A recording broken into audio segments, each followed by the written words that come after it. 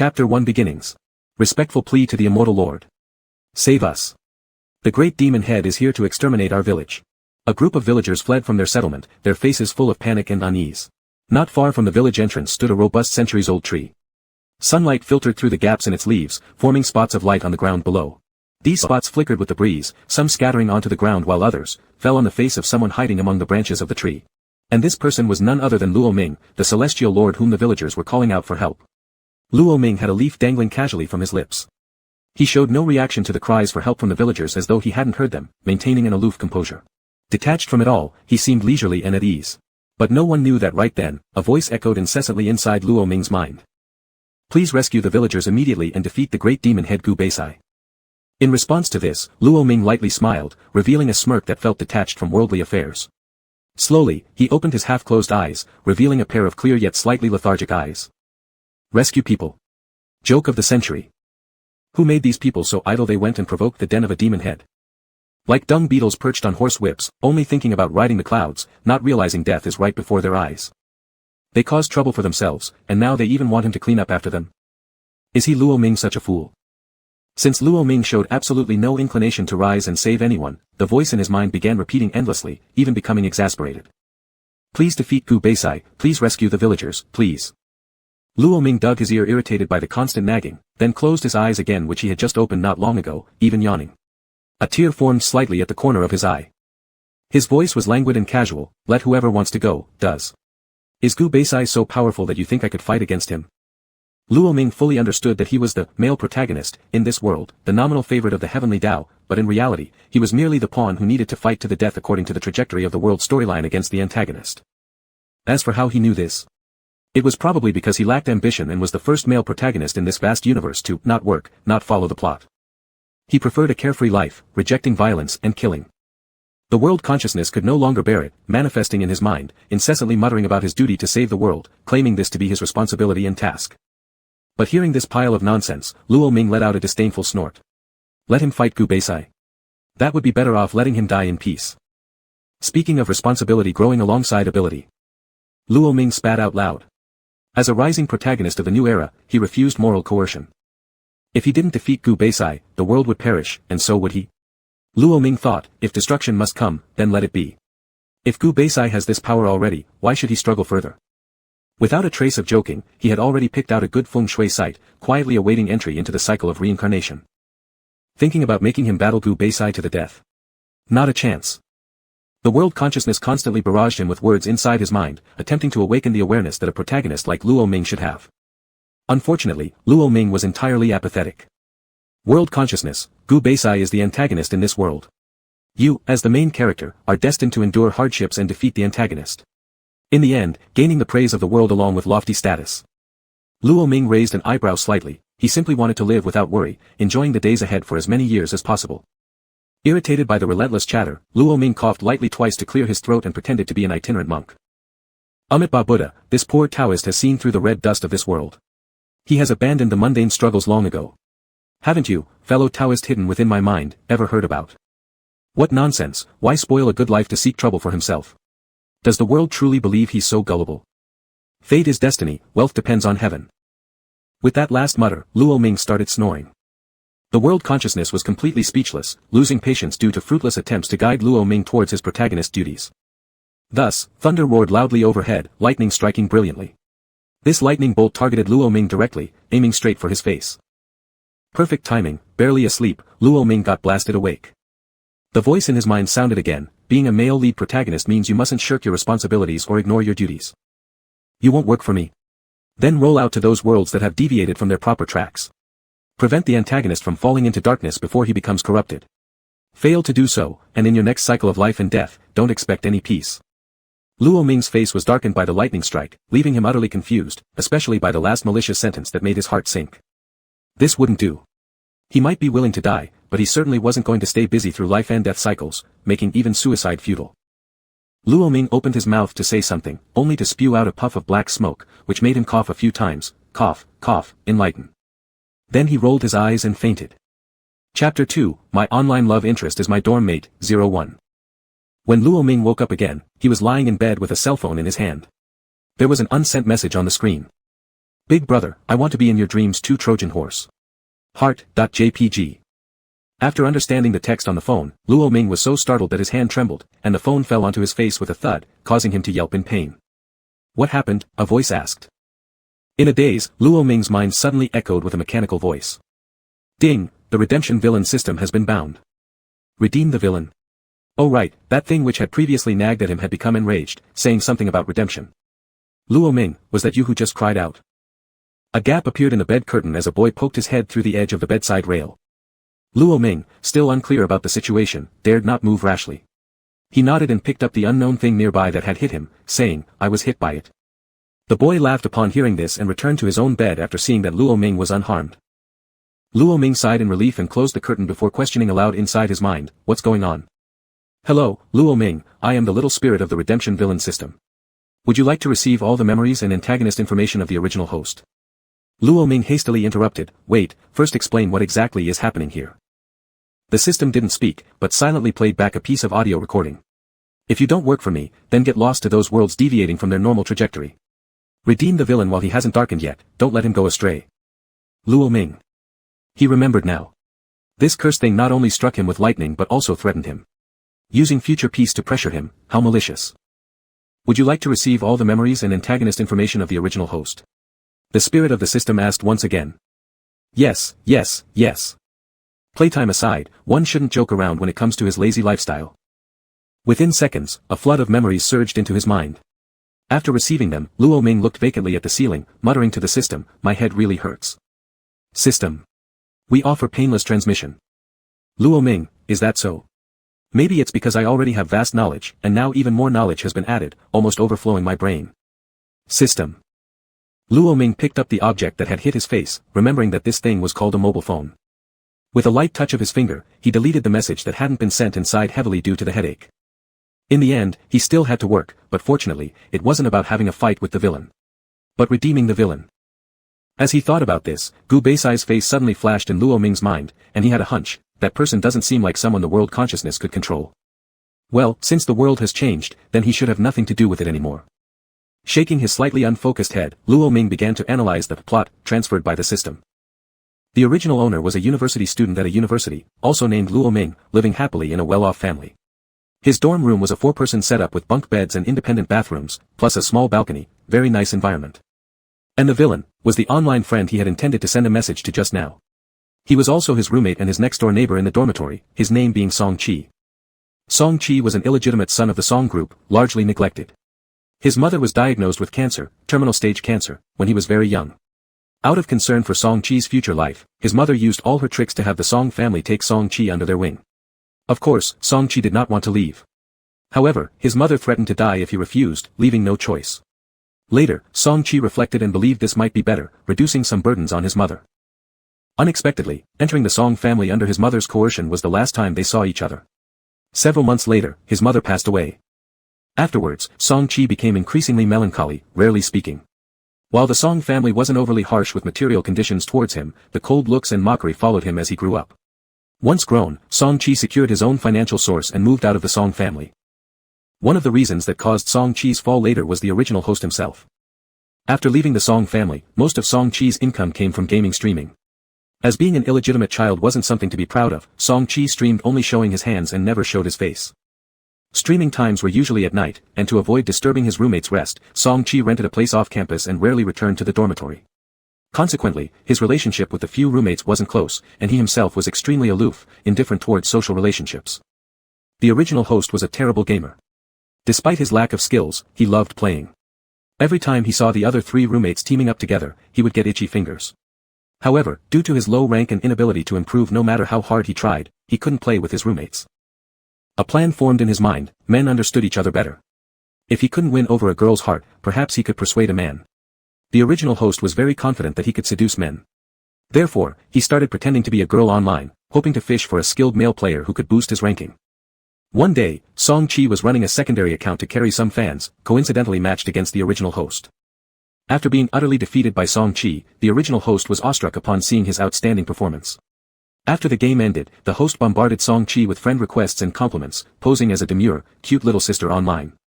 Even though Song Chi refused and ignored the requests multiple times, the original host did not give up. Instead of sending standard requests like, "Hey bro, please add me," he sent messages such as, "Brother, it's getting cooler out, so remember to stay warm," or, "Brother, have you eaten? Eat on time." Messages like these continued without a direct request for him to approve anything, instead focusing solely on showing concern. Song-chi lacked affection. Though there was no romantic love towards the original host, the daily care was indeed touching, so he approved the request. Later on, the original host created a new WeChat account and added Song-chi. Until one day, Song-chi left his phone in the dormitory, while the original host was lying in bed messaging his godlike but unfortunate target as usual. Each message made Song-chi's phone vibrate once. Seeing the screen still lit on Song-chi's phone, the original host panicked. He quickly blocked and deleted the contact. Capable as he was, Song-chi soon uncovered the identity of the caring netizen who had been messaging him. It was the original host. When he returned to school, Song-chi confronted the original host. Angry and humiliated, the original host said cruel words, severing their relationship. He even spread rumors and persuaded their roommates to isolate Song-chi. This isolation and mockery pushed Song-chi, combined with the subsequent trampling of his dignity by the Song family and people avoiding him due to the Song family's influence. He gradually began to loathe the world. Far more ruthless and capable than he appeared on the surface, after several years of enduring humiliation, Song-chi successfully retaliated against the Song family and the original host. But Song-chi didn't stop there. He began to take revenge on society, causing unrest, and it spiraled out of control. Luo Ming frowned slightly and asked, "System, what about the protagonist of this world?" "You are." "No, I just got here." "The original one lost, his fortune disappeared. Now that you're here, you're the protagonist. Stop asking meaningless questions and just start improving your favorability ratings." "Luo Ming, isn't it supposed to be about persuasion?" "System, our ultimate goal is to prevent the antagonist from straying onto the wrong path. In light of the current situation, emotionally resonating with him is the only way, which is also called persuasion. But, how do you expect to persuade someone who doesn't have any goodwill towards you?" "You make sense." Luo Ming skimmed through the phone. Most of the messages were ones he had sent, and Song-chi's replies were sparse, just, extremely cold. Lost in thought, Luo Ming decided not to immediately confess his identity and apologize, as their relationship was already strained. Doing so would make things worse with Song-chi. For the mission and for persuasion, the pretense of his online persona could not yet be exposed. However, those overly sweet messages could no longer be sent. He needed to change his approach, striving to cultivate revolutionary friendship, becoming Song-chi's best friend, achieving dual care both online and offline. When the foundation of revolutionary friendship was established, then they could come clean. By then, Song-chi wouldn't get angry since they'd be good brothers. That way, in the future, he could reasonably stand by Song-chi's side, defusing any potential harm that could drive Song-chi into wreaking vengeance on society. Plan complete, Luo Ming edited a new message for Song-chi, keeping it simple, "Good night." Chapter 3, My Online Lover is My Dormmate, 02. In the early morning, the alarm clocks in the dormitory went off one after another. Luo Ming lingered in bed for more than 10 minutes. Finally, under the urging of his dormmates, he reluctantly lifted his head off the pillow with his eyes half closed, a face full of sorrow. This god-awful 8 o'clock in the morning. "Luo Ming, you're going to be late. You can't skip Mr. Lu's class," his dormmate Li Yang shouted. "Got it, you guys go ahead, no need to wait for me." After the two dormmates left, Luo Ming yawned, got up from the bed, and looked at his phone. Still 16 minutes left. I've got time. So, Luo Ming finished washing up in less than 10 minutes and then rushed out of the dormitory, sprinting all the way to the classroom. The timing was perfectly accurate. When he arrived at the classroom, class had not yet begun. Luo Ming quickly fixed his disheveled hair, then glanced around the room. In the seats towards the back, 2 of his dormmates had saved him a spot and were waving him over. Luo Ming originally intended to join them, but as his gaze landed on a figure by the window in the front row, he hesitated. The summer morning light streamed through the windows, falling on the desk and onto the slender, distinctively jointed hands of a person whose fingers lightly flipped the page of a textbook.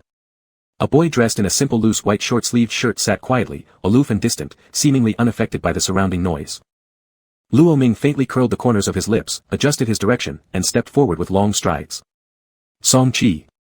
Luo Ming patted his shoulder and then took a seat close to Song-chi.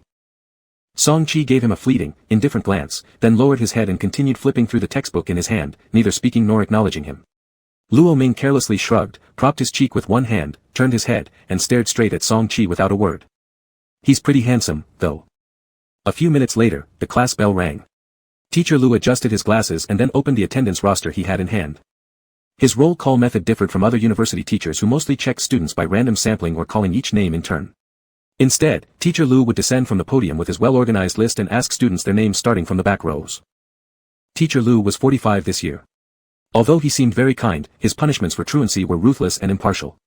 Thus, very few dared to skip his class. After finishing the roll call, Teacher Lu returned to the podium. He tapped on the blackboard and cast a sidelong glance, apparently noticing that Luo Ming was leaning his head in his hand watching Song Qi. Therefore, he said to the students below, "Students, please don't rest your heads on your hands during class, it makes you drowsy." Upon hearing this, Luo Ming silently dropped his hand. It had been a long while since Luo Ming had woken up early before coming to this world. Even though he wasn't leaning his head on his hand, accompanied by the voice of the teacher lecturing on the podium, sleepiness gradually rose within him. With considerable effort, he used his finger to lift his eyelids and stole a glance at Song Qi beside him. He saw this person sitting upright, completely upright, occasionally jotting something down on the book with a pen. Luo Ming was astonished. Clearly, this person slept even later than him. Why should it be him feeling like a dog hit by exhaustion? Perhaps due to being thoroughly confused by drowsiness, his slightly muddled consciousness led him to lean his head and mutter something strange to Song Qi. "If we can't prop our faces during class, can we at least close our eyes?" Song Qi obviously heard this irrational remark. A slight furrow formed between his eyebrows, and he then glanced sideways at Luo Ming, only to find him sitting bolt upright, already closed-eyed and sleeping soundly. System. The system, unable to handle this rage, sighed and quietly enabled an authority for Luo Ming. Ding. The current goodwill value of Song Qi towards Luo Ming stands at 0.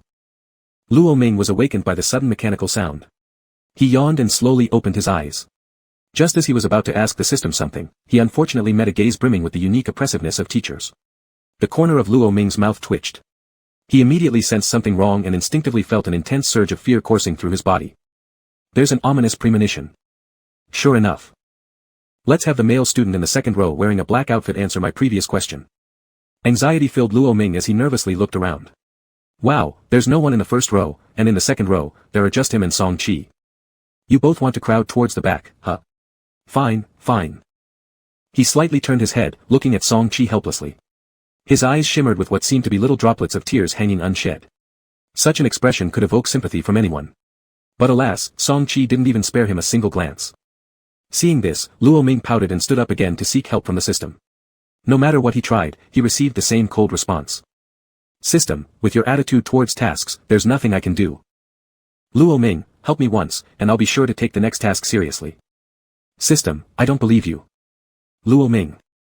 Unsuccessful in his plea for help, Luo Ming hung his head low and sincerely apologized. I'm sorry, teacher. I accidentally fell asleep. Expecting a reprimand, he was surprised when Teacher Lu just smiled. You're quick to admit fault, I'll forgive you this time. Sit down and listen carefully. Luo Ming was extremely grateful, but as soon as his butt touched the chair, Teacher Lu's voice rang out again. By the way, make sure you have your textbook out next time, and with that, continue teaching. Luo Ming. Uh-oh, in the rush to leave in the morning, not only had he forgotten the book, but also his pen. Luo Ming frowned in distress as a neatly noted upon textbook was slowly pushed to the middle by Song Qi. He was somewhat astonished since his first impression of Song Qi was that of a cold and indifferent person, unlike someone who would do such a warm-hearted thing. Luo Ming softly thanked Song Qi, while Song Qi remained silent, continuing to listen without changing expression, as if he hadn't been the one to do it at all. Seeing this, Luo Ming stopped disturbing him and glanced at the book in front of him, his lips curling slightly into a smile. So, he's only cold-faced. After enduring the class through confusion, Luo Ming immediately spoke to Song Qi. Song Qi, there are no more classes in the morning. Let's go back to the dorm. Song Qi packed away his books and gave a faint mm. Luo Ming stood up and made room for Song Qi, walking out with him. Then let's go together. We can stop by the supermarket on the way. How about I buy you a Coke? No need. Luo Ming tiptoed slightly and familiarly draped an arm around Song Qi's shoulders, talking incessantly as they walked. Why so polite? We've got that kind of friendship where we share a book already. If you don't like Coke, how about an ice cream or a cold drink? Look at this sweltering summer heat. The other two roommates looked at each other in bewilderment at Song Qi and Luo Ming leaving. Li Yang, when did their relationship get so good? Su Zhiga asked, dumbfounded, looking at the two figures slapping each other's backs. Li Yang, I have no idea. Chapter 4, My Online Love Interest is My Dormmate, 03. Ultimately, under Luo Ming's relentless chatter attack, Song Qi irritably left him alone and walked away. Luo Ming stood alone at the entrance of the supermarket, guzzling down a mouthful of chilled cola. The invigorating coldness dissipated the sultriness. What intrigued Luo Ming most from the previous owner's memories was this cola. When the bubbles burst in his mouth, the novel sensation made Luo Ming widen his eyes slightly. Pretty good. Luo Ming sat on a chair nearby, sipping his cola while tilting his head to look up at the sky, showing a hint of weariness on his face with a faint trace of sorrow in his eyes. This can of cola made him feel as if he were enjoying wine today as if there would be none tomorrow. His life had been like walking on thin ice. What was wrong with slacking off? Song Chi was way too hard to approach. But it didn't matter, since reality wasn't working out, he would switch to online chatting. With this thought, Luo Ming pulled out his phone, then found a contact in WeChat labeled Grievance God, changed the overly sentimental address from the original owner to simply God, and started sending messages. Since I woke up late today, and only checked my phone now, should I say good morning? Good morning, great God, dog holding rose in its mouth. JPG. At that time, Song Chi, who was already back in the dorm, took out his phone, gazing indifferently at the message and glancing at the time. It was 10:30's, good morning. After hesitating for a moment, he mysteriously replied with a sentence. Good morning. The reply came almost instantly. Wah, God said good morning to me. I'm so happy. How did you spend your morning, great God? Are you having fun? By the way, great God, I always feel like you're feeling down, as if you have many unhappy things bottled up inside. Although I am bad at gaming, my mind works fast, maybe I can give some suggestions to great God when in trouble. Song Chi furrowed his eyebrows slightly, staring at the messages on his phone. It was the same person, the same words of concern, but somehow, he felt something had changed. It seemed more sincere than before.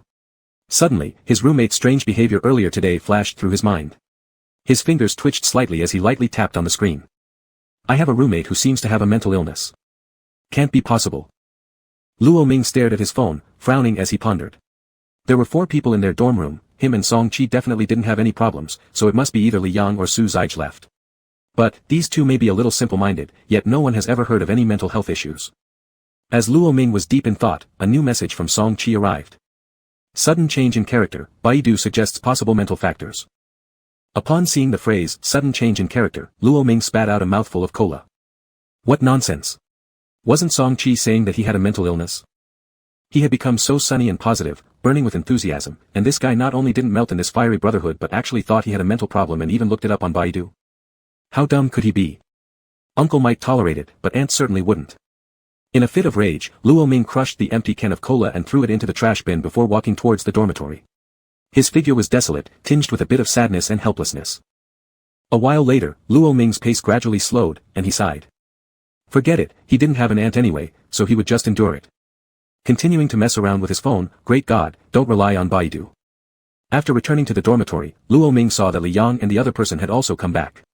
They were sitting at their spots, fully immersed in gaming with a girl online. Shaking the unopened can of cola left in his hand, Luo Ming walked over to Song Chi, who was reading with headphones on, quietly placing the can next to his hand. Then, Luo Ming removed one of Song Chi's earbuds, leaned close to his ear, and whispered softly, "It's still cool, you need to refresh yourself after such hard study." Song Chi paused slightly, about to refuse but was interrupted by Luo Ming. "It's just a can of cola, pushing and shoving like this isn't proper behavior between 2 big men. Just take it, consider it as my small token of appreciation." After finishing, Luo Ming paid no heed to Song Chi's reaction, reattached the earbud for him, and climbed onto his own bed, ready to catch some sleep. Song Chi pursed his lips, picked up the can of cola on the desk with his left hand, and lightly moved his index finger.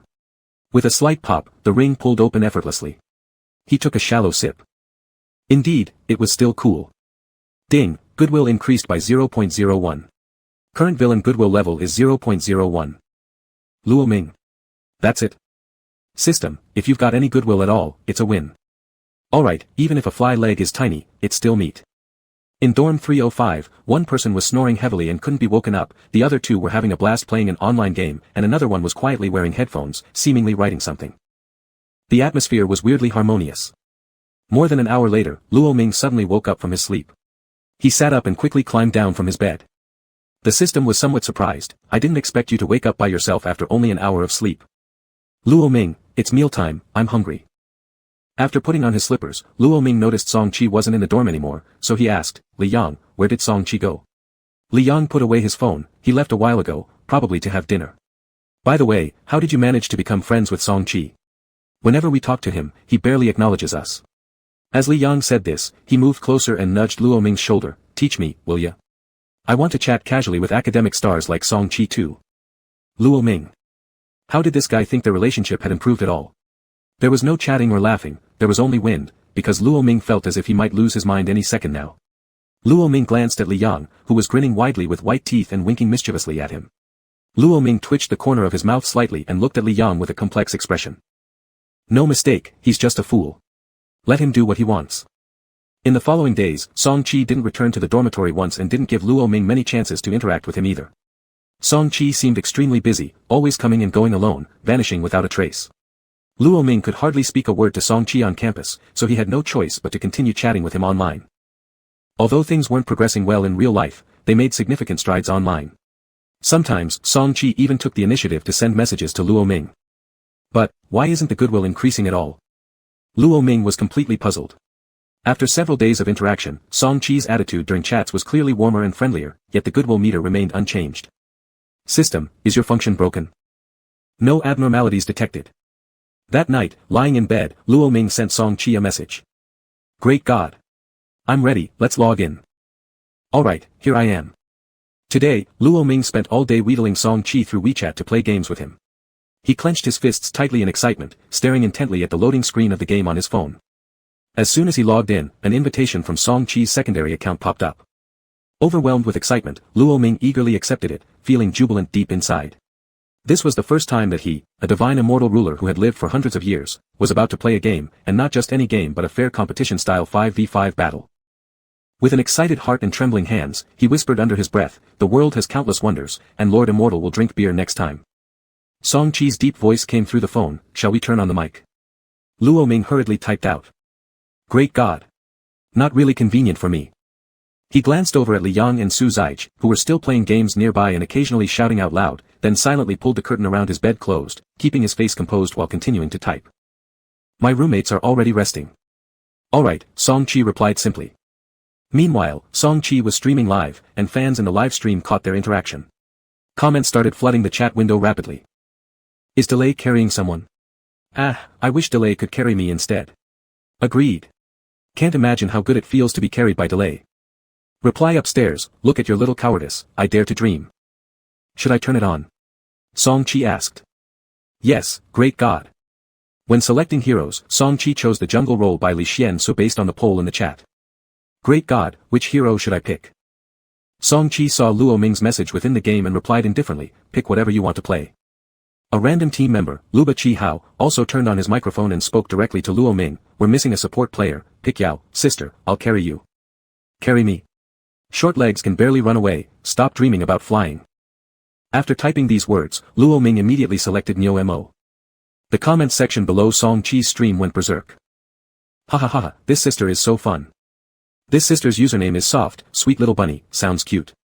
Why do I feel, this is actually a dude? Agree. Don't overthink it, this is definitely a sweet and gentle little sister. Chapter 5, My Online Love Interest is My Dormmate, 04. After entering the game, Luo Ming followed the main player's experience of playing games by sticking to the middle lane, although his operations were somewhat rusty but there were no major mistakes. However, soon after he died for the 5th time, he vaguely sensed something was off. It felt like, the opposing side was targeting him. For instance, when he was with the mage, the enemy would rather let the mage with a sliver of health go to tightly control and kill him instead, even attempting dangerous tower dives. The situation was the same on the bottom lane. Despite the fact that strategically the opposing team was already at a disadvantage, they kept forming groups just to target him. Luo Ming couldn't help but feel relieved as he faced the darkened screen again and again, glad that he was still relatively durable, otherwise, he would have died back and forth 10 times. On Song Chi's live stream, netizens also noticed something wasn't right. Why does it seem like the opponents have a grudge against the little sister? Yes, 2-for-1 exchange yet they dive in to forcibly kill Nyomo. Chi bro. The little sister is being targeted. Hurry up and show us a 5-kill Yuansu. Song Chi glanced at the comments and said to Luo Ming, come over here. After respawning, Luo Ming directly ran from the spring fountain towards Song Chi, like a child who had found support. Sure enough, the opponent was indeed targeting him. Once Luo Ming's position was exposed, the enemy quickly gathered together and attacked Luo Ming's side. But this time their plan didn't work out. They failed to kill the ox but instead were ambushed by Song Chi who scored a 5-kill, leaving Nyo with only a bit of blood left. Luo Ming wept with gratitude, touching everyone around him, and his fingers swiftly clicked on the screen to send an in-game message. Nyo, wah, so moved by the godlike skills, you're so talented. Lu Ban, remove it, Yuan so requests a friend slot. Nyo, declined. Lu Ban, I'm not adding you. Nyo, he doesn't like short legs. Lu Ban. Song Chi opened the game's entire chat channel and slowly typed. Is someone trying to mess with our mood through a team of 5? The opposing Lon replied soon, no. Having some backup truly made a difference. Luo Ming felt more confident, which was evident in his typing. How isn't it, you can't stand Nyo?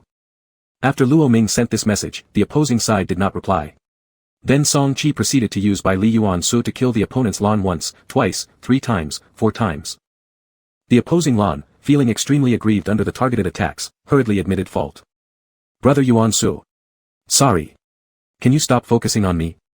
There's absolutely no game experience at all. Clapping his hands in delight in the dormitory, Luo Ming typed, just you bullying Nyo. Confessing leads to leniency, why are you targeting my old bull? Lan, hey, who made you look so much like the disgusting guy who tricked my feelings? Lan, buddy, a pure-hearted male senior has been deceived by a man pretending to be a girl for 2 whole years. Luo Ming. Suddenly breaking out into a cold sweat. You can't take out your anger on JD just because you got scammed, there are many girls with names like that, it's unreasonable to be targeted randomly, it will make one very sad. Lan, is that so? But you're really a girl, my apologies. Lan, I thought all those wild JD girls nowadays were actually men deceiving others' emotions. Luo Ming felt very guilty and decided to cover himself up, but just as he was about to type, the opposing side had already initiated a surrender vote. With the sound of victory ringing out, he could only privately message Song Chi via VX, probing whether Song Chi had any suspicions. Godlike existence. If it weren't for you, I'd have had to bear it silently as a weak woman heart.jpg. Luo Ming's hands were sweating nervously, fearing that Song Chi might discover that he was a man through the network, and worse, his dear neighboring bedmate. Their relationship would then be even harder to handle, making the mission tougher too, resulting in him being unable to slack off for countless lifetimes if he failed. The situation was grave indeed. Fortunately, Song Chi showed no signs of abnormality, or perhaps simply didn't care about what Lan said. Shall we continue? Just as Luo Ming was letting out a sigh of relief, another friend request popped up, it was the previous Lan who got his feelings deceived. But, the verification message made Luo Ming speechless. Beautiful lady, I'm Lan, very sorry for last round, do you want to add me as a friend to play together? I'll bring you. Some people getting scammed is not without reason. Ignoring that friend request, Luo Ming continued joyfully duo queuing with Song Chi. They duo queued until 12 o'clock at night, basically never losing. Reviewing his past battle records, Luo Ming was thoroughly satisfied. After exiting the game, Luo Ming continued to use his alternate account to send VX messages and chat with Song Chi. Godlike existence, you're really amazing. Have you ever thought about going pro? A few minutes after sending the message, Song Chi replied. No. Luo Ming was puzzled upon seeing this. Song Chi's skills and awareness were absolutely up to par for professional matches. Why not? I don't think your skills are worse than those of professionals. Song Chi replied, I play games just to make a living. The players on the esports stage have dreams of esports in their hearts. They are full of passion, but I am not. So what do you love, godlike existence? It took a long time for Luo Ming's message to get a response. He even thought Song Chi didn't want to continue chatting. Just as he placed his phone beside the pillow and prepared to sleep, the phone vibrated twice. I don't have any passion. As long as I can live without being looked down upon, that's enough. Luo Ming's hand holding the phone stiffened slightly. Recalling all the disdainful looks Song Chi had endured since childhood, it occurred to him now that the contempt from the Song family had been like a thorn piercing Song Chi's heart, causing bleeding with every slight movement. That's why later on, due to the original protagonist's isolation and further troublemaking from others which led to ridicule and insults, Song Chi's personality had become uncontrollable. Do all villains end up this way? Luo Ming sighed, sincerely sending a few sentences to comfort Song Chi. There are so many people in the world, some will look at you like dust, while others will regard you as a star. Regardless of what others say or how you look, you'll always be the North Star shining high in the sky to me. Holding the phone, Song Chi was deep in thought staring at the 2 latest messages Luo Ming sent. There was no action for a long time. The live stream was still on. Bro Chi. Why did you start using your phone? Something's up. Could it be chatting with someone, forgetting the live stream? Could it be the little sister we played with earlier? Don't tell me, the upstairs guy seemed to hit the nail on the head. What? Did Bro Chi start an online relationship? As the chat scrolled across the computer screen in the live stream, the broadcaster didn't bother to pay attention. After a long while, there was suddenly a brief burst of laughter from the live stream room. The sound wasn't loud, but one could detect the tenderness mingled within the laugh, his eyes shimmering faintly. North Star, huh? Holy crap, the host's laugh is such a violation, making my heart flutter. W.C. No way, Bro Chi has fallen in love. There hasn't been any romance. That's all for today's live stream, everyone good night. After saying these words, Song Chi turned off the live stream and continued chatting with Luo Ming. This time, they chatted back and forth for a long time, as if regretting not having met earlier. Both held their phones, starting their chat from a little past 12 until 2:30 in the morning. Ugh, my hand's gone stiff from typing too much. I'm sleepy, my phone autocorrected this wrong. Upon seeing the last message sent by the other person, Song-chi chuckled lightly, then unprecedentedly tapped open his avatar and started browsing through the friend circle of the person whose nickname was Lovely Luo Luo Rush Forward. Mostly, it contained daily trivialities, appearing to be a very lively loving young girl. After liking a few posts, Song-chi exited the friend circle and opened the chat history, gazing blankly at it. For a long while, he silently changed his own avatar to a picture of the North Star. Chapter 6, My Online Love Interest is My Dorm Mate, 05. The next day, Luo Ming lay face down on his bed, his face buried in a pillow with his butt sticking up in the air, refusing to get up. There was no way around it. Chatting online until the wee hours of the morning would leave anyone exhausted, even a ghost. Seeing this, Su Zijie climbed onto his bed and yanked him out, scolding, "This is a foreign teacher's class. The school takes it very seriously, and here you are neglecting your life by sleeping in." With no choice, Luo Ming, sporting bedhead and looking hollow-eyed, shuffled into the bathroom. He cupped a handful of cold water and splashed it on his face. Looking up at the mirror, he saw the dark circles under his eyes and sighed, glancing at himself as though some kind of spirit had sucked all the energy out of him. Why yet another unskippable 8 a.m. morning class? He, the Grand Immortal Lord, had fallen to such a low, this wouldn't do. Upon hearing Luo Ming's inner voice, the system responded cryptically, "How about I send you back to retrain as an immortal? Early rising practice begins at 5 a.m. At once, memories of being dragged out for cultivation practice at 5 in the morning by his master resurfaced. Luo Ming quickly apologized, "Sorry, system brother, I can't bear to part with Sayakichi." Then he hastily tidied himself up and walked out of the dormitory with Su Zijie. On the road, Luo Ming looked down at his phone. When he opened VX, he noticed that his pinned contact Yuanzhong Darren had changed their profile picture. He clicked on it and saw a starry night sky. "Big God, you've changed your profile picture." Song-chi almost instantly replied. "Yes, take a closer look." Luo Ming immediately zoomed in on Song-chi's new profile image. He saw the Big Dipper, so what must be near the Big Dipper was. Recalling what he'd said last night to console Song-chi, Luo Ming couldn't help but smile. It seemed his words truly resonated with Song-chi, making him feel reassured. The North Star. Yes. Just as he was about to say something more to Song-chi, Li Yang sauntered over teasingly, craning his neck to sneak a peek at Luo Ming's phone. Luo Ming rolled his eyes at him, turned off his phone, put it in his pocket, and continued walking as if nothing happened. Who's Xiao Luo Ming chatting with that makes him look all lovey-dovey? Li Yang grabbed his neck mischievously and teased. No one. Luo Ming shoved Li Yang's arm away disdainfully. Oh my gosh, Li Yang mockingly imitated a surprised tone, your mouth was practically grinning from ear to ear just now. We both saw it. Then he slapped Su Zijie's butt and gave him a wink. Right, Zijie? Su Zijie hummed in agreement, casting a look at Luo Ming filled with gossip curiosity. Li Yang chuckled wickedly, a laugh so sleazy that only he thought it charming, and said, "Let me guess. Is it the girl who confessed to you a few days ago? Or the history department beauty queen who has been asking about you recently?" After speaking, Li Yang winked knowingly at Luo Ming. Luo Ming watched as the two showed no signs of stopping unless they got answers. With a raised eyebrow, he spoke with feigned sadness, neither. I'm involved in online dating, but my love interest isn't interested in me. So let's not talk about it anymore, I'll break my heart. Li Yang and Su Zijie quieted down after that and even offered to buy him ice cream after class. Once inside the classroom, Luo Ming sat in the empty seat next to Song-chi like he had done the previous days. Song-chi always arrived early and chose the second row window seat every time. Sometimes when the classroom was small and there was no room at the back, many students would also sit in the front row. However, all along, the seat next to Song-chi remained mysteriously vacant. Song-chi, known for his good looks, consistently top-ranked grades, and participation in countless national-level competitions, was the talk of the school. Logically, he should have been very popular, yet somehow, everyone kept their distance from him. Later, when Luo Ming chatted casually with classmates behind him, he learned that there were mainly two reasons why people avoided sitting next to Song-chi. First, Song-chi exuded an intimidating aura, an implicit message to stay away from strangers. He was taciturn, rarely conversing with others, causing those initially wanting to approach him to give up eventually. Second, Song-chi was incredibly intense in his studies, he read constantly, often delving into books whose titles most people couldn't understand. Sitting next to him could be nerve-wracking because of the sheer pressure. Luo Ming placed his book on the desk, glanced at Song-chi intently reading his own book, then stealthily took out his phone and sent a quick message via his alternate account. Have you started class yet? The person focused on reading their book furrowed their brows slightly, seemingly impatient, as they fished their phone out.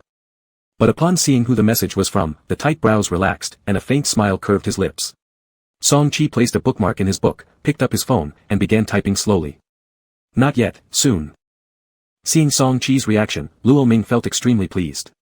Apparently, even a grind king like Song-chi couldn't resist the attentiveness of Luo Ming.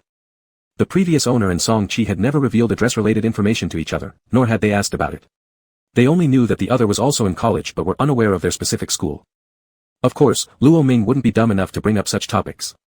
If Song Chi asked, he would say he attended S University, not for any other reason, but because S University was as far away from their school as possible, reducing the chances of being caught off guard. When a group of classmates walked into the classroom and began roll call, Luo Ming's phone buzzed twice. He opened it and saw a message from Song Chi next to him. Attendance check started. We'll talk after class. Holding his phone, Luo Ming started replying. Okay, big god, rose.jpg. After sending it, he noticed Song Chi's gaze flick toward him, making the already guilty Luo Ming break out in goosebumps. Fortunately, Song Chi just glanced at him indifferently and turned away. Luo Ming patted his racing heart and quickly put his phone away. Next to Song Chi in person, chatting online under an alternate identity, this wasn't it. This was teetering on the edge, on the brink of blowing his cover. He shouldn't do this again. Without saying it outright, one must admit the foreign teacher was no doubt skilled. This fluent burst of foreign language sent Luo Ming into a dizzy, confused state. He instinctively hugged himself, sat back in his seat, and kept nodding continuously. Just as the last shred of his consciousness was about to leave, Luo Ming thought, today, there'd likely be almost zero communication between him and Song Chi in school. A thud echoed through the quiet classroom, startling everyone. Clutching his forehead that had collided with the desk, Luo Ming straightened up and nervously swallowed. Why is everyone looking at him? The blonde professor chuckled, then the entire class erupted in laughter, except Song Chi. Walking over to Luo Ming, the professor took out a coffee bean and placed it beside Luo Ming's hand, speaking Chinese as fluently as a foreign language. Here, little buddy. Luo Ming accepted it and awkwardly thanked the professor in broken English. Thank you, thank you. Another wave of laughter followed. Luo Ming. The professor laughed, shaking his head. Then flipping open Luo Ming's textbook, seeing the name written inside, read aloud, Luo Ming. Luo Ming instantly shot up, shouting in a straightforward tone, present. Startled by Luo Ming's abruptness, the professor paused for a moment before responding, I've noted you down, Mr. Luo. Don't leave after class, I have some extra homework for you to turn in during my next session. At hearing this, Luo Ming's spirit sagged immediately, hanging his head dejectedly. Understood, Professor. Sit down. Following the order, Luo Ming sat back down. Ripping a small piece of paper, he picked up a pen and scribbled furiously. Big God. Lao Song University God. If I don't understand something in my homework, could you help me? At the end, he added a little heart. Pushing the note to Song Chi's side, seeing no reaction, Luo Ming extended a finger and lightly nudged Song Chi's arm. Whoa, quite strong. Chapter 7, Online Love Interest is a Dormmate, 06. Song Chi turned his head for a glance, and when his gaze fell on the two words, Master, written on the slip of paper, his pupils dilated slightly. He was momentarily stunned. However, Song Chi quickly regained his composure, appearing nonchalant as he turned back to focus intently on reading his book. Though he appeared absorbed, ripples were forming in his mind. Ding, villain's favorability increased by 15, current favorability stands at 15.01. After hearing this notification sound, Luo Ming scratched his head, puzzled, then looked toward Song Chi. That person seemed completely normal, still indifferent and ignoring all worldly affairs. Luo Ming had assumed there would be little hope of getting Song Chi's help with his coursework, but unexpectedly, after class when he noted down the professor's special assignment, just as he walked out of the classroom door, his eyes immediately landed on Song Chi standing in the corridor, who hadn't left yet. Luo Ming approached him. Why are you still here? Aren't you going to your next class? Song Chi's gaze flickered slightly, pulling out a book from Luo Ming's arms, and then retrieving the note that was tucked inside the book before putting it in his pocket. If you have questions, ask me. Ding, villain's favorability increased by 5, current favorability stands at 20.01. After saying this, he shoved the book into Luo Ming's chest and walked away. Luo Ming's eyes lit up, hastily following Song Chi's steps. The smile on his lips grew increasingly wider, like the morning sunlight, radiant and dazzling. Having a favorability score over 20 meant that he could already consider himself Song Chi's friend. As he followed behind Song Chi, he talked about random topics cheerfully all along the way, his happy tone impossible to hide. And Song Chi listened quietly. He was moved by Luo Ming, perhaps due to affection by association. Because Luo Ming reminded him of someone, the person who called him Polaris. Polaris, the guiding star for the lost, also has another name, Ziwei Star, once referred to as the Lord of all Stars. After his mother passed away, the distance and coldness were merely defenses he put up for himself. By talking less and communicating less, derogatory and mocking words decreased slightly. If he ignored them, they would eventually lose interest and leave. Resistance didn't work. Having no power, resistance would only result in a brutal beating and even more insults. Gradually, he learned to conceal himself. Distance became a habit, and coldness defined his personality. These years, it was the first time someone regarded him so importantly. During their chats, Song-chi felt happiness and comfort, making him realize that there were still people in this world who cared about him. This made Song-chi unable to remain unmoved. Therefore, even someone resembling that person received a beautiful filter naturally. That night, as Luo Ming lay in bed, he suddenly received a message from Song-chi, suggesting they try another mobile game together. It was a shooting game. After downloading, Luo Ming immediately entered the game. When pulled into the same team by Song-chi, Luo Ming surprisingly found that the game came with its own voice changer. Therefore, he selected a female voice and promptly started using the microphone instead of typing, since typing was too cumbersome. "The master is here," said the distorted voice through the microphone, causing Luo Ming to involuntarily curl his lips at the sound. This clearly sounded like it came from a voice-changing device. Thus, Luo Ming attempted to cover up by explaining, "My voice is rough, not good, so it doesn't matter." Song-chi didn't care at all about such details, but the chat in the live stream room was bustling. "Bro Chi switched games today. Did he bring along the same girl from last time? I still feel this might be a guy." "Not just you, I'm starting to think the same thing." This time around, many more viewers in the live stream guessed that Luo Ming could be a male. But Song-chi himself either didn't doubt or simply didn't care if his teammate was male or female, handsome or ugly, with an attractive or unattractive voice. He simply did not care. Once in the game, two other teammates were automatically matched, and Song-chi sent Luo Ming an invitation to join him during the parachute jump phase. "Just follow me." "Alright." Unexpectedly, the two random teammates decided to join as well. Player number 2 also opened the mic. It was a boy, together. After landing, Luo Ming closely trailed behind Song-chi, who prioritized sharing all the good equipment he picked up with Luo Ming. Any slightly inferior items, Song-chi kept for himself. In the process of sharing gear, Song-chi casually shot and killed a nearby player with his shotgun. Class 3 helmet. "Oh, okay," responded Luo Ming obediently, and he aimlessly wandered off picking up a few grenades rather than a weapon. "Come get in the car and enter the circle." "Okay." Upon hearing Song-chi's words, Luo Ming rushed over to him. Teammate number 2, upon hearing this, quickly interjected, "Can I come along?" Song-chi didn't say anything, he just quietly waited for Luo Ming to get in the car. Number 2, faster than Luo Ming, swiftly took the front passenger seat. Seeing this, Song-chi pursed his lips and abandoned this car, running to another one instead, saying to Luo Ming, "Switch to this one. You sit shotgun." Number 2 paused momentarily before suddenly realizing, "Oh my goodness, are you two a couple?" Because he noticed Song-chi's impressive skills and player 1 had already been eliminated, number 2 decided that following Song-chi and Luo Ming would give him a sense of security. Thus, he silently moved to the backseat position. "Bro 3, it's fine if I let you go, but aren't you two showing off your love only for those with dogs to watch?" Hearing them being mistaken as a couple, deep inside, Song-chi felt a little joy involuntarily, leading to an odd agreement with number 2's comment. He was somewhat happy. Song-chi's ears turned slightly red. He coughed, then said, "Come on, number 2. Luo Ming remained silent. He was about to explain. Never mind, if Song-chi didn't care, why should he bother? The laughter in the live stream filled the air. Laughed out loud at number 2's unkind joke. "Chi brother. You guys are acting too sweet. I knew it. The vibe between brother Chi and this young lady is unusual. Be cautious with online relationships. People who've been through it know, this could very well be a guy. Forget about male or female, I'm ready to ship this pair anyway. Hee inexplicably hope Chi brother's online romance crashes." Afterwards, number 2 deeply regretted what he impulsively blurted out to cling onto someone strong. Number 2 got fed dog food all the way as Song-chi kept throwing good stuff to Luo Ming. Despite Luo Ming only managing to kill bots, Song-chi still gave him items like the 8x scope without hesitation. When looting air drops, they encountered another team, and number 2 and Luo Ming were both downed almost simultaneously. Although number 2 was right next to Song-chi, it seemed like Song-chi could only see Luo Ming. Without a word, he ran straight past number 2 towards Luo Ming, picking him up. By the time Song-chi returned to assist, number 2 was already gone. Turned into a box and now spectating, number 2 expected Song-chi to feel at least a bit guilty. However, Song-chi simply marked his body box and casually told Luo Ming, "Search the bag." This infuriated number 2 enough to quit the game instantly. "Chi brother, don't spoil them too much." Did number 2 ascend out of anger? Haha. Chi brother really excels at everything he does.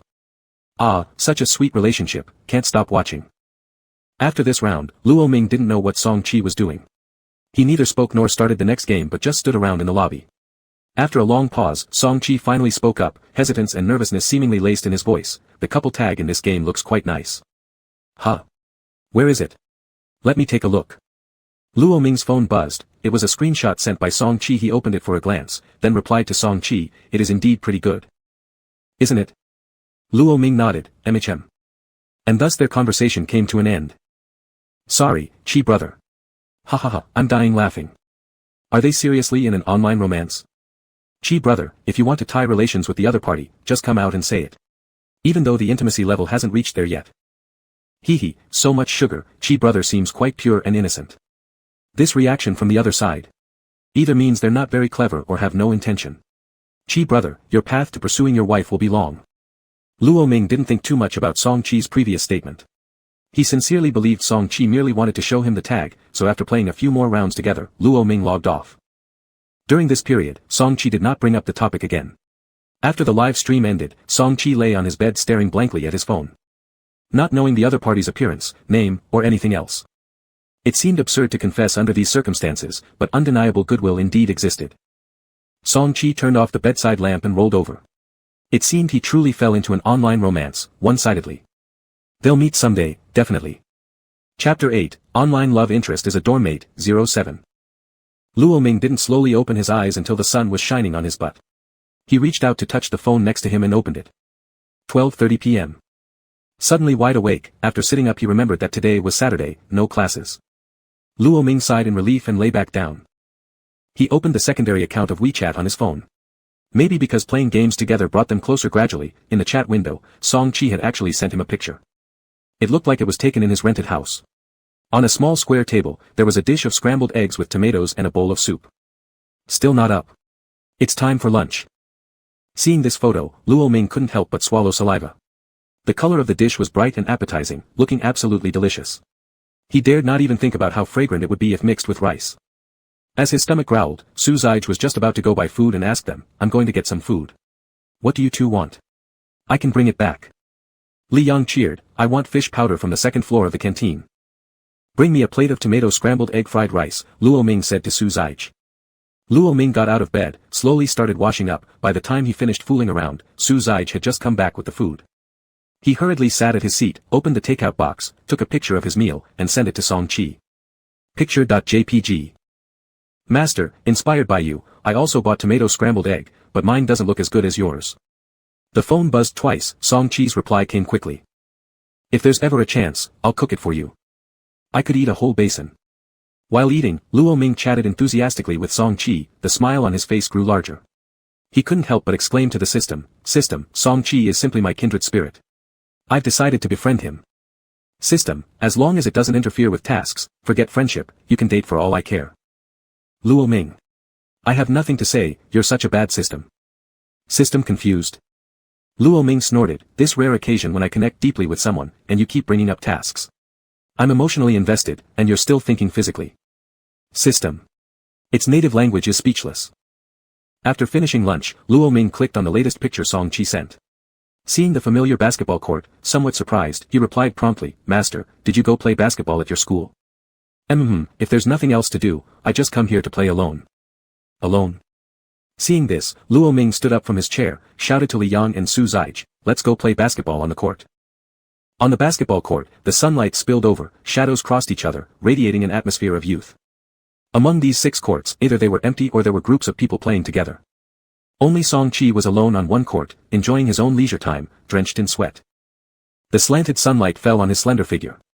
Song Chi skillfully controlled the ball, his fingers nimbly turning the basketball. Every step, every turn, and every jump was full of rhythm. Luo Ming smiled and walked toward Song Chi with the basketball in hand. "Song Chi, let's play together." Song Chi turned his head toward the voice. Standing under the sunlight, Luo Ming's hair fluttered in the wind, blending beautifully with the sunlight like a touching painting. His smile radiated sunshine. The basketball in his hands dropped to the ground. Song Chi snapped back to reality and quickly picked it up. For some reason, he suddenly thought that Luo Ming and cute Luo charge forward were the same person. "You guys play, I'll take a break." Saying that, Song Chi went and sat on the horizontal bench beside their court, picked up the mineral water bottle he had brought, tilted his neck back, throat bobbing up and down as he drank most of the water. Raising his palm to brush the bangs dampened with sweat on his forehead, as his restlessness subsided, Song Chi couldn't help but laugh at his own absurd thoughts earlier. Different genders, how could they possibly be the same person? Song Chi took out his phone, ready to send a message to cute Luo Luo charge forward, not noticing that an unwelcome visitor had approached him at this moment and picked up the mineral water bottle he had placed on the ground. Song Chi was typing away when this bottle of water was poured down on him from above. Song Chi looked up and met the scornful and disdainful gaze of the person standing before him. That face was so familiar it couldn't be any more recognizable. His chest heaved violently, his right hand clenching into a tight fist, the knuckles turning slightly pale from the strain. Whoops, Song Chi. Sorry about that, my hands just slipped. On Luo Ming's side, he had just bypassed Li Yang's interception and was ready to take a shot, but he heard the commotion over at Song Chi's spot. He frowned, turned around, and saw Song Chi drenched in water, his expression dark as if suppressing his anger. Trouble's here. Luo Ming let out a cold laugh, then violently threw the ball he held toward the head of the one who had caused the trouble. With a shout of pain, Luo Ming walked over slowly, picked up the ball that had fallen on the ground, stood up, and moved closer to that person, using the same tone. Whoops, buddy, sorry, my hands just slipped. Ding, antagonist goodwill +5, current goodwill, 25.01. That person rubbed the back of his head, glaring fiercely at Luo Ming and shouted, "Are you picking a fight with me?" As he said that, he swung a punch at Luo Ming. Song Chi quickly pulled Luo Ming away, intercepting the punch himself, and said sternly, "That's enough, Song Chang." Song Chang scoffed, "Sure thing, Song Chi, teaming up with outsiders against your own younger brother, huh? You truly are a disgrace to the Song family." Li Yang and Su Zige noticed the situation wasn't right and rushed over immediately. Li Yang pushed Song Chang aside, "What kind of talk is that?" Su Zige also grew cold-faced. Pushed back a few steps, Song Chang steadied himself, then cast a mocking glance past the two towards Song Chi, speaking however to all three of them, "Do you know how hard Song Chi's mom begged the Song family to accept you as their illegitimate child?" Song Chang's voice suddenly rose, she knelt down and... Before Song Chang could finish his sentence, Luo Ming lunged out and kicked toward his stomach with full force. The kick sent Song Chang sprawling on the ground clutching his abdomen in agony. Luo Ming wanted to deliver a few more kicks but was stopped by Li Yang. "That's enough, Luo Ming, don't make too much trouble." "Lu Chang, right? Do you actually think you're superior to Song Chi? All this illegitimate son talk. An illegitimate son can still outrank you, Mr. Legitimate Master. What I won't spell out is what exactly makes him better. Let me tell you this, you're only a treasure in the eyes of the Song family." Luo Ming broke free from Li Yang's grip, grabbed Song Chang by the collar, and lifted him off the ground. His sharp gaze exuded an overwhelming presence that made Song Chang feel a trace of fear. "In my eyes, you're the lowest scum there is, and Song Chi will always surpass you." The feeling grew stronger and more pronounced, Song Chi's pupils contracted sharply as his gaze locked firmly onto Luo Ming. His thoughts raced in turmoil.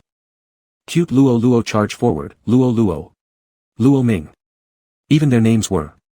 Ding, antagonist goodwill +50, current goodwill, 75.01. Ding, antagonist goodwill -50, current goodwill, 25.01. In his imagination, the figure of that Luo Luo merged with Luo Ming's. Song Chi pursed his lips. Same sunny and outgoing disposition, similar names, identical speech patterns, the only difference being gender. A possibility came to mind, improbable yet logical. Could there really be such a coincidence? After saying his piece, Luo Ming tossed Song Chang back to the ground, turned around, and pulled Song Chi away without realizing his disguise was almost unraveling. Chapter 9, The Online Love Interest is a Dorm Mate, 08. Song Chang, lying on the ground, stood up and recalled the way that person had looked at him as if he were garbage, his gaze gradually becoming obsessed. He pulled the collar of his shirt that had been grabbed by Luo Ming, placed it beneath his nostrils, and sniffed hard. Then he sighed deeply, with an attitude full of enjoyment. He had a secret, he enjoyed the feeling of being trampled on. But no one had dared to treat him this way until now. Luo Ming was the first. The liking meter fluctuated repeatedly, finally stabilizing at 25 with no further change. Luo Ming dragged Song Chi back to the dormitory and stealthily observed Song Chi's expression. "System, are you sure there's no malfunction? Why did the liking increase so much just now?" "No malfunction. Who can guess what the antagonist is thinking?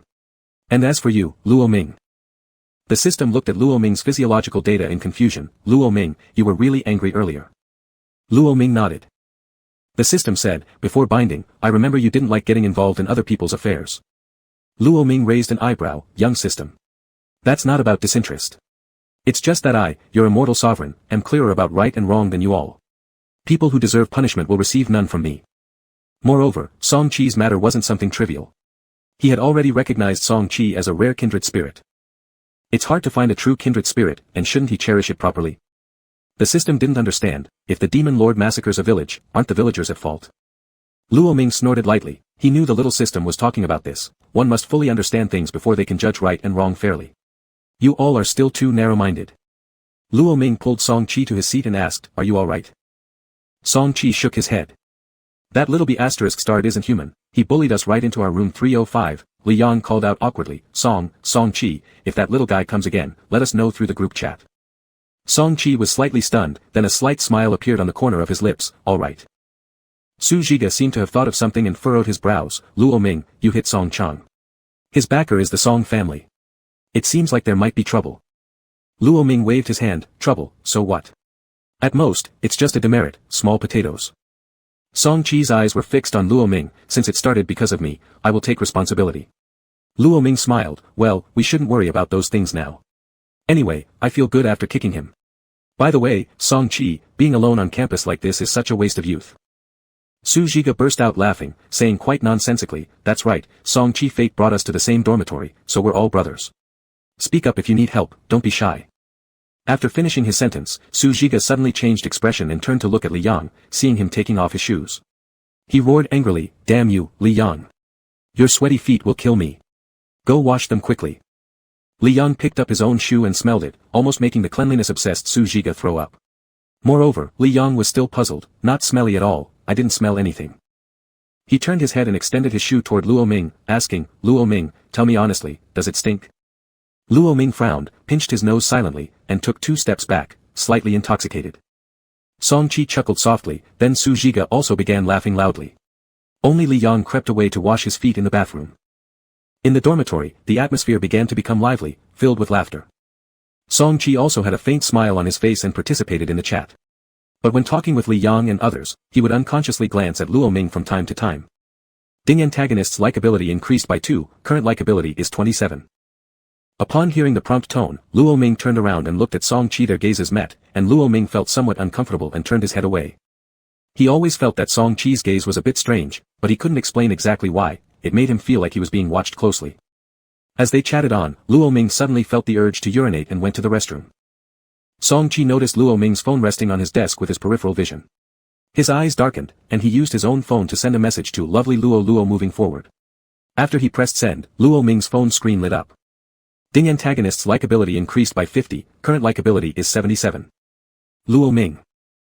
A few days passed orderly. Luo Ming noticed Song Chi had changed.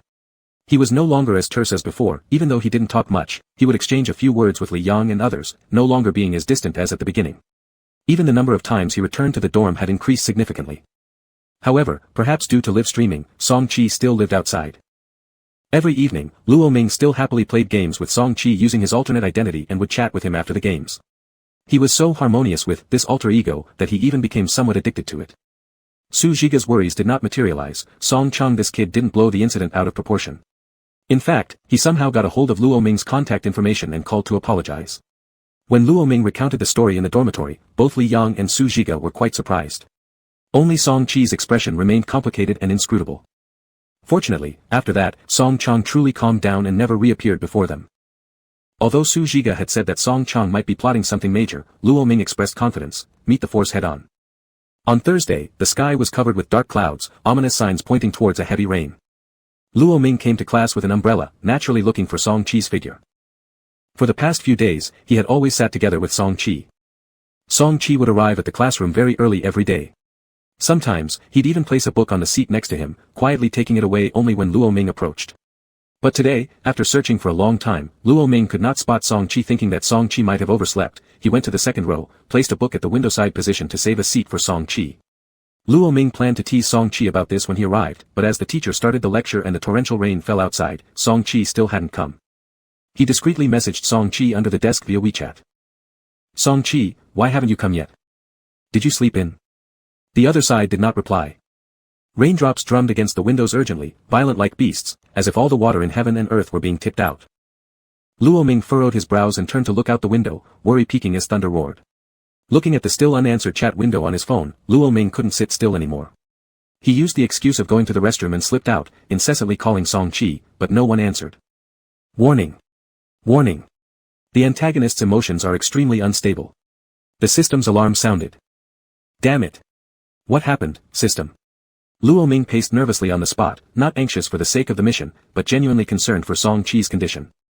Over this period, he had truly regarded Song Chi as a close friend. The Song family wants to move Song Chi's mother's grave. F***ck. Luo Ming cursed loudly, kicking a toilet door beside him, then while rushing out, he asked, "What do those animals want by moving the grave?" "Because the old man from the Song family passed away a few days ago. The Song family picked the cemetery where Song Chi's mother is buried. They think." The system hesitated here. Usually, they wouldn't investigate all the details but judged right and wrong based on current circumstances.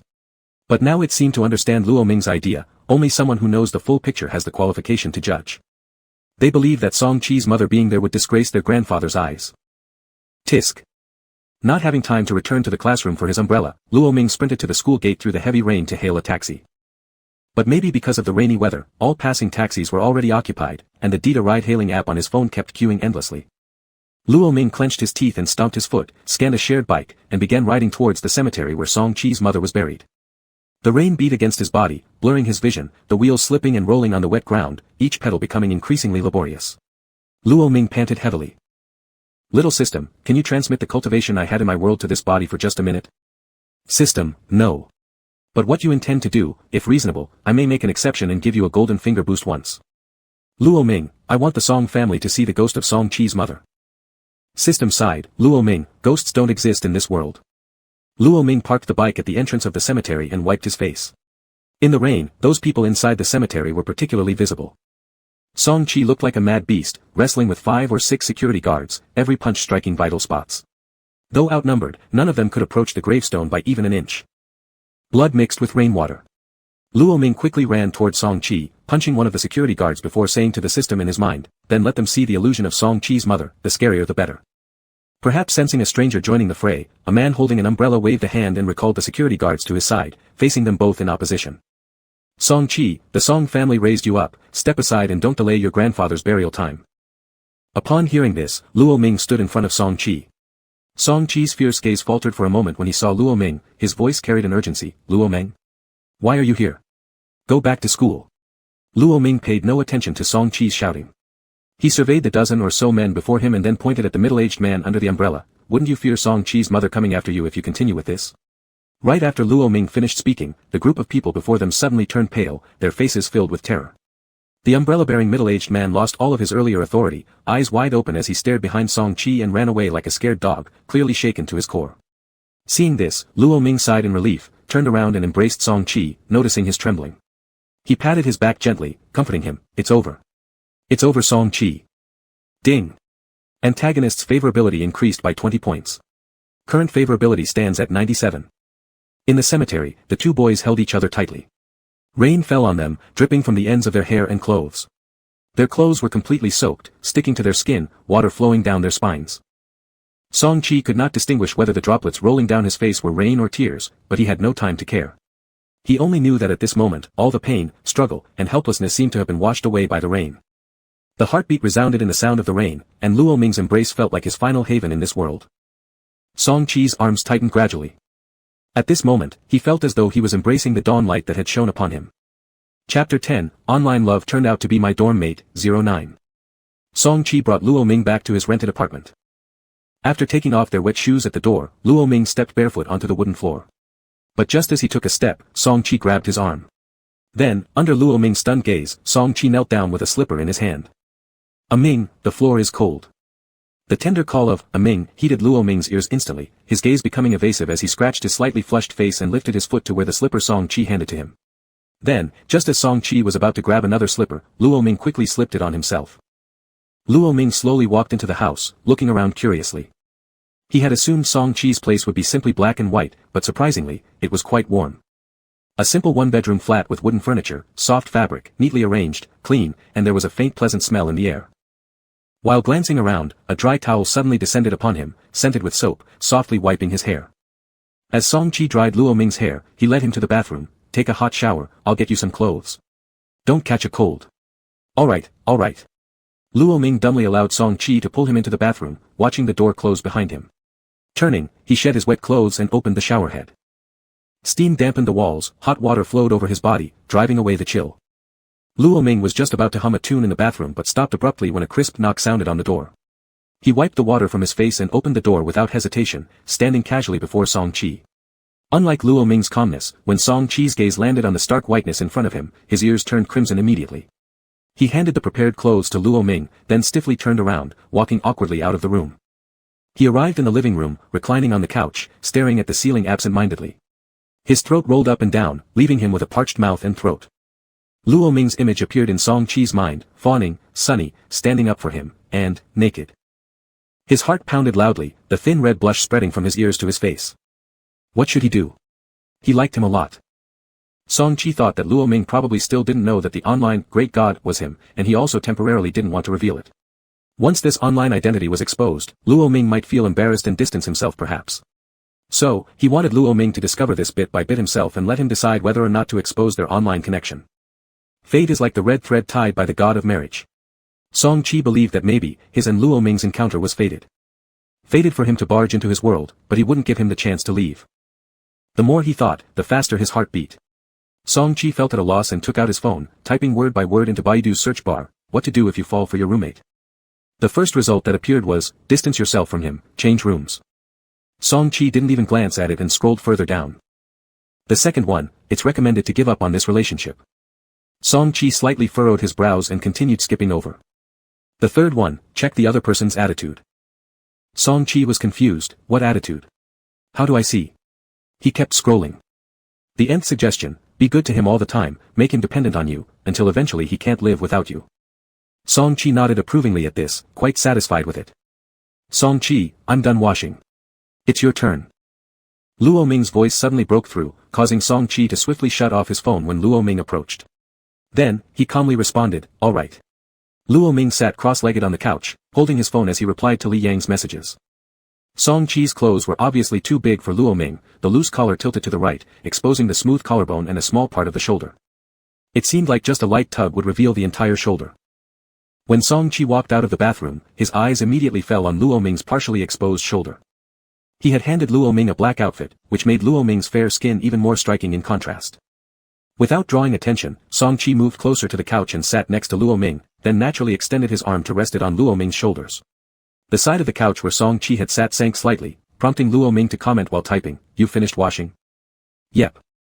The two leaned close together for a moment. Luo Ming glanced at Song Chi and waved his phone before him, I'm replying to Li Yang's messages, they're worried about us. I see, Song Chi lightly shifted the arm resting on Luo Ming's shoulders. His fingers, seemingly unintentionally, brushed softly against Luo Ming's exposed collarbone, an fleeting touch that sent ripples of joy surging within Song Chi.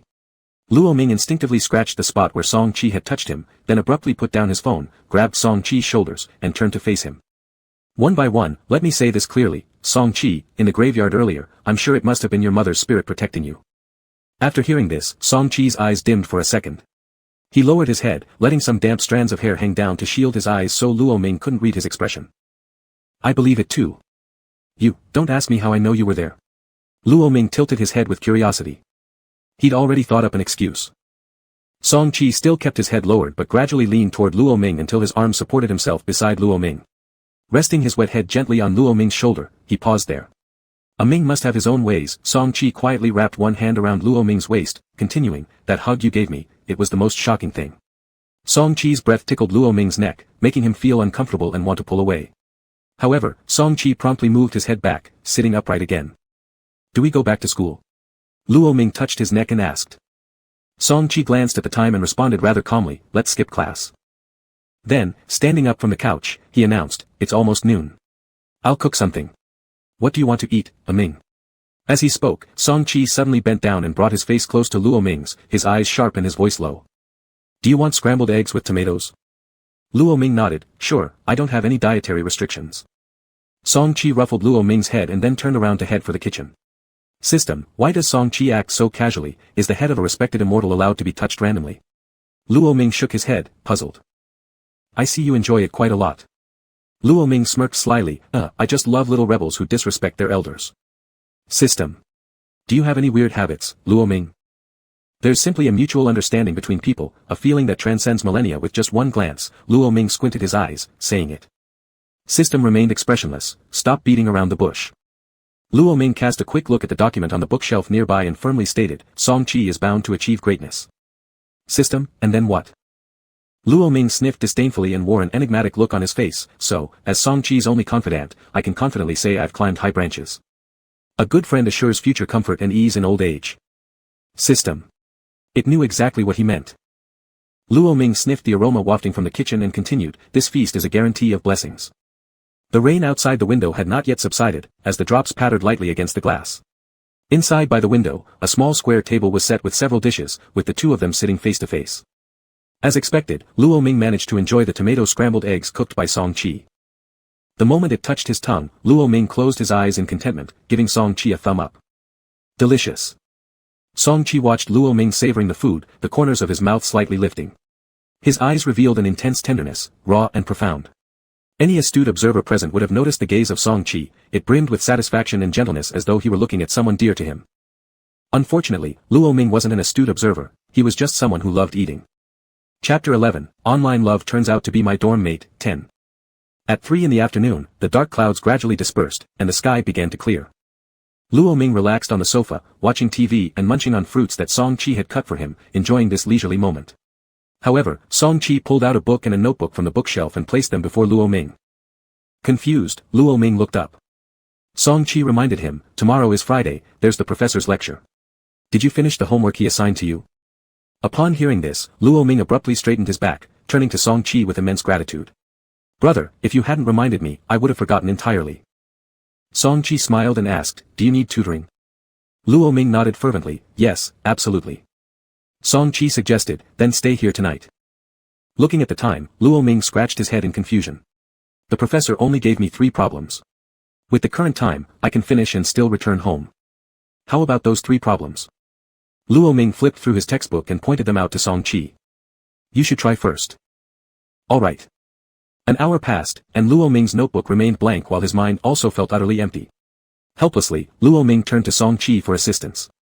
Seeing this, Song Chi's lips curved into a smile and started explaining the problem to Luo Ming in detail. Every time Luo Ming seemed to grasp something, Song Chi's prompt, why do we use this method, would stump Luo Ming again. It took over 3 hours for Luo Ming to finally finish the first question. Gazing at his achievements, Luo Ming couldn't help but marvel, this professor was truly ruthless. A single question involved almost half the textbook. With 2 more problems left, Luo Ming realized this was bound to be an all-nighter. Thus, he pulled out his phone and called Li Yang, hey, Li Yang, I won't be staying in the dorm tonight. I'm at Song Chi's place studying. If there's a dorm inspection, please find someone to cover for me. Unbeknownst to Luo Ming, after hearing this, a flicker of accomplishment flashed in Song Chi's eyes. After hanging up, Luo Ming prepared to continue diligently working when Song Chi interrupted him. It's time for dinner. Let's go to the supermarket to buy some vegetables and unwind. Luo Ming found this reasonable since his overworked brain did indeed need relaxation. Therefore, he went out with Song Chi. The air still carried a faint scent of rain as Luo Ming and Song Chi strolled side by side toward the nearby supermarket. Their arms occasionally brushed against each other as they walked. Such accidental touches often moved the heart the most. Inside the supermarket, Song Chi pushed the shopping cart alongside Luo Ming through the vegetable section and headed toward the toiletries area. Since Luo Ming was going to temporarily stay at Song Chi's place for the night and didn't have spare toothbrushes, he decided to pick up a set while there. When they came across a pair of black and white couple tooth cups, Song Chi stopped, tugging at Luo Ming and gesturing toward the cups, what about these? But isn't this a pair? If we buy it, we'll have to buy 2. Song Chi very naturally picked up the tooth cups off the shelf and put them in the cart, adding a pair of couple toothbrushes as well. Mine needs replacing too, might as well buy a set, it's a better deal. That makes sense, Luo Ming nodded approvingly, then examined the tooth cups Song Chi had placed in the cart. You're right, Song Chi, you actually have great taste. Song Chi pushed the shopping cart with one hand and draped the other over Luo Ming's shoulder, continuing forward. Let me keep this set. Next time you stay over, you don't have to buy another. Okay. After finishing their grocery shopping and having dinner, Luo Ming continued tackling the remaining 2 problems under Song Chi's guidance. Unlike the first one, these 2 were completed in less than half an hour. Scratching his head, Luo Ming wondered. Could it be? Was he really a genius? Someone who could understand everything at a glance. With this in mind, Luo Ming was in an excellent mood and took the newly purchased dental supplies to freshen up. Upon entering the bathroom, he noticed that Song Chi's previous set of dental tools had disappeared, replaced by the couple version that they'd bought together. After finishing washing his face and brushing his teeth, Luo Ming placed his own toothbrush beside Song Chi's, creating a neat arrangement of the couple toothbrushes. The sight of them made him pleased. Satisfied, Luo Ming nodded once more, inwardly acknowledging Song Chi's great choice in taste. As Luo Ming walked out of the bathroom, he saw Song Chi placing a pillow on the sofa and telling him, "Ming, you sleep in the bedroom, I'll take the couch." There was only one bed and one quilt available, the only thing there were two of were pillows. Was Song Chi planning not to use the quilt but just sleep with a pillow under his head? Luo Ming strode over, grabbed the pillow Song Chi had just placed on the sofa, and headed toward the bedroom while pulling Song Chi along. "We're both men, why bother separating beds? Let's sleep together." Song Chi's ears quietly turned red. The night was tranquil and peaceful. Luo Ming slept soundly, whereas Song Chi remained wide awake. After dimming the bedside lamp as low as possible, he opened it and carefully examined Luo Ming's sleeping face under the faint light. Looking for too long, he couldn't resist reaching out to outline Luo Ming's brows and eyes, then tracing down the long lashes, pale cheeks, until lingering on the slightly open, color-light lips. Song Chi leaned closer, lowering his voice, "Can I kiss you once, Ming?" The system said, feeling something wasn't quite right. Of course, the deeply asleep Luo Ming couldn't hear this, so Song Chi guiltlessly interpreted it as Luo Ming's tacit consent. Their lips met, touching briefly before separating. After kissing, Song Chi turned off the light and tightly embraced Luo Ming's waist, inhaling his scent, and trying hard to suppress the increasingly absurd thoughts. One kiss was enough, he should be content. The next day, Luo Ming and Song Chi went back to school together. When they sat down at their seats, Luo Ming suddenly started sneezing several times in a row. Song Chi turned around, concerned, "Do you have a cold?" Luo Ming shook his head, "Impossible, my health is excellent," he said confidently but sneezed again immediately afterward. Song Chi extended his hand to touch Luo Ming's forehead, detecting an abnormally high temperature that caused him to furrow his brows. His tone became more serious, "You have a fever." Relinquishing his hold, Song Chi stood up and moved to leave. "Class will start soon, where are you going?" Luo Ming held onto Song Chi's wrist and asked. "To fetch some cold medicine from the school clinic." "Oh, just a little cold, no need to trouble yourself." Song Chi's warm palm gently rubbed Luo Ming's scalp with a soothing voice as if comforting a child, "Be good, I'll be back soon." Luo Ming froze momentarily, rubbing his slightly blocked nose, "All right then." Several female students in the rear row witnessed the exchange between them, lighting up their eyes and sharing mysterious smiles filled with unspoken meaning. Song Chi came back breathless just before the roll call, holding both medication and a jacket along with Luo Ming's cup. The water inside the cup was lukewarm, perfect for drinking. "Did you go back to the dormitory?" Luo Ming asked softly, hugging the coat draped around his shoulders. "Yeah, it was on the way." "On the way? I'm pretty sure the clinic is on the west side, while our dormitory is on the east side." Song Chi opened the cold and fever-reducing medications, measured the dosages, handed them to Luo Ming, and passed him the cup after unscrewing it. "Take your pills first, and we'll see if your fever goes down later." Luo Ming swallowed the medicine and assured Song Chi, "Don't worry, my constitution is very strong, just a little cold." Then, he got up and placed the professor's additional assignments for him on the lectern. This was the first time Song Chi's mind wasn't fully on the class. Every now and then, he would reach out to feel Luo Ming's forehead, a move that made the girls in the rear row grin wider and act more openly, as if they were extremely excited. They only settled down after being noticed by the professor on the podium, who questioned them twice individually. After class, Song Chi and Luo Ming walked shoulder to shoulder back to the dormitory, but on the way, they encountered an unexpected visitor, Song Chang, whom they hadn't seen in ages. Chapter 12, Online Love Turns Out to Be My Dorm Mate, 11. "Luo Ming, it's been a long time," Song Chang greeted with a smiling face, intending to grab Luo Ming's arm. But before he could make contact, Song Chi tightly gripped his arm with such force that it seemed like the bones might crush. Song Chang broke into a sweat on his forehead, enduring the pain without a sound, unwilling to lose face in front of Luo Ming. "If you need to fart, just let it out," Luo Ming rolled his eyes at Song Chang. For some unknown reason, seeing Song Chang again made him feel extremely uncomfortable, though he couldn't explain why, he just intensely disliked him. Song Chang shook off the grip of Song Chi's hand, not caring about Luo Ming's icy glance and even flashing a smile that he thought was quite appropriate. "I haven't had a chance to apologize to you in person for what happened on the basketball court last time. Since we met today, how about I treat you to dinner?" "No thanks, I wouldn't want to eat your treat." Luo Ming pushed Song Chang aside and walked away. Song Chang stood there, looking at the familiar backs of the two with a flicker of jealousy in his eyes.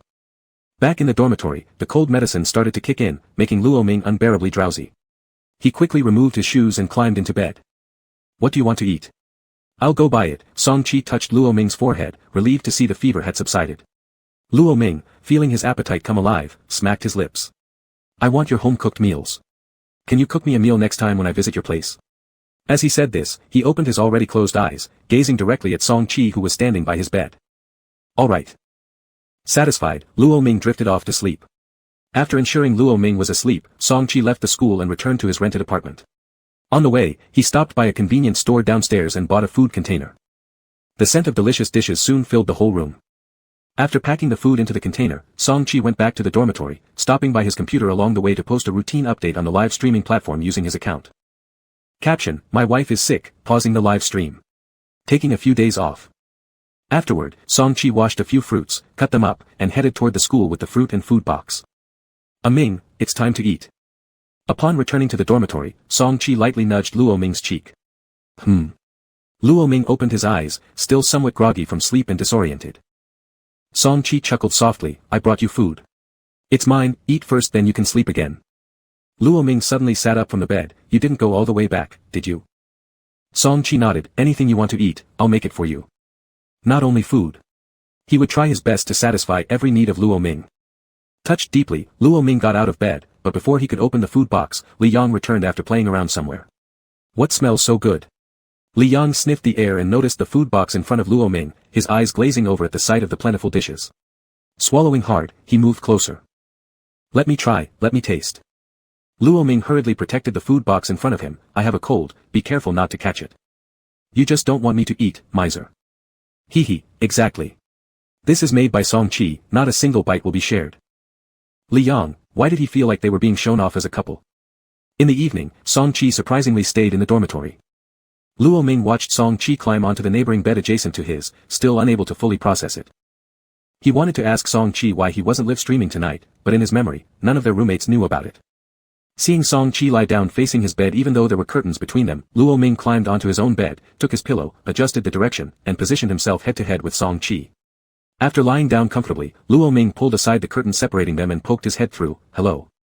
The lights in the dormitory were on, allowing Song-chi to clearly see the young man who peeked out behind the curtain. His eyes curved into bright crescent moons, shining brightly, pure, and dazzling.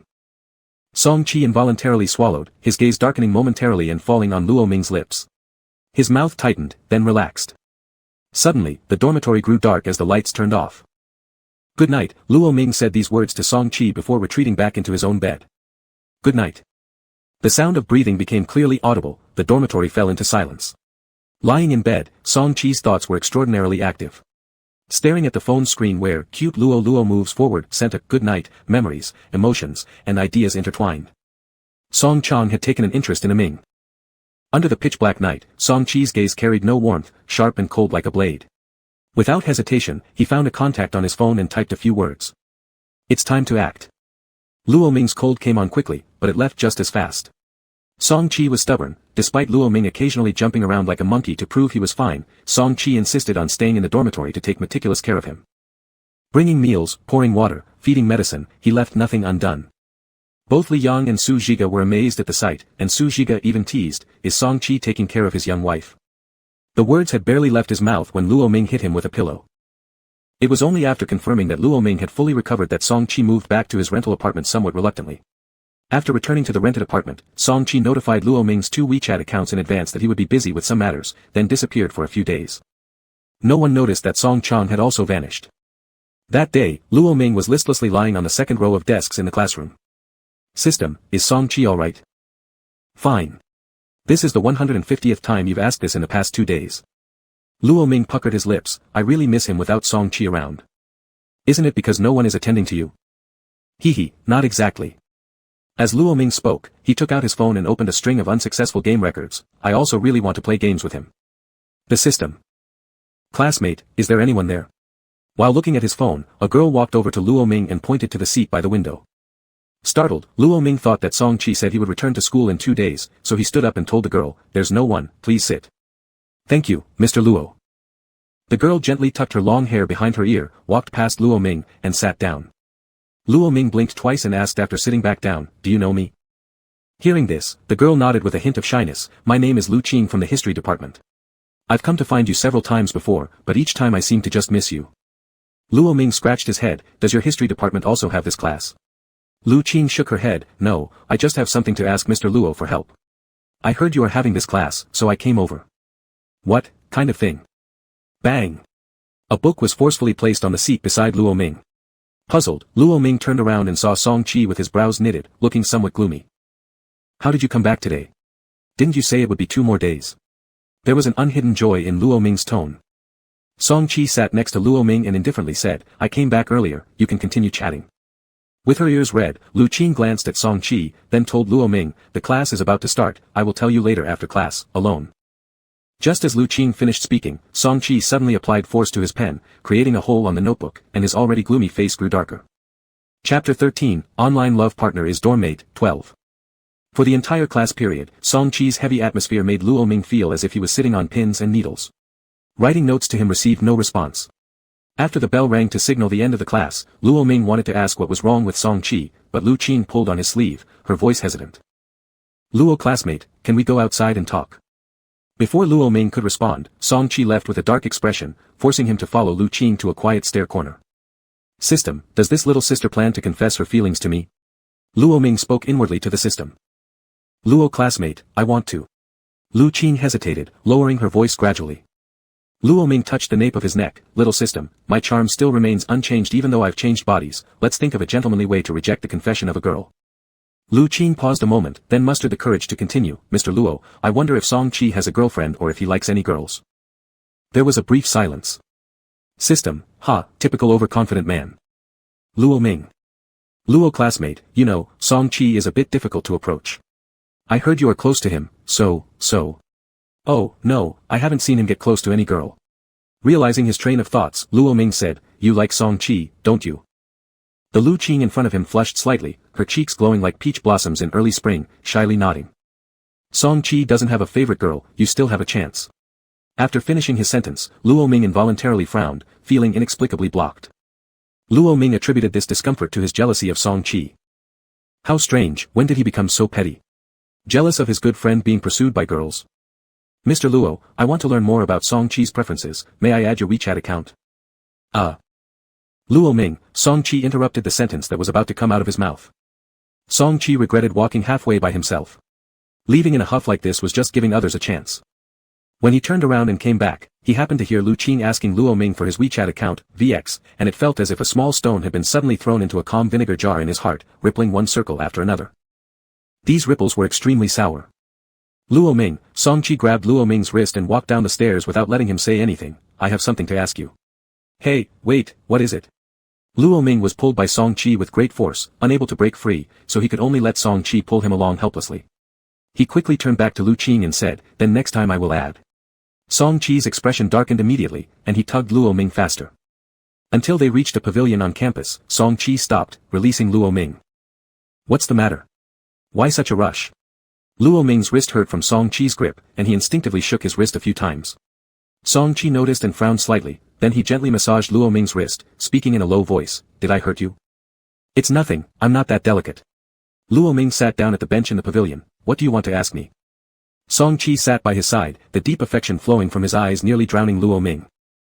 Ming, I think I've fallen for someone. Luo Ming froze, who is it? I won't tell you who yet, Ming, what should I do, should I confess or pursue her slowly? Definitely confess directly. It'll be best if she accepts, and if not, you can try to win her over later. These matters of love shouldn't drag on. System. This single dog for over 100 years is actually teaching others eloquently. But he might end up hoisting himself by his own petard. The system couldn't help but sigh, it wanted to warn him, but for some unknown reason, there was suddenly an additional rule that it could not interfere with the villain's emotions. After hearing Luo Ming's response, Song Qi lightly laughed, like a gentle breeze brushing past softly. His eyes gleamed with confidence. I understand now. That night, Luo Ming's secondary account received a message from Song Qi. After reading its content clearly, Luo Ming's eyes trembled, and his whole body stiffened as he sat motionlessly on the bed, as though frozen. He remained still holding the phone for a long while. After a long pause, Luo Ming nervously swallowed hard, rubbed his eyes shakily, and then looked again at Song Qi's message on the phone screen. Luo, I like you, very much, very much. I know this comes as a surprise, but I really don't want to miss out. I don't know when it started, but I've increasingly anticipated receiving your messages. My life has become less dull and colorless since you came into it. Later, I began fantasizing about everything about you, imagining the nights ahead with you. I want to walk hand in hand with you through life. Will you join me? System, what should I do? For matters of love, please handle it yourself, host. Friendly reminder, the current antagonist's favorability towards you is 97. Luo Ming almost cried, he likes my online alias. If Song Qi finds out he fell in love with a guy, wouldn't he come and kill me within seconds? System expressed no emotion, continuing to repeat, please handle matters of love yourself. Helplessly, Luo Ming fumbled with his fingers, typing words, deleting them, and then typing again. Maybe because Song Chi didn't receive a reply for a long time, he sent over a video call. The phone dropped onto the bed accidentally during Luo Ming's panic, unintentionally pressing the answer button. Both faces appeared on the phone screen simultaneously. Luo Ming. Lo Ming. Song Chi's voice sounded puzzled. Oh, trouble. You. Luo. Song Chi knowingly asked. Luo Ming nervously chuckled twice and said, I never expected that the gaming master who led me would be you, ha ha ha ha, we are really destined. Li Yang and the others are here, type it.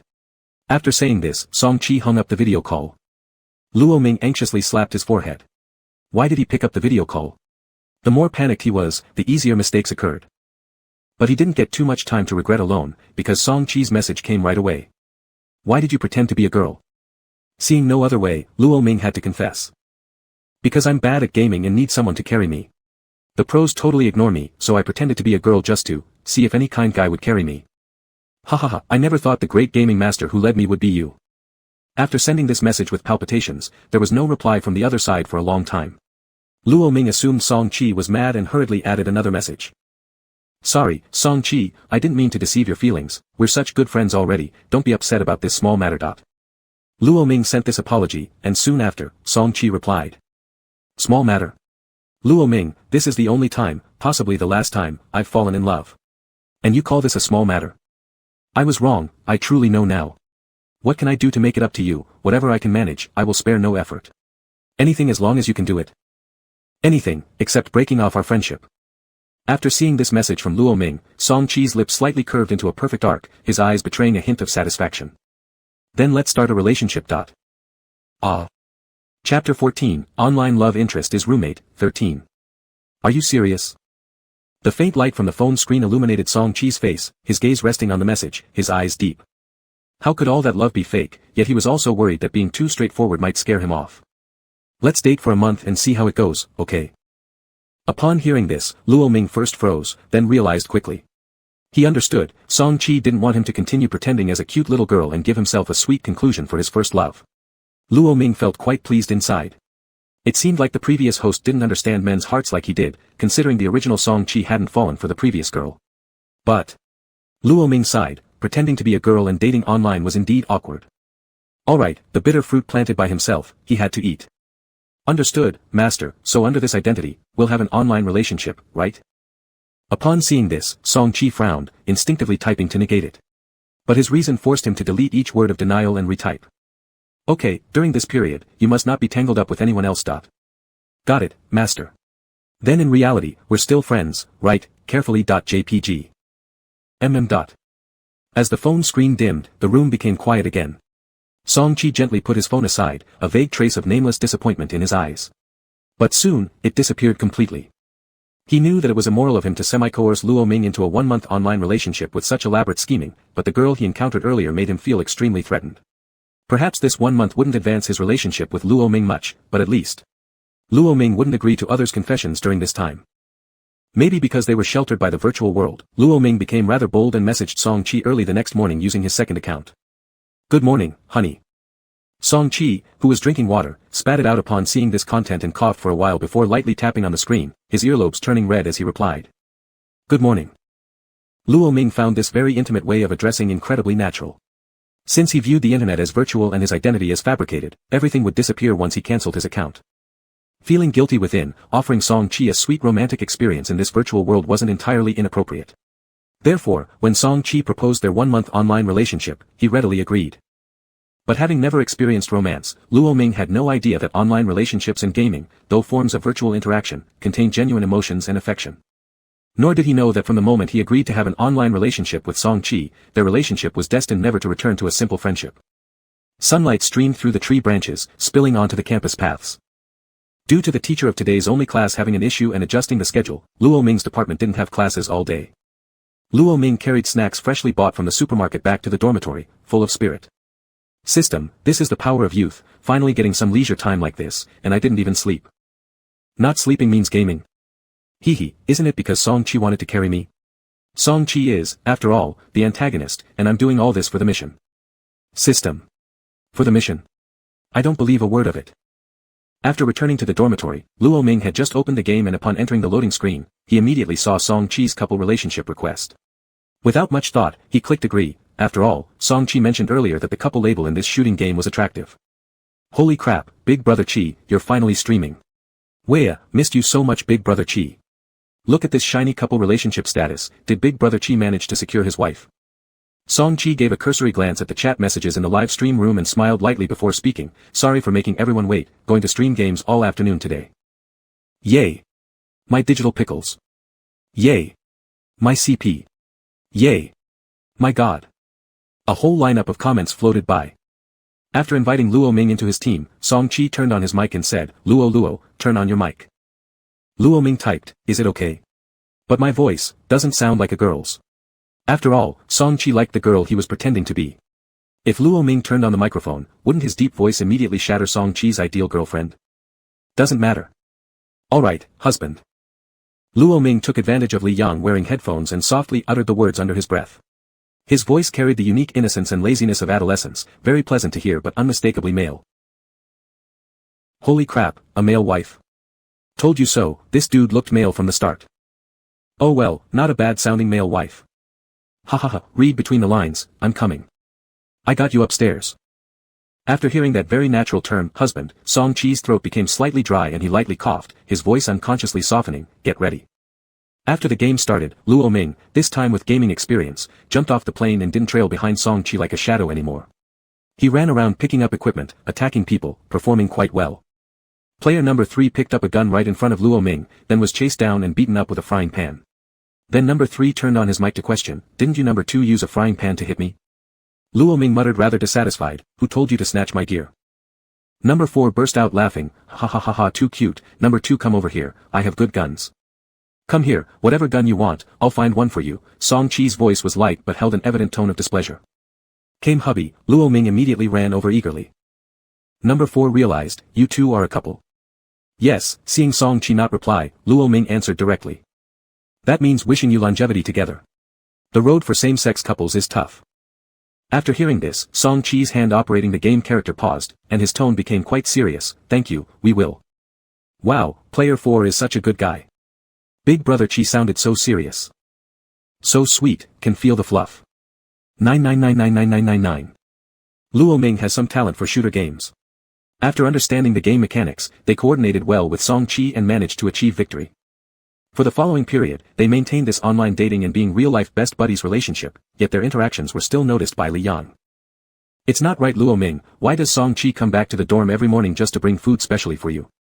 Every class ends and he goes to fetch water for you, never letting your water bottle go empty, even caring for a spouse isn't this attentive. Li Yang appraisingly examined the lunchbox Song Chi had just sent to Luo Ming. Luo Ming stuffed a small bun into his mouth, remaining calm, of course because we're the top best brothers ever. Li Yang clearly didn't buy this excuse. He figured Song Chi must have some sort of leverage on Luo Ming, just as he was about to counsel him, Su Zhiga stopped him. Su Zhiga, smiling faintly, pushed his glasses up and made a shushing gesture towards Li Yang, then quietly whispered something in his ear. After hearing Su Zhiga's words, Li Yang wore an expression of sudden enlightenment and thereafter no longer made any more inquiries about the ambiguous atmosphere between them two. Things thus calmed down. Luo Ming originally thought this peace would last until his online relationship with Song Chi came to an end. Until this day, while Luo Ming was on the phone with his biological mother. Luo, Dad's colleague brought several boxes of crisp persimmons, I'll send you some, oh and these crabs too, I'll prepare them together and bring them to you, share them with your roommate. Mom, I remember crabs shouldn't be eaten together with persimmons. Why? It seems like it could be poisonous or something. Wait, let me check. Luo Ming caught a glimpse of Song Chi's phone on the table and shouted to Song Chi who was in the bathroom, Song Chi, can I use your phone to look something up? Go ahead, the password is 321590. Alright. Luo Ming took Song Chi's phone and opened Baidu. He said while looking at the search results, Mom, according to Baidu, eating crabs and persimmons together will cause a chemical reaction that's toxic. In that case, I'll just send you some persimmons then. Mom, you don't need to bother. The school has everything. Alright then, remember to eat on time, understood Luo? Got it Mom. After hanging up, Luo Ming was about to exit the search page when he suddenly noticed a few browsing records on Baidu. His hand holding the phone trembled instantly. Clearly displayed were, how to sleep with your roommate, how to bend your roommate, what to do if you fall for your roommate. Luo Ming swallowed hard. System, does this roommate refer to me? The phone was snatched from his hand. Luo Ming looked up and met Song Chi's meaningful eyes. Song Chi glanced down at the browsing history displayed on his phone screen. In that moment, the air seemed to freeze. Luo Ming stood awkwardly, unsure what to do, and extremely wanted to flee the dormitory. A soft laugh rang out. Song Chi shifted his gaze from the phone to Luo Ming, his curved lips seemingly carrying an indescribable meaning. You've seen them. Song Chi's tone wasn't one of questioning but affirmation. This statement immediately made Luo Ming feel as though there was a fish bone stuck in his throat, thorns in his back, and his butt grew cold. He quickly shook his head and chose to play dumb. What? No, I haven't seen anything. Could he possibly not have seen it? Did he dare admit he saw it? Even if the system killed him, he wouldn't dare confess in front of Song Chi. Song Chi turned off the phone and set it aside. At this point, only the two of them were in the dormitory. He advanced step by step towards Luo Ming, his gaze piercing through Luo Ming as if wanting to see through him. The dormitory window was open, and the summer breeze carried the scent of sunlight, blowing against the hem of Song Chi's white short-sleeved shirt. Ai Ming, you've seen them. Song Chi took one step forward as Luo Ming took one step back until Luo Ming's body touched the desk under the bed and couldn't retreat further. Song Chi propped one arm on the bed's ladder behind Luo Ming, and the other hand on the table, trapping Luo Ming between his body and the table. The distance immediately shortened. Luo Ming turned his head away to avoid Song Chi's hot, deep gaze, yet his nose was filled with nothing but the faint fragrance of laundry detergent from Song Chi, impossible to evade. What are you doing? I really didn't see it, Luo Ming said nervously. Honesty, Song Chi leaned close to Luo Ming's ear, his voice slightly hoarse. I like you, not just the you on the internet. I want the you right in front of me now. Luo Ming went silent. Ai Ming. Song Chi murmured lowly, lifting his hand that had been leaning on the table and restlessly sliding it under Luo Ming's short sleeve, the fingertips constantly rubbing Luo Ming's waist area. Let's reveal ourselves offline. Chapter 15, Online Love Interest is the Roommate, 14. Reveal offline. How exactly were they supposed to do that? Luo Ming was tickled by Song Chi's fingers and pressed the wandering hand inside his clothes, his expression full of panic. You, stop moving. Stopped. True to his word, Song Chi indeed ceased moving but did not withdraw his hand from inside Luo Ming's top. They maintained this flirtatious posture for a while. Just then, the dormitory door opened, and Luo Ming quickly pushed Song Chi away. What are you guys doing? Li Yang was munching on a popsicle, glancing once at the two whose atmosphere seemed a little strange, then handed over the bag in his hands. Wanna eat a popsicle? Old Sue bought it. Song Chi walked to the door without any signs of emotion as if nothing happened moments before. I won't eat, I still have some things to deal with. Just as he stepped out the door, he turned around. By the way, I'm staying at the dorm tonight. Li Yang, alright, got it. After Song Chi left, Luo Ming took the popsicle handed over by Li Yang and chewed on it while communicating with the system. Little system, is Song Chi gay? System, based on affection level, yes. Luo Ming, then, tell me, can he be bent back? Not impossible, the system replied after a slight pause. What should I do? You could try having a gender reassignment surgery. If it succeeds and you become a girl, then Song Chi would be straight. Luo Ming. By the time the popsicle was finished, Luo Ming still hadn't figured out how to interact with Song Chi going forward. He idly chewed on the popsicle stick, his mind filled with thoughts of how Song Chi had fallen for him. A perfectly fine antagonist had been swayed by him, and now he even harbored delusions of doing the same to him. In a daze, evening arrived, and as Luo Ming lay down on his bed, all his troubles instantly disappeared under the covers. Covering himself up, he declared disinterest in all. Song Chi returned to the dormitory just before the dorm supervisor locked the door. When he pushed it open, a weary air entered with him, but the moment he saw Luo Ming, the hint of exhaustion vanished from his face. Whoa, Song Chi's back. And what's with the rush? Su Zai emerged from the bathroom right as Song Chi stood at the entrance. At the sound, Luo Ming turned over and peered from the edge of his bed. Where were you? Song Chi pulled out a bowl of shaved ice from the bag he carried in his hand. For you, a Ming. Luo Ming sat up on his bed and took it. Seeing the packaging, he hesitated. Old foos. Song Chi nodded. Didn't you say you wanted their shaved ice? Luo Ming pressed his lips together. He seemed to have mentioned it offhandedly before calling his mother. Is there any for me? Li Yang approached upon hearing the commotion. Yes, there is. Bought 3 servings. Su Zai took his shaved ice and questioned curiously. I've eaten here before, it's not that close to school. On such a scorching day, how come it hasn't melted much?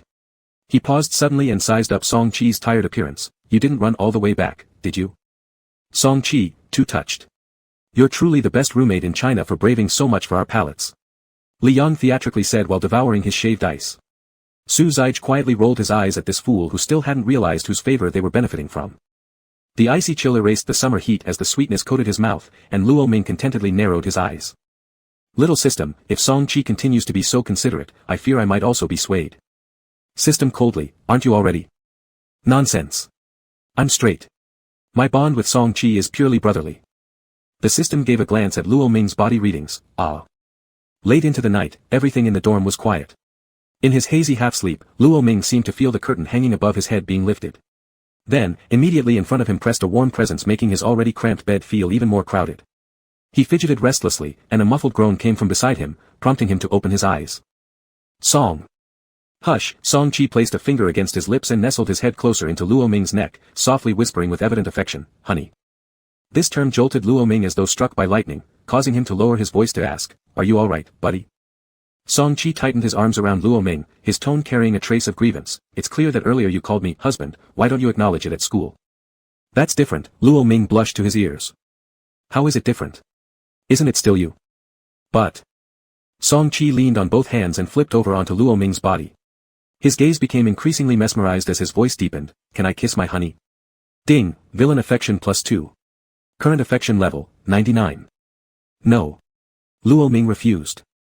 Visibly deflated, Song-chi slid off Luo Ming, turned over, and mumbled toward the wall, then I'll wait until you fall asleep to steal a kiss. Luo Ming. Thanks for notifying him in advance. Sighing, Luo Ming helplessly prodded Song-chi with a finger, just once, okay. System. And this was supposed to be a straight man? And this was brotherly love? Based on its understanding of Luo Ming, anyone else would have long been kicked 2 meters away. Upon hearing this, Song-chi immediately turned back, his eyes wide open, sketching out the contours of Luo Ming's face under the faint moonlight. He cautiously edged nearer, intertwining their breathing. Once he touched those soft lips, Song-chi's breath instantly became erratic, shifting from careful to impatient, forcibly probing his tongue inside and gradually becoming entranced. After a long while, they parted. Song-chi tenderly stroked Luo Ming's short hair. How was it? Disgusting. Breathing heavily, Luo Ming shook his head.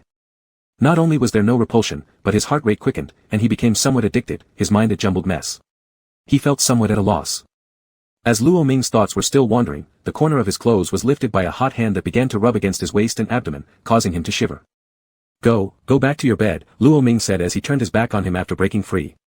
Wife, Song-chi wrapped his arms around Luo Ming and pushed his body forward. Can I cuddle? Get out. Luo Ming was extremely speechless. The usual high and mighty mountain flower, who kept people at bay, was now lying on his roommate's bed and cooing for affection. Even after being rejected, Song-chi continued to nuzzle insistently. I'll lie inside, you can cuddle, Luo Ming said expressionlessly as he whispered into Song-chi's ear. Really? Asked Song-chi. Really? Song-chi seemed quite surprised and supported himself to flip over to the other side from Luo Ming.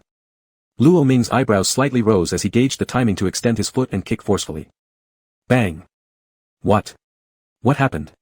Li Yang and Su Zige woke up startled. Luo Ming also pretended to be woken by the noise and looked at Song-chi, who fell to the ground. I accidentally tripped, Song-chi calmly said as he got up from the floor. Are you okay? Luo Ming asked in apparent concern.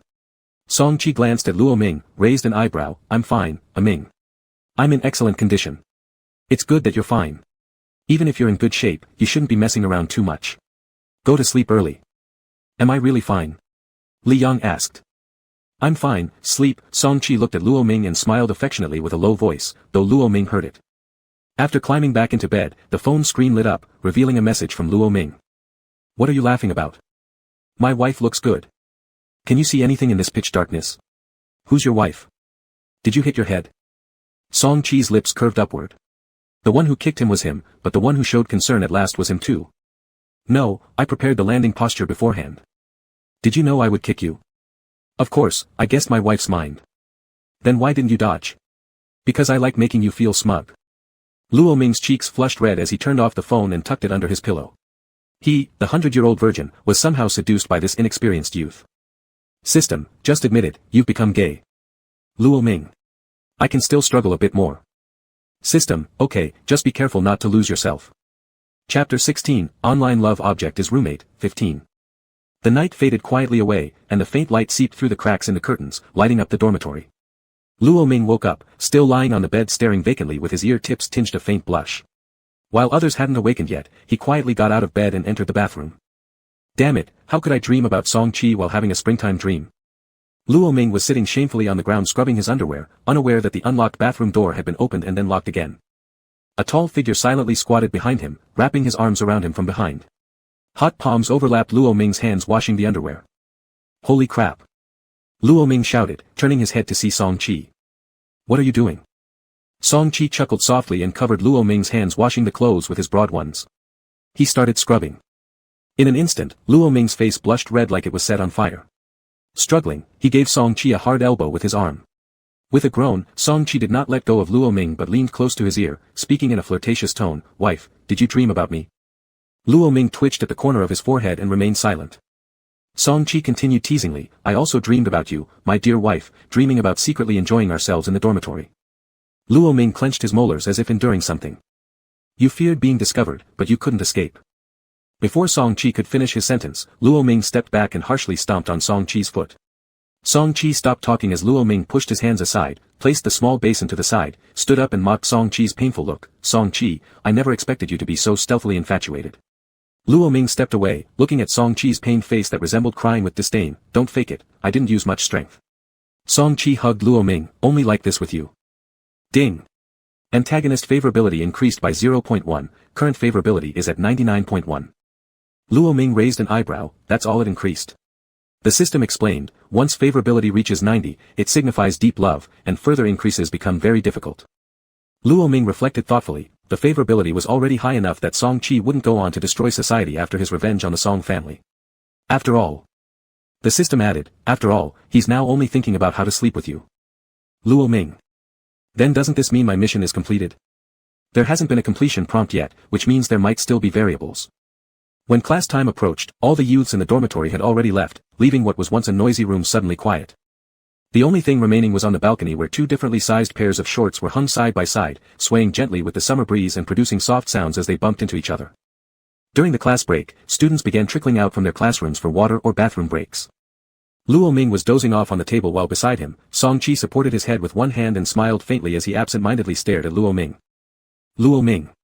Li Yang's call startled Luo Ming awake abruptly. What happened? A still drowsy Luo Ming asked. Someone's looking for you. Both Luo Ming and Song Chi turned toward the sound to see a tall, elegant girl standing at the doorway. It was Lu Qing. "Oh, I'm coming." Luo Ming adjusted his slightly disheveled hair and got up to walk over. "Luo Ming, how can I help you?" he asked softly as he reached her. Lu Qing glanced past Luo Ming into the classroom, her ears instantly blushing red. We haven't exchanged contact information yet." This subtle movement wasn't missed by Luo Ming, who suddenly didn't feel like giving hers. "Lu Qing, I'm afraid I can't add your contact." "What? Is something wrong?"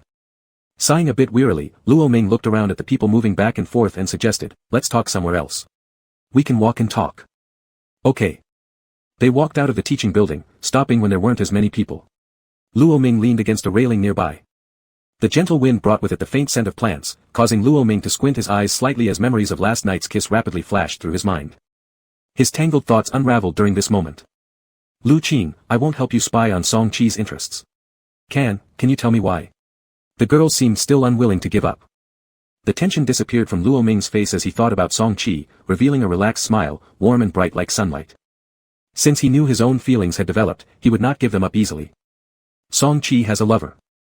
Upon hearing this, a trace of melancholy flickered in Lu Qing's eyes. She asked Luo Ming, "Are they very much in love?" Without even raising his eyes, Luo Ming responded, "Yes, very much so." After all, she had just beaten him up that morning but remained happy regardless. Lu Qing was the type of girl who could move on, though somewhat heartbroken. Still, she managed a faint smile. "That's good. I won't disturb anymore. I'll go first, bye-bye Luo Ming." "Bye." Perhaps due to the short remaining time during the break, there were no longer any students in the hallway. Huffing and puffing, Luo Ming ran but was abruptly pulled aside at a staircase corner. "Song Chi, how could you?" Song Chi's gaze was obscure, unclear, as he pressed Luo Ming against the wall, a fierce kiss descending upon him, aggressively claiming territory. Due to running, Luo Ming was already slightly breathless, and this kiss made it hard for him to catch his breath. Desperately pushing away the person in front of him, Song Chi didn't budge an inch. As breathing became increasingly chaotic, Song Chi seemingly grew more aggressive, lifting Luo Ming by the hips and kissing him fiercely against the wall. Luo Ming's legs wrapped around Song Chi's waist, his initially struggling arms gradually ceasing resistance, listlessly falling onto Song Chi's shoulders. "I'm going to die." Only when Luo Ming felt close to suffocating did Song Chi release him. "Do you like her?" Song Chi's eyes gleamed with a dangerous light. "Who?" "The one who came looking for you." Luo Ming shook his head. Why did you smile at her? Hearing this, Luo Ming understood. Alright then, you tailed me. Unhappy, Song Qi nibbled on Luo Ming's earlobe and repeated, why did you smile at her? Isn't it, because I smiled at her, does it mean I liked her? If that's the case, there are too many people I must like then. No. Song Qi took Luo Ming's hand and rested his head on his shoulder, speaking with a lowered tone. I saw it clearly, that kind of smile obviously showed affection. You followed me pretty closely, didn't you? Didn't you hear what we talked about? Song Qi shook his head, couldn't hear clearly. Luo Ming felt embarrassed and scratched his head awkwardly. His neck even flushed red with shyness as he stuttered to explain, that is. I was thinking of you at the time. Song Qi suddenly lifted his head and stared at Luo Ming with eyes bright and sparkling. Luo Ming coughed and looked away, blushing as he said, Song Qi, how about we date in reality? Chapter 17 Online Love Interest is a Doormate, 16. Song Qi immediately picked up Luo Ming, the warmth of his arms penetrating through their clothes, his voice filled with barely concealed excitement. Sure, absolutely. Ding, antagonist favorability increased by 0.5, current favorability is at 99.6. Put me down, we should go back to class, we'll be late. Luo Ming tapped Song Qi's arms encircling him. One more kiss. Luo Ming sighed helplessly, then cupped Song Qi's face with both hands and pressed a kiss onto the corner of his lips. Song Qi showed no obvious reaction, but his ears turned completely red. I kissed you, now put me down, we need to go to class. The boy in his arms was the one he had thought of day and night, and after being kissed just now, his lips were dark red as if they would drip blood. His eyes glimmered and his features held a trace of flush. Song Qi's Adam's apple moved as he let Luo Ming down to the ground, but his hand did not leave Luo Ming's waist. He panted coarsely, wife, I don't think I will focus on class today. Luo Ming shifted slightly, raising an eyebrow teasingly as he looked into Song Qi's eyes. Is there ever a time when scholars lose focus on studying? Song Qi buried his nose deeply into Luo Ming's neck, sniffed once, and then pulled his hand, dragging Luo Ming out of school. Not going to study, we're going on a date. Wait, my books are still in the classroom. They won't disappear. Under the passionate and blazing sunlight of summer, the two boys' hands were tightly clasped together. Luo Ming wiped off the sweat from the sun using his other hand, gazing at the stairs ahead, feeling mixed emotions. But ultimately these converged into a question, Big Brother, this is a mountain climbing date in the heat of summer. Then, Luo Ming glanced around the empty area and complained bitterly, damn it, it's too hot for anyone else to come. Song Qi responded very seriously, there's an ancient phoenix tree on this mountain. They say true lovers who come here will never separate for all lifetimes. Found that on Baidu. Song Qi nodded. Luo Ming tried to pull his hand back but couldn't move it. He looked at Song Qi expressionlessly and said, you go with Baidu. Song Qi squatted in front of Luo Ming, no, wife, let me carry you. Looking at the back view in front of him, Luo Ming crossed his arms and huffed, then started running up the steps shouting back loudly, smelly Song Qi, do you look down on people? This laborer of mine doesn't need you to carry me. With such a small mountain, I'll reach the top in no time. And you better not fall too far behind me. In the emerald green valley, the sound of the youth flowed like fresh spring water, echoing joyfully throughout every corner. Song Qi stood dazed, watching the figure already dozens of meters away ahead. A smile curved at the corner of his lips as he began chasing upwards. Ding, antagonist favorability increased by 0.3, current favorability is at 99.9. Ultimately, Luo Ming couldn't run faster than Song Qi. When they reached the summit, Luo Ming immediately noticed the so-called phoenix tree and paused in surprise. This system, isn't this the tree I used to be lazy under in my original world? Why is it here? There are many similar trees. Luo Ming furrowed his brows. There may be many similar trees, but as someone who had been a celestial lord, there were certain things he wouldn't mistake. The system must surely know something and be hiding it from him. The two sat side by side beneath the phoenix tree, leaning against its rough trunk. Sunlight filtered through the leaves, sprinkling light spots over their bodies. Luo Ming nudged the person beside him with his arm and stared at a red ribbon newly hung on the tree branch. I really didn't expect you to be so superstitious, always relying on Baidu. Song Qi wrapped an arm around Luo Ming's shoulders, smiling faintly without words. Because he met him, he willingly indulged in good-omened legends, even superstitions, for the first time. After descending the mountain, upon Luo Ming's suggestion, the two went to eat hot pot and even drank some alcohol. On the way home, Luo Ming was evidently drunk, cheeks flushed as he playfully touched Song Qi. Ai Min. Let's feel the abs. Luo Ming, without a care for his own safety, reached inside Song Qi's shirt and started feeling up and down. We'll do that at home. Song Qi grabbed Luo Ming's hand, staring deeply into his eyes with a husky voice inducing temptation. At home, I'll let you touch me wherever you want.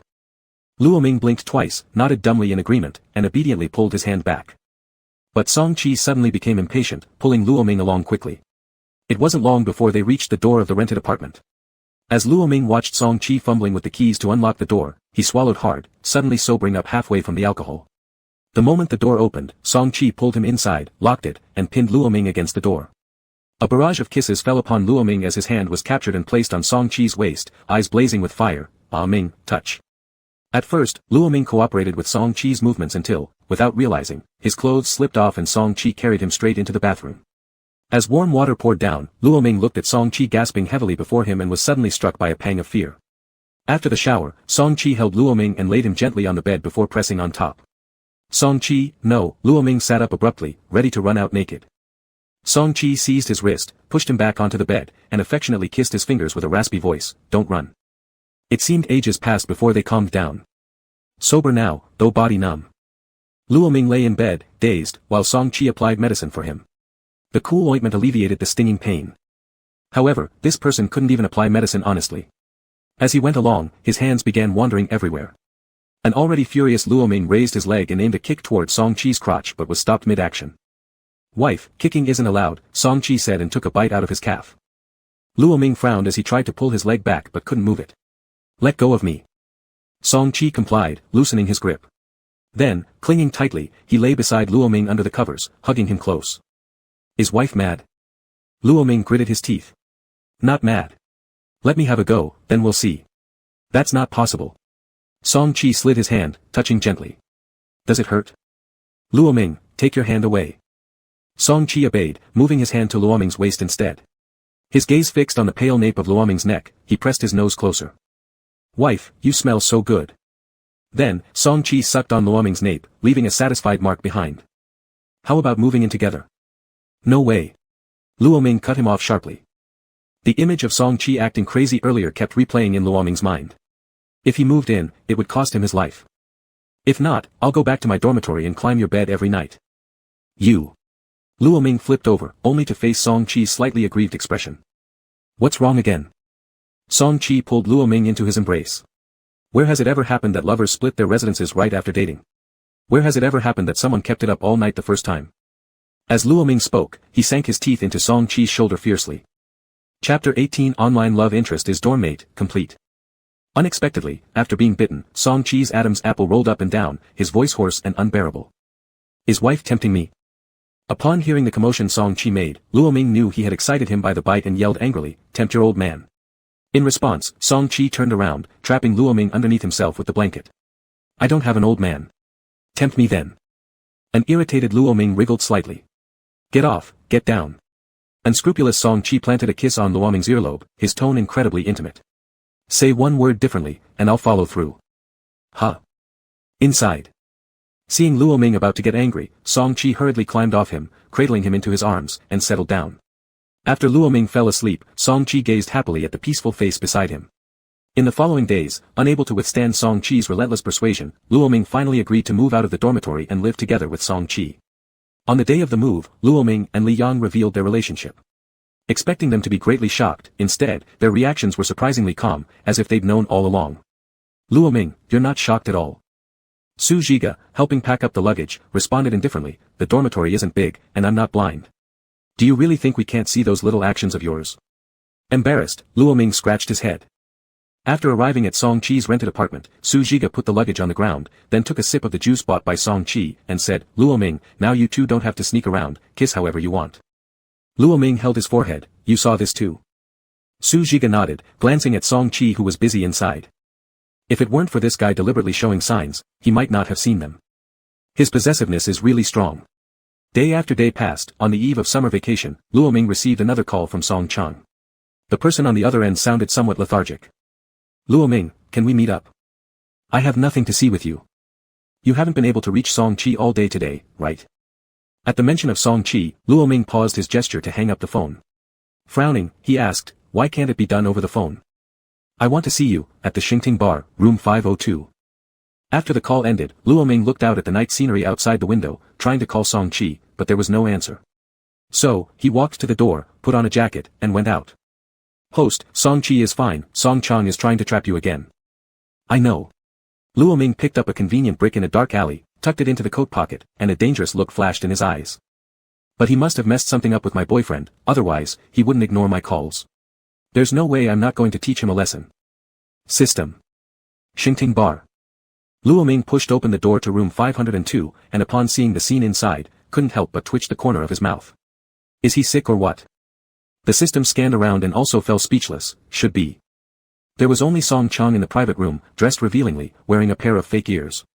Upon seeing Luo Ming, excitement flashed across his face instantly. This appearance of Song Chang stung Luo Ming's eyes. Before coming here, he had imagined many scenarios. He even prepared himself to face a gang of mafia members, but never did he think it would turn out to be like this. For a moment, he felt quite disoriented, only to be pulled inside by Song Chang, who then locked the door. Luo Ming, suppressing his disgust, asked, "What did you do to Song Qi?" Song Qi. He is currently at the Song family house. Upon hearing that, Luo Ming furrowed his eyebrows immediately, planning to ask further. However, Song Chang came closer.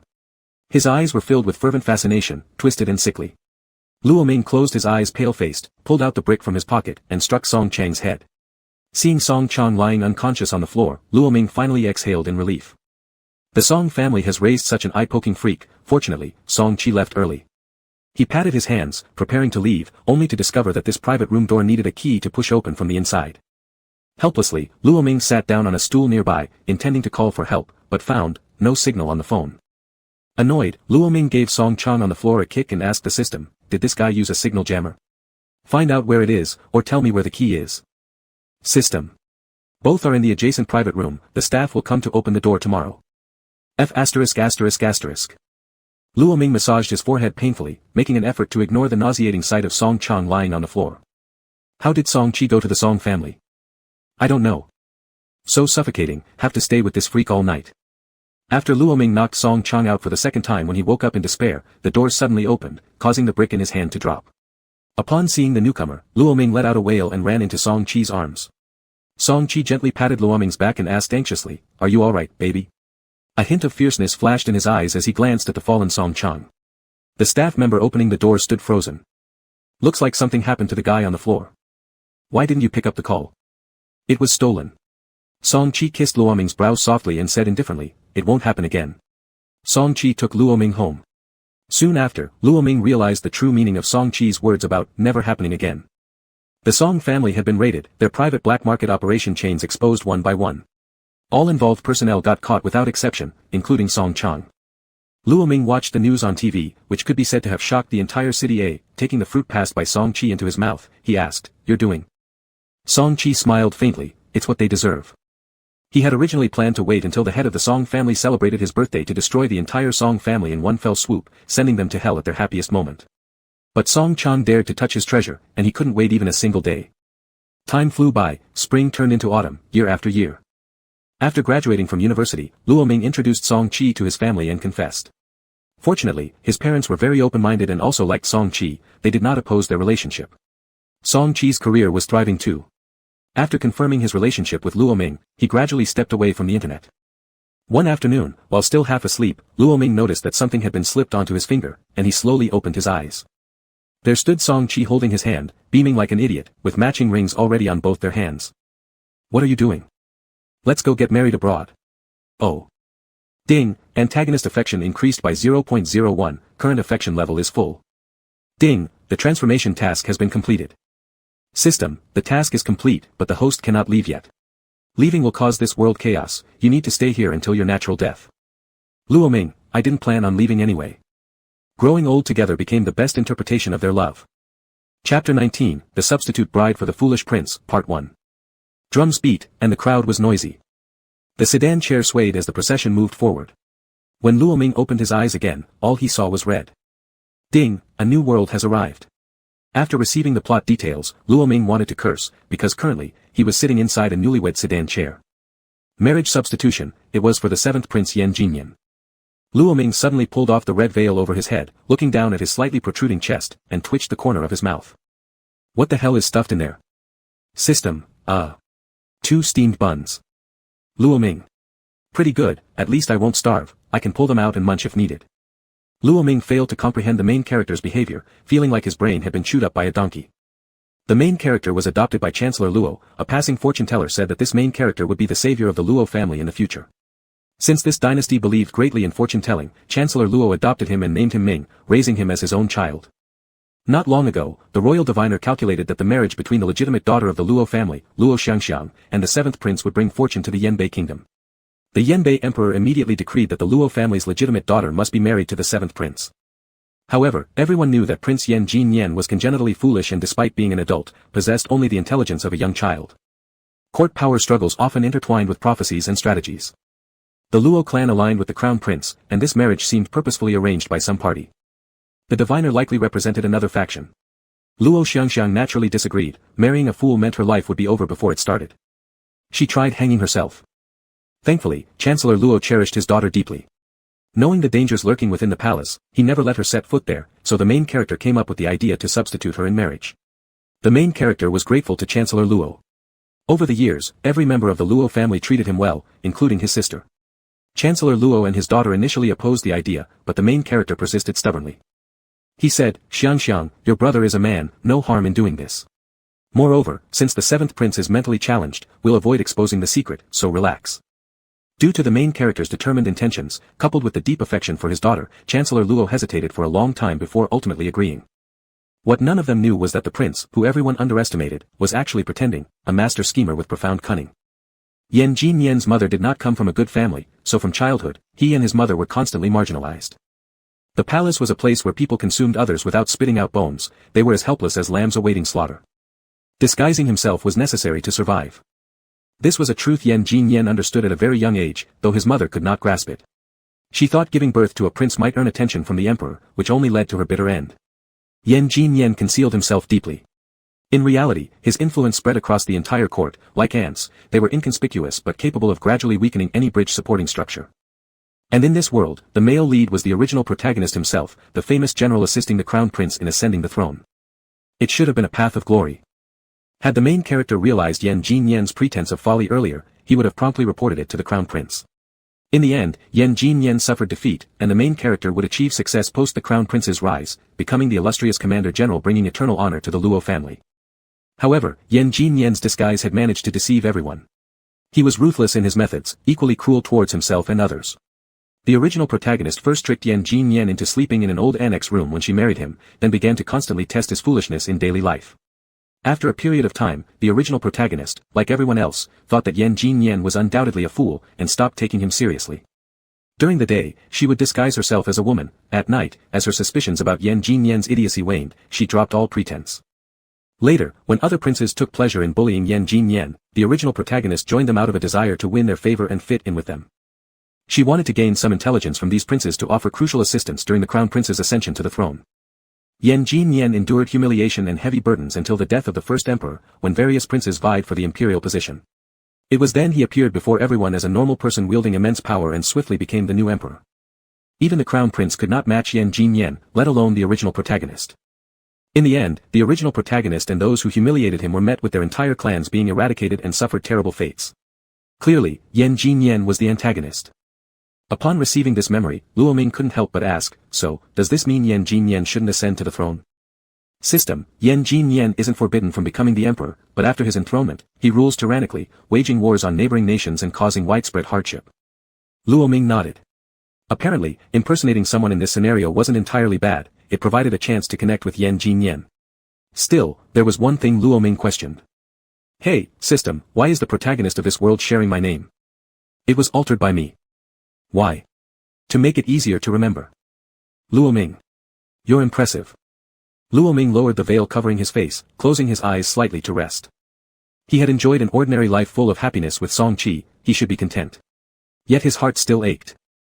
Luo Ming chuckled softly, were Song Qi to find out he was now inside a bridal sedan chair on his wedding day, he'd probably dig up his grave. Anyway, once the mission was over and he returned to his sage lord body, he'd use soul-seeking techniques to break through any constraints and search for his soul. No matter what cost must be paid, he will find him, through eternity. Ancient trees reached toward the sky, birds chirping melodiously, flowers exuding fragrance. The bride alighted gracefully from the decorated sedan chair. Dressed in resplendent attire, she was breathtakingly beautiful. But instead of a groom welcoming the bride to honor heaven and earth, Yan Jinyan squatted on the ground, playing with mud. The guests wore faces of mockery, especially those in disputes with the Luo family who openly jeered. Standing still where he was, unable to see his way due to the red veil, Luo Ming simply pushed it aside again. Red lanterns hung high, swaying gently in the breeze. The bride stood beneath the lantern, her dress rippling lightly in the wind. When the veil was lifted, her appearance made everyone momentarily dumbfounded. It was undeniable, this main character's features were truly excellent. With just a little makeup, her lips appeared rosy, teeth white, cheeks smooth like peach blossoms, and eyes shining like stars. Luo Ming knelt down in front of Yan Jinyan, who was playing with mud, unbothered by dirt as he held his muddy hand. Clearing his throat, his expression was very gentle. "Jin Yan, we'll go perform the wedding ceremony later. Is that okay? We can play afterwards." Surprised, Yan Jinyan blinked slowly and said, "Then will sister accompany me while I play?" Luo Ming paused momentarily as their gazes met. For some reason, this pair of eyes gave off an inexplicable sense of familiarity. But quickly, Luo Ming composed himself. Smiling, he ruffled Yan Jinyan's head. "Of course you can play with me, but Jin Yan, please don't call me sister." "What should I call you then?" "Wife." Luo Ming pulled Yan Jinyan along, walking into the courtyard under the astonished stares of everyone present. Seeing how calm and composed they were getting married, the guests murmured quietly among themselves. Luo Chancellor's daughter doesn't seem to have any objections to this marriage. Such a pretty face wasted on such an unfortunate event. Hey, do you think this fool knows anything about the wedding chamber yet? The subsequent ceremonies went smoothly without any hiccups. Luo Ming sat on the bed in the bedroom, having recovered himself with the veil. He waited for Yan Jinyan to return from drinking the ceremonial wine and lift the veil. But he knew that several ill-tempered princes wouldn't miss any opportunity to torment Yan Jinyan. With that thought, he threw off the veil and went outside looking for Yan Jinyan. Sure enough, fifth prince led a group of people pinching Yan Jinyan's nose, forcing him to drink wine without considering his struggles, making Yan Jinyan cough continuously. Luo Ming quickly rushed over, pulling Yan Jinyan behind him as he snatched the wine cup from the fifth prince's hand. "Fifth prince, you know Jin Yan's condition, this amount of wine might be too much for him." The fifth prince raised an eyebrow and looked at Luo Ming, laughing. "Sister-in-law, how can there not be a toast on the wedding day? Blocking it like this shows you aren't giving your brother respect." Luo Ming's eyebrows twitched, then he finished off the wine in one gulp. "I wouldn't dare. Let me make the toast instead." As he said that, he grabbed another bottle and filled his cup again, finishing it in one sip. The fifth prince obviously found Luo Ming's behavior intriguing. He clapped his hands together. "Good, good, good. Sister-in-law is truly a heroine among women." Then, glancing at Yan Jinyan cowering behind Luo Ming with a dumbfounded expression, he laughed, "Younger brother 7 truly has fool's fortune, doesn't he?" After putting down the cup, Luo Ming slowly replied, "Fifth prince, it isn't what you'd call fool's fortune." "Oh." Luo Ming turned his head to look at Yan Jinyan, who was taller by a head but had a timid, scared expression on his face. A slight smile appeared on Luo Ming's lips, full of warmth and sincerity. "Jin Yan is just special, he's not foolish." The fifth prince sneered. "Clearly already of the age to wear the crown, yet he behaves like a child. If that's not foolishness, what is?" Luo Ming poured the fifth prince a glass of wine, replying calmly, "A childlike mind isn't necessarily a bad thing." Turning around, while wiping the remaining stains of wine off Yan Jinyan, he implied something more, "At least his world is pure. There's no scheming or plotting, no worries about the future. Compared to us, his life is carefree." Luo Ming threw away the handkerchief and turned back to the fifth prince with a cold smile in his eyes. "Isn't that right, fifth prince?" The fifth prince slightly narrowed his eyes, draining the wine Luo Ming poured. "You're quite amusing. Thank you for the compliment. Do you have enough wine? If so, I won't keep you any longer. I've had enough." The fifth prince paused for a moment, fixing his gaze on Luo Ming's face. Instead of calling him brother's wife, he called out using the original protagonist's nickname. "Till next time, Xiang Xiang." Luo Ming didn't reply, spitting at the departing back of the fifth prince. "Cursing my ancestor's surname with Xiang. Deceptive little man." Then, holding Yan Jinyan's hand, he walked toward the room. "Let's go inside, Jin Yan." Yan Jinyan obediently followed behind Luo Ming, keeping his head low as he looked at the hand holding his. His eyes were like black holes in the night sky, deep and complex, seemingly pondering something. In the blink of an eye, he returned to his childish demeanor. Indeed, interesting. Chapter 20, The Substitute Bride of the Foolish Prince, 02. The red candles were still burning bright, and the lights flickered. Luo Ming instructed the soul servant to fetch hot water and pushed Yan Jinyan towards the bathing tub behind the screen. "Jin Yan, take a bath. My sister-in-law will help me wash." Luo Ming. Had he not known beforehand about the normal intelligence of this young man, he might have been fooled into stripping naked himself. Luo Ming pulled at the corner of his mouth, revealing a rather strained smile. What could he do but continue the performance? Otherwise, this young man would kill him in a second. "Just call me wife, don't add sister." "Alright, then wife will help Jin Yan wash." Luo Ming scratched his head in distress, pretending to act shy and hesitant like a young woman, speaking with difficulty. "This. Jin Yen should learn to wash himself. Jin Yen put on an innocent look but in fact, had seen through Luoming's feigned bashfulness as a means to evade responsibility.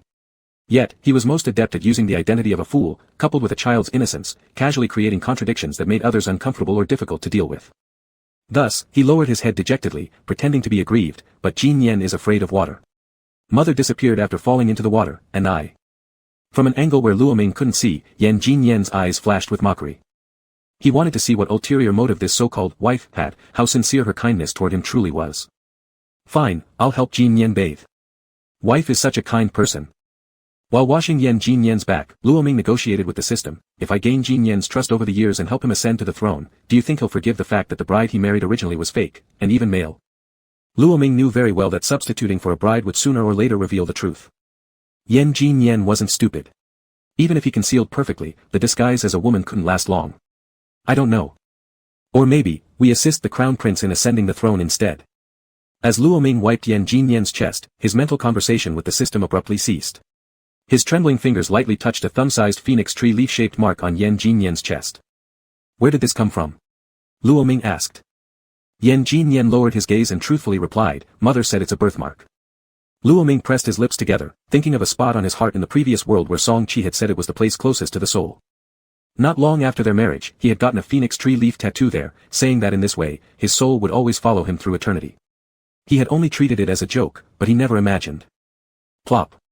A tear dropped into the bathtub, rippling the water. Fool. Wife, why are you crying? Luoming hastily wiped away his tears, gazing at Jin Yen with an endless sense of nostalgia. I'm fine, I just thought of an old friend.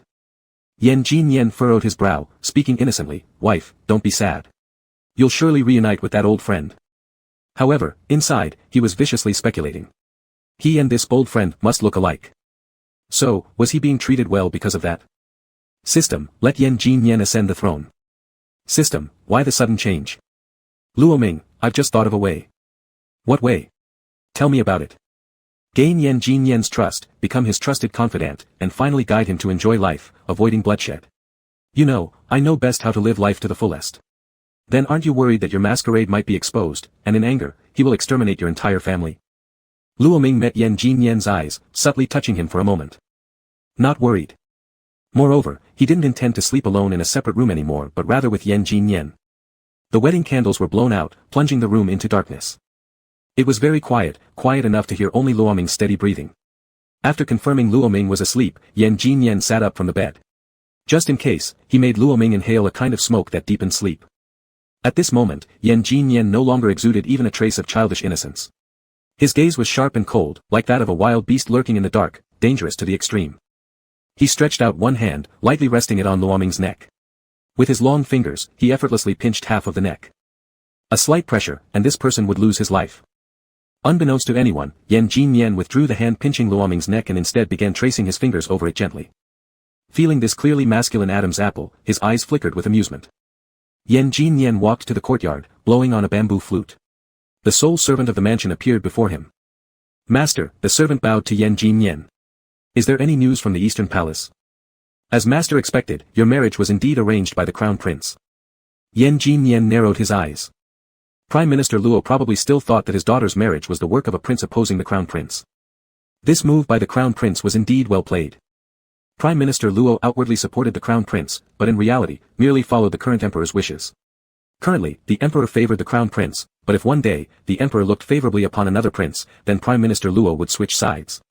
From start to finish, Prime Minister Luo stood on the side of the Emperor. The Crown Prince understood this fully, so using this method, he stirred up conflict between Prime Minister Luo and the opposing faction. With such a rift, perhaps imperial support wouldn't be easily gained anymore.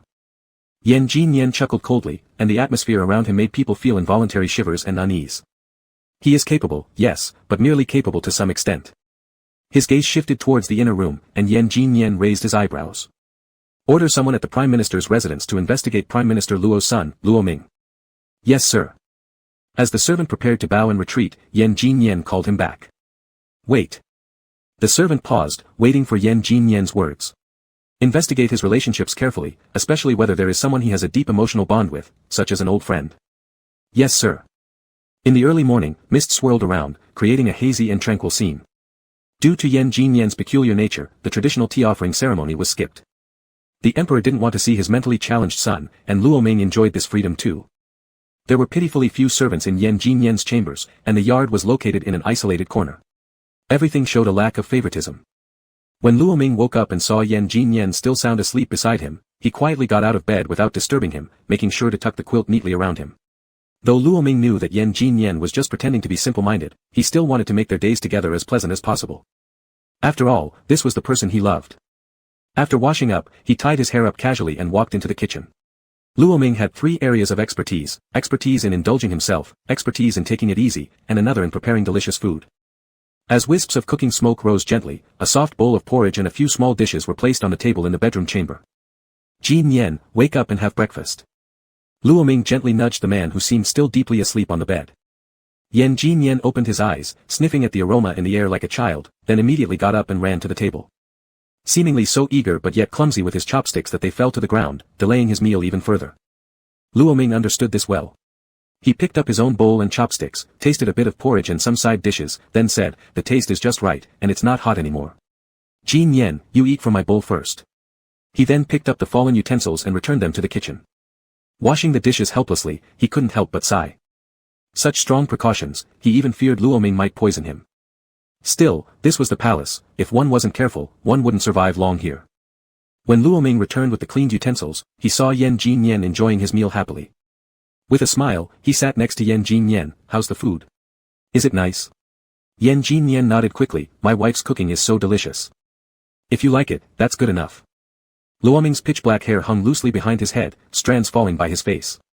His eyes looked full of tenderness when gazing at Yan Jinyan. Yan Jinyan's eating motion paused for a second, continuing for a few more bites before he put down his bowl and turned to look at Luo Ming. "Why are you staring at me?" Luo Ming asked with a smile. "You are so beautiful." Yan Jinyan tilted his head innocently, yet sincerely uttered these words. Indeed, he was handsome. Chapter 21 The Substitute Bride of the Foolish Prince, 03. Upon hearing this, a mischievous glint passed through Luo Ming's eyes, and an idea came to mind. He suddenly moved closer, narrowing the distance between himself and Yan Jinyan dramatically. Almost nose to nose. "Jin Yan thinks I'm beautiful." Yan Jinyan nodded again. "I am your wife chosen by the emperor's decree, so Jin Yan, you don't just get to look." Luo Ming slightly curved his lips, his enchanting eyes capturing anyone's heart, almost resembling a seductive spirit. "You can also kiss." And after saying that, Luo Ming lightly pressed his lips against Yan Jinyan's before pulling away instantly. Seeing the struggling expression of the person in front of him, Luo Ming secretly felt victorious. Since Yan Jinyan was still playing dumb, he thought this would be a once-in-a-lifetime opportunity to tease him thoroughly. Ding, villain affection decreases by 1, current affection is -1. Luo Ming, this can actually go negative. System, of course it can, so I advise you not to overdo it. Luo Ming gave an apathetic look. Looks like I didn't enjoy myself enough. If I had, no points would have been deducted. System. Words cannot persuade such a stubborn soul. Seeing Yan Jinyan stunned and silent, Luo Ming tapped his forehead. "Why aren't you talking?" Jin Yan has never done things like this before. "It feels strange," Yan Jinyan replied. Luo Ming kept a straight face. "You'll get used to it slowly." Yan Jinyan looked purely innocent. "Really?" "Absolutely true. But Jin Yan can only do this with me, because I'm your wife, and nobody else." "Understood." That whole day, Luo Ming took Yan Jinyan to play with mud, check bird nests, even climbed walls to sneak out of the palace to shop and eat candied haws. It was a joyous day indeed, for Luo Ming. In the evening, after washing up, Luo Ming mysteriously fiddled with something while facing away from Yan Jinyan. Curious, Yan Jinyan tilted his head to see, but Luo Ming skillfully avoided him. This unusual behavior immediately set off alarm bells within Yan Jinyan, who had already drawn a hidden knife from his sleeve. If Luo Ming made any threatening moves, Yan Jinyan could cut him down accurately. Turning around, Luo Ming revealed a modest-sized vase held firmly in his hands. Smiling warmly, he said, "Blow out the lamp, Jin Yan, and I'll show you something beautiful." Yan Jinyan didn't understand, but he felt there was no danger, so he followed the instruction. The moment the candlelight was extinguished, the room plunged into darkness. "Jin Yan, turn around." Yan Jinyan complied. As he turned, the sight before him made his heartbeat skip a beat. Faint beams of light slowly emerged from the vase in Luo Ming's arms, breaking through the darkness and illuminating his smiling face. He said to Yan Jinyan, "A little surprise for you." The scene seemed as if he were holding a jar of stars, smiling and saying it was a gift for him. Ding, favorability increases by 5, current favorability is 4. "Does it look nice, Jinyan?" "It looks nice." Luo Ming put down the vase, walked up to Yan Jinyan, tilting his head slightly. I secretly caught these fireflies with great effort. Jinyan, you need to reward me. In the dim light, Yan Jinyan's expression was unclear, yet his voice carried an air of innocence. What reward does my wife want? Luo Ming tiptoed and stretched his arms around Yan Jinyan's neck, his gaze falling on the thin lips of Yan Jinyan. I want a kiss. Yan Jinyan's Adam's apple moved slightly. But Jinyan doesn't know how. Then let my wife teach you. Without waiting for Yan Jinyan's reply, Luo Ming pressed her lips against his, biting and licking. But the person in front remained still like a wooden statue, keeping his lips closed and offering no response. After kissing for quite some time, there was no change in the person in front, only disturbing her own breathing. I won't kiss anymore. Angry and flustered, Luo Ming opened the window and let the fireflies fly away, then went back to bed to sleep. Today had been very tiring. Luo Ming fell asleep almost as soon as her head touched the pillow. But Yan Jinyan lay beside Luo Ming, touching his own lips, eyes darkening, unable to fall asleep for a long time. Ding, favorability increases by 1, current favorability is 5. For the following period, every morning when she woke up and every night before going to bed, Luo Ming would kiss Yan Jinyan, but only briefly, just a light touch. Luo Ming called them morning kisses and goodnight kisses, but in truth, it was all teasing him. Days passed in sweetness, with favorability not dropping any further. Luo Ming was quite satisfied. Until the 9th day, according to tradition, Luo Ming needed to visit her maternal home. Minister Luo also informed her through a pigeon that he wished to see her. She originally wanted to take Yan Jinyan along, but unfortunately, she couldn't yet expose Luo Xiang to Yan Jinyan. Minister Luo would never dare allow Yan Jinyan to enter the residence of the Prime Minister. Therefore, Luo Ming had to return alone. Sitting in the steady carriage, carrying several gift packages, Luo Ming felt no anticipation of returning home. Her heart was filled with thoughts of Yan Jinyan waiting alone at home. She wondered, without her presence, would someone suddenly appear and bully her Jinyan? Currently, if Yan Jinyan were bullied, he could only endure it. It worried her greatly. Thinking deeply, Luo Ming dozed off.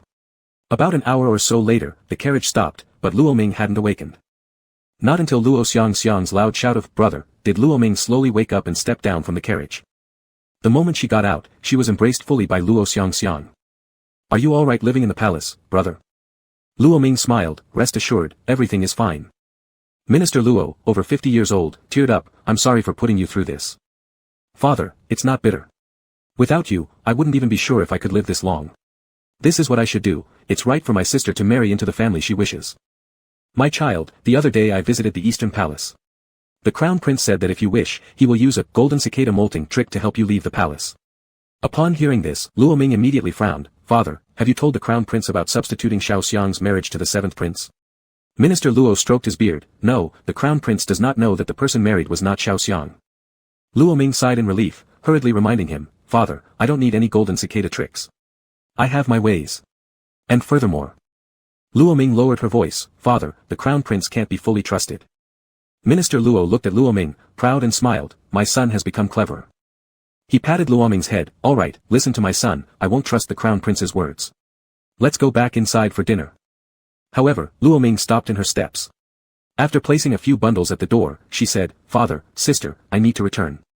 I won't eat the meal. Luo Xiang unhappily said, Brother, both father and I haven't seen you for many days, almost missing you to death. How can you go back without even eating? There are still many unresolved matters with the 7th prince. Once everything settles down, I will surely stay longer when I come back. Though Luo Xiang and Minister Luo were reluctant, they understood the palace unrest necessitated Luo Ming's quick return. All right, said Luo Xiang with a hint of disappointment. Son, if there's danger, send a homing pigeon to me, and I'll come to your rescue. Luo Ming couldn't help but smile wryly, fine, I got it. You two should go back now. Unexpectedly, Luo Ming didn't stay long after leaving, yet his concerns turned into reality soon enough. Chapter 22 The Stupid Prince's Substitute Bride, 04. Dummy, where's Luo Xiang? A gorgeously clad woman wearing a bejeweled crown approached Yan Jinyan with a group of servants surrounding him. She looked down arrogantly at Yan Jinyan crouched on the ground. Upon his silence, she became even more irritated and kicked him twice. Irritating to converse with such a fool, she grumbled. Then she slightly bent over and pinched Yan Jinyan's chin forcefully, lifting his head. Her sharp nails left a red mark on his face. When she got a clear look at Yan Jinyan, her expression changed momentarily as a flash of amazement crossed her eyes. She had to admit that this 7th prince was undeniably handsome. But what use is handsomeness? He's just a superficially attractive fool. Lost in thought, the woman snapped back to herself, becoming impatient again. Speak up, or else. She signaled with her eyes towards one of the servants standing nearby. The servant rushed forward and knelt. "Your Highness, what is your order?" "Slap him across the face." A mere servant, daring to slap a prince across the face. Luo Ming caught the hand of the servant just as he was about to strike, his eyes cold as ice. Seeing Luo Ming, the fifth consort feigned a smile, so this must be the seventh consort then, truly as elegant as Prince Five described. With that, she waved her hand, signaling the servants surrounding Yan Jinyan to step back and gather behind her. "Today, I merely wish to inquire about my younger brother-in-law, but you all know how the seventh prince's brain is." She paused, changing her tone to one of apparent regret. "I just wanted to scare him a little and find out where the seventh prince's spouse went, certainly not intending any real harm." With an angry face, Luo Ming helped Yan Jinyan to stand, seeing the red marks on his face worsened his already poor mood. The seventh prince, regardless of his condition, still carries imperial blood within him. Narrowing his eyes, Luo Ming fixed a gaze filled with intimidation on the fifth consort. "By scaring him so, does your highness disregard the identity of a prince, or do you disregard our father, the emperor?" "You." Enraged, the fifth consort pointed at Luo Ming with a venomous stare. "Don't babble nonsense." Luo Ming took advantage of his height and glared down at her from above. "Whether I'm talking nonsense or not doesn't depend on you or me, it only depends on our father, the emperor." "Shall we ask the emperor, fifth consort?" The fifth consort dared not. That the seventh prince faced ridicule and bullying was known throughout the palace. Even the emperor was well aware but pretended ignorance. Having a foolish son among his own bloodline was considered by him to be a disgrace to his person. As the emperor, he could pretend ignorance of such things, but knowing and failing to act appropriately would lead to issues. He was watched by the people. Aware of this truth, the fifth consort eventually became fearful and lowered her demeanor, trying to mend fences. To disturb the emperor for such trifles would indeed be inappropriate. "It's my fault. Let me apologize to the younger brother-in-law. For the sake of family ties, forgive me this once." Luo Ming pursed his lips, his face remained grim. "The fifth consort should apologize to Jin Yan, not me." "What?" The fifth consort couldn't believe her ears, looking incredulously at Luo Ming. To make her apologize to a fool? Was this mockery? Her tone carried suppressed fury. Both the seventh prince and the younger brother-in-law belong to the same family now. Isn't apologizing to anyone among them the same? Not the same. Ding, antagonist's favorability increases by 5, current favorability is 10. Seeing Luo Ming had no intention of backing down, the fifth consort gritted her teeth and turned to bow respectfully towards Yan Jinyan, who stood behind Luo Ming with bowed head. "Seventh prince, please forgive the improper words and actions of your elder sister-in-law, all right?" Yan Jinyan continued to keep his head low, neither looking at her nor replying, seemingly lost in some deep thoughts. Seeing this, the fifth consort found it hard to maintain the forced smile on her face and asked Luo Ming again anxiously, "Is this sufficient?" "Younger brother-in-law." Luo Ming nodded and gently wiped Yan Jinyan's soil-streaked hands with his sleeve, not minding the dirt staining his white clothes. Just as he did not care if the person in front of him was foolish or not. "Your Highness of the fifth consort, Yan Jinyan does not know what insult means, but I do. Since he can't defend himself, I'll speak on his behalf." Ding, antagonist's favorability increased by 20, current favorability is 30. After cleaning his hands, Luo Ming looked at the fifth consort indifferently. His gaze upon her was like deep lake water, tranquil yet profound. "Is your visit for a mere look, or does it have something to do with the fifth prince?" The fifth consort was startled by Luo Ming's piercing eyes, as if her innermost thoughts were revealed thoroughly. She involuntarily felt an inkling of fear towards this person. Since meeting him, the fifth prince had continuously praised Luo Xiangxiang, full of admiration whenever mentioning him. After hearing too much about it, naturally the fifth consort felt discontented, deeming Luo Xiangxiang as no more than a seductress who ensnared the fifth prince. Her visit here wasn't far from causing trouble, but now that she got nothing out of it, her dignity also suffered. "I'm just casually visiting, younger brother-in-law, please don't overthink it. Now that I've seen you, I shall take my leave and gather again another day." After the uninvited guest left, Luo Ming pulled Yan Jinyan back inside. Although he knew Yan Jinyan's foolishness was feigned, avoiding ridicule could bring harm that couldn't be avoided. Looking at Yan Jinyan sitting obediently on the stool, staring at the scratches on his face, Luo Ming sighed, feeling somewhat sorry. Luo Ming approached and slightly bent down. He cupped Yan Jinyan's face with both hands, carefully inspecting the scratch, and sighed with relief when he saw there was no broken skin. "At least it won't scar." After saying that, he let go of Yan Jinyan's face, sat down beside him, and took a sip of tea while looking out the window at the chirping birds outside, pondering whether to catch a pigeon to make soup later. Yan Jinyan flashed a flicker of strange emotion in his eyes and tested with an air of innocence, "Does lady really care so much about Jinyan's appearance?" Luo Ming, who was contemplating what to cook for Yan Jinyan later, absent-mindedly replied with a "hm." That single sound made Yan Jinyan's eyes glimmer with sharpness for a moment before reverting back to their usual foolhardy demeanor. Jinyan will certainly protect his face well from now on. Luo Ming heard this clearly, but didn't dwell on it too much. Pinching the uninjured side of his face, he smiled, "It's good that you've learned to protect yourself." At night, the moonlight fell like silver gauze over the courtyard. A figure sat leisurely on the stone bench of the yard, aloof, as if cut off from the world, immersed in endless tranquility alone. Not long after, another shadow climbed over the wall, but the seated person did not raise their eyes to look, merely speaking with a cold voice. "Well, did you find out what I asked you to investigate?" "Report to your highness, Minister Luo's son, Luo Ming, is the one you married." Yan Jinyan showed no surprise, taking a sip of tea that had grown cold long ago, calmly replying, Continue." Seeing the seventh prince acting as though he already knew all along, the servant breathed a sigh of relief. He had been quite worried that the prince would get angry and kill Luo Ming. He was actually quite pleased about the prince's marriage. Since Luo Ming came, the place seemed to have gained some human warmth, instead of remaining cold and desolate. And he could tell that Luo Ming regarded his highness differently. Luo Ming 3 years ago did indeed have a close friend. The teacup Yan Jinyan was holding shattered. The servant, watching tea water and faint streaks of blood drip down Yan Jinyan's palm, panicked instantly. "Highness." Yan Jinyan seemed impervious to pain, taking out the handkerchief Luo Ming used to wipe the alcohol stain during the wedding ceremony. Yes, he had picked up this handkerchief afterward, always keeping it hidden in his bosom. He wiped his hand, signaling the servant to continue speaking. 3 years ago, Master Luo encountered bandit attacks while traveling outside, sustaining serious injuries and falling unconscious, being saved by a wandering physician they met. They talked happily, becoming friends. After Master Luo recovered, he planned to take the doctor home with him, but unfortunately, the same group of bandits appeared again. The doctor took a sword wound to protect Master Luo and fell into the river, with his whereabouts still unknown. Yan Jinyan let out a dry laugh, his tone unclear with mixed meaning. "What touching friendship. Luo Ming, very admirable indeed. No wonder he values my looks so much, without minding my pretense of idiocy. It seems my face probably resembles that doctor quite closely." He walked into the room and looked at Luo Ming, who was asleep in bed, pressing his finger against his lips. Since provoking him, there was no way to back out unscathed. Yan Jinyan's gaze was dark and aggressive, like a venomous snake eyeing its prey in the dark. Knowing that Luo Ming would not awaken after being drugged, Yan Jinyan leaned close to his ear. "Luo Ming, it's best if your dear friend is dead. If not..." Yan Jinyan bit Luo Ming's earlobe before continuing cruelly, "If not, you'll never see your old friend again in this lifetime." Chapter 23, The Substitute Wife of the Foolish Prince, 05. As Luo Ming sank into deep sleep, seemingly influenced by some force, the system also entered dormancy. Thus, Luo Ming was completely unaware that Yan Jinyan had drugged him, and the system did not detect any abnormalities. Upon waking, Luo Ming stretched lazily. After regaining clarity, he realized that Yan Jinyan, who usually wouldn't get up unless called, was inexplicably nowhere to be found today. Unmindful of his appearance, Luo Ming quickly got out of bed to look for him. After opening the door, the scent of flowers and grass greeted him. Birds chirped overhead in the sky. In the morning light, Yan Jinyan stood quietly in the courtyard, seemingly lost in thought over something. Luo Ming sighed in relief, roughly adjusting his disheveled undergarments, then stepped toward Yan Jinyan. "Jinyan, why are you up so early today?" Yan Jinyan glanced at Luo Ming, pointing at a patch of grass nearby. "Lady, here, it's ominous." Hearing this, Luo Ming frowned slightly, faint cries of a weak kitten barely reaching his ears. He crouched down and parted the grass, revealing a dying little black cat. It was a black cat. A wave of memories surged forward. In the Yanbei kingdom, the current imperial diviner declared black cats as omens of bad luck, bringing misfortune.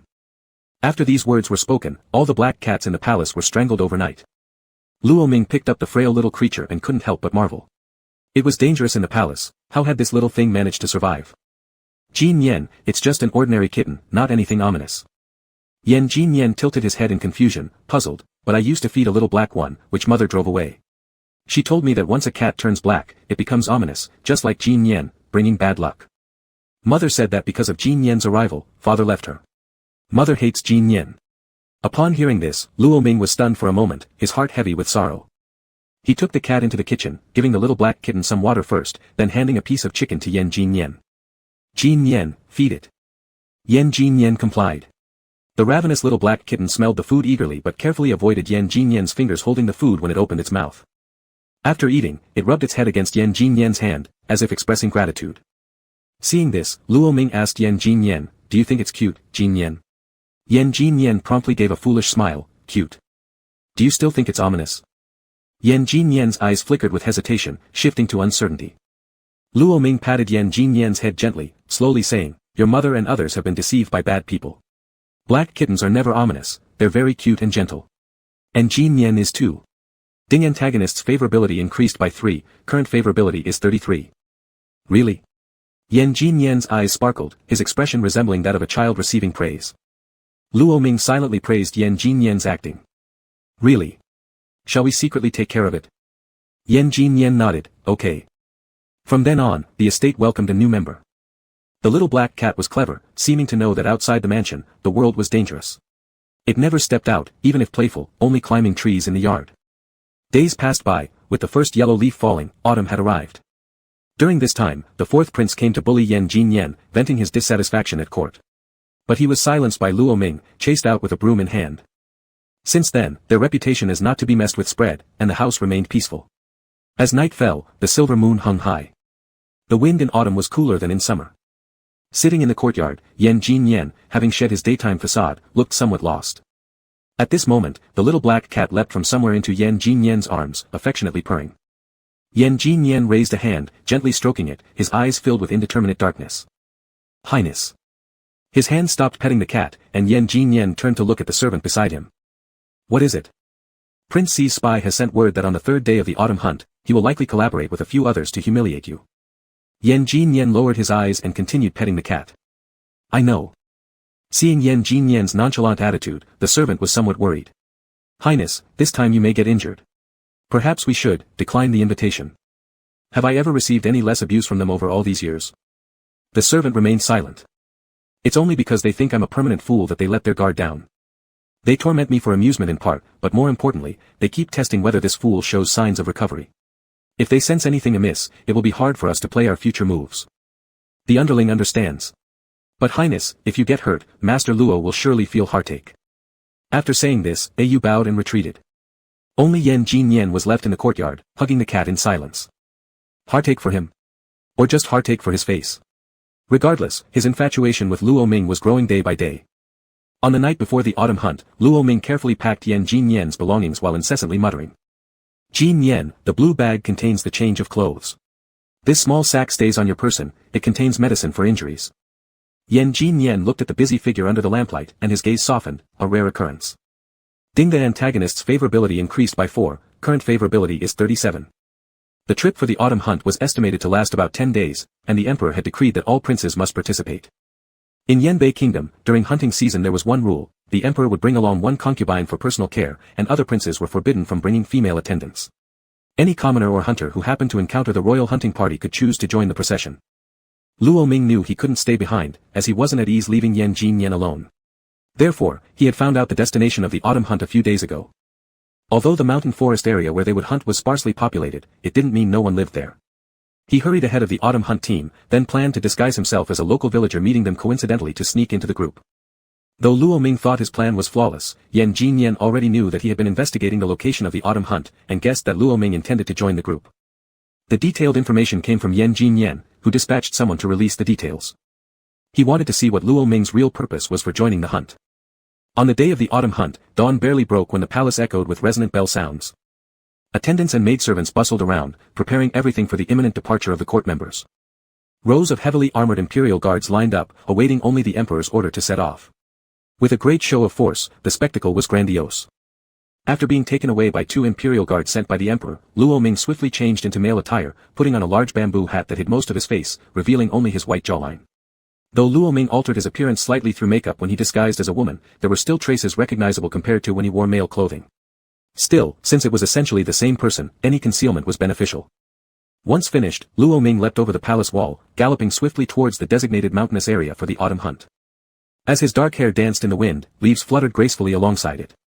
Dressed in black robes, riding on a tall horse, Luo Ming exuded an air of dashing independence. Chapter 24, The Substitute Wife of the Foolish Prince, 06. Almost running continuously for 2 days and nights, Luo Ming finally reached the destination. He roughly calculated that Yan Jinyan's team wouldn't arrive until the afternoon, so he leaned against a tree, using his wide-brimmed hat as a cover over his face, closing his eyes for a brief rest. The horse was tethered nearby, quietly munching on hay. But just after he dozed off, a thundering sound of hooves approached. Luo Ming opened his eyes, adjusted his hat, and looked in the direction of the noise. In the distance, only one rider appeared. It couldn't be Yan Jinyan's group, which probably meant a local hunter. Thinking about continuing his brief rest, the hunter unexpectedly dismounted right in front of him. With an enthusiastic voice, the hunter asked, "Young man, how come you're sleeping here? It's dangerous in this forest, bears and venomous snakes are lurking everywhere. Luo Ming scrutinized the man cautiously. He was sturdy built, simply dressed, with a hunting bow slung across his back, radiating an air of sincerity and simplicity. "I'm just taking a short rest, not intending to sleep." The hunter grinned warmly. "Little brother, if you don't mind, you can come to my place for some rest." Then he pointed to the direction he came from. "It's a thatched cottage not far from here." Luo Ming noticed the thatched cottage while traveling, surrounded by golden fields of wheat sprawling as far as the eye could see. Indeed, it appeared to be a local inhabitant without a doubt. "Then I thank you, brother. May I ask your name?" "My name is Azwa. If you don't mind, you can call me Brotherswa." "All right, Brotherswa." Luo Ming paused. His real name must never be revealed, so in a rush, he randomly made one up. "My name is Li Daqiang, Brotherswa can just call me Chang." "Your Chang has arrived." After reaching the thatched cottage, Azwa handed some fruit to Luo Ming. "The fruit trees behind the yard have borne fruit. They were just picked, very fresh. Try them, Brother Chang." Luo Ming thanked him and took a bite of the fruit. It was crisp and refreshingly sweet. "Brotherswa, do you live alone here?" Azwa shook his head. "There's also my grandmother, but she lives in the village. This thatched cottage was built to take care of the crops, and when it's busy, I stay here for a while." "Oh." Azwa, noticing that Luo Ming also carried a hunting bow, asked, "Is Brother Chang going to hunt in the mountains? I know this area well. How about we travel together?" Luo Ming thought that having a villager familiar with the terrain would help him better integrate into the autumn hunting party, so he nodded. "All right." After resting for a bit, Luo Ming roughly estimated that Yan Jinyan's group should be arriving soon, so he called Azwa to go out. Sure enough, as the two were riding their horses, chatting leisurely while walking, they met the palace's autumn hunting party. After chatting briefly with a guard, Luo Ming and Azwa successfully joined the tail end of the team. And the emperor along with the princes were in the middle, surrounded and protected by a large contingent of imperial guards. After advancing for a while, Luo Ming could see from afar that the hunting ground had already been prepared. The emperor changed into casual attire, took up his bow, and launched the first arrow. With one shot, he hit a wild rabbit. All the princes applauded and praised him, gaining the emperor's favor. Luo Ming's eyes passed through the gaps in the crowd, seeing Yan Jinyan at the back of several princes, tightly hugging the horse's neck as if extremely frightened. This trip was meant to assess the abilities of each prince. Therefore, for the princes, it was an opportunity to show themselves off before the emperor, thus all of them wanted to come first and hunt the most or rarest wild animals to win favor. Upon the emperor's command, everyone galloped towards the deep jungle. In no time, all the princes were left behind except Yan Jinyan who remained helplessly on the horse, while an attendant sent by the emperor slowly led his horse forward. Whispers could be heard among the attendants. His Majesty really planned carefully. Yes, even though Prince C was treated without any special treatment. The emperor even assigned someone to lead Prince C on the hunt. Prince C's foolish appearance is truly embarrassing. Luo Ming pursed his lips, staring intently at the direction of Yan Jinyan, feeling waves of bitterness rising in his heart. Careful planning. Luo Ming couldn't help but give a cold laugh. Wasn't it just about creating an image of benevolence? If there was real concern, how could the emperor let Yan Jinyan embarrass himself in public? "Brother Chang, let's go." Azwa rode slowly over to Luo Ming's side and rode abreast with him. "Brother Zwa, you go ahead, I'll follow soon." As Azwa followed Luo Ming's gaze and saw Yan Jinyan not far away, he seemed hesitant. At this moment, Yan Jinyan's horse let out a sudden sound for some unknown reason. Luo Ming frowned, pressed his hat down lower, circled a camp tent on his horse, and then unnoticeably followed behind Yan Jinyan, keeping an appropriate distance. No one noticed that Azwa's gaze momentarily met Yan Jinyan's before he rode off. The sunlight filtered through the sparse clouds, sprinkling onto the forested mountain. Yan Jinyan sat on the horse, whose reins were being led by the attendant, moving slowly into the woods. Leaves crunched underfoot, occasionally a few rabbits darted across his path. The bow on his back was like a decoration, untouched. Luo Ming trailed behind him, maintaining a distance where he wouldn't be discovered yet could still keep track of Yan Jinyan, progressing slowly. He also casually hunted a few rabbits that had fled from Yan Jinyan's direction, thinking of roasting them later. Autumn breeze swept gently, and such a slow-paced hunt was both relaxing and enjoyable. But comfort did not last long. The attendant, seemingly prepared beforehand, fed the horse a plant of unknown origin. Soon after, Yan Jinyan's horse bolted madly straight forward. And the attendant deliberately bumped into a tree nearby, fainting. After picking up another rabbit he had just hunted, Luo Ming looked up to see this scene. Yan Jinyan. The rabbit in his hand fell to the ground as Luo Ming hastily mounted his horse and pursued. The wind howled past his ears, while the horse galloped with all four hooves kicking up clouds of dust. The bamboo hat he wore had already flown off, but even so, this was clearly his fastest speed. Yet, Yan Jinyan's frantic horse wasn't easy to catch up to. As the flat grassland gradually revealed signs of uneven ground filled with small and large gullies, Luo Ming felt something was amiss. It seemed that this path had also been carefully planned in advance. Unable to close the distance, Luo Ming could only helplessly watch as Yan Jinyan tumbled into a larger ravine along with his horse. Jinyan. Luo Ming leaped off his horse near the ravine's edge, looking down with panic coursing through him. This trench was about 2 meters deep, with Yan Jinyan lying motionless inside along with his fallen horse. Without hesitation, he jumped down, sharp stones cutting through his clothes and tearing his skin. Yet Luo Ming didn't feel a thing, instead immediately reaching Yan Jinyan's side, holding him tenderly as he softly called, Jinyan. Slowly opening his eyes, Yan Jinyan recognized the person before him with a tearful gaze. Wife, Jinyan, feels dizzy. Luo Ming quickly checked him over, instantly furrowing his brows. A broken leg, and a lump at the back of his head. He was puzzled. It appeared that Yan Jinyan should have fallen face first into the ditch, yet why was there an injury on the back of his head? There was no time for much thought given the situation, so Luo Ming quickly took out some prepared pain relief pills, coaxing him gently, Jinyan, be a good boy, take it, and soon the pain will go away. Yan Jinyan obediently swallowed the pill. Luo Ming picked up several twigs, tore strips of cloth from his own clothing, and applied a simple bandage to Yan Jinyan's fractured leg. Ding, antagonist affection level increased by 3, current level is 40. Despite hearing the system prompt sound in his mind, Luo Ming's mood showed no improvement. Even if Yan Jinyan knew someone was plotting against him in the imperial palace, he still had to fall into traps laid for him. So no matter how many humiliations or pains he endured, they could only be silently endured. With reddened eyes, Luo Ming gently wiped the bloodstains around Yan Jinyan's eyes with his own hand marked with slight traces of blood. Wife, don't cry, Jinyan isn't in pain anymore. Luo Ming removed his hand, pouting slightly out of spite. I'm not crying, and I don't feel sorry either, not one bit. Ding, antagonist affection level increased by 15, current level is 55. Yan Jinyan faintly smiled, finding him utterly adorable. He wanted to look longer, but his head grew increasingly heavy, until he finally lost consciousness. Chapter 25, Substitute Bride of the Foolish Prince, 07. When Yan Jinyan woke up, he found himself no longer in the deep ravine. The air carried a damp freshness, the scent that signaled the imminent arrival of a heavy rain. Several strips of cloth bound him tightly to Luo Ming's back, warmth seeping through the fabric, making his heart quiver repeatedly. Luo Ming carried him out. Standing almost a head taller than Luo Ming, with a naturally more robust build, Yan Jinyan could not imagine how Luo Ming managed to bring him out, being unconscious as he was. Jinyan, hold on, we're almost there. Yan Jinyan moved his head slightly, catching sight of the gradually brightening horizon. At this moment, he realized Luo Ming might have carried him for a long time. Ding, antagonist affection level increased by 20, current level is 75. Yan Jinyan lost himself in thought, indulging in the feeling of being cared for by Luo Ming. Thus, even if he were regarded merely as a substitute, as long as this person remained by his side, he could forgive everything, choosing ignorance. Just as he was about to ask Luo Ming to put him down, he encountered the fifth prince riding early in the morning on his horse, seemingly heading somewhere. A flash of coldness flickered in Yan Jinyan's eyes, wary of causing unnecessary complications, so he decided to continue pretending to be unconscious. Luo Ming clearly noticed the newcomer as well and was about to make a detour, when the horse stopped right before him. Xiang Xiang.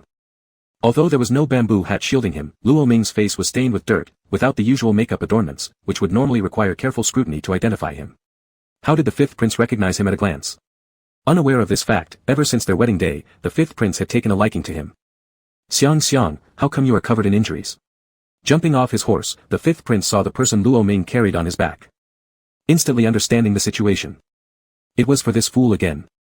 For a moment, various emotions surged within the fifth prince, yet rather than shock, he discovered that what he mostly felt was envy. Envy because this fool was married to such an extraordinary person. Despite his apparent foolishness, he was devotedly protective, staying by her side unwaveringly. The fifth prince squinted his eyes. His mother, the Empress Dowager, had said, if you fancy something, take it by force. Besides, younger brother number 7 was a fool, no good for anything. Xiang Xiang, how did you get so injured? Come on, let me help support younger brother number 7.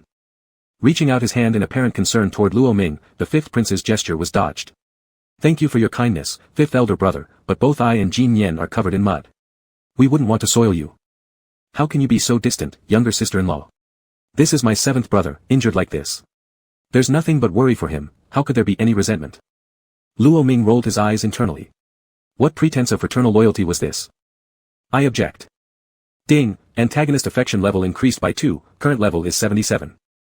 Stunned in place, the fifth prince couldn't believe his ears. What? With cool detachment in his gaze, Luo Ming replied, fifth elder brother, Jin Yen suffered an accident yesterday. No one came looking for him during that time. The fifth prince froze. After this entire journey where I alone carried Jin Yen through most of it without aid from anyone else, surely the rest of this small stretch doesn't need further assistance. Unwilling to continue looking at these hypocritical faces any longer, Luo Ming continued directly, some things I must make clear, this time, Jin Yen was clearly set up by someone. Perhaps you didn't personally participate, Fifth Prince, but I don't believe you weren't at all aware. Having spoken, Luo Ming didn't bother glancing at the Fifth Prince's expression as he strode past him without a backward look. Ding, antagonist affection level increased by 3, current level is 80. In contrast to Jin Yen, Luo Ming's figure seemed somewhat delicate. Yet even so, his arms held tightly onto the person on his back. Even though his body was near its breaking point, he remained steadfast and resolute, moving forward. The Fifth Prince stared at Luo Ming's departing figure, his lips slightly curled into a smirk, and his eyes growing increasingly filled with interest. The harder it is to obtain something, the more he desired to seize it. Only after the Fifth Prince's silhouette disappeared did Luo Ming reveal his weariness. Having tied Jin Yen securely to himself, after climbing out of the deep ravine, his horse had vanished, perhaps frightened away by some wild beast lurking in the mountains. With no other choice, Luo Ming could only slowly and painstakingly trace their original path, step by step, carrying Jin Yen. This short stretch of road took Luo Ming much time to traverse, not once did he complain about its difficulty. Instead, he felt enraged. Jin Yen was at least a prince. For him to have spent an entire night unaccounted for, yet neither the emperor nor any of his attendants noticed or reacted. Fortunately, not long after, Azuo arrived. He helped them onto a horse and guided it back to his own thatched hut. Thank you, elder brother Azuo, Luo Ming expressed gratitude. Ho ho, no big deal. By the way, senior brother Chang, did the two of you run into a bear? How come you're both covered in wounds? Luo Ming accepted the water cup Azuo handed over, taking a sip to soothe his parched throat. No, the horse went berserk for some reason and threw us into a deep trench. Looking worriedly at Jin Yen still unconscious, Luo Ming used his injury-scarred hand holding a handkerchief to gently wipe Jin Yen's face. Concern laced through his tone, elder brother Azuo, is there a doctor in the village? Jin, Prince 7 has already been unconscious all night. There is one. I'll go fetch him right away. Thanks, elder brother Azuo. Not long after Azuo left, Jin Yen gradually awakened, clutching Luo Ming's hand. Upon seeing this, Luo Ming's joy burst forth in a flurry of inquiries. Jin Yen, you've woken up. Do you feel uncomfortable anywhere? Does your head still hurt? Are you thirsty? Gazing intently at Luo Ming's palm, Jin Yen's eyes darkened. Previously resembling fine white porcelain, Luo Ming's hands were now riddled with cuts of various sizes, wounds suffered because of him. Wife, your hands. Luo Ming retracted his hand, picked up the teacup, poured water, and handed it to Jin Yen's lips. I'm fine, Jin Yen. Drink some water first. Obediently drinking several cups using Luo Ming's support, Jin Yen paused when Luo Ming placed the teacup back on the table. Spotting neatly arranged pastries and fruit nearby, he couldn't help marvel at how kind-hearted Azuo truly was. Glancing sorrowfully at Jin Yen's injured leg, Luo Ming let out sighs repeatedly, his brows knit with compassion. Jin Yen, does it hurt? Gently helping Jin Yen adjust to a more comfortable position, his eyes remained fixed on the injury with a troubled frown. At this sight, Jin Yen's eyes slowly drooped, dark and deep. Even with dirt still smeared across his face, the person before him was meticulously cleaned. Though it was him who had broken his bone, the one suffering deeply because of it was Luo Ming. Seeing Luo Ming's look as if wishing the wound could transfer onto himself softened Jin Yen's heart.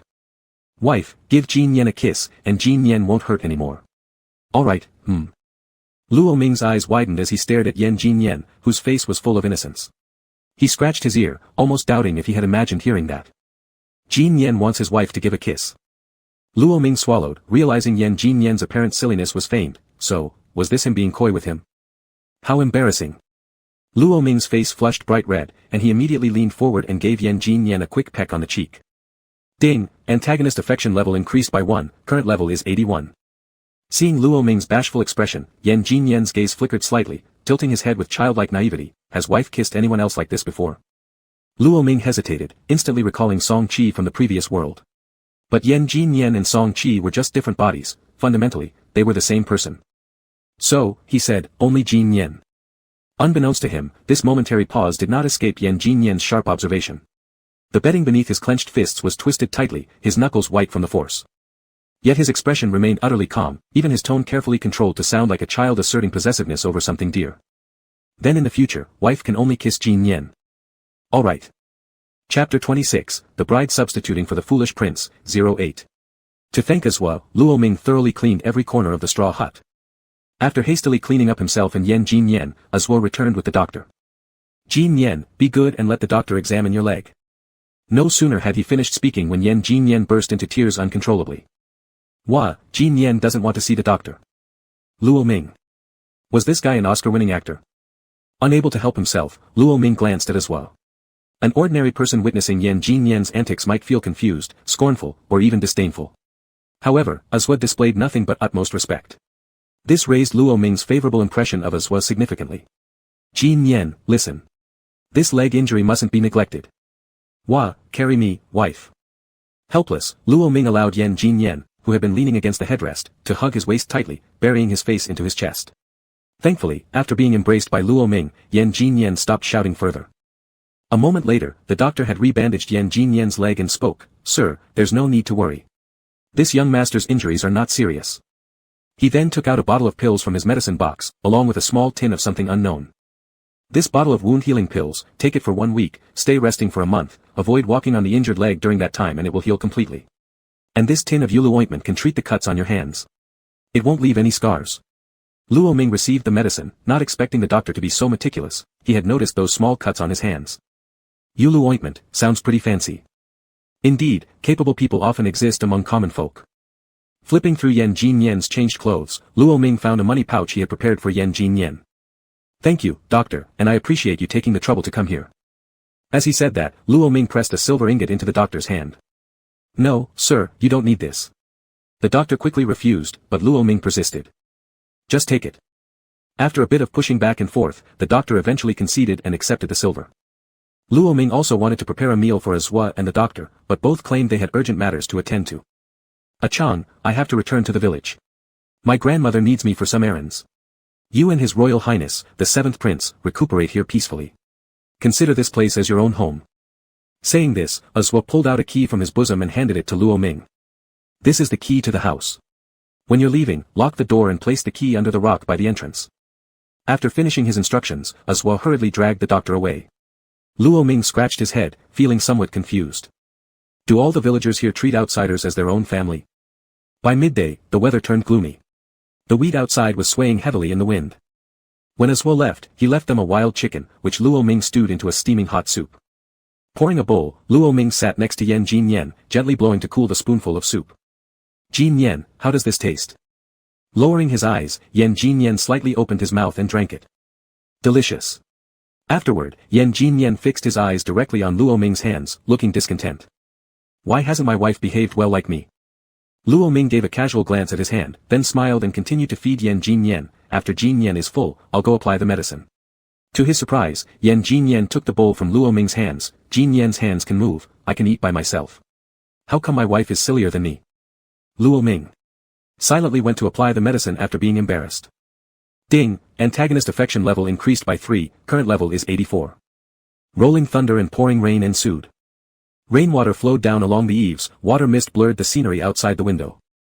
Inside the house, Yan Jinyan and Luo Ming slept together in warmth. This rain was very heavy, unexpectedly so. Unlike the peaceful atmosphere on Luo Ming's side, tensions were brewing at the hunting camp. After Prince 5 returned, he realized that neither Luo Ming nor Yan Jinyan had gone back to their tent. Seeing the increasing rainfall, he frowned and immediately headed towards Prince 4's tent. As soon as he pulled the curtain aside, he saw Prince 4 lazily eating fruit with a look of foolishness on his face. With a stern face, he shooed away the attendants, then approached Prince 4. "Why are you teasing Yan Jining?" Prince 4 exploded with anger upon being grabbed by the collar. Yan Jinying's eyes became cold, speaking coolly. "Yan Jinyan might be unpopular, but he's still a prince. Are you trying to get someone killed?" Prince 4 looked somewhat evasive. I don't understand what you're talking about." "Idiot." Yan Jining threw Prince 4 aside. "Fourth brother, you know my methods well. If that guard falls into my hands, and says something he shouldn't." Yan Jining narrowed his eyes, sitting majestically while looking down at Prince 4 who had fallen onto the floor, his tone mocking.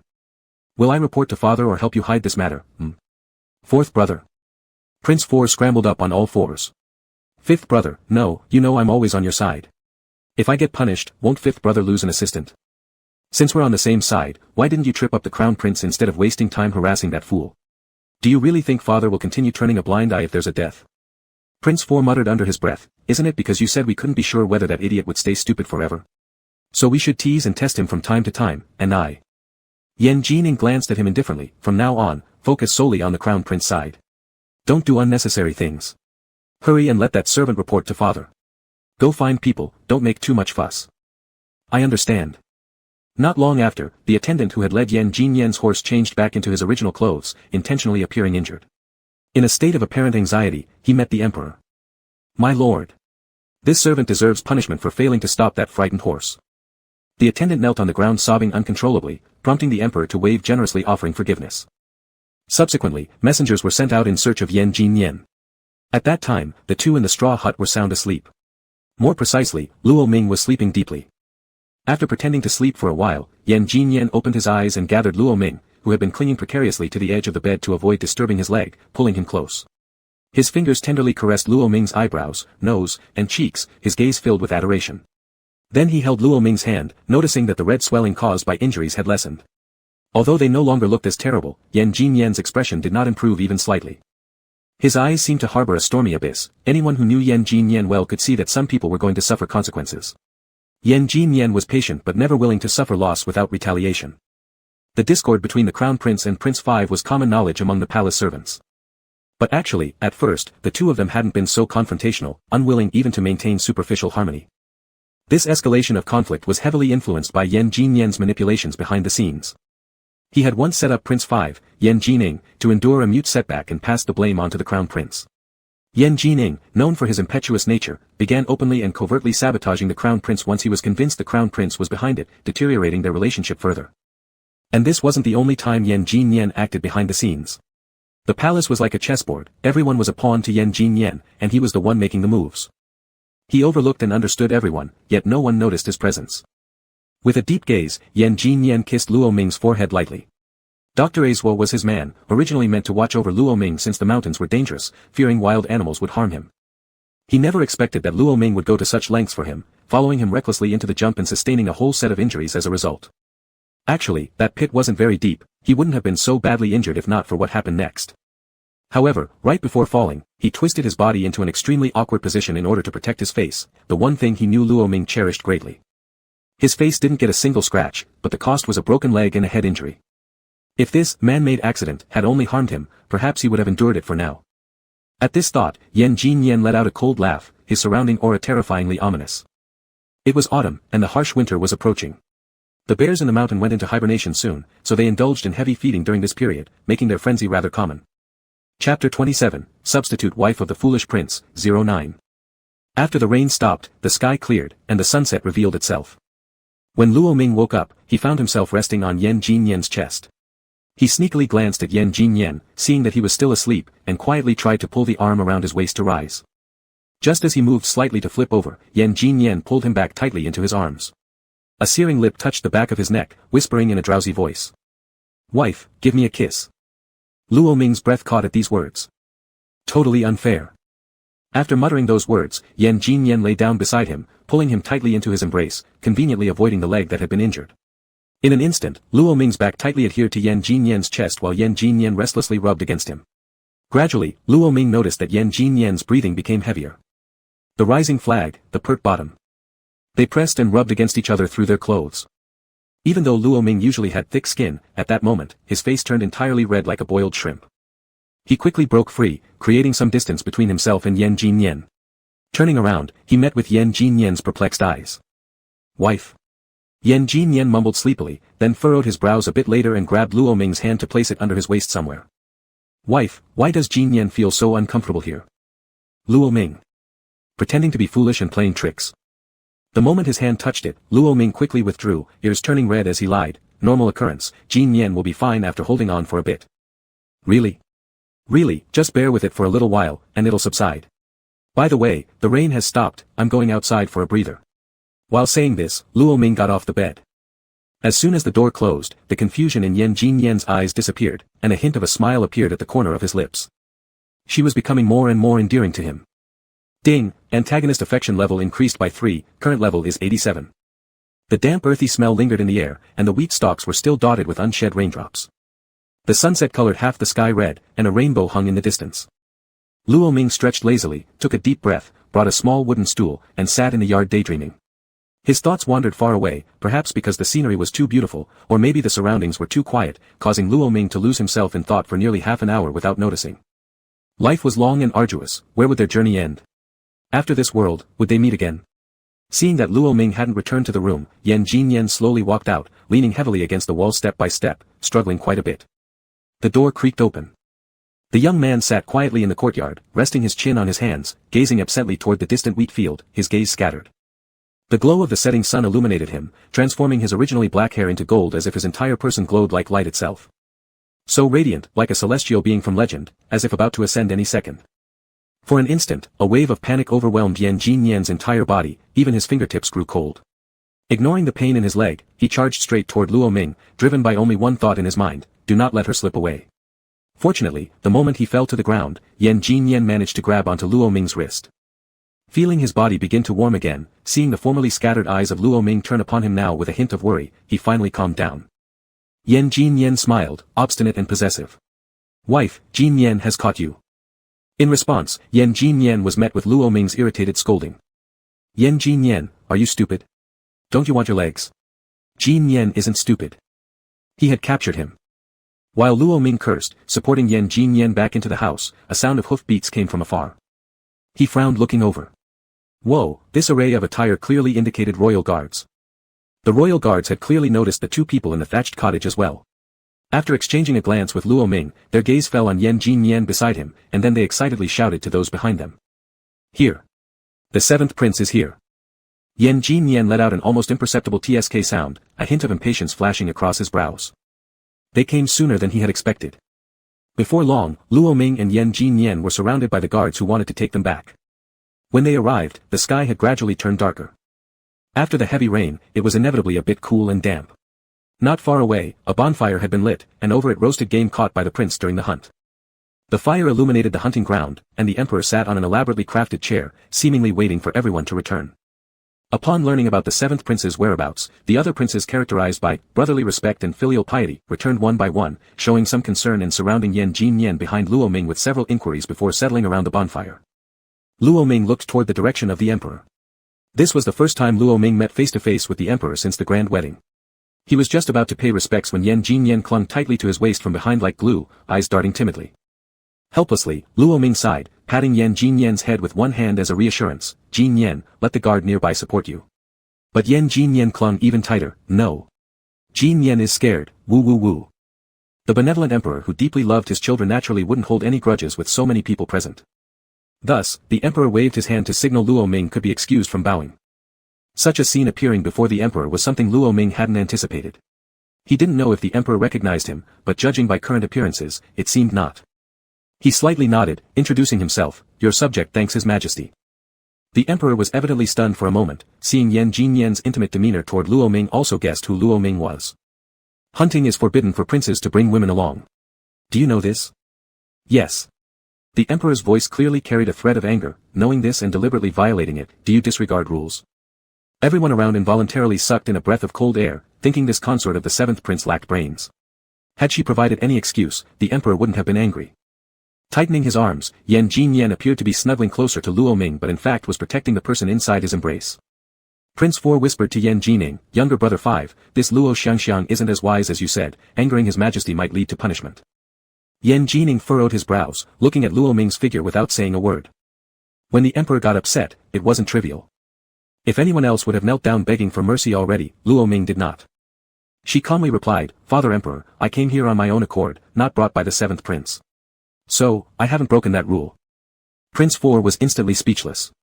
Indeed, Yan Bagua had strict regulations forbidding princes from bringing women along for autumn hunts, but it never said they couldn't come alone. By calculation, the consort of the seventh prince had merely committed the mistake of leaving the palace privately, which, in Yan Bagua, certainly wasn't a big deal, just a few cane strikes at most. Fifth younger brother, Luo Xiangxiang is good at exploiting loopholes.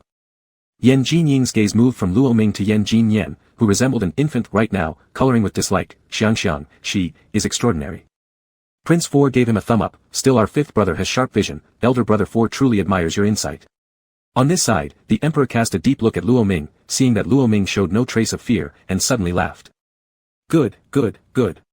No wonder you're the daughter of Minister Luo, indeed you have remarkable courage.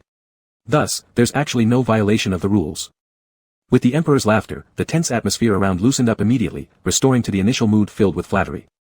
But the offense of privately leaving the palace must still be penalized. Just as Luo Ming was about to accept the punishment, someone in the crowd, a hasty guard, said a sentence. It seemed like casual chatting with the person next to him but stood out distinctly at that moment. Isn't the consort of the 7th prince the one who saved the life of the 7th prince? Why doesn't His Majesty reward her instead of punishing? Suddenly, all eyes were on the guard. The guard was momentarily lost and quickly reacted by kneeling to apologize. I've overlooked this matter, the emperor said, glancing indifferently at the guard on the ground. Since merit offsets to merit, there will be no penalty. The emperor continued, lightly looking at the prostrate guard, get up. You reminded me, what fault is there? Thank your majesty. Luo Ming declined the invitation to join everyone around the bonfire for roasted meat, citing Prince Yan Jinyan's leg injury, and instead accompanied him back to the tent. The laughter and joy from the bonfire faintly carried into the tent. Luo Ming noticed Yan Jinyan gazing absent-mindedly outside. Jinyan, do you want to go play by the bonfire? Yan Jinyan shook his head, replying, Jinyan wants to be with lady. Luo Ming squatted in front of Yan Jinyan, pinching his cheek as one would coax a child, his eyes full of tenderness. Do you enjoy being with me, Jinyan?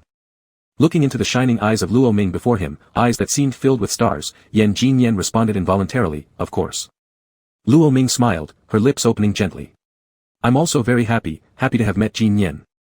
Yan Jinyan's eyes brightened, but then dimmed as if recalling something.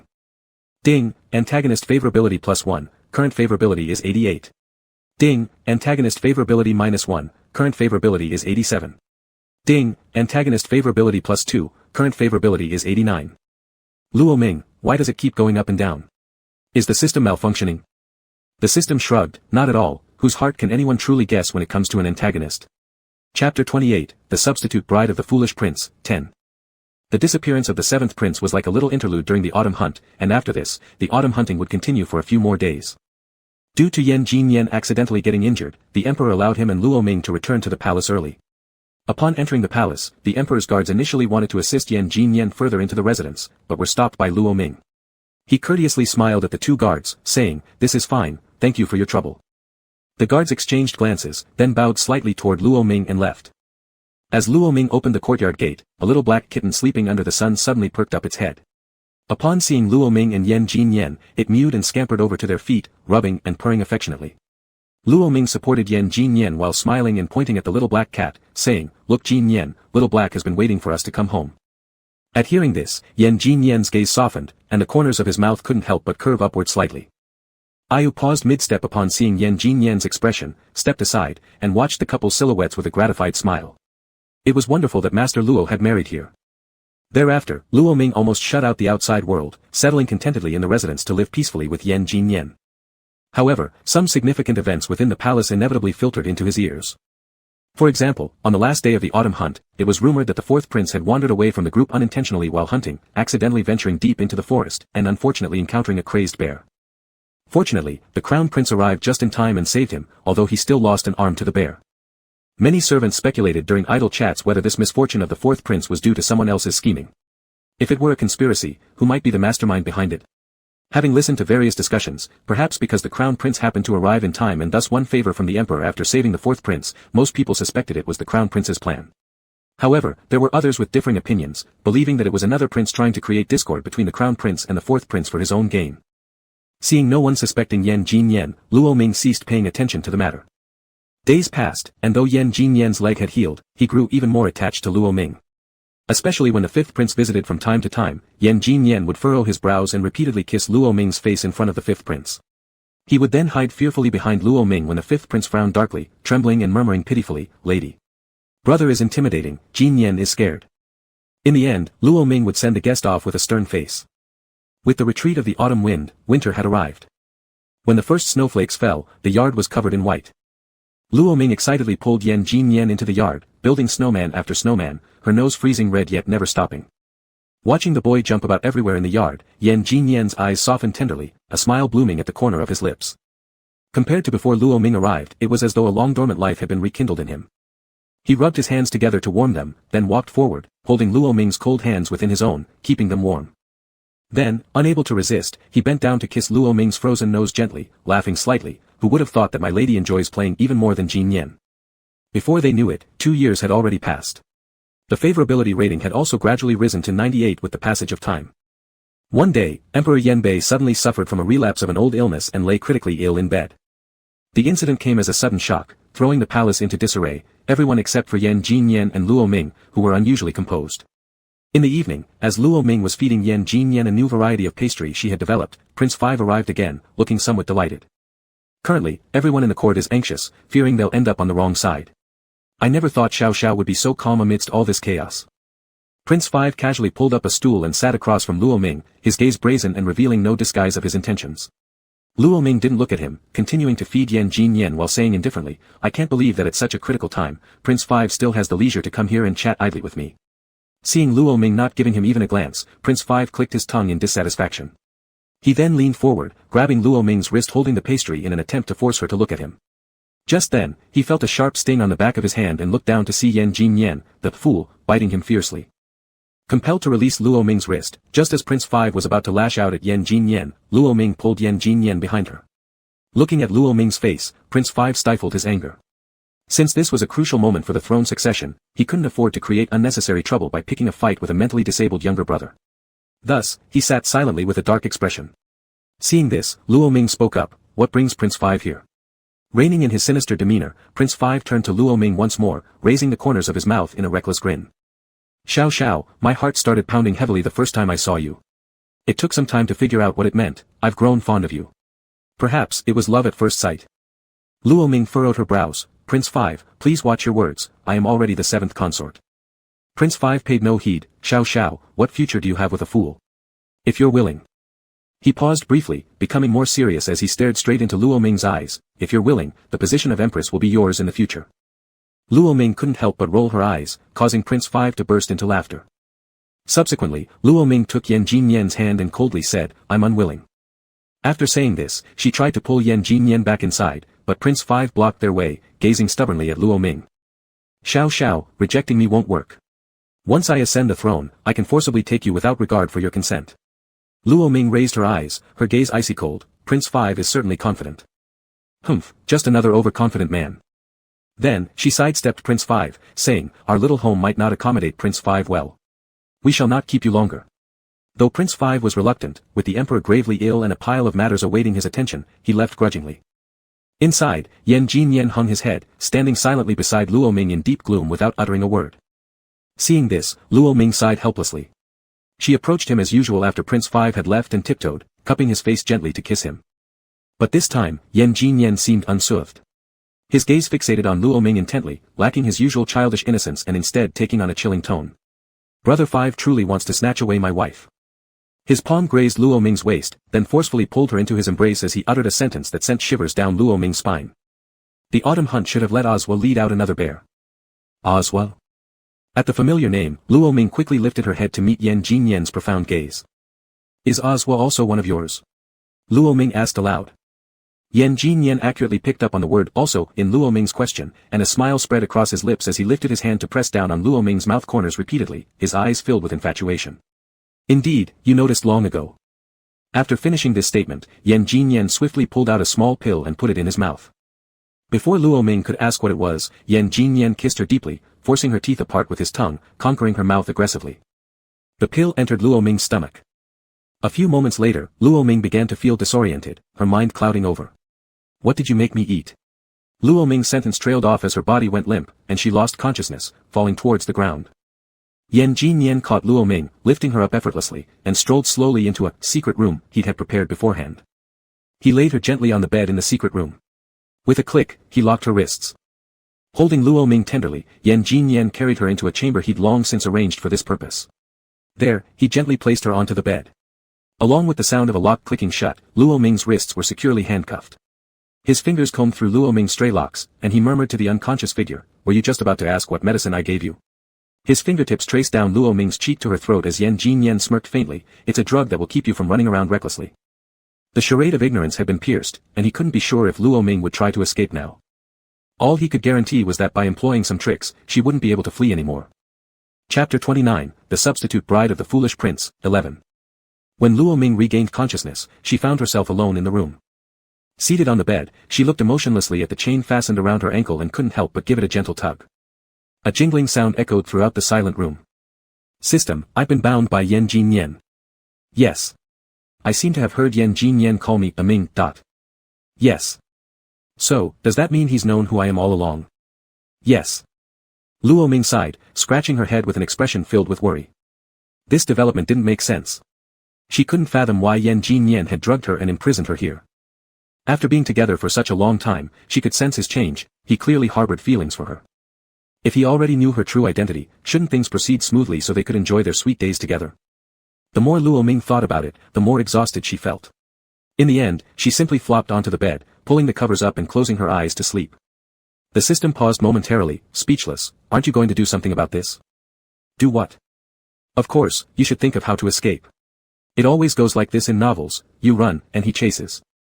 Luo Ming nonchalantly scratched her bottom, saying indifferently, why should I run? Being confined here isn't bad. The smaller the circle, the fewer misunderstandings there are. Luo Ming had planned to discuss things thoroughly with Yan Jinyan when he came to see her. However, to her surprise, several days passed without a single sign of Yan Jinyan. Her daily needs were attended to by Au. Looking at the lavish spread of dishes before her, Luo Ming couldn't help but ask again, Au, where is Jinyan? The young master, he's very busy and unable to find the time. It was the same answer as always. Luo Ming lowered her gaze, feeling a mix of disappointment and understanding. The emperor didn't have much time left, and the palace was likely in chaos. Yan Jinyan must secure his ascension to the throne, which surely meant treading a bloody path. Though Luo Ming understood the situation, she missed him. Perhaps noticing Luo Ming's dejection, Au suddenly spoke up, Miss Luo, these days, the palace is fraught with danger. His Highness has done this out of concern for your safety. We hope you can understand. Au hesitated briefly before sighing, Miss Luo, you're the only weakness of His Highness. Moreover, he misses you very much. After finishing his words, Au withdrew, leaving Luo Ming staring vacantly at the food before her. The night was dark and heavy. Palace lamps swayed gently, their light reflecting on the gilded tiles and jade bricks. Inside the grand hall, the emperor lay lifeless on the dragon bed, and the royal physician could do nothing more. With the mournful cry of the eunuchs echoing, the emperor has passed. Court officials knelt outside the grand hall, sobbing uncontrollably. At this moment, the eunuch holding the imperial decree emerged, loudly proclaiming. By the decree of heaven, the emperor declares, I have reigned for many years, cherishing the people as my children. Now our great Yen thrives under my reign, and the world is peaceful. Knowing that my body cannot hold on much longer, and considering Crown Prince Yen Jin he, whose character is noble, shall ascend according to the ancestors' teachings and the wishes of the masses. Thus, we appoint him as the next emperor. The voice abruptly stopped, prompting everyone to look up. Suddenly, the fifth prince seized the imperial decree from the eunuch's hand, sneering. This decree is forged. He then shouted, and the guards prepared beforehand swiftly surrounded everyone. The crown prince saw this calmly stood up, brushing dust off his robe, with an ominous tone in his voice, younger brother, you're planning to defy Father Emperor's last will? The fifth prince casually threw the decree into the firelight, stating, how could I possibly do that? I merely suspect that this decree has been tampered with. If Father Emperor's will were to be altered successfully, would that not be filial impiety? Saying this, the fifth prince walked towards the crown prince, narrowing his eyes. You agree with me, don't you, elder brother? Frowning, the crown prince sighed. I didn't intend to act against you, younger brother. Another wave of imperial guards then surged into the palace, unleashing chaos and bloodshed. After 3 days of fierce battle, the crown prince's faction finally captured the fifth prince, forcing him to kneel in the grand hall. The crown prince touched the dragon throne, glancing down at the fifth prince, younger brother, I already said I didn't want to resort to violence. He was just about to sit on the dragon throne amidst the minister's cheers when an unexpected scene unfolded. A trusted eunuch suddenly held a knife to his neck. The crown prince furrowed his brows, assuming it was the fifth prince's backup plan. He looked toward the fifth prince and asked, your man? Mine. Following the voice, both the crown prince and the fifth prince turned to see who had appeared, leaving them greatly astonished. How could it be Yan Jinyan? That fool. Immediately, nearly half of the ministers knelt in the direction of Yan Jinyan, all shouting in unison, we welcome the seventh prince's ascension to the throne. Now both were utterly shocked. Among those bowing ministers were even some who they had once trusted completely as supporters. Even the obedient imperial guards no longer heeded their calls. Yan Jinyan was not a fool at all, rather, he possessed profound depth. Younger brother, you. The crown prince trembled as he pointed at Yan Jinyan. The crown prince was scared, and the fifth prince remained dumbstruck, still stunned by the events. The person who could endure disgrace for so many years without being exposed, silently plotting against those around them, this individual was truly terrifying. The remaining ministers saw the situation was hopeless and thus wisely bowed to Yan Jinyan, expressing submission. The sunrise lit up the sky, filling the air with incense smoke. In the winter of Yan Bei's 42nd year, the new emperor, Yan Jinyan, ascended the throne. His first act upon ascending wasn't for the country or the people, instead, it was to declare Luo Ming, son of Prime Minister Luo, as his empress. This proclamation caused much opposition in the court, but what good did opposition do when power rested firmly in his hands? Their protests carried little weight. Prime Minister Luo looked at Yan Jinyan with complex emotions. A few days ago, Yan Jinyan had visited the Prime Minister's residence, revealing that he already knew the one who married him was Luo Ming. He had then requested remarriage with Luo Ming, asking for the Prime Minister's consent. At first, the Prime Minister thought Yan Jinyan had gone mad, but then he noticed the genuine affection in this young man's eyes whenever he mentioned Luo Ming. The Prime Minister didn't doubt Yan Jinyan's sincerity, yet never would he have expected Yan Jinyan to make Luo Ming his empress. Setting a male as empress, this was shocking and unprecedented in Yanbei history. After court recessed, Yan Jinyan eagerly sought out Luo Ming. Before entering the room, he pulled out a bronze mirror from his sleeve, tidying up his appearance, which made Yu laugh. "Your Majesty looks handsome today." Yan Jinyan quietly returned the bronze mirror and then pushed open the door. The person he longed for day and night was still sleeping. He tiptoed to the bed carefully. Climbing onto the bed and preparing to lean down for a kiss, Luo Ming's chained foot struck Yan Jinyan's shoulder, stopping him from pressing forward. Luo Ming indicated with his gaze for Yan Jinyan to look at the chain, clearly demanding an explanation. Yan Jinyan slightly lowered his head, softly laughing.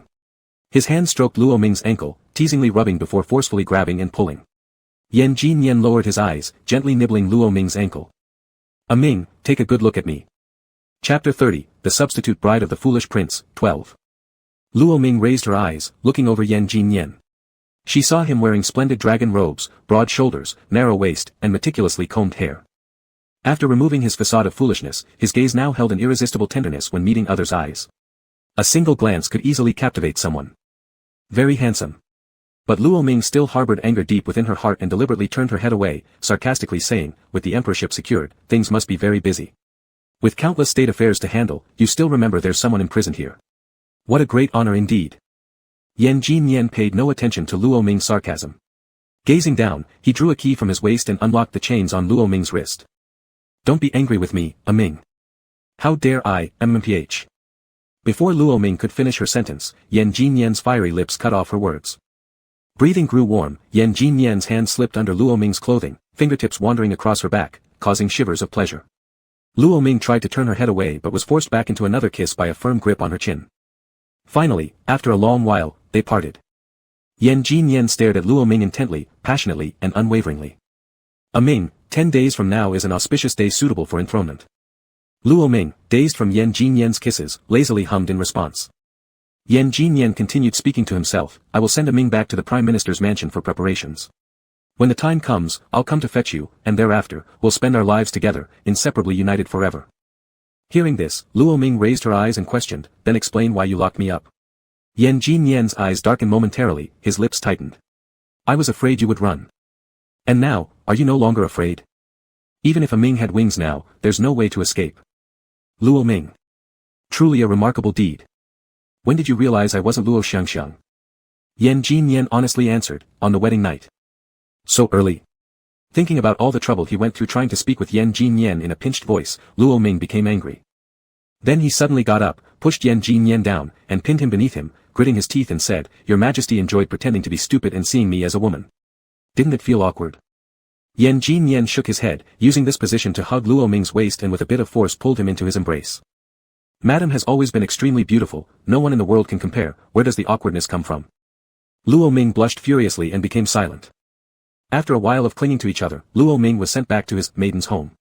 Though reluctant, Yan Jinyan understood that the enthronement ceremony must be formal and grand, so everyone in Yanbei could know how serious Yan Jinyan was about making Luo Ming his male empress. He needed time to prepare, and hoped that during this period Luo Ming would also prepare well. Only then would Luo Ming's status be respected, unshakable in any way, and never looked down upon. Looking at Yan Jinyan who turned back every few steps and was unwilling to part, Luo Ming helplessly shouted toward him, "Go back quickly. We'll see each other in 10 days. Ding, antagonist favorability plus 0.5, current favorability is 98.5. After Yan Jinyan left, Prime Minister Luo took Luo Ming by the hand and sat beside him, with a rather heavy expression. "Minger, do you have any reluctance regarding the matter of becoming empress?" Luo Ming knew that Prime Minister Luo was worried he might be forced by power, so he laughed and shook his head, "I have no reluctance."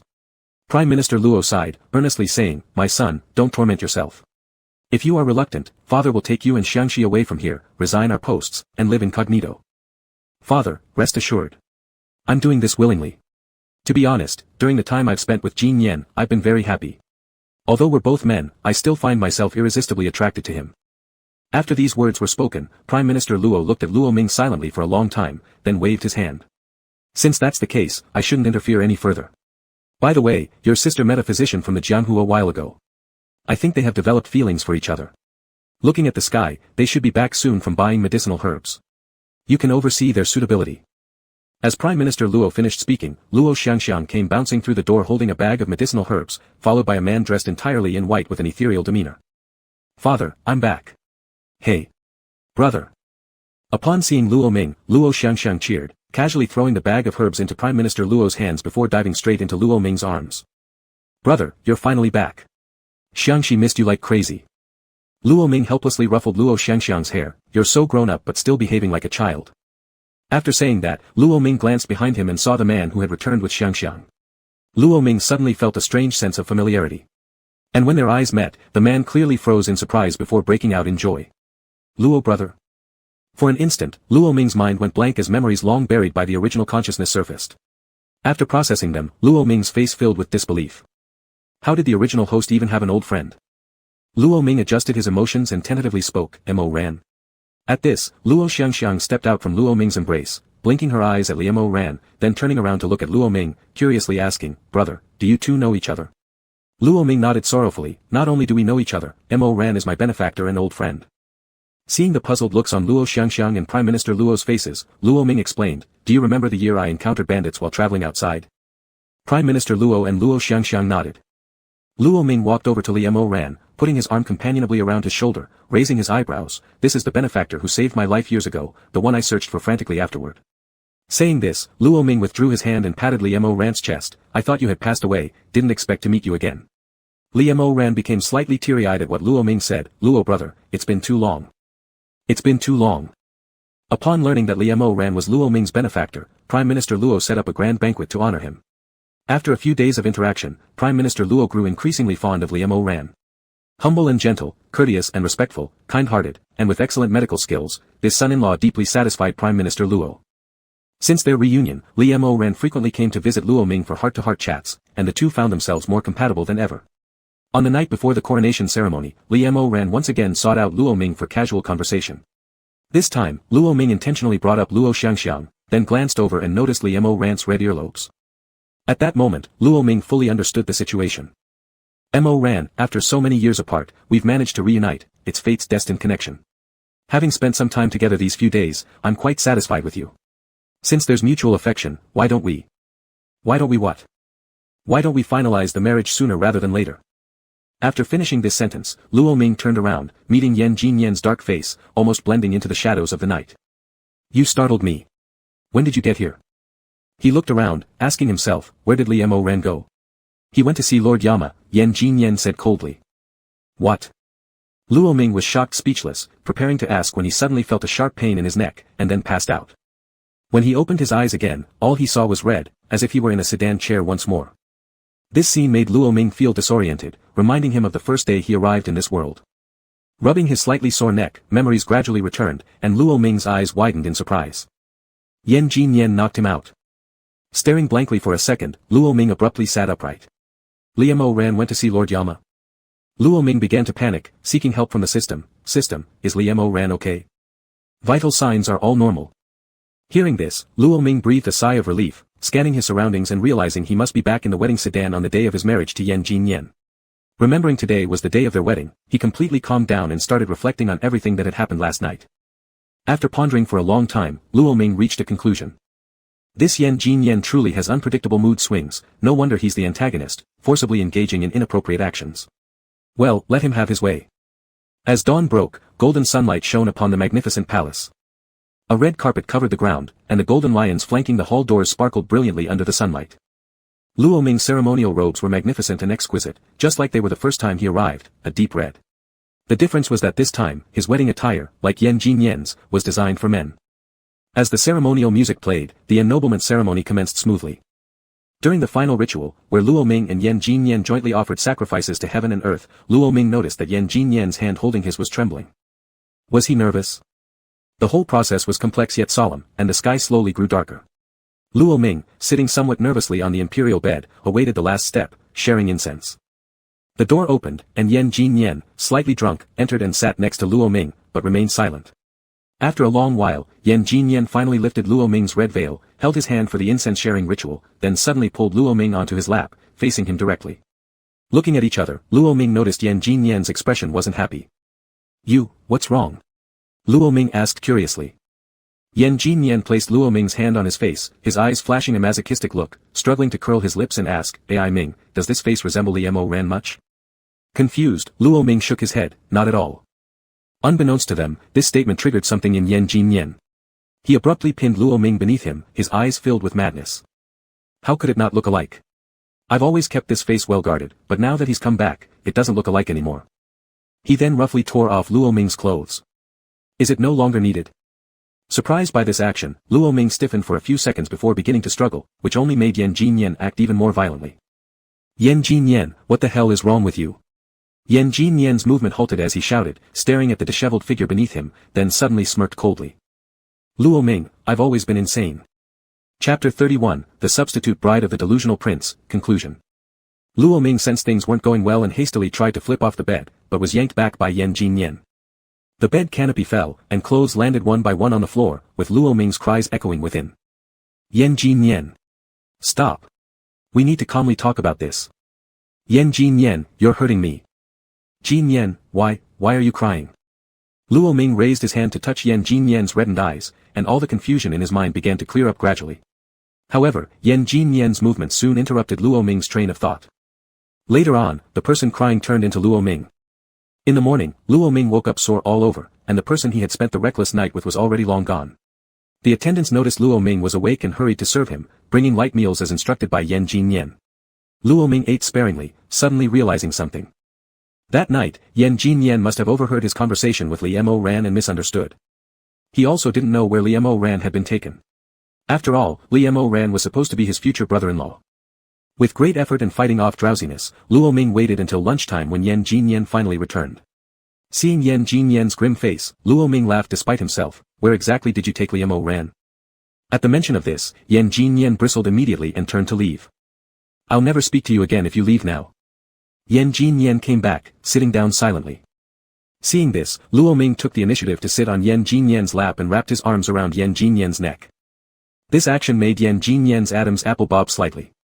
Luo Ming leaned in, bit gently on Yan Jinyan's Adam's apple, and softly asked, "Are you jealous?" The arms hugging his waist immediately tightened, while a certain presence beneath his rear became overwhelmingly noticeable. But Yan Jinyan still sat there rigidly without looking at him. Luo Ming seized the opportunity. "Jinyan, I think you've misunderstood. The wedding I mentioned that night was between Liemo Ran and my sister." Yan Jinyan turned to look at Luo Ming. "Your sister?" Luo Ming nodded. "Yes, my sister, Luo Xiangxiang, has mutual affection with Liemo Ran. I thought Liemo Ran is a good person, and they are quite compatible. What about you? I have never admired Liemo Ran. From the start to the end, the one I like is you." Ding, antagonist favorability plus 1.5, current favorability is full. Yan Jinyan stared intently at Luo Ming, immense joy coursing through his entire body making him tremble with excitement. So, he had never been anyone's substitute. In the autumn of year 45 of Yanbei, internal turmoil in the court was quelled, peace reigned across the land, the emperor ruled wisely, and an era of prosperity began for the Yanbei nation. That year, many ministers urged Yan Jinyan to expand the royal harem and add more children to the imperial family. All these suggestions were rejected by Yan Jinyan. Still, some ministers did not give up, until they brought it up again in court, which angered Yan Jinyan on the spot. Afterward, no one dared bring up this matter again. In spring of year 46 of Yanbei, Yan Jinyan enfeoffed one son from the collateral line of the royal family as crown prince.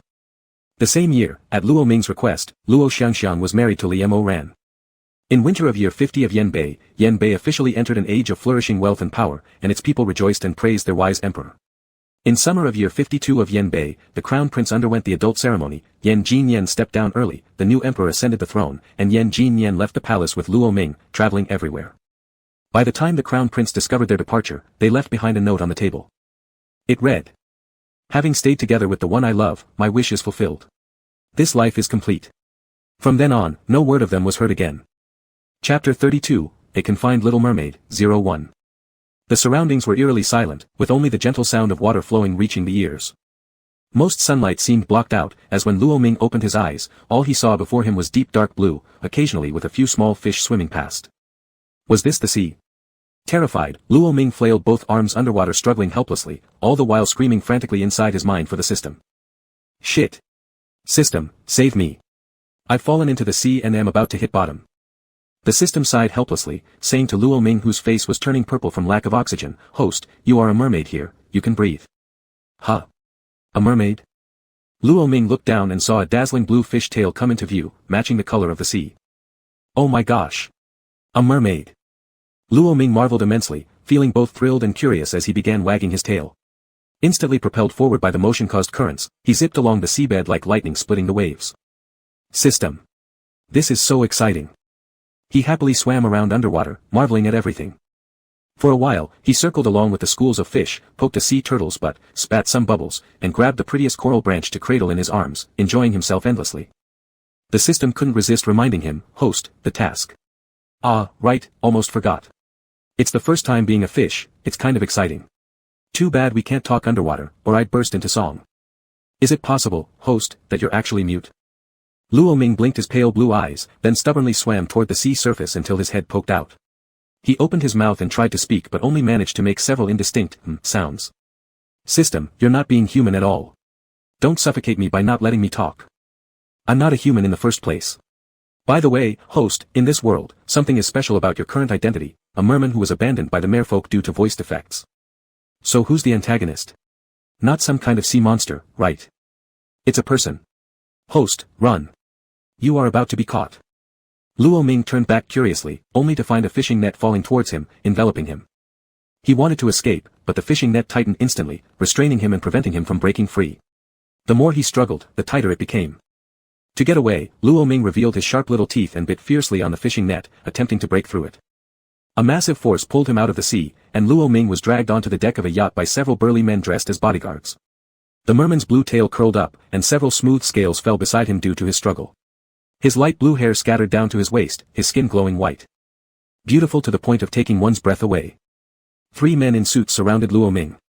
In Luo Ming's innocent pale blue eyes, there was terror. The fishing net still bitten in his mouth didn't loosen, and he watched them warily. By Young, your information was accurate indeed, there are really merfolk in these waters. Believe it now? Yes, yes I do. Even male merfolk are so beautiful. It's said that merfolk's songs are even more impressive than their looks. What is this little guy holding? One of the men squatted next to the fishing net and sized up Luo Ming. Ho, such a large piece of red coral. Luo Ming protectively clutched the red coral in his arms, instinctively baring his teeth as a warning to the man. Bad guy. This man paid no heed and reached out to grab the red coral from Luo Ming. Seeing his beloved coral about to be snatched away, Luo Ming bit the man's arm. The man retracted his hand in pain and kicked Luo Ming's fish tail angrily. You beast, how dare you bite me? Unable to speak, Luo Ming could only let out muffled groans. With the fishing net wrapped around his body, Luo Ming couldn't avoid the man's kicks. The blows from the man's leather shoes hit him, causing bruises and purple marks on his fair skin immediately. This made even the system unable to hold back its sympathy. Host. I'm fine. If it weren't for this damn fishing net, I'd have slapped this bastard into the sea with my tail. More scales fell off, but there was no trace of submission or pleading in the merman's eyes. At this moment, a deep voice broke the silence. What are you doing? There was an air of authority in his voice, naturally commanding respect. Following the sound, Luo Ming saw a man wearing a tailored suit, perfectly fitted from the collar to the cuffs, exuding impeccable elegance. The only discordant element was that, despite the hot weather, the man wore a pair of white gloves on his hands. The man's eyes were like stars in the night sky, profound and solemn. This familiar feeling made Luo Ming's eyes water instantly, 2 pearls falling to the ground. The system also got excited. Host, this is the antagonist of this world, Mo Yuan. Now he is a very powerful figure. Host, if you quickly cling to his legs, you'll be saved. The man who had kicked Luo Ming seemed timid. Mr. Mo, why are you here? The sea breeze carried a salty aroma, and Mo Yuan's gaze towards them was icy cold. It's too noisy. We're sorry, we'll leave. The few men looked like dogs tucking their tails when they saw Mo Yuan, acting extremely timidly. But before leaving, they still thought of taking the captured merman with them. Mo Yuan looked at Luo Ming, frowning slightly upon meeting those pale blue eyes, stopping the man with a gesture. What is it, Mr. Mo? You leave, the merman stays. This. Though they attempted to put up some resistance, they left resentfully under Mo Yuan's icy stare. After the few men left, Mo Yuan tilted his head and used a fruit knife nearby to cut the fishing net off Luo Ming. He picked up a strand of Luo Ming's blue hair gently with his fingertips covered by gloves, his expression somewhat curious. Merfolk were rare, but given his status, he hadn't seen few. However, this variety with blue hair was the first time he'd encountered it. Luo Ming's eyes shone brightly looking at Mo Yuan as he held the red coral he had been protecting high up to Mo Yuan, tilting his head slightly.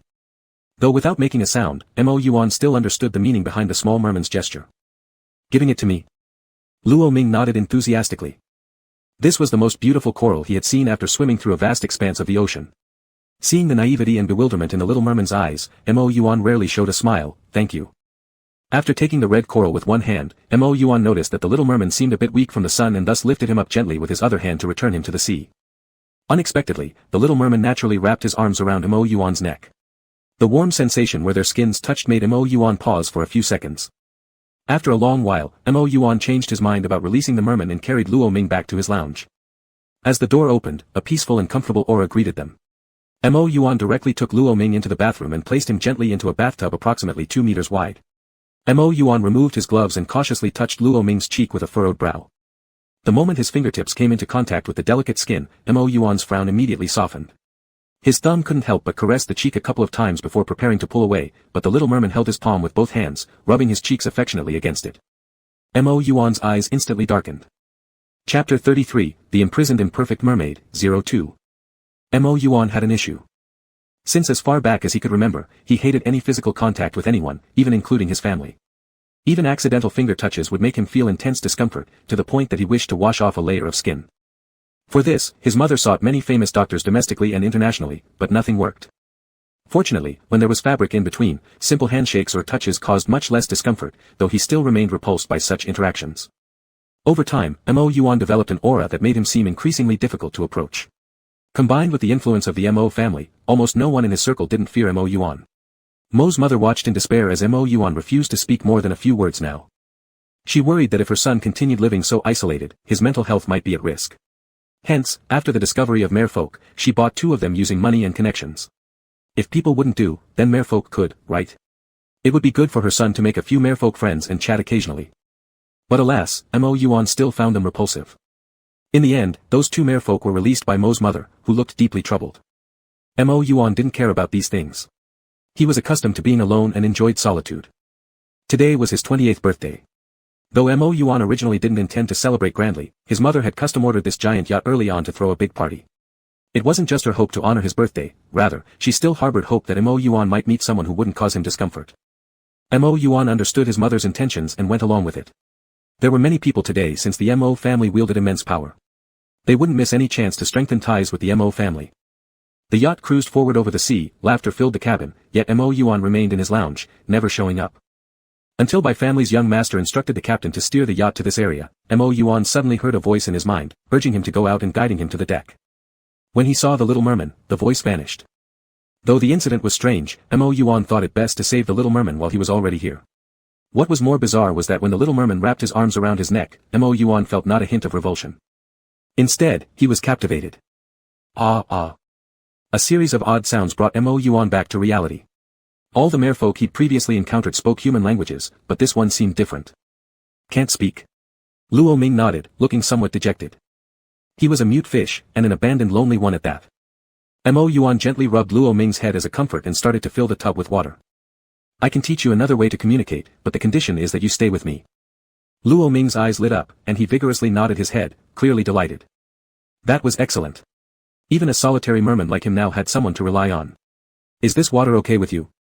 Do you want it replaced with seawater?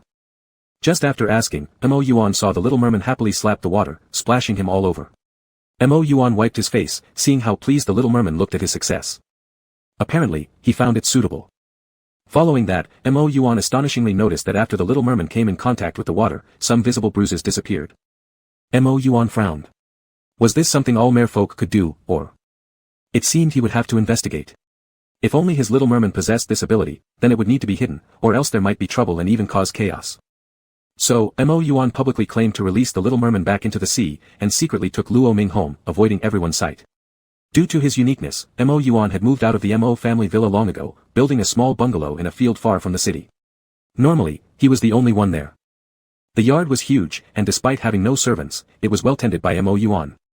After taking Luo Ming home, Mo Yuan immediately arranged for a large aquarium to be made that very day, thoughtfully including a slide so Luo Ming could conveniently come out.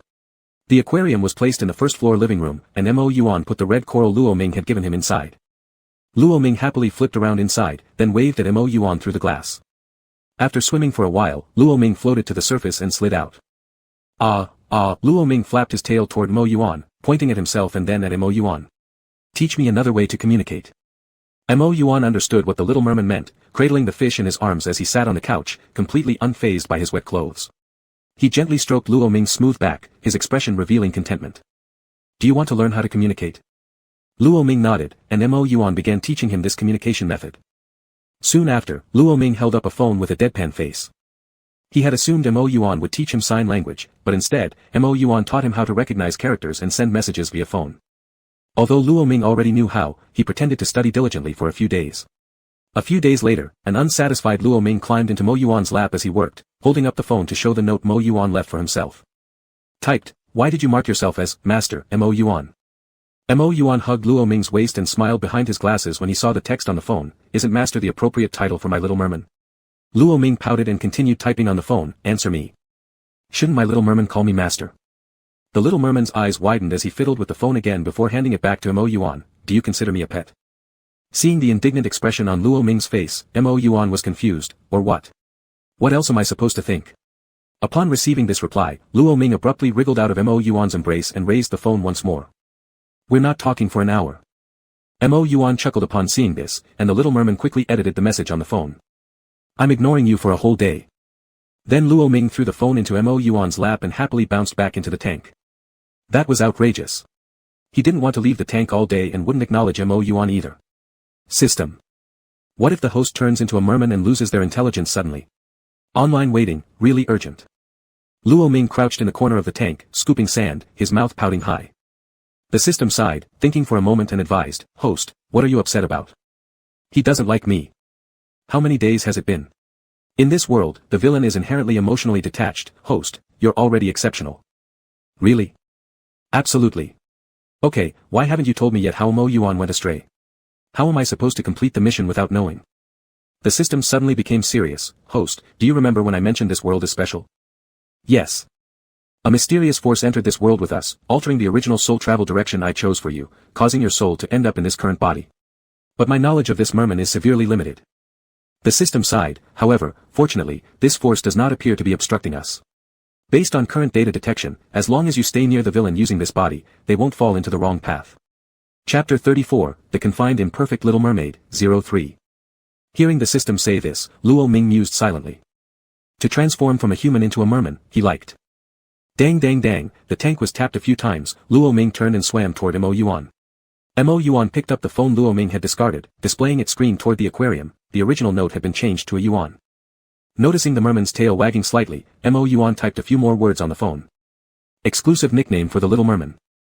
Luo Ming giggled, floating to the surface and half emerging from the tank, extending his arms toward Mo Yuan. Ah. Hold. Mo Yuan took Luo Ming out of the aquarium, curling a wet strand of hair that clung to Luo Ming's waist. He chuckled, not mad anymore. Luo Ming foolishly smiled with his phone, shook his head, and then started typing. Likes a yuan best. Omega. You're so smart now, using emojis. Hehe, a yuan taught me well. From now on, call me Lolo, it's an exclusive nickname for a yuan. Alright, Lolo. Mo Yuan pinched Lolo's nose affectionately. What does my Lolo want to eat tonight? I want to drink fish soup again. The system watching this display wanted to gouge out its own eyes. Are you sure about this, buddy? It feels like you're raising a son. A few days of harmonious coexistence between man and merman passed when Mo mother suddenly called. Little Yuan, this time you must attend the company meeting in person, you can't have an online conference again. The important responsibilities of the Mo family are all in your hands now, don't act irresponsibly. After hearing what Mo mother said, Mo Yuan instinctively looked at Luo Ming. The little merman was wearing his shirt from the top half while lounging on the couch, swishing his tail to play a match 3 game. He sighed, alright, I'll go back tomorrow. After the call ended, Mo Yuan walked over to Luo Ming and sat down next to him. Sensing the slight dip of the sofa, Luo Ming immediately quit the game and climbed onto Mo Yuan's shoulder very skillfully. Is a yuan finished with the meeting? Mo Yuan nodded and then interlaced his fingers with Luo Ming's hand. During this period, Mo Yuan enjoyed holding his hand like this most. Lolo, I will be going out tomorrow. You stay home and wait for me. I'm going to accompany a Yuan. Mo Yuan shook his head. He hadn't yet verified if the little merman's body had any special traits, so he couldn't let anyone know he kept a merman. Stay at home. I'll try to come back as soon as possible. Luo Ming's mood dampened instantly. Okay, underscore. Seeing the little merman's unhappiness, Mo Yuan was mulling over how to console him when unexpectedly, the little merman suddenly pushed him down onto the sofa and lay down on his chest. Today, I want to sleep in a Yuan's arms. Mo Yuan held his waist and asked with a slightly hoarse voice, can Lolo leave water for such a long time? Humph, don't underestimate me. Our Mare People clan can last 3 full days without touching water.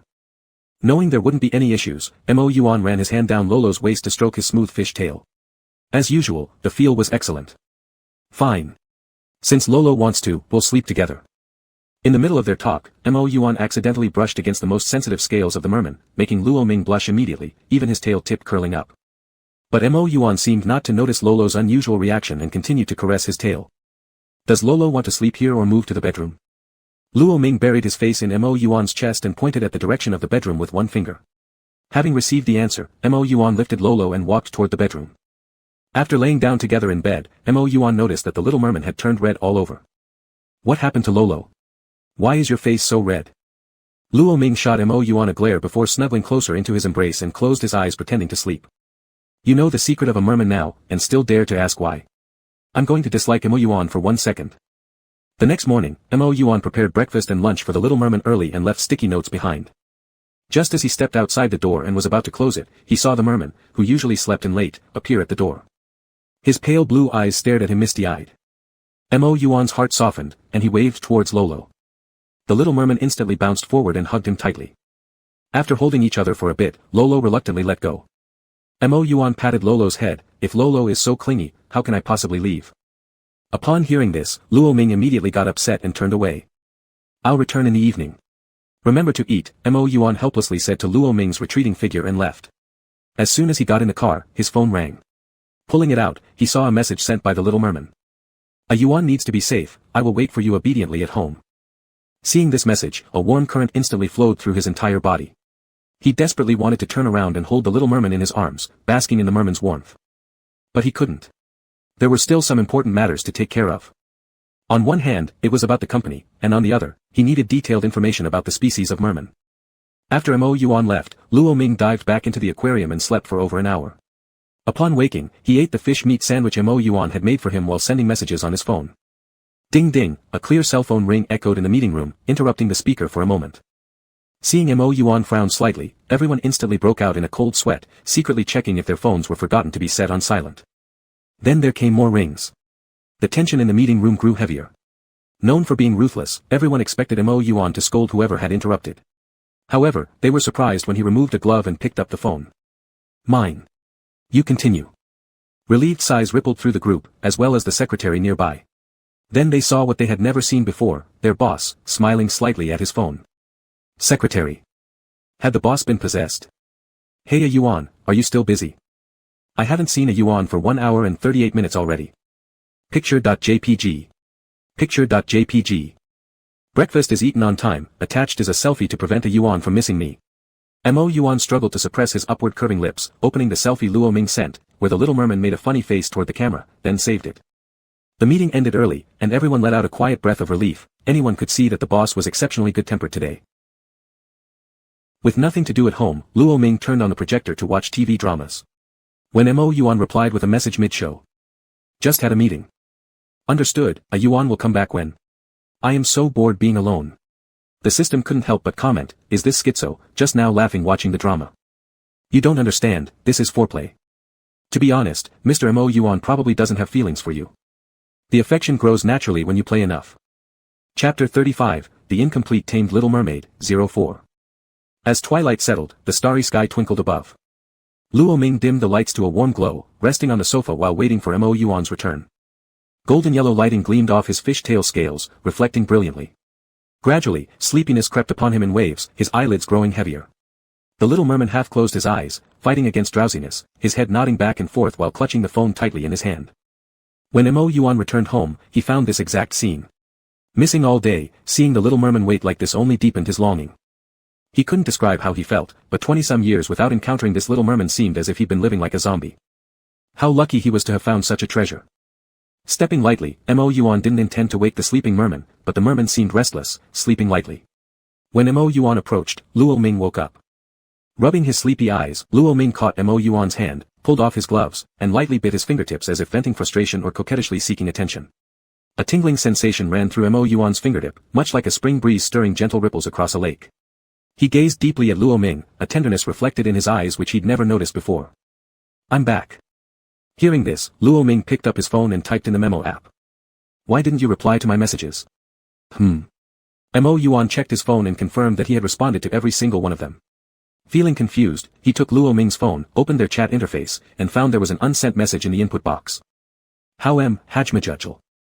Mo Yuan chuckled softly. It was evident the little merman must have fallen asleep waiting. He lifted Luo Ming from the sofa. "Will Lolo go back to the fish tank or sleep in the bedroom?" In Mo Yuan's arms, Luo Ming rubbed against him and pointed to the bedroom.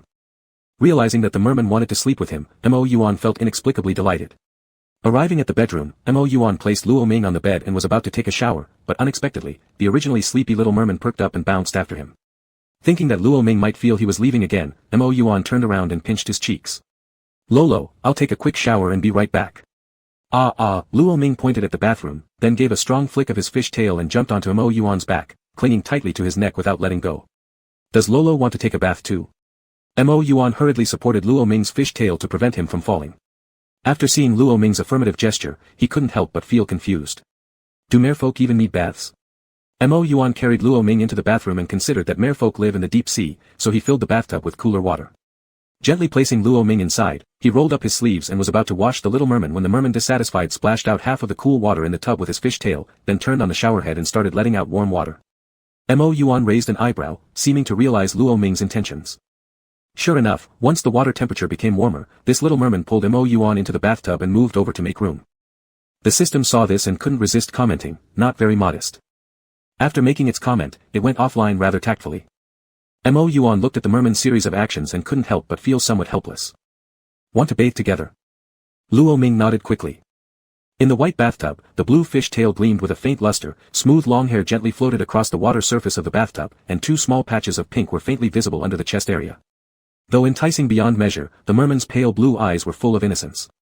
Pure yet alluring.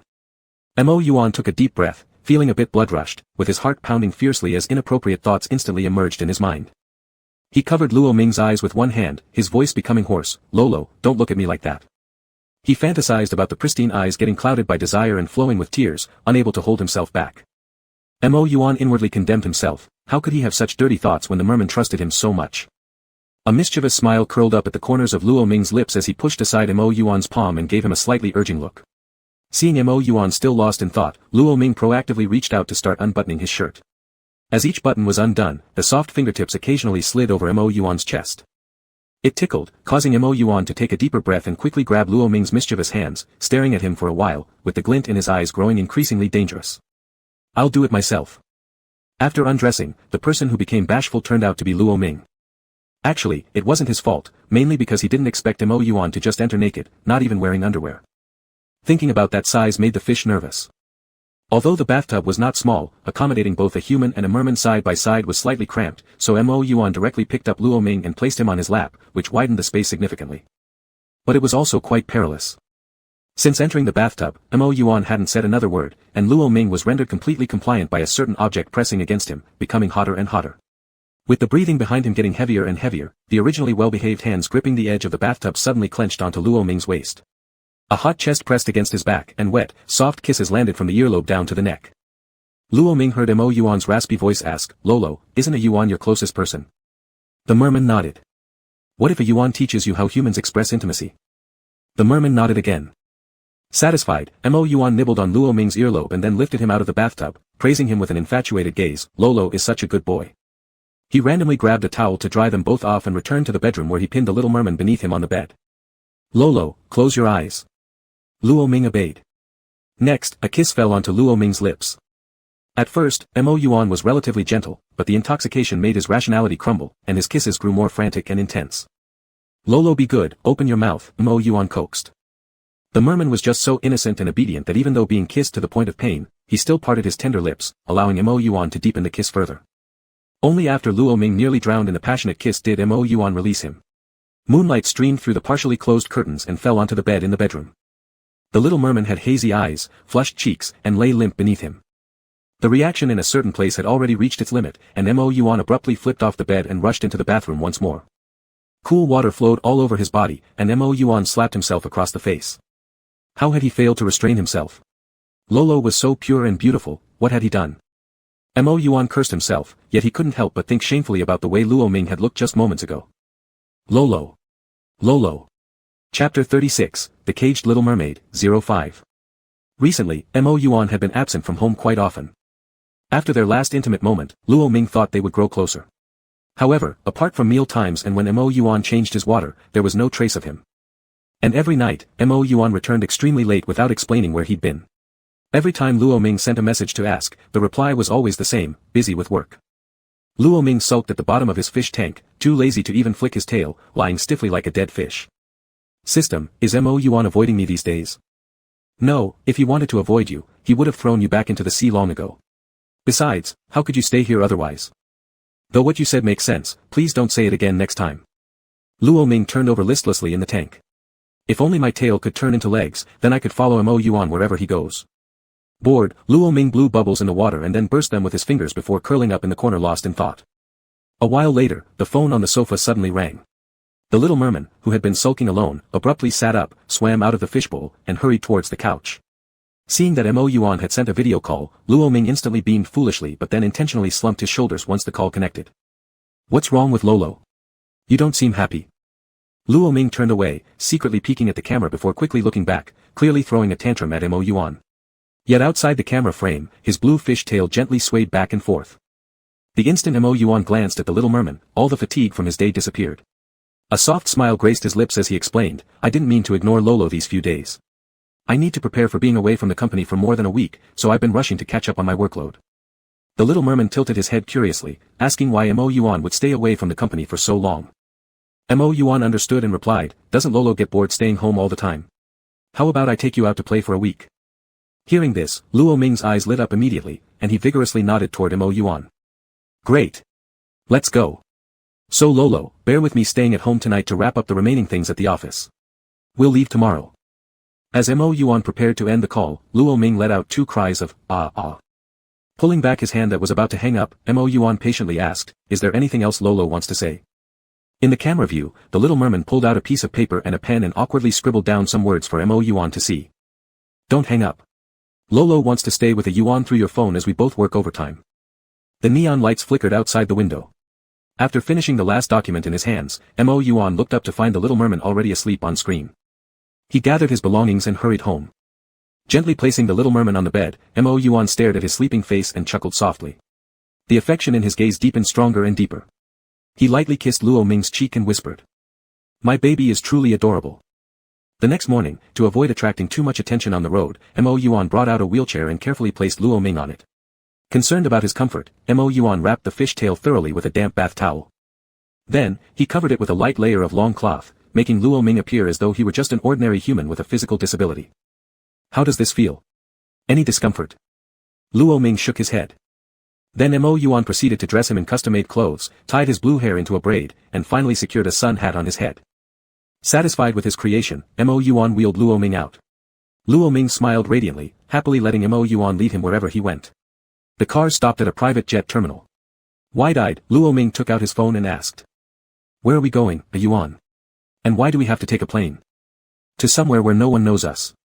At first, Luo Ming assumed they were traveling abroad since no one recognized them, but upon arrival, he realized they were the only two people present. The sunlight shimmered across the rippling sea surface, blending beautifully with the golden hues reflecting off the waves. This was an unnamed island, resembling a jade gemstone standing proudly amidst the vast ocean waters. Luo Ming sat on the sandy beach by the edge of the island, his fish tail periodically caressed by the lapping waves. Indeed, the ocean made him feel most at ease. Are you fond of this place? Mo Yuan sat next to Luo Ming and placed a beautiful bracelet on his wrist. Luo Ming inhaled deeply, savoring the familiar scent carried by the sea breeze, then nodded. He likes it. What about this bracelet? Luo Ming lifted his hand to admire the sparkling blue gemstone under the sunlight. Turning to smile at Mo Yuan, he nodded again. He likes it too. The bracelet and this island both belong to Lolo now. Huh. I bought this place as a gift for my Lolo. Whenever we want to come here for fun, we can. Luo Ming's eyes widened instantly. How much must this have cost? The sound of the waves echoed around them as they looked into each other's eyes. The emotions flickering in their gazes were identical, separated only by the thinnest layer of hesitation. Yet both hesitated for their own reasons and didn't dare to reveal their feelings completely. Luo Ming was unsure because Mo Yuan's affection value had never been shown increasing in his mind, leading him to worry that he might misunderstand. As for Mo Yuan, he was truly a 28-year-old who had never known what love felt like. He once thought he was simply pining alone, interpreting the affection in Luo Ming's eyes merely as dependence. Thus, he continued seducing the innocent little merman step by step into falling for him. Mo Yuan's diary, the 3 steps of pursuing a mermaid, giving gifts, expressing sincerity, but absolutely not granting freedom. All along, Luo Ming remained unaware that the bracelet on his wrist was actually a custom-made tracking device. Hard to remove, it was also incredibly sturdy. On the tranquil island far from the world's chaos, during the day Luo Ming would dive into the sea, enjoying swimming freely, picking any pretty marine plants to take back to a yuan waiting for him ashore. At night, they watched sunsets together, admired the stars, shared a small kiss, and eventually returned to the tent to fall asleep in each other's arms. They were quietly and romantically indulging in their private world of two. The night before their departure, lying in Mo Yuan's embrace, Luo Ming inexplicably couldn't sleep peacefully, feeling restless. His fish tail burned so intensely, causing immense discomfort. With a click, Mo Yuan turned on the bedside lamp upon noticing something was off with Luo Ming. His expression brimmed with anxiety. Luo Ming's face was contorted with pain, his eyes closed tightly, feeling as though his tail was about to split open. Worriedly, Mo Yuan held him, ready to rush toward the private plane to take the little merman home when he suddenly noticed the blue fish tail transforming into human legs in his arms. His voice trembled anxiously, Lolo. The little merman slowly opened his eyes and tried moving his new legs experimentally. No more pain. Overjoyed, Luo Ming signaled for Mo Yuan to put him down. After walking a few steps without any discomfort, he jumped onto Mo Yuan, wrapping his newly formed legs around his strong waist. Instinctively, Mo Yuan supported Luo Ming's bottom. It wasn't an issue until he did, he realized it was soft. Unable to resist, he squeezed gently, it was tender. Chapter 37, The Caged Incomplete Little Mermaid, 06. Neither of them realized at that moment that before turning into legs, there had been no covering for the fish tail. In other words, without anything below, Luo Ming had leapt straight into Mo Yuan's arms while bare. For a while, they stared into each other's eyes in shock before Luo Ming blushed furiously and hurriedly climbed off Mo Yuan. On the surface, Mo Yuan remained calm, though the tips of his ears turned slightly red. Looking at Luo Ming, he asked concernedly, "Do you still feel uncomfortable?" Luo Ming shook his head, pulling at the hem of his shirt, trying to cover up some of his lower half. But his top was short, and even tugging hard exposed half of his white, round little bottom. This transformation from a fish tail into legs came entirely unexpectedly, and Luo Ming hadn't brought any pants. Mo Yuan coughed lightly. His own pants would likely be too big for Luo Ming, so he promptly took off his shirt and draped it over Luo Ming. Due to their size difference, Mo Yuan's shirt fit perfectly on Luo Ming, neatly covering the protruding curve. With sudden changes happening, Mo Yuan decided against waiting until morning and drove the private plane back immediately for fear that the little merman might become unwell again. Once they got home, Mo Yuan frantically searched through the stack of materials and experimental data regarding mermaids he had previously gathered. Upon reading that mermaids healed faster when in contact with water, he felt relieved and planned to take his little merman out to play, so he hadn't finished reviewing the remaining documents. However, after flipping through everything, he could find not a single case where a fish tail turned into legs. There was only one unverified legend. A mermaid who is truly loved by a human will grow legs and no longer have to rely on the sea for survival. Just as dawn was breaking, Mo mother called again. "Mom," Mo Yuan said softly, not wanting to wake the sleeping little merman. He gently pulled the blanket off and took the phone outside the bedroom. "What have you been doing these days? I couldn't even get through to you." "I'm just taking a break." "Don't fool me, mother. The circles of wealthy women are buzzing, they say you've hidden a beauty in your private quarters and went on vacation together." Mo mother's voice brightened with hope, "You're not opposed anymore." "Only to him, I am not opposed." "That's good. Oh, by the way, do you remember Xiao Lai? She always followed behind you when we were younger.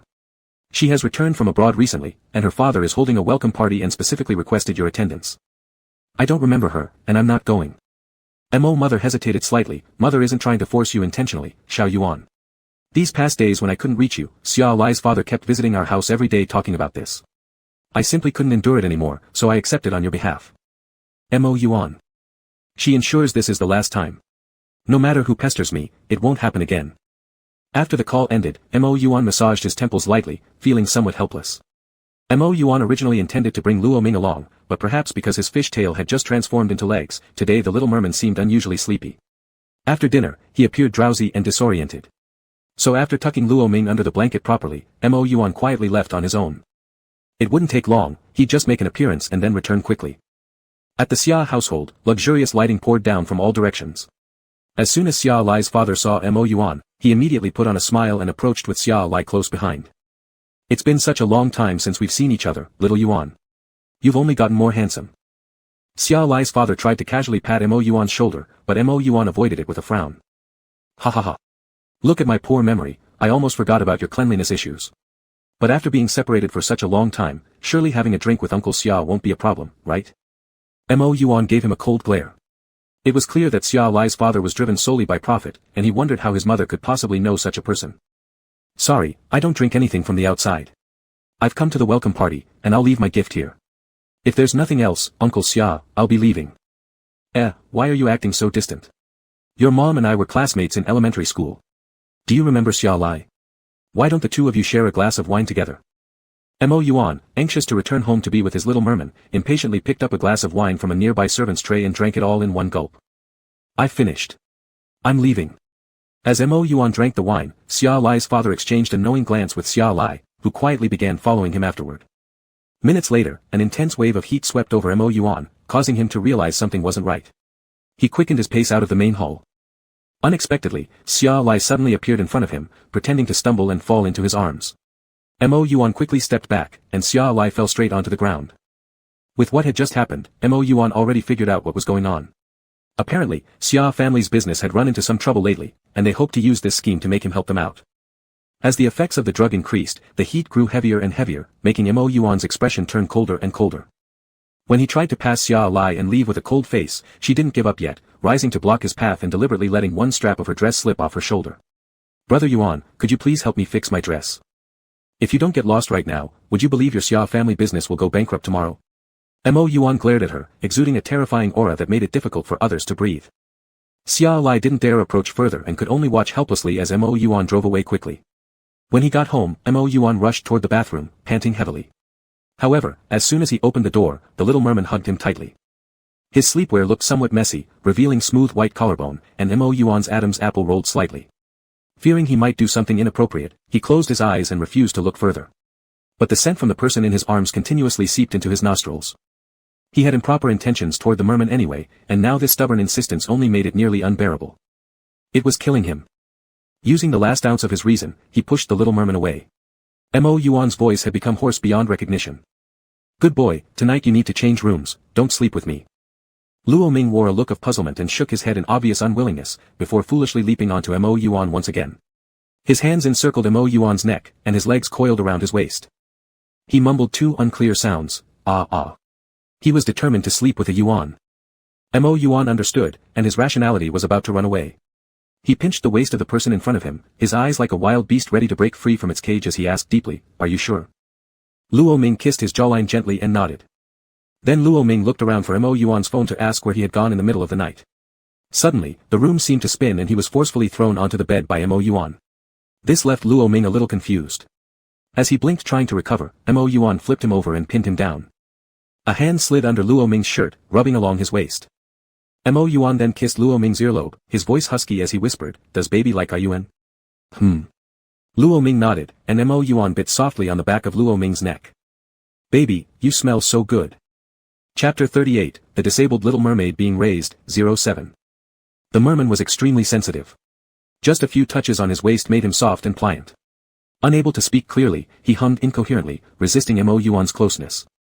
But the more Luo Ming resisted, the firmer Mo Yuan became in his resolve, even shamefully using the effects of the drugs as an excuse. His hand glided along the curve of the merman's waist and through the sleeping pants, kneading his thighs. Mo Yuan coaxed softly, baby, I haven't yet checked out your legs since your fish tail transformed into human form. Let Ayuan see, okay?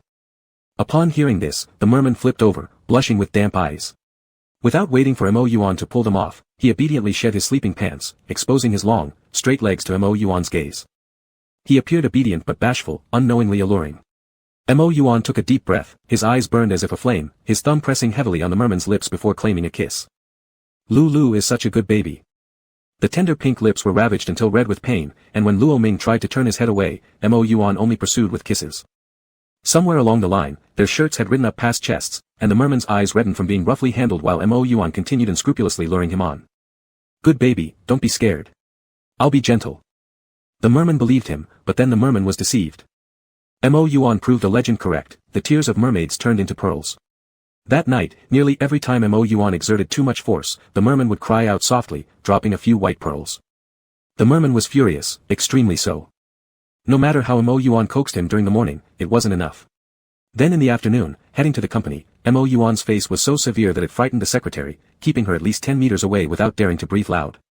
Her trembling appearance was as though she saw a living Lord Yama, a god of death. Immediately, the living Lord Yama began investigating the Xia family business, quickly finding a critical weak point. Xiao Lu, Mo Yuan called the secretary. Xiao Lu gulped audibly, Boss, what do you need? Do you have a wife? Ah. Xiao Lu paused, then hurriedly responded, My girlfriend and I are not married yet. Mo Yuan massaged his temples, continuing, When your girlfriend gets mad at you, how do you soothe her? It depends, varies by situation. Wait. Xiao Lu suddenly realized, his boss must be in love, someone got angry and he needed advice. Now was his chance to impress. Maybe this would earn him a raise from the living Lord Yama. Well, boss, actually, soothing a woman mostly requires sincerity. You should admit mistakes humbly and always be patient. It's a boy. Cough cough. A boy isn't that different. If all else fails, you can maybe act cute. Seeing Mo Yuan's expression changing instantly, Xiao Lu quickly changed his words, of course with a boss having looks like yours, definitely no need to act cute. A good secretary needs to remain rock steady in front of their boss. Xiao Lu didn't change expression until he went to the restroom, where he pulled out his phone and made a call. Holy lightning strike, honey. Do you want to hear a mega juicy scoop? Luo Ming lay on the bed, staring blankly at the ceiling, hurting everywhere. On the bedside table stood an entire bottle filled with pearls, which Mo Yuan had carefully picked up one by one and put inside. Luo Ming grew angrier just looking at it. It was agreed to be gentle, but Yuan was such a liar, abusing fish. He wouldn't trust him anymore. Thinking more made Luo Ming feel wronged again. His condition was like this, yet Yuan had only soothed him for half the morning and left in the afternoon. Why couldn't he have coaxed him a little longer? If he had, maybe Luo Ming wouldn't have been so angry anymore. Luo Ming pulled the quilt over his head completely, sulking under the covers. Mo Yuan returned right after dealing with the Xia family, carrying loads of things that Luo Ming liked. When he pushed open the bedroom door, he saw a lump in the bed and walked over with the stuff in hand. Good baby, see what I bought for you, alright? A pair of eyes peeked out from the quilt upon hearing this. The moment they saw the items, those initially pitiful eyes sparkled. Wow, there were so many snacks and an exceptionally beautiful coral. Seeing this, Mo Yuan pulled the little merman out of the quilt, embraced him face to face, and lowered his head to rest it on his neck, rubbing affectionately against him. Good baby, please don't be angry, alright? Yuan knows he's wrong. Luo Ming stiffened his body at this and looked down to see Mo Yuan's reddened ear tips. With curiosity, he blinked twice and touched them gently. Then the entire ear turned red. The merman laughed, then hugged Mo Yuan tightly, patting his back lightly before taking Mo Yuan's phone and typing. Yuan is obedient, Luolu won't be angry anymore, ***. Mo Yuan gazed at the words on the phone screen, his gaze deep. Good baby, I love you so much. Ding, the current villain's favorability level is now full. Luo Ming, what's going on, why is the prompt just coming out? System, I malfunctioned. Luo Ming. Go to hell if you don't tell me about your malfunction. System, I forgot, you know OAO. Looks like it really malfunctioned and got pretty sick. The system confidently displayed a strange smile. Cooing works wonders indeed. Not long afterward, the Xia family went entirely bankrupt under Mo Yuan's push. Mr. Xia realized the situation was hopeless for the Xia family's business and used the last means to shift all debts onto Xia Lai before fleeing away with his young mistress and illegitimate child. Before leaving, he spread some nasty rumors. Although unable to touch the Mo family, he still wanted to irritate Mo Yuan or else he'd never swallow the anger. As for gossip within high society circles, some people simply didn't care whether it was true or false as long as someone talked about it, others would surely pass it along. Mo Yuan didn't usually follow such gossips, hence when he noticed, Mo mother had already showed up at his place. Hearing the doorbell while cooking, Mo Yuan opened the door, looking at the woman dressed in high-end attire outside with confusion. Mom, how did you come here? How can't I come? Preparing to push past Mo Yuan and enter, her hand stretched halfway only to retract. Move aside, let your old lady come in and sit. Mo Yuan sighed, stepping aside reluctantly. Entering the living room, Mo mother sat on the sofa, glancing at the enormous fish tank. Wow, you installed such a big fish tank. Why? Are you planning to raise a mermaid? Mo Yuan. What about that young lover? Huh. Tisk, Xiao Yuan. When I first heard you found someone who you aren't repelled by, Mom was genuinely happy. But at least she should have been self-respecting. And you are keeping another person's concubine. The more Mo mother said, the angrier she became, standing up and shouting at Mo Yuan, you're starving, aren't you? You eat anything. At this very moment on the second floor, Luo Ming had just stepped out of the bedroom and heard this. He scratched his head and walked downstairs. Who is hungry? Is Mo Yuan hungry? Descending the stairs, he smelled the aromatic dishes being prepared, and his stomach growled. Instantly, he understood the statement. He was also hungry and could eat whatever Mo Yuan made. Upon seeing Mo mother, Luo Ming quickly ran beside Mo Yuan. Ah. Who was this? After Luo Ming came over, Mo Yuan instantly pulled him behind himself protectively. Noticing Mo Yuan's gesture, Mo mother retracted her finger and asked, so, this is the person you've been raising? Yes, but Lulo isn't just anyone. Ioyo sent this a sweetie snatched from somewhere. Sonny boy, move aside quick, let mom have a good look. Mo Yuan. Chapter 39, The Captive Defective Little Mermaid, 08. Mo mother dragged Luo Ming's hand and sat together on the sofa, full of fondness. She even softened her voice to avoid startling this adorable little one. Lulo, right? Luo Ming nodded. Truly well behaved. I'm Mo Yuan's mother, we're family from today onwards. Luo Ming smiled shyly, utterly endearing Mo mother. Since we're family, shouldn't you call me mommy? Upon seeing this, Mo Yuan felt a headache and rubbed his forehead, tiredly saying, Mom, Lulo has a bit of a throat issue and can't talk. After hearing this, Mo mother's eyes became even more tender as she affectionately patted Luo Ming's head, sweetie, don't be sad. You can't talk. No problem, we can use your phone to type messages. Here, add my contact details. Mo Yuan, Mom, your attitude was different when you first walked in. That's because I heard rumors outside about you keeping someone else's lover. But now I see Lolo, I know those were all rumors. Such a sweet little one, when I get home, I'll find out who started these nasty rumors. Mo Yuan frowned, then go ahead and deal with it quickly. Mo mother clicked her tongue twice, what? Don't tell me you're annoyed by me interrupting your private time with your sweetheart. Luo Ming tugged at Mo mother's arm and began typing on his phone. Not annoyed, auntie, stay and have dinner with us, asterisk smiley face asterisk. Mo mother instantly melted inside, glancing reproachfully at Mo Yuan before saying, it's our lovely Lolo who wins hearts. Auntie has something to do, I won't eat with you. You two enjoy your meal. Next time, I'll take you over to play at Auntie's place. Alright then. After Mo mother left, Mo Yuan took Luo Ming to have dinner. For some reason, the little merman was exceptionally diligent today in serving him food, and Mo Yuan never refused what Luo Ming offered him. By the end of the meal, he was rather full. The rumors quickly subsided thanks to Mo mother, replaced instead by talk about how her son had married an extremely handsome and obedient male spouse. A few months later, it was Mo mother's birthday. With her vast network of contacts, naturally many people were invited, and since Mo mother loved lively gatherings, a grand banquet for her birthday celebration was organized. Especially so, because Mo mother wanted to flaunt her well-behaved daughter-in-law. Luo Ming came holding the pretty coral he had prepared as a gift for Mo mother, hand in hand with Mo Yuan. As soon as they entered, they attracted many stares, there was no other reason but that they looked exceptionally stunning together. Lulo has arrived, Mo mother happily accepted the gift Luo Ming prepared, then turned to the group of ladies around her with pride, see?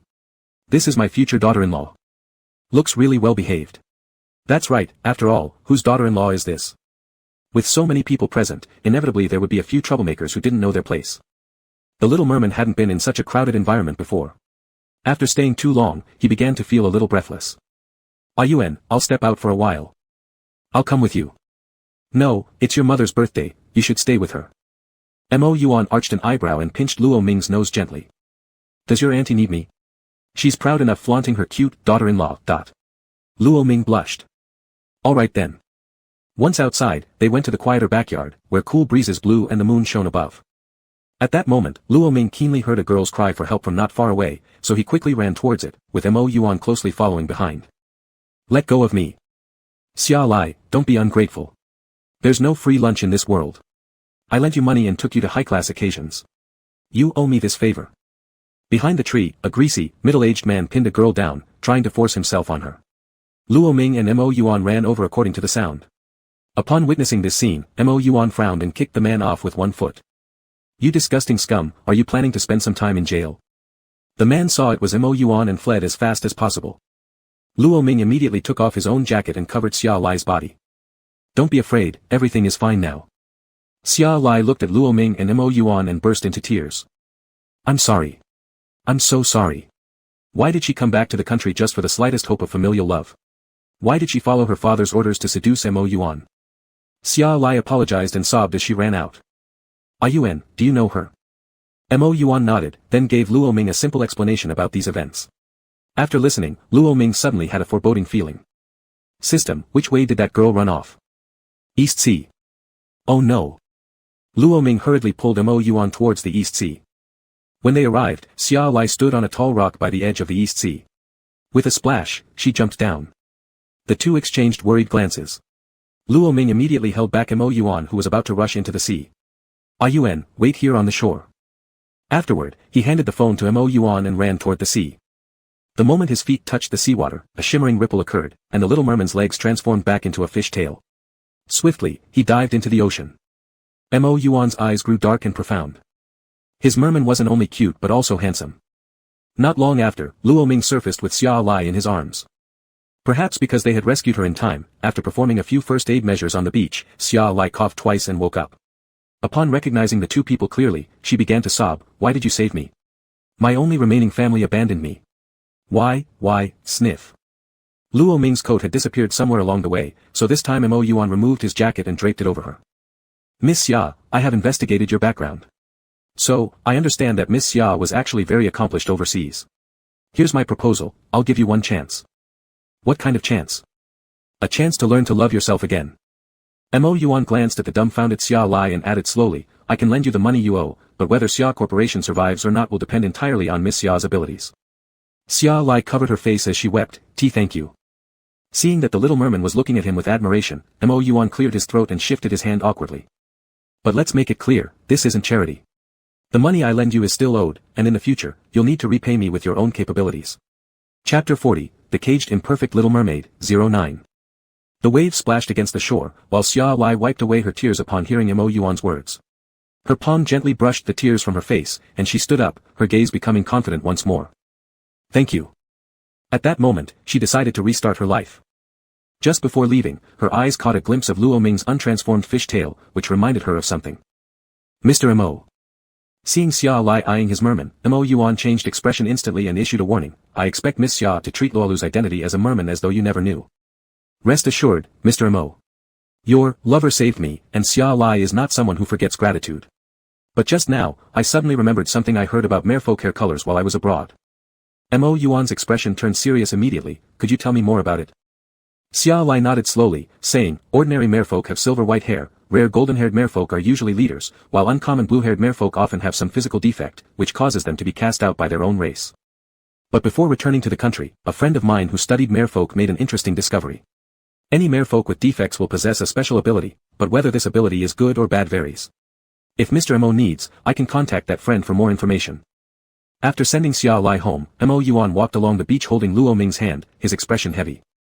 Luo Ming's tail had already reverted back into legs. He tugged on Mo Yuan's sleeve and stroked his furrowed brow, lifting the phone in front of Mo Yuan. Yuan, don't worry. There's nothing wrong with Lolo. Mo Yuan hugged Luo Ming close, letting his nose graze the top of the little merman's hair. How could he not be worried? Over such a long period of time, he hadn't discovered any special powers from Lolo yet. His prior suspicions about healing powers were later found to be merely standard attributes among the merfolk. There were still too many unknowns regarding the merfolk. What if something happened to his Lolo? The little merman squirmed out from Mo Yuan's embrace. Lolo feels like my special power must be incredible luck, so much so that I've met the best Yuan in the entire world. Whatever happens, Lolo wants to stay by Yuan's side forever. A powerful surge, akin to an electric shock, traveled through every nerve ending. His little merman was giving him reassurance. Cupping Luo Ming's slender waist, Mo Yuan's eyes darkened further. The anxiety that had been lingering in his heart was now gone, though he was still pretending to be afraid, but Lolo, I'm still really worried. Can Lolo comfort me a little? Of course. How would Yuan like Lolo to comfort you? Mo Yuan chuckled softly and leaned close to Luo Ming's ear, whispering, after we go home, can you? The little merman's cheeks reddened due to Mo Yuan's words, biting his lip and gazing at him. Seeing that his expression was still somewhat gloomy, Luo Ming reluctantly nodded in agreement. When Luo Ming consented, Mo Yuan couldn't help himself anymore. He hoisted the person onto his shoulder and quickly made his way back to the car. Seated in the passenger seat, the little merman pointed to the phone. Ye's birthday celebration hasn't ended yet. Mo Yuan fastened the little merman's seatbelt and planted a quick kiss on him along the way. I sent a message to your aunt. Will your aunt be upset? No, she told me to scram quickly. Luo Ming. After returning home, Luo Ming's legs transformed back into a fish tail as he curled up in Mo Yuan's arms, twisting his fingers bashfully. Mo Yuan held the slender waist of the little merman with one hand while the other wandered over the fish tail. Leaning down, he kissed the little merman's earlobe and whispered hoarsely, "Darling, what should I do? Could you teach Yuan?" The little merman became increasingly embarrassed, his blue eyes glistening with moisture. Eventually, he closed his eyes, grabbed Mo Yuan's hand, and nudged it lower. Mo Yuan's Adam's apple bobbed as his fingertips brushed against a soft patch of scales. He pressed cautiously. The little merman suddenly cried out, clutching onto Mo Yuan's neck tightly as his fish tail trembled uncontrollably. Mo Yuan's eyes grew darker instantly. His movements never stopped. Before long, the two scales parted. That was correct. He started eating the fish. Some time later, Xia Lai managed to rescue her family business from its dire situation, allowing the company to thrive again. She continuously thought about Luo Ming who had saved her life. Once everything at the company settled, she began contacting her friend abroad. Both had been exchange students from their homeland studying overseas, so they maintained an amicable relationship, making it easy to ask for help. On that day, Mo Yuan was cooking a meal for the little merman at home when he received a call from Xia Lai. Hello. Mr. Mo, my overseas contact has obtained a blue-haired mermaid. I've asked her to bring this mermaid to our country, and she agreed. She is now at my place. If you're available, would you like to come take a look? Mo Yuan paused mid-cut while preparing the vegetables. I'll be there right away. After hanging up the phone, Mo Yuan immediately threw off his apron and left without even remembering his gloves, speeding his car towards Xia Lai's house. At Xia Lai's residence, there was a fashionably dressed woman with fiery red hair sitting on the couch, a burning cigarette resting between her fingers. In front of her sat a semi-enclosed aquarium, where another merperson resided. This one had the same blue hair and blue fish tail as Luo Ming. Unlike Luo Ming, this merperson was distinctly female. Mo Yuan approached the aquarium slowly. The blonde woman eyed Mo Yuan curiously, rising up to drape an arm around Xia Lai's shoulders and comment, "Your benefactor is quite handsome." Xia Lai tapped the woman's forehead lightly. "Don't talk nonsense. Mr. Mo has a lover." The woman pouted, rubbing her forehead as she complained. "I was just complimenting him. It doesn't mean I'm interested. Mr. Mo, she is like this. Don't mind her." "No problem." Mo Yuan completely focused on the mermaid inside the aquarium and tapped on the glass. "Does this mermaid speak?" "Of course." "Who are you?" The mermaid hit the glass nervously, looking panicked. Suddenly, ice formed in the aquarium water. Only then did Mo Yuan notice that this female mermaid only had one arm. She spoke hastily. "Don't be afraid. This is the person I told you about earlier who wants to ask you some questions. He won't hurt you." Hearing Chi's voice, the previously anxious mermaid immediately calmed down, and the ice melted accordingly. Mo Yuan glanced slightly at Chi, somewhat surprised. Based on Xia Lai's earlier statement, this friend of hers was supposed to be a dedicated researcher of merfolk, implying that she might experiment on them. However, this mermaid seemed rather close to her. She will form a layer of ice around herself when she's scared as protection, Chi reminded Mo Yuan by the side of the aquarium. Mo Yuan nodded, turning his gaze to the mermaid. "Hello, may I ask when your freezing ability first appeared?" The mermaid tilted her head thoughtfully. "Ever since I was born, yes. But long ago, I had a younger brother who never learned to freeze." "Was he also blue-haired?" "Yes, we were both chased out of our group." "Did he have any other unusual abilities?" The mermaid pondered carefully. "Initially, he wasn't different from normal mere people except that he couldn't speak. Then we swam into a sea region where many fish had died. The seawater there smelled awful, and after sniffing it, he became extremely sad and cried. Then a tsunami erupted in that sea area. At this point, the mermaid became somber. After the tsunami, my brother no longer recognized me. Not long after, he disappeared. I searched for a long time." Mo Yuan was startled after hearing the story. Speechless. He took out his phone and showed the merman in the wallpaper, Luo Ming, to the female mermaid in front of him. "Do you know him?" "Brother." The female mermaid suddenly became agitated, slapping the water surface with her fish tail. "Do you know where my brother is? I want to see him." Chapter 41, The Caged Imperfect Little Mermaid, 10. Mo Yuan frowned, pocketed his phone, pondering whether he should arrange a meeting between Luo Ming and this mermaid. Sea pollution, tsunami, memory loss. So Luolu's special ability is quite strong, but will he also lose his memory whenever it appears? Could Lulu forget him one day? Seeing Mo Yuan's increasingly grave expression, Xia Lai asked concernedly, "Mr. Mo. Are you alright?" I'm fine, thank you for today. After saying his thanks, Mo Yuan prepared to leave, only to be stopped by Chi. Wait. Mo Yuan paused, tilting his head toward Chi. What's wrong? Is her brother with you? Yes. After receiving the answer, Chi covered the aquarium with a black cloth and dragged it towards the door. Xia Lai quickly grabbed Chi's arm. Where are you going, Chi? To take this mermaid home so she can meet her brother. What else would I do? Xia Lai glanced at Mo Yuan's uneasy face. No, don't go yet. He doesn't recognize her anymore. Chi knitted her brows. That's not right. This mermaid originally belonged to the domestic sea areas, yet ran all the way abroad looking for her brother. Now that we've finally got some news about him, not letting them meet would be too cruel. Let's go. Mo Yuan spoke up. Exiting the house, Mo Yuan casually questioned Chi. You're a researcher specializing in merfolk, right? Chi nodded. Yes, what's wrong? Merfolk researchers who conduct experiments still care about the merfolk. Not true, elder friend, research does not equal abuse. Don't look at me as someone fashionably dressed, I am an official merfolk researcher. Back at home, upon pushing the door open, Mo Yuan's little merman came running barefoot into his arms, burrowing in with his head. Xia Lai wasn't surprised seeing the intimate affection between the two, but she looked the couple over with a few whistles, then leaned near Xia Lai's ear, murmuring, oh my, these two lovebirds are so cloyingly sweet. Mo Yuan lifted Luo Ming onto the sofa while asking, why are you barefoot? Luo Ming was about to ask where Mo Yuan had gone when he saw Xia Lai and a beautiful sister behind. Tilting his head, he waved and greeted them. Chi abruptly covered her heart. My goodness, what an adorable little angel, so white and obedient. As the two approached, Luo Ming slightly tilted his head sniffing the air. Why does it smell like fish? Where is the mermaid brother? Noticing there were no traces of fish in the giant aquarium in the hall, Chi began looking around again. Sitting beside Luo Ming, Mo Yuan put an arm around Luo Ming's shoulder and told Chi, this is him. A merman with legs? Scratching her head, Chi pushed the aquarium closer, and the mermaid inside seemed to sense the presence of her kind. Sounds echoed from within. As the black cloth was pulled off, a very pretty female mermaid appeared before Luo Ming's eyes.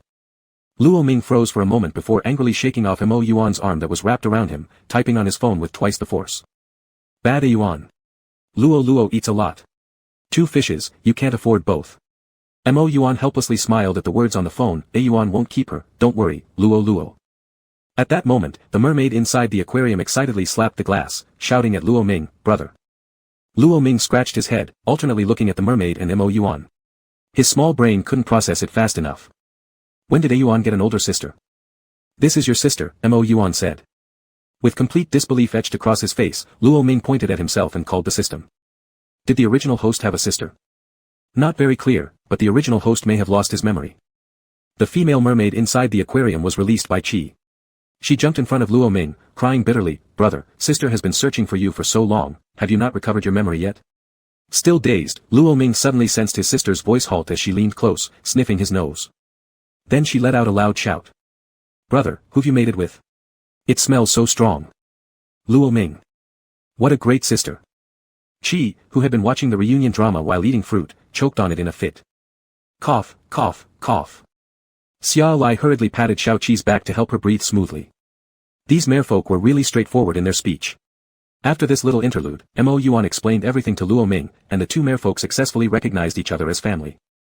After chatting for a while, Xiao Qi received a call from her research institute asking her to return quickly. Luo Ming's sister swam back into the aquarium and stuck her head out to say goodbye to Luo Ming, brother, I'll go with Xiao Qi. You should not associate too much with that human. A few meetings are fine, but too many can be harmful to your health.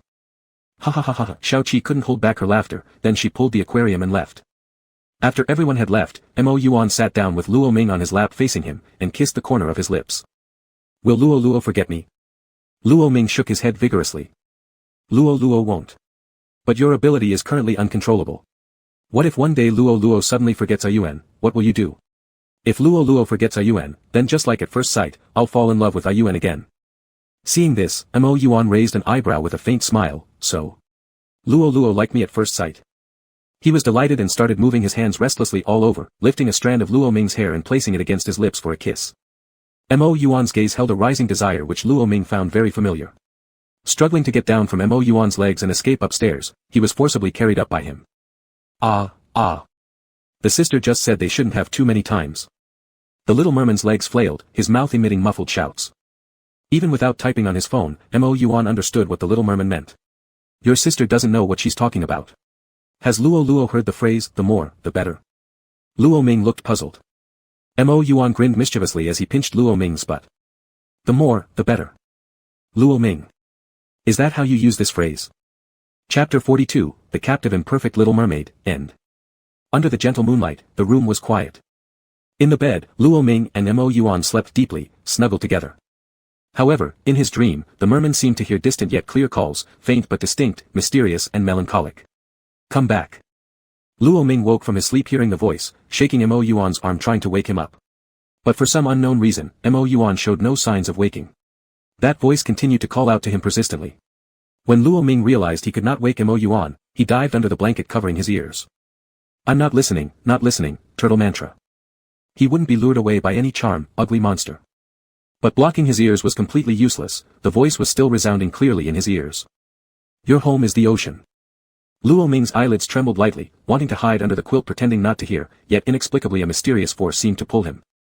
Opening his eyes, his gaze seemed to pass through countless mountains and rivers, reaching the source of the sound. It was the ocean. Without control, he threw off the covers, got out of bed barefoot, and step by step left the house, heading towards the origin of the sound. Walking straight from night until dawn, Luo Ming reached the beach. As the sky turned pale white and the horizon gradually revealed a soft glow of light, the waves kept crashing onto the shore, one after another. When his legs transformed back into a fishtail and he swam into the sea, Luo Ming regained consciousness.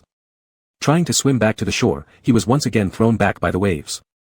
That voice calling him echoed again, if you remain human-shaped for too long, there might come a day when you can never transform back into a merman. The little merman urgently made several sounds. Ah. I want to go back. Luo Ming kept swimming towards the shore, getting swept back by the waves time and again, but the little merman did not give up. The voice seemed almost regretful, humans aren't worthy of the merfolk's love. Are you truly willing to abandon your identity as a merman for a human? Luo Ming stubbornly fought against the tide. All I need is a yuan. As long as you're willing to return to the ocean, I shall grant you back your voice. Would you still choose to go back? The little merman, filled with defiance, wanted nothing else, he needed a yuan only. You're so foolish. The seawater ahead suddenly froze and slowly took form. When Luo Ming saw it, he was startled because the shape the water took didn't differ from him at all. The water-transformed merman sat on the rock, using a finger to lift Luo Ming's chin floating on the surface.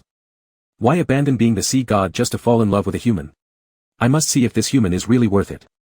After saying this, the seawater in front of him dispersed, yet Luo Ming still couldn't swim away. Luo Ming was utterly confused. System, what's this thing talking about? What's a sea cucumber? It's the sea god. What? The sea god? I have no idea either. I already said I know very little about this merman's identity. But come to think of it, a merman who causes tsunamis when sad.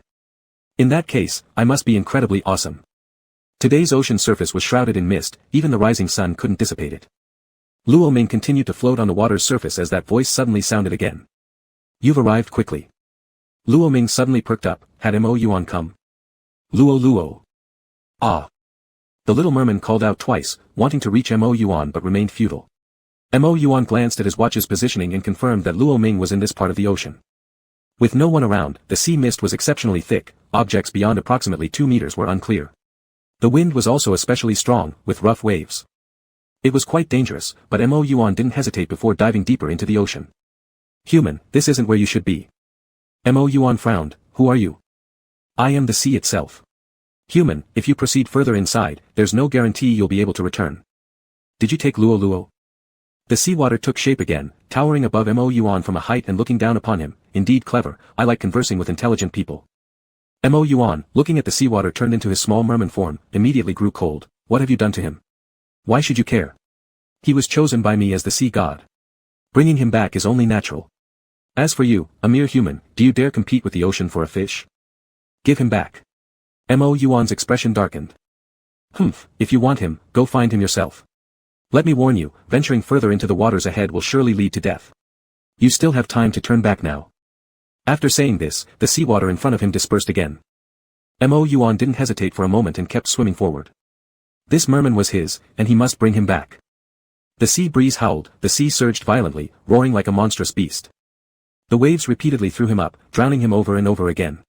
His body tossed and turned like a leaf in the fierce wind, unsteady and uncertain. Seawater rushed into his mouth and nose, making breathing increasingly difficult. Yet Mo Yuan showed not an ounce of fear in his eyes, persistently moving forward towards the direction of the little merman. Finally, a shadow of a merman appeared within his sight, and Mo Yuan struggled to swim towards it, just managing to extend his hand to touch it, only for everything to dissolve into a mirage once more. The waves slammed him deep into the ocean bed, and the seawater consumed him, dragging his body slowly down. That voice reappeared just as Mo Yuan's consciousness began to blur. How can a human dare challenge the ocean? If you give up now, I'll send you back. Mo Yuan raised his hand, his lips moved slightly, and though his words were swallowed by the seawater, Mo Yuan could still decipher them. Never letting go, even in death. Why bother? Suddenly, a cry of sorrow from the merman echoed throughout the ocean, causing the seawater to tremble. It was Luo Ming breaking free of the ocean's restrictions and rushing rapidly toward Mo Yuan, unconscious, holding him and floating upward to the surface. Ah! The little merman hugged Mo Yuan, shouting, tears brimming in his eyes. Seeing Mo Yuan's lack of response, he performed mouth-to-mouth resuscitation. He's fine, just knocked unconscious by the wave. Luo Ming immediately pulled Mo Yuan protectively close to his chest, glaring viciously at the seawater in front of him, looking extremely ferocious, as if ready to bite anyone who came closer. Leave now. The little merman remained cautious, hugging Mo Yuan tightly while glaring ferociously at the seawater, solidifying into a figure, slowly retreating until 10 meters away before dashing off in a flash. The seawater solidified figure sighed. Damn love, stealing away so many promising merfolk he'd considered. Since choosing to become human meant the return of his fish tail was inevitable. The fog on the sea dissipated. As Luo Ming carried Mo Yuan ashore, his fishtail transformed back into legs. Anxious, he urgently called out to Mo Yuan, tears streaming down his face. Good baby, don't cry. Mo Yuan slowly opened his eyes, stretching out a hand to wipe away the tears from Luo Ming's eyes. Good baby, do you regret becoming a common human after being the divine god beneath the sea? With red eyes, Luo Ming shook his head swiftly. Satisfied, Mo Yuan smiled, standing up and embracing Luo Ming into his arms. I misspoke. How could Luo be ordinary? Luo is Mo Yuan's god. Chapter 43, Master has awoken, 01. Wow, this long-lost feeling. What? Has your soul ever left your body? Luo Ming floated in the void, looking at the person lying on the ice bed with a white robe and black hair scattered around, raising an eyebrow. The path of cultivation inevitably has its ups and downs. I've had my soul leave my body plenty of times within my own world. System, that's great, saves me the trouble of having to send your soul back into this body. Luo Ming yawned lazily and said, alright, I'll go back myself. Just transmit the memories to me. After finishing speaking, Luo Ming sat cross-legged, and the spiritual energy emitted by the ice bed began to fluctuate. Then, the person lying down opened their eyes. System was surprised and praised, you really have some skills. This is the cultivation world. Breakthroughs and achieving immortality are its main pursuits.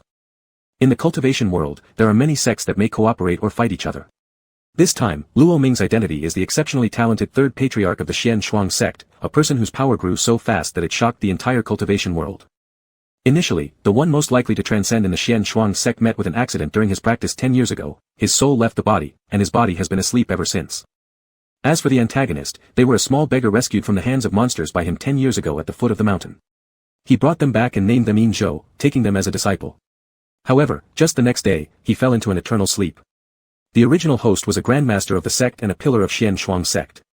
After this deep slumber, over time, the sect's status in the cultivation world started declining.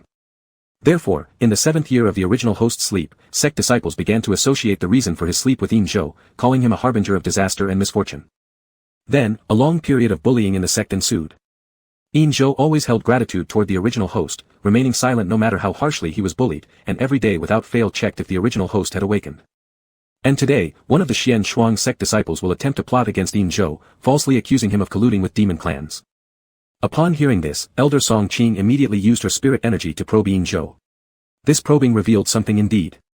Engsub carried the bloodline of demons, making him originally a demon himself. From then on, the blame for the patriarch's unawakened slumber was squarely placed on Engsub's shoulders. Thus, the sect wanted to take him to the demon extermination array for execution, but before the execution, Engsub managed to escape using unknown methods. Seeing the demon escape, the Xian Shuang sect quickly spread the news that the demon who caused the third patriarch's deep slumber fled. Afterward came the relentless persecution of Engsub by various sects, enduring much suffering and hardship. Years later, Engsub led the demon race in a large-scale invasion of the cultivation world, causing disasters to all the sects. Ruins filled the cultivation world except for where the third patriarch Luo Ming of Xian Shuang sect remained intact. After receiving the information, the system said, our task is to prevent Engsub from harming the cultivation world. Luo Ming, simple, where's Engsub? By now, according to the timeline, he should be on his way to the place of execution. Sect Hall. A disciple knelt before the hall, pointing at engsub and shouting loudly, "Elder Song. Engsub colluded with demons. I witnessed it personally. Perhaps Patriarch Luo. Patriarch Luo was harmed by him." Upon hearing this, Song Qing became solemn. Colluding with demons is a serious accusation. Words alone cannot prove it. Do you have evidence? The disciple broke down in tears instantly. I have no material evidence, but I happened upon seeing it. If Elder Song does not believe me, she can use spirit energy to probe and confirm it. While crying, the disciple secretly grinned behind his sleeve covering his face. Song Qing nodded and turned to engsub. "Engsub, you are your master's only disciple. Of course, I trust you, but since there are claims like these, would you consent to a check to clear yourself?" Engsub bowed to Song Qing. "If the elder probes me, engsub has no objections." Just as Song Qing was about to act, a vast and powerful spiritual force swept through the entire hall, forcing the accusing disciple to kneel down and unable to rise. "Who dares slander my disciple?" The voice seemed to echo from ancient heavens, crisp yet cold, shaking everyone's hearts. At once, everyone in the hall looked toward the sound.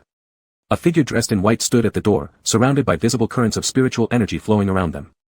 His robes fluttered with the flow of spiritual energy, and his hair fell to his waist. His skin was as white as jade, and his handsome face exuded a cold demeanor. Yet, there was an extraordinary calmness in his brows, as if all worldly disturbances disappeared in front of him.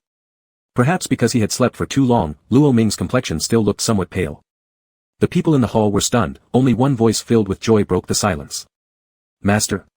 You've awakened." Engsub looked at Luo Ming, and a long-hidden smile finally appeared on his face. As engsub spoke, the other disciples in the hall began whispering to each other, and everyone was filled with happiness. Luo Ming slowly walked to engsub's side, reaching out with his delicate and pale hand to pull engsub behind him. "Big brother, don't bully engsub." Song Ying hadn't yet come back from the surprise of Luo Ming waking up, and upon hearing this sentence, he became completely baffled. Song Ying pointed at himself, "Me?" Then pointed at engsub, "Bully him?" Luo Ming nodded. "Little brother, when did I bully him? A disciple claimed that engsub colluded with demons, so I was just investigating." "Which disciple?"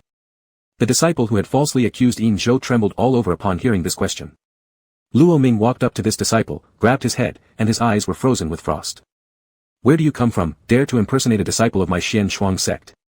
He tightened his fingers slightly, and the disciple started begging instantly. "Spare me, Lord Luo. Answer me. I am." Before he could finish speaking, a puff of black gas burst out of his mouth, followed by his eyes rolling back and his breath stopping. All the disciples in the hall let out cries of shock. Song Ying stared in disbelief. This is. Demonic chi infiltrated his body. It seems like he was originally just an ordinary person. Why would he impersonate a disciple of our sect? Luo Ming glanced at engsub and said softly, "It's aimed at engsub. I saved him from demon creatures years ago. He has a special constitution, and his blood is particularly favored by demons." Luo Ming swallowed the rest of the words. Son of the Demon King, a single drop of his blood could significantly increase the power of demon creatures. After listening, Song Ying scratched his head and grinned foolishly as he approached Luo Ming, losing all composure of a sect leader. "Younger brother has awakened and become even more powerful. You don't know how much your big brother worried about you not waking up." Luo Ming expressionlessly pushed aside the overly close Song Ying and said coolly, "Big brother, if there's nothing, I'll take engsub back first." "Wait, little brother, since you've finally woken up, why don't we celebrate?" "No thanks, big brother. If you're really free, you should better manage some of the younger disciples." After saying that, Luo Ming took engsub and left the main hall of the sect. On their way, Luo Ming suddenly stopped. "Master?" engsub asked curiously. Luo Ming's voice softened from its icy tone. "You've suffered these years." "Not at all. Master has awakened, and your disciple is no longer suffering." Chapter 44, The Master Awakens, 02. engsub's gaze contained admiration. When Luo Ming placed him behind his protective barrier, he knew that everything these years had been worth it. Ever since he was little, he didn't know who his parents were, and he roamed aimlessly, relying on stealing to survive. He was pursued by both demon creatures and humans alike. Until the day when he was almost killed by demons, his master descended before him like a divine being, saving him. And then took him back to the sect to make him a disciple. The master was his savior, the only one who showed him kindness during all these years.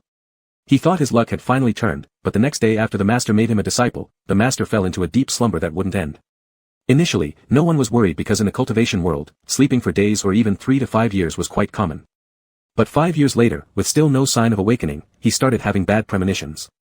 From then on, every day, he went to see his master, narrating what he saw and heard, telling stories of what happened in the cultivation world, hoping that his master would wake up. And for 2 years without exception, this continued until one day, the sect suddenly started rumors that it was him who caused his master to fall asleep, saying, "Isn't it a coincidence that shortly after a master takes him as a disciple, something happens?" Yes, isn't it a strange coincidence? Engsub also believed it was his fault, thinking that he brought misfortune to those around him. Why else did he have no parents, no relatives, and even, his master too? Because of this, he endured the malicious treatment from his fellow sect members. No matter whether it was doing odd jobs, getting beaten, or being deceived into the forbidden area as punishment, he made no struggle and complaint. If his master could wake up because of him enduring all these, then what did a little matter? "Engsub, come here and let me see how your cultivation is now." In the courtyard, sunlight pierced through the clouds and fell down. Luo Ming sat on the polished blue stone slab, beckoning to the young man in front of him. Engsub looked at Luo Ming, too ashamed to step forward. Over the years, sect leader Song noticed he was alone and thus had him practice cultivation together with his disciples. But perhaps due to his poor talent, no matter how hard he tried, he still couldn't figure out the path to cultivation. Master Luo Ming was so powerful, while he as the only disciple of Master Luo Ming was so foolish that it was impossible not to feel inferior. Seeing Engsub hesitating, unwilling to step forward with his head hanging low, Luo Ming understood. "You have a special constitution, and ordinary cultivation methods are useless for you. After I personally probe you, I will teach you cultivation." Upon hearing this, Engsub's eyes lit up like they were illuminated by stars, filled with surprise and joy. However, when Luo Ming stretched out his hand, Engsub took a step back. Luo Ming frowned. "What's wrong?" Engsub bit his lips and cautiously said, "Master, will you not?" Luo Ming sighed, stood up, walked in front of Engsub, and placed his hand on Engsub's shoulder. "When I cultivated before, I encountered an issue, leading to my wandering spirit going into slumber. Now that I am back, it won't happen again, don't worry." As he spoke, a warm current flowed from Engsub's shoulder throughout his body, wrapping him with spiritual energy, which infiltrated every meridian of his body.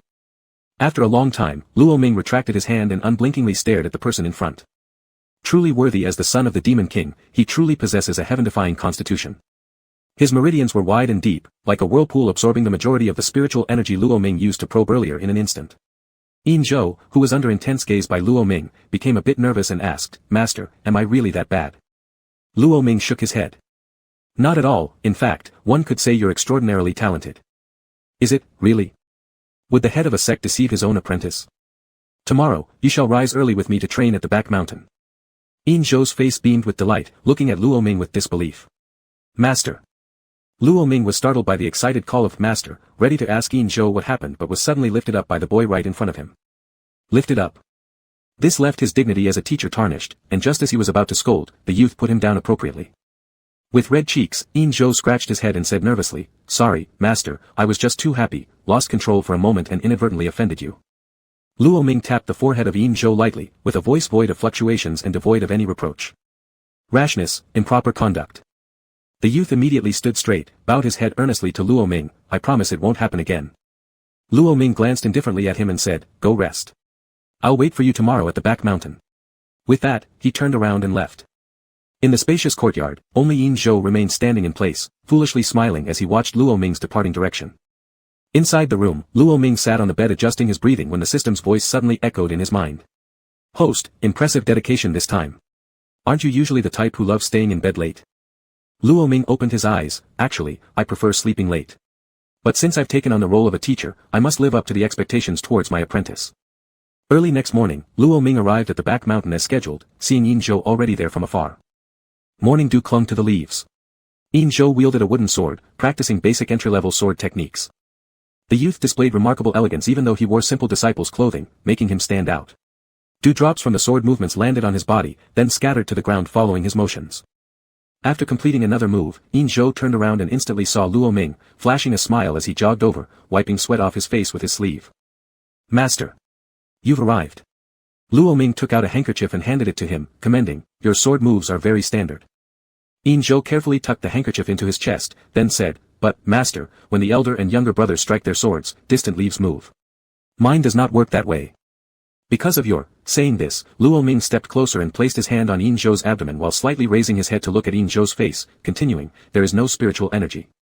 Engsub's ears turned red, "But I have tried to guide the chi into my body as sect leader Song taught." "You are different from ordinary cultivators." Luo Ming retracted his hand and walked toward the large stone ahead. Engsub hurriedly followed. "Follow what I say next." Hearing this, Engsub immediately stood straight with an attentive expression. "All right, Master. Put down the wooden sword and sit in meditation where you are." The young man threw the wooden sword to the side and sat cross-legged on the large rock. Focus your mind, concentrate on placing attention on the dantian area, and carefully gather the spiritual force within your meridians. Engsub followed the instructions, sweat gradually forming on his forehead as his meridians felt like they were being scorched by fierce fire. Seeing that it was about time, Luo Ming walked to Engsub's front, sitting cross-legged beside him, and lightly touched the center of Engsub's brow with his fingertip. Instantly, the earth's spiritual energy around them wildly surged. With a painful cry from Engsub, the spiritual energy began to flow into his dantian. Or rather, into the demonic race's peculiar acupoints. The system was nearly speechless. Host, you actually know how to unblock the peculiar acupoints of the demonic race. Chapter 45, The Master Awakens, 03. The peculiar acupoints of the demonic race are equivalent to the dantian of human cultivators. After this opening, Engsub's natural talent would be revealed to everyone. Not until the sunset did the spiritual fluctuations of the back mountain finally calm down. Engsub opened his eyes to find his master meditating right before him, extremely close. In the glow of the setting sun, Luo Ming's face looked as if carved from warm jade, his skin radiant and smooth. The eyes that usually held a sense of distance now seemed to feel nearer when closed. Engsub lost himself in thought for a moment, not realizing until a calm voice sounded. How is it? Only then did he notice that the voice's owner had already opened his eyes. Startled, Engsub immediately rose up, his ear tips turning red. It's good, very good. Seeing Luo Ming frown slightly, Engsub quickly composed himself, bowing respectfully to Luo Ming. Thank you, Master. I can now feel the spiritual force coursing through my entire body. Luo Ming stood up, turning his gaze towards the setting sun. Engsub, try picking up the wooden sword again now. All right. Engsub picked up the wooden sword, closing his eyes slightly, taking a deep breath, then opening them. In an instant, his entire demeanor turned sharp and formidable, entirely different from the morning. His figure moved swiftly, the wooden sword spinning gracefully in the air. Everywhere the tip of the sword pointed, it seemed to split the very air apart. It was hard to imagine just how powerful this would be if a real sword were used instead. After a few moves, the joy in Engsub's eyes grew even deeper. Satisfied with what he saw, Luo Ming couldn't help but feel proud. The disciple he taught truly was excellent. When Engsub stopped, happily returning to his presence, he fixed his gaze on Luo Ming as if waiting for commendation. Great job. Thank you, Master. The young man's delight only increased further, as if Luo Ming's praise meant more to him than obtaining cultivation. Glancing up at the sky, Luo Ming narrowed his eyes slightly. At this rate of progress, within a few months, you will surpass all the disciples in the sect. It's thanks to the Master's teaching. Without you, I would have long since perished under the claws of demonic beasts. Luo Ming withdrew his gaze without answering. Let's go back. Continue tomorrow. All right. The two returned together, shoulder to shoulder, only to find both the great sect leader and the second sect leader present. Seeing Luo Ming return, the two pairs of eyes simultaneously fixated on him. Luo Ming. Song Yin quickly approached, interrogating, younger brother, where have you been? You've been gone all day. With my apprentice. Only now did the two notice Engsub standing nearby. Seated in the courtyard with his legs crossed and dressed in purple, second sect leader Shen Anshin gave a playful smirk, seemingly dissatisfied. Younger brother, upon waking up, you didn't first seek out your elder brother or sister but jumped right into training apprentices. Is that so? Isn't the sister less important than this disciple? Not true, just. Luo Ming's eyes darkened momentarily, glancing to the side at the disciple beside him. I owe him something. Though I suddenly took him on as my disciple, I've left him ignored for many years. Engsub hurriedly shook his head. No, Master, there has never been any debt. Hearing this, Shen Anshin rolled her eyes. Fine, the older sister forgives you. Then, she completely reversed her attitude, rising hastily to rummage through Luo Ming everywhere. Let sister take a look, is there any discomfort? What happened that you slept for so long? The cultivation went wrong, but now it's fine. After exchanging pleasantries for a while, Song Yin suddenly looked at Engsub and let out an exclamation. Brother, what did you do? How did this guy's cultivation level suddenly rise so much? When it came to Engsub, Luo Ming's lips curled into a faint smile, just managed to unblock the dantian, plus Engsub himself has exceptional talent. Isn't that just too talented? Engsub scratched his head and chuckled shyly, it's because of Master's brilliance in teaching. Song Yin. Fine, he was apparently nothing special then. As the sky grew darker, Song Yin and Shen Anshin also left. In the following days, Master and disciple would always go to the back mountain near the giant stone for cultivation. Gradually, Engsub stood out among all disciples. Song Yin seemed to have taken to heart what Luo Ming had said earlier in the sect hall about managing some of the disciples. After investigating for a period, he found and properly punished those who once bullied Engsub. One day, as usual, Luo Ming accompanied Engsub for cultivation on the back mountain and watched him practice swordsmanship. After a while, he frowned. Stop. Yin Zhou stopped as instructed. Luo Ming stood up and walked in front of him, taking the wooden sword from Yin Zhou. Watch carefully how I do this part. Then the sword turned in Luo Ming's hands, followed by a set of standard sword techniques displayed before Yin Zhou's eyes. Understood. Yin Zhou nodded, but when it was his turn again, mistakes occurred frequently. Luo Ming called another stop and began correcting his posture from behind. First, he grabbed the hand holding the sword and lowered it slightly. The position of the sword should be here. If you hold it too high, others can easily knock it off. Then one hand rested on Yin Zhou's waist, giving it a push. He continued scolding, how do you achieve such awkward postures? Unaware to Luo Ming, when his hand rested on Yin Zhou's waist, his disciple's neck turned red. After a round of adjustments, Luo Ming watched Yin Zhou with satisfaction. This is correct, continue. But after a few more sword styles, Yin Zhou reverted to his old habits, making countless errors. Luo Ming's frown deepened, and his voice cooled by half. Enough. Yin Zhou stopped, gripping the sword, unsure of what to do next, looking pitiful. Luo Ming. Unable to endure Yin Zhou's expression, he swallowed back his reproachful words, sighing wearily. Yin Zhou, your sword technique used to be the most standard among the disciples, what's wrong these last few days? Yin Zhou kept his head down, silent. Never mind. Luo Ming took the sword again, come behind me, grasp my hand, and follow my movements. Yin Zhou's Adam's apple moved slightly, all right. Then, he grabbed the wrist of Luo Ming holding the sword with one hand, and placed the other hand on Luo Ming's waist, moving along with his master's actions. A gentle breeze lifted strands of Luo Ming's hair, brushing against Yin Zhou's neck, carrying a faint aroma. For unknown reasons, Yin Zhou truly adored the subtle scent emanating from his master. Each time he caught a whiff of it from his master, he would savor it for a long time afterward. After a few movements, Luo Ming stopped, and Yin Zhou promptly released his hands. Luo Ming turned around, still exuding a distant aura, which Yin Zhou didn't like. Did you understand this time? Chapter 46, The Master Awakens, 04. Yes, understood. After this, Yin Zhou made no further mistakes. At night, Luo Ming quietly departed from Xian Shuang sect. The system asked, host, where are you going? Yin Zhou practices devil arts. When his cultivation was low, I could suppress his devilish aura with my spiritual power to avoid being detected by the sect. Now, his cultivation has risen too quickly, and before long, I estimate I won't be able to suppress it anymore. Although Luo Ming believed practicing devil arts or immortal ways were the same, he couldn't guarantee that others shared the same view. Luo Ming summoned his weapon, stepped lightly upward, and with a surge of spiritual power, the sword soared into the air, allowing him to fly on it. Do you have a plan now? During this period, after returning from the back mountain, he went to consult ancient texts of this world and actually found a treasure that could suppress devilish energy, making devils indistinguishable from ordinary cultivators. Even though this treasure should now be in the hands of a devil, there were few in the immortal world who could defeat him, and thus he planned to snatch it. The night was as dark as ink spread across the horizon, with thick clouds blocking the stars in the sky. This was the domain of the demon race. The closer one got, the thicker the clouds became. As Luo Ming's feet just touched the ground, a group of demons surrounded him. Which overconfident cultivator dared to intrude upon my territory? With the sound of the voice, the surrounding demons parted to make way for a white-clad figure who emerged from their midst. He appeared to be the leader of these lesser demons, yet carried not a trace of demonic aura on him.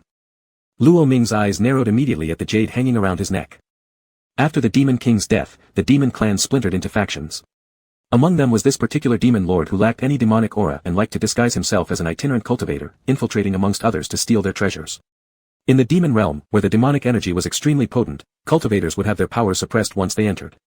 Therefore, no matter how aggrieved the stolen from cultivators felt, they didn't dare enter recklessly to reclaim their treasures. Luo Ming looked coldly at the emerging demon lord, pointing his sword at him. Ling Tong Jade. The white-robed demon lord was stunned for a moment, then burst out laughing. A lone cultivator dares to come to Yi Lin's place to snatch things, you wish to die. Before the laughter faded, Luo Ming had already surged forward, slicing through the rope that held the jade around his neck with his sword. In a blink, the Ling Tong jade was already in Luo Ming's hand, his movements so swift none of the demons present could see clearly. Yi Lin stopped laughing. Unbelievably feeling his empty neck, his eyes soon shone with a bloodthirsty light as demonic energy surged wildly around him, forming a dense black storm. He lunged fiercely at Luo Ming, followed closely by his subordinates. The scene seemed terrifying at first glance. But Yi Lin was promptly stomped onto the ground by Luo Ming. The demon underlings that rushed forward suddenly came to an abrupt stop, then retreated fully 10 meters back. Trapped beneath Luo Ming's foot, Yi Lin helplessly hammered the ground and shouted at his minions, "You bunch of useless trash. What are you waiting for? Save your demon lord." The demon henchman stepped back even further. Luo Ming lifted the jade pendant he held, examining it closely.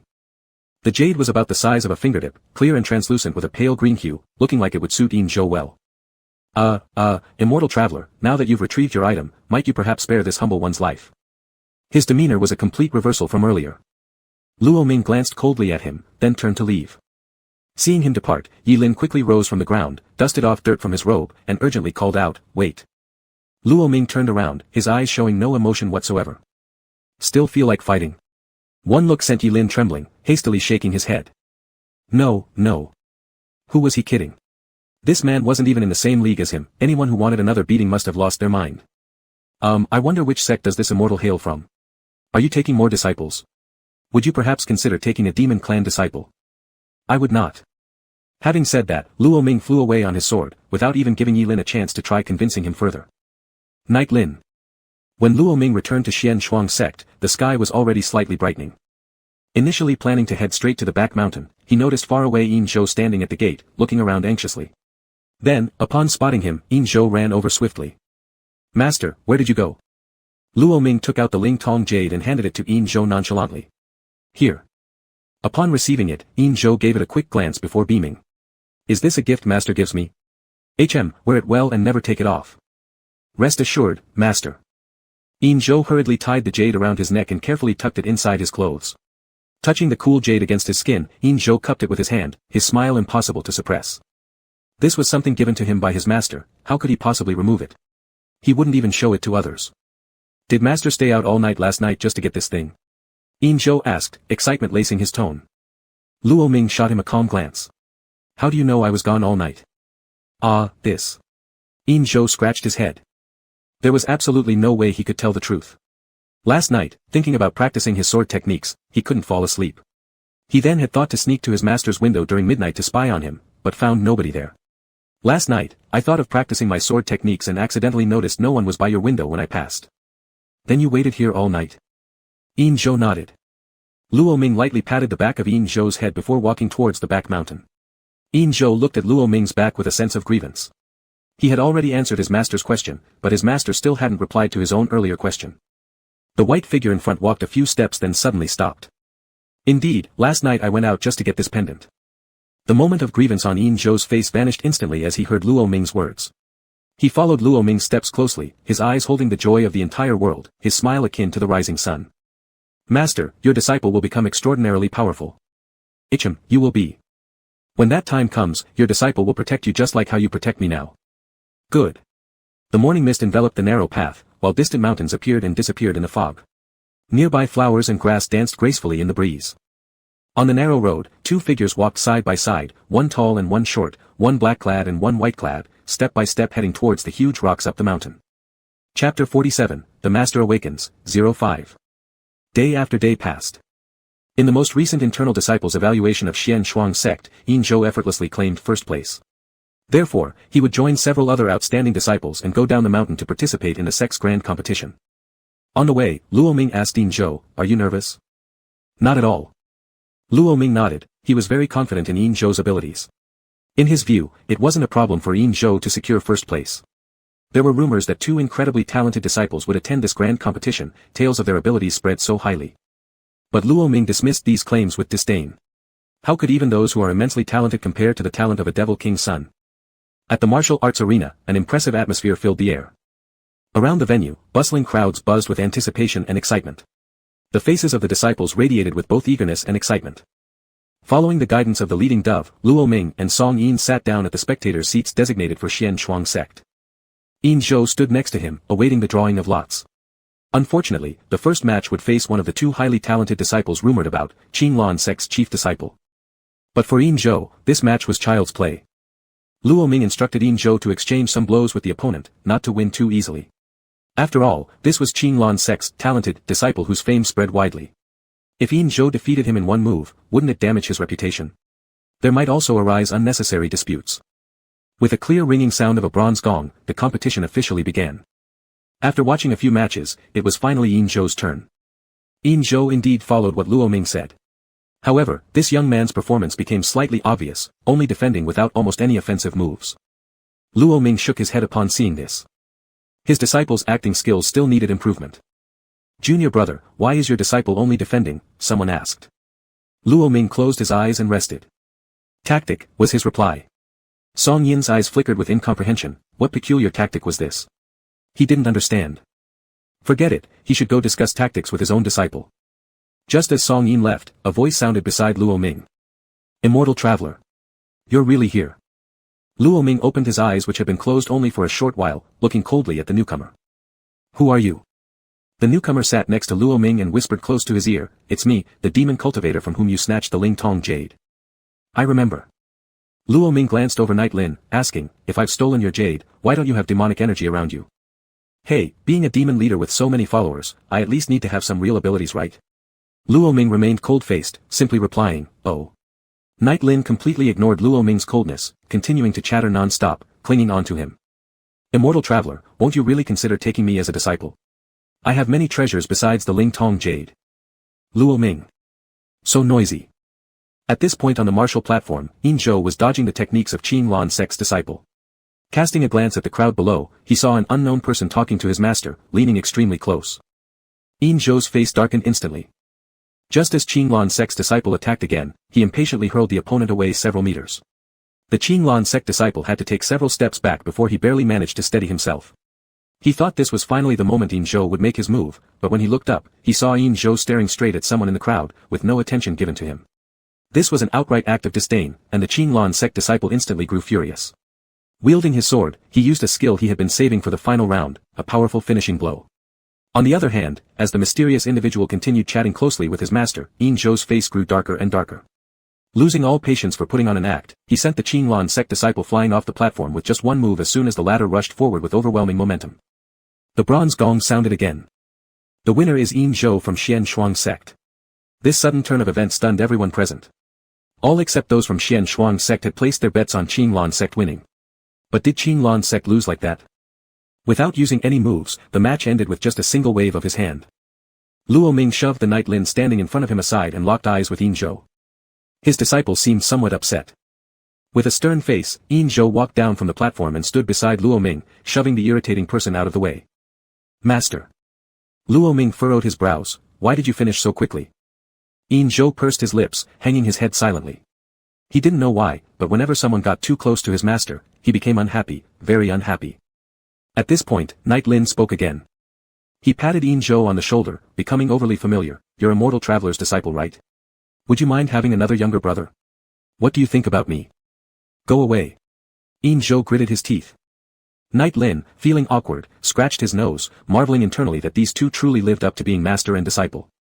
Their coldness could only have come from the same mold. If it wasn't meant to be, then fine.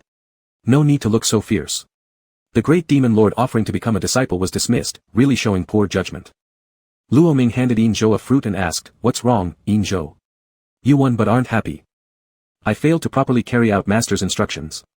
Saying this, Yin Zhou lowered his head even further, looking as if he were about to be abandoned. The master wanted to take on more disciples. Wasn't he enough already? No harm done. Luo Ming rubbed Yin Zhou's head, consoling, anyway, you still won, the process is merely different. Should anyone cause trouble, he'd still be there. As if to confirm Luo Ming's thoughts, the patriarch of Qin Lan Sect soon raised an objection to the judge. I remember, the main competition among sects focuses on pure strength. One sect relied on artifacts to win, which is somewhat embarrassing, isn't it? The patriarch of Qin Lan Sect's words immediately drew support. Exactly, just now, how could that attack possibly be achieved by a disciple? Song Yin, hearing this, immediately became displeased. How can some people not accept defeat? Blaming others for cheating when they themselves are incompetent, how disgraceful is that? Whether there was cheating or not, checking wouldn't clear things up. Exactly, exactly. Just as Yin Zhou was about to speak, Luo Ming pulled him back. He slowly rose, his gaze icy as he stared at the Qin Lan Sect patriarch. Checking is acceptable, but targeting my disciple alone is clearly unfair. Luo Ming then turned to the group that had spoken earlier, continuing. All sects' disciples will be checked together. If artifacts are found, they will be confiscated, and the trial will be restarted. How does that sound? At this point, someone countered, why should we be involved? A faint smile appeared on Luo Ming's lips, though his eyes lacked any warmth. What? Are you afraid? I am not afraid of anything. So, that's agreement. That person remained silent. An eerie silence fell over the arena, even Qin Lan Sect's patriarch ceased speaking. Only Song Yin kept mocking, it seems in this sect grand contest, apart from our Xian Shuang sect, everyone else is playing dirty tricks. No wonder we've always been at the bottom. Luo Ming sneered, releasing pressure onto the battlefield. Instantly, the vast spiritual energy pressed down on them heavily. Some disciples knelt down under the force. Is defeating you lot so difficult for my disciple? Cold sweat poured down Qing Lan sect patriarch's forehead. He couldn't imagine how far the third master of Xian Shuang's sect had come after waking up. Luo Ming held Yin Zhou's hand and retracted the pressure, leading Yin Zhou away. Yin Zhou, such contests don't even deserve your participation. As Yin Zhou watched his master holding his hand, a sense of melancholy surged within him. Master was so powerful. When would he be able to catch up? Then he could. He suddenly didn't understand himself. If that was the case, then what exactly did he want? Chapter 48, The Master Has Awoken, 06. Wait for me. Yi Lin followed behind Luo Ming and Yin Zhou. You're truly amazing. Aren't you going to reconsider taking me as your disciple? I can do a lot of things. No. On hearing this, Song Yin came over to Yi Lin and inspected him thoroughly before nodding in approval. You'd make a good disciple. Would you like to be my apprentice? What's your name? Yi Lin shot a disdainful look at Song Yin and asked. I am his senior brother. Song Yin pointed at Luo Ming walking ahead. The elder brother of an immortal. That meant he must be even more powerful than Luo Ming. Realizing this, Yi Lin's eyes brightened instantly, and he quickly bowed to Song Yin. This disciple greets his master. Learning magic skills by associating with such a great talent would surely teach him many tricks. He could flaunt them back home later, leaving his subordinates awestruck. What's your name? Master may simply call me Yi Lin. Upon returning to Xian Shuang's sect, it was already evening. Behind the courtyard, there was a mountain spring. After bidding Yin Zhou farewell and returning to their rooms, Luo Ming meditated briefly, then headed back to the spring to bathe. Although the magical world had something called the purification spell, Luo Ming preferred the genuine refreshment brought on by soaking. Therefore, unless something unusual happened, he would always come here every night to relax before retiring. Spring water gushed forth from the cracks in the mountain stones, clear enough to see through. After returning to his room, Yin Zhou lay down in bed, closing his eyes, but all he saw was the silhouette of his master. Tossing and turning, unable to sleep, he decided to get up and take a walk around the yard to cool off. Unconsciously, he found himself near the spring where someone appeared to be in the distance. Yin Zhou slowed his pace and quietly approached. The scene in front of him stopped his breath. Moonlight shone on the water's surface as his master leaned partially submerged in the spring, his pale shoulders exposed. Eyes slightly closed, the face under the moon looked elegant and beautiful, yet utterly transcendent, detached from all earthly passions. His long hair spread out in the water like black silk, flowing gently with the ripples. Yin Zhou stared transfixed at the figure in the water, rooted to the spot. His rationality told him to leave immediately. He couldn't disrespect his master, but his feet wouldn't move, nor could he turn his eyes away. Just as the person in the water stood up, their unclothed form caught Yin Zhou's gaze, causing him to widen his eyes and nervously step backward. Who's there? Luo Ming frowned, picked up his inner garment, threw it on casually, flashed toward the shadow hiding nearby, and grabbed its neck. Once realizing who it was, his indifferent eyes widened slightly. He let go and, seeing the person fall, asked with curiosity, Yin Zhou. Sitting on the ground and coughing twice, Yin Zhou raised his red-faced head. Seeing Luo Ming still not fully dressed, his face turned even redder. When Luo Ming bent down to help him up, revealing an expanse of bare chest through his loose white robe, Yin Zhou froze in place. His throat convulsed as he felt an itch in his nose, and a drop of fresh blood landed on the back of his hand. Regaining his senses, Yin Zhou dodged Luo Ming's extended hand, pinching his nose while hurriedly standing up, avoiding looking anywhere near Luo Ming again. Master. Luo Ming withdrew his hand, watching his pupil who covered his nose and whose expression seemed a little flustered. He couldn't help but feel concerned. Did I hurt you just now? No. As Luo Ming stepped closer, Yin Zhou took one step backward, his eyes darting everywhere except towards his master. Seeing his disciple's actions, he showed a rare hint of bewilderment on his face. Why are you bleeding from your nose? It's a bit hot. Yin Zhou stammered. Nodding as if understanding, Luo Ming adjusted his clothes and pointed to the spring. Go wash there and cool off. All right. After Luo Ming left, Yin Zhou sat numbly in the spring. Repeated images of his master kept flashing through his mind, his heart beating wildly, as though some idea was about to sprout. In a panic, he splashed a handful of spring water onto his face and shook his head vigorously, trying to cast out those thoughts which betrayed the teacher-student relationship. After a long time, Yin Zhou leaned against the edge of the spring and sighed, slapping himself in the face. How embarrassing. In the days that followed, Luo Ming noticed that Yin Zhou had become completely obsessed with cultivation, to the point where his skills were improving at an alarming rate. While diligent practice was commendable, Yin Zhou's advancement was happening too fast for comfort. Luo Ming feared this pace might lead to unforeseen complications. One evening, just as Yin Zhou was about to rest, Luo Ming called him into his room. Master. Yin Zhou bowed respectfully to Luo Ming. Luo Ming patted his bed, then said in a calm tone that shocked Yin Zhou greatly. Come up. Ah. Sit on the bed and meditate so I can check your meridians. Oh okay. After a long while, Luo Ming withdrew his hand from Yin Zhou's back and sighed in relief. Thankfully, everything seemed normal. Yin Zhou, you mustn't be overly eager for quick progress. You already have remarkable talent and are advancing quickly. Why such a rush? Sitting beside Luo Ming, Yin Zhou looked down, deep in thought. Master, I want to grow stronger. You are already strong, Luo Ming comforted him, patting his head gently. Yin Zhou pursed his lips and brought Luo Ming's hand to his cheek, nuzzling against it. His gaze held a profound meaning as he stared at his master intently. It's not enough. I wish to catch up with you, master. Next time we face danger, I don't want to hide behind you. I want to stand in front of you, protecting you instead. Luo Ming blinked, feeling slightly uneasy. He retrieved his hand and lowered his eyes, his heart racing unexpectedly. This person was truly. When they met initially, Luo Ming suppressed his intense feelings, determined to support and guide Yin Zhou properly since their roles as master and disciple were clearly established here. But now, what was going on? Was this not simply disturbing his already precarious state of mind? Luo Ming took a deep breath, regaining his usual indifferent composure when he next opened his eyes. He couldn't act improperly as a teacher. To get stronger, merely cultivating isn't sufficient. Yin Zhou stared dejectedly at Luo Ming's withdrawn hand, distractedly asking, then what more should I do? I've calculated that in about 2 years' time, the underworld realm will open up. You need a chance like this. Luo Ming paused, continuing, I'll accompany you there. But master, I can go by myself. No, it is unacceptable. Why? Master, I can protect myself. Yin Zhou stood up defiantly, upset. He didn't want to rely solely on his master for every situation.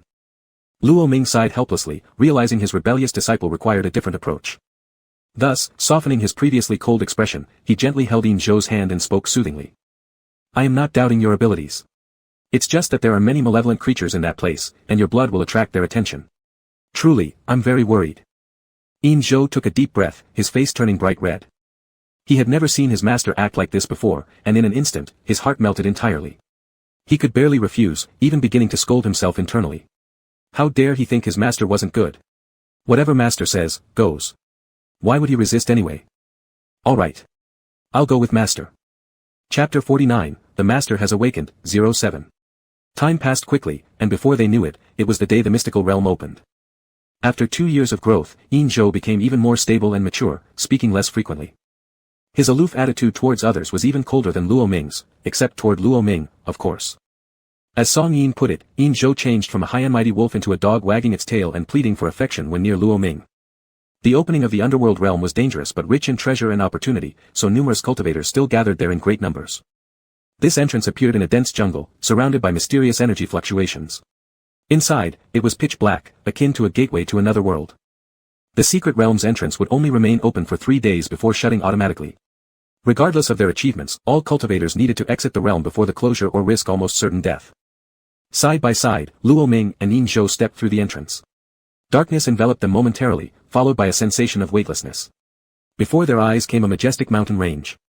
Clouds swirled around, and waterfalls cascaded down. Luo Ming scanned his surroundings but saw no sign of Yin Zhou. Yin Zhou. Master, I'm here. Suddenly appearing behind Luo Ming, Yin Zhou stood very close. Uncomfortably, Luo Ming shifted slightly. Where did you come from? Yin Zhou pointed at a nearby patch of grass. I was just over there. After meeting with Yin Zhou, Luo Ming walked toward the waterfall nearby. Yin Zhou, come over and check if there's anything strange here. As Yin Zhou was about to lean in for a closer look, Luo Ming suddenly drew his sword and stabbed straight through the chest of the Yin Zhou, standing before him. In an instant, the Yin Zhou dissolved into mist. Before them, the mountain and waterfall transformed into a vast field covered with purple flowers. Luo Ming tore a piece of his garment and used it to cover his mouth and nose. These flowers were hallucinogenic. He had to find Yin Zhou quickly. At the same time, Yin Zhou stood before a mountain spring. Inside the spring was his master, partially unclothed, soaking in the water just as he had during one of their private moments in the courtyard garden. Master. The master inside the spring turned at the sound of his voice, their face flushed abnormally red, eyes hazy. The expression was exactly as it appeared in his nightly dreams. Yin Zhou's gaze darkened, his voice hoarse as he asked, what is wrong with you? Yin Zhou, why don't you come join me? The voice was equally soft and enticing, just like in his dreams. But dreams remained only dreams. Yin Zhou turned away, Master, I'll wait for you here, let's leave once you're done.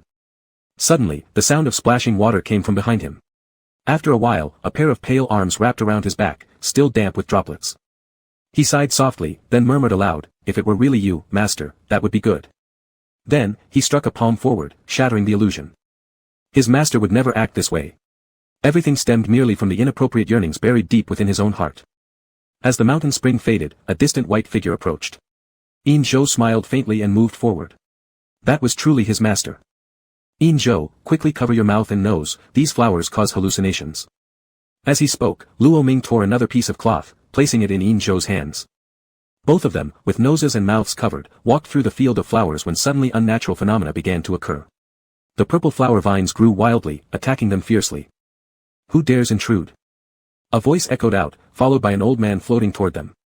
Yes, he floated.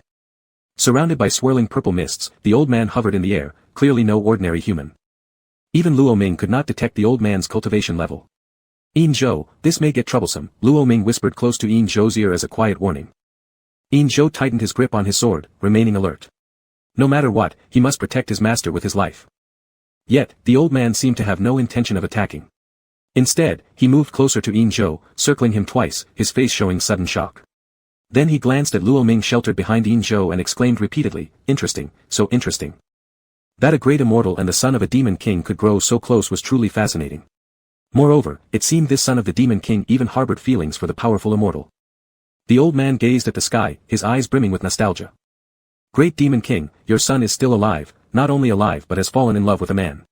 If you were here, surely you try every way to prevent this." But he would not stop it, he would even help them along. Without warning, the old man dissolved into a puff of mist, instantly entering Engsub's body. Startled, Luo Ming prepared to force the mist out with spiritual energy when the old man's voice resonated in the air. "I am the lord of the underworld, and this inheritance belongs to someone destined for it." Luo Ming ceased his movements. He had originally intended to bring Engsub to seek out the lord of the underworld, never expecting such an encounter so soon. Truly worthy of being a close friend of Engsub's father in life, the transmission given was indeed swift. Power surged violently into every meridian of Engsub's body, akin to raging floods, pounding against him. When the final wisp of mist inside his body disappeared, the inheritance was complete. Engsub felt the strength coursing through him, confused as he questioned, "Why did you choose me?" The elder grunted disdainfully, somewhat petulant, "My legacy, I can give it to whoever I want, why bother asking?" And with that, he vanished without a trace. Engsub looked at Luo Ming, scratching his head, "Master, this old man is quite peculiar." Of course, Luo Ming knew the reason, yet telling Engsub everything wasn't yet appropriate. Hence, he chose to remain silent. It might be due to some affinity. He really has poor judgment. What? Nothing. Engsub pursed his lips. Clearly, the best choice should have been master, yet he had actually chosen to pass on the legacy to him. What a lack of insight. If it were up to him, he wouldn't even glance at anyone else. "Let's go." Engsub nodded. At this moment, a flower vine quietly slithered up to Engsub's feet. As Engsub took a step forward, he was tripped by the vine and tumbled toward his master, pressing the person beneath him. His lips felt warm. Both froze in shock. Chapter 50, Master Awakens, 08. Engsub thought to himself that he must be delirious to dare sticking out his tongue for a lick at such a moment. Look, he had even managed to make his master's face turn red with anger. He quickly braced himself on the grass beside him, heart pounding like a drum, stammering an apology, "Master, I'm sorry, I didn't mean to." "Just get up." All right. On the way back, neither spoke a word, the atmosphere becoming somewhat awkward due to the earlier mishap.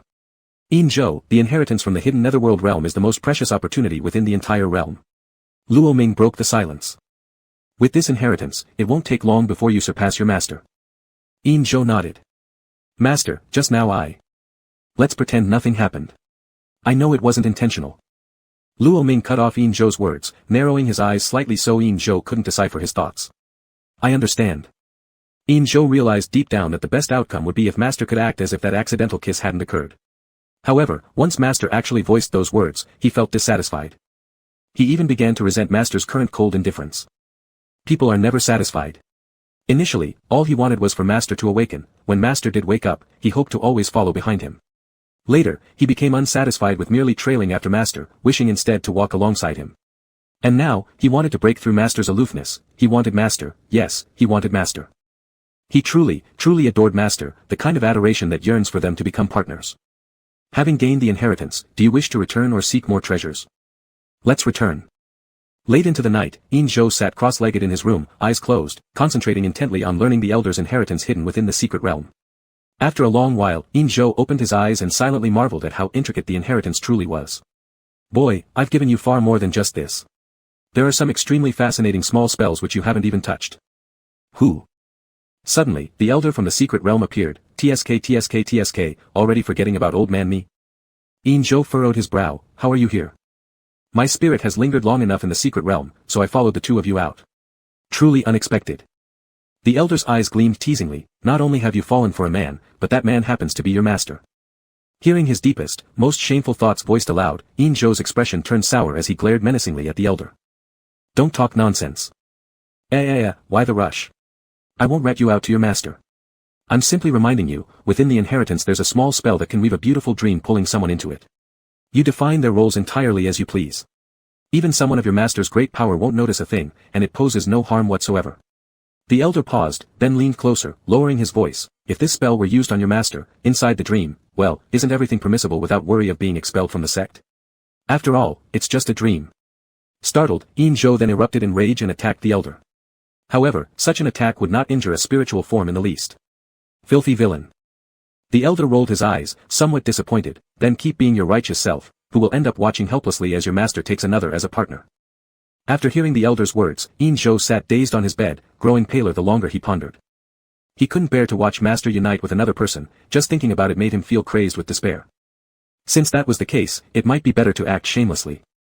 After a period of silence in the room, Zhou finally asked, why should I believe your claim that this spell causes no harm? Cough, cough. First, we are both demon cultivators. Second, I was acquainted with your father before his passing, thus, I would never harm you. Demon cultivator. My father? The elder observed Zhou's furrowed brow of confusion and immediately understood. You owe much to a mentor who shields you so well. My mentor is the best in all the realms. You know my father? It's a long story, brat. The blood coursing through you comes from the Demon King. The next day, as Luo Ming just stepped out of the door, elder sister Shen Anqin arrived suddenly, accompanied by a little girl. Seeing Luo Ming there, the little girl seemed very happy, her big eyes twinkling brightly. Elder brother, let me introduce this. This is my distant cousin, Su Yunting. She'll be borrowing my place for a few days. Shen Anqin leaned closer to Luo Ming and whispered, actually, this young lady admires you greatly and wanted to meet you personally. She kept going on and on about it. Luo Ming gave Su Yunting a polite nod as a greeting. Yunting, this is. I know. It's Master Luo. Su Yunting happily walked up to Luo Ming. Master Luo, I've admired you for so long. Would you consider taking me as your disciple? The female disciples of Xian Shuang's sect are under the management of Master Shen. Luo Ming said emotionlessly. Is that so? Su Yunting looked a bit downcast but quickly perked back up. Then Master Luo, do you have a partner yet? Luo Ming shook his head. In that case, what do you think about Yunting becoming your partner? Sorry, Luo Ming didn't finish his sentence before Zhou suddenly interrupted. Not allowed. Zhou stood between them, shielding Luo Ming behind him. Who are you? Master Luo hasn't even finished speaking, and you. Shen Anqin clamped a hand over Su Yunting's mouth. I'll send you back if you keep talking nonsense. Su Yunting pouted, shooting Zhou an irritated glance. Before being dragged away by Shen Anqin, she still turned back to shout towards Luo Ming, Master Luo. Consider Yunting. Do I give you too much face, Su Yunting? Sister-in-law, I'm sorry. After the two left, Luo Ming noticed something off about Zhou, emitting low pressure throughout his body, as if cloaked in an invisible layer of gloom, heavy and oppressive. Would my mentor consider her as a partner? No. Instead of feeling relieved at this answer, Zhou thought, how could he, when his mentor was so good? Even if not with this Su Yunting, there would be a second Su Yunting, a third one, fourth. If only his mentor also liked him. That night, Luo Ming had a dream. Chapter 51, Master Awakens, 09. On the giant boulder in the rear mountain, Luo Ming watched by the side while Zhou practiced swordsmanship. As he watched, he began frowning. He heard himself shouting, stop, to Zhou. Then he started adjusting Zhou's posture, but for some reason his disciple became so clumsy, reverting the moment corrected after a few moves. Out of frustration, he demonstrated the techniques for Zhou personally, but it was still useless. His face darkened, but the aggrieved expression of his disciple made him unable to speak any reproachful words. With no choice, he instructed Zhou to stand behind him, practicing swordplay together according to his actions. But as they practiced, Zhou's hands began wandering uncontrollably, roaming over his waist. Luo Ming halted, his voice slightly colder, what are you doing? The person behind buried their head in his neck, nose touching his skin, taking a deep sniff before raising their head with a fascinated tone, what scent does master wear, so alluring? Luo Ming tried to pull away but found himself completely unable to escape. "Engsub, your master is teaching you to practice the sword, don't lose focus." To his astonishment, his disciple ignored him altogether. A burning hot lip touched his neck, gradually making its way upwards, until his earlobe was finally enclosed. He heard Engsub's raspy voice saying, "Master, do you know how slender your waist is, how smooth it feels? Teaching me like this has distracted me completely, how am I supposed to concentrate anymore? Let go." Frowned, Luo Ming's voice carried a trace of anger. He was earnestly teaching his disciple to practice the sword, but his disciple's mind was full of lustful thoughts, wasting all his efforts. Engsub's Adam's apple moved slightly as he hesitantly opened his mouth. "Why is Master angry? Haven't we long been sworn Taoist companions, often becoming intimate here on this great stone?" Luo Ming paused in surprise. Sworn companions? When had they become such? Ah, yes, it did seem like something that happened. The wooden sword fell to the ground. Seeing Luo Ming lost in thought, Engsub turned him around and faced him. Lowering his head, with deep-set eyes like a bottomless pool of water, calm on the surface but concealing unforeseen danger, he spoke. "The disciple and master often kiss here." No sooner were the words spoken than Engsub pressed his long-thought-of lips. Luo Ming's eyes widened slightly, his eyelashes quivering faintly as his mind went blank. He and Engsub often kissed here. Yes, it was true, yet why were his memories unclear? "Master, do not lose focus." Their lips clung tightly together, breathing became gradually rapid, and the warmth grew intense. Dizzy from the kisses, Luo Ming fainted. Suddenly sitting up in bed, Luo Ming gasped for breath as he stared at the brightening horizon, feeling quite dazed. Why had he dreamed of such a thing? It felt so real, just as if he truly had kissed Engsub. Could it be because he practiced self-restraint for too long? Luo Ming got up and went to wash his face with cold water in the yard. At this time, Engsub also came out of the room, smiling cheerfully as if in a good mood and full of spirit. "Master, good morning." Good morning." The tips of Luo Ming's ears turned red. Upon seeing Engsub, all he could think about was what happened in the dream. Unworthy master, unworthy master. All day today, Luo Ming dared not look directly at Engsub, yet Engsub seemed oblivious, asking numerous questions. Every so often there would be doubts requiring Luo Ming's guidance. Luo Ming believed it might be due to guilt, always sensing Engsub getting too close when consulting him. His breath brushed against his face, causing a ticklish sensation. Enduring until sunset, Luo Ming finally sighed in relief. He needed to have a good night's sleep and adjust himself since something wasn't right all day. Upon waking, he found himself soaking in a spring behind the yard. After soaking for a while, he rose from the spring water and was about to dress when he heard footsteps nearby.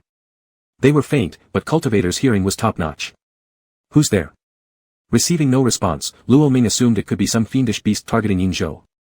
Turning swiftly, he carelessly slipped on his undergarment and rushed forward, pinning the fiendish beast by the neck.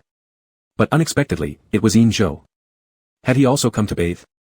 Luo Ming had just withdrawn his hand when Engsub suddenly grabbed his waist and, with one powerful move, hoisted him onto his shoulder. "Why didn't master wait for me and instead came out alone, even striking me?" Engsub's voice carried a tone of grievance. "Luo Ming. Didn't master agree to bathe in this spring with me?" "Ah, sorry, I forgot." In an unprecedented act, Engsub patted Luo Ming's buttocks and then carried him toward the spring. So, master must compensate Engsub. Paddled twice, Luo Ming flushed deeply, though he should have been angry, he vaguely remembered that similar incidents happened often. How does Engsub want master to make up for it? Engsub gently placed him back into the spring and began undressing before him while standing by the spring's edge. "For so long since we've sworn to be Taoist companions, master has never once called me husband." Engsub embraced Luo Ming's waist underwater. The white undergarments soaked by the spring became translucent, not fully revealed but more captivating still. As Engsub walked into the water, stepping closer to Luo Ming, a mischievous smile curled his lips. "Master, call me once by my title of husband, is that fine?" whispered Engsub as he kissed Luo Ming's eyes, murmuring softly, "Master, can you honor me with the name husband, please?" Luo Ming clenched his lips without a word. Though he and Engsub were indeed Taoist companions, he was still his master and leader of the sect, it was too shameful to call him husband. Persistently clinging, Engsub pressed Luo Ming against the spring's edge, their bodies instinctively rubbing each other, warm breath caressing his ear. "Master, just once, all right?" "No, I will not call you that. But master has just agreed to make up for it with me. Are you going back on your word?" Luo Ming felt a deep sense of shame and bowed his head, regretting agreeing to this in the first place. But one must not break their promise. "Husband," his voice was so low it was almost imperceptible. Engsub heard it, licked his lips, and pretended not to have heard clearly. "What did master say?" This disciple didn't hear anything. Ashamed and unable to look up, Luo Ming repeated, albeit hesitantly, "Husband." Overcome by infatuation, Engsub kissed Luo Ming's face repeatedly with fervor. Master, I truly adore you. As things escalated further, just before the last layer of clothing was about to be removed, Luo Ming woke up. Sitting upright in bed with a start, he repeatedly recited calming mantras under his breath. His resolve finally set after some deliberation. He needed to go into seclusion. Chapter 52, The Awakening of the Master, 10. Host, why do you suddenly wish to enter seclusion? I am considering that Zhou is no longer on the old path, plus he is already strong enough without my continued guidance. System, tell the truth. Covering his face with both hands, Luo Ming confessed, because I plotted against my own disciple and I couldn't stop myself. Although Zhou had been an old lover, now they were teacher and disciple. How could he take advantage of his student? Believing himself to possess considerable self-restraint, yet whenever he closed his eyes these days, all he dreamed about was being intimate with Zhou. Today was worse as he dreamt about addressing Zhou as husband. Too absurd. If he secluded himself, there would be no more dreams. He needed to use this time to regain composure and suppress those licentious thoughts within him. Grand Hall of the Sect. What? You are going into seclusion? Song Yin asked, astonished. Luo Ming nodded lightly, Shen Anqin glanced disdainfully at Song Yin. It's merely seclusion. Why are you acting as though you've never been through cultivation before? What's so surprising about it? Afterward, she turned to Luo Ming and inquired, for how long will you be secluded? 3 years. During this time, I hope senior brother and sister will watch over Zhou. Shen Anqin raised an eyebrow. That's a minor issue, but junior brother, have you informed Zhou about this? Her junior brother's disciple always stared at her junior brother like a wolf guarding its territory, terrified someone might snatch him away. With this seclusion coming, how would the younger one react? Luo Ming shook his head, not yet. I'll tell him once his practice for today is complete. The twilight bathed the horizon in brilliance, the mountains under the glow looked draped in a golden gauze veil. Seated in the courtyard, sipping tea quietly, Luo Ming waited for Zhou's return. Master. Seeing his silhouette from afar, Zhou called out and ran toward him as if merging with the sunset, radiating joy, youthful, and energetic. Master, are you finished discussing matters with Lord Song? We're done. Master, I made great progress today. Oh, also, I found a fruit tree behind the mountain producing fruits that are incredibly sweet. Pulling out the fruit wrapped in a clean handkerchief from inside his robe, Zhou carefully unpacked it and offered it to Luo Ming. Master, try it. If you like it, I can pick one every day for you. Upon looking down, Luo Ming saw that the fruit was smooth, round, and attractively bright, evidently well chosen. Confronting such an earnest disciple, he felt somewhat reluctant to part. Taking one from Zhou's hand, he put it into his mouth under his student's eager gaze and then rarely showed a smile. It felt as if spring breeze caressed his face or the early sun illuminated it. It tastes very good. Zhou was entranced. His master's smile seemed like blooming flowers blossoming right there in his heart. Lost in thought, he murmured unconsciously, Master, you look so handsome. When Luo Ming noticed his stupefied disciple, he tapped his forehead gently to bring him back to reality. Zhou, I have something important to discuss with you. Speak, Master. I am listening. Luo Ming's eyes held complex emotions, and uncertain gleams flickered in their depths. His hesitation led Zhou to feel a foreboding sensation rising within. Zhou, starting tonight, I plan to go into seclusion. The fruit Zhou held rolled to the ground. Standing still, he looked lifeless, devoid of the usual vitality, akin to a soul abandoned by the entire world. His expression mirrored someone rejected completely. Seclusion. Luo Ming averted his eyes, unwilling to look at him. He feared that another glance would make him waver. Zhou's hands hung limp by his sides, his fingers trembling slightly, looking helpless and confused. How long will it be? 3 years. Zhou lowered his gaze, trying hard to hide his reluctance. He didn't want his master to go into seclusion, but what right did he have to stop him? All right. Luo Ming patted his shoulder, cultivate well. If you run into difficulties, seek Lord Song or Lord Shen. I'll return soon. 3 years would be enough for him to calm down and stop fantasizing about his disciple. Actually, he thought it wouldn't take 3 whole years to suppress these inappropriate thoughts. But with his current cultivation level, once in seclusion, at least 3 years were necessary. I understand. Luo Ming nodded satisfactorily and turned to leave. Watching Luo Ming's retreating back, Zhou wanted to grab him, to hold him back, but his outstretched hand dropped limply. Just 3 years, he could wait. In the days that followed, after returning from the back mountain, Zhou squatted by the barrier of Luo Ming's seclusion area every day, talking to himself. Just like when his master's spirit had left at the beginning. 1 month. Master, there are so many fruits on the back mountain this year. Remember Yi Lin, Lord Song's newly recruited disciple? He tried to steal them, but I chased him away. They're all yours. 2 months. Master, the fruit got old after being stored for too long, and quite a lot of it has rotted. Afraid you won't have any when you emerge from seclusion, I've brewed some fruit wine for you. What do you think? 5 months. Master, lots of fiends suddenly appeared in Xian Shuang sect. I know they're all after me, but now they're no match for me. And so it went, unswervingly through 2 years, as Yin Zhou was meditating in his room when a voice suddenly appeared in his mind. Do you know why your master went into seclusion? Cold sweat broke out on Yin Zhou's forehead. Shut up. The voice laughed loudly, looks like you know, but just don't want to admit it. Why fool yourself further? After entering your woven dream, your master began his seclusion. What does that mean? Who are you? Don't say anything more. It's me, you. A cloud of black smoke rose alongside the chaotic spiritual energy swirling around Yin Zhou, making his breathing increasingly unstable and agitated. Your master chose seclusion because he didn't want to dream of you, Yin Zhou. There is no possibility between you and your master. His future partner won't possibly be you. No. I won't allow it. Yin Zhou's expression was no longer calm, it was filled with gloom and anguish. Veins bulged on his forehead, his hands clenched tightly into fists, nails deeply embedded in his palms. You brat, stay calm. Don't let the heart demon invade your senses. Suddenly, the elder in his inheritance, also known as the king of the netherworld, appeared. His worried expression showed an urgency to awaken Yin Zhou. But Yin Zhou wouldn't hear a word of it. He kept muttering incoherently, no, my master cannot form a bond with anyone else, master belongs to me, only to me. Cracks appeared on the Ling Tong jade hanging from his neck. In an instant, the demonic aura surrounding Yin Zhou burst free from its restraints. Badly injured by Yin Zhou's overwhelming demonic aura, the king of the netherworld's soul body suffered greatly, unable to maintain its form and was forced into slumber. When he woke up again, Yin Zhou's eyes had turned crimson, revealing hidden desires. With a swift move, he arrived instantly at Luo Ming's barrier. Master, how can you avoid me? Chapter 53, Master Awakens, 11. The sudden eruption of Yin Zhou's demonic aura was too strong, everyone in the Xian Shuang sect sensed it. It wasn't long before Yin Zhou was surrounded by Song Yin and others armed with weapons. Seeing that it was Yin Zhou, Song Yin was incredulous. Yin Zhou, how come you're full of such heavy demonic aura? Are you a demon cultivator? Not only is he a demon cultivator, but he has fallen to heart demons. Yi Lin suddenly said. Yin Zhou glanced indifferently at Song Yin and others before stepping forward, as if preparing to break through the barrier in front of him. Oh no. Song Yin rushed forward immediately to try and block Yin Zhou but ended up severely injured and collapsed on the ground. He shouted at Yin Zhou, what are you doing?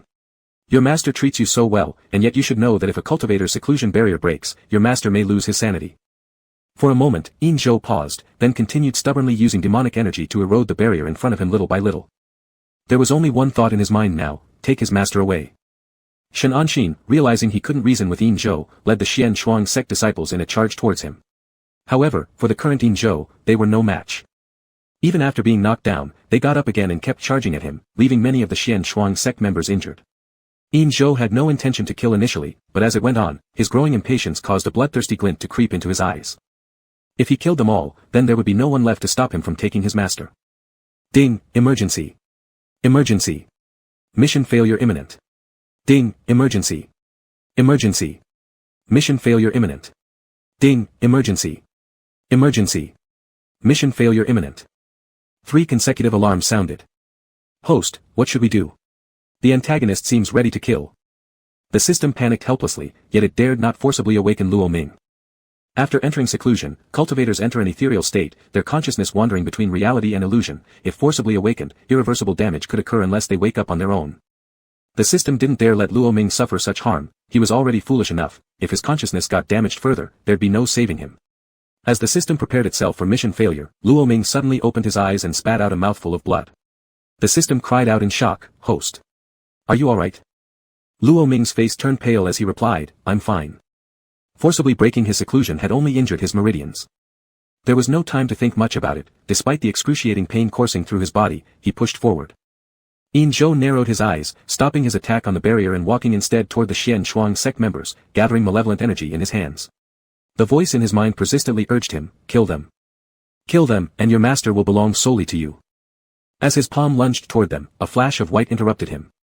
A familiar face instinctively prompted him to withdraw all the demonic energy. Yin Zhou, what's wrong with you? It was the voice he daydreamed about endlessly, the person he yearned for endlessly. Luo Ming held one of Yin Zhou's hands while caressing his cheek with the other. Yin Zhou's crimson eyes cleared momentarily, master. Then they turned blood red again, and with that, he yanked Luo Ming into his arms, tightly locking him with his muscular arms before the astonished eyes of all Xian Shuang sect disciples and elders. He proceeded to knock him unconscious and kissed him forcefully. All Xian Shuang sect members stared blankly, ? Enraged by this, Song Yin shouted furiously, "You beast! You're committing unforgivable sins. That's your master." By the time he rose with his sword drawn, Yin Zhou had already disappeared with Luo Ming. Yi Lin seemed to ponder something briefly and then quietly slipped away in a corner unseen by the rest of the Xian Shuang sect. The demon clan territory. I knew you'd come here. Yi Lin approached Yin Zhou, who cradled Luo Ming, then knelt on one knee and bowed deeply. Lord Yi Lin greets the return of the demon lord. A slight smirk lifted the corner of Yin Zhou's lips. Oh. You call me demon lord? With his head lowered, Yi Lin answered, the scent of the demon king's bloodline is unmistakable to me. Where is the demon lord's residence? Lead me there. You must know, since the last demon king passed away, our 4 generals established separate strongholds, each ruling autonomously. Seeing Yin Zhou's annoyance rising, Yi Lin quickly added, no one has dared touch the demon king's palace yet. I'll take you there immediately. In the center of the demon realm, cloaked in darkness, stood a colossal palace. Yin Zhou carried Luo Ming inside, laid him gently on the bed, and cast a protective barrier around him. Once Luo Ming was secured, Yin Zhou sat on the throne and asked, Yi Lin, where are the remaining 3 among the 4 generals? They likely won't yield to you easily, Yi Lin replied. Yin Zhou laughed coldly, then we'll beat them into submission. When Luo Ming woke up, he was confused. Red silk canopies hung from above the bed, and he was draped in a light, translucent red robe, which, although soft to the touch, concealed very little of his skin. Even the bed was red. What was going on? Wah, host, you're finally awake. You've been unconscious for a week. You nearly scared me to death. Furrowing his brow, Luo Ming tried to rise slightly, and the loose robe slid off his rounded shoulders, revealing large expanses of alabaster skin. Unconscious for a week? Where's Yin Zhou? The antagonist has fallen to heart demon possession, it's terrifying. He's been devastating the demon race these past few days, incredibly brutal. Host, I feel we might fail the mission in this world. Shall we retreat prematurely? After hearing the system's words, Luo Ming's frown deepened. How did everything go so well and then fall to heart demon possession? Lost in thought, he was interrupted as the door opened, revealing Yin Zhou dressed in a matching red attire. His eyes were fixed on the exposed shoulder of Luo Ming, a slight smile playing at the corners of his lips as he approached the bed. Master, you've finally awakened. Luo Ming was pondering about Yin Zhou falling to heart demon possession and thus appeared somewhat grave when looking at him, a look that unintentionally touched an invisible nerve in Yin Zhou. What does Master's expression mean? Disappointed in me? No. Once again, this indifferent demeanor emerged. Yin Zhou seemed angry, kneeling on the bed as he grabbed Luo Ming's ankle, pulling him closer with force. Master, don't be disappointed yet, there is more to come that will disappoint you further. He tore down a bed curtain to use as rope, binding Luo Ming's hands and securing the other end to the headboard. Then covering his eyes, he leaned close, whispering by his ear, Master, do you know how long I've wanted to treat you like this? For years, I've yearned until I've gone mad, until it hurts. Chapter 54, Master Awakens, 12. Indeed, he fell victim to heart demon possession. This sudden madness confused Luo Ming's mind, but now he had no time to sort it out. With his hands tied and his eyes covered by some cloth strip pulled from somewhere by Yin Zhou, all other senses heightened without sight. Rough hands roamed everywhere, pressing hard, breathing hot and heavy above him, fiery desire threatening to engulf him. Luo Ming felt an odd uneasiness. Yin Zhou, can you release your master? Not a chance. His exposed shoulder was bitten fiercely, eliciting a muffled groan from Luo Ming. A vivid mark of teeth remained behind when Yin Zhou let go. Satisfied with his work, he kissed it repeatedly. Then their lips met forcefully, clothing torn apart. The red bed curtain swayed softly, the 2 figures hidden behind, faintly visible as they entwined, passion escalating between them. Master, practicing dual cultivation truly is a fine thing. The cloth covering his eyes dampened with tears, Luo Ming bit his lips tightly, suppressing the broken sounds rising within. But how could Yin Zhou let him get away so easily? By the time everything calmed down, days had likely passed. Cultivator's dual cultivation really lasted, leaving Luo Ming exhausted to the brink of cursing aloud. He lay limply on the bed, lost in thought, his body marked everywhere, especially evident were the bruises around his wrists. I must remove Yin Zhou's heart demon influence. Removing the heart demon affliction, it's simple in theory but challenging in practice, the key being whether or not the root cause can be found. But after all this, Luo Ming understood clearly, his disciple's heart demon stemmed from him, as did his obsession. Inconsiderate of himself thinking for Yin Zhou's cultivation and respecting the master-student boundaries, never imagining his student would take such a rebellious step of forcing the situation. As a master, what could he do? Naturally, choose to fulfill his disciple's desires. Upon hearing Luo Ming's inner monologue, the system rolled its eyes. Damn homo. The demon territory was perpetually shrouded in thick clouds, the sun couldn't penetrate through, day and night indistinguishable, plants growing abnormally without sunlight. Lying helplessly on the bed, Luo Ming wanted to confess his feelings to Yin Zhou upon his return. Yet one lion turned into countless days without knowing. Not only did Yin Zhou not come back, but instead, the Xian Shuang sect boldly invaded the demon realm. A loud explosion startled Luo Ming, making him sit up abruptly from the bed. Still puzzled about what happened, whispers of several demon attendants outside the door reached his ears. The cultivators have attacked our demon realm. Why? You forgot, Lord's beloved is a celestial practitioner. He abducted him, naturally causing the celestial world to retrieve him. It seems many sects are involved. Oh dear, let's hurry over there. Luo Ming. Listening to the fading footsteps of the servants, he quickly got off the bed, walking towards the barrier set by Yin Zhou. Whether intentionally or inadvertently, there was a gap in the barrier, perfectly sized for him to slip through. Luo Ming was afraid that Yin Zhou might have delivered a fatal blow, which would make everything irreversible. So he didn't hesitate and stepped through the gap. Fortunately, Yin Zhou seemed to still care for him and didn't kill anyone from the cultivators but instead placed a barrier around them, sitting smugly on his throne as he watched those outside the barrier become increasingly frustrated.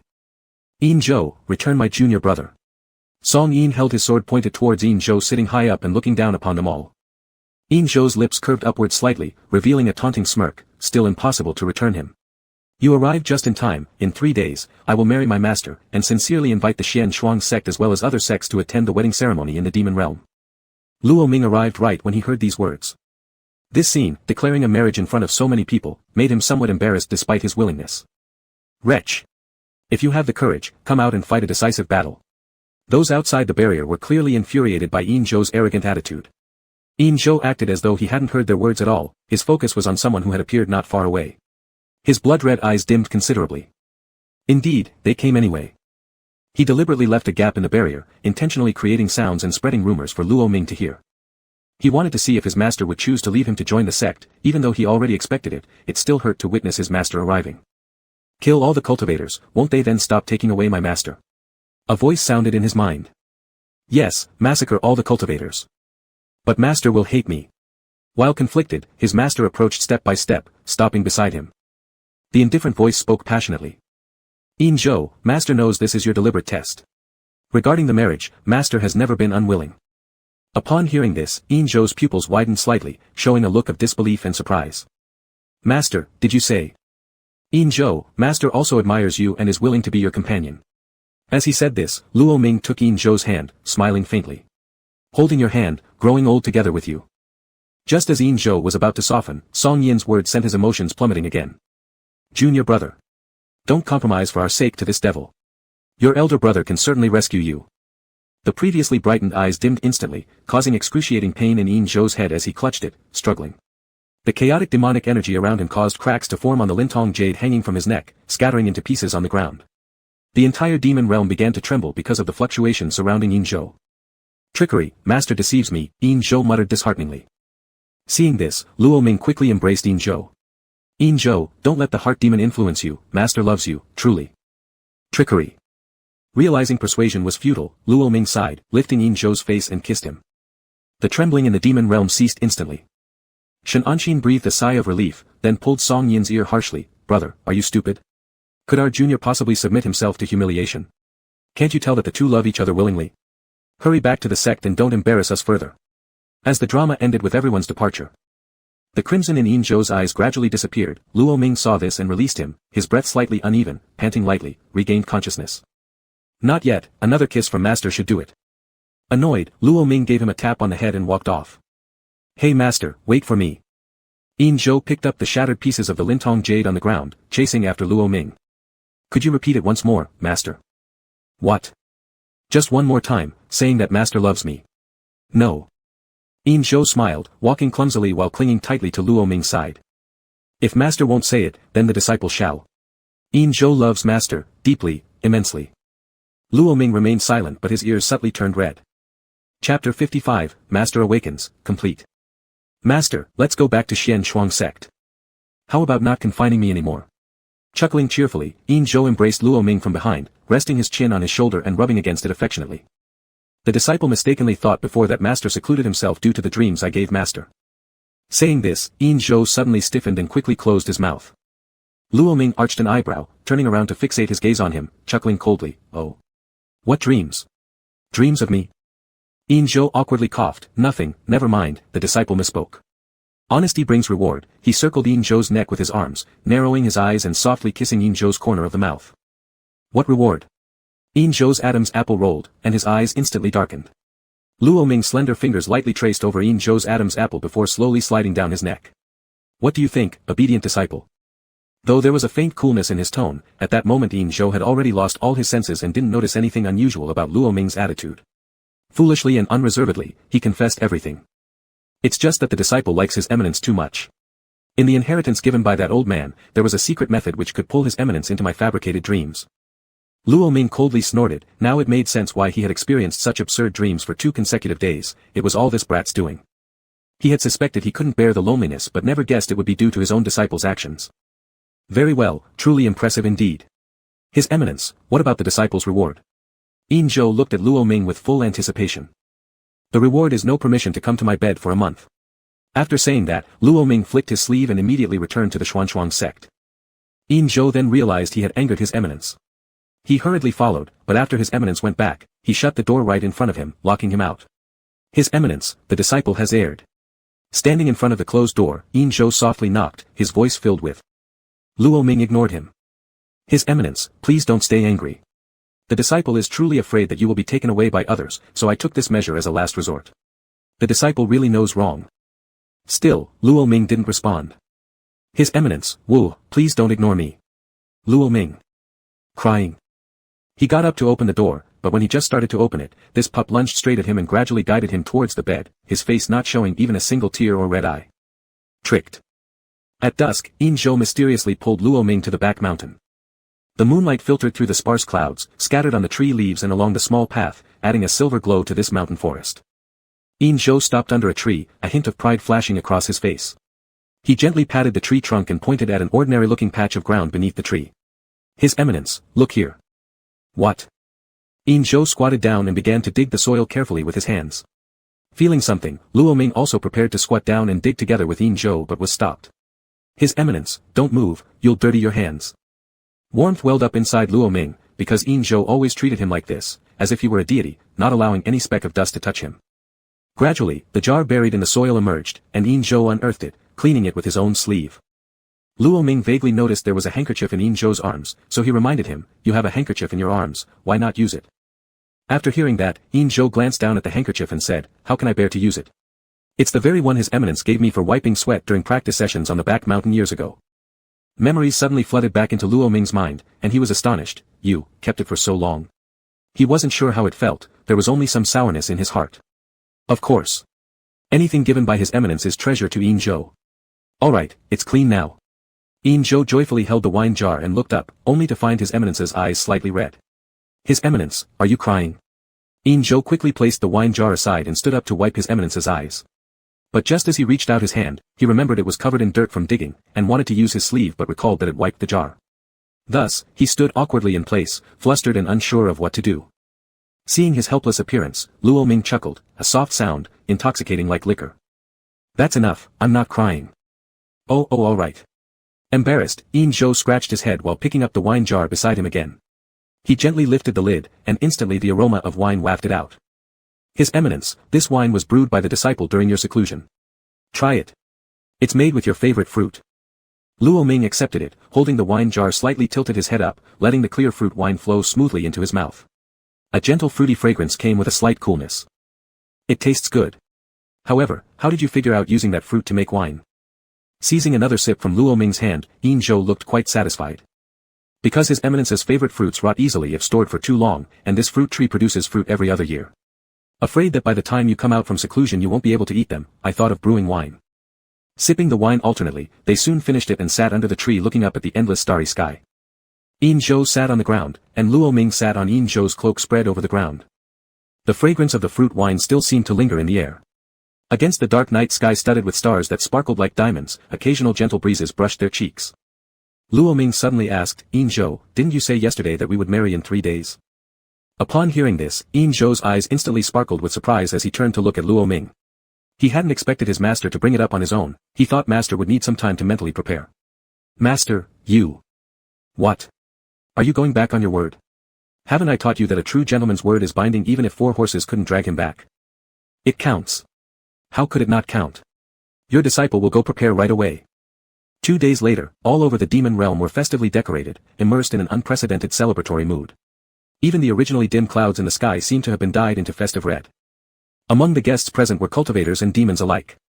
Although there were certainly people from the cultivation world who would criticize them, since one was a demonic cultivator and the other practiced the righteous path, and they had once been master and disciple. But so what? At this moment, happiness belonged to them. The outside voices were mere fleeting clouds. Hand in hand, Yin Zhou and Luo Ming worshipped heaven and earth, making vows to each other. They gazed into each other's eyes, and countless stars fell from the heavens at this very moment. Chapter 56, Young Lord Bastard and Countryman, 01.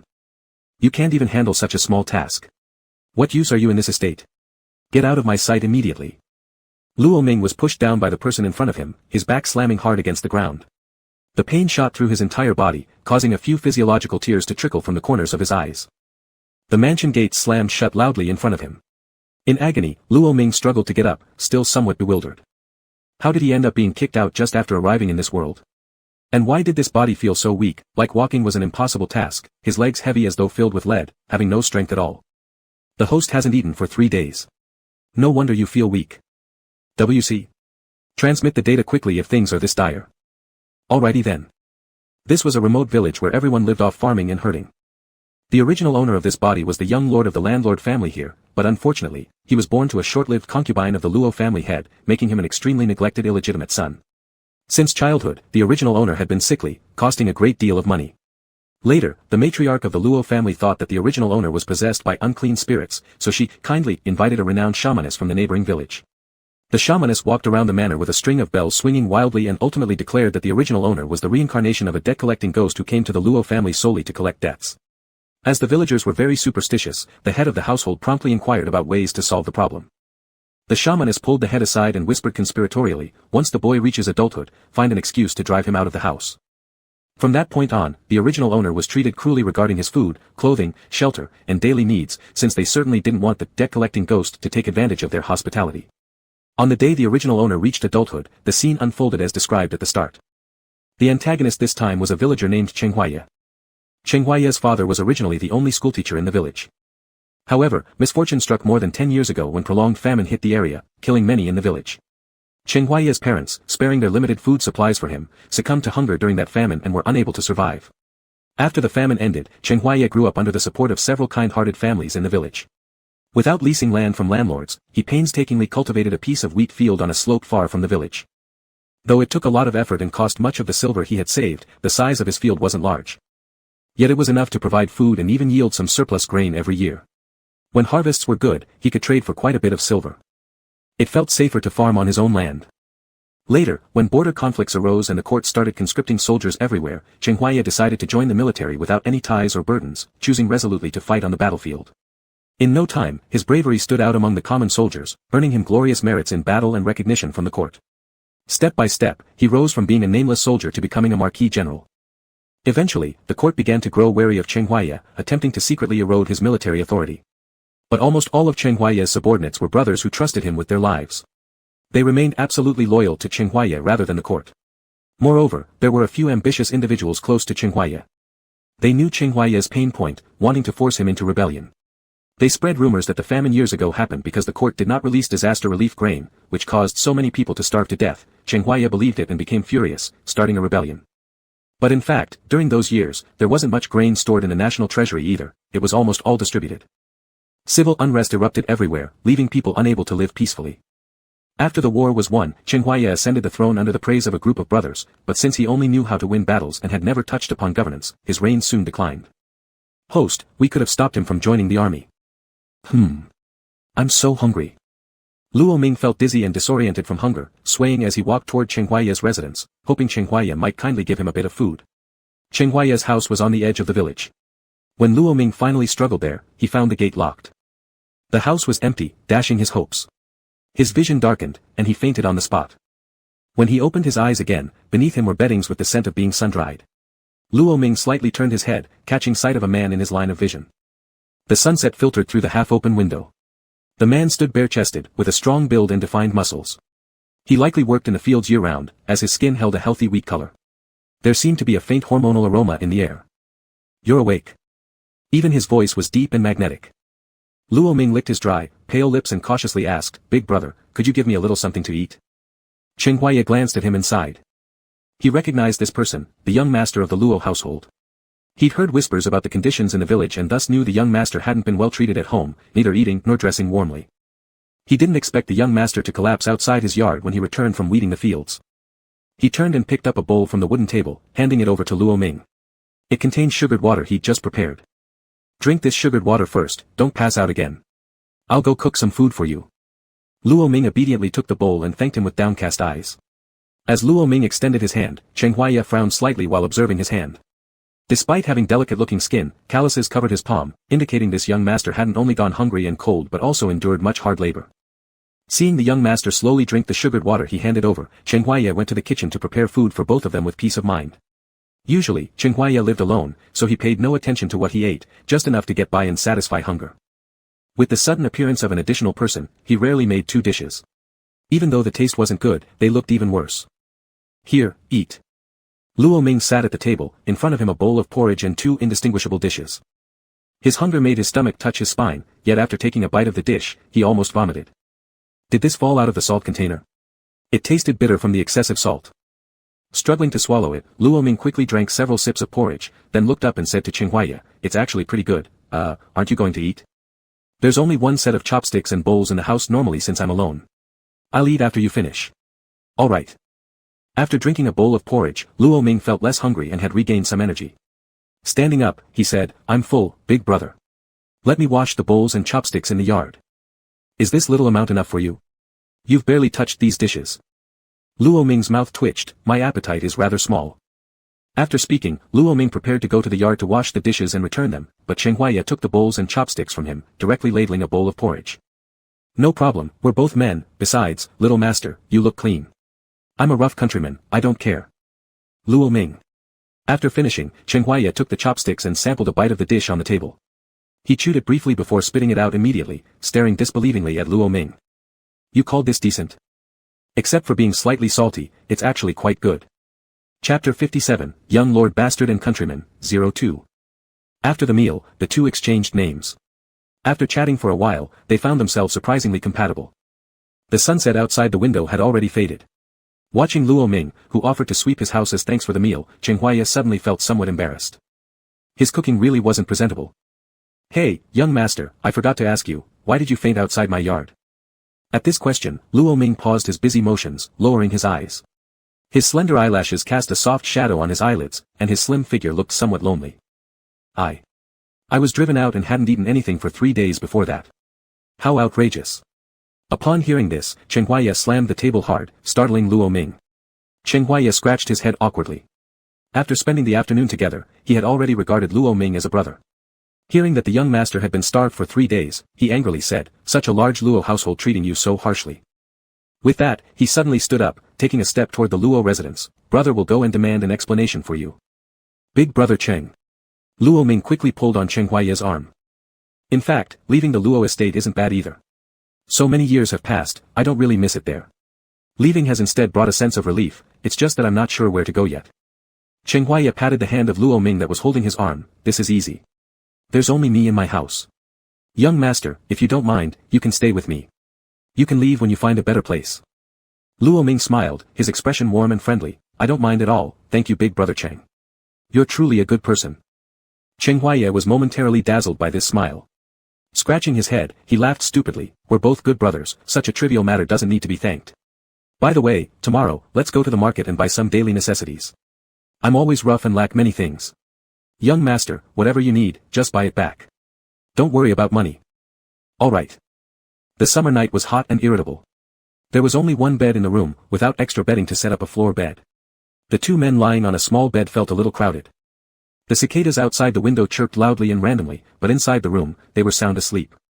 Chen Huaiya seemed to sleep rather restlessly. He started out lying flat properly, but after falling into deep sleep, he flipped over, throwing one leg over Luo Ming and putting one arm around Luo Ming's waist, treating the young master as a hugging pillow completely. In his dream, Luo Ming frowned, dreaming that he was lost in the desert, with a furnace chasing after him. His small face turned red from the heat. Early in the morning, Luo Ming woke up due to the heat. If he didn't wake up, he would have been roasted by the furnace in his dream. He moved away the heavy arm and thigh on him and quietly got out of bed. He drew a bucket of water from the well in the yard, wiped himself clean up and down, then went to the kitchen to prepare breakfast.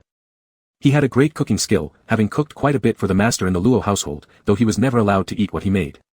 Yet, he could tell from their expressions that he did well. Soon, the delicious smell of the food woke up Chen Huaiye, who was still in the room.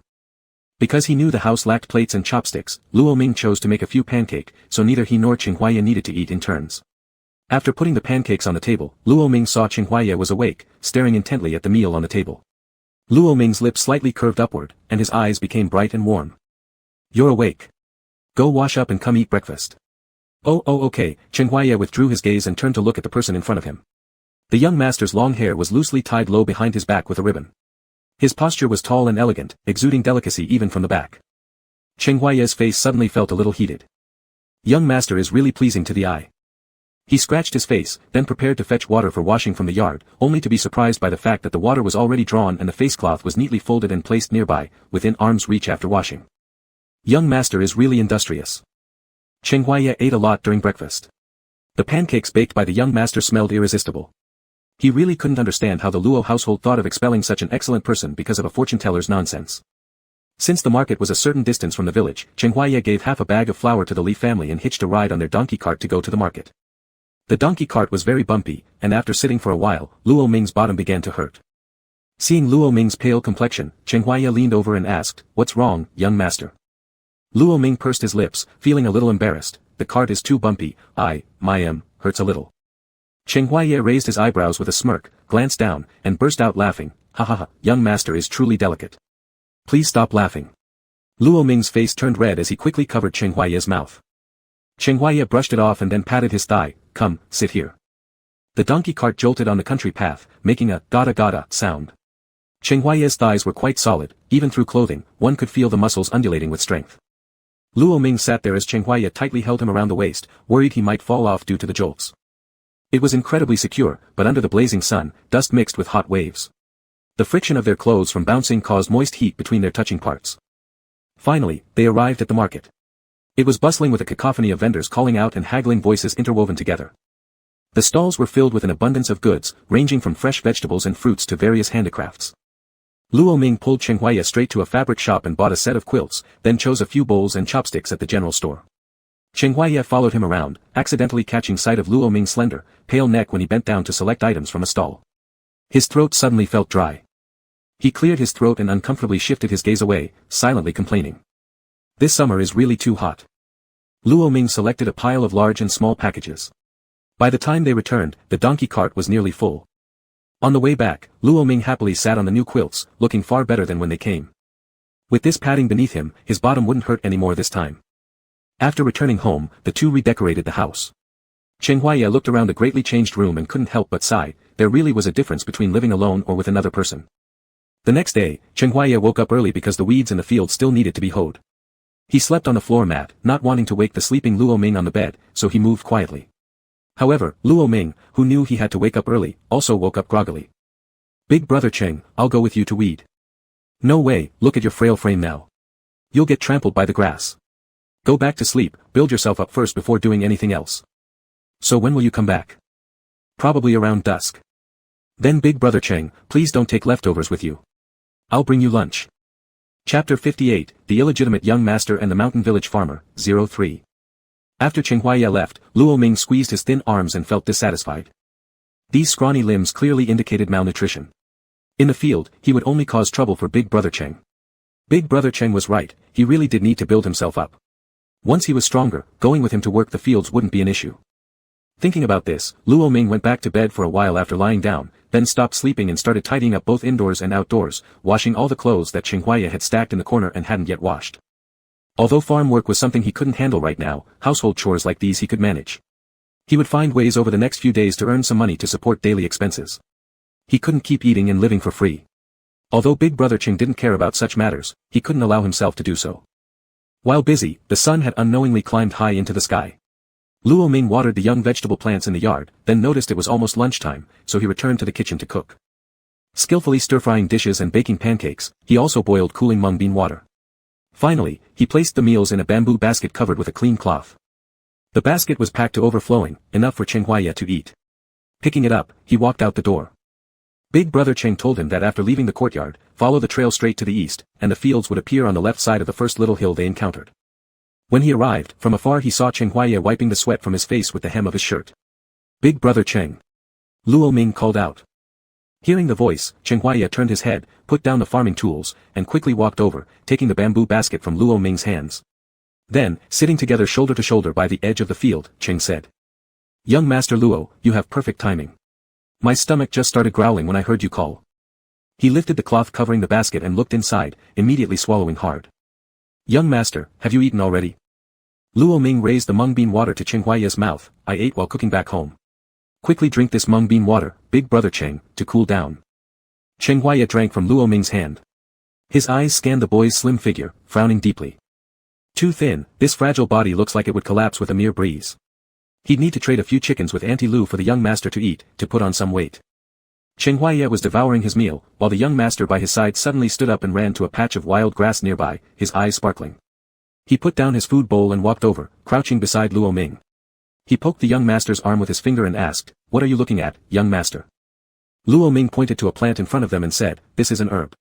Back at the Luo residence, I once saw a servant sneak out to pick it. He said that if you dig up the entire root, cut off the fibrous roots, dry them, each liang of these fibrous roots could sell for 2 won, and each liang of the main root can be sold for 10 won. Cheng Huaiya scratched his head. Are you sure you haven't mistaken it? This grass grows abundantly on this mountain. Before he could finish, the young master began running toward the mountain. Cheng Huaiya quickly grabbed him. Brother Cheng, I won't make any mistake. If there's a lot on this mountain, we can dig some up and sell for quite a bit of money. Alright, I believe you, but there are snakes on this mountain. They crawl into the fields when it rains.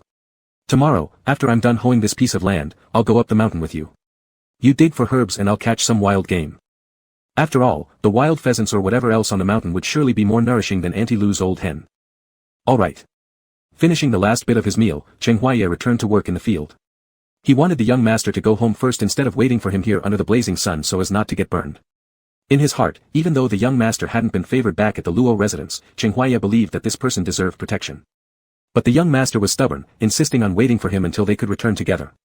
He reasoned that even if he couldn't do heavy work, helping to wipe sweat or pass water wasn't such a bad idea either. Looking at the young man trailing behind him, holding a water flask and towel, Cheng Huaiya couldn't help but sigh, how could this young master be so likable? As the sunset gradually dipped towards the horizon, work in the fields came to an end. Cheng Huaiya picked up his tools, turned around, and smiled broadly at Luo Ming. Let's go home, young master. Luo Ming also bent his eyes into crescents following his smile. He held the towel in his hand, raised it, and gently wiped the sweat off Cheng Huaiya's face, softly saying, You've worked hard. Cheng Huaiya froze for a second, his heartbeat suddenly speeding up. In the blink of an eye, the young master had already pulled his hand back and started walking away. Staring at Luo Ming's back, Cheng Huaiya touched his nose and followed along. Today, he really was tired, otherwise, why would his heart beat so fast? Their shadows were stretched long as they walked back together. They walked side by side, their limbs occasionally lightly brushing against each other due to their steps. The journey was filled with laughter as they chatted about daily trivialities. When they got home, Cheng Huaiya set down the farming tools and immediately saw the quilts and clothes drying in the yard. Feeling warmth in his heart, he went over and carefully took them down. Seeing Luo Ming heading toward the kitchen, Cheng Huaiya called out to him holding the quilt, Young master, you've worked all day too. Go rest, I will cook dinner. Luo Ming. No need, I'll take care of it. Though Cheng Huaiya appreciated his sentiment, there was no need to act on it. Thus, the whole day passed bustlingly with both of them occupied. After a simple cold water bath at night, they lay down to sleep, one on the bed, the other on the ground. Luo Ming turned sideways, looking at Cheng Huaiya lying on the mat. He suddenly spoke, Big brother Cheng, once we make money selling herbs, we'll ask the carpenter to build a bigger bed so you don't have to sleep on the ground anymore. Besides. He paused. Even if I leave one day, a larger bed will still suit you well, it won't be wasted. Upon hearing this, Cheng Huaiya frowned deeply. A discomfort stirred in his heart. Leave? Where will you go? I'm not sure yet. If you're not sure, just stay here with me, and don't wander around. Keep the money you earn yourself, I'll take care of the bed. With that, Cheng Huaiya flipped over on the mat and faced away from Luo Ming, going to sleep. Lying on the bed, Luo Ming was planning ways to prosper financially. Host, are you really leaving? Leaving? I just said that. By the way, isn't your fault fixed yet? What about the favorability prompt? Well. I think our host is capable enough, there's really no need for that. So there won't be any prompts temporarily, hee hee. "Heh, good job." The next morning, they prepared to climb the mountain. Chen Huaiye squatted in front of Luo Ming and wrapped his ankles and lower legs thickly with layers of cloth to protect against snake bites. He had also accompanied the village hunters on a few trips into the mountains to hunt, so bringing back a few mountain chickens or wild animals with a slingshot wouldn't be a problem. After preparing all they needed, the two of them brought some dry rations and water and set out up the mountain. Chapter 59 The Young Lord and the Mountain Village Commoner, 04. The mountain air was refreshingly clear, and the forest-shaded areas blocked out the sun's rays, creating patches of coolness that made it much more pleasant than working in the fields. Luo Ming carried a small bamboo basket while Chen Huaiye shouldered a large one. The two of them moved quickly through the forest. Not long after, Luo Ming spotted a vast patch of medicinal herbs. He grabbed a shovel and squatted down to start digging while Chen Huaiye smiled at his industrious companion and walked over. "Young master, after you've finished digging, don't run off. I'll check around nearby, and we'll continue onward when I return." "All right." Chen Huaiye knew this area well, but the young master didn't. He worried that the young lord might lose his way again. Chen Huaiye made his way to a place frequented by mountain chickens, where the trees were relatively short. This time was also the peak activity period for the chickens, and if he was lucky, he might even find a nest of eggs. Money was truly motivating. Luo Ming didn't take long to finish harvesting the patch of herbs. His little bamboo basket was already half full, and he patiently waited in place for Chen Huaiye. After a while, Chen Huaiye returned with a wild animal in hand. They regrouped and continued forward, stopping for lunch when the midday hour arrived. By then, Luo Ming had filled an entire basket with herbs, and Chen Huaiye managed to catch 2 mountain chickens and 3 wild rabbits. Unfortunately, today no mountain chicken eggs were found. Satisfied with their haul, they headed down the mountain. "Tired? Give me your bamboo basket."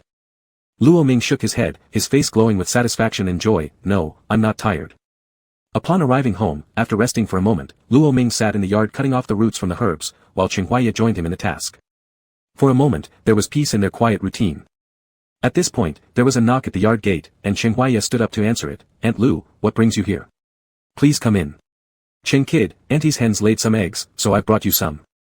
It was only then that he noticed Aunt Lu carrying a small basket of eggs and quickly declined her offer. "Aunt Lu, how could we accept these?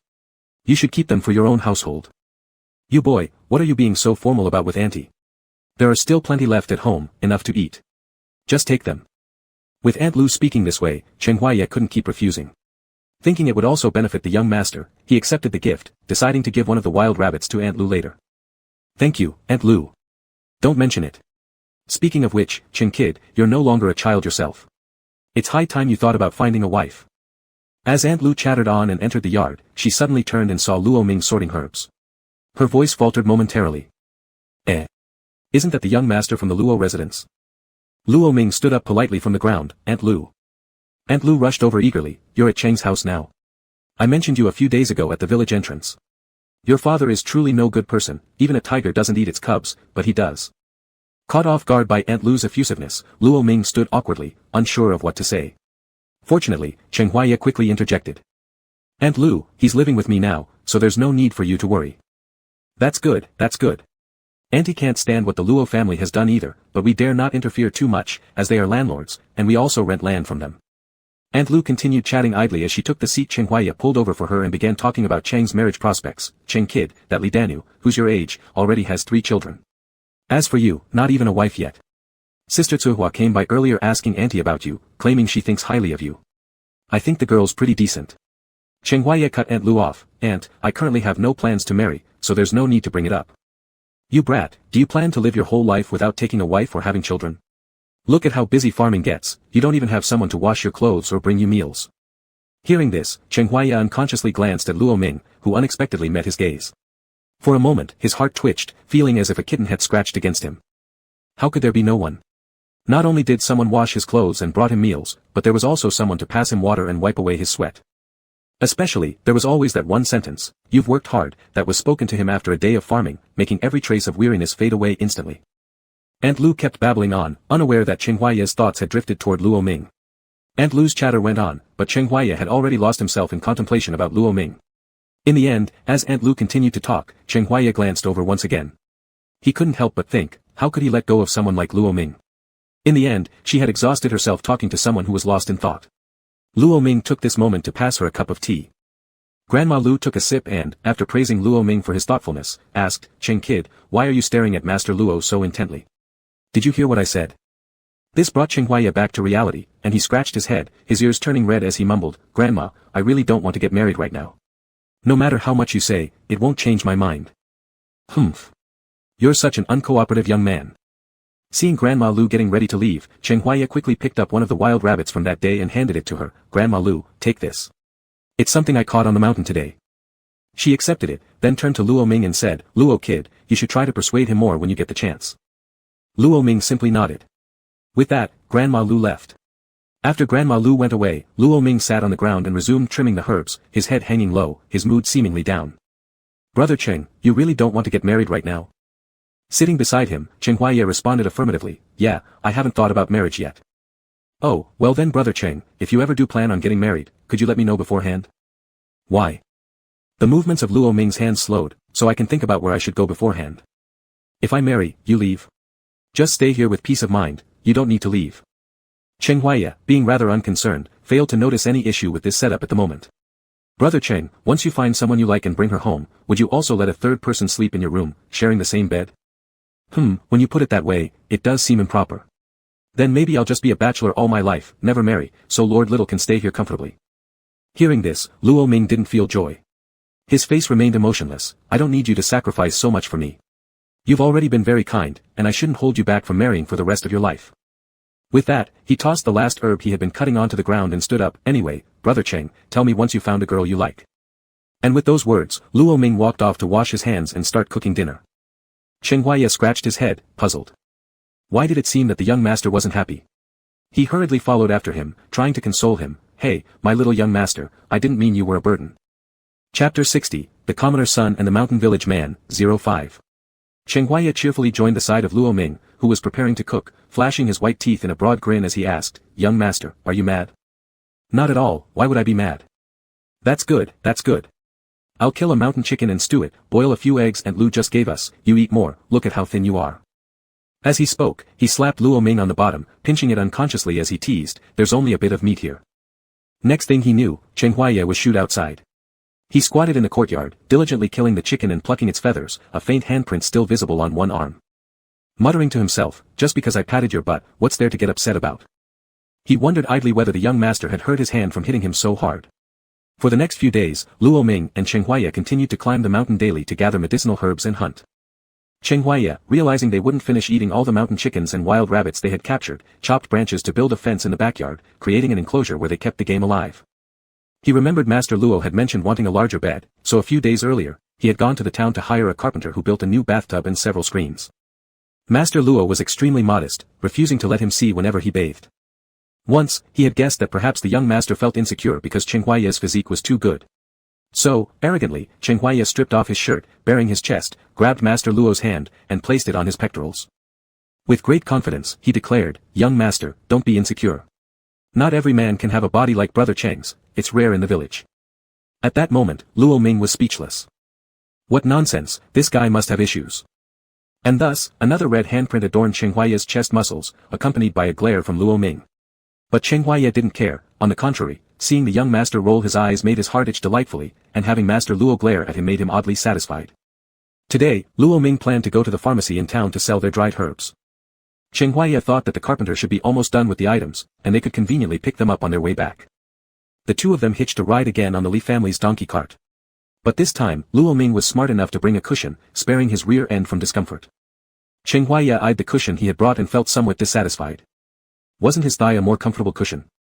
At last, he found a flaw in the young master, his taste wasn't great. Once in town, Luo Ming asked a passerby for directions and chose the nearest apothecary shop. After inspecting the dried herbs carefully, the shop owner praised them. "These roots are well treated and look excellent. The market price for herb rootlets is 2 coins per tael and main roots cost 10 coins per tael. How about this, I'll add an extra coin per tael for the main roots, and if you ever sell herbs again, come directly to me." Surprisingly, the apothecary owner was honest, not trying to rip them off, and even suggested a long-term partnership. Seeing this, Luo Ming readily agreed. With all the herbs sold, Luo Ming's waist pouch was now full. He happily patted his first lump sum of earnings, his cheeks flushed with joy. Indeed, money brings happiness. "Brother Cheng, I'm taking you out for a meal at the inn." Thrilled, the young master beamed as Qinghua also chuckled along happily. "All right." In the inn, customers were abundant, laughter filled the air, and the tables and chairs were neatly arranged. They picked a private seat by the window, and soon after sitting down, a waiter warmly approached them. They ordered signature roast duck, secret recipe side dishes, and other dishes that sounded good.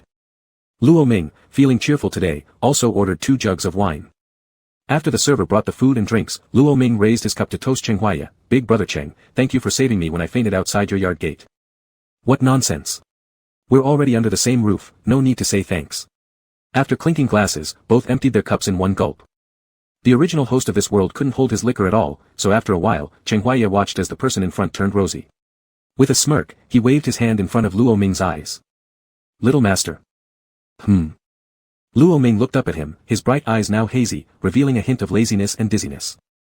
Cheng Huaiya shook his head lightly, finding it amusing, then prodded Luo Ming's cheek with a finger. The young master sure can't handle alcohol, how could 1 cup make you so drunk? Unexpectedly, the drunken young master turned his head, irritated, and took a light bite of Cheng Huaiya's finger, not too hard, but warm and slightly ticklish.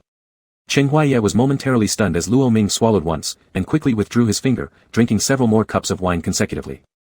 This didn't help, soon the drunk young master started holding his own cup and drinking continuously, until Cheng Huaiya lost track of how many cups he'd consumed.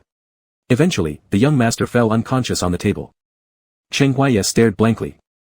It was getting close to meeting up with the Li family, so Cheng Huaiya called the inn's waiter to pack up the leftovers on the table. Then, he carried the tipsy young master onto his back.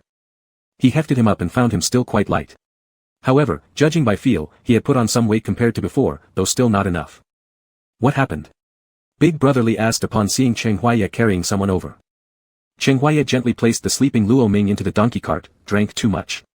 Getting into the cart himself, Cheng Huaiya cradled the young master in his lap and told Li Daniu, who was driving the cart, Big brother Li, make a left turn ahead and stop by the carpenter's place, I still need to pick something up. Got it. On the road, the weather turned gloomy. Worried about getting caught in the rain, Li Daniu urged the donkey to go faster. As the speed increased, the cart shook more violently. Cheng Huaiya, holding the young master tightly, felt more friction against his body, which unexpectedly aroused some irritation. He endured the growing agitation and glanced down at the sleeping young master. Perhaps from gaining some weight these days, the young master looked more appealing, fresher, his lips red. Just begging to be kissed.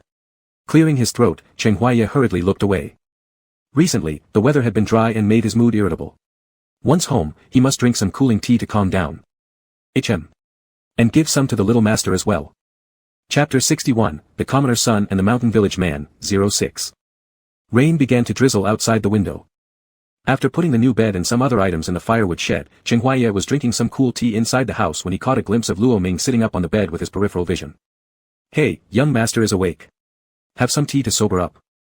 As he said this, he filled his teacup and handed it over. Luo Ming had mostly sobered up by now. He took the cup, sipped from it, and the lightly fragrant cool tea dispersed the alcohol smell in his mouth, washing away the last remnants of drunkenness and confusion. The young master seemed somewhat embarrassed about getting drunk, showing a hint of shyness in his eyes, his cheeks flushed red, his voice soft. Brother Cheng, I've never drank alcohol before, I didn't know my tolerance was so bad. The young master's voice grew softer and quieter, as light as a feather brushing against his heart. Instantly, he felt another bout of dryness in his throat and tongue. He picked up another teacup from the table, gulping down several more cups of cool tea. Isn't the weather awfully dry? Would you like more cool tea, young master? No sooner had Cheng Huaiya spoken than there was a thunderclap outside. The rain began to fall heavily, with a splash. Luo Ming turned his head and looked out the window, then turned back to look at Cheng Huaiya, shaking his head. It was raining quite heavily. After the rain, life returned to normal. The new bed was installed, and even when both of them slept on it, it was spacious. The room screen was also set up, so the young master no longer had to avoid brother Cheng while bathing. However, Cheng Huaiya found that his irritation was growing stronger every day, especially hearing the sound of the young master taking a bath made him feel overheated. Sitting nearby, he could only stare at the screen, wishing to take a peek, but the solid wooden screen blocked everything. He regretted it endlessly, thinking this screen looked more and more unpleasant. The carpenter's work is terrible. How could they make such an ugly screen? After some time, he would dismantle it and replace it with a folding one, something carved with floral patterns that allowed gaps for viewing. Beautiful, yet breathable. When Luo Ming finished bathing and came out, Cheng Huaiya's eyes were locked firmly on him. The young master's hair tips were still dripping water, his collar slightly open, revealing a pale neck. Looking further was impossible. Cheng Huaiya was unsatisfied. He attributed this dissatisfaction to the young master treating him as too much of an outsider. So, stepping in front of Luo Ming, his tone filled with grievances, he asked, "Young master, are you not considering me a friend and still treating me as an outsider?" Luo Ming was surprised by this unexpected question. If you must avoid me while bathing, fine, but after you're done, you don't need to cover yourself so thoroughly before coming out. Those good friends in the village aren't so formal, they all just jump into the river bare-chested together to wash. He envied them so much back then, he wanted the young master to be less formal with him and bathe together. Cheng Huaiya became increasingly energetic as he spoke. Finally, he took off his shirt and concluded, good friends must reveal themselves openly to each other. Luo Ming. Such stubbornness, it was making him almost drool while pretending to be buddies. Fine, want to see, right? Then he'd show him. Luo Ming lowered his gaze, slowly untying the sash around his waist as he whispered softly, I've never considered Brother Cheng as an outsider. But neither has he ever seen him as a brother. Cheng Huaiya stared fixedly at Luo Ming. His shirt slid off his shoulders, falling to the ground. After the bath, the young master's body still carried a faint moisture, appearing particularly fair-skinned in comparison. That waist seemed so delicate it could leave a mark with just a gentle pinch. Brother Cheng, does this count as openness? Cheng Huaiya fled, shouting as he ran, you can only be my brother. Luo Ming put his clothes back on, glanced at the fleeing figure, then went back to rest on the bed. About an hour later, Cheng Huaiya returned, crawling into bed with a chill. This summer, Luo Ming also ran up and down many mountains, earning a decent amount of silver through selling medicinal herbs. Oddly enough, every time they were going to the town, their cushion at home would mysteriously disappear. When he asked Cheng Huaiya, he denied seeing it. When they returned, the cushion would mysteriously reappear the next day. With so many occurrences, Luo Ming grew suspicious. Eventually, one time he caught Cheng Huaiya in the act of hiding the fabric cushion under the bed. Just as Cheng Huaiya satisfactorily patted his hands and stood up, he turned around and saw the young master leisurely leaning against the doorframe watching him. Cheng Huaiya, good morning. Luo Ming extended his hand toward him, give it here. What? Luo Ming narrowed his eyes and gave him a smile. On the bumpy donkey cart, Cheng Huaiya had a fresh red handprint on his neck. With hateful eyes, he glared at the cloth cushion under Luo Ming. This cloth cushion is ugly too. As the summer glow gradually faded, autumn harvest season quickly arrived. The villagers who cultivated their fields began bustling again, working from sunrise to sunset. Seeing Cheng Huaiya was so busy with harvesting, Luo Ming wanted to help out as well. But Cheng Huaiya wouldn't allow that. After much persuasion, the young master agreed only to be responsible for delivering meals. This year's harvest was also very impressive. After finishing with his family's farmland, Cheng Huaiya went to Lu Darning's place to help out. Lu Daning was kind-hearted and hadn't stinted when helping Cheng Huaiya during the time when he had nothing. Therefore, every year after he finished with his own farmland, he would always go to help Lu Daning. The location where Luo Ming delivered food thus became the fields of the village. Cheng brother. The young master has brought your meal again. Lu Daning's son Lu Chun shouted towards Cheng Huaiya, who was working hard in the fields. Cheng Huaiya straightened up and looked at the young master standing by the field ridge. A smile curved his lips as he walked over, casually kicking Lu Chun along the way, boy, how many times have I told you not to call him young master? Since you're younger, you should call him brother, understand? Lu Chun rolled his eyes, alright, Cheng brother is really stingy. What did you say, boy? Lu Chun immediately ran away, shouting, I said Cheng brother is stingy. And why do you care about my age? Li Danium is older, but you don't stop him from calling Lord Luo young master either. Seeing that Cheng Huaiya wasn't chasing after him but instead continued walking towards Luo Ming, Lu Chun became bolder. And? Brother Luo brought food, but you won't share even a bit with me. So protective, people who don't know would think your new wife made this food for you. Lu Chun, you brat, you're asking for it. Cheng Huaiya started chasing after Lu Chun. Of course, Lu Chun couldn't run faster than him. He was soon pinned down by the ridge. Cheng Huaiya took off his shoe and began whipping Lu Chun. I'm sorry, Cheng brother. I won't talk nonsense anymore. Luo brother, save me. Cheng brother is going to kill me. Luo Ming watched the two on the ground with amusement and approached, that's enough, big brother Cheng. Chunzi is still young. 2 strikes will do. Now come eat. Only then did Cheng Huaiya let go of Lu Chun. After being released, Lu Chun scrambled up and darted behind Luo Ming, sticking out his tongue at Cheng Huaiya. Still, brother Luo is better. Unlike someone else who has such a terrible temper, no wonder there's no wife for you. All the young ladies are scared away by you. Chapter 62, The Second Sun Master and the Mountain Villager, 07. After the autumn harvest, Cheng Huaiya handed Luo Ming a large sack of silver coins, heavy and substantial. Young master, you are careful. From now on, the household finances will be managed by you. I am careless and often lose some silver coins without realizing it for half a year. Luo Ming took it in surprise, oh, alright, I'll keep it safe for big brother Cheng first. With the days becoming more relaxed afterward, Luo Ming thought about the considerable amount of silver he'd earned through herb collecting. He wanted to buy some chicken and ducklings to raise. Thus, at the beginning of winter, he discussed it with Cheng Huaiya, who was currently starting a fire stove inside. Big brother Cheng, next spring I want to raise some chicks and ducklings in the backyard. If you want to raise them, just go ahead. You can use the money and the yard freely. Hearing this, Luo Ming was moved and joked, are you not afraid I might squander all your money? Fear what? Money is meant to be spent. If it runs out, I'll earn more. If it's gone, so be it. Halfway through speaking, Cheng Huaiya paused in adding charcoal and turned to look at Luo Ming, his gaze deep. As long as you're here, that's all that matters. He realized he was increasingly unable to live without the young master and getting more accustomed to their current life together. Before this, he never felt lonely living alone, but now if the young master were to leave and force him back to his old life, it was unimaginable. He truly hoped both of them could stay bachelors for life, continuing this partnership forever. He would be willing to do so, the only question was whether the young master would agree. Relax, big brother Cheng, my money is enough. Next spring when you need to plow, you probably won't let me help anyway. I just want to raise chickens and ducks at home. The ones we can't finish eating can be sold at the town market, and planting vegetables is good too. Alright, I'll clean up the backyard and build a bigger fence later. By the way, young master, there's something I want to ask you. After saying this, Cheng Huaiya became unusually awkward. Luo Ming looked at him with anticipation, big brother Cheng, just ask me. It's just, well. Young master, do you intend to stay single all your life? Luo Ming immediately lay down on the bed, turned his back to Cheng Huaiya, and covered himself with the quilt, no way. This person could be really ridiculous sometimes. Cheng Huaiya sighed in resignation, alright then. A few days later, Li Dania wanted Cheng Huaiya to help him run some errands in town, so they set out early in the morning. Since the winter roads were slippery and cold, Cheng Huaiya didn't let Luo Ming go along. When he returned, he found that there was a visitor. Seeing one of them was the head of the Luo family, Cheng Huaiya quickly stood in front of Luo Ming protectively and spoke coldly, what are you here for? To take my son back home. Is that a problem?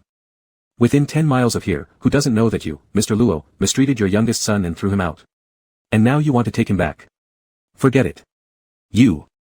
The woman beside them, sensing the tense atmosphere, quickly intervened. Oh dear, young man, don't talk so sharply. I'm actually the matchmaker from the neighboring village. This time, I'm not here to take Lord Luo's youngest son back to his mansion. Actually, there's another landlord seeking a live-in son-in-law for his precious daughter, and I think little Master Luo is quite suitable. Cheng Huaiya's face grew darker as the matchmaker spoke, he doesn't want to, so get out. Hey, why are you being rude like this? You can't decide for others. As they say, it's better to dismantle 10 temples than ruin one marriage. Cheng Huaiya glanced at Luo Ming with a sly tone, do you want to? Luo Ming shook his head quickly, I don't. Did you hear that? He doesn't want to. Can you leave now? At this, the head of the Luo family glared furiously, Luo Ming, our family has raised you, yet you're helping outsiders against your own father. Big brother Cheng isn't an outsider, you are. Didn't you cut off ties with me long ago? Cheng Huaiya towered over the head of the Luo family by far more than just a little bit. When the patriarch tried to protest, Cheng Huaiya grabbed him by the collar and tossed him out of the yard. My house doesn't welcome immoral people. After throwing the Luo patriarch out, Cheng Huaiya turned around and gave the matchmaker a cold look. Feeling a chill run down her spine, the matchmaker quickly left.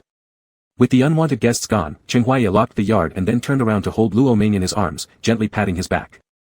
Little master, don't be afraid. Big brother Cheng is here. As long as you don't want to go, no one can take you away. Actually, the one who was afraid was Cheng Huaiya. He couldn't bear to think about what might have happened if he had come back a bit later. Would he have already missed seeing the little master? Would someone have taken him away to become their live-in son-in-law?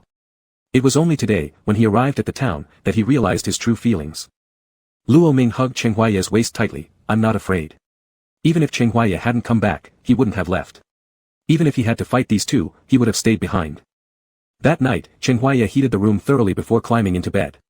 Thinking about what had happened earlier, he tossed and turned sleeplessly, staring at the back of little Master Luo Ming lying in the bed, he whispered softly, young master, are you asleep? Not yet. Okay. Then the room fell silent. Cheng Huaiya scooted closer to Luo Ming, his mouth dry and throat parched.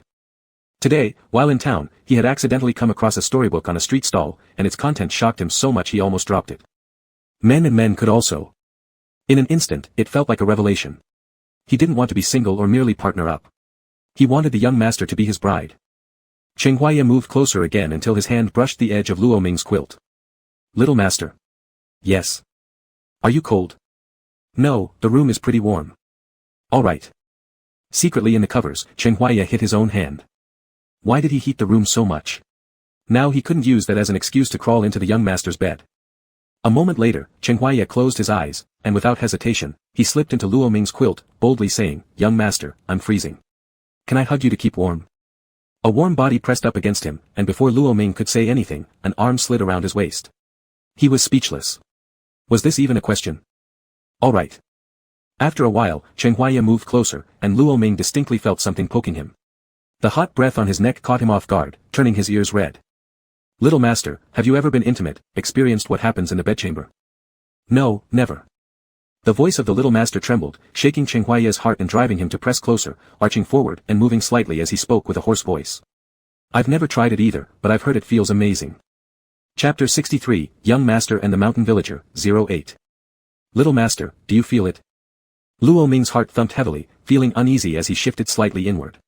But when he moved, the person behind followed suit, pushing him against the wall, leaving no room to escape. What? What is it? Behind him loomed an undeniable presence that made him both anxious and nervous. Unprepared mentally, he feigned ignorance. Chen Huaiya's nose brushed lightly against the nape of Luo Ming's neck, then chuckled lowly. Then he deliberately moved again. Do you feel it? It's all because of the little master. Chen Huaiya gently pecked at Luo Ming's neck, becoming increasingly bold. In the dimness of the night, vision blurred, but all sounds became distinct. Under the covers came the soft rustles, the bed frame creaked softly. It was unbearably hot in the room and under the quilt, so much so that Chen Huaiya began to sweat. Big brother Cheng, weren't you cold before when you crawled into my quilt? I was cold before, but now I'm burning up. With that, he couldn't hold back anymore, flipping Luo Ming over, supporting himself on both sides of the little master's body, spilling out everything he felt. Little master, actually brother likes you, loves you endlessly. Brother wants to kiss you.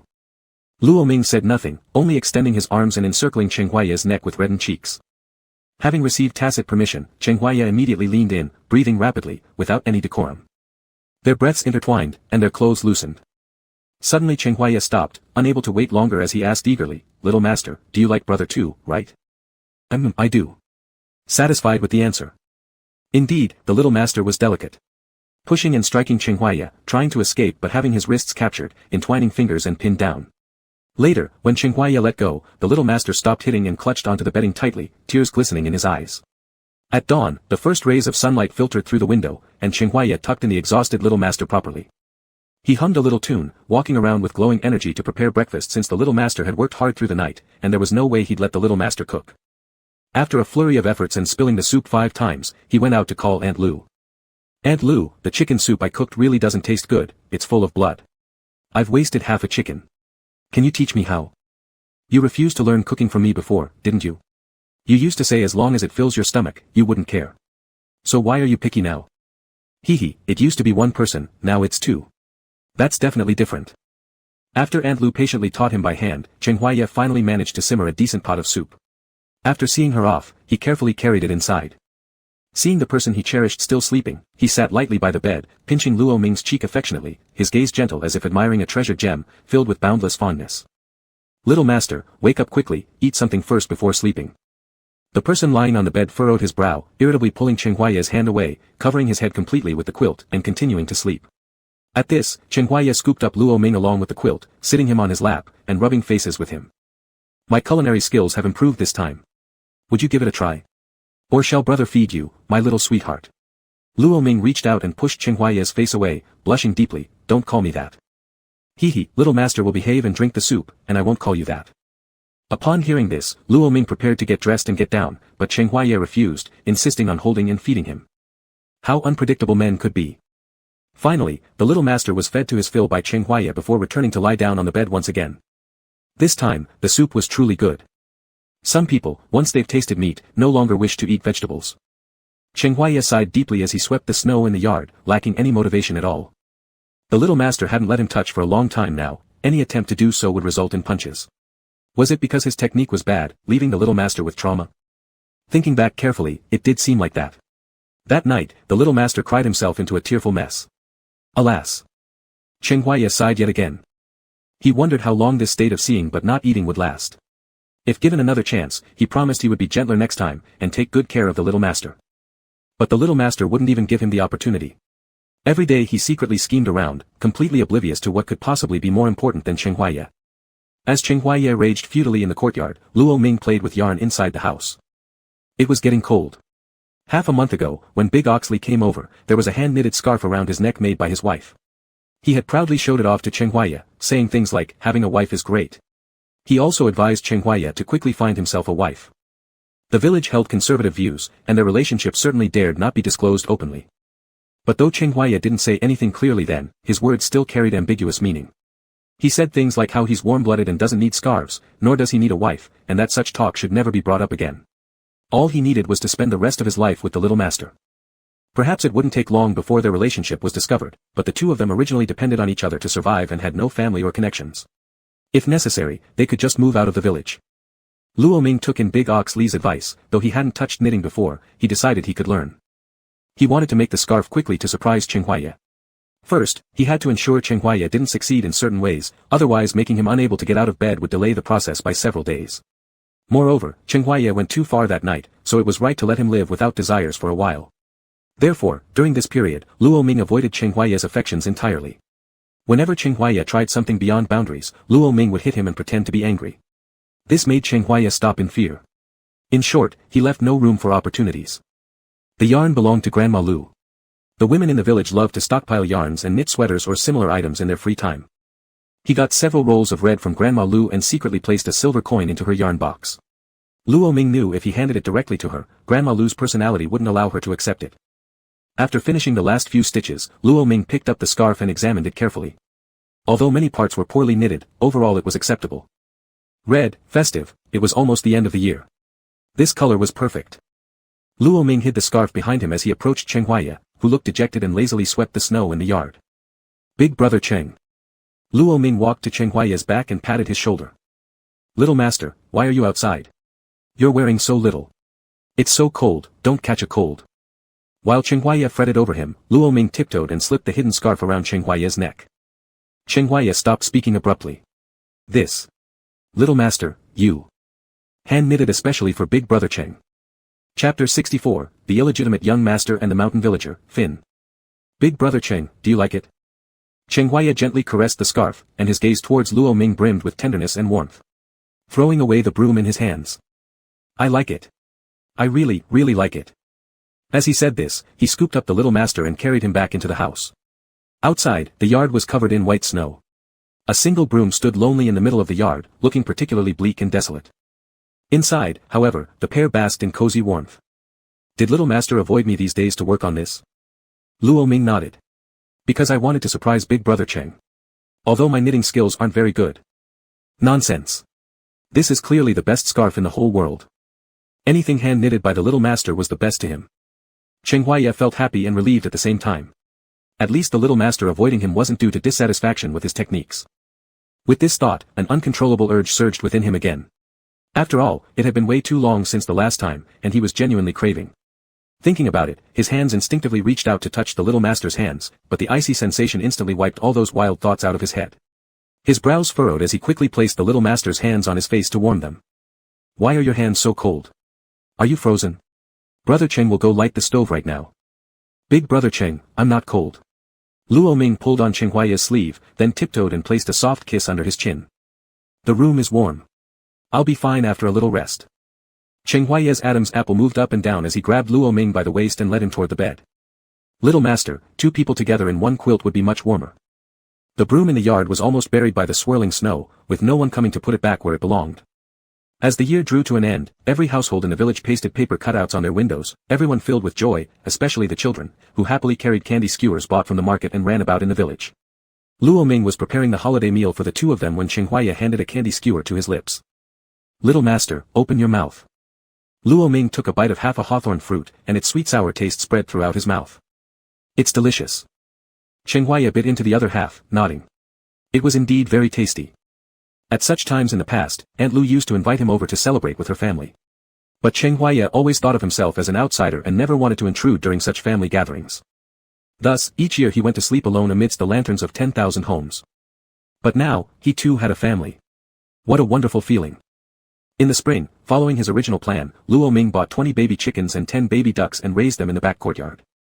However, this year Chen Huaiye did not plow. At the beginning of spring, he made an agreement with another villager and sold off his fields.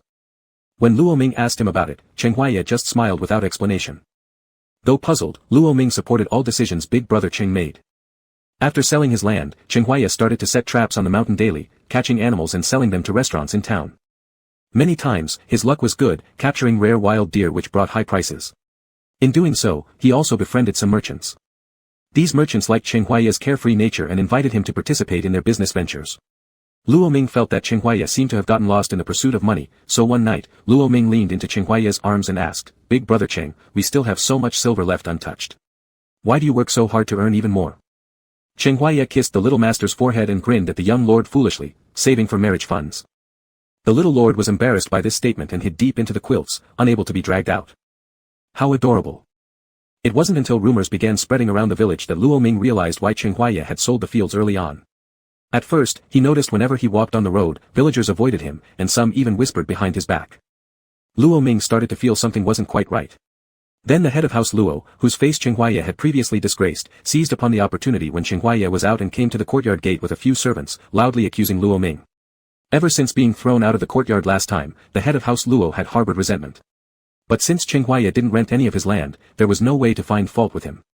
This time, hearing rumors about the unclear relationship between Luo Ming and Chen Huaiya, the head of House Luo immediately gathered a group and rushed here. "Luo Ming, come out. How can I have a son like you, associating with another man like this? Don't you have any shame?" The courtyard gate was locked, so they couldn't get in right away, but they did draw the attention of several curious villagers. Almost everyone in the village believed that their behavior was shameful, and gradually some villagers even began agreeing aloud. Luo Ming sat in the courtyard, paying no attention to the curses outside. He no longer sought understanding or approval from others. Love doesn't discriminate by gender, lack of understanding doesn't make them wrong. People like the head of House Luo who abandon their wives and children and show 3 hearts and minds are the ones who are truly wrong, shameful. And yet, these were the ones blaming the two for leading virtuous lives, calling them disgraceful. That's enough. Stop shouting here. These 2 boys haven't done anything against morality, nor have they offended anyone.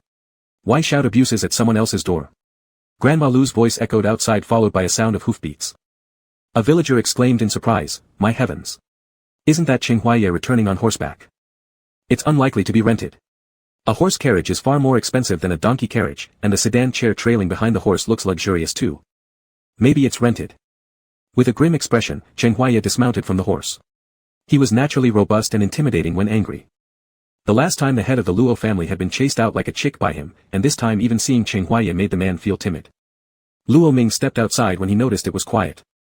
Chen Huaiya walked over, holding his hand in front of everyone and planting a kiss on him, speaking loudly enough for all to hear clearly. "Little master, big brother Cheng bought a carriage and a new house elsewhere. This place is too small for us, let's move." Everyone stood astonished with gaping mouths, wondering how much silver he must have spent, as if they'd suddenly struck wealth. After saying that, Chen Huaiya turned around and handed the deeds to their village home to Aunt Lu. "Aunt Lu, little master and I are leaving. Thank you for your care all these years. I don't want to sell this house either, let's leave it for Chunzi to use when he marries in the future." Everything settled, the two left the village grandly in the carriage. On the way, they encountered a troop recruitment party. "Big brother Cheng, look, aren't they recruiting soldiers?" "It seems so." "Then, do you plan to join the army, big brother Cheng?" "No, your big brother Cheng has a family now, how could I bear to leave?" Reluctant to leave home. Chen Huaiya kept driving the carriage, then turned to smile at Luo Ming, who stuck his head out of the sedan. "Not that meaning, my point is, wherever my little master is, there's my home." Chapter 65, Corporate Slave and Snake Demon, 01. W.C. What a big snake. Before the system could speak, Luo Ming had already raised his foot, accurately and mercilessly aiming at the snake's head, stepping down fast and hard. Plop. In one step, he stunned the snake that had just poked its head out of the neighborhood greenery. Shit. My ancestor. That's the villain. The mission target. Hearing this, Luo Ming's lips twitched slightly as he picked up the snake, which was about the size of his arm thick, by its head, and dusted off the footprint on the snake's head. Did I kill it with one stomp? The antagonist can't be this weak, right? The system gave out a sharp beep and started burning high incense for Luo Ming. "He won't die, but you're done, this snake demon is extremely vengeful. What are you doing again?" "Trying an emergency resuscitation while pinching its nose." "But you're pinching its nostrils." Realizing his mistake, Luo Ming quickly retracted his hand shyly. "Sorry, got the wrong place."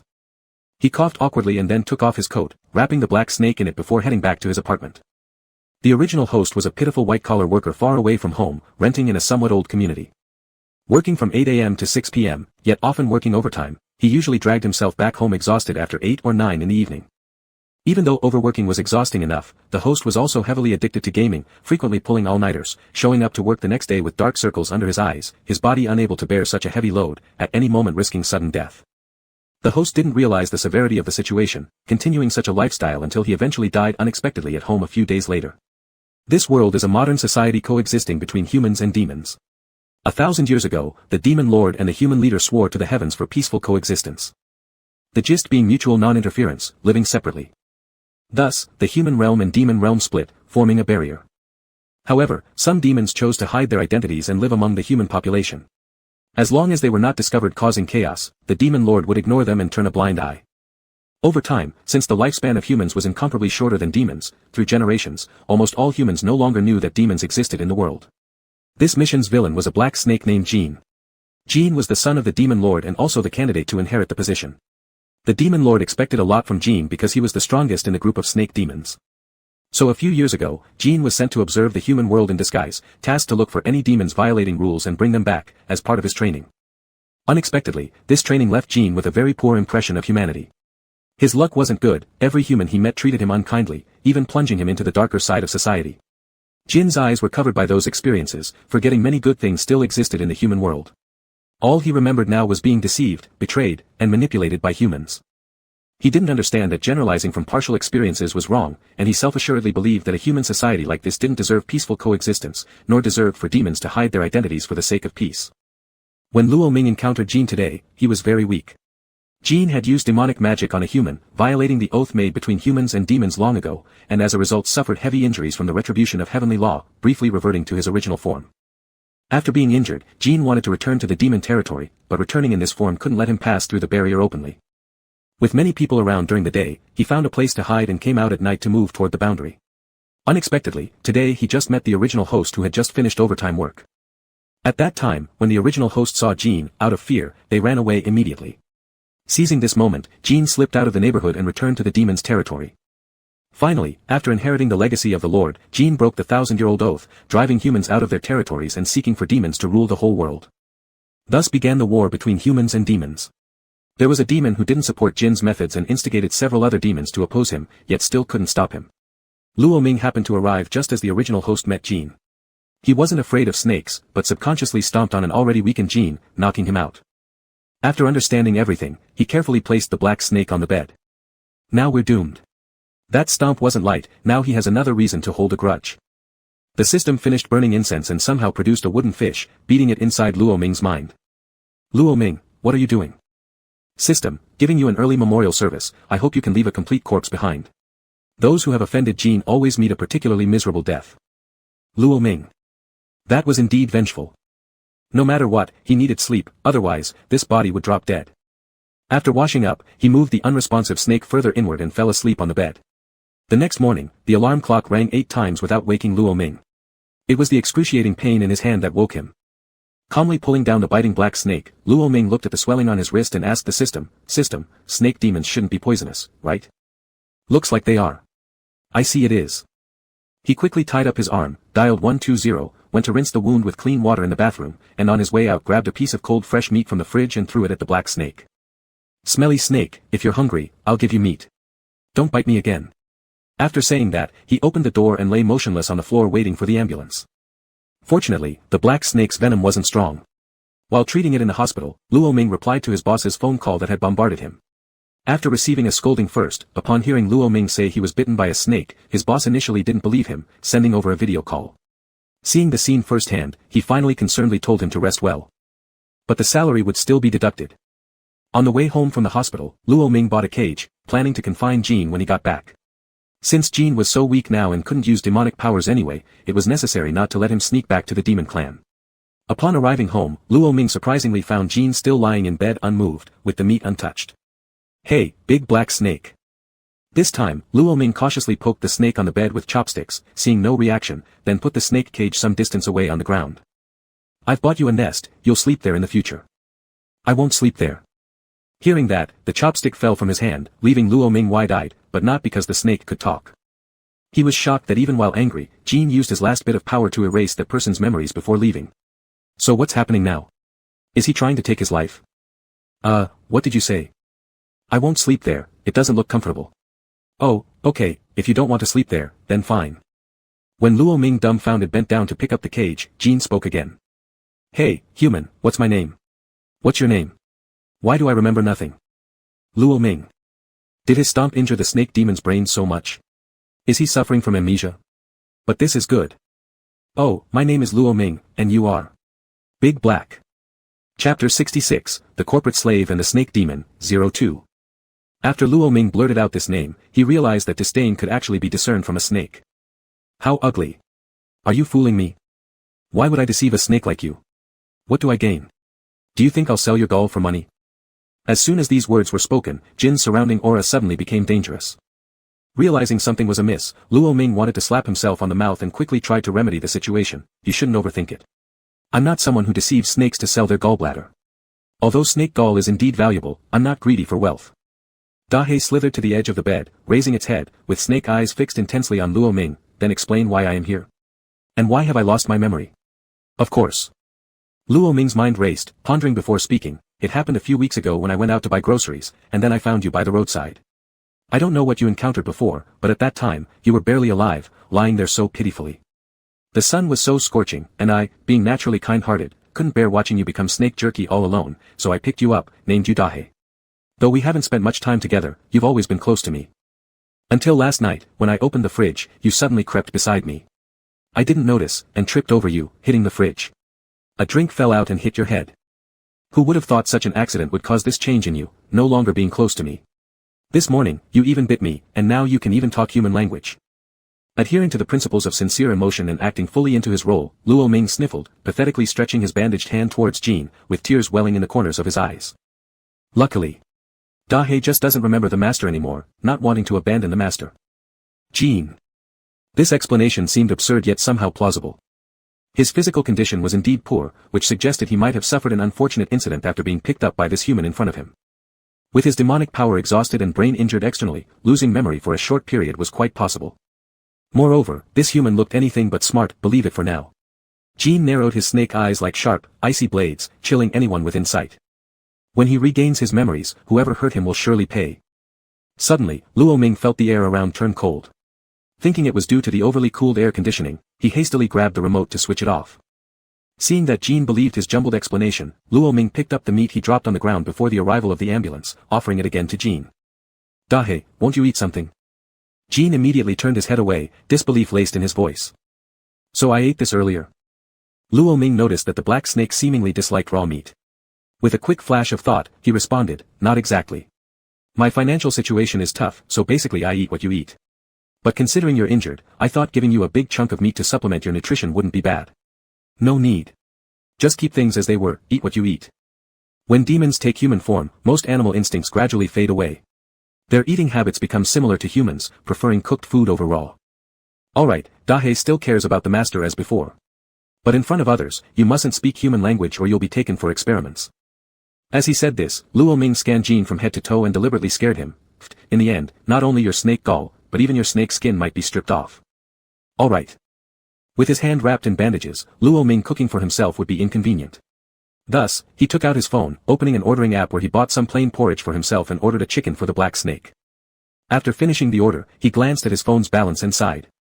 As a spendthrift living paycheck to paycheck, it seemed fate had tied him to his job. Without enough savings, having to pay rent, and especially now keeping a snake, how could he survive if he stopped working? Feeling full and content, Luo Ming climbed onto the bed early to sleep. Missing hundreds of dollars in salary for one day off wasn't worth it, he must get enough rest. Upon seeing Luo Ming fall asleep, Jean also crawled onto the bed, curling up next to him to recuperate. In the depth of the night, the black snake's body glowed with an eerie luster, like dewdrops under moonlight, crystal clear and mysterious. While repairing his internal deficiencies, Jean suddenly felt Luo Ming's hand touch him, handling his snake body again, much like this morning. Just as he was about to bite down instinctively, he remembered that this person was his savior and reluctantly closed his mouth, deciding to endure. After a while, perhaps because of the coolness of his snake body, and it being summer with the air conditioning turned off during the day by Luo Ming, Jean became overheated from sleep and moved closer. He even straightened out Jean who had been curled up, then placed one leg on top of him. Jean. He began to suspect if the human wasn't awake and doing this deliberately. However, he could hear faint snoring sounds. Reluctantly, he wriggled out from under Luo Ming's leg and slid into his pajamas to avoid him moving around in his sleep and disturbing his coiled position. His tail wrapped around Luo Ming's waist and his head peeked out from the collar. Jean rested his head on Luo Ming's clavicle, making sure he didn't stir, then closed his eyes again for recuperation. In the morning, the mobile alarm went off on time. Luo Ming, having slept enough, woke up upon hearing the ring and sat up with much energy. He vaguely felt something entwined around his body and looked down, only to see a black snake's head resting motionlessly at the neckline of his shirt. Strangely enough, this little creature didn't bite. Instead, the longer he looked, the cuter it seemed. Seeing Dahe moving slightly, seemingly trying to slide out from the neckline, Luo Ming quickly caught him and promptly kissed his head. The more he observed the snake he kept, the more fondness grew within him. "Good morning, Dahe." Jean was stunned by Luo Ming's gesture. He flicked his tongue, his snake eyes widening in shock. Human without boundaries. After saying this, he hastily slid out of Luo Ming's clothes and hid under the nearby blanket. Luo Ming lifted a side of the blanket and watched as Jean slithered to the other end. Determined not to let the snake get away, Luo Ming pulled back the other end of the blanket. After playing this game for a bit, Luo Ming simply threw the entire blanket onto a small sofa nearby, tousling his already unruly hair while smiling cheekily at Jean. "Just because I kissed you once, why are you hiding? Are you shy?" Deprived of the cover of the blanket, Jean had nowhere to go. He lifted his head and asked icily, "Don't you have work today?" "Yeah." "What time?" 8 o'clock, so what? Do you miss your master?" "No, you should be almost late." Luo Ming. Chapter 67, The Corporate Slave and the Snake Demon, 03. "So, I'm leaving." "I'm really leaving." "Alright." Jean coiled back on the bed, ignoring Luo Ming standing by the door. Without any farewell from his beloved snake, Luo Ming left feeling quite disappointed. What a cold-blooded snake indeed. Just in time for the company punch-in, a colleague looked at Luo Ming and said in surprise, "Luo Ming, you look much more energetic than before today." Luo Ming sat in his place, replying, "I took a break yesterday and caught up on my sleep." "Oh, well, now that you've got your energy back, you look handsomer." Since there wasn't enough time to rush home and return to the office during lunch break, Luo Ming stayed nearby all day and only returned home in the evening. So when he came home that night, Luo Ming prepared Jin's lunch for the next day in advance, storing it in the fridge to take out the next morning and put it in the snake's bowl. After going through a routine of several days of work, Luo Ming finally welcomed 2 days of rest in the week. He returned home Friday evening, pushed the bedroom door open, and turned on the light. There was Jin coiled up, raising his head and gazing intently at the moon outside the window. Luo Ming approached slowly and lay down beside him, staring out the window together. He suddenly felt a pang of sorrow. Was it boring for a snake to stay indoors every day? After watching the moon with him for a while, Luo Ming asked, "Dahe, don't you get bored staying at home all the time? How about I take you out for a look outside?" Upon hearing this, Jin turned his head and looked at the person beside him. He had been lost in thought observing the moon. It was nearly full, and on the night of the full moon, demonic power greatly increases. Perhaps then, he might have an opportunity to restore his semi-demonic form. However, he never expected the human to think that he was merely bored at home and even planned to take him out for a walk. As demons, they wouldn't feel dull just from spending a few days in one place. But it must be admitted that this human did care about him. Going out for a stroll with him would be fine as well. It would be a good chance to learn more about humans. Alright. Thus, Luo Ming put on a very thin but loose-fitting jacket with extra roomy cuffs. Even though his snake was quite large, it should be possible to hide Jin within his clothing. Walking a cat or dog is normal, but walking a snake might just scare some passerby half to death at random. He decided if he could conceal it, then he'd try his best to do so. Jin glanced at Luo Ming, and under the man's shocked gaze, he shrank by exactly 2 rounds. "You, how?" "I am a demon. These days I've restored some demonic power. Even though it's just a drop in the bucket, it can help me control my size." "Alright, once we go out, if there are strangers around, you shouldn't talk or come out either." "Understood." After that, Jin slid into Luo Ming's coat, wrapping himself around his arm with his head against the wrist while peering outside through the sleeve gaps. In this manner, Luo Ming took a snake out of the house and walked around the complex before scanning a shared bike. The streets weren't crowded at night as he smoothly pedaled along with gentle wind brushing his face, making it extremely comfortable. "Dahe, now you can stick out a little." The streetlights weren't too bright and after shrinking, it would be hard for anyone passing by to notice that his sleeve contained a snake. Following orders, Jin revealed his head from the sleeve gap, crawling onto the hand gripping the handlebar, checking out the surroundings. "Feels good out here, right?" As Luo Ming spoke, he raised the hand encircled by Jin, lifting him higher for better viewing while holding the handlebars loosely with the other hand and riding leisurely. "You don't have to do this. Don't overthink it, your master is just showing off his biking skills." "Okay." Humans sure love to tell lies, even fibbing about such trivial matters, yet it didn't irritate him. Instead, Jin rubbed against Luo Ming's fingertips affectionately, his serpent eyes deep and complicated, unable to fully comprehend this current feeling. He actually found warmth in the lie. Luo Ming brought Jean to a park and temporarily parked the shared bike by the side of the road. There weren't many lights in this park, only moonlight poured down gently, tranquil and romantic. Dahei, I didn't think going out at night would be this enjoyable. Alright. I've made up my mind, every evening we'll walk around together, Dahei will keep me company. Fine. Luo Ming chuckled softly and lightly patted the snake's head. Dahei truly is a considerate little pet of the master. Jean. Regret set in immediately. After strolling in the park for a while, Luo Ming saw 3 people sitting on a pavilion not far away, the scent of tobacco mixed with alcohol reaching his nose. He didn't expect that even in such dark surroundings, there would be people present. Luo Ming pressed Jean slightly back into his sleeve and planned to bypass them.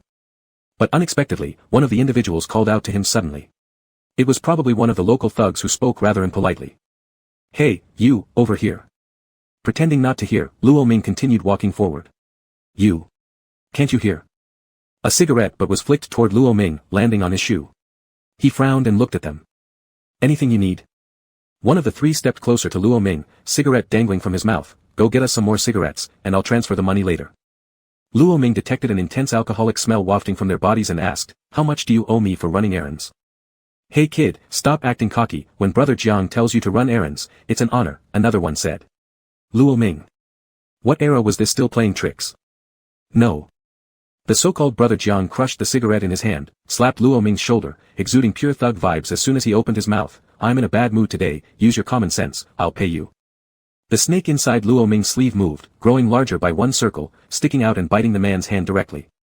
Ah! Where did this snake come from? He shouted while shaking the snake off his hand. Seeing the black snake caused them all to sober up quickly, even their eyes clearing significantly. Jean let go of the bite, climbed back onto Luo Ming's shoulder, and spat several times to the side with clear distaste. Stunned, the 3 hooligans stared blankly, their boss Jiang trembling nervously while covering his hand. That, big brother, where'd you come from? Could you possibly be a descendant of the Miao region with snake taming abilities? Luo Ming extended his hand toward Jean, prompting Jean to crawl back into the sleeve. This move further convinced the group in front that he wasn't ordinary and not someone to mess with. If they got cursed, they'd cry themselves hoarse and have nowhere to turn. Luo Ming looked at the person who was bitten and said indifferently, though my snake's venom isn't very potent, I still suggest you go to the hospital as soon as possible. Upon hearing this, the 3 immediately ran away in panic. Luo Ming gently touched Jin's head inside the sleeve and praised him, Dahei, good job. Jin rewrapped around Luo Ming's wrist, then extended his head out of the sleeve opening. He felt a bit proud but didn't show it. While walking back, Luo Ming said to him, Dahei, we shouldn't see a bad person and assume everyone is bad, nor should we see a good person and think everyone is good, got it? He knew that Luo Ming was good, and others were not. Chapter 68, The Corporate Drone and the Snake Demon, 04. After getting home, just like always, Jean coiled around Luo Ming when he fell asleep, absorbing the human's body warmth.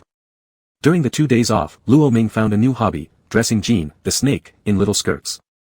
It all started when he brought Jean shopping at the mall and accidentally entered a toy store where he saw a shelf display featuring a snake toy dressed in a pink skirt with a bow tie.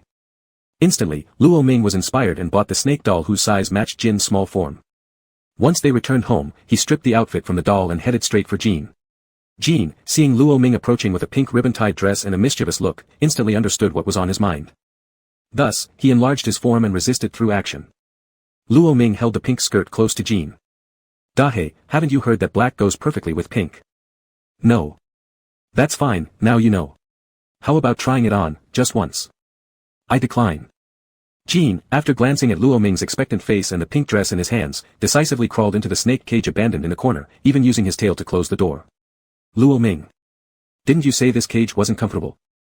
Seeing the black snake ignoring him, Luo Ming squatted by the cage again, coaxing softly, Dahei, I've already bought it, it'd be such a waste not to wear it, your master only has this tiny wish, please. Jean turned his head inside the cage and showed his tail to Luo Ming. Seeing this, Luo Ming persisted, moving to continue talking to the snake in the cage. In the end, Jean, annoyed by his persistence, climbed out with an emotionless expression, shrinking in size and allowing Luo Ming to do whatever he wanted. Just this once. Promise, just this once. Luo Ming slipped the dress on and then took out a bow tie to tie onto Jean before snapping several photos with his phone. The black snake looked high and mighty, exuding a fierce aura. However, despite its dignified demeanor, it wore a bow tie and a pink half-skirt, creating an immense contrast. Luo Ming was extremely satisfied looking at the pictures of his beloved pet in his phone. He thought wearing skirts could either happen 0 times or countless times. Next time he cajoled Dahei a little, perhaps he would agree again, so he placed another order online for several differently styled dresses. Luo Ming had a cunning plan, However, when he woke up the next day, the first thing he saw was the clothes he made Jean wear and the broken bough scattered across the floor. It was a terrible mess. Dahe. You tore these all up? Yes. Why did you tear them? Are you trying to dismantle the house? Wear it only once, don't keep it unless you're planning some scheme to make me wear it again. Luo Ming had nothing to argue with and painfully cancelled several orders on his phone. The 2-day holiday was short-lived, and Luo Ming returned to his working life. When he sat down at his desk, rubbing his bleary eyes, he seemed to hear a few colleagues nearby discussing something. Luo Ming didn't pay too much attention, taking advantage of the leader not being there yet to nap stealthily. This place seemed to have some kind of magic, capable of making even the most energetic person suddenly drowsy. Not long after, the boss arrived, accompanied by a new employee. Luo Ming quickly shook his head, straightened his back, rested his hand on the keyboard, and stared at the computer screen as if he were working diligently. Everyone, stop a moment. Let me introduce a new colleague to you. The colleague who was sitting closer to Luo Ming whispered to him, Luo Ming, I heard that the new colleague is related to our boss and has been brought here for an internship. Luo Ming wasn't very interested in such gossip, but when he glanced over, the face looked familiar. He then took a closer look, it really was someone he knew. Thus, after the boss left, he went to greet the new colleague. Hey, Jiang Gu, what a coincidence. Jiang Ronglin turned his head and upon recognizing Luo Ming's face, his expression became extremely complex. He immediately stepped back, instinctively covering the hand that had been bitten by a snake. Brother Miao from Miaojiang. Luo Ming raised an eyebrow, feeling this guy was somewhat lacking in smarts, so he walked up to him, deciding to tease him a bit. He put on a mysterious air and said, this kind of secret, Jiang Gu, mustn't be spread around. Upon hearing this, Jiang Ronglin straightened up immediately and nodded seriously, as if accepting a crucial task. Big brother, rest assured. Later, while chatting with Jiang Ronglin, Luo Ming learned that he truly was a relation by benefit. His family wasn't short of money and let him do as he pleased. For several months, he had been hanging out with gangsters, treating them like brothers. No one in his family noticed because they were busy with their careers. It wasn't until 2 days ago when he got bitten by a snake and was hospitalized that his family realized something was amiss. Under intense questioning, he confessed about stopping people and getting bitten by a snake released by them. Of course, no one believed his talk about snake charming, assuming he encountered a snake breeder and mistaking the snakes following his commands for some drunken hallucination. Lying around was fine, but moral degrading acts like obstructing roads couldn't continue. Thus, last Monday, he was brought into the company to work, starting at the bottom level, forcing him to engage in some decent work instead of idling away as a thug. Just as Luo Ming and Jiang Ronglin were chit-chatting, their supervising boss happened to see them slacking off. So, the boss instantly piled them with tasks without any favoritism.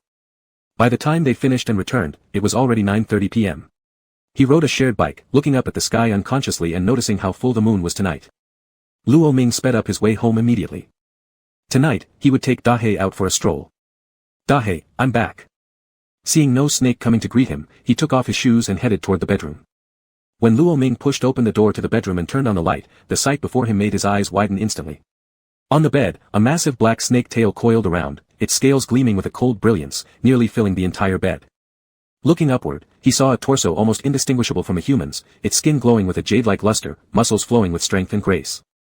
A man with long black hair, his stern yet profound face held a slight shut-eye expression, with long eyelashes casting a soft shadow.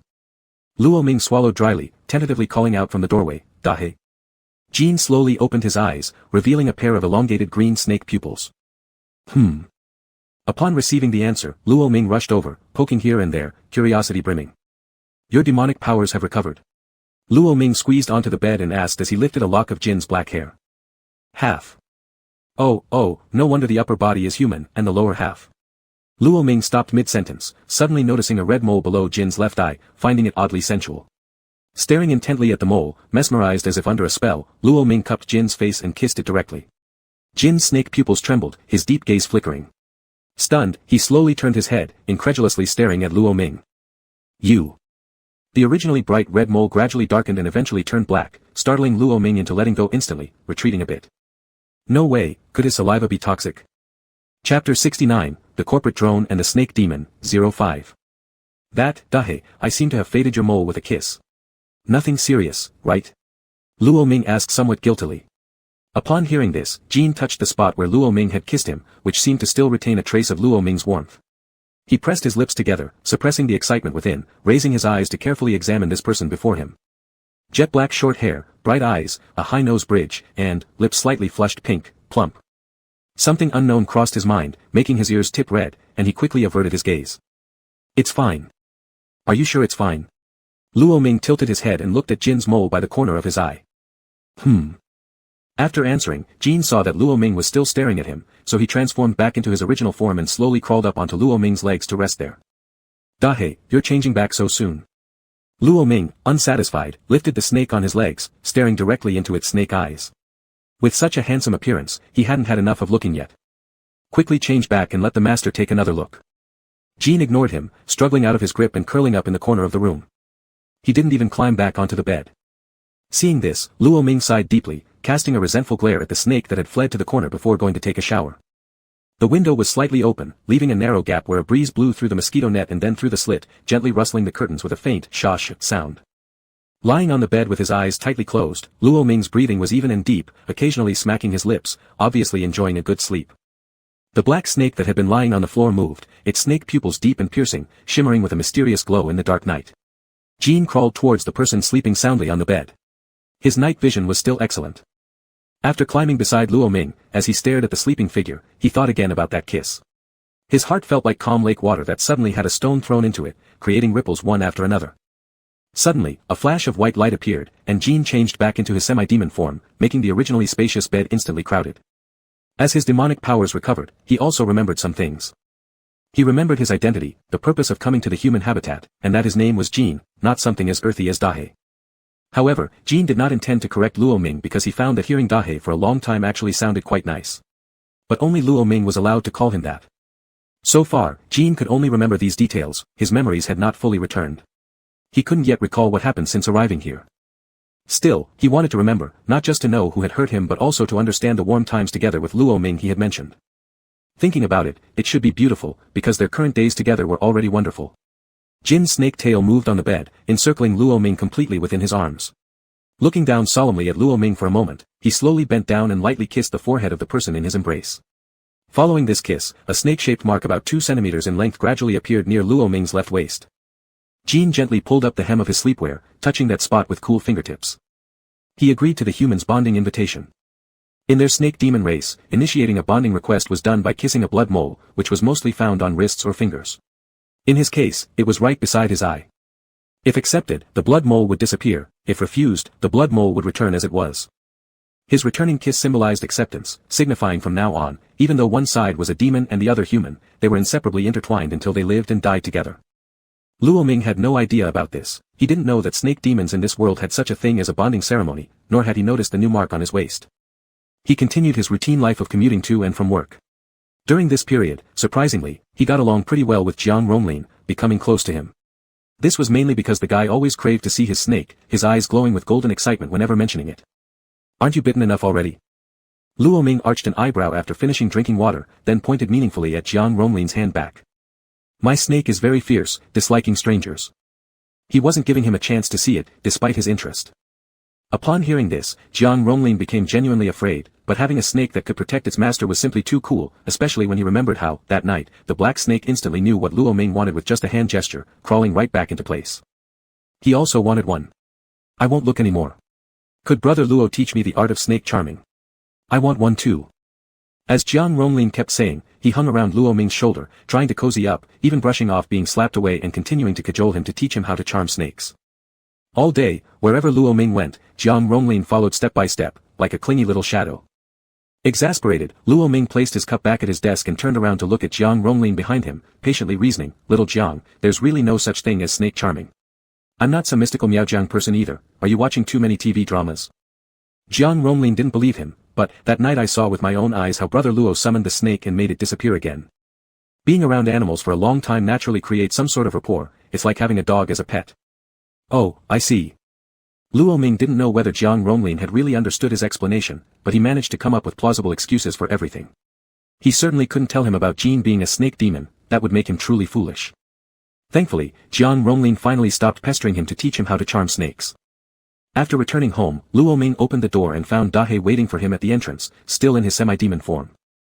A fleeting look of joy passed over his face as he quickly slipped off his shoes and walked over. "Dahe, why are you greeting me today? The master is so tired, I could use a hug." As Luo Ming said this, he extended his arms.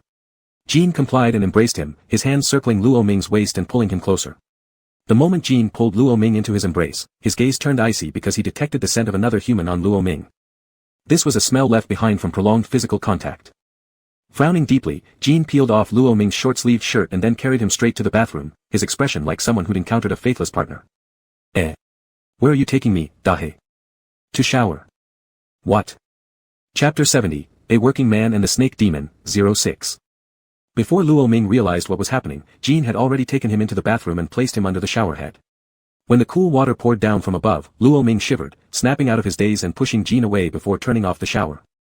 I just got home. Why did you suddenly drag me here to shower? You stink. Luo Ming. What nonsense was this? He smelled fine, this was definitely a joke, considering he always smelled great. Adjusting the water temperature properly, Luo Ming angrily tugged Jean under the shower head, turning it back on.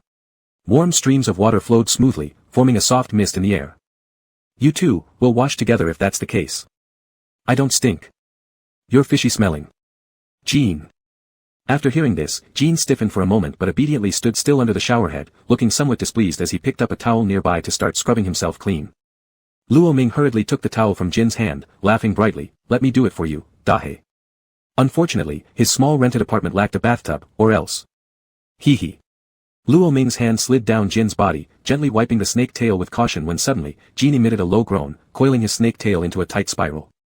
He seized Luo Ming's wrist to stop any further movement and stared intensely at him, his eyes burning as though trying to melt him completely. What? What's wrong?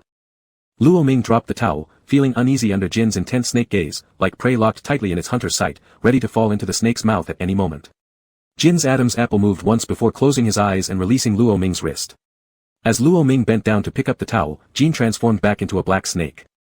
Hey, why did you change back again? Holding the towel, Luo Ming lightly kicked the black snake curled beneath the water spray with amusement. If this counts as washing, fine. But if this is all, how are you going to clean me? You accused me of stinking, dragging me to the shower the moment I entered the house. Luo Ming lifted Jin from the ground, poking his head with one finger, and grumbled, you turned on the shower without even taking off my pants, it's like I think I fell into the toilet since I apparently stink so much. You don't stink, but another human does. What? Jin turned his snake head away, appearing sulky, there's the scent of another human on you, and I don't like it. Upon hearing this, Luo Ming finally understood. Normally, he rarely interacted much with colleagues beyond exchanging pleasantries. Only today, Jiang Ronglin had stayed close by, leading to slightly more contact than usual. Snake's sense of smell was indeed incredibly sensitive. Alright, I get it, I'll wash myself thoroughly. You can leave now. With these words, Luo Ming tossed the snake toward the door, but Jin crawled back again. Raising an eyebrow, Luo Ming squatted down and looked at the returned snake, asking, what, do you want to supervise whether I'm washing myself clean enough or just watching your master shower? No reason for either. Then why are you back? I'm fishy smelling. Luo Ming froze momentarily, then awkwardly coughed a bit. I was just teasing you. Dahe doesn't smell fishy at all, he's the cleanest snake. After speaking, Luo Ming stood up and suddenly noticed something strange on his waist while lowering his head. So, he pulled his pants a bit forward to get a better look, and when he saw the whole thing clearly, he rubbed it with the other hand. It didn't rub off. Where did this tattoo come from? That's odd, he remembered there wasn't anything like this a few days ago. Thinking for 2 seconds, he decisively looked at the snake next to him, took off his outer pants, pointed to the tattoo on his body, and asked, what is this? Did you do it? Yes, I did, Jin said straightforwardly. But Luo Ming didn't think his snake would harm him, nor did he feel angry. What is it used for? Marking. Jin's snake eyes slightly narrowed as he flicked his tongue softly and murmured, with this mark, no matter where you go, I can appear by your side anytime. Hearing this, Luo Ming whistled and examined the snake-shaped tattoo closely, finding it quite attractive. Moreover, since its function was excellent, he turned to Jin and said, you should have given me this earlier. Then he pointed to the other side of his waist and asked, can you give me another one here? Symmetrical, it'll look nice. No. This significant totem could only be marked once in a snake demon's life. How dare this person even request 2 symmetrical ones? Jin gave a huff towards Luo Ming and then crawled out of the bathroom. The next day, Luo Ming went to work as usual. The moment Jiang Ronglin saw Luo Ming, he immediately approached, but Luo Ming subtly maintained some distance. Although Luo Ming didn't feel any unpleasant odor from Jiang Ronglin, since the snake at home thought it stinky, he decided to keep a little distance. Luo Gu, I won't keep snakes anymore. Why? These things are not for ordinary people to raise. Last night, I thought about imitating you and buying a pet snake, but seeing it made my scalp tingle, I didn't dare touch it. As Jiang Ronglin kept talking, he moved closer to Luo Ming and wanted to pat his shoulder, but Luo Ming swiftly dodged. Indifferently retracting his hand, Jiang Ronglin gave Luo Ming a thumbs up. Luo Gu, you really have a big heart. It's not that I have a big heart, everyone fears different things. Jiang Ronglin smiled and said, after hearing you say this, I feel much more comfortable, Luo Gu. By the way, I won't come to work tomorrow. Hearing this, Luo Ming looked at him and asked, are you going back to inherit the company? No, the company has my brother running it. I've deeply realized the mistakes I made before, so I've just bought a small shop nearby the company and plan to run a small business. Luo Ming, just randomly. That's right. Since I haven't figured out what kind of store to open yet, I just picked one that wasn't too large. There is truly a huge gap between people. He doesn't even own a house and struggles daily working to maintain his life. But this guy has casually taken over a store already. Luo Ming's heart broke. He shouted loudly inside his mind, there was no way he wanted to continue working in this world anymore. System. In the next world, I want to be the richest man. If not the richest, at least have my own house. Don't be upset. Even though you don't have property under your name, your inner strength will protect you. Thank you. When Luo Ming got home that day, his fragile self instantly hugged Jean to seek comfort. Even if he didn't have a house, he still had a snake. Luo Ming looked at Jean with shiny eyes and asked, Dahe, can your demon magic predict the future? Jean was confused, predict the future? Yes. If you can, please help predict tomorrow's winning lottery number for me. Once the master wins the jackpot, we'll immediately take you out for delicious food. No, are you short of money? Yes. Who wouldn't want money? Without money, who would bother working? Chapter 71, A Working Man and the Snake Demon, 07. At night, Jean gazed out of the window, lost in thought about what Luo Ming had said. How could he allow his future partner to lack money? Even if he only recovered half of his demonic powers, it was enough for him to return to the demon territory before dawn and steal his father's gemstone back. Apparently, that thing was worth a lot in the human world, and anyway, his dad being the king of demons didn't need money. And also, he had some gold treasures which he would sell for Luo Ming's profit. All these belonged to him. He would take them and let Luo Ming sell them. When the alarm went off, Luo Ming woke up and felt something heavy on his body. Then as he opened his eyes, he saw a pile of gold and jewels stacked on his blanket, almost blinding him. Amidst this dazzling sight, was he not yet fully awake or had he gone crazy wanting to become rich? Just then Jean emerged from under Luo Ming's covers and said emotionlessly, take them, sell for money. Dahe, did you get all these? Didn't you go out robbing, right? Hearing this, Jean transformed into his half-demon form, pinching Luo Ming's chin with one hand and spoke coldly, I, the mighty snake demon, would I have to rob to get such stuff? Not robbing. Then where did you get it from? Stole it. Luo Ming. The majority were stolen from my dad, some belong to me, none are from others, don't worry, go exchange for money. But even your father's things shouldn't be taken. Hold on, his father. Did his snake regain memory so quickly? As Luo Ming paused in the middle of holding the items, he looked at Jean somewhat guiltily and asked, did you regain your memory? I've recovered partially, but unfortunately I can't recall my time with you. Do you stay here with me or, go back? Jean glanced at Luo Ming then replied, not going back. Upon hearing that, Luo Ming instantly exhaled, relieved. Thankfully at that moment, he didn't know Jean was his lover, so that stomp was pretty harsh. If it was lighter, maybe Jean would remember everything by now. Dahe, you don't need to rush regaining those memories, isn't it good like this too? Jean nodded slightly, then mentioned the jewelry in front of them. These, you keep. My dad won't care about such things, he still has many more, I couldn't carry them all in one trip. But even taking from your dad is unacceptable. Wait, your father. His snake had already regained some memory. Luo Ming stopped what he was doing, hesitated for a moment, and asked. Recovered part of it, but I still can't remember the days before meeting you. Then Luo Ming's gaze brightened, if they're enough, remember to return what belongs to your dad later. Jean selected a small portion from the heap of jewels, if you mind, these are mine, if insufficient, I'll make another trip back. Enough, yours will do. Remember to send back those of your dad's later. Luo Ming's eyes sparkled instantly. His snake was just too awesome. Without considering the gems and the rest, simply based on these gold bars alone, according to current market prices, they could buy a small house outright. Since it's sufficient, quit your job and stay home with me. So much happiness came suddenly. Luo Ming eagerly agreed, he bit one of the gold bars lightly and then smiled foolishly in bed. The future looked brighter and better. As soon as these things were converted into cash, within a few days, he'd resign and move house. This rotten job, whoever likes it can take it over, he was done. Ha ha ha. Luo Ming was ecstatic, standing up from the bed and cupped Jin's face giving it a kiss. Dahe. You're simply too handsome. The warm sensation seemed to spread from his cheek to his ears, warming Jin's ears red. He pretended not to notice and coughed. Just one kiss. Upon hearing that, Luo Ming planted several kisses on Jin's handsome face again, making Jin finally turn back happily. In the following days, Luo Ming was always in a great mood. Even when sleeping, there would be a smile lingering at the corner of his mouth. Later, after converting all the gold into cash, Luo Ming looked satisfied at the balance shown on his phone screen, finished the last task of the day rapidly, then submitted his resignation letter. On the way home, he chuckled cheerfully, feeling extremely lighthearted, riding a shared bike and humming tunes along the way. Returning home joyfully, he unlocked the door, took off his shoes and pressed the light switch near the entrance. "Dahe, I'm back." Luo Ming blankly stared at the person sitting on the couch. For a moment it felt as though everything around him had frozen. It was still the familiar face he knew well, but the pupils were no longer green snake-like ones but exactly the same as an ordinary human being. It was his Dahe, but he was no longer in the half-demon form. The snake tail had disappeared, replaced by human legs, wearing a set of dark-colored casual suits, looking fitting. Jin leaned his body slightly to one side, gently resting his back against the sofa, his long legs apart naturally, feet flat on the ground, looking both casual yet gentlemanly. As Luo Ming returned, Jin rose from the couch as if he had been waiting for a long time and walked towards Luo Ming. He pulled the slightly ajar door closed and locked it. Then he shoved the human who was about half a head shorter than him against the wall, narrowing his eyes to reveal a dangerous glimmer. He reached out one hand and tilted Luo Ming's chin upward. "Little liar, fooling me." Luo Ming swallowed hard, though he realized by now that this snake must have regained most of his memory. He still tried to argue back in an attempt to justify himself. "Me? When did I ever fool you?" Jin gave a cold snort and looked down while rolling Luo Ming's pink lips with his thumb until they turned red. "That kick wasn't light at all. Tell me, how should I exact my revenge on you, master?" This title, master, sent chills down Luo Ming's spine. Previously, no matter how much Luo Ming tried to pressure Dahe to call him master, he refused. Now that Jin called him like this, Luo Ming didn't want to hear it anymore. "Dahe.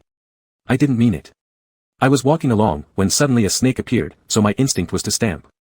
As Luo Ming straightened his chest and looked up to meet Jin's gaze, he contested strongly, "And anyway, even if I made you lose your memory by stomping on you, wasn't it me who took care of you during that period?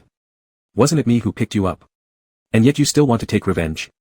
That's totally unreasonable." Upon hearing this, Jin's lips curled into a slight smile as he amusedly looked at the man standing before him who seemed internally nervous but pretended to be composed. He leaned closer to Luo Ming's ear and whispered teasingly, "Have you ever heard the story of the farmer and the snake, master? What are you going to do?" Luo Ming's eyes widened in alarm. Before he could finish his sentence, the snake before him bit his lips and cut off the rest of what he wanted to say. In a daze, Luo Ming realized his lips were bleeding while the culprit licked the wound, but all he could think about right then was he had been bitten by a snake again, but this time, there shouldn't be any poison. Chapter 72, The Salaryman and the Snake Demon, 08. Jin stared deeply at the wound he caused on the corner of Luo Ming's mouth, his gaze serious. He gently lifted his hand and caressed the back of Luo Ming's neck with warmth and tenderness. After hearing some sounds, Luo Ming slightly raised his head, meeting Jin's eyes. "Wah. What's wrong?" Jin slightly bowed his head and let their noses touch. "Do you like even numbers?" "Eh? What do you mean even numbers?" Jin smiled meaningfully and pressed the hand resting on the back of Luo Ming's neck harder, descending upon him in a deep kiss. Their lips intertwined in a tender and irresistible exploration, each inch of their territories conquered with passion. Breathing entwined together, heartbeats synchronized in perfect rhythm.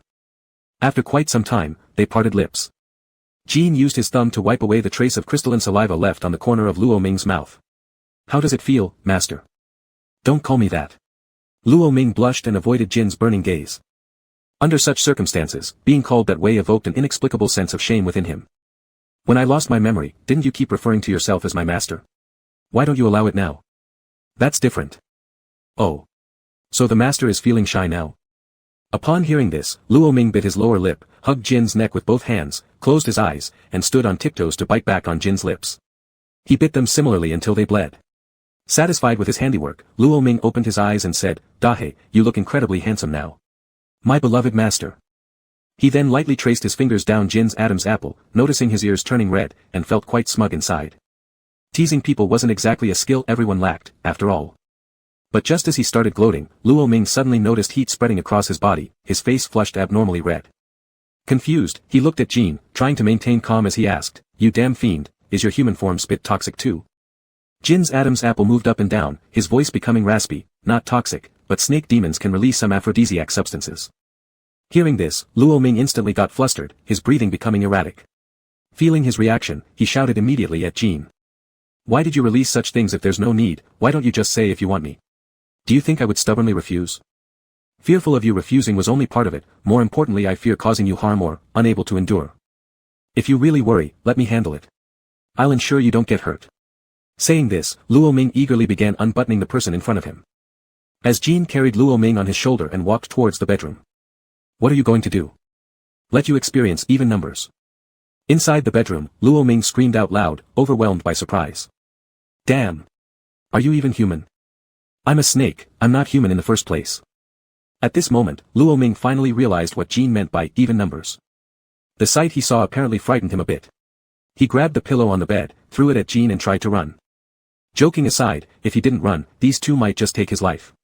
Jean didn't move after being hit by the pillow, just smiled faintly as he stared at Luo Ming, who was trying to escape from the bed. It seemed like he wasn't worried about Luo Ming running away, or was quite sure that Luo Ming couldn't escape. Sure enough, Luo Ming couldn't escape. After throwing the pillow, as soon as he moved, the heat coursing through his body made him lose his reason. Uncontrollably, he wanted to lean towards Jean. Heaving a short breath, Luo Ming lay by the edge of the bed, raising his eyes to look at Jean. From the snake's behavior, he knew he had been thoroughly overpowered. He raised his hand to flick the strands of sweat-streaked hair off his forehead, his eyes reddened slightly as he bit his lip, letting out a soft moan. Seeing this, Jean gave a low laugh, stretched out his long, slightly cool fingers, grabbing his ankle and pulling hard, instantly closing the distance between them. Luo Ming felt extremely hot, yet the snake's body temperature was naturally cooler. The cooling sensation where their skin touched alleviated some of his feverish heat. Before his sanity completely broke down, he sat up, viciously biting Jin's shoulder.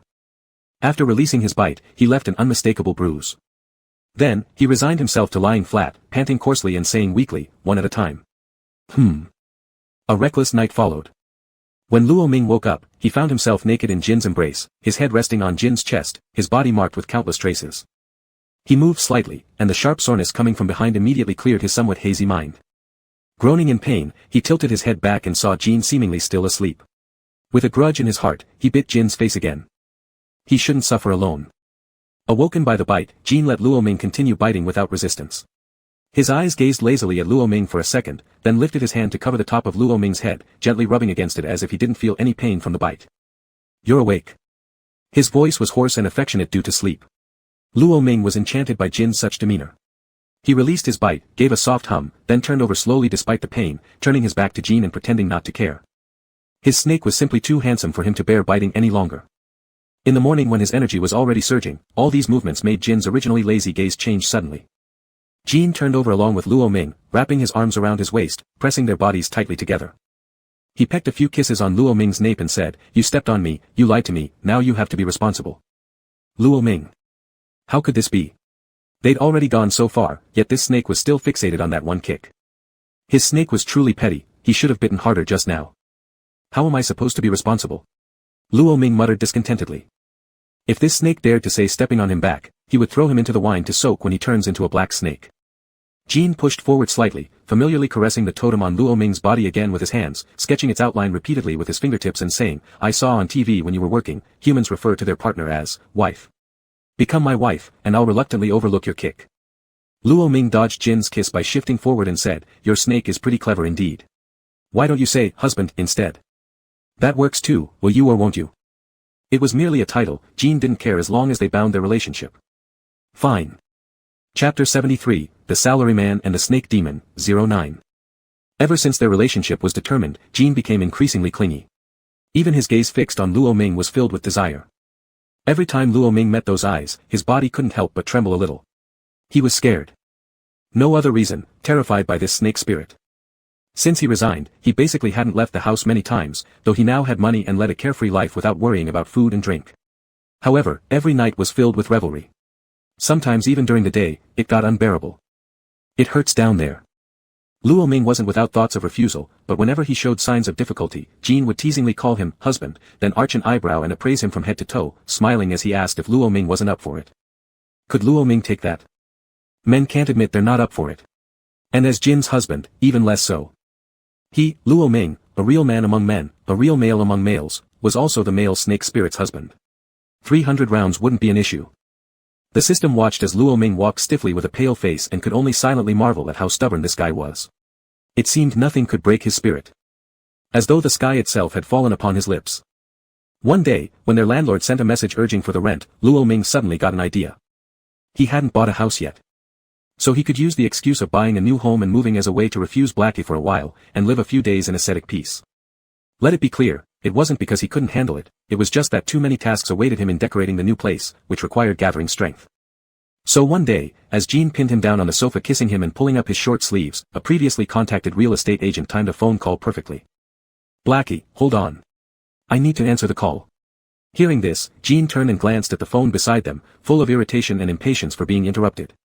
He picked it up and handed it over to Luo Ming, but at the same time, pulled Luo Ming onto his lap. Resting his head on Luo Ming's shoulder, he let his hand slide under the edge of Luo Ming's shirt. Smooth moves followed smoothly. "Answer it.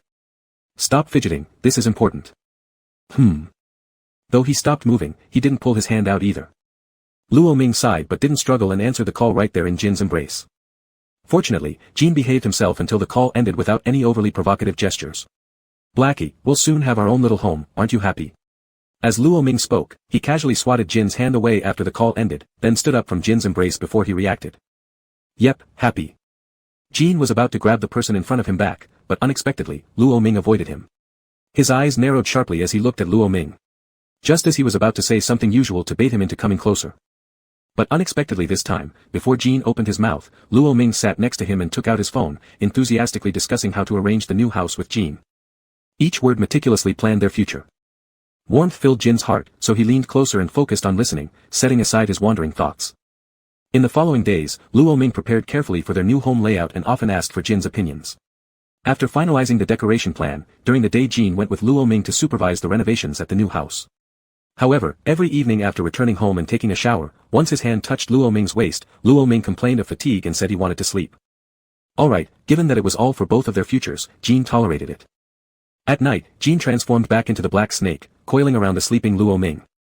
Suddenly, outside the window where the curtains weren't fully closed, a faint shadow appeared. Jin slowly opened his eyes. In the deep night, the snake pupils glimmered, and his gaze toward the window became profound and sharp.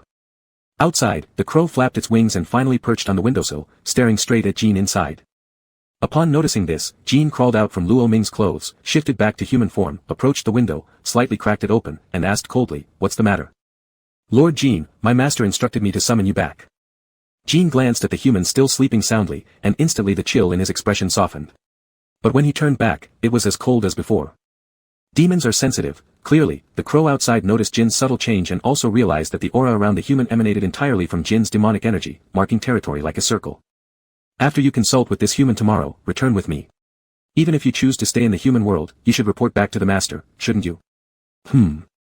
After replying, Jin closed the window and tightly drew the curtains shut. Morning. Just as Luo Ming opened his eyes and yawned, turning his head, he met Jin's gaze fixed intently on him. "Blackie, you didn't sleep." Jin lowered his eyelids. His deep-set eyes revealed indescribable passion and tenderness. He reached out to gently wipe away a teardrop caused by Luo Ming's yawn at the corner of his eye and said, "I'll be leaving for a few days." "Where to?" "Just like you, I'm resigning." Resigning from the future role as the lord of the demon realm, he would take back some jewels along the way. He enjoyed his carefree and peaceful days with Luo Ming now. Luo Ming understood Jin's meaning, but he was also worried that Jin might never return. After all, there was a saying, humans and demons belong to different paths. Moreover, people said snakes were naturally cold-hearted. They had just been together, and at this moment, he could not guarantee that nothing unexpected would happen. "I will go with you." "There's no need.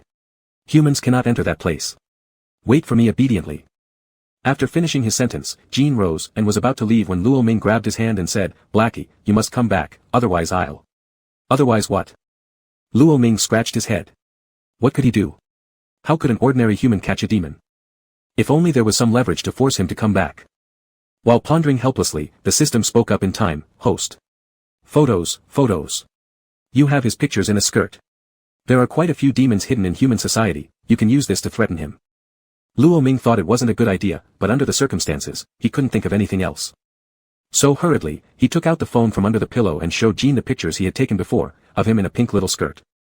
"If you don't come back, I'll post these pictures on social media. There should be more than just you among the demons here. Blackie, you wouldn't want to embarrass the demon race, right?" The more Luo Ming spoke, the more uneasy he felt, and his voice became quieter. Jin arched an eyebrow, a mocking smile tugging at the corner of his lips. He slowly turned around, locking his gaze firmly on the other person.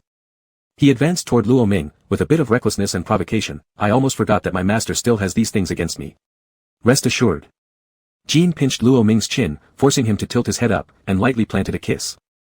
"With something like this, even if I'm left with only a breath, I will crawl back to settle accounts with you." After speaking, Jin let go and softly chuckled before disappearing from the spot. The phone screen dimmed, and Luo Ming swallowed hard, feeling uneasy. Although he had achieved his goal, why did he feel a little afraid of Blackie coming back now? Chapter 74, The Salaryman and the Snake Demon, End. On the day Jean left, Luo Ming went to their new home as usual. Compared to the current rented apartment complex, the environment of the new home's neighborhood was much better. Just thinking that he wouldn't have to pay rent for much longer made Luo Ming happy. He, Luo Ming, while still young, had managed to buy a house outright by raising snakes. Proud. After arriving at the new home's neighborhood, he confidently walked into the small convenience store downstairs. "Boss, I've come to buy popsicles again." During the renovation, he and Jean would always come here to buy a small bag of popsicles every day, one each, and give the remaining ones to the workers. Gradually, he became familiar with the owner of this convenience store. But sitting in the shop now was a stranger, dressed in a simple white work shirt, paired with jeans and clean sneakers. A young man. After hearing Luo Ming's voice, the young man didn't put down his phone but continued playing games while casually responding to Luo Ming. "The popsicles are in the fridge at the door. Pick whatever you want." Alright, got it." As Luo Ming was picking out the popsicles after grabbing a bag, his familiar middle-aged boss came back and cheerfully greeted him upon seeing Luo Ming. "Come to buy popsicles again?" "Yes, boss, were you out?" "I went home. My son is on vacation, so I let him watch the store." After saying this, the shop owner saw his son playing games and immediately shouted at him, "Boy! I asked you to watch the store, and look, you're playing games during this short time too." After picking out his popsicles, Luo Ming came over to pay and saw the boss scolding his child. "Don't get angry, boss. It's rare for kids to come home on vacation. Playing games is just a way to relax." As soon as he finished speaking, the boy finally looked up at Luo Ming with gratitude and then kept staring at him. The boss continued muttering beside them, "Look, this is the older brother I mentioned to you. So young and already bought a house. You should learn from him." Luo Ming awkwardly smiled. After finishing the payment, Luo Ming picked up his popsicles and left. On the second day after Jin's departure, Luo Ming started to miss him. Still heading to the new home, still buying popsicles, still having the boss's son watching the store, but somehow he seemed to lack energy. This time, the boss's son wasn't playing on his phone. When he saw Luo Ming approach, even before Luo Ming could say anything, the boy grabbed a bag and walked over to the fridge with it. He enthusiastically said, "Brother Luo, let me pick out some popsicles for you this time. I know which ones taste good." "Oh. Okay," Luo Ming was somewhat doubtful. "Are you sure you're picking the tasty ones instead of the expensive ones?" It turned out that his worries were unnecessary as the popsicles selected by the boy weren't all that expensive. After scanning the code for payment, Luo Ming thanked the boy and chatted with him for a bit, learning that his name was Hiran and he was attending university far away. On the third day after Jean left, Luo Ming started looking down. Even his wake-up time had become several hours later than usual. Strangely enough, Hiran was again manning the shop today. Luo Ming thought he might have misread his expression earlier because when Hiran saw him coming, his eyes immediately brightened. According to Hiran, the payment QR code was taken by his dad, so he suggested that Luo Ming add him on his contact list and transfer the money directly. Luo Ming felt strange, couldn't this be handled through a phone-based scan and pay system? After raising this doubt, Hiran scratched his head sheepishly and then explained, "Brother Luo, could you just add me? My dad always tells me to learn from you, and I think if I ever run into any problems, I can ask for your advice." "Of course, Brother Luo, if you don't want to." "Alright, I'll add you." Throughout the day, Hiran kept sending him occasional messages.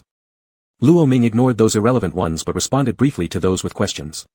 On the fourth day after Jin's departure, Luo Ming lay in bed refusing to get up, unwilling to go anywhere. The yearning swelled like an overwhelming tide, taking over his entire heart. "System, why hasn't Blackie returned yet?" "I don't know. Didn't you say you were afraid he would come back and settle accounts with you?" "Let him settle accounts, it's better than waiting here endlessly without hearing from him." As he was lost in random thoughts, his phone suddenly rang. Luo Ming picked it up reluctantly, only to see that it was a video call from Hiran. Sitting up on the bed, Luo Ming accepted the call. "What's wrong?" "Brother Luo, you didn't reply to my messages, I was worried something happened to you." "Is this? You haven't gotten up yet?" Will you come over today?" "No." Before Luo Ming could finish his sentence, a freezing chill enveloped him, followed by an even colder voice next to his ear. "What? Got a date?" Instantly energized, Luo Ming turned around just to find himself forcibly kissed by the snake who pressed down on his head. With the video call still ongoing, Hiran stared dumbfounded at the screen. Jean glanced at the phone, his eyes filled with both icy hostility and provocation before deepening and intensifying the kiss. The phone slipped onto the quilt, and Jean extended his hand to hang up the call. By the time Luo Ming's face was flushed red and his breathing ragged, Jean finally released him. "Have you already been flirting with others since I've been gone for not even 4 days?" "How could I? I only like you." Luo Ming hugged Jin, his fingertips subtly pressing against Jin's chest above his heart for a moment. His gaze darkened slightly, but he quickly recovered his normal demeanor. The person he loved had always been only Jin. Luo Ming recounted clearly to Jin how he met Ran. After finishing, whether or not Jin listened carefully, the snake just played silently with his fingers. When the doorbell rang, Jin immediately got up and went to open the door. The yokai standing outside looked extremely annoyed, though there wasn't much they could do since they wouldn't stand a chance fighting or arguing back. "Here's your package, delivered by Crow Express." Jin took the box and slammed the door shut instantly. "Blackie, what is this?" Luo Ming asked as he approached. "A skirt, pink." Without hesitation, Luo Ming tried to rush out of the room, but was yanked back by Jin, who held him by the collar and forcefully pinned him down on the couch. Narrowing his eyes, Jin asked, "Do you want me to help you change or will you do it yourself?" I'll do it myself." Taking the pink princess dress, Luo Ming retreated to the bedroom and closed the door behind him, feeling utterly embarrassed. He wanted to lock the door and stay inside, but it didn't work. The snake could easily get in regardless. If only he hadn't initially put a skirt on the snake. The design of the dress was intricate and delicate, its light and ethereal fabric embroidered with detailed patterns, clearly not inexpensive. After hesitating for quite some time, Luo Ming finally put on the dress under Jin's urging. The hem wasn't long, covering the private areas barely just enough. A fine sash around the waist lightly outlined his figure, neither overly tight nor too loose, perfectly accentuating his form. Luo Ming's skin was rather pale, and the pink made him look tender and succulent. After changing, he awkwardly pushed open the bedroom door, only for Jin's gaze to immediately lock onto him tightly. After a long pause, Jin finally spoke, "You look good." With that raspy voice, Jin abruptly transformed into his half-demon form. Startled by this, Luo Ming hurried over, asking anxiously, "Are you alright, Blackie? Are you injured again? Why did you suddenly transform?" "I'm not injured, it's just going to be tough on you." It turned out that demons, in their extreme excitement, could also fail to maintain human form. And in their half-demon form, they were much more aggressive. "Blackie? What is it? Why did you leave for so long?" "They wouldn't let me resign." After returning to the demon territory, Jin went straight to see his father and told him that he wanted to stay in the human world. His father had served as leader of the demon race for so long that he was already tired of it. He longed for a son strong enough to inherit his legacy. Then, the way demons were managed would no longer concern him. Instead, he wanted to take his wife far away from all the trivial matters to travel in some secret places of legend in the demon realm, where no one would bother them. Of his several sons, only Jin was strong enough. The rest needed more time to train. So when Jin proposed this, he met immediate opposition from his father, who even sent people after him, forcibly trying to make him inherit the position. As for how he came back, it was because his father obeyed his mother unconditionally. A few months later, their new home was finally ready for moving in. Although not large, it was very comfortable. What's more, there was a bathtub. After another period of time, Luo Ming took Jin back to his hometown to meet his family. The relatives didn't understand why two men would be together, but as long as they knew they were happy, that was enough. Demons have long lifespans, humans, short ones. In legendary stories about the love between humans and demons, most end tragically. They were different though, they were very happy. Their fates joined, sharing lifespans. Jin had prepared everything long ago. Of course, if there wasn't such a shared lifespan, Luo Ming would still think of ways to accompany Jin through his whole life before leaving. Chapter 75, Little Fox of the Monk, Part 01. At the causal temple, there lived a monk who was the apple of all demons' eyes. He was said to possess a celestial-like appearance, but more importantly, his primordial essence significantly boosted demon powers. Thus, many demons wanted to tempt this monk into the mortal world to obtain his essence. There were female demons and male demons alike. Many little demons merely wished to catch a glimpse of his face, yet this monk stayed inside the temple without stepping out, devoting himself entirely to his cultivation. Younger demons couldn't enter the temple gates since they, being demons, naturally feared incense and paper offerings. Only those with higher powers could disguise themselves as humans and sneak in for a quick look. Yet every single one of them was kicked out within 2 seconds by the monk they coveted. Every demon tossed out praised his handsome looks and the pure energy radiating from him. The purer the human's energy, the more help it gave to demons cultivating their essence. This highly sought-after monk was named Wu Nian. He was very skilled and deeply cultivated. No demon could approach him. Later, a spider demon seized an opportunity, greatly increasing her power and started behaving tyrannically. She chose the path of evil, capturing countless mortal men to drain their vital essence and dry up their souls. Her strength multiplied, becoming the most powerful among all demons who walked the path of evil, and her blood-soaked demonic aura almost filled half the sky. Taoist priests couldn't subdue her, so they pleaded with Wu Nian at Causal Temple. The abbot looked at the ominous demonic chi filling the horizon and stiffened slightly. He closed his eyes, sitting cross-legged before the great Buddha statue in the central courtyard, turning the beads in his hand, and finally sighed heavily, rising to stand next to Wu Nian. Wu Nian, the causal temple will soon face a calamity, but the one to break this predicament hasn't appeared. This calamity may well become your trial. Abbot. The abbot waved his hand, cutting off Wu Nian's next words. He placed a string of prayer beads on Wu Nian's wrist and rarely began chatting with him. When you were still in swaddling clothes, you were found at the gate of the causal temple. You had affinity for Buddhism, wisdom deep within your roots, and were destined to be extraordinary. It's no surprise that none have come closer to Buddhahood than you. The abbot smiled, continuing, I bestowed upon you the Dharma name, Wu Nian. Do you know its meaning? Wu Nian shook his head. Wu Nian, free from desires, free from wild thoughts, unattached to the secular world, detached from worldly matters, discarding distractions, attaining enlightenment instantly. Remember, although causal temple is an important place in Buddhism, it's merely a corner of the mundane world. Wu Nian didn't fully grasp the profound meaning behind the abbot's words, yet he felt a faint sense of foreboding. Following the abbot's wishes, Wu Nian left the causal temple for the first time to seek and destroy the demon that had disturbed the world. Upon seeing Wu Nian, the spider demon rejoiced, knowing this was the man every monster desired, so she tried to abduct him to become her male consort. However, once they began fighting, she was horrified to discover this monk was far more formidable than anyone who had come before to kill her. She even found herself on the defensive. Realizing defeat was imminent, the spider demon decided to resort to her seductive powers. But Wu Nian's expression didn't change even a bit, nor did his resolve soften in the slightest. Soon enough, the spider demon lay gravely injured on the ground. Knowing death was inevitable, she revealed her final trump card. Monk, let me tell you, I only gained my current power because of a banned book locked away by your causal temple. I know what will lead to its downfall. The spider demon never finished her sentence, for Wu Nian had already struck her vital point with his Buddha seal. And thus, the menace was eliminated. Simultaneously, the divine light protecting the causal temple dissipated, and the temple itself collapsed. The disciples all managed to escape, but the abbot refused to leave, kneeling in the center of the temple to atone before the Buddhist order. He confessed that the failure to secure the seal had allowed demons to exploit it, an error he would willingly expiate alongside the destruction of the temple. The abbot passed away. Learning the truth, Wu Nian bore a grudge against all monsters, slaughtering them indiscriminately until madness clouded his mind and he became known as the demon monk. From that point forward, Wu Nian was the uncontrollable antagonist. Luo Ming's large tail wagged back and forth before he slapped it down. He had been in this world for quite some time now. Being a demon and a fox spirit at that, though just newly capable of transforming into human form, controlling his tail and ears still proved difficult. When he arrived here, the original occupant of his body hadn't been born long, Wu Nian too had been nothing more than a child then. Since the original owner was the youngest son of the Fox King on Fox Mountain and had always been doted upon, he had grown mischievous and playful. Disinterested in cultivating, the previous occupant sneaked out to play and accidentally fell into a lake unable to get out. On the verge of drowning, Luo Ming came through. As soon as he appeared, he ended up swallowing mouthfuls of lake water, though thankfully realized quickly enough. With his dog paddle technique, he scrambled onto shore using all his strength. At first, he intended to hunt down the scheming spider demon and see if one claw could crush her instantly. But the system informed him that this spider demon could now transform into human form. Were they truly to encounter each other, it'd surely be him, a toothless young fox pup, meeting his demise.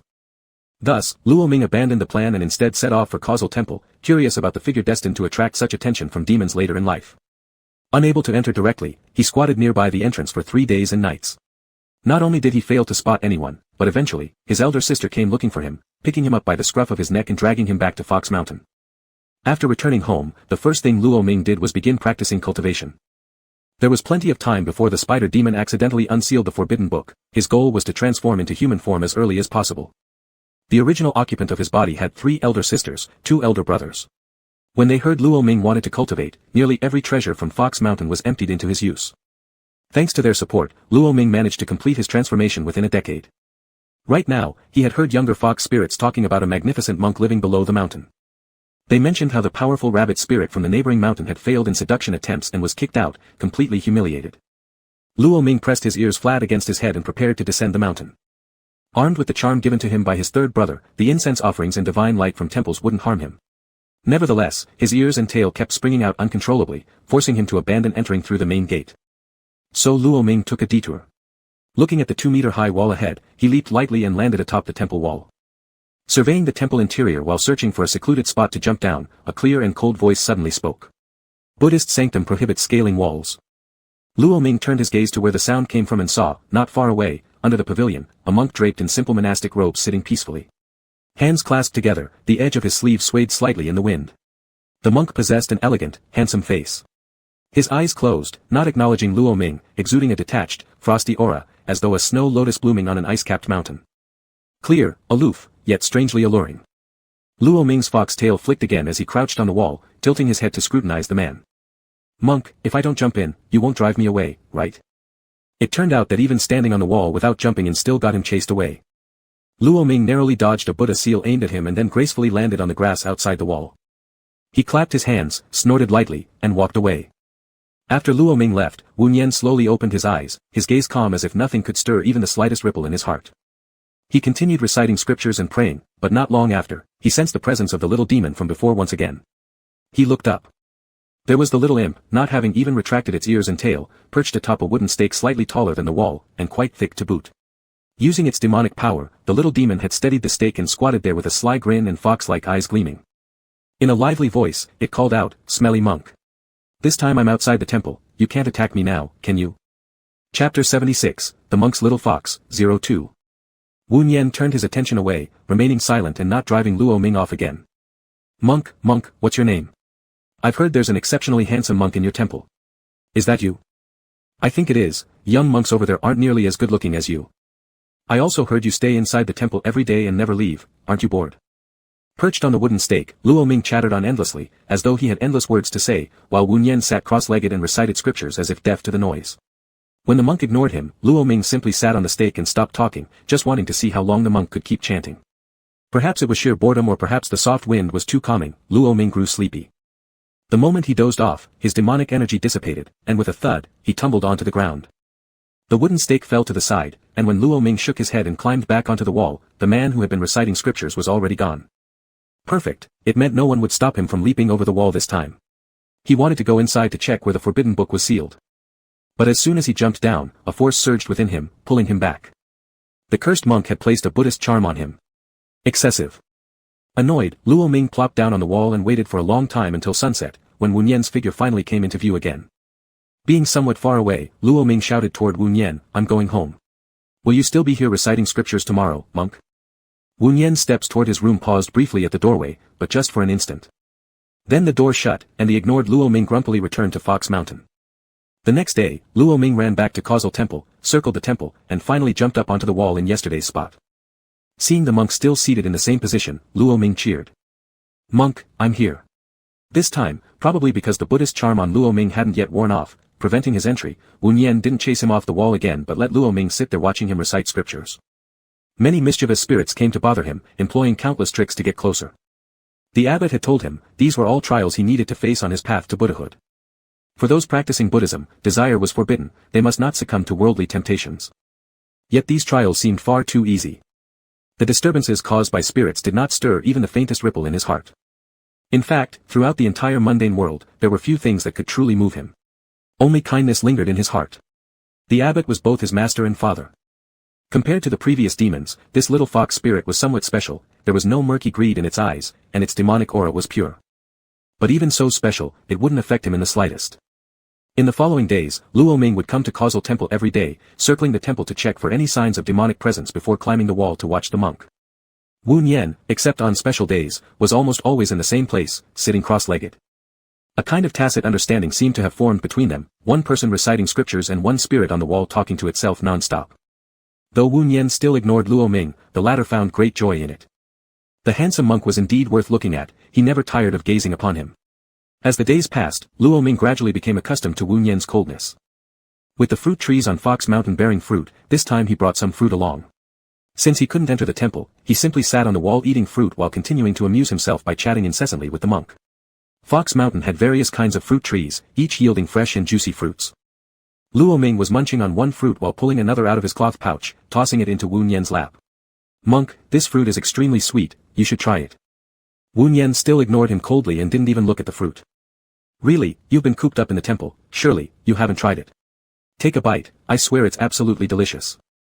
I'll keep throwing it at you if you don't taste it. A person cultivating Buddhism shouldn't waste food." Only then did Wu Nian open his eyes and pick up the fruit that had been tossed onto his robe with precision. It indeed looked unfamiliar. "Little demon, throwing things around like that is wasteful." "Not at all, it's for you. I've washed it with spring water, it really is very tasty." Upon saying this, Luo Ming seemed to have realized something and suddenly sat upright, his fox-like eyes sparkling with surprise as the big tail behind him wagged quickly. This was only the second sentence from Wu Nian after such a long time, and the first wasn't even about prohibiting him from climbing over the wall. Monk, you finally paid attention to me. What's your name? We've known each other for so long, but you haven't told me your name yet. Wu Nian. My name is Luo Ming. Since we've met, Wu Nian, could you please lift the Buddhist spell from me? I promise I won't cause any trouble. Wu Nian put away the fruit and continued his intense meditation without another word. It seemed there was no intention to lift the Buddhist charm. Luo Ming. He had squatted on the wallhead for a whole month accompanying Wu Nian, yet the monk remained so unapproachable. Once again, the sunset descended, painting the sky with an orange glow. The temple roofs, eaves, and the top of the walls were outlined by this color. Luo Ming, holding the meat buns he had just bought from a restaurant, sat on the wall, chewing on them, waiting for Wu Nian to return so he could say goodbye before heading back to Fox Mountain. At this time every day, Wu Nian would go and kneel before the Buddha statue, adhering to a terrifying schedule, which had caused Luo Ming to adjust his routine too. After finishing the last bun, Wu Nian returned right on time. Wu Nian, I'm going back to Fox Mountain. See you tomorrow. As usual, Wu Nian didn't bid farewell to Luo Ming. However, once Luo Ming left, Wu Nian took out the fruit from earlier, hesitated for a moment, and then bit into it. The fox spirit hadn't lied, the fruit was sour-sweet and incredibly delicious. After trying one new thing, more new experiences began to be welcomed happily. Inattentiveness from the kitchen master led to the cooking of spoiled vegetables. Thus, after eating dinner, all the disciples of Causal Temple began vomiting. Wu Nian's profound cultivation resulted in a stronger physique, so unlike the other monks who suffered severe vomiting and diarrhea, he only felt some discomfort in his stomach. Luo Ming was quite observant. Even though Wu Nian showed no signs, he noticed something was wrong with the other monks, turned around, pulled up a plant, and threw it to Wu Nian. It was a bright green. He explained that this was sour grass, its root being slightly sour with the distinctive fresh scent of grass, helping soothe the stomach. Wu Nian picked it up and followed what Luo Ming had said, peeling off the outer skin and putting it into his mouth. It wasn't exactly delicious, but the taste was unique and truly reduced the discomfort. Luo Ming grinned proudly, how's that? Don't you feel better now? I often run around outside and know a lot. Just as he was boasting for 2 seconds, his foot slipped, nearly falling into the temple courtyard. Fortunately, his reaction was quick, landing gracefully on the ground. Getting up, Luo Ming realized he had gotten much closer to Wu Nian. Did he make it into the temple? What about the Buddhist charm? It lost its effectiveness a few days ago. Upon hearing this, Luo Ming walked up to the meditating Wu Nian, leaned down, his tone flirtatious. Wu Nian, why didn't you add a new Buddhist charm to keep me out? Are you not afraid I'd act like other demons? Before he finished speaking, a new Buddhist charm was cast upon him, sending him back to his usual spot on the wall. Luo Ming. He was almost ready to build a nest on the wall. I've learned my lesson. I swear I'll never talk nonsense again. The system doubted Luo Ming would stop talking nonsense and thus curiously asked, if you do talk nonsense, will you be torn apart by 5 horses or struck by lightning? If I talk nonsense again, let my beloved system get hit by thunder. Cursing others instead of himself. Chapter 77, The Monk's Little Fox, 03. Seeing that Wu Nian wouldn't reply to him, Luo Ming became somewhat depressed, his pair of fox-like eyes looking pitiful. This wall isn't comfortable at all. Wu Nian, I want to sit beside you, not disturb you at all. Wu Nian lifted his gaze, Fox Mountain is more comfortable. But I can't see you on Fox Mountain. Wu Nian's eyelashes fluttered slightly. He fell silent and withdrew his gaze, returning to the heavy Buddhist scriptures in front of him. The faint ripples that had momentarily disturbed his inner calm immediately subsided into tranquility. Practitioners of Buddhism do not interfere with worldly affairs. Seeing Wu Nian start reciting the scriptures again, though Luo Ming harbored resentment, he didn't disturb the monk any further. Another day passed, and as Luo Ming was about to leave, a sudden thought struck him. He turned to Wu Nian and asked, Wu Nian, can demons not practice Buddhism? Surely they can. In the Buddhist teachings, all beings are equal. If a demon sincerely believes in Buddha, the incense smoke will harm them not. But, you're unsuitable. Why? I'm not afraid of the incense, which must mean that even Buddha finds me worthy. Or, do you look down on me? After saying this, Luo Ming felt somewhat uneasy, hiding the pendant given by his brother inside his clothes before pretending to be brimming with confidence once more. Hearing this, Wu Nian looked at him with penetrating eyes, their gaze clear and profound, without a hint of impurity, as if seeing through the entirety of Luo Ming's true nature. Your heart is not pure. Luo Ming avoided the monk's piercing gaze, unable to meet it directly. Of course his heart wasn't pure, he lusted after the monk. But practicing Buddhism isn't easy, and there are countless examples of failures, even more people quitting halfway. One more wouldn't make much difference. Just wait, stinky monk. Perhaps one day I'll become your junior disciple. Having said that, Luo Ming returned to Fox Mountain to seek out his father, the Fox King. Upon returning home, his parents were seated in front of the palace, and his siblings were all present, seemingly waiting for his arrival. When they saw Luo Ming, the Fox King spoke up, Ming, your sister mentioned that you've been running off to Causal Temple every day. Why? Father, I want to become a monk. The cup in the Fox King's hand trembled, spilling water over himself. What did you say? Luo Ming repeated, I want to become a monk. I wish to cultivate Buddhism. The hall grew quiet instantly, then his brothers and sisters gathered around him. His third brother even touched his forehead, puzzled, no fever. How could you talk such nonsense? Brother, I'm serious. Subsequently, Luo Ming encountered strong opposition from his entire family. Disheartened, he slumped onto his seat. As the old saying goes, no one knows a son better than the mother. Indeed, Luo Ming's mother seemed to sense something amiss. She walked up slowly, took Luo Ming's hand, and asked gently, My dear Ming, you aren't really considering becoming a monk, are you? Raising his head, Luo Ming met his mother's tender eyes. Though he wanted to speak, he hesitated several times and ultimately remained silent. Let mother guess. Is there someone special at Causal Temple who has captured Ming's heart? What? Several demons nearby who were eavesdropping gasped in astonishment. Sighing deeply, Luo Ming nodded finally. At his admission, his fifth brother burst into uncontrollable laughter. Ha ha ha, my younger brother has fallen for a pretty nun at Causal Temple. The heir paused for a second. No, Causal Temple doesn't have nuns. Realizing belatedly, the fifth brother suddenly rose furiously, stomping toward the door, which bald monk dared tempt my brother. I'll beat him up. Luo Ming's mother hurriedly interjected, that's enough. I know Ming is much younger than all of you, so you don't trust him, but this is something he needs to experience.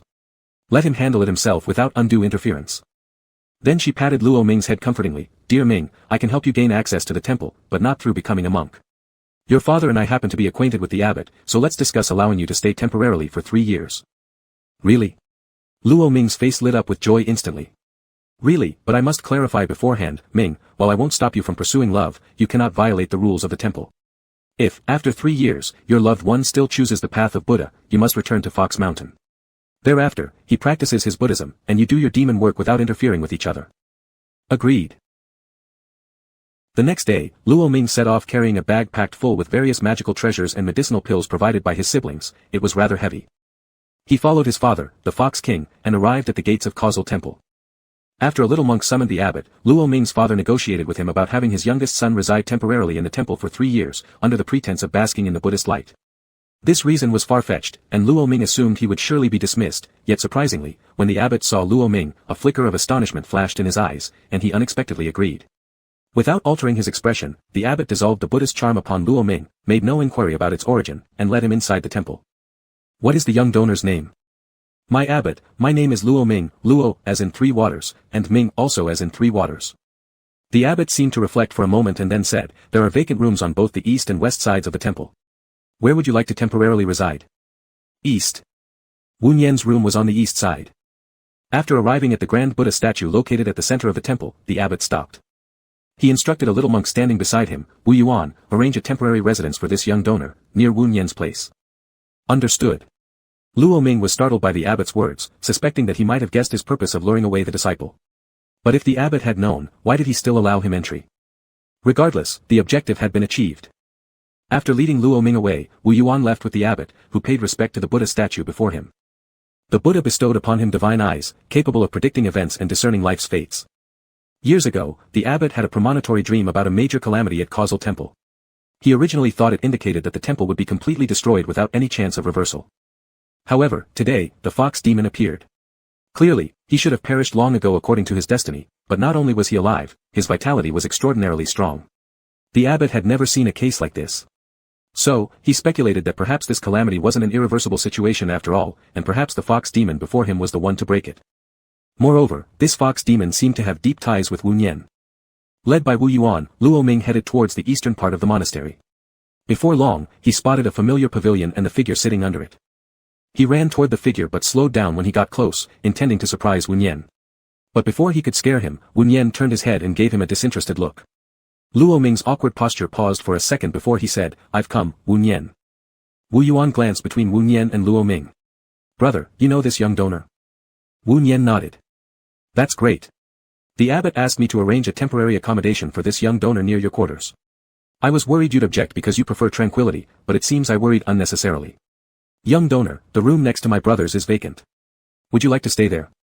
Luo Ming's eyes lit up instantly, and he eagerly agreed, yes, yes. Thank you, Master Wu Yuan.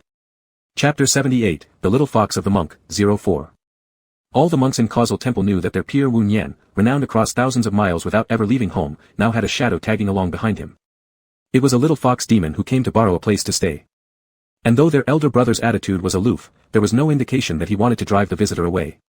Keep in mind, previously, even demons approaching within 2 meters of brother Wu Nian wouldn't survive.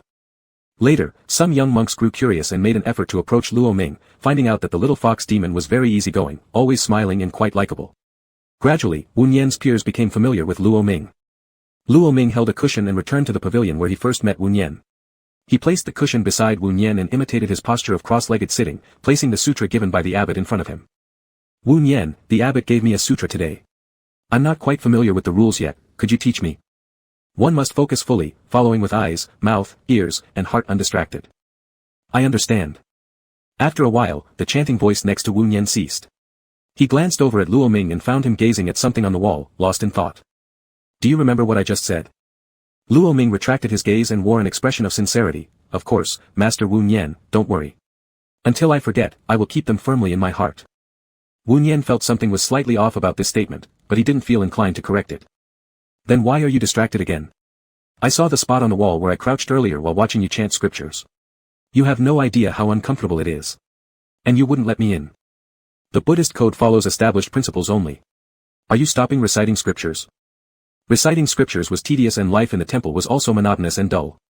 Given that the little fox demon was accustomed to wandering around freely, such days wouldn't last long for him. We'll continue later, Wu Nian, do you want to? Before Luo Ming finished speaking, Wu Nian interrupted with his cool voice, no interest. But I haven't finished what I was saying yet. Go ahead. Do you want to see the fox? No interest.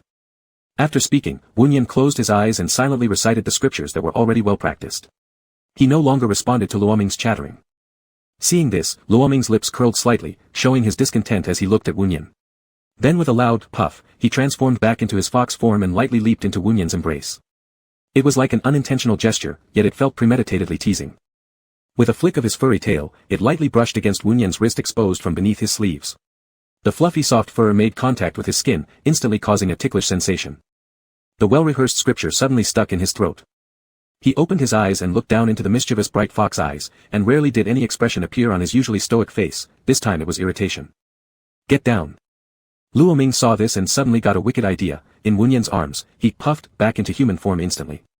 Thus, the position became him sitting on Wu Nian's lap, his arms draped around Wu Nian's neck. Their faces were extremely close, so much so that they could feel each other's breath. Luo Ming didn't miss the flash of astonishment and unease in Wu Nian's eyes. He chuckled softly, and before Wu Nian became angry, he loosened his grip and got off him. Seeing that Wu Nian seemed ready to scold him, Luo Ming preempted by saying, "Why are you staring at me like that?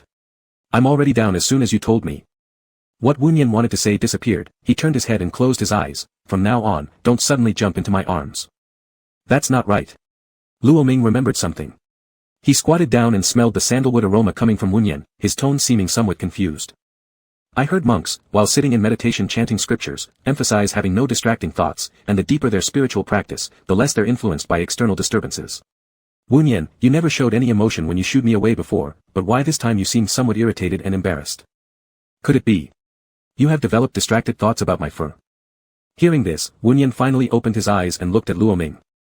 His emotion subsided quickly, and his state of mind adjusted rapidly. Now calmed down, it was as if there had been no sign of the slight awkwardness just moments ago. Do not make reckless remarks. I come from the fox sect, you won't allow me to use fox speech, it's absurd. Luo Ming huffed, sat back on his cushion, and flipped the scripture in front of him to the second page. Then, before long, he fell asleep lying on the ground. Luo Ming missed the fixed mealtime at the temple while taking his nap, and when he woke up, it was dark outside, and Wu Nian had disappeared somewhere. He probably went back to rest. Luo Ming was craving meat. The food here was too bland for someone who hadn't become a monk. And the abbot hadn't said he couldn't eat meat. So Luo Ming got up, dusted off the dirt from his body, prepared to go out and buy some roast duck to sate his hunger, then come back to sleep. Feeling good about it. Just as he was about to climb over the wall, he suddenly realized he had no silver coins. So, he returned to his room to get some money. But when Luo Ming reached the door of his room, he noticed a bamboo basket placed on the ground. He picked it up inside, lit a lamp, and lifted the cloth covering the basket. There were 2 dishes of stir-fried vegetables and a steamed bun inside. Luo Ming paused, knowing without a doubt who left them there. He smiled, took a bite of the bun, and even dismissed the thought of climbing out the wall to eat roasted duck. The next day, Luo Ming went to find Wu Nian as usual, his mood light-hearted. Wu Nian, thank you for bringing food for me yesterday, I didn't expect you to care for me so much. Wu Nian responded indifferently, not long after you fell asleep yesterday, I went to see the abbot. The abbot instructed me to take more care of you. Oh. That means it was the abbot who cared for him, not Wu Nian. Luo Ming sat beside Wu Nian, stopped chanting the sutra, and tilted his head to look at Wu Nian meditating and chanting. The longer he watched, the more entranced he became, thinking more and more that the nickname, delicious morsel of the demon world, suited Wu Nian perfectly.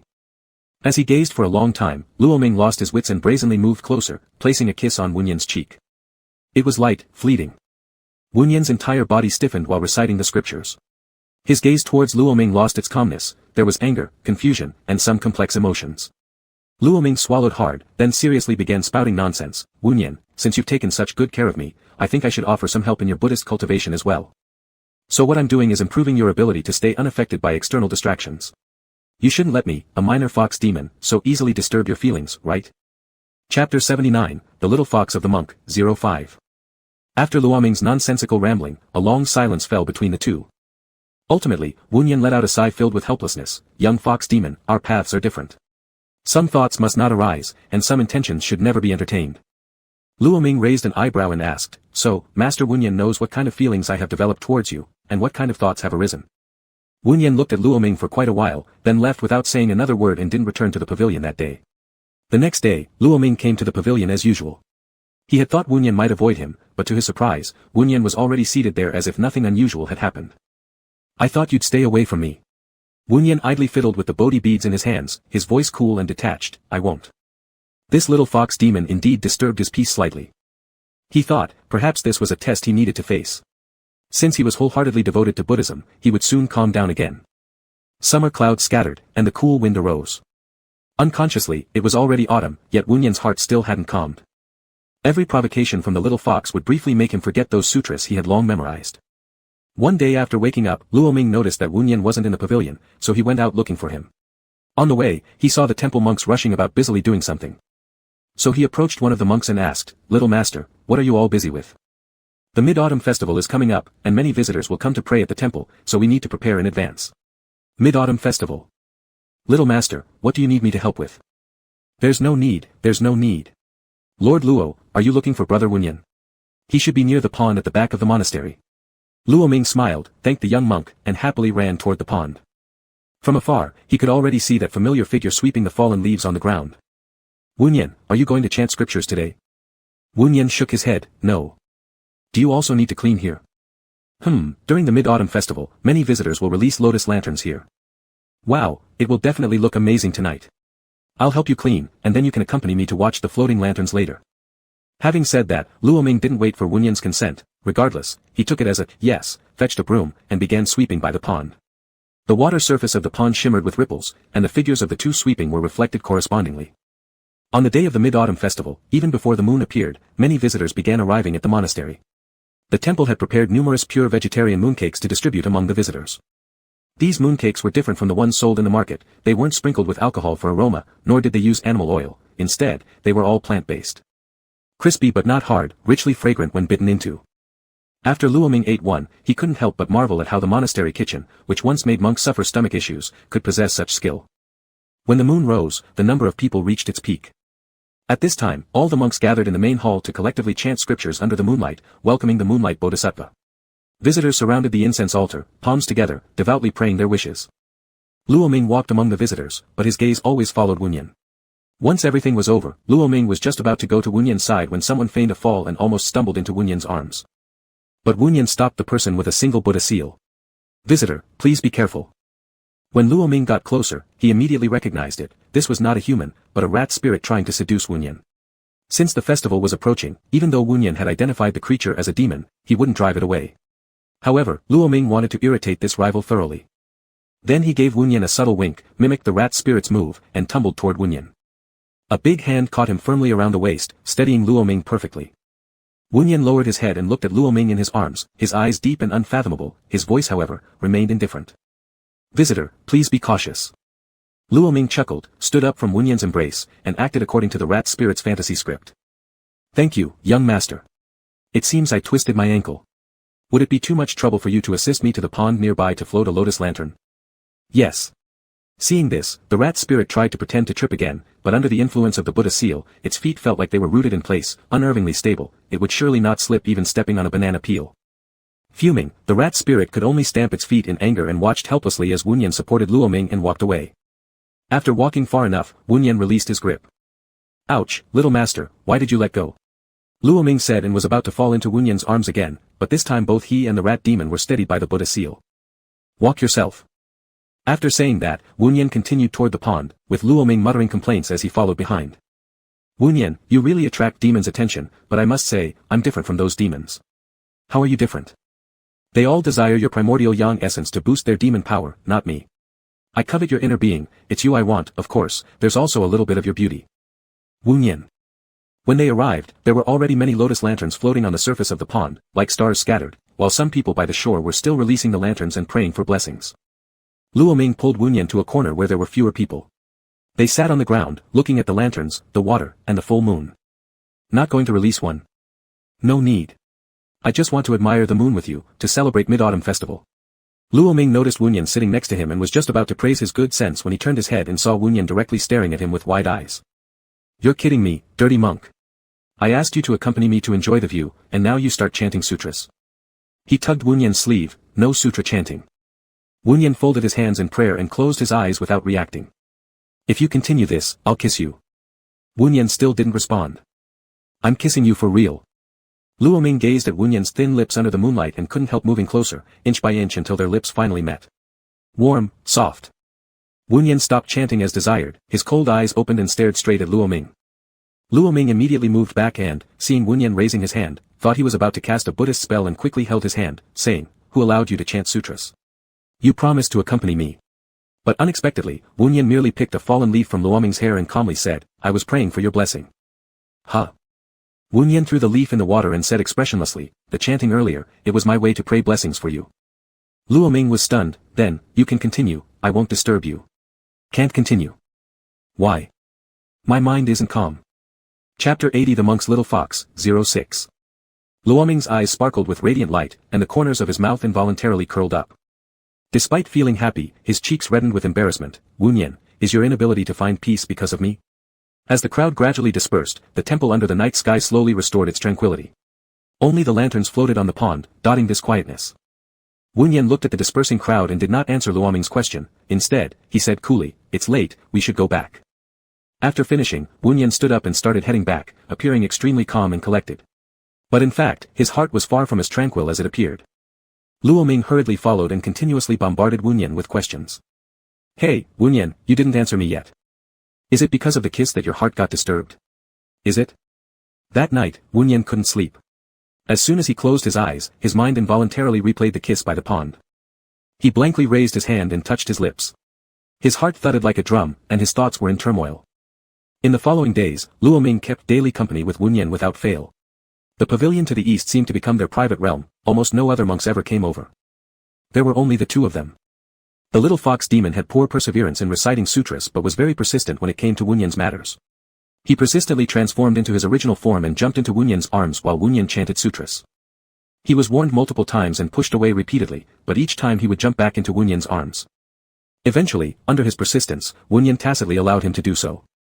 Luoming was satisfied, lying in Wunyan's arms, looking up at the wall and sighed, Wunyan, your arms are far more comfortable than the wall top. I like it. Companionship is a slow stream of water, coexistence is lifelong companionship. As autumn colors faded, the first snow arrived. With the slow descent of the first flake, the temperature plummeted sharply, and the air began to be filled with the biting chill. On that night, Luoming braved the snowflakes and knocked on Wunyan's door next door. Moments later, faint sounds came from inside the room, accompanied by steady footsteps, and the door in front of him was slowly opened. What is it? Luoming looked at the familiar face before him and said, Wunyan, it's so cold. Can I sleep with you? Did you not receive any charcoal? While asking this, Wunyan slightly shifted aside. I did, but I fear the cold, even with a lit brazier, I still feel chilly. Luoming brushed off the snowflakes that had fallen on him and naturally entered the room, then sat down on the bed just as naturally. Wunyan closed the door, turned around, and eyed the little fox demon sitting on his bed suspiciously. Foxes are afraid of the cold. What kind of expression is that? Why would I deceive you? Am I here to take advantage of you or something? In my fox clan, I am the weakest in constitution and thus very susceptible to cold. Don't worry. I'll transform into my true form, I won't take up much space. Wu Yan didn't say anything, whether he believed it or not was unclear. He simply placed the teapot on the table over the brazier to warm it, then poured a cup of hot water for Luo Ming, without driving him away. Hence, Luo Ming thought Wu Yan had believed him. After drinking a cup of hot water, Luo Ming immediately transformed back into a fox and burrowed into the blanket, curling up in the corner near the wall, seemingly indicating that he really didn't take up much space. Wu Yan climbed onto the bed, blew out the bedside lamp, then slightly turned his body and gathered the small fox curled up in the corner closer to him. Warm body heat spread through, and there was rustling under the covers. Then, Luo Ming's fox head popped out from the blanket, eyes full of surprise. Still cold? Not anymore. After finishing his sentence, Luo Ming buried his head into Wu Yan's chest, inhaling the sandalwood fragrance from his body, and quickly fell asleep. The next day, the snow stopped. A layer of accumulated snow covered the temple grounds, crunching beneath their feet as they walked. After breakfast, everyone started clearing the snow. While helping Wu Yan clear the snow, Luo Ming suddenly noticed Yuan looking dejected not far away. So, holding the broom, he walked over. Master Yuan, what's wrong? Yuan sighed. Yesterday after I received the charcoal, I accidentally spilled water on it, causing the charcoal to get damp and unlightable. I don't know which senior brother could accommodate me. Luo Ming understood, the temple distributed charcoal every 7 days according to each person's share. There was no extra amount. Judging by Yuan's demeanor, he probably spent the whole night freezing. That's easy. I'll give my share of charcoal to Master Yuan. Since he and Wu Yan were sleeping together, he wouldn't need it. But, if I accept your charcoal, how will you handle the cold, young benefactor? Master Yuan, have you forgotten that I'm a demon? We demons don't fear the cold. Upon hearing this, Yuan's eyes lit up. He threw his broom to the ground, grabbed Luo Ming's hands, and repeatedly thanked him excitedly, "Thank you so much, young benefactor." At that moment, a voice filled with coolness interrupted, "Temple rules do not allow slacking or scheming." Wu Yan had unknowingly swept the snow close to them, exuding an icy aura colder than the weather itself. It was so cold that Yuan couldn't help but shiver. He quickly picked up the broom again and resumed his work silently. Luo Ming approached Wu Yan with the broom, wanting to talk to him, but Wu Yan only gave him a distant glance before turning around and continuing to sweep the snow. Wu Yan, Yuan's charcoal got damp. Anyway, we sleep together now, so I thought about giving him my share. You're a demon, you don't fear the cold. You can sleep alone.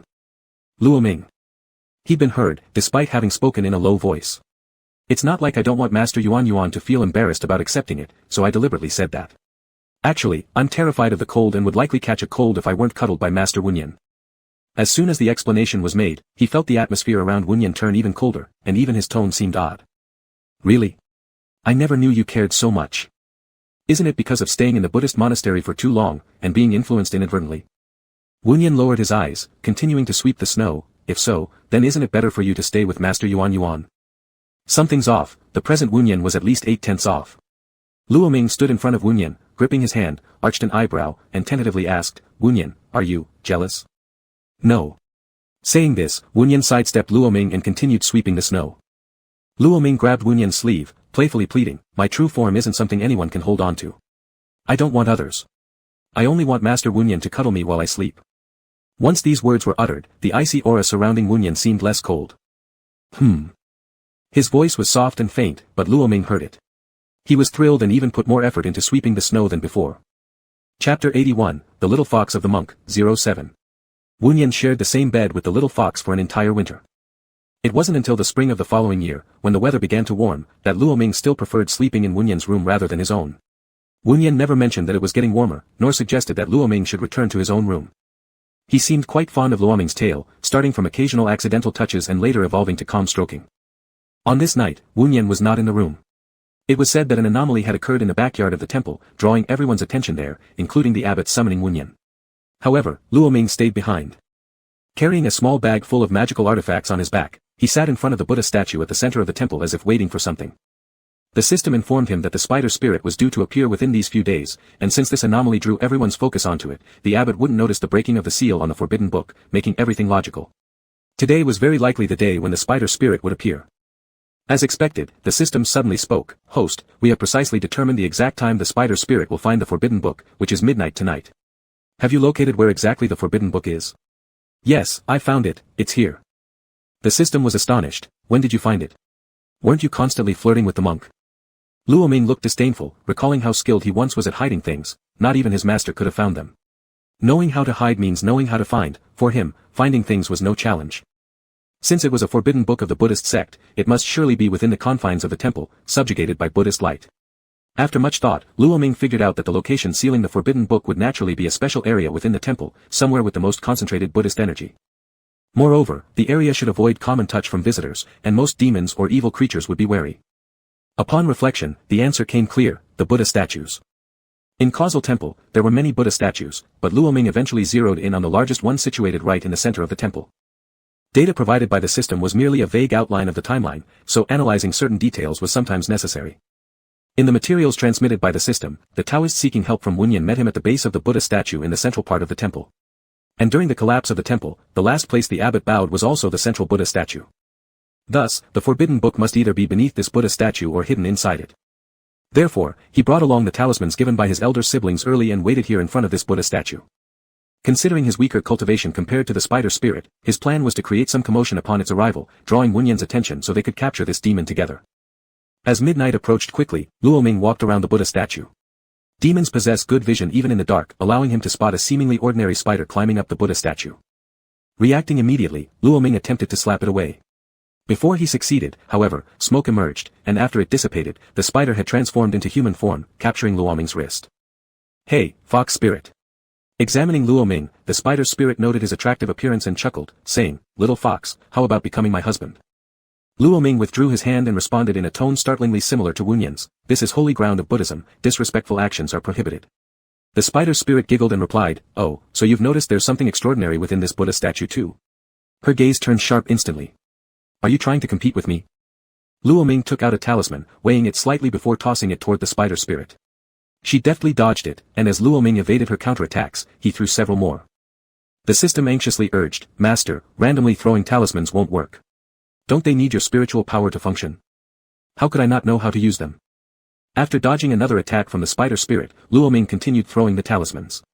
This time, instead of dodging, she caught one in her hand. Mockingly, she said, "What a foolish young demon, such fine talismans wasted on someone like you." Luo Ming smirked lightly, then retreated quickly. "But now, you've finally caught one." Before the spider spirit could feel confused, Luo Ming retrieved a brocade pouch from his chest. Inside was a Buddhist seal formed by Wunyan. Previously, he had asked Wunyan if he could provide a usable Buddhist seal, preferably something powerful with a loud sound. Knowing he carried numerous talismans, Wunyan sealed one Buddhist mark for him, explaining that any artifact infused with demonic energy would explode upon encountering the seal. As long as he opened the brocade pouch, the Buddhist seal would follow his thoughts and accurately land on that artifact, allowing him to subdue any danger with this move. Wunyan had said he would also arrive in time then. Luo Ming opened the brocade pouch, and the Buddhist seal flew out.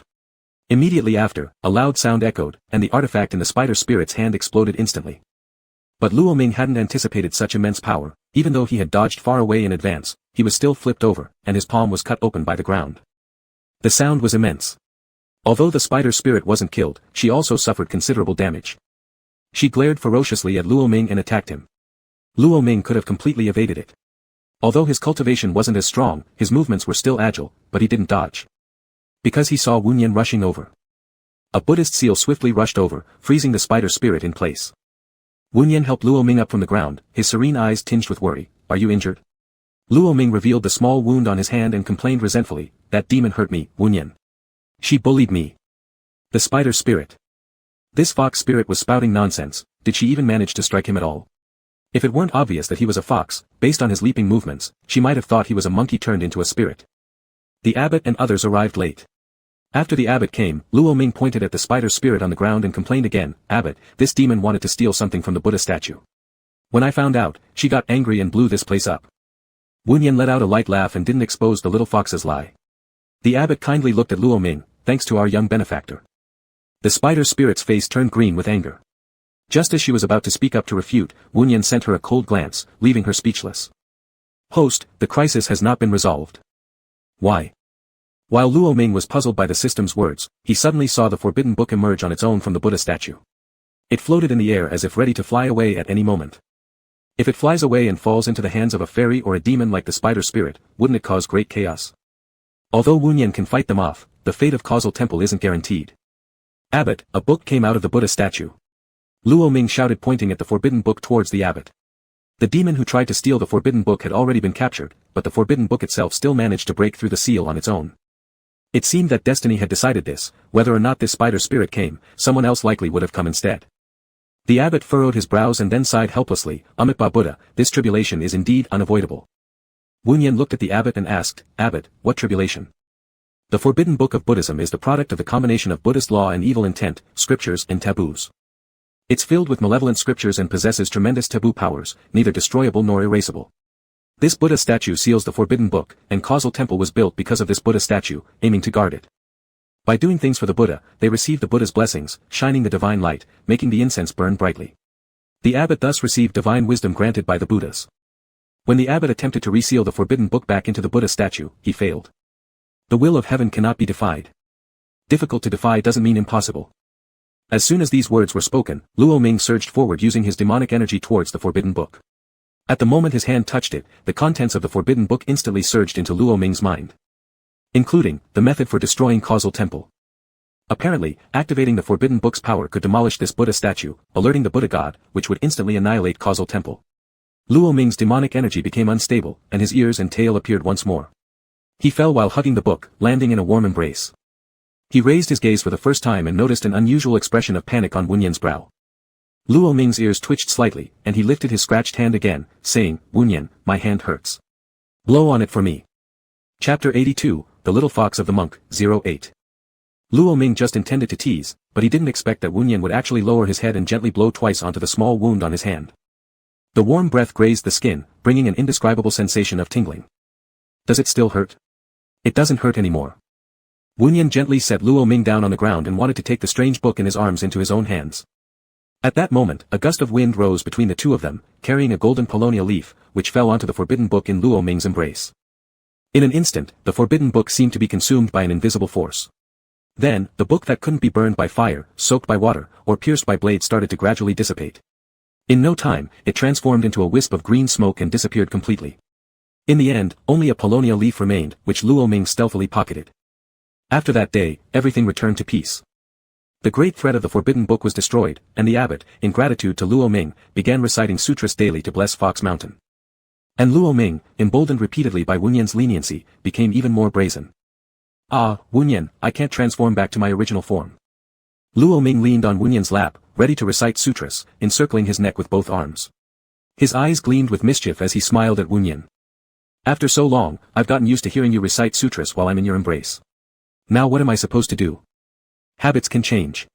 I'm not changing. Luo Ming leaned closer, nudging Wunyan's cheek with his nose tip. Wunyan, are you physically up to it? Can you withstand me sitting in your lap forever? Wunyan, I fancy you. Do you have even a sliver of liking for me?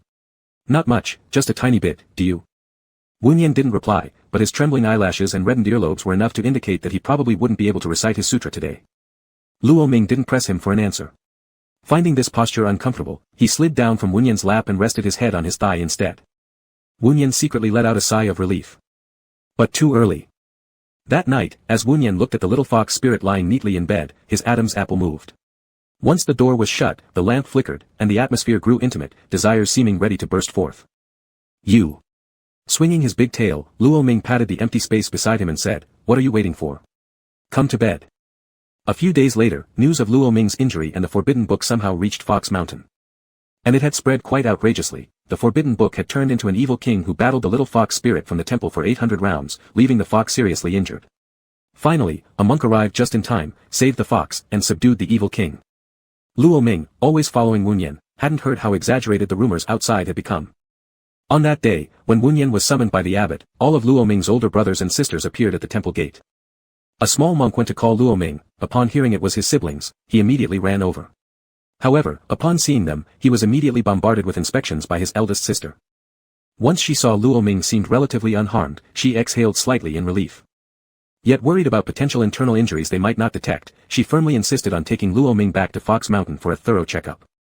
Luo Ming didn't want to leave, repeatedly explaining he was fine and urging them not to believe the rumors. But they wouldn't listen. Annoyed, the eldest sister cast a spell turning Luo Ming back to his original form, grabbed him by the scruff of the neck, and prepared to return to Fox Mountain. Eldest sister, eldest sister. I'll go. But can I at least inform the abbot first? Luo Ming flailed his legs in midair trying to break free. Wunyan wasn't back yet, and he couldn't just leave without saying goodbye. It's impossible. You've always had a mischievous mind, and now you must follow me back to Fox Mountain where the medical fox will thoroughly examine you.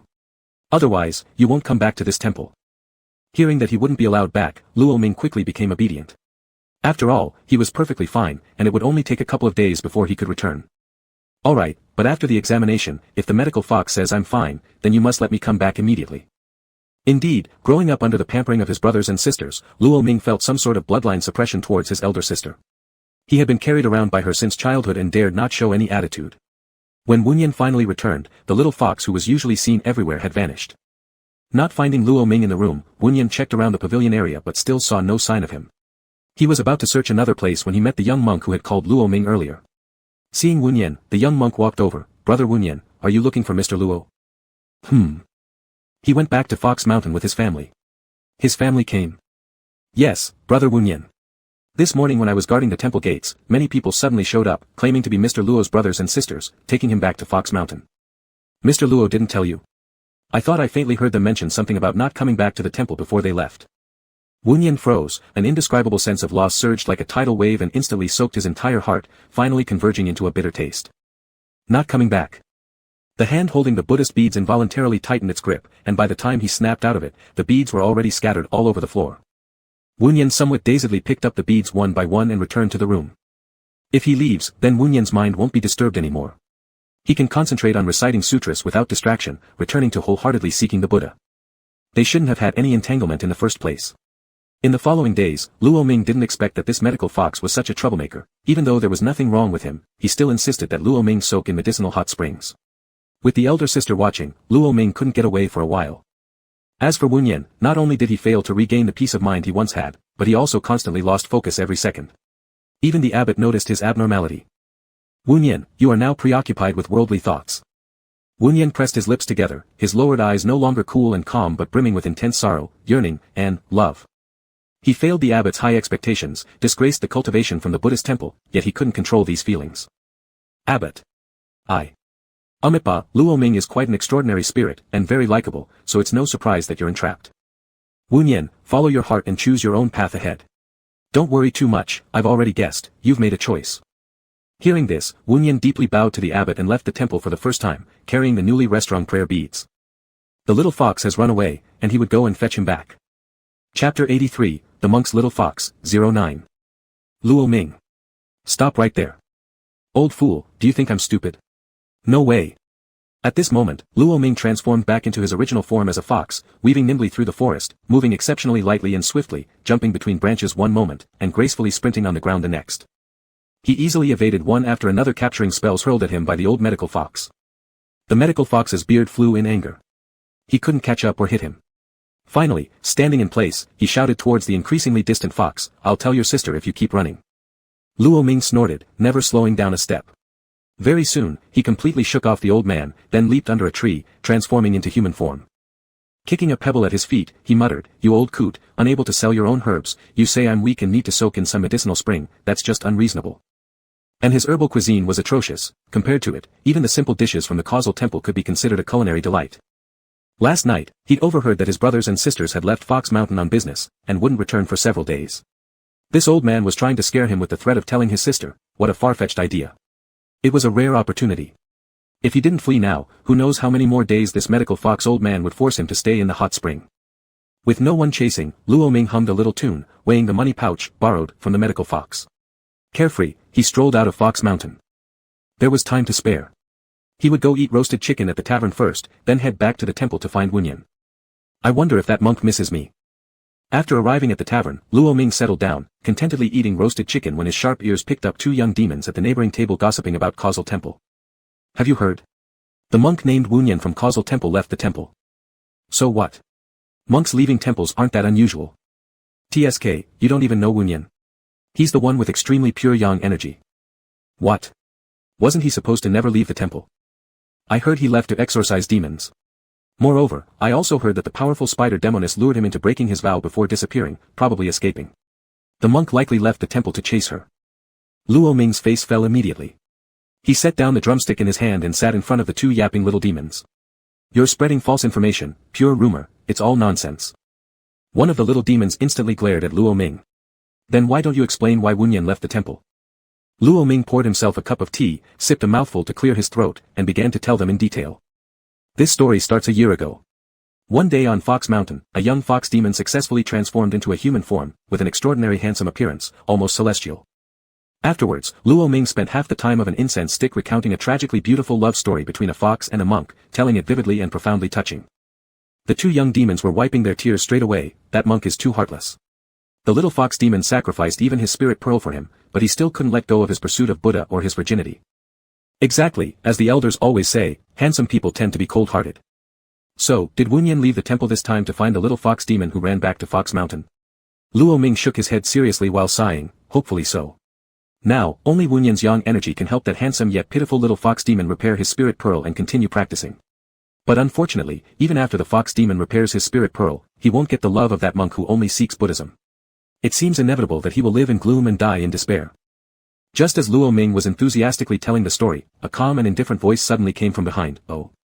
How does this benefactor know so much about that monk's thoughts? Could you be lying? Luo Ming got excited, jumped up and hit the table. What I said is true, truthfully false. Upon recognizing the person behind, Luo Ming felt so embarrassed that he wanted to bury himself underground. Huh, Wunyan, what a coincidence, how come you also came to this tavern? Not really. Wunyan recalled the Buddhist spells he used to search for demons and looked at Luo Ming with a heavy gaze. I'm here to look for you. He took one step forward and whispered, to catch demons outside the temple, and specifically, to catch you, this liar fox demon. The two nearby little demons glanced at each other, sensing something wrong and immediately stood up to slip away. Before slipping away, their whispering was clearly heard by Luo Ming. My goodness, this meal is truly worth it. I have to go back and tell my sisters right away. Luo Ming. Wunyan, how much did you hear? Starting from the fox demon falling in love with the monk, I heard everything. Luo Ming swallowed hard, pointed at the direction where the two little demons left, and explained, they started the rumor first, saying you had entanglements with that spider spirit. I just came to correct them. Correct? Wunyan raised an eyebrow. Although not completely corrected, but isn't it fine since you are looking for me anyway? Luo Ming. Wunyan's voice became deep and hoarse, as if soaked in emotion. This was completely different from the emotionless, peaceful Wunyan that Luo Ming had known for years. Luo Ming froze. What's wrong? You said that the damaged spirit pearl could only be repaired by my primordial yang. I made it up. Then, do you want it? Luo Ming abruptly lifted his head and looked at Wunyan in disbelief. Can we? Wunyan's eyes dimmed, containing a huge storm. You can have it. All yours. After saying these words, Wunyan grabbed Luo Ming's wrist and took him out of the tavern into a nearby inn. He pulled out some silver coins to rent the best room. The door closed. Luo Ming wrapped his arms around Wunyan's neck, lightly kissed his thin lips, and parted immediately. Wunyan moved closer unsatisfied but was held off by one of Luo Ming's fingers. Despite having already seen Wunyan's feelings, he still wanted to hear it from Wunyan's mouth. Wunyan, I don't want to end up like the fox demon in the story I fabricated, living in sorrow and loneliness without your love. Let me ask you again, if I desire you, do you desire me? Wunyan held Luo Ming's finger, then kissed it gently, and a man who had remained calm for over 20 years lost control completely. I love you, little fox. Chapter 84, The Monk's Little Fox, End. Wunyan's kisses trailed from his fingers to his wrists, his breathing getting hot. The man who had once proclaimed himself emotionless fell passionately in love. In this moment, the worldly dust of passion consumed him deeply, desires swirled uncontrollably. Ripples rose, breaths burned hot, and lips interlocked. Luo Ming felt both of his legs lifting as he was picked up by Wunyan and together they fell onto the soft bed. The canopy curtains dropped, clothes loosened. Love surged like waves. One wave after another, sometimes gentle and shallow, sometimes powerful and overwhelming. As one crested, another rose, seemingly endless. When the tides finally calmed, Luo Ming had already lost all awareness. At this moment, Wunyan slipped a string of prayer beads around his ankle. The prayer beads gleamed with golden light and carried a Buddhist spell set by Wunyan. Placing down the beads, Wunyan ceased being a monk of the Buddhist order, stepping into the secular world and walking hand in hand with his beloved for the rest of his life. The latest rumor in the demon realm was that Yunyan, from Koyan Temple, had left the temple and returned holding a little fox, with a Buddhist glow emitting from the fox's body while a demonic aura surrounded Yunyan. The sought-after monk had broken his vows, lost his primordial yang, and renounced his monkhood. At the main hall of Fox Mountain, Luo Ming's elder brother and sister, along with their parents, were all present. Each face showed severe expressions as they glared at Luo Ming and Yunyan. The eldest sister spoke first, but her voice carried heavy anger. I was merely gone for 2 days, Luo Ming, and you already ran away, even getting together with this monk. You. Facing the family's questioning gaze, Luo Ming took one step forward, protecting Yunyan behind him, speaking with both logic and audacity. Mother gave me 3 years to pursue love. Now, before those 3 years are up, I've already won over my beauty, this outstanding fox spirit, and you should be praising me instead. You. The eldest sister pointed at Luo Ming, too furious to speak. Yunyan stepped out from behind Luo Ming, calmly bowing to the gathered demons while gently holding one of Luo Ming's hands. He spoke solemnly, I will love Luo Ming as if she were my life, protect Luo Ming with all my strength, for eternity. The king of foxes was about to angrily rebut Yunyan for making empty promises but was silenced by Yunyan's following words. Yunyan swears on Buddha that if I fail to keep my word, I shall cease to exist. Interrupted mid-sentence by Luo Ming, who covered his mouth quickly. I believe you, but no cursed oaths allowed. Although the statement wasn't finished, Luo Ming's siblings and father fell silent. Once fully devoted to Buddhism, now he actually swore under the Buddha's name for the sake of romantic love. Seeing this, Luo Ming's mother laughed and said, all right, take your seats. Let's enjoy our meal properly. After this feast, we're all family.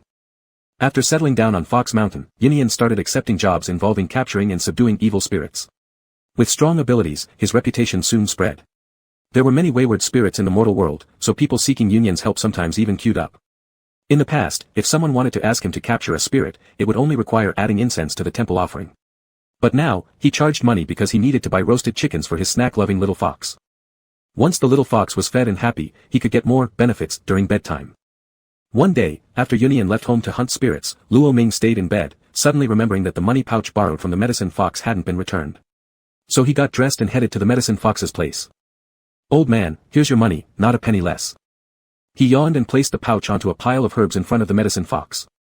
As soon as the medicine fox saw Luo Ming, he blew his whiskers and scowled, I wondered where my pouch went, it turns out you stole it. I borrowed it, and here it is returned. The medicine fox huffed, opening the pouch to count the coins inside. After finishing, he looked at Luo Ming who was leaving and suddenly spoke, your footsteps are unsteady. What did I say? You are physically deficient, quite weak, and don't listen well. Luo Ming. Quack doctor. Truly a quack doctor. That afternoon, when Yunyan returned, he not only brought back a roasted chicken but also a package of something else.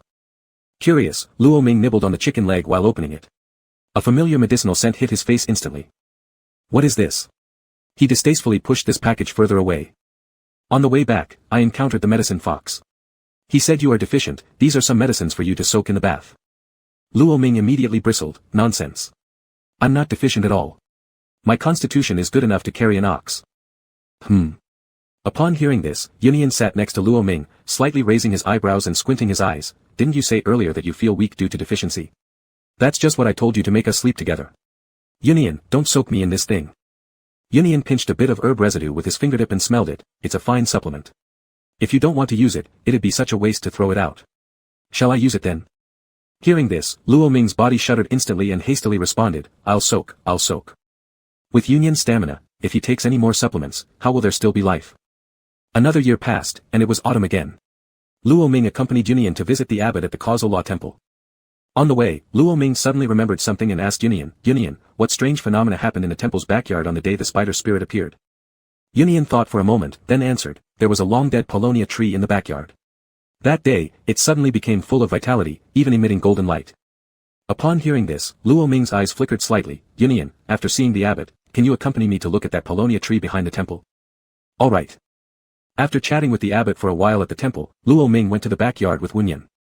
The sunlight filtered through sparse clouds and shone on the paulownia leaves.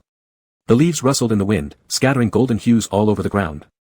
Because of the strange phenomena that had occurred, the temple had almost turned this area into a forbidden zone, so no one usually came here. Luo Ming unintentionally lost himself in thought, picking up a fallen leaf under the tree. After a long while, he suddenly asked, Yunyan, do you know any legends about the paulownia tree? Yes, two truly loving people, if they make vows under this tree, will remain together forever across lifetimes. Luo Ming's eyes instantly widened as he incredulously turned to look at Yunyan. Ming. The golden paulownia leaves were stirred by the wind, swirling between them. You. Yunyan smiled faintly and placed his index finger before his lips, shu. Then he approached, lightly tapping his finger on the center of Luo Ming's forehead. Luo Ming saw the surging love in the eyes of the person in front of him. All right, Ming can speak now. What about the system? I let it sleep for a little while. Luo Ming pressed his lips together before asking, have you remembered everything? I suddenly recalled everything just now. Ming, you are quite different from what I remember, and much more diverse. Luo Ming sat under the paulownia tree, holding the leaf in his hand and gazing at the sunlight filtering through it, then letting it drift down with the wind. You are different too, in every world. He stared directly at the person in front of him. When I confirmed that all so-called antagonists and mission targets were you, I also wanted to make each version of you fall in love with me. It wasn't artificial acting, it was the real me. What? Don't you like it? Wunyan sat next to Luo Ming, pulling him into an embrace. How could I not? I love every side of A Ming. Luo Ming softly laughed, leaning his head against Wunyan's shoulder. People are multifaceted and constantly changing, but the only constant is my love for you, always unwavering. I understand. Our journey has just begun, Gu Beisai. The person beside him hesitated slightly, then his mouth curved up gently as he gave a soft kiss to Luo Ming's forehead. Alright, our journey has just begun. It didn't take long for his lover's memories to return. Luo Ming didn't know when or why this journey began, nor when it would end, but as of now, everything was fine. Chapter 85, The Youth of Miao Territory is Black Lotus, Part 01. Rumors say that in the distant southern frontier, there lies a Miao territory. Within it, there is a mysterious village where the villagers practice witchcraft. Their magic is so bizarre that it can kill without leaving a trace or torture someone endlessly. But it can also give new life to those about to die. Villagers are implanted with a kind of insect poison from childhood, making them unable to leave the village. An arrow tore through the sky, swiftly heading toward its target. Thanks to his exceptional reflexes, Luo Ming narrowly avoided the lethal strike, though his cheek still bore a bloodied scratch. Frowning, he looked up and saw several burly men, some wielding axes, some swords, and others bows, and then he glanced at himself, weaponless. Luo Ming took a deep breath and bolted. This can't be serious, system, you have me being chased at the start. Host, run south. Luo Ming nearly went crazy. Which way is south? Right. Right. The pursuers relentlessly chased after him, arrows whistling through his clothes. As his body was reaching its limit, the system spoke, keep running forward. Once we reach there, they won't dare chase us anymore. Host, hurry up. Luo Ming felt relief and glanced ahead. All he could see was mist-covered forest. He plunged in, and the pursuing group instantly stopped, seemingly fearful of something inside the jungle. Luo Ming sighed in relief as the mist disrupted visibility, darkening the light in the woods. Anyone coming in might easily lose their direction. Sitting down in place to rest, he took the time to learn about this world. The original host hailed from central China, the son of a prestigious family. His mother fell severely ill, and his father searched for many doctors, but none could help.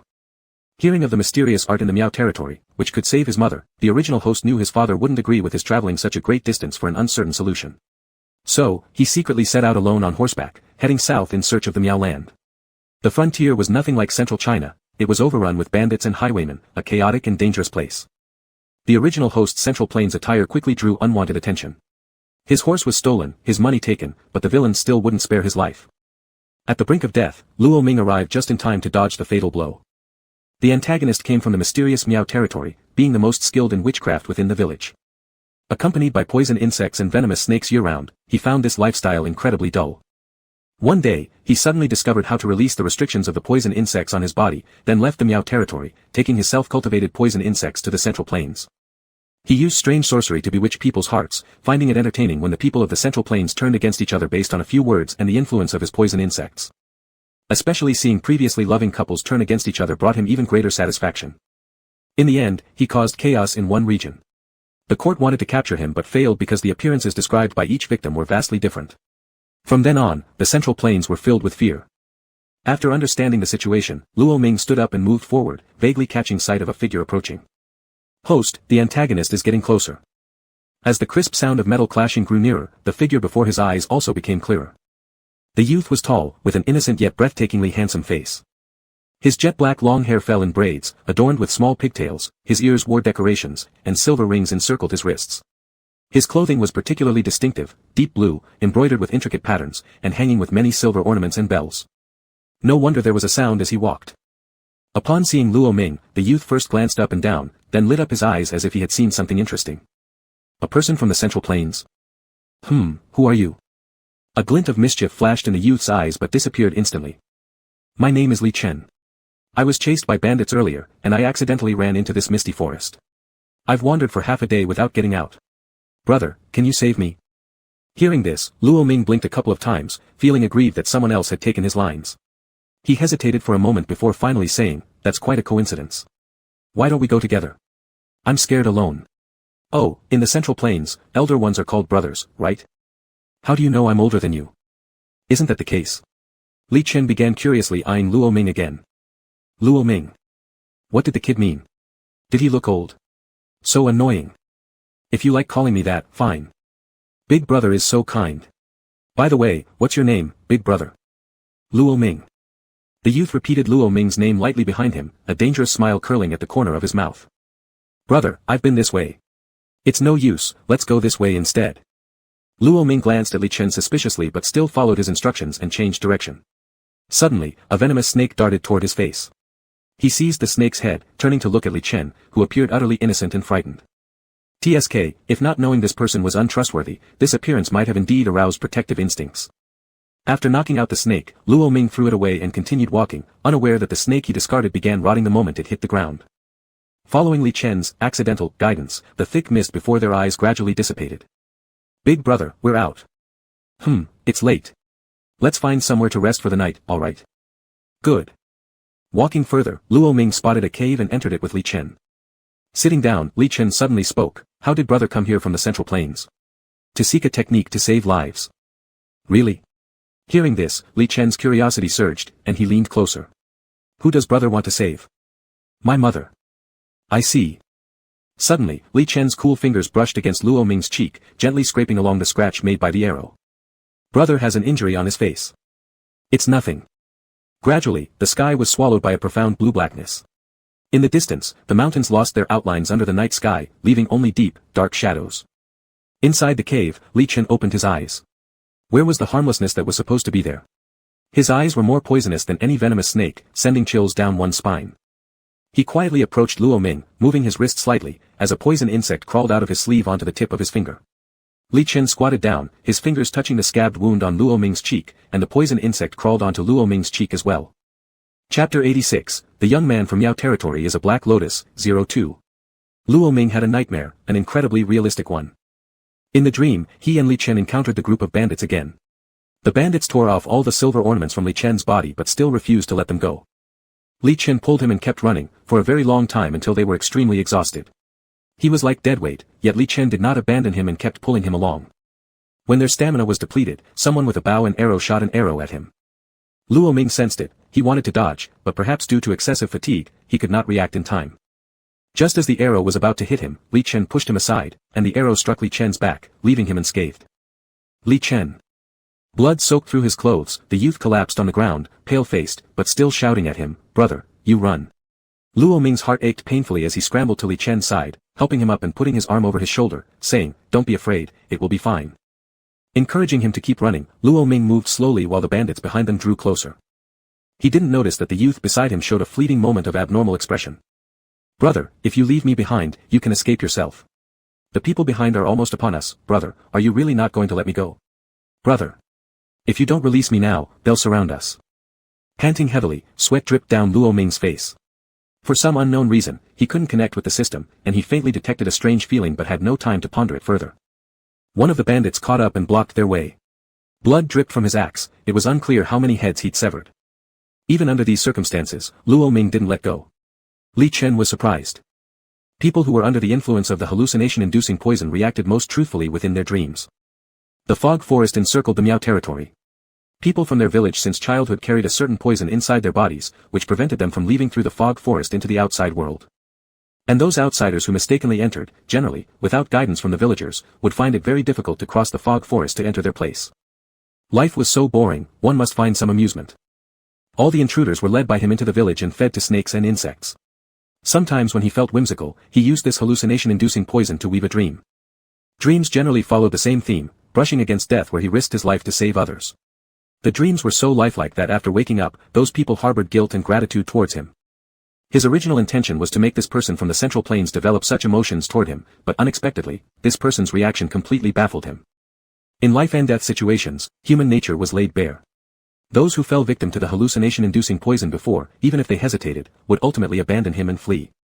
Li Chen sighed regretfully and then raised his hand, using his cool fingers to gently wipe away the sweat on Luo Ming's face, saying, sleep, brother, this is all your dream. The nightmare subsided, and when Luo Ming drifted back to sleep, he was muttering stubbornly, I won't leave you behind even in my dreams. Inside the cave, Li Chen withdrew the hallucination-inducing poison and stared intently at Luo Ming. The next day, dawn arrived gently. The sunlight shone into the valley like broken silver. While Luo Ming squatted by the river washing up and saw his reflection in the water, he noticed that the obvious scar on his face seemed to have disappeared.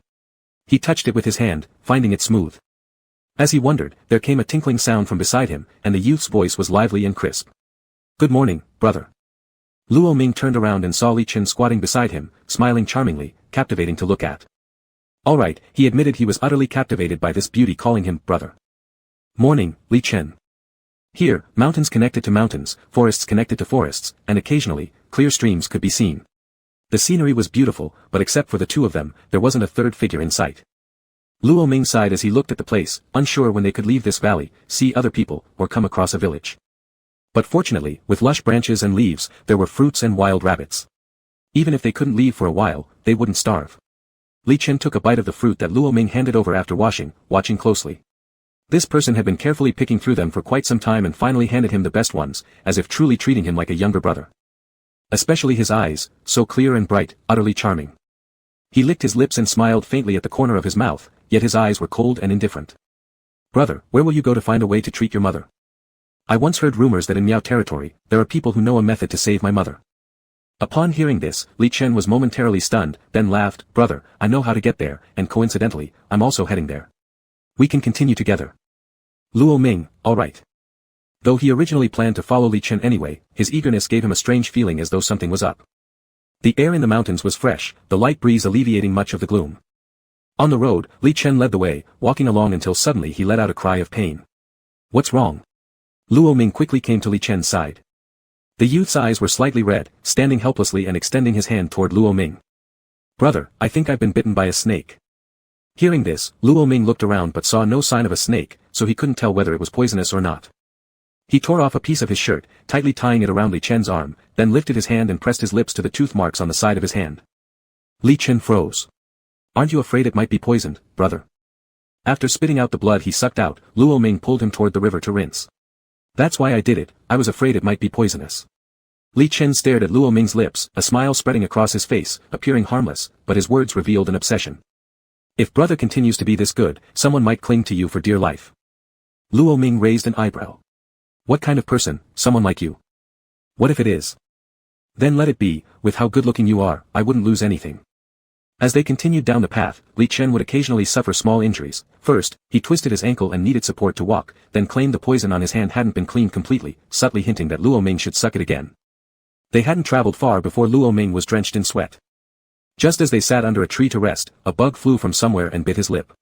The bite itself wasn't just annoying, it was venomous. Seeing this, Li Chen leaned closer. "Why does your lip look swollen, brother? Did some kind of poisonous insect bite you? I don't know how toxic this insect is. I heard in our village, one person got bitten by a certain bug and passed away within a few days." Li Chen drew closer, preventing Luo Ming from moving back by placing a hand on the back of his neck. "Don't move, brother. Since you helped me with the snake venom, it's only fair that I help you with this insect venom." As Luo Ming closed his eyes, expecting a kiss, he heard a light laugh instead. "How cute, brother. Are you asking me to use my mouth to suck the poison too?" Something cool and refreshing was applied to his lips, it seemed like juice from some plant. When Luo Ming opened his eyes, he found Li Chen had moved away and was looking at him with a smirk. His face flushed, he turned his head and huffed softly, "Stop talking nonsense, I didn't mean that." Chapter 87, The Young Man from Yao Territory is a Black Lotus, 03. "Where did you get the antidote?" Li Chen pointed to a flower he'd tossed on the ground.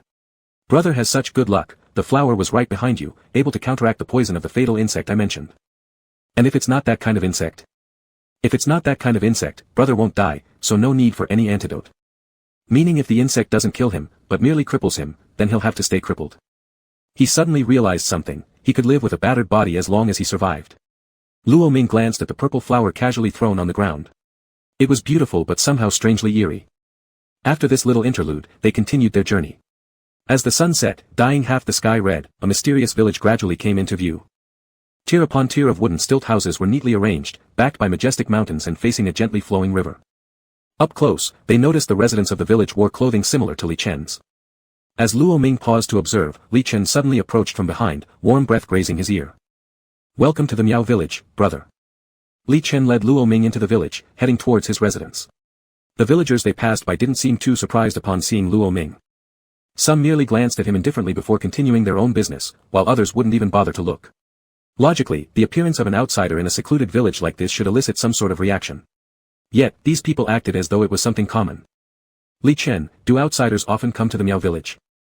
Li Chen paused for a moment and then flashed an innocent smile. How could that be, brother?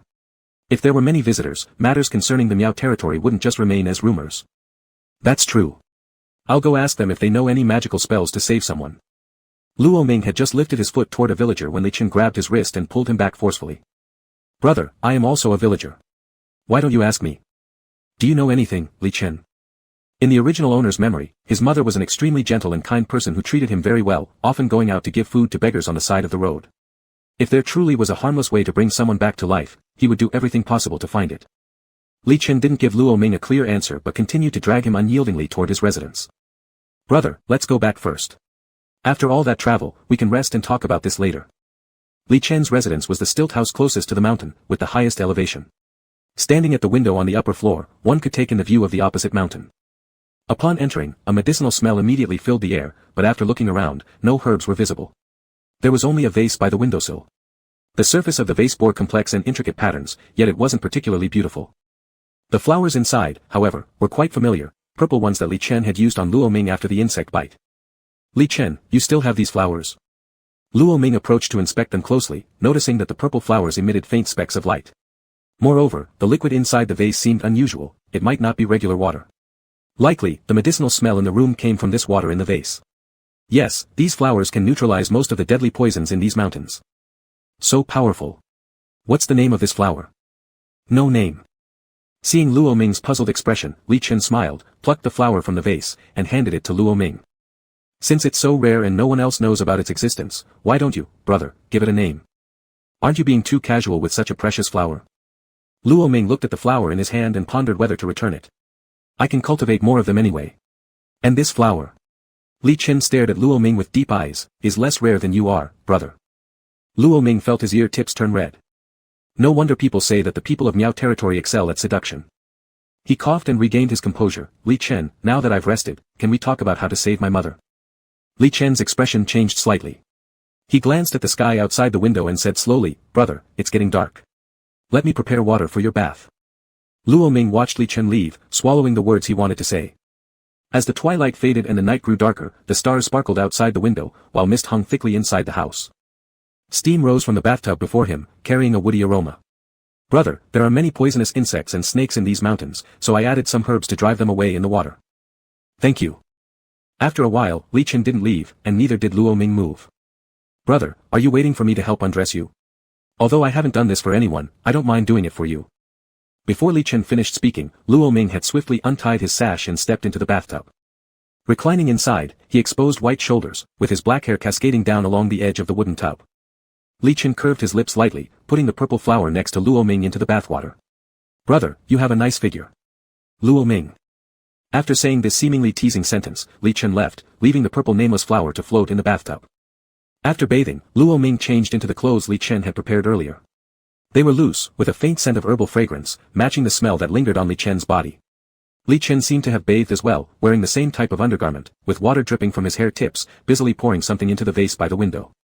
He walked over. Chen, what are you doing? Li Chen paused at the intimate address. Brother, what did you just call me? Do you dislike it? If you do. Li Chen looked at Luo Ming, then curved her delicate brows into a smile. I like it. Brother, say it again. Chen. You're so good, no one has ever called me so affectionately before. Why? I heard people in the village address each other this way on the road back. Li Chen lowered her gaze, a little disheartened, with tears seemingly welling up in the corners of her eyes, because everyone in the village dislikes me. Luo Ming suddenly remembered that not a single person had greeted Li Chen on the way back. He hugged her and gently patted her back to comfort her. It's all right, I like Chen. Li Chen was stunned for a moment, placing her hand lightly on Luo Ming's lower back.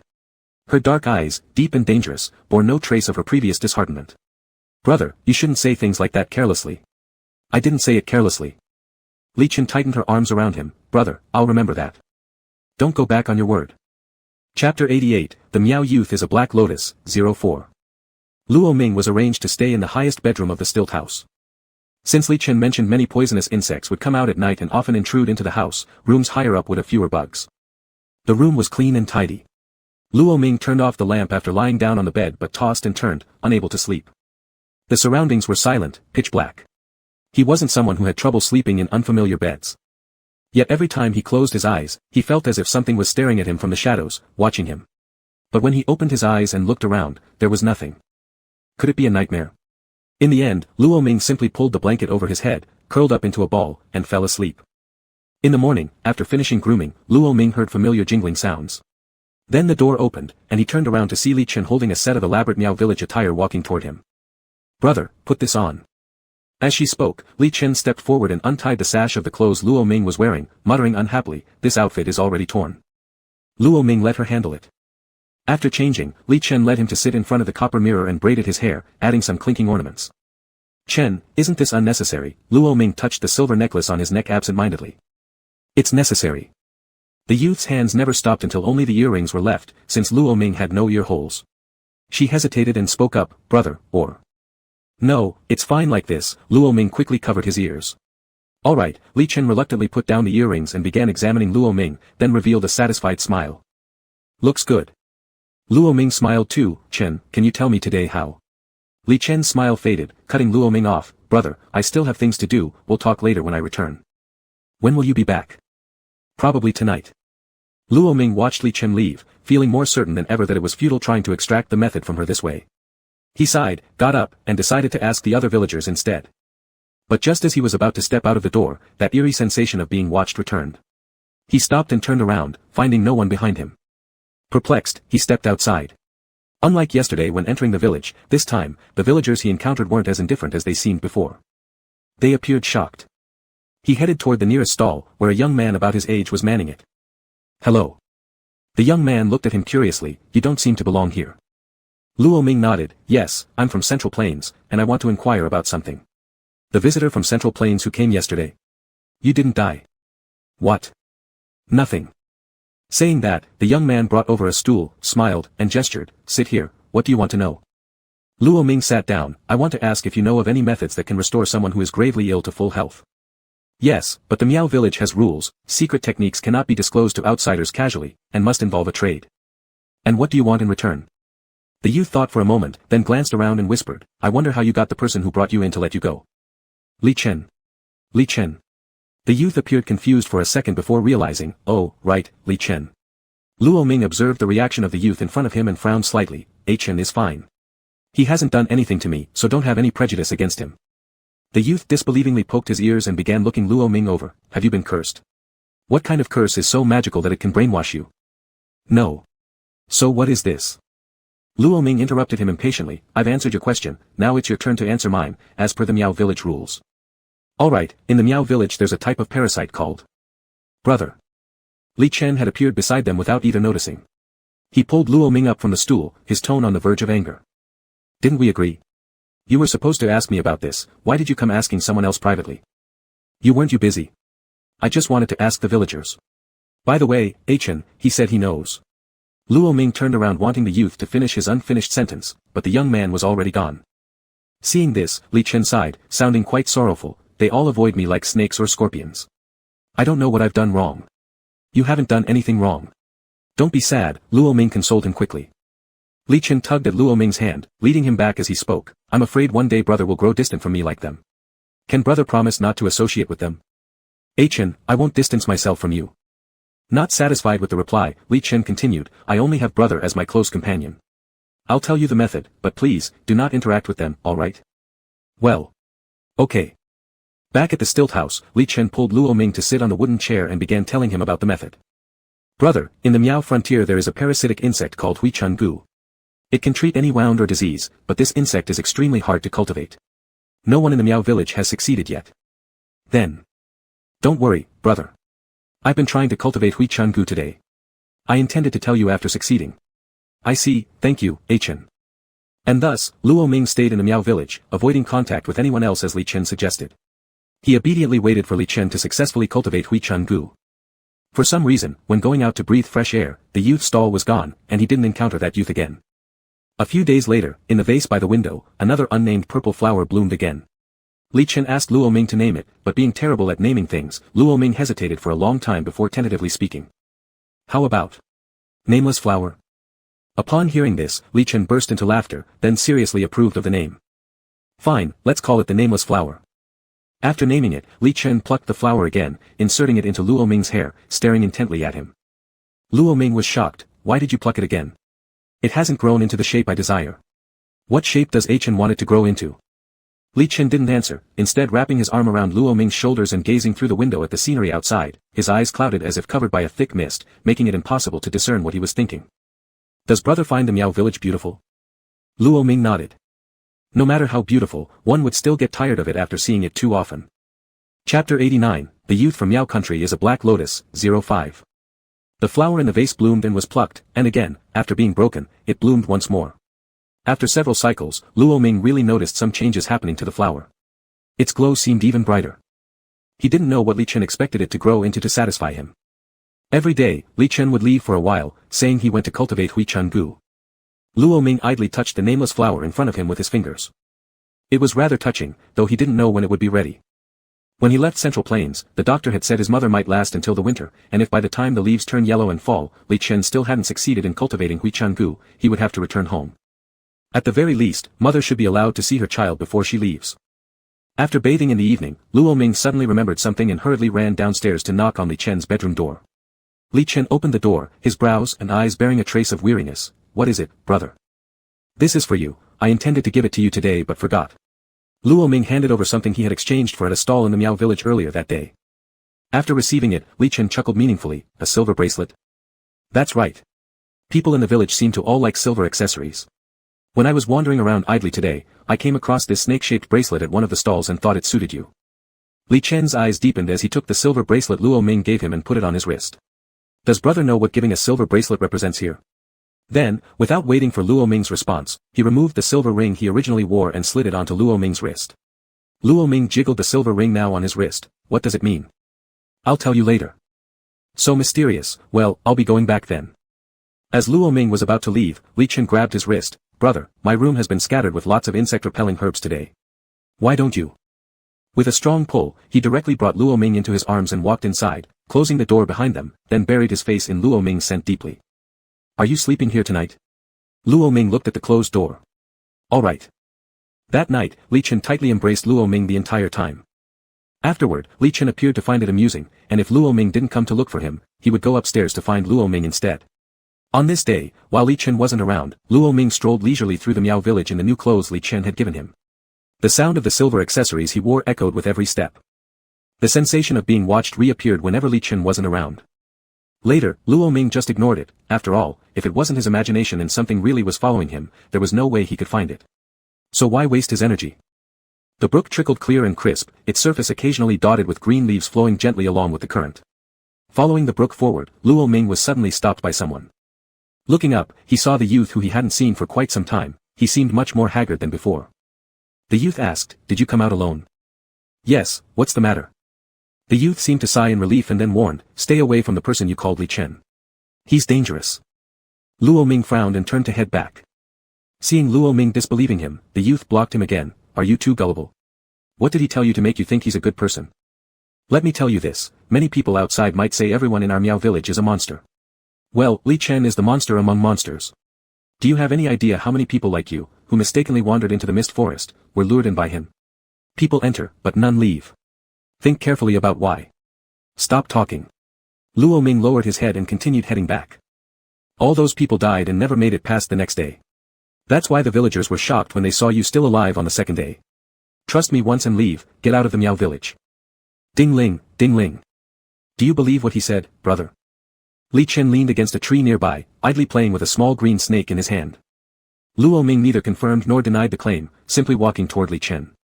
At this, the young man seemed nearly frenzied. "Are you stupid? Fine, let me tell you why I'm saying all this."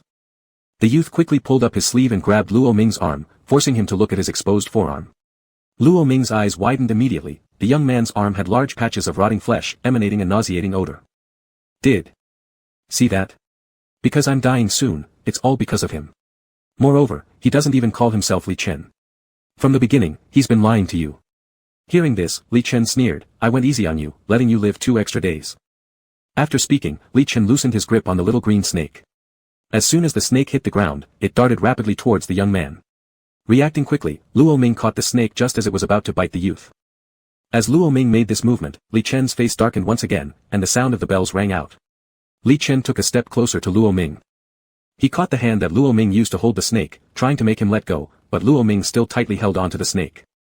Gradually, the look Li Chen directed at Luo Ming carried an obsessive anger and madness. Brother isn't being good, if he doesn't let go soon, I'll get angry. Luo Ming sighed helplessly. He knew that as soon as he released the snake, the young man would die immediately. Cheng, let him go. Could they just let this youth lose his life because they spoke a few words? This young man hadn't harmed them in any way. If he intended harm, Luo Ming wouldn't stop Li Chen but would even help him take action. What did you say? Li Chen's eyes narrowed, dangerous indeed.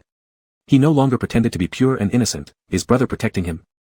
He then grabbed Luo Ming by the neck with his other hand and pressed him against the tree behind him. That's right, those who mistakenly wander in, I feed them to the bugs, alive. Watching the insects devour their flesh and watching them turn bit by bit into skeletons. After finishing, Li Chen relaxed his grip and gave a derisive smile. Afraid, brother? It's too late to be afraid now, I can't leave this mountain range, and you will never be able to leave either. The bells rang again, and a worm-emitting red light crawled out from under Li Chen's sleeve. I said I like you, so you have to like me forever. The youth recognized what it was instantly and shouted loudly to Luo Ming, run. That's a love worm. If bitten, you'll be tied to him for life. Chapter 90 The Miao Youth is a Black Lotus, 06. Li Chen smirked at the corner of his mouth, casting a glance at the youth, his gaze icy cold, as if looking at a dead person. Run. Can one escape? Just as he was about to move, Luo Ming suddenly rushed into his arms, resting his cheek on his shoulder, tightly circling his waist with both hands. And the green little snake took advantage of this moment to crawl back to Li Chen, straight into the sleeve as if seeing something even more terrifying than itself. Even before we entered the Miao village, brother knows that the poisonous insect which bit me was released by you. There aren't such coincidences, after being bitten by a venomous bug, the antidote was conveniently nearby. And the nameless flower that cures all poisons, he had lived in the Miao village for many days, except in Li Chen's place, he had never encountered it. Moreover, that feeling of being watched, whenever Li Chen was around, it would vanish. He wasn't stupid, he couldn't miss these signs, he just thought it didn't matter, as long as it was Li Chen, these little tricks were fine. Why, if you know everything, why? Hearing this, Luo Ming lightly tiptoed and placed a kiss on Li Chen's lips, his affection evident in his eyes at this moment. Because I really like a Cheng. Li Chen was startled by this action, incredulously lifting his hand to gently touch his lips. The warm sensation from the lips earlier was novel and captivating, he licked his lips, seemingly savoring the taste, then murmured somewhat blankly, you. It doesn't matter, brother will always like a Cheng and won't change because of these. Sunlight fell on them, the wind rustled through the leaves, making their hearts pound. The irritable, chaotic emotions calmed down so quickly. No wonder his mother once said that outsiders find those who stay in the Miao village all year and rarely go out, irresistibly attractive. Once Luo Ming saw Li Chen's mood stabilize, he stepped out of his embrace, pointing to the youth who was almost unconscious from pain. A Cheng, he hasn't done anything to harm us, you shouldn't treat him like this. But at this moment, Li Chen was still staring at Luo Ming's lips, unable to shift his gaze away for even a second, answering rather absent-mindedly, I shouldn't. Then, let him go. The originally distracted person snapped back to reality instantly, brother, rules of the Miao village dictate trade must occur. Luo Ming. As expected, this kid had been keeping tabs on him. What does a Cheng want? Li Chen pointed at his own lips, here, I want more. Luo Ming's cheeks turned red instantly, we'll go back and do it later. Save him first. As soon as the words were spoken, Li Chen took out a small porcelain bottle from his bosom. Luo Ming found the bottle increasingly familiar, as if he had seen it somewhere before, but he couldn't remember where for the moment. It wasn't until Li Chen poured out a tiny purple flower bud from the bottle that Luo Ming recalled the patterns on the bottle were exactly like a scaled-down version of the vase in the stilt house. Then, Li Chen extracted the stamen and fed it to the youth, whose rotting limbs quickly restored back to normal right before their eyes. People from the Miao frontier are adept at handling venomous insects and poison alike. It was unclear how Li Chen managed to poison the young man. Luo Ming walked over intending to help the youth up, but upon noticing Li Chen's penetrating gaze, he hesitated and retracted his extended hand. Thank you, and I'm sorry. The youth pressed his lips together, climbed up from the ground, lightly brushed off the dirt and grass debris on his body, and finally said, no need for thanks, I owe you an answer to one question, so this makes us even now. After saying that, he glanced at both Luo Ming and Li Chen, his face turning first green and then red repeatedly, and he ended up saying, you, forget it, since it's your chosen path, there is no chance to regret now. Wishing you 100 years of harmony. Having said that, he ran away. Back at the stilt house, Li Chen kept repeating his request for the item to trade. Luo Ming mimicked the action and swiftly kissed him briefly, only to be held by the back of the neck when attempting to withdraw. Li Chen imitated his earlier gesture, pecking kisses again and again. Soon after, as if dissatisfied with just shallow pecks, Li Chen deepened his exploration instinctively, while the possessiveness reflected in his eyes appeared as though it could drown Luo Ming entirely. After a long time, Li Chen wiped Luo Ming's reddened lips with his thumb, flashing a satisfied smile. Luo Ming caught his breath heavily, calming his disordered breathing, and then asked, "Cheng, can you tell me your real name now?" Li Chen seemed hesitant, as if this question touched on some unpleasant past events. Yet Luo Ming patiently waited without pressing further. After a long pause, he finally spoke, "Brother, my name is Cho, as in revenge, with no surname." Luo Ming was taken aback, feeling there was something in the boy's history he didn't know about. After sitting down, Li Chen pulled Luo Ming onto his lap, tightly encircling his waist with his arms from behind, leaning his head on Luo Ming's shoulder, and began recounting his past. His name was Cho. His mother said ordinary children were conceived in love, but he was born in hatred, without a surname, forbidden by his father. His father hated his mother. His mother said his father came from outside and was a faithless man who betrayed her. At first, his father had sworn unending love for her and promised to stay in the Miao village forever, but soon changed his mind. All outsiders were deceivers, none of them were good. One day, his father wanted to leave them, so his mother used the love poison to tie him to her. If the person subjected to the love curse betrayed or lost love, and stayed away from the caster for more than 3 days, they would experience unbearable pain akin to being gnawed by poisonous bugs, neither living nor dying. After the love curse was cast, his father indeed stopped talking about leaving the Miao territory. However, he often cursed both him and his mother, calling them monsters and lunatics. But his mother appeared unconcerned, as long as his father couldn't leave them. She told him that the promise of lifelong love must be fulfilled. Later, there was a period when his father seemed to start loving her again. During that time, his mother was very happy, and her eyes seemed to notice him, this child born of hatred. Yet everything turned out to be deceitful. When his mother relaxed her guard, his father pulled out a knife he had prepared in advance and stabbed her heart from behind. At that moment, he was right in front of his mother, and the blood sprayed all over his face. His father thought that by doing this he could obtain liberation, but what he didn't expect was that after his mother died, countless venomous bugs crawled onto his body and devoured him piece by piece until nothing remained. Back then, lacking any concept of life and death, he calmly squatted on the ground, picking up the well-fed bugs one by one. When a villager arrived at his home, he saw him covered in blood, squatting on the ground playing with the bugs, next to his mother's corpse and a skeleton. Chapter 91 The Miao Youth is a Black Lotus, 07. Luo Ming didn't need Li Chen to continue the story, he had already guessed roughly how it went. He felt a twinge of pity. No one had ever taught Li Chen what was right or wrong. No wonder his personality had turned out like this. "Brother, what should I be called now?" Cho. Even though he did not much like the name. Luo Ming shook his head. "Li Chen, it sounds nice. How did you come up with that name?" While racking his brains thinking about how to console Li Chen, Luo Ming did not realize the intense gaze behind him which had locked onto his nape. Passion clouded Li Chen's features, and his voice became hoarse. "I picked it randomly." After swallowing, Li Chen's throat bobbed once, and then without warning, he bit down fiercely. The heated breath spread over Luo Ming's neck, leaving a mark behind. Some people have sensitive necks. Luo Ming was one of them. This sudden action tickled him, making him instinctively lean forward to avoid it. But Li Chen wouldn't let him dodge even an inch, his arm tightened in a vice-like grip. As the silver ornaments on Li Chen clashed melodiously, Luo Ming's clothing had already been untied and hung precariously from his body. These clothes were personally put on by Li Chen, and naturally, he could take them off as deftly. Then came a dizzying turn, and Luo Ming found himself pressed onto the bed half-naked, breathing heavily. "Chen. Brother, if one day your heart changes, I will never forgive you." Desire arose, but Li Chen wasn't sure what to do next. He only knew to wildly kiss everywhere, aimlessly. In the end, beads of sweat appeared on his forehead, his eyes bloodshot, seeking help while looking at Luo Ming. "Brother. I don't know how, teach me." Blushing in shame, Luo Ming covered his face with one arm and gestured with a simple motion that jolted something into place for the person in front. The bell sounds grew chaotic, continuing until the sunset, until the moon rose. The next noon, Luo Ming stirred slightly. Instantly, a wave of soreness coursed through his entire body, so painful that he wanted to curse. With great effort, he managed to get up from the bed. Luckily, his body was clean, probably because when his consciousness blurred later, Li Chen gave him a bath. There was no sign of Li Chen in the room. Luo Ming casually slipped on some clothes and stepped out of the door, rubbing his aching waist. He climbed upstairs but still couldn't see Li Chen. A strange sense of panic rose inside him, though he couldn't understand why he felt anxious. Li Chen often went out, likely cultivating the rejuvenating insect poison again this time. Yet his inability to see Li Chen filled him with inexplicable worry. Right as he wondered, the system suddenly spoke. "Host, you've still been infected with the love poison." "Luo Ming, it's fine. What are the side effects?" "If you fall in love with the antagonist in this world, it's not too serious, it will just make you increasingly dependent on the antagonist, especially after that kind of intimate moment." No wonder he wanted to see Li Chen so much. Luo Ming stumbled back to the bedroom, yearning deeply to see Li Chen, wanting to be held by him. He also had a slight urge to go out and look for him. But in his current state, he couldn't leave the house. And since Li Chen was so unpredictable, even going out wouldn't guarantee finding him. Just as Luo Ming curled back into bed, disheartened, he heard footsteps accompanied by the sound of bells. Luo Ming quickly stuck his head out of the blanket and looked toward the door. There stood Li Chen, carrying food in his hand, exuding pure delight as he walked step by step towards the bed. "Brother, come and eat." It seemed Li Chen had gone to buy food for him. Seeing him, Luo Ming's melancholy instantly disappeared. His body moved closer to Li Chen unthinkingly, longing to get nearer.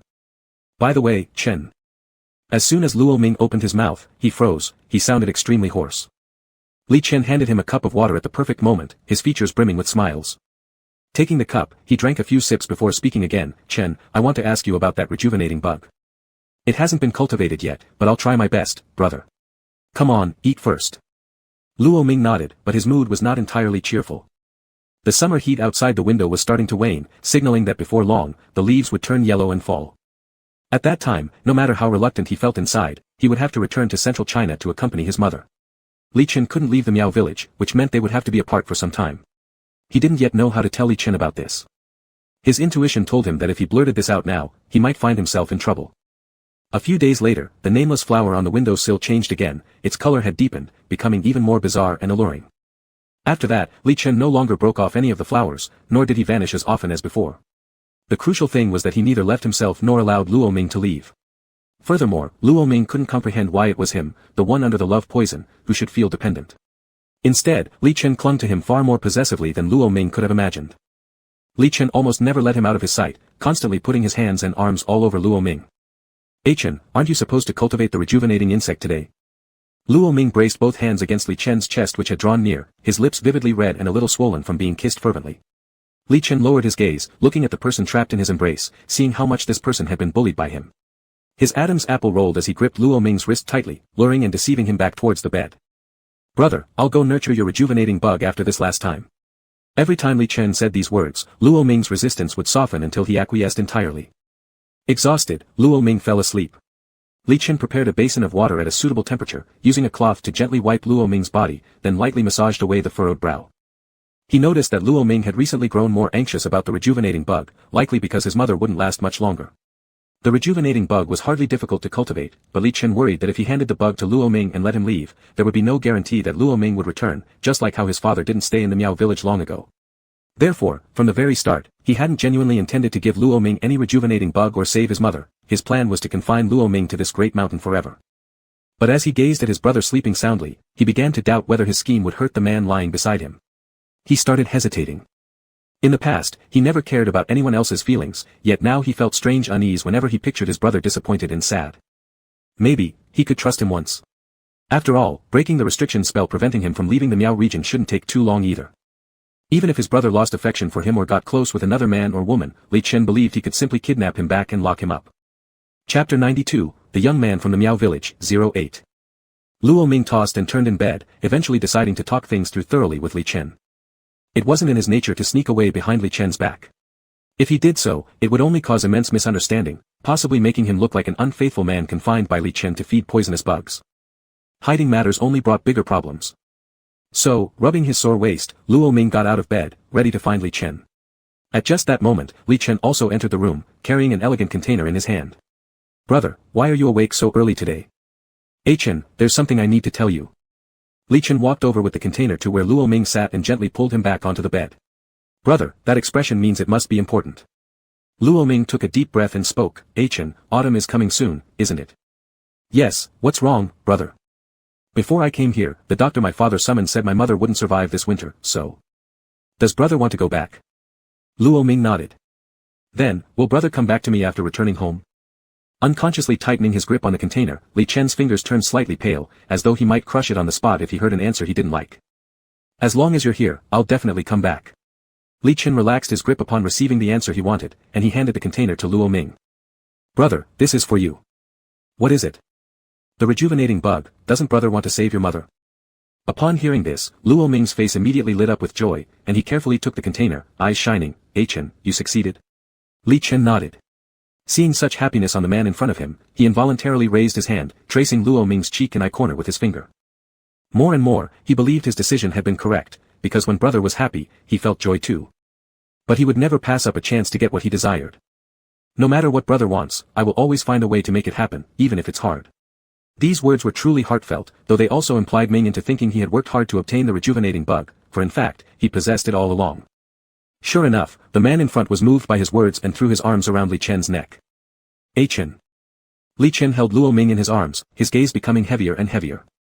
Some things, once you taste them, will become addictive, seeping into your bones and impossible to forget. I gave brother the love poison bug, so according to the rules of the Miao village, shouldn't brother give something in return? At that moment, Li Chen had already pulled Luo Ming entirely into his embrace, chest pressing against back. His possessiveness prevented any chance of Luo Ming stepping away even an inch. The heavy, hot breathes brushing Luo Ming's ear clearly conveyed what he desired. Luo Ming understood Li Chen's meaning but did not respond.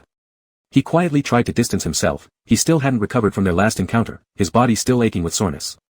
I really like brother. Li Chen continued leaning closer, whispering faintly beside his ear. His wrist was caught, the silver bracelets colliding with a crisp sound.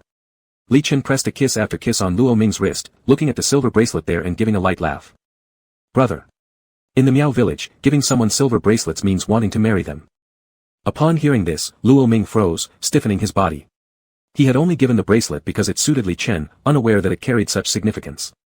Thinking about it now, no wonder Li Chen had looked the way he did then. So in Li Chen's eyes, at the time, was he actually proposing? He tilted his head toward Li Chen, seeing how his jade-like face had flushed red with desire, his eyes shimmering faintly. This alluring look continuously tugged at his heartstrings, tempting him to fall deeper and deeper. Luo Ming helplessly swallowed a few times, silently giving himself a thumbs up for handling it well enough amidst the chaos and thinking, good job. Enchanted by beauty, disregarding his aching lower back, Luo Ming initiated and lightly kissed Li Chen's cool lips. Then their breathing intertwined, stirring wave upon wave of hidden passion.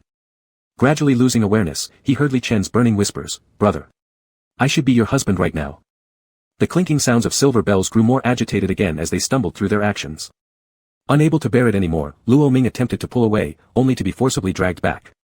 Again, he succumbed. In the end, his eyes brimming with tears, he murmured incomprehensibly, beauty leads to one's downfall. Several days passed, and Luo Ming prepared his goo insect container, getting ready to leave Miao territory and return to central China. On the eve of his departure, Li Chen embraced him without doing anything, yet refused to let go, repeatedly urging him to come back quickly and not abandon him. With a piteous expression. Luo Ming had memorized the use of Huichun Gu, a special bug. He changed into plain clothes and brought provisions for the journey.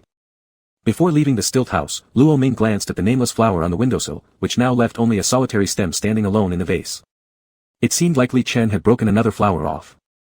Holding hands with Li Chen again, Luo Ming walked with him to the misty forest where they first met. After walking for some time, Li Chen stopped, glancing at Luo Ming with deep reluctance before placing a mask over his face. Southern Miao lands were tumultuous, and Luo Ming's appearance was exceptionally gentle-looking, one could easily tell he would be easy to take advantage of. Therefore, Li Chen gave him a mask to avoid unwanted trouble due to his looks. Besides, Li Chen also planted various peculiar poisons on him. Their methods were simple, but the effects were extremely venomous and ruthless. Looking at the silver bracelet on Luo Ming's wrist, Li Chen warned earnestly, brother, you must wear the silver bracelet properly, never giving it to anyone, or I will punish you. I know. How could I give Chen's gift to someone else? After lingering together lovingly for a while longer, despite the deep unwillingness, Li Chen eventually let go. Go, brother. I can only see you off this far. Did you see the thickest tree?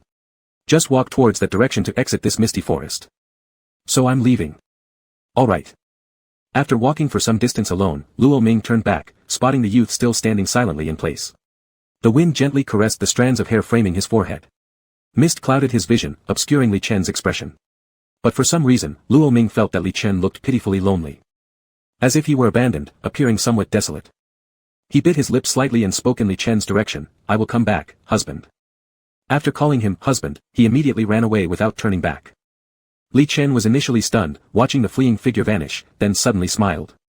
After the silhouette disappeared from sight, he finally turned around and left, looking remarkably pleased.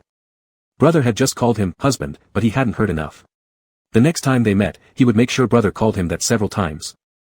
Chapter 93, The Young Man of the Miao Frontier is a Black Lotus, 09. After leaving the misty forest, Luo Ming used the money he had on him to buy a horse. With the experience of being chased earlier, he lowered his voice when speaking and wore the mask given by Li Chen, making him appear very formidable. This place was filled with talented individuals and strange lands, some knew poison, and if provoked, one might not even know how they died. Luo Ming's body also carried a strong scent of herbs. Thus, the stableman didn't dare to have any malicious intentions, quickly taking the money and leaving with the horse. Things progressed more smoothly than expected. Luo Ming mounted the horse and galloped toward central China. His long tresses fluttered in the wind, and his clothes flapped loudly. The journey was long, and green leaves gradually turned yellow. By the time he arrived, the autumn breeze was already brisk. A servant boy hurriedly crossed the corridor, shouting while running, "Master! The young master has returned." An approximately 50-year-old man, dignified yet kind-hearted, sitting in the main hall, quickly stood up and rushed out. Luo Ming had already removed the mask upon entering central China.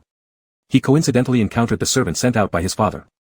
Following the servant into the estate, he saw his father, whose temples were now tinged with grey, standing in the middle of the courtyard. He immediately walked over, knelt down, and bowed to his father, saying, "Father, I've returned. I made you worry."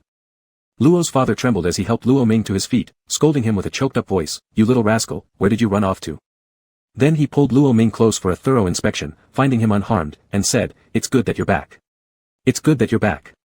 "Father, I found medicine that can cure mother," Luo Ming sniffed, pulling out the carefully guarded goo insect container from his chest. "You actually went all the way to the southern frontier. Will this thing really work? Don't tell me you were swindled by some wandering con artists." "It won't happen, father.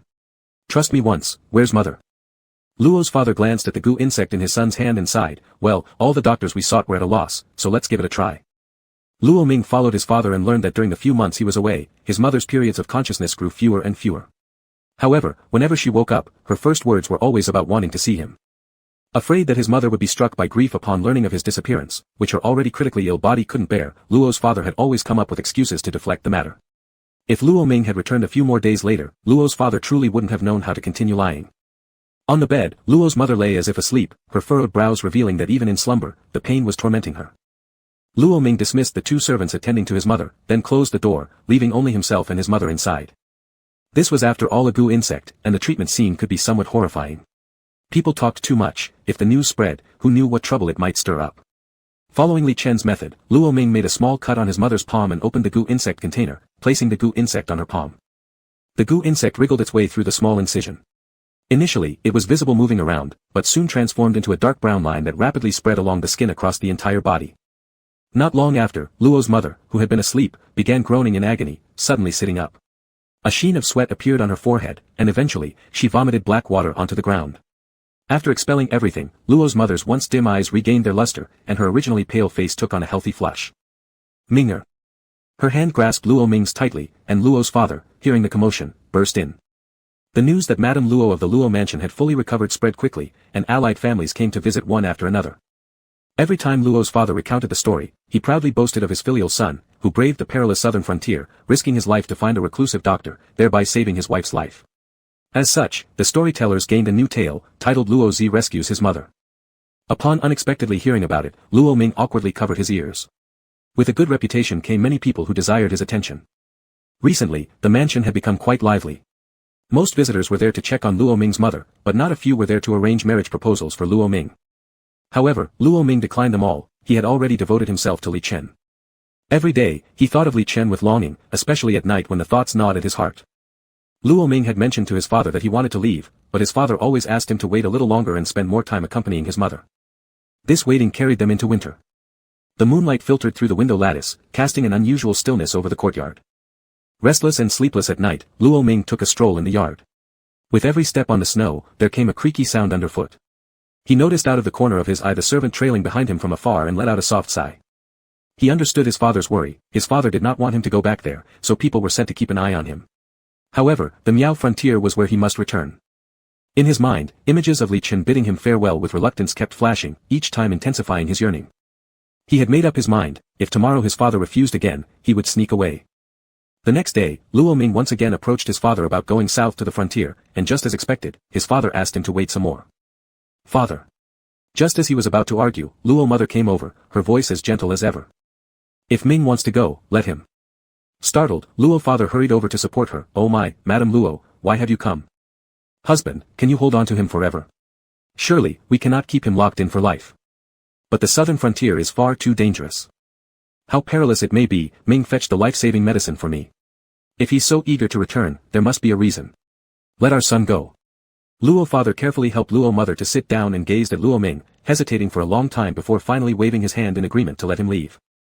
On the way out of central China, Luo Ming browsed through roadside shops, wanting to buy everything for Li Chen. After all, the boy hadn't left the Miao frontier, these items would surely excite him. The mere thought made Luo Ming smile.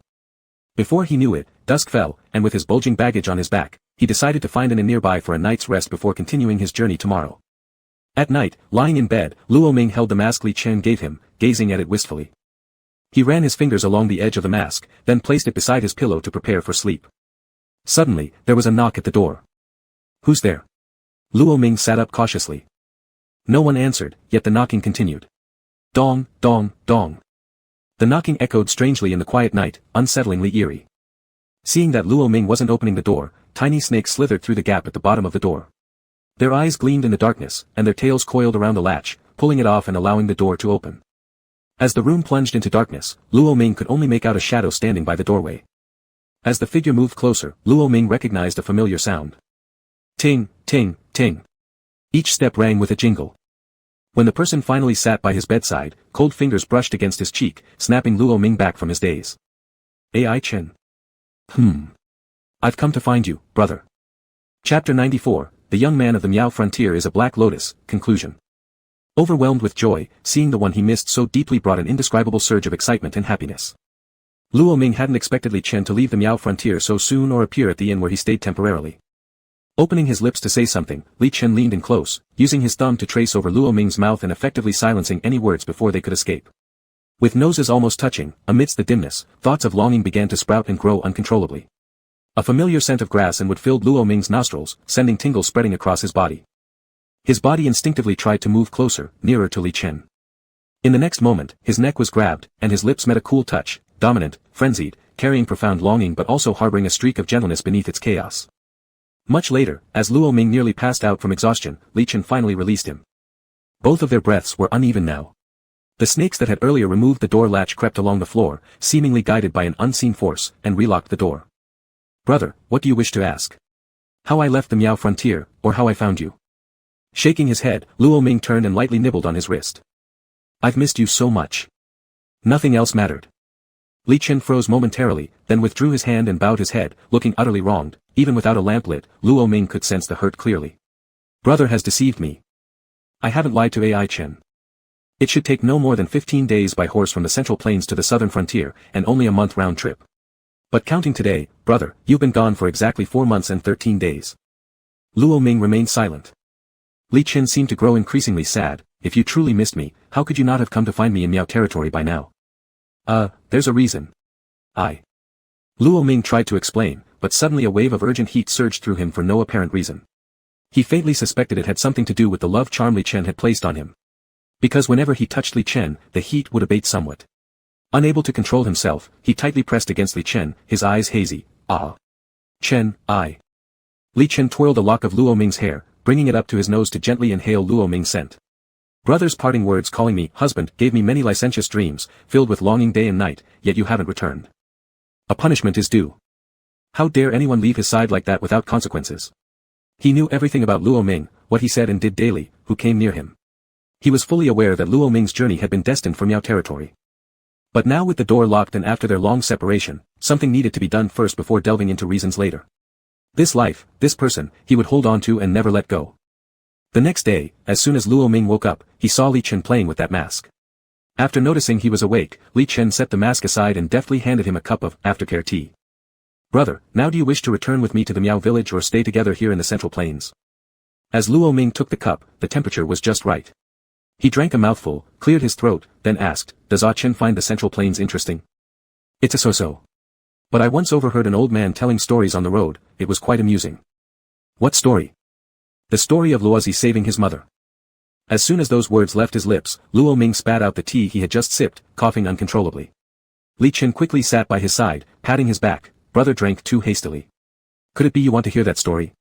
I have a good memory and can tell it to you. No, not necessary. Luo Ming frantically shook his head in refusal. He had heard this tale being discussed among servants. It was based on his fetching medicine to save his mother. Though he hadn't actually listened to the details, the title alone made it embarrassing enough. Seeing this, Li Chen arched a brow, teasingly saying, this story sounds oddly familiar to me. Then he leaned in close and nibbled on Luo Ming's earlobe, and apparently, the protagonist is extremely popular among young ladies within a 10-mile radius. The matchmakers almost broke down his gate. A chill ran down Luo Ming's spine. Just rumors, AI Chen, don't listen to them. Are they? Coincidentally, this protagonist shares your name. Luo Ming.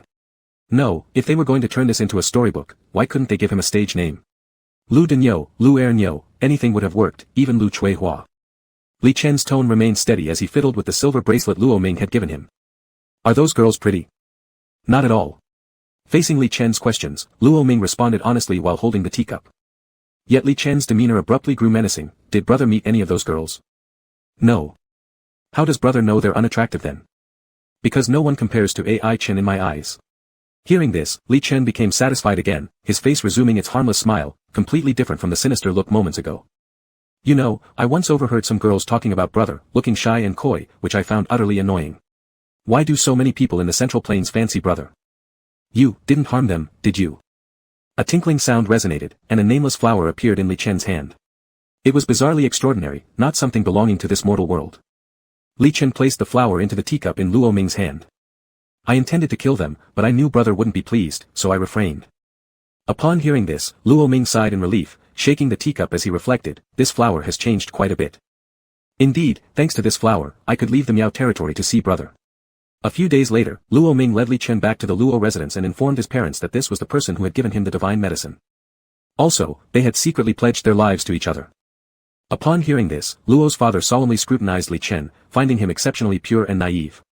At this moment, Li Chen timidly and obediently inquired about Luo Ming's mother's health, sweet-talking her into a great mood. After looking at them for a bit, Luo's father turned and began scolding Luo Ming, accusing him of not only failing to express gratitude for receiving the other person's medicine but also deceiving that person into a secret lifelong pact. Luo Ming. Wasn't there anyone on his side? Later, Li Chen took Luo Ming back to the Miao village. Due to overwhelming possessiveness, Li Chen always felt like everyone was trying to scheme against him and take away Luo Ming. Luo Ming had no objection to returning to the Miao village. He tolerated Li Chen's obsessive nature, and in return, Li Chen would make compromises and changes for Luo Ming. Li Chen accompanied him every year on visits to see his parents in the Central Plains. However, during each visit, Li Chen found all sorts of reasons to be jealous and made things difficult for Luo Ming. Li Chen was a jealous type, passionate, and full of desire for him. The elders said that life revolves around oil, salt, soy sauce, vinegar, and tea. The flavors of life are sourness, sweetness, bitterness, and spiciness. But their life was nothing but one large patch of sourness, sweet without bitterness and with added spice. Chapter 95, The Young Opera Singer Became the Lesser General's Fake Concubine, 01. Note, this is a fictional background story with an alternate universe setting. Rainwater soaked his face as a cold gun barrel pressed against his forehead, wielded by a man in military uniform who stood tall and robust, with sharp, rugged features. Yet the gaze directed at him brimmed with sheer disgust. Know your place, roll out of Qin family territory, and leave Jiangbei. A bewildered Luo Ming instinctively responded, all right, I'll leave. Buddy, let's talk reasonably, don't shoot.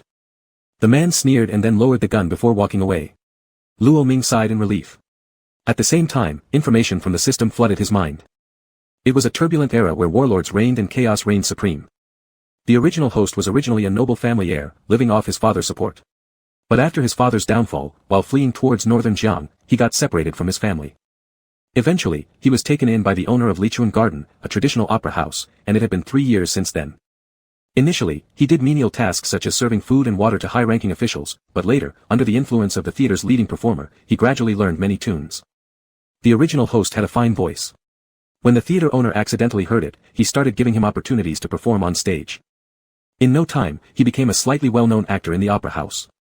Every day for 3 years, he bought a newspaper to keep track of his father's whereabouts. One day, local warlord General Qin came to listen to the music. When the original host took the stage, even though his makeup concealed his true face, General Qin still found him oddly familiar. So, after the performance ended, General Qin went to find him. Once the makeup was removed, he froze momentarily. Because he saw the shadow of an old friend in him. They were once brothers who had risked their lives for each other. Later, fate tore them apart, each settling in different parts of Jiangnan and Jiangbei. 2 years ago, his brother fell victim to rebel troops. In his final moments, he begged Qin to take care of his lost son, identifiable by a small red birthmark behind his left ear if ever encountered. With the intent of verifying his identity, General Qin approached him willingly. Upon inspecting the area behind his ear, he saw a thumb-sized red birthmark. He considered taking the original host back home to care for him. But within his own camp, remnants of rebels still lingered deeply, hiding among them. His father had hidden something very important, a clue related to the rebel's identity, which hadn't been found yet. If his lineage was revealed, the boy might attract unwanted attention, and some might even suspect he held the object. That would be perilous. Abruptly bringing him back could also raise suspicion. With the death of his brother, General Qin couldn't put the child in danger again, so he decided against it. From then on, whenever General Qin had leisure time, he frequented Lichuan Garden just to hear the young man sing. He often brought snacks and gifts to present to him. General Qin regarded the boy as his adopted son and asked him to call him uncle. The genuine care that the original host felt eventually transformed his initial distance into a deep sense of kinship akin to family. This chaotic world viewed performers poorly, where saying actor sometimes implied more than performing. Gradually, rumors began circulating that a certain actor from Lichuan Garden caught General Qin's eye. Outwardly calling each other uncle, privately, who knew what kind of dirty deeds were speculated about. However, due to General Qin's great influence, these gossips were only dared to be whispered behind his back. But somehow, the news reached the Qin family, and the senior mistress of the Qin household began frequenting the theater to pick quarrels, causing chaos each time she came. One day, she even publicly scolded the original host on the street. The crowd grew larger, and some people even started spitting at him. General Qin arrived just in time and shielded the man with his body, arguing with the senior mistress. Not considering too much, he then announced right there that he wanted to adopt a godson. The uninformed senior mistress pointed at both of them and shouted, "Qin Yuan. Do you know how bad people are talking about you too? You don't seem to care about your reputation, but I do. He's an actor unrelated to you by blood, and yet you want to recognize him as a godson. I think you're going to marry him as your concubine." The original host was bewildered by this sudden outburst of words, tears dropping instantly. Qin Yuan was enraged by this remark, disregarding everything and ordering his adjutant to take the person back to the Qin residence in front of everyone, without realizing the action would confirm the rumors. After calming down, Qin Yuan felt extremely guilty and decided to send the boy to a safe place to live. But the original host insisted on waiting for his father. Reluctantly, Qin Yuan sighed and revealed everything. Upon learning the truth, he burst into tears but still decided to stay after thinking it over. "Uncle, I must stay in Jiangbei, stay in the Qin family, to find the rebels. To avenge his father." Qin Yuan froze, but it's hard to silence the gossipers. "Child. It doesn't matter, uncle. This way, I won't be suspected, making my actions more convenient. Is it all right with you, uncle?" "No problem, but your aunt has a loose mouth and can't keep secrets. If we want to proceed like this, we must keep it hidden from her. You will have to endure some." So they discussed and made the decision, but matters were far more complicated than merely being berated. Qin's eldest son was the antagonist of this world, named Qin Sicheng, and the original host never expected to die at his hands. The senior mistress complained to Qin Sicheng bitterly, saying his father had chosen a concubine for him. If it had been a woman, it might have been acceptable, but instead it was a man who happened to be an actor, something absolutely laughable to outsiders. Thus, Qin Sicheng went to talk with Qin Yuan, wanting to drive him away. Their arguments became increasingly fierce, leading to the scene mentioned earlier. Qin Sicheng harbored murderous intentions. Over time, hearing the constant rumors and seeing General Qin's protection, the rumors were almost believed as facts. In the end, by an unfortunate turn of events, he really died under Qin Sicheng's hands. But the original host couldn't die. Before separating from his father, the crucial item had indeed been hidden on him. System: for this mission, just dissuade the antagonist from killing, find the clues and hand them over to General Qin Yuan, and it should be fine.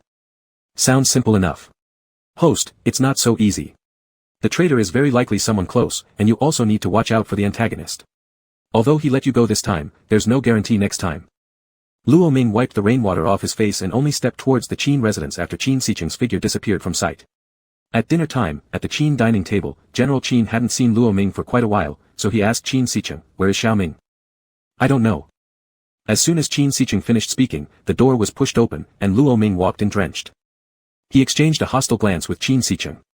Calmly maintaining eye contact, Luo Ming then politely smiled at General Qin, "Uncle, I've returned." Seeing Luo Ming's wet clothes dripping water, General Qin quickly said, "Why didn't you take an umbrella? Go back to your room and change clothes immediately." Luo Ming nodded and headed upstairs. Seeing this, Qin Sicheng followed. When Luo Ming was about to close the door, Qin Sicheng blocked it with his hand and squeezed inside. The door slammed shut, pinning Luo Ming against it. "Weren't you supposed to leave? Why come back?" Luo Ming raised an eyebrow, looked at him and said calmly, "Young commander, one must be given some leeway, no? Before leaving, I still need time to pack up my belongings." Chapter 96, The young actor became the young commander's fake concubine, 02. The two stood close together, and Luo Ming smelled the pungent tobacco scent coming from the man in front of him. It seemed he smoked frequently. Qin Sicheng lowered his eyes and glared directly at Luo Ming, coldly uttering a few words. 2 days. What? 2 days' time, is it enough for you to pack up and get out? Young commander, can we negotiate? There is nothing worth talking about with a person like you. Qin Sicheng said, creating some distance as he threatened, if you don't get out in 2 days, don't blame me for not being polite. He then yanked Luo Ming aside and slammed the door while walking away. Luo Ming staggered a couple of steps after being pulled but quickly steadied himself and frowned at the closed door. What a terrible temper. After Qin Sicheng left, silence fell over the room. Luo Ming's clothes were soaked from the rain and clung uncomfortably to his body. But he didn't care about changing clothes at that moment. Instead, he hurriedly began rummaging through his luggage. In his memory, when his father had brought him to Jiangbei, he gave him a pocket watch and instructed him to keep it safe. Thus, there was a high possibility that this pocket watch contained something important. After finding the pocket watch, Luo Ming examined it for a long time but found no abnormalities. Just as he considered disassembling it, a knock came on the door, and instinctively, he hid the pocket watch inside his clothing. Outside the door, the voice of servant Zhang could be heard. Luo young master, General Qin sent me to call you downstairs for dinner. I know, Uncle Zhang, I'll be right down. Since nothing was found in the pocket watch for now, Luo Ming hid it again and then changed into clean clothes before heading downstairs. When he arrived downstairs, only Qin Yuan was left at the table, likely waiting for him. Uncle Qin. Xiao Ming has come, hurry up and take your seat for dinner. Remember to bring an umbrella when going out during cloudy weather from now on. Okay. After much thought, Luo Ming decided to clear things up with Qin Sicheng. He trusted Qin Sicheng, but unfortunately, he hadn't seen him for the next 2 days. That night, after taking a bath and just lying down in bed preparing to sleep, someone knocked on the door. He sighed, already guessing who it was. Turning on the bedside lamp, he got up and opened the door. The hallway lights were off, and Qin Sicheng stood in the shadows in his military uniform. It was often rainy in April, and he seemed to still carry the dampness of the rain, having just returned. He held a cigar in his hand, smoke swirling around him. Upon seeing Luo Ming open the door, he took a puff and bent down to blow the smoke right in Luo Ming's face. Seeing Luo Ming coughing because of it, he smirked condescendingly. Waste of space. Luo Ming coughed twice, hearing these words, reached out to grasp the wrist holding the cigar, then stood on tiptoe and also took a drag from it, similarly blowing the smoke back at Qin Sicheng. Young commander, you should cut back on smoking. It's bad for health and doesn't smell good either. Qin Sicheng clearly didn't expect such a reaction. He raised an eyebrow, extinguished the cigarette in his hand, and threw it away. Then leaning against the doorframe, he eyed Luo Ming with interest. This person seemed a bit different from what rumors described. Are your things packed? Not packed yet. And I'm not leaving now. Do you think that because my father is backing you, I won't dare to execute you?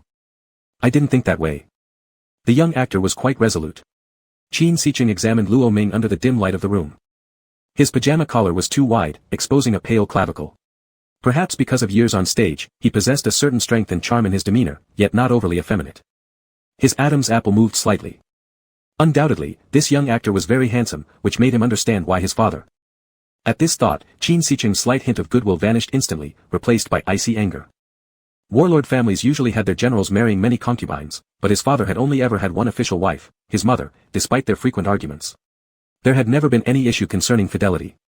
He had always prided himself on this fact, until now. Qin Sicheng knew his father well. If the young actor was merely treated as a junior, his father would have given him some silver coins and sent him to a safe place, without letting the rumors fester. As he thought more about it, Qin Sicheng's expression grew darker, angry at both his father and Luo Ming. Seeing no one around, Luo Ming wanted to step closer to explain everything to Qin Sicheng but was interrupted by the system's voice. Host, listening devices are detected nearby. They might have been installed within the last 2 days due to suspicion. Hardly suppressing his words, Luo Ming furrowed his brows. He almost forgot about the existence of listening devices in this world. Looking at Qin Sicheng, he decided to dispel the rebels' suspicions first and find an opportunity to explain later. Young commander, the world today is chaotic. You could even get shot buying vegetables on the street. If you want to live in peace and comfort, you must look for a patron. Would young commander rather Qin uncle not protect me? Luo Ming stepped closer to Qin Sicheng and continued, then how about you protecting me? In the end, Qin Sicheng didn't say anything and left with a dark face. In the following days, Qin Sicheng did not come to find him anymore. Perhaps he was busy with something, and no longer mentioned making him leave. He was cold when they occasionally met. Luo Ming suspected that this dog wasn't up to any good and might be waiting for something from him. He was investigating the faint clues in the Qin household. Since listening devices had been installed at home, it was highly possible that one of the servants had betrayed them. He doubted Uncle Zhang quite a bit and also quietly warned Qin Yuan. When Luo Ming and Qin Sicheng communicated again, it was after Qin Sicheng had gotten injured. One deep night, Luo Ming couldn't sleep and went downstairs, where he happened to see Qin Sicheng sitting on the sofa with a small night light by his side, bare-chested. The bandage on his shoulder had seeped with blood, and he was holding a first aid kit changing the dressing himself. Luo Ming walked over, took the medicine from Qin Sicheng's hands, and helped him change it. "You're injured, why didn't you ask someone to help you?" Qin Sicheng did not resist Luo Ming's actions and let him do as he pleased. "It's a minor injury, no need." Luo Ming continued working without stopping. "A gunshot wound isn't a minor injury, if it's slightly off, it could cost you your life." Qin Sicheng glanced sideways and saw the worried look on Luo Ming's face, asking, "What expression is that on your face?" "The look that doesn't want you to die."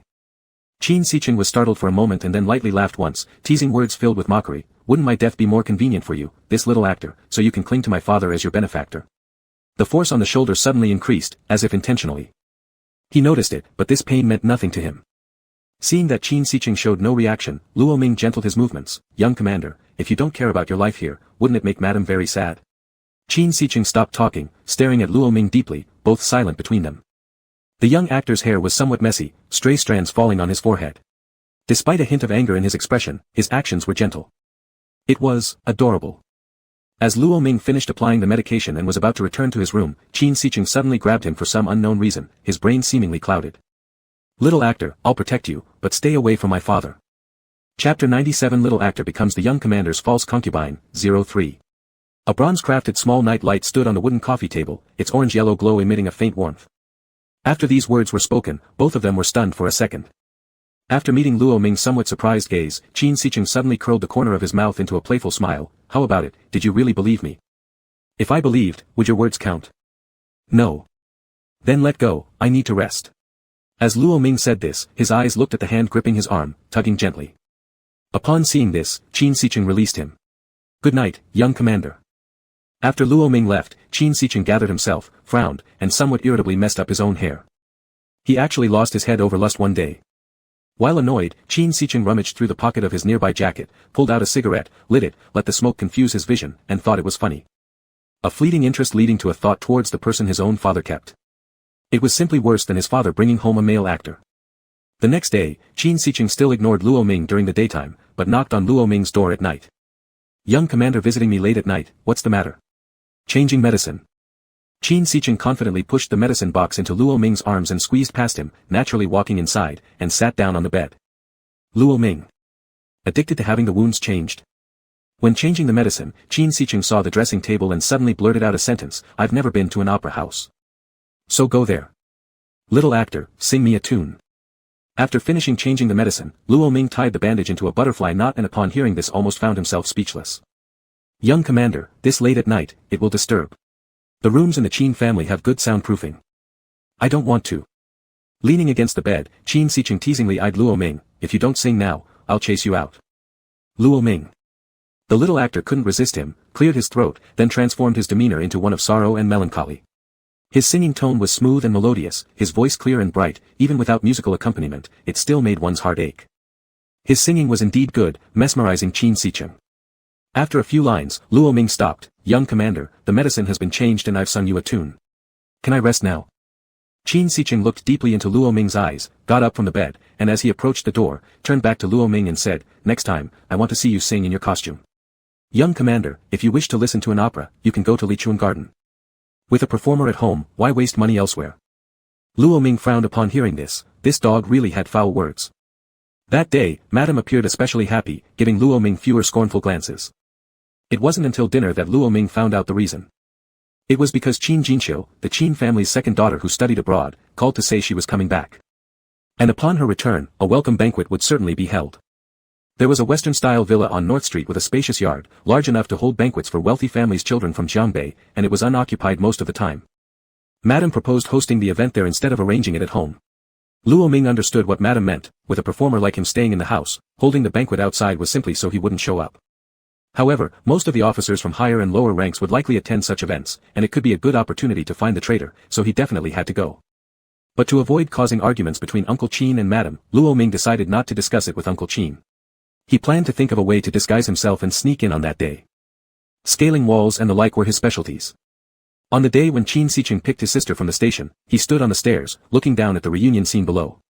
The girl wore a foreign outfit with a beret on her head, strands of curly hair falling over her shoulder as she ran into Madame's arms.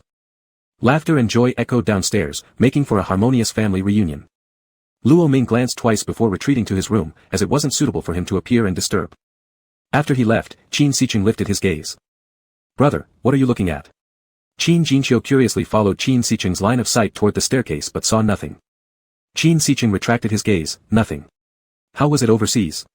It's definitely not as good as home." At 8 p.m., the Qins all left for the banquet location, and Luo Ming also slipped out quietly, boarding a rickshaw. "Where to, sir?" "North Street." "Got it." Under the dim yellow lamplight, shadows stretched long on the cobblestone path as the wheels rolled, producing a rhythmic rumbling sound. People moved along the roadside, various shouts and chatter mingling together. While still pondering how to sneak into the venue, Luo Ming suddenly noticed that their rickshaw was blocked by a black car. Then, the door opened, and Qin Siqing stepped out in a well-fitted suit. He removed one white glove, took a few silver coins from his pocket to send the rickshaw driver away, then walked toward Luo Ming step by step. "Where are you going?" "Get in, I'll take you." "No need, young commander, it's not on your way." "Is that so?" Qin Siqing glanced Luo Ming up and down, then turned to look at his adjutant and asked, "Have the defenses been set up at the North Street venue?" "Rest assured, young commander, even the surrounding walls have been guarded to ensure no suspicious person gets in." Luo Ming. Deliberate, absolutely deliberate. After the adjutant finished speaking, Qin Siqing put the gloves back on, patted Luo Ming on the shoulder. "Since it's not on my way, I'll leave first." "Wait, young commander, it is on the way." Qin Siqing paused, his lips curling slightly, and asked casually, "Where are you going?" "The North Street venue." Qin Siqing raised an eyebrow. "Little performer, what do you want to go there for?" "Troublemaking." "I just want to experience life and promise not to cause any trouble." Qin Siqing inspected Luo Ming top to bottom and a mischievous thought sprang in his mind. "I'm not against bringing you, but you need to dress up." "Dress up?" "Yes, there will be plenty of elegant ladies at the party, and I lack a female companion to help me fend off some young ladies." Luo Ming. What's the point of emphasizing his own charm? Do I look like a woman in this?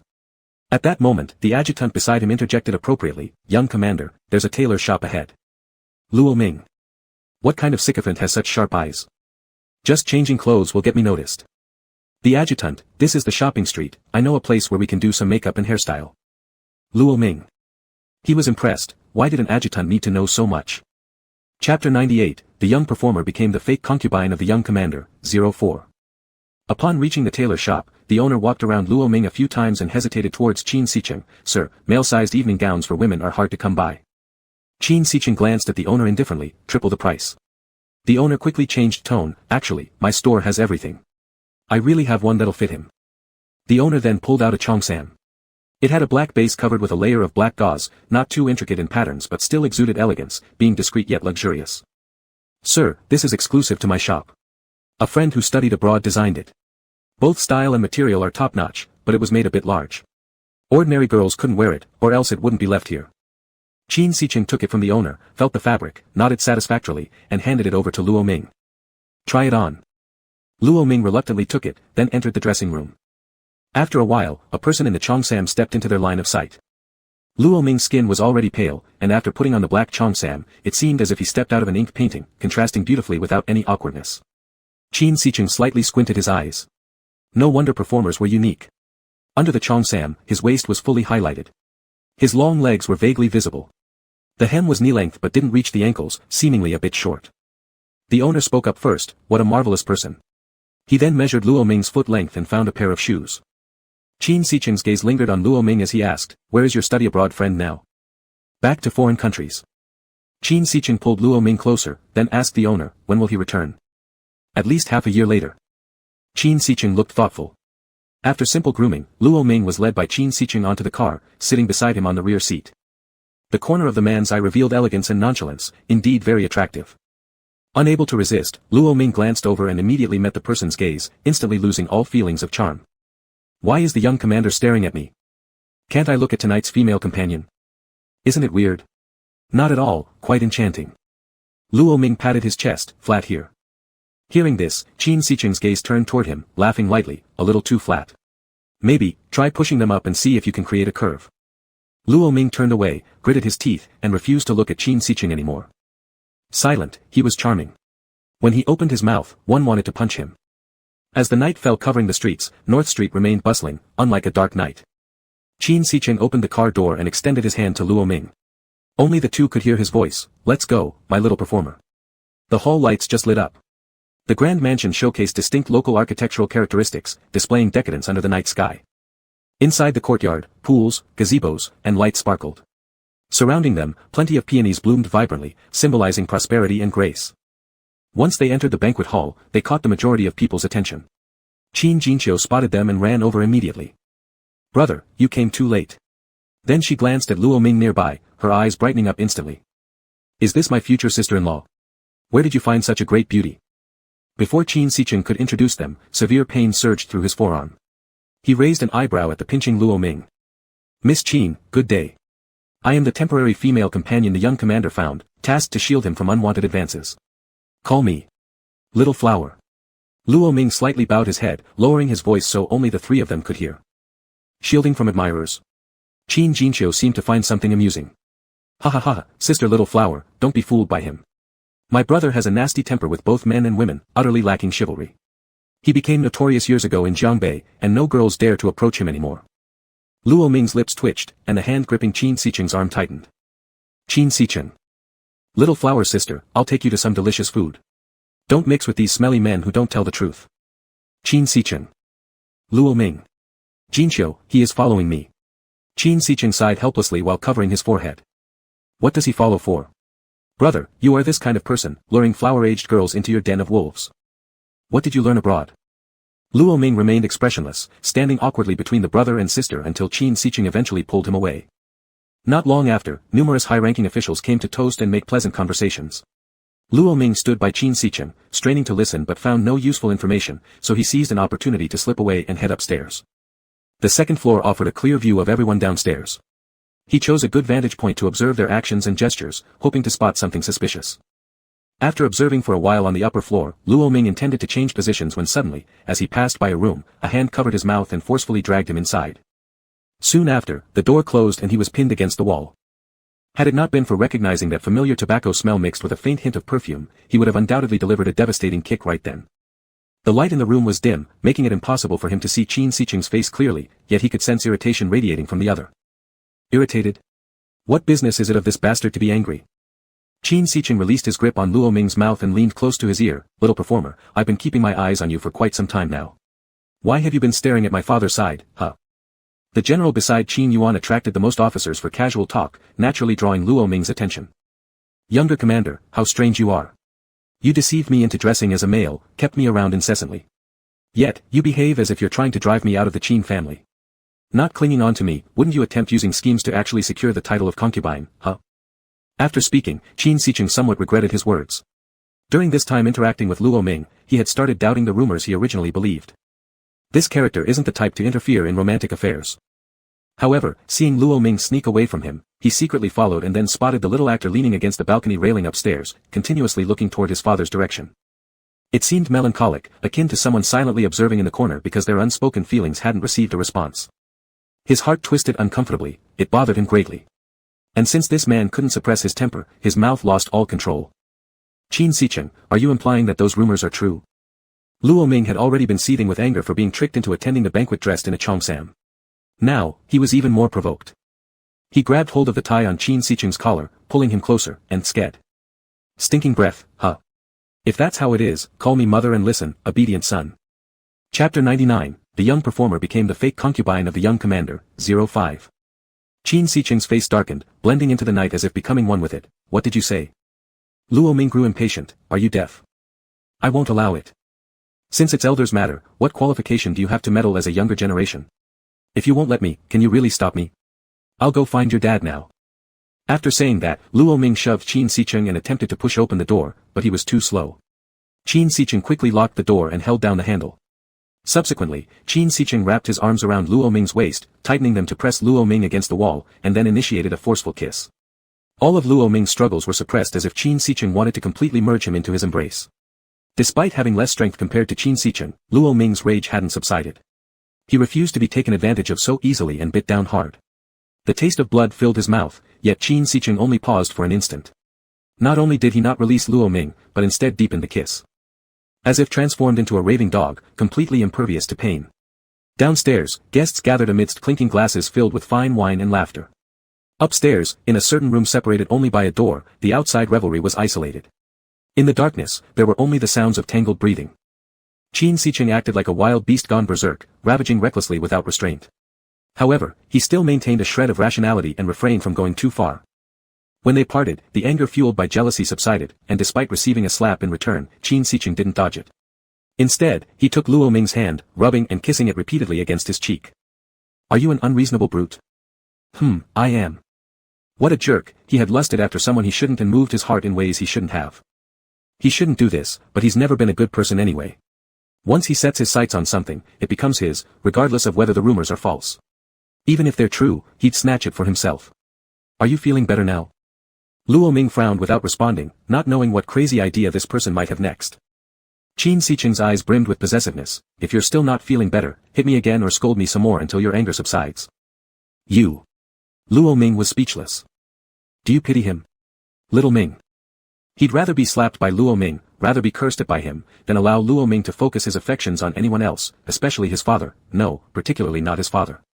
At first, Qin Shicheng thought it was lust-driven infatuation, but upon reflection, it wasn't quite that. Initially, he didn't find this person especially attractive, their attraction grew gradually through their interactions. Gradually, every movement of this individual began captivating him completely. They were so close at this moment that Luo Ming felt like Qin Shicheng had gone off the deep end and tried to pull his hand back to distance himself. While struggling, the sound of fabric rubbing against fabric revealed an unmistakable change in a certain area. Naturally understanding as a man, Luo Ming gave a mocking laugh. "General, would you mind tucking away your weapon? It's impolite to present it like this to your aunt." Qin Shicheng heard the mockery in his tone, realizing that Luo Ming was trying to embarrass him, but he has thick skin. "How to put it away? Can you help me?" "Luo Ming, get lost." This suddenly piqued Qin Shicheng's interest. He continued based on Luo Ming's words, "Won't get lost, there are too many people outside. Auntie can't let me lose face, right?" Luo Ming turned red in frustration, kneeing Qin Shicheng hard, causing him pain which instantly loosened his grip. Luo Ming took the chance and elegantly departed. After this episode, Luo Ming no longer had the mood to stay at the banquet and left immediately, stopping a rickshaw and heading home early to the Qin residence. The system was alarmed by Luo Ming's move. "Host, aren't you afraid of being shot?" "Not afraid. Qin Shicheng is just teasing me around and talking crap. He just needs disciplining." Anyway, he'd held back somewhat. Late into the night, Qin Shicheng came knocking on the door and was given a cold shoulder. The next day, Luo Ming was called down for a meal, and Qin Jinqiu immediately noticed him, her eyes widening. "Little flower, brother." Then she glanced at Qin Shicheng, showing a peculiar smile, quickly moving away from him and sitting beside Madame Wan. Unaware of what Qin Jinqiu whispered into Madame Wan's ear, Madame Wan's expression changed noticeably. Thereafter, her hostility toward Luo Ming lessened considerably. When Luo Ming intended to sit further away, Madame Wan, rarely speaking, made an exception, "Sit next to Shicheng." "Ah. Okay." Luo Ming was confused, as was Qin Yuan, while Qin Shicheng looked pleased. Not long after sitting down, the chair next to him kept inching closer toward Luo Ming until their legs touched and heat passed between them. Only then did it stop. Luo Ming calmly ate, but the person beside him overstepped boundaries, placing a hand on his leg and stroking it, sending tingling sensations throughout his body. "I'm full." With a red neck, Luo Ming abruptly stood up from the table and rushed upstairs. A while later, there were knocks at the door. On guard against Qin Shicheng, Luo Ming delayed opening it. On the floor were some takeout foods. Upon opening the bag, inside was a note, "Eat more, you're too thin." These few simple words clearly showed Qin Shicheng extending an olive branch. You can't sulk at food. Luo Ming enjoyed eating without guilt, especially because that rogue dog didn't let him eat enough in the morning. But for Qin Shicheng's foul-mouthed antics, he must be ignored to teach him a lesson.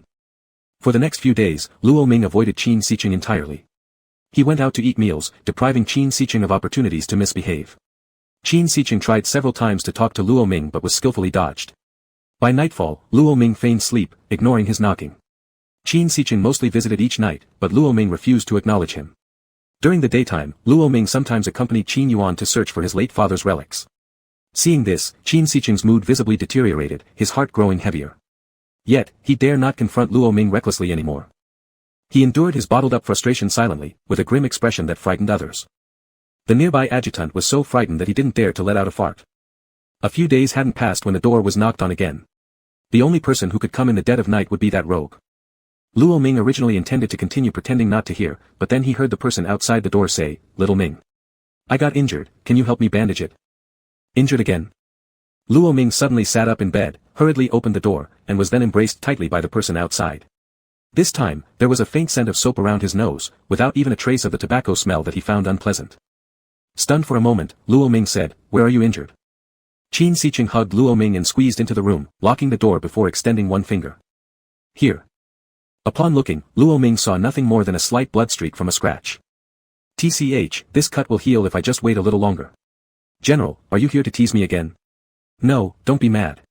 I just wanted to see you, thinking of you once, then thinking of you again shortly after."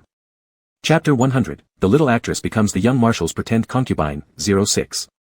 Qin Sicheng tightly held someone in his arms, refusing to let go even when his waist was pinched in pain. Although he knew that Luo Ming and his father were innocent, he still indulged in the fantasy of seeing his father as a rival. He lowered his head, rubbing his face against Luo Ming's while whispering temptations, "Look at me, will you? I'm younger than my father, and that old man has a family already. No matter what you do, he won't be able to love you wholeheartedly. But I will."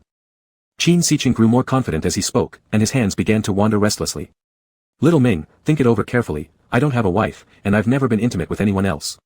My mind and body are pure, and I'm youthful and strong." Luo Ming. Full of nonsense. He grabbed Qin Sicheng's wandering hand. "Marshal, you didn't start out saying things like this." Qin Sicheng froze, then turned around and caught Luo Ming's hand, slapping his own cheek with it. "You're right, lady, slap me again for being wrong. Give me another chance." Luo Ming quickly withdrew his hand and shoved Qin Sicheng away. "Who is your wife?" "You." "Marshal, don't say such nonsense." "I'm not talking nonsense, I'm serious." Qin Sicheng's Adam's apple moved as he stepped forward shamelessly again, pulling Luo Ming's wrist and dragging him into his embrace. Back pressed against chest, their breathing intermingled on the neck. Qin Sicheng's soft kisses rained down on Luo Ming's neck. Luo Ming tried to dodge by retreating his neck to the side, so Qin Sicheng freed one hand to hold him down, preventing him from escaping. "What are you dodging for, lady? Do you have no sense of shame? I want you, not shame." After finishing, Qin Sicheng suddenly bit down hard on Luo Ming's neck, leaving behind an ambiguous mark of teeth, his breath gradually becoming erratic. "Qin Sicheng, let go." "No, unless you promise me not to avoid me starting tomorrow." "You." Seeing that Luo Ming was about to get angry, Qin Sicheng quickly softened his tone. "Don't be angry, don't be angry. I didn't come here to upset you. I just don't want you to keep avoiding me anymore. You won't leave me alone unless you let go of me." "No, I won't let go unless you agree." Luo Ming. Is this guy speaking human language? "Alright, I won't avoid you. Can you let go now?" Only after hearing this did Qin Sicheng look satisfied, but as he released Luo Ming, he leaned in to steal a kiss on his cheek at the last moment. There was a loud smacking sound, which resonated clearly. Embarrassed, Luo Ming immediately turned around and kicked Qin Sicheng, but this person didn't care. Even if he was kicked, he kept staring at Luo Ming and smiling with a shameless grin. Luo Ming really had no way to deal with such a shameless person. When his foul mouth infuriated him to near death, there was absolutely nothing he could do when Qin Sicheng acted shamelessly. Sighing deeply, Luo Ming thought to himself, but truthfully, his worry for Qin Sicheng made him helpless, and Qin Sicheng's affection toward him caused him to endure any insults and act spoiled towards him. They were both responsible for their situation. The young marshal has reached his goal, now you may leave. Reluctantly, Qin Sicheng allowed himself to be pushed toward the door by Luo Ming. Just as the door was about to close, he stopped it with his foot, turning back and said, "Oh, Xiao Ming, remember to leave a door open for me at night from now on. Get lost." With a bang, the door was instantly slammed shut. Qin Sicheng sighed, regretting his sarcasm. When Xiao Ming first asked if he wanted protection, he should have agreed then, maybe he'd have tasted victory by now. Now he had angered him instead, not only causing Xiao Ming to lose his temper but also refusing to leave a door open for him. The next day, Qin Sicheng went downstairs for breakfast. He saw Luo Ming sitting at the dining table and only then did his heart relax. He walked towards Luo Ming, pulled up a chair and sat beside him. Unable to control himself, he began some playful antics under the table. Luo Ming's face turned red again, gripping Qin Sicheng's arm and whispering fiercely, "If you keep this up, I'll stop eating." Qin Sicheng sullenly retracted his hands and feet, ignoring the gazes of others and continuously serving dishes to Luo Ming with his chopsticks. "Eat more." Qin Jinxiu tried hard not to laugh and also served some food to his mother-in-law. "Mom, eat more." By noon, Luo Ming carried his pocket watch and set off to find a clock shop. The pocket watch left to him by his father was broken, but its structure was extremely intricate, and he couldn't fix it wherever he went. Today, after asking Qin Yuan, he mentioned there was a very famous repairman on Laoqing Street in Jiangbei. Although he was old, he was knowledgeable and well-traveled. So Luo Ming headed to Laoqing Street and searched for this master craftsman. The master craftsman took the pocket watch and examined it, uncovering some insights. "Young man, this pocket watch is not easy to disassemble." The master stroked his beard as he continued, "I have seen a pocket watch like this once. It doesn't tick not because it's broken, but because it's intentionally constructed this way to commemorate a certain time. Are you sure you want to disassemble it?" Upon hearing this, Luo Ming seemed to have an idea. He retrieved the watch and said, "Thank you, master. No need to disassemble it then. Can you tell me when you saw a similar watch before? At that moment, gunshots rang out on Louching Street, causing the crowd to scatter in panic. Not knowing what was happening, Luo Ming was pulled into the shop by the old man, who promptly closed the door. When the commotion had died down, Luo Ming thanked the old man and prepared to leave. Just as he stepped outside the door, someone threw their arms around him, carrying a strong scent of blood. You scared me to death. Thank goodness, you're all right. Qin Sicheng. Are you injured? The adjutant hurried over. Master Luo, please get the young marshal into the car immediately so we can find a doctor to treat his wound. There's no use arguing with him.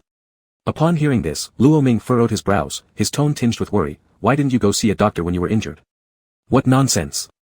Qin Sicheng replied, all right, I'll go now, but you have to come with me. The adjutant sighed quietly. After getting into the car, Luo Ming learned the full story from the adjutant. Qin Sicheng returned home and, realizing that Luo Ming was not there, darkened his face and went straight to Qin Yuan, angrily demanding that his father hand him over. After being reprimanded by his father, he was told that Luo Ming might have gone to Louching Street. Qin Sicheng hastily led a group of people to search for him. Upon arrival, they encountered armed bandits firing guns on Louching Street, resulting in many casualties. Fueled by anxiety, Qin Sicheng recklessly charged forward with a gun, killing all the bandits. However, due to his impatience, he sustained an injury. His companions and subordinates tried to lead him to a place to treat his wounds, but he shouted at them and refused, insisting on searching for Luo Ming. When he noticed one of his men searching among the corpses, Qin Sicheng erupted in anger, yelling that they should be looking for a living person, not dead ones. He acted like a madman, lashing out indiscriminately at those around him. Qin Sicheng had been shot in the abdomen, and blood seeped through his military uniform. But even while having the bullet removed, he held tightly onto Luo Ming's hand. After his wound was treated, he noticed that Luo Ming's eyes seemed slightly red-rimmed. Qin Sicheng, next time, could you not act so rashly? I am an adult and know how to protect myself. It's a minor injury, I won't die from it. Minor injury? What minor injury? The doctor said you would have been in grave danger if you'd arrived any later. I understand now, I will tie you to my belt so that you can prevent me from acting rashly in the future. Qin Sicheng lifted Luo Ming's hand and kissed it gently, asking, Little Ming, for all these years, no one has ever made me care about them as much as you do. Will you become my young lady marshal? Before Luo Ming could respond, Qin Sicheng quickly interrupted him. If you agree, I will formally marry you. If you don't, I'll pick a day to force the matter and take what I want first. Luo Ming. Chapter 101, The Little Actress Becomes the Young Marshal's Fake Concubine, 07. Luo Ming looked at Qin Sicheng and sighed helplessly. With everything said to this point, what else could he do? Besides, in such chaotic times, one might lose their life unexpectedly at any moment. Since the two loved each other, they should cherish every moment spent together. I understand, I'll agree with you, and give you no chance to seize things by force. After hearing that, Qin Sicheng became so excited that he tried to get up from the bed, but when exerting force, he pulled at his wound. The anesthesia had worn off, and suddenly the pain made him wince. Can't you just settle down, Qin Sicheng? Luo Ming was startled and quickly rushed over to support him as he lay back down. One kiss, and I'll be calm. Seeing that Qin Sicheng still wanted to move, Luo Ming bent down and lightly placed a kiss on his forehead. You weren't saying before that you wanted to listen to a song.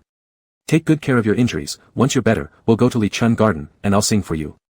Upon hearing this, Qin Sicheng immediately calmed down, lying in bed motionless, afraid of pulling his abdominal injury. Even the action of turning his head to look at Luo Ming was stiff. Does this count as meeting my family? Luo Ming found his movement somewhat amusing. Why not consider it as meeting my in-laws?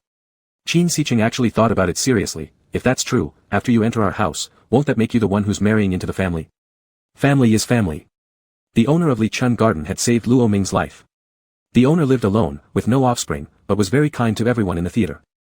After taking him in, he treated him like a son. Even when rumors started swirling, causing a decline in business at the theater, the owner never blamed Luo Ming once, and even when parting ways, instructed him, saying if things didn't work out at the Qin household, he could always return. In Luo Ming's eyes, the owner was the only family he had left, so if he really intended to be with Qin Sicheng, it would only be fitting to let the owner know. Unexpectedly, after this, he probably wouldn't step onto the stage to perform again. Qin Sicheng had never been to the theater, and actually, Luo Ming also had his own intentions. He wanted this person to hear a play properly for the first time, experiencing the atmosphere of the theater, while he himself would stand on the stage. Not long after, the Qin family heard that Qin Sicheng was injured and hospitalized, so they all hurriedly came. However, Qin Sicheng only wanted Luo Ming to stay and attend to him, holding onto Luo Ming's hand and telling them to carry on with their tasks. Seeing his lively appearance, the few people present could tell there wasn't much to worry about, so they put their minds at ease. Before leaving, Qin Jinxiu took the opportunity when Luo Ming went to fetch water, then suddenly turned around and whispered to Qin Sicheng, "Big brother, your move was clever, pretending to be pitiful to charm your future brother-in-law. I admire you." Qin Sicheng. You little brat. Get lost, just leave already. Qin Sicheng often got injured, but gunshots of this level usually just required simple treatment in the hospital before heading home, absolutely no hospitalization necessary, no matter how anyone tried to convince him. There was a doctor familiar with Qin Sicheng in the hospital, who always handled his wounds. He knew this man's stubborn temperament well. Thus, while changing the dressing, he curiously asked, "Young Marshal Qin, why are you agreeing to stay in the hospital this time?" Qin Sicheng raised an eyebrow arrogantly, a hint of pride in his voice. "Qi Bai, have you ever been in love?" Qi Bai was full of question marks. "What, does that have anything to do with this?"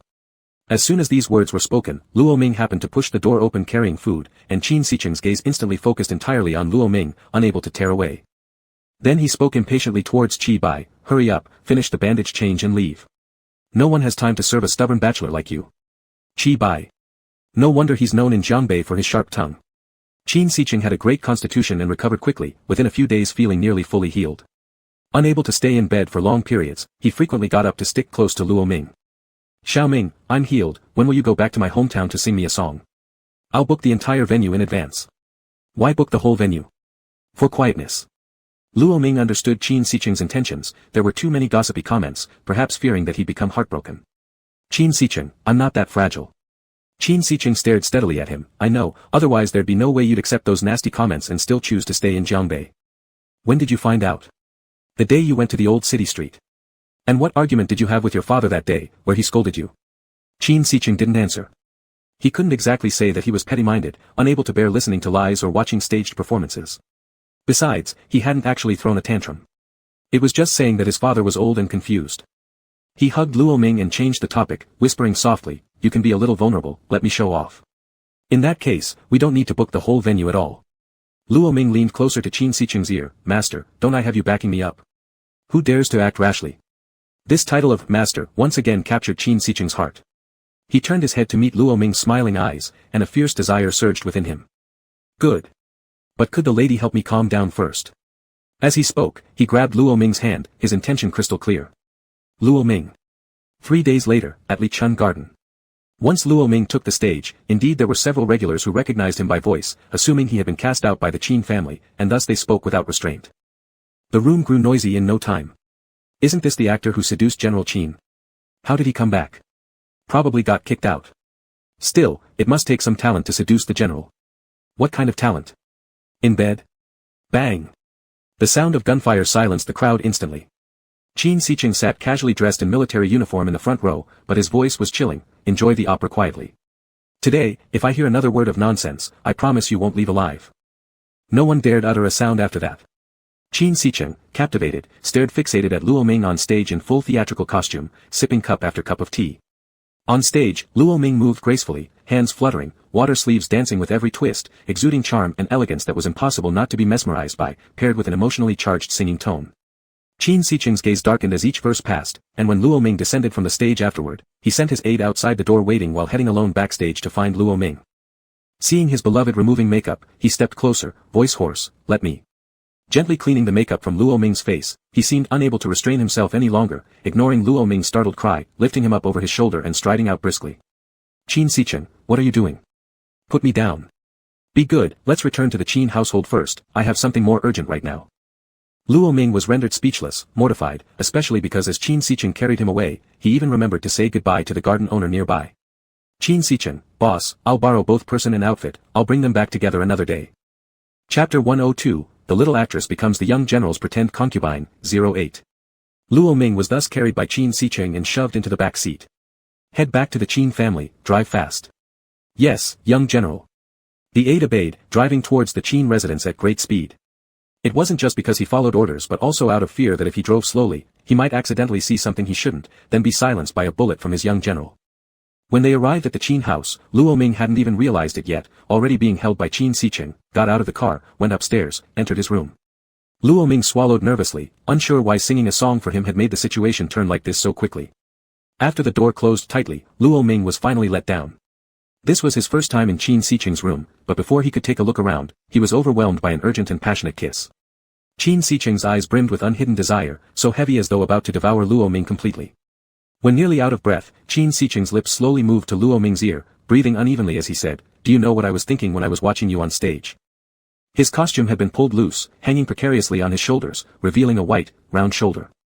I shouldn't have listened to you, there were so many people below, all looking at you. Qin Siqing bit him as punishment, and the next second, Luo Ming was pulled onto the bed. Though the elaborate opera costume remained on, it was disheveled and hardly concealed any allure, breathtakingly beautiful. A storm raged forth, military uniform mixed with opera costume eventually combined in one entangled act of sensuality. No one knows how long it lasted. One person was already exhausted, the other still tireless. The next day, Qin Siqing came again to the Lichuan Opera House. Not only did he not return the costume, but neither did he bring back the performer. He found the opera house owner, his face filled with obvious self-satisfaction evident to anyone. "Boss, Xiao Ming isn't feeling well today, so I've come alone. Yesterday, I accidentally tore the costume, how much does it cost? I'll compensate you."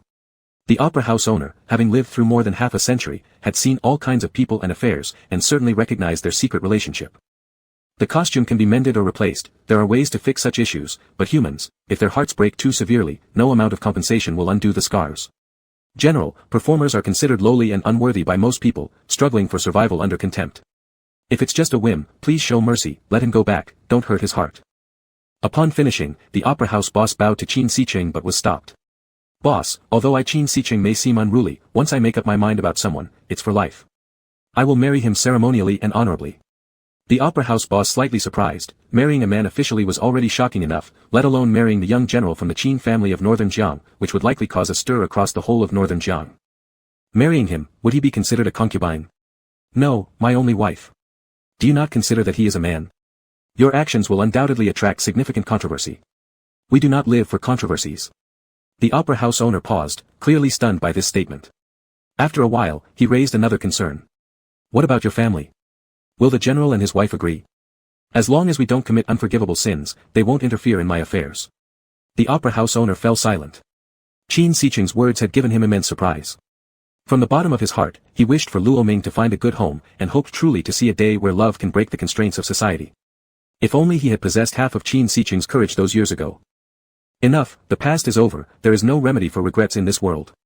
"General, I hope you mean what you say." When Qin Siqing returned, Luo Ming was still asleep. Judging from the appearance, he really tired the other person out badly.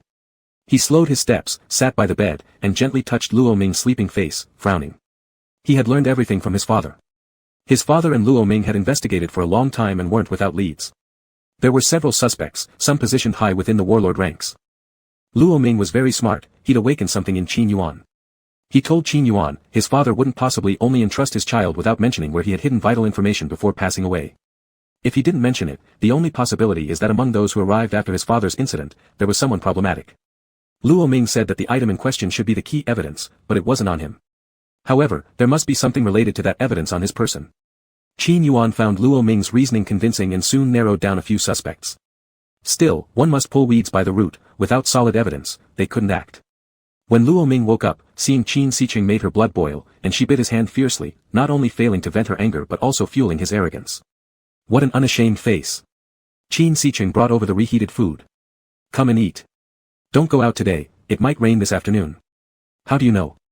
"There's a saying among the common people, morning cotton clouds mean sure rain in the afternoon." "You seem to know quite a lot." As Qin Siqing watched Luo Ming eat by the bedside, he remembered what the opera house owner had said about actors being looked down upon. He suddenly felt like slapping himself. After all, his initial actions carried some undertones of disdain for others. He truly was a scoundrel.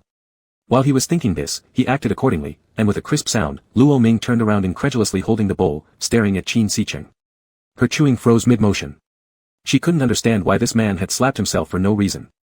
Could it be that he regretted his behavior from last night? Trying to console him, she said, "It's fine, don't slap yourself. Just be careful next time." Qin Siqing's heart melted into mush. How could someone be so kind-hearted? He also recalled the day his sister returned, when Luo Ming had quietly stood by the stairs watching their family reunion. She had been equally considerate then, worried about disrupting their happiness, and had quietly slipped away.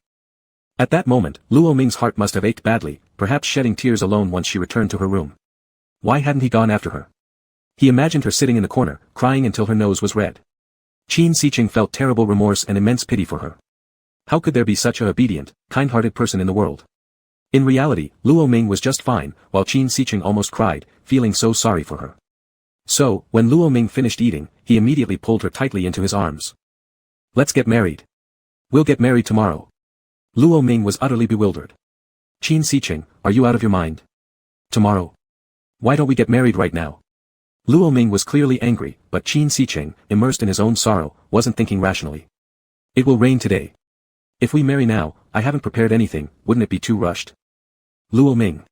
Big brother, you still realize it's rushed? Chapter 103, The Young Lady Becomes the False Mistress of the Young Master, End. Qin Siqing's proposal to get married tomorrow was rejected by Luo Ming, not only because it was rushed, but also because now wasn't the right time. The sky outside the window gradually darkened, indicating an impending storm. It must be said that some folk sayings in the countryside are indeed quite accurate. Luo Ming sat in the chair, staring out the window absent-mindedly. As if fate had its own arrangement, at this very moment, some vague memories suddenly became clear in his mind. Luo Ming suddenly understood why the original owner of this world couldn't die yet. Because he bore a mission and was a key person, his death at Qin Siqing's hand before the mission was completed would cause much confusion. The childhood memories that suddenly resurfaced told him that his father liked to bury important things under the tree in the yard, especially on the eve of rain. The turf could be completely lifted up, buried, and then laid back down, making it hard to detect any traces after a rain shower. Qin Siqing, if the weather is clear tomorrow, accompany me to the temporary residence where my father stayed when he first entered Jiangbei. It was there that something happened to his father. It was rumored that when he first arrived in Jiangbei, instead of staying at an inn, he rented a house. And there was a tree in the yard. Now thinking about it, he must have prepared for the possibility of being murdered. Sure enough, the next day, even before they managed to find Qin Yuan, their whereabouts were discovered by the rebel army, who thoroughly searched that house. Later, when Qin Yuan and his group arrived, father was barely alive. Qin Yuan bought that house and took away all the remaining relics they could find. The second day, the rain had stopped and the sky cleared up. Upon arriving, Luo Ming and Qin Siqing indeed dug up a not-so-large safe from beneath a tree. It was a password lock. Buried under the tree, it was the safest place his father could think of. Qin Siqing said this safe was probably some foreign contraption, impervious even to bullets. At the sight of this safe, Luo Ming immediately realized the significance of the pocket watch. It held the password. After opening it, inside were stack upon stack of files, documenting how General of Jiangbei, with Lieutenant of Jiangnan as his accomplice, secretly harmed the local civilians and how they betrayed the location of the local forces to the enemy warlord. Line by line, column by column, it was all evidence. Having these in his possession explained why the once mighty Luo family collapsed so quickly, and why Luo's father had been pursued all the way to Jiangbei. Luo Ming handed these over to Qin Yuan. With these, the internal rebels would have no escape. Apart from this evidence, Zhang Shu, the servant of the Qin family, did indeed have issues. He was bribed by money and installed eavesdropping devices in the corridor while calling Luo Ming for dinner. It didn't take long for the rebel matter to be settled, but in this turbulent era, warfare wouldn't cease just yet. At least they could let their guard down a little. This event made it to the front page of the newspaper, revealing Luo Ming's true identity, and the rumors were dispelled. Qin Siqing was the happiest. Without those absurd rumors swirling around anymore, his good mood was evident. On that day, he pulled Luo Ming's hand and announced in front of the entire Qin family his intention to marry Luo Ming. Luo Ming was trembling nervously, expecting Madame De to scold him for failing to lure her husband and instead luring her son. Unexpectedly, the elder madam showed no reaction. Pick a good day. Hearing this, Luo Ming looked perplexed. You don't blame me? What do I blame you for? As long as you're not here to drive a wedge between my husband and me, I don't care what my son does. Considering Siqing's nasty temper, girls see him and want to stay miles away. To actually marry someone is already rare. Luo Ming. Suddenly, he remembered a phrase. He hadn't come to break up this family, he'd come to become part of this family. Beside them, Qin Yuan smiled faintly. Isn't that bad temper just like his mom? Madame De, don't blame me either, Qin Yuan. If it weren't for your secrets, I'd be screaming on the street. Let me tell you, when we were young, you promised to marry only me. Don't ever try to give me another mistress causing jealousy. Qin Yuan helplessly replied, I know, I kept it secret because you can't handle anything discreetly. Your face writes all the secrets plainly. Seeing this, Qin Jinxiu quietly pulled Luo Ming aside and whispered, Sister-in-law Xiaohua, I know what you're worried about. Gender doesn't matter. My mom is a well-traveled lady from a wealthy family, and she has an open mind. Besides, I've already talked to her. Thank you. Luo Ming felt moved but wondered, Sister-in-law Xiaohua. What kind of ghost is that? Oh right, he seemed to have deceived this girl into believing his name was Luo Xiaohua. Thus, next, Luo Ming looked utterly confused as the Qin Siqing family discussed what constituted a good day on their calendar. After deciding, Qin Siqing nonchalantly moved Luo Ming's belongings into his own room. The bedding wasn't moved, with the reason being that an about-to-wed couple couldn't sleep in separate beds. Luo Ming reluctantly agreed. However, Qin Siqing didn't leave the bedding in his original room but had it put away by someone else. It was probably to prevent the possibility of Luo Ming not being able to bear him one day and suddenly wanting to sleep separately. In the evening, Qin Siqing happily inspected the new room. Harmoniously, Luo Ming's things were placed alongside his own, and this made him content. So content, after both had showered, he took out several cheongsams. Luo Ming. What the heck? Now he understood why Qin Siking had been measuring him with a ruler those days. He had been planning this all along. He pushed away Qin Siking, who leaned closer and growled through gritted teeth, "No way, don't even think about it. Mrs. This cheongsam is magical, a one-time wear. You should try it." "What's one time?" "It means after you wear it once and take it off, you can never wear it again." Luo Ming smirked sarcastically at Qin Siking and poked his chest. "Do you think I'm so easy to fool? One time my ass. Clearly, some beast has already torn it beyond wearing." Qin Siking looked genuinely disappointed as he actually packed away the cheongsam. "You're truly clever, Mrs. No Deception today then." After he packed it up, Luo Ming relaxed a bit. Some time later, Qin Siking fetched a few bottles of red wine from the cabinet, saying they should celebrate their love journey so far. This time, Luo Ming had no suspicion and drank glass after glass with him until he was completely drunk. As consciousness faded, he seemed to see Qin Siking digging out the cheongsam again, walking toward him. Ultimately, he still fell for this devil's tricks. By September, raising one's head, autumn was already lush. A major event unfolded in Jiangbei, sparking heated discussions among the people. "Have you heard? Young Master Qin is bringing a man into his home." The news has spread wildly. Who in Jiangbei hasn't heard of it? Supposedly, the man is being taken as the main wife. Truly incomprehensible, marrying a man, isn't that disgusting? One person quickly covered the mouth of another. "Shoo, don't talk nonsense. That's young Master Qin we're discussing. Do you want to lose your life talking like that?" The old clock shop master shut his store door, holding the wedding invitation Luo Ming had sent. He sighed at these few individuals. Other people's business, better not discuss too much. Minding your own affairs is more important than anything. As dawn broke, the grand crimson gates of the Qin residence slowly opened. Bright red silk banners were hung high, embroidered with golden double happiness characters. It was time, the grand wedding procession set off. Qin Siking rode on horseback, heading to the Pear Spring Garden to fetch his bride, looking radiant and glowing. His missus must be brought home gloriously, there wouldn't be a shortage of any formalities required. They knew well that acting this way might draw criticisms behind their backs, but with the power and status of the Qin family, no one dared criticize openly in Jiangbei. People could say whatever they wanted privately. Their mouths belong to others, happiness belongs to themselves. Happiness in troubled times is especially rare and precious. Chapter 104, Bringing the Zombie Leader Home, 01. In the year 2126, strange phenomena occurred one after another, signaling the arrival of the apocalypse. An unknown virus spread rampantly, and the stench of death enveloped the entire city. On the streets, growls and wails echoed everywhere, with crashed cars scattered around. People infected by the virus turned into zombies. They wandered aimlessly on the streets, their bodies rotting and oozing pus, emitting a putrid smell. At the sight of living humans, they went berserk and bit ferociously. Survivors called them zombies. The horrors of the apocalypse did not only include the dreadful virus, it seemed as though heaven was giving humanity a way out. Some people awakened extraordinary abilities that could contend against zombies. At this moment, Luo Ming swung a cleaver he had grabbed from beside him and slashed open the head of the zombie lunging toward him in a small supermarket.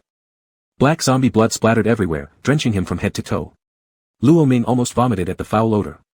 Damn, what kind of monster is this? So disgusting. Zombie, host, you're really courageous. The original host was an otaku who lived alone and seldom went out. As a result, he always stocked plenty of fast food at home. It was precisely because of this that he managed to survive even after the apocalypse began. But food supplies were limited. After finishing the last of his food, driven by hunger, the original host summoned up his courage and ventured out with a cleaver. He was quite lucky. When descending the stairs, all the wandering zombies had inexplicably vanished. He successfully infiltrated the supermarket downstairs, but upon locking the door behind him, he realized there was a hidden zombie lurking in the corner. It was the same zombie whose head Luo Ming had crushed earlier. Speaking of the antagonist, he should be referred to as the zombie leader. His appearance was almost indistinguishable from normal humans, and unlike other zombies, he did not feed on humans but instead consumed the crystalline nuclei within zombie brains. He appeared to have spontaneously materialized with the arrival of the apocalypse. A group of humans found him standing quietly, gazing at the sun, which had turned crimson, deep in thought. Strangely, no zombies were present around him. The group of humans mistakenly believed him to be just another survivor of the apocalypse and kindly brought him back to Linchuan Base, one of their human strongholds.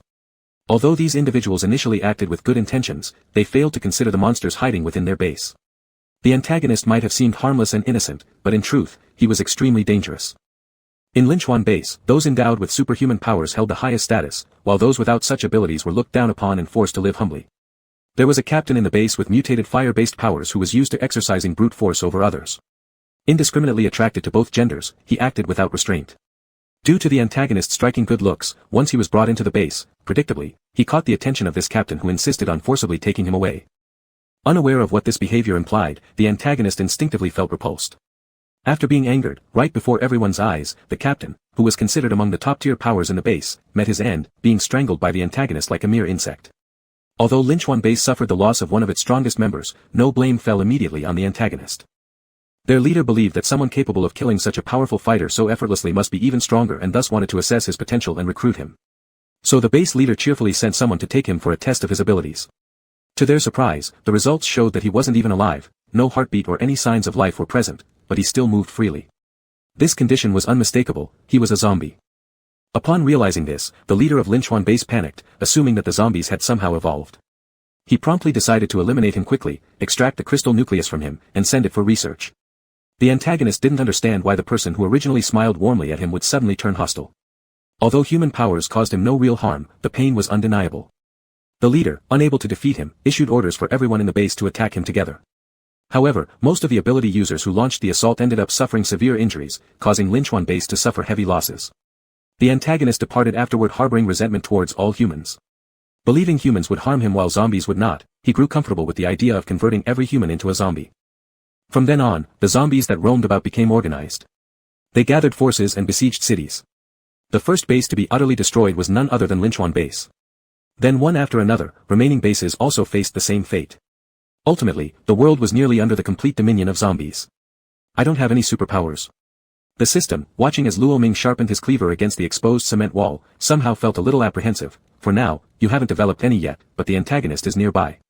You'll meet him as soon as you step outside. Luo Ming weighed the sharpened kitchen knife in his hand, pondering the possibility of preserving consciousness while turning into a zombie. Host, be careful. Our body is not like the antagonist's. If we turn into a zombie, it means death. Alright. Luo Ming filled his backpack with food and water from the small supermarket, then picked up the sharpened kitchen knife to look for the antagonist. This posture could easily be mistaken as though he were going to split the antagonist's head open. After the apocalypse, the sun hanging in the sky had taken on an eerie red hue, and its light caused some plants and animals to mutate. In this neighborhood where Luo Ming was, there were basically no more living humans, only roaming zombies. But today, perhaps because of the antagonist's approach, the environment that was usually full of growls became unusually quiet. Luo Ming didn't walk far before he saw a teenager standing under a tree, slightly tilting his head to stare at the sun. The teenager had a slender build, and under the sunlight, his skin was so white it appeared almost translucent, yet his hair remained pitch black. Longer strands draped down, a few covering his eyebrows. After Luo Ming approached, the teenager seemed to sense something, withdrawing his gaze and turning his head toward him with deep, inquisitive eyes. Hello. Luo Ming tentatively greeted him. The teenager tilted his head, mimicking Luo Ming by moving his mouth silently, then said a word, hello. Luo Ming fell silent for a moment. This guy couldn't even speak properly yet. A clean slate, wasn't he? That meant he'd have to raise a child. In the apocalypse, raising the leader of the zombies, who also knew nothing about the world, and who was supposed to be his husband. At this thought, his smile gradually twisted until the sight of the teenager frowning slightly made him pull himself together. Realizing the antagonist had no name, Luo Ming paused briefly and decided this person, this undead, should take his surname. Luo Ming pointed at himself, Luo Ming. Then he pointed at the teenager, Luo Xiaosang. Sang, for zombie. It was straightforward, simple but effective, and catchy. He really was a genius at naming things. The system remained speechless. Who gave him this confidence? Seemingly understanding what Luo Ming was saying, Luo Xiaosang touched his own chest, Luo Xiaosang. Luo Ming nodded enthusiastically, yes, very smart. Your name is Luo Xiaosang. Then he pulled out the zombie crystal core he obtained from the small supermarket, wiping it clean on his clothes before handing it over as a reward to the teenager standing in front of him. Upon receiving it, the dark eyes of Luo Xiaosang momentarily flashed a crimson red akin to the sun in the sky, but quickly returned to normal. He murmured quietly, Luo Ming. I'm here. It's dangerous outside, come home with me. After finishing, without caring whether Luo Xiaosang understood or not, he grabbed one hand of the zombie leader, holding his trophy, a blood-stained cleaver, in the other as they walked back. Chapter 105, Bringing the Zombie Leader Home, 02. Luo Xiaosang's body temperature was lower than normal, and his hands were ice-cold. He was led by a warm hand, which made him frown. Although he felt strange, he could tell that the person in front of him had no ill intentions, so he didn't resist. He allowed Luo Ming to lead him inside the building. Luo Ming's home was on the 5th floor, and since he lived alone, it wasn't very big, just a simple one-bedroom apartment. After the apocalypse began, the water and power in this neighborhood stopped after a few days. Fortunately, the previous owner was smart enough to cut open several drinking water buckets, tie them with ropes, and hang them outside the balcony, collecting plenty of rainwater. It was good for washing your face or other basic needs. After entering the house, Luo Ming hastily took off his clothes, which were stained with zombie blood. Disgusted, he picked up the clothes, intending to just throw them out the window. But then he thought that there were so many zombies outside, they couldn't stay in the neighborhood forever, and inevitably would get splattered again, so he hung the clothes outside on the balcony as well. If you save, you can use them after it rains. After hanging the clothes, Luo Ming glanced down at the zombies that had originally left but were now returning aimlessly, though not in great numbers. Since entering the house, Luo Xiaosang had been following behind Luo Ming, taking a step whenever Luo Ming did, seemingly lost in thought. After tidying himself up, Luo Ming turned around and looked at Luo Xiaosang behind him, sighing that this was indeed the leader of the zombies, clean and neat, without any trace of the usual disarray of the apocalypse. He tentatively spoke, "Luo Xiaosang." The young man in front of him tilted his head toward him, as if asking what was needed. Strangely cute. Luo Ming coughed and decided to test if the zombie remembered his name. Apparently, it was remembered. He also brought out some paper and pens, along with some books in the room, intending to teach Luo Xiaosang how to speak and recognize characters properly. Otherwise, communication would be an issue. Luo Xiaosang was very smart and basically remembered the characters at first glance, leading Luo Ming to make significant progress. Then, he fell asleep with a sense of achievement. Some people get drowsy when they pick up a book, which described Luo Ming accurately. Gradually, the sun set, and the light began to slowly fade, making the room dim. Due to the uncomfortable sleeping posture, Luo Ming woke up with a sore neck, only to see Luo Xiaosang still reading the novel he had pulled out. Furrowing his brows, it was clear he had encountered words he couldn't understand. He went over and closed the book in Luo Xiaosang's hands, seeing the young man's confused gaze turn toward him as he explained while gesturing. "The light is too dim, it's bad for your eyes. Let's go back to bed." The young man lowered his gaze and nodded. There was only one bed, and the two lying down were somewhat crowded, inevitably touching each other. When Luo Ming turned over, he touched Luo Xiaosang's hand, which was icy cold. In a half-sleeping state, forgetting that Luo Xiaosang's body temperature was naturally lower, he instinctively held his hand and placed it on his stomach, covering it with clothing. And muttered, "Warm it, it'll heat up." Luo Xiaosang's fingers twitched, as if scalded. He slowly opened his eyes, devoid of any sleepiness. His gaze was fixed on the unsuspecting face in front of him, recalling the patient and gentle voice when this person taught him to speak. It made him instinctively want to get closer. Moreover, he now had a name, Luo Xiaosang. In the coming days, Luo Ming spent his daytime teaching Luo Xiaosang characters. In the evening, he would go out to collect a few crystal cores and then move food and water from the mini supermarket. Crystal cores were quite easy to obtain, those zombies were like fools. Later, some even started colliding with trees on their own. No one had to guess who tampered with them. A few nights later, Luo Xiaosang had finished reading the novels Luo Ming had pulled out and was now almost able to communicate normally. In the evening, he wanted new books and wished to learn more about the world, but there were only so few in the house. Luo Ming had emptied out the supermarket today after multiple trips, feeling utterly exhausted. Struggling to stay awake, he lifted his heavy eyelids and said to the young man standing before the bed, "Be a good boy. I'll go to the bookstore tomorrow to get you more books." "Bookstore." Luo Xiaosang mumbled under his breath. After Luo Ming fell asleep, he pushed the door open and walked out. The next morning when Luo Ming woke up, the scene before him nearly shocked him speechless. The living room was piled high with various books, and Luo Xiaosang was sitting on the ground flipping through a 5-year college entrance exam preparation guide. Luo Ming. This must be a dream. It has to be. He pinched his own thigh. It hurt, so it wasn't a dream. Goodness, are zombies going to take college entrance exams now? Shaking his head to clear the ridiculous thought, he walked closer to Luo Xiaosang. "Luo Xiaosang, where did you get all these books?" Luo Xiaosang replied without taking his eyes off the books, "The bookstore." "How many have you read?" "Half." This half wasn't referring to half of one book, it was half of all the books he had brought back. Now that there were no communication barriers, Luo Ming gave Luo Xiaosang a big thumbs up, "Awesome." Luo Xiaosang furrowed his brow slightly, not quite understanding this comment. "What do you mean?" It means I'm praising your intelligence." Upon hearing this, Luo Xiaosang looked at Luo Ming with a blink or two and said, "You're called Luo Ming, I'm called Luo Xiaosang, so we are." After pondering for a moment, Luo Xiaosang continued, "Our family." Luo Ming had originally wanted Luo Xiaosang to call him husband, but worried he might find it offensive and end up strangling him instead. So he swallowed his original words and substituted them. "Yes, I am your distant cousin. Call me uncle." The antagonist looked barely an adult, whereas the host character was already 27. The age gap made calling him uncle very reasonable. As for husband, that could wait until later, when he would deceive him under the pretense of simplicity to restore his masculine pride. Uncle. Knowing the situation of the antagonist, Luo Ming easily fabricated a story. "Yeah, you don't remember me, but your parents entrusted you to me that year. Luo Ming babbled on and spun an elaborate tale, crafting a very tragic backstory for Luo Xiaosang. Including deceased parents, separated relatives, and his own amnesia after being bitten by a zombie. Even Luo Ming himself was almost convinced by his lies, wiping away tears before declaring passionately, "Xiaosang, even if you're no longer human, your uncle will protect you." Though the system had witnessed Luo Ming's talent for fabrication before, it still couldn't help but admire this particular masterpiece. Luo Xiaosang stood up and raised a hand to wipe away Luo Ming's tears. A tear clung to his index finger, and he stared down at it, his expression dark and unfathomable. For a long time, as Luo Ming was struggling to force out more tears, Luo Xiaosang finally met his dramatic gaze with a tone devoid of any fluctuation. "That's how it is, then." Luo Ming assumed he believed it, and quickly embraced him, not because of any emotional build-up, but because his real tears were drying up. "Nephew." After a long pause, Luo Ming let go of him and earnestly advised, "Xiaosang, in your condition, apart from your uncle, you mustn't let anyone else know. People can be deceitful, and you shouldn't trust outsiders." "I understand. I'll only trust my uncle." And with that, Luo Xiaosang nodded obediently. Luo Ming tiptoed to rub Luo Xiaosang's head, sighing softly. He really is naive. Chapter 106, Bringing the Zombie Boss Home, 03. Thick clouds covered the horizon, like dark ink strokes in a painting, layer upon layer without a speck of light.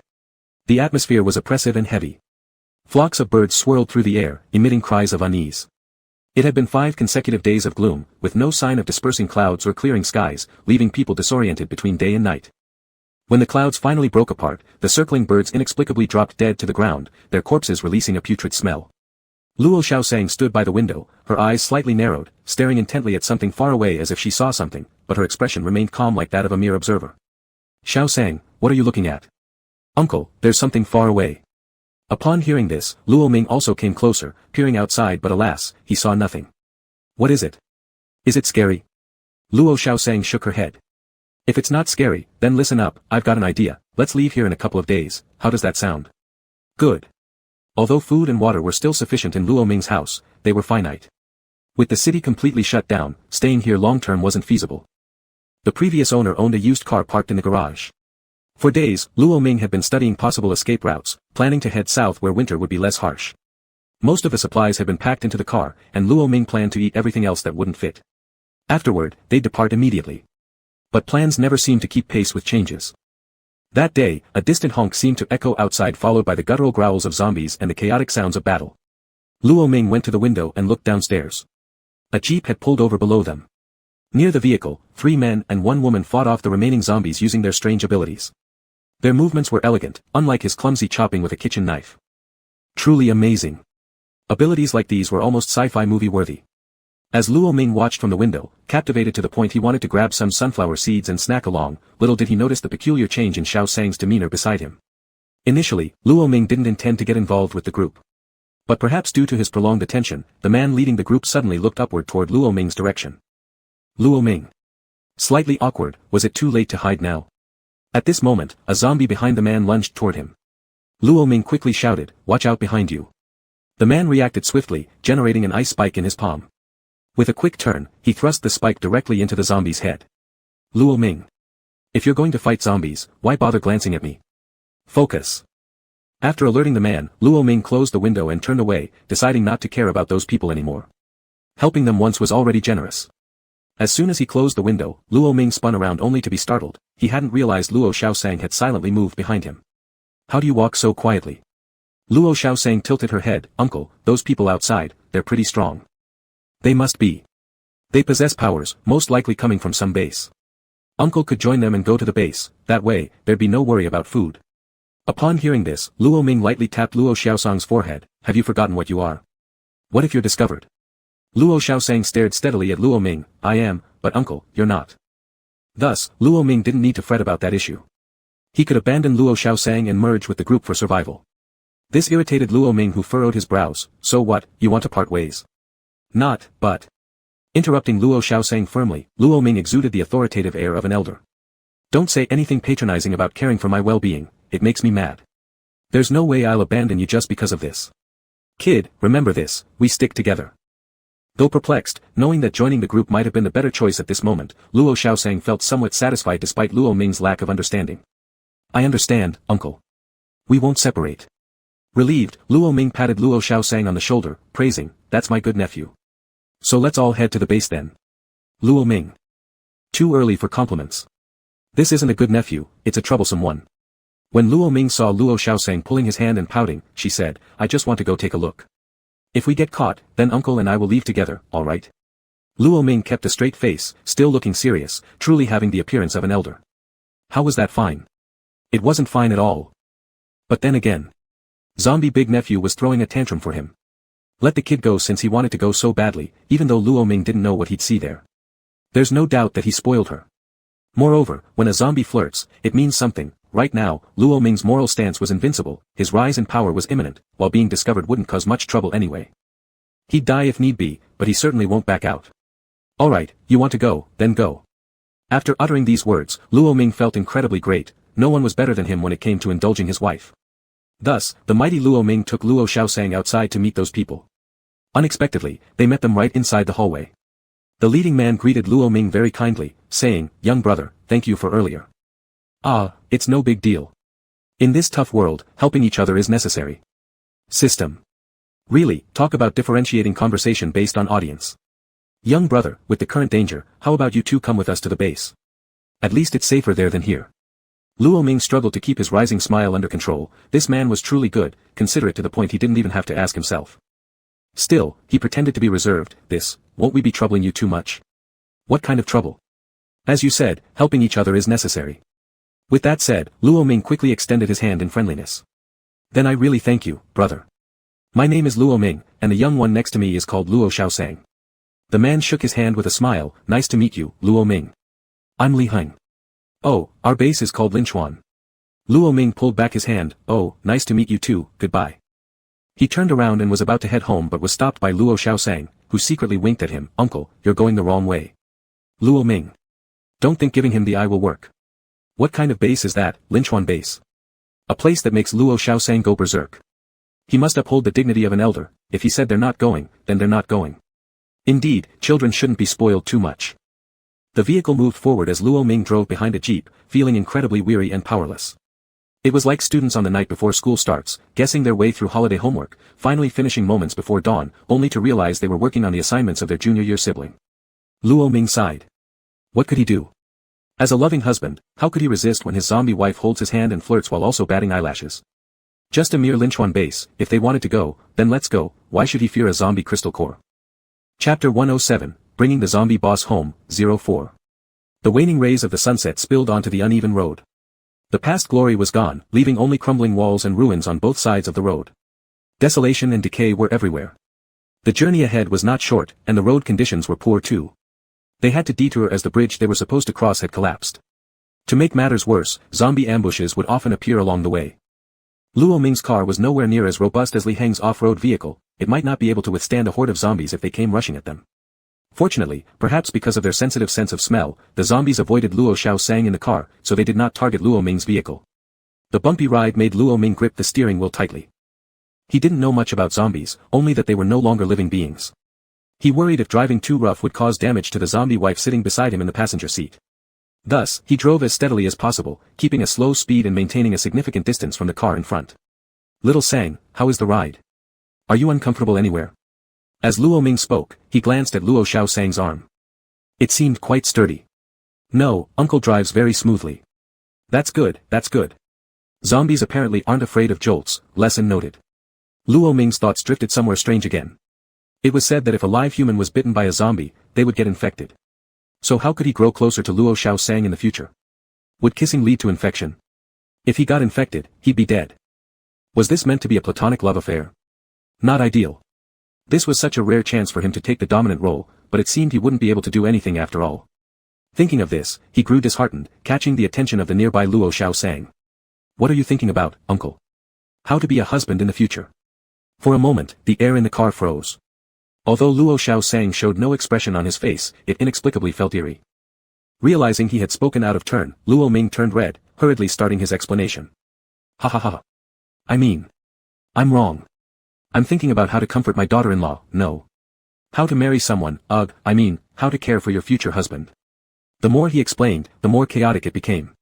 Noticing Luo Xiaosang's increasingly strange expression through his peripheral vision, Luo Ming quickly shut up, too scared to say another word. Ugh. I'll stop talking now, and we can argue later. Embarrassed enough to die. Is Uncle thinking about finding me an aunt? Luo Ming shook his head frantically, on the verge of tears, his mental state shattered. No. He wanted his nephew to become his daughter-in-law, but he didn't dare say so, fearing he'd get strangled if he mentioned it. After all, the example of that hot-headed man from Linchuan base was still fresh. A flicker of discontent flashed in Luo Xiaosang's eyes. Uncle, this is not the right time to talk about love and romance. Luo Ming nodded furiously, affirming what Luo Xiaosang had said. Suddenly, a loud noise shattered the awkward silence inside the car. Li Heng's jeep up ahead seemed to have crashed into something, its body violently shaking as though it was almost about to overturn. It barely stabilized and stopped at the side. Luo Ming hit the brakes and stopped the car.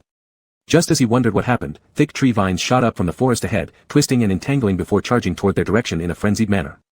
It looked terrifying indeed. Li Heng's group managed to narrowly dodge the attack with a sharp turn, causing the tree vines to miss. They left deep pits in the ground where they landed. Had they been hit, it would likely have resulted in instant death. The group got out of the vehicle and started battling the vines using their individual powers. Furrowing his brow, Luo Ming watched from a distance. The tree vines hadn't yet shown any intention of attacking their car, probably since fewer species would abandon close targets for ones farther away. Observing the situation, Luo Ming noticed that the ground ahead was strewn with carcasses, animals, humans, and even zombies. Clearly, these tree vines were far more dangerous than the zombies. Li Heng and his team were struggling immensely against them, prompting Luo Ming to frown as he thought over possible strategies. He possessed no special abilities, merely an ordinary person. Rushing in blindly would just be a waste of a life. But looking at the current predicament, it seemed unlikely Li Heng's team would emerge victorious. Beside him, Luo Xiaosang remained calm, glancing briefly at the vine fight before losing interest. Instead, he turned his head to fixate on Luo Ming. Seeing Luo Ming frown and seemingly have no intention of abandoning the others and fleeing, his mood worsened further. He spoke up to remind, "Uncle, we can escape while we still have the chance." Uncle didn't abandon him, nor did he forsake the other people, treating everyone equally. Annoying. Luo Xiaosang's gaze slightly narrowed. The tree vines ahead grew even more restless. Luo Ming pulled a lighter from the pocket of his shirt, flipping open the cover with his thumb to produce a crisp sound. Although he had no special abilities, he knew what plants feared most. "If we don't run, that mutated plant's crystal core could be very beneficial for you." Luo Xiaosang blinked in surprise, and his mood instantly improved a little. "There's spare gasoline in the back seat. Xiaosang, when I drive close to that tree, you take your chance and splash the gasoline on the branches and trunk of the tree." Trees were afraid of flames. Among Li Heng's group, there was no one with fire-based abilities who could control the mutated tree, but Luo Ming had gasoline and a lighter. Li Heng's ability could generate ice, so they wouldn't have to worry about losing control of the fire after it was lit. Got it. After getting hold of the gasoline, Luo Ming floored the gas pedal. The car sped forward toward the mutated tree. The closer the vines got, the wilder they became. However, every time they were about to fall onto Luo Ming's vehicle, it was as if they'd been paused for an instant. Luo Ming didn't even need to evade, driving straight through until reaching the target. Luo Ming. He had originally intended to show off some cool car tricks to impress his zombie nephew.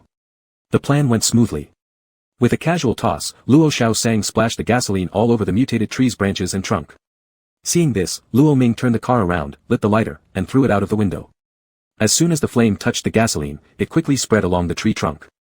Over there, Li Heng and his team were no match for the tree. They were soon entangled by the vines, unable to move, and felt utterly desperate. At some point, the vines inexplicably retracted. After collapsing to the ground, all they could see was a sea of flames that reddened half the sky, consuming all the tree vines. They were just pondering when suddenly, a car emerged from the firelight, like a savior born from this apocalypse, stopping right in front of them. "Are you all okay?"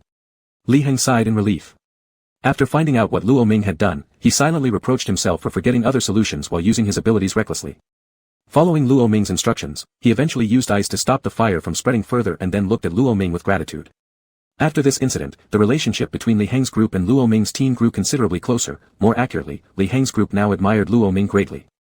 Almost anything Luo Ming suggested, they followed without hesitation, like devout followers. As the sky grew darker, everyone was exhausted. Since there were no signs of zombies nearby, they decided to rest for the night and continue the journey tomorrow.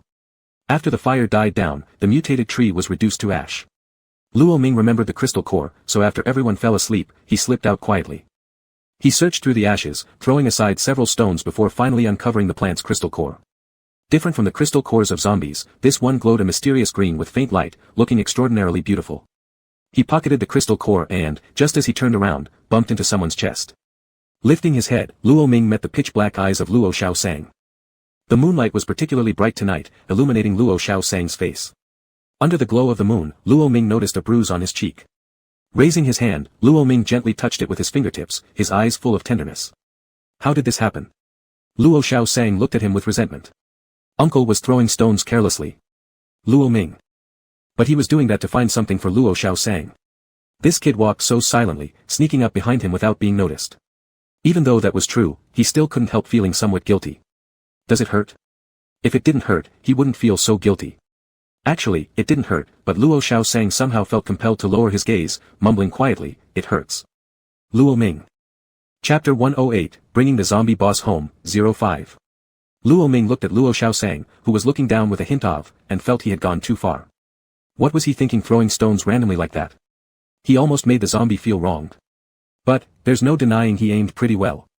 Luo Ming took out the crystal core from the mutated plant. In fact, he intended to use the crystal core as candy to soothe the child. However, his words came out strangely. Or, you can wait a bit before feeling pain, have this crystal core first. The crystal core glimmered in his palm, looking beautiful and very captivating. Zombie crystal cores are useless for humans, but because they look nice, some people like to collect them. Compared to the beautiful crystal core, Luo Xiaosang was more concerned about the dirt on Luo Ming's hands. Uncle's hands are dirty. Luo Ming thought he was being rejected and was about to withdraw the crystal core, but unexpectedly, Luo Xiaosang grabbed his hand and pulled him back towards their car. Once they reached their vehicle, Luo Xiaosang took out a bottle of water and carefully cleaned the ash and dust particles off Luo Ming's hands. Luo Ming was deeply moved. Luo Xiaosang usually cared so much about cleanliness, yet didn't mind cleaning up his pitch-black claws for him. Not only did he not reject him, but he also took the initiative to clean up for him. What a good little zombie, what a great big nephew he has. Such a nephew should only exist in heaven, how often does one get to meet one on earth? After cleaning up, Luo Ming became somewhat shy. Xiaosang, does your face still hurt? Luo Xiaosang shook his head obediently, no, uncle, it doesn't hurt that much now. Which meant it still hurt a little. This child understood things so well, making Luo Ming feel even guiltier. Human medicine might not be effective on zombies, but he still let Luo Xiaosang sit in the passenger seat and applied some ointment to him. Just as he was about to take his hand back, Luo Xiaosang tilted his head curiously and asked, Uncle, I read in a children's book that if you blow on the wound, it won't hurt anymore. Can you blow on my wound? Luo Ming chuckled hearing this. Children's book, yes, he had seen Luo Xiaosang reading such educational comics at his small house before. Traditional methods parents used to soothe children, the zombie was indeed curious about everything and wanted to practice all kinds of things. Alright, Uncle will blow on it. Let's see if it helps. After saying that, Luo Ming bent down, bringing his lips close to Luo Xiaosang's cheek and gently blew twice onto the bruise. How's it now? Does it help? Luo Xiaosang touched his own cheek, complex emotions swirling, feeling quite amazed. Warm, itchy, as if it tickled right into his heart that had never beaten.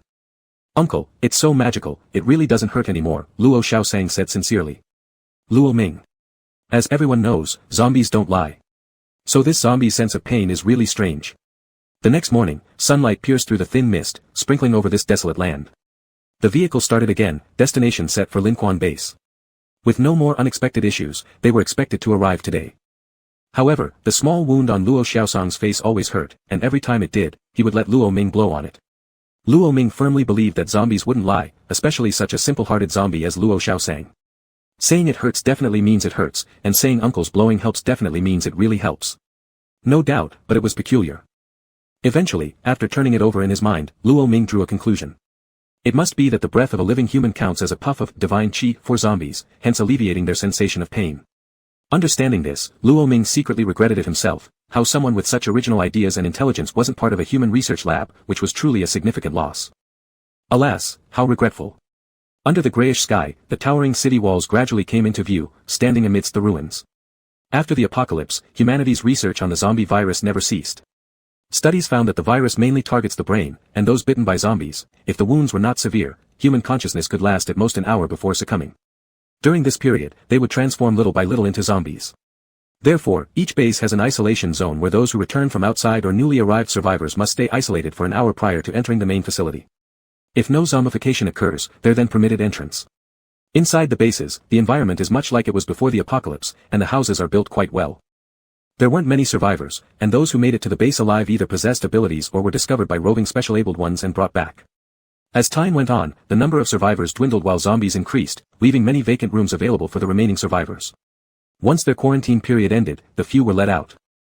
Li Heng was considered a formidable individual within the base who could make decisions. He had originally chosen two relatively spacious rooms for Luo Ming and Luo Xiaosang. But Luo Xiaosang refused, he wanted to live with Luo Ming. It made sense. Even though there were enough empty rooms, it wasn't necessary to waste resources if they could live together.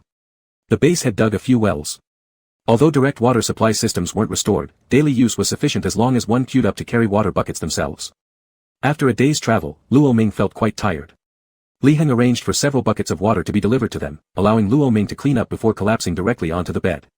Luo Xiaosang sat by the bed and looked at Luo Ming pensively, asking, "Uncle, is this base good?"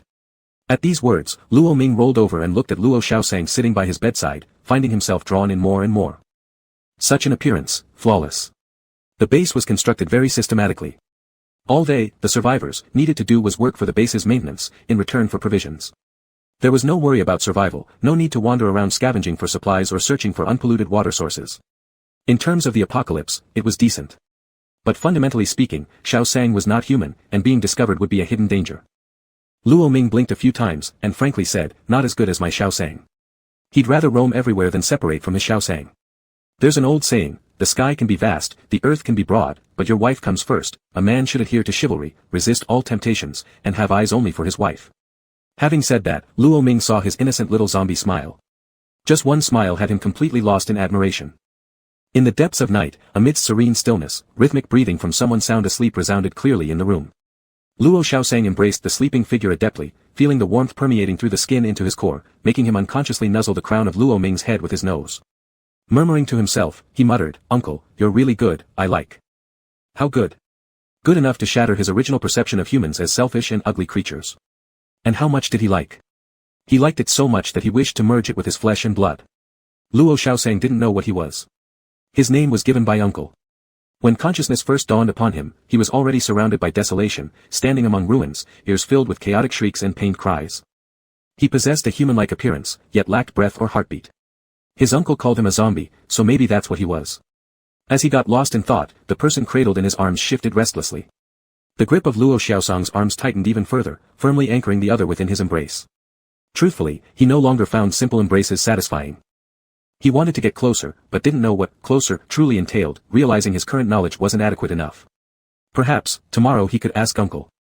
Chapter 109, Bringing the Zombie Leader Home, 06.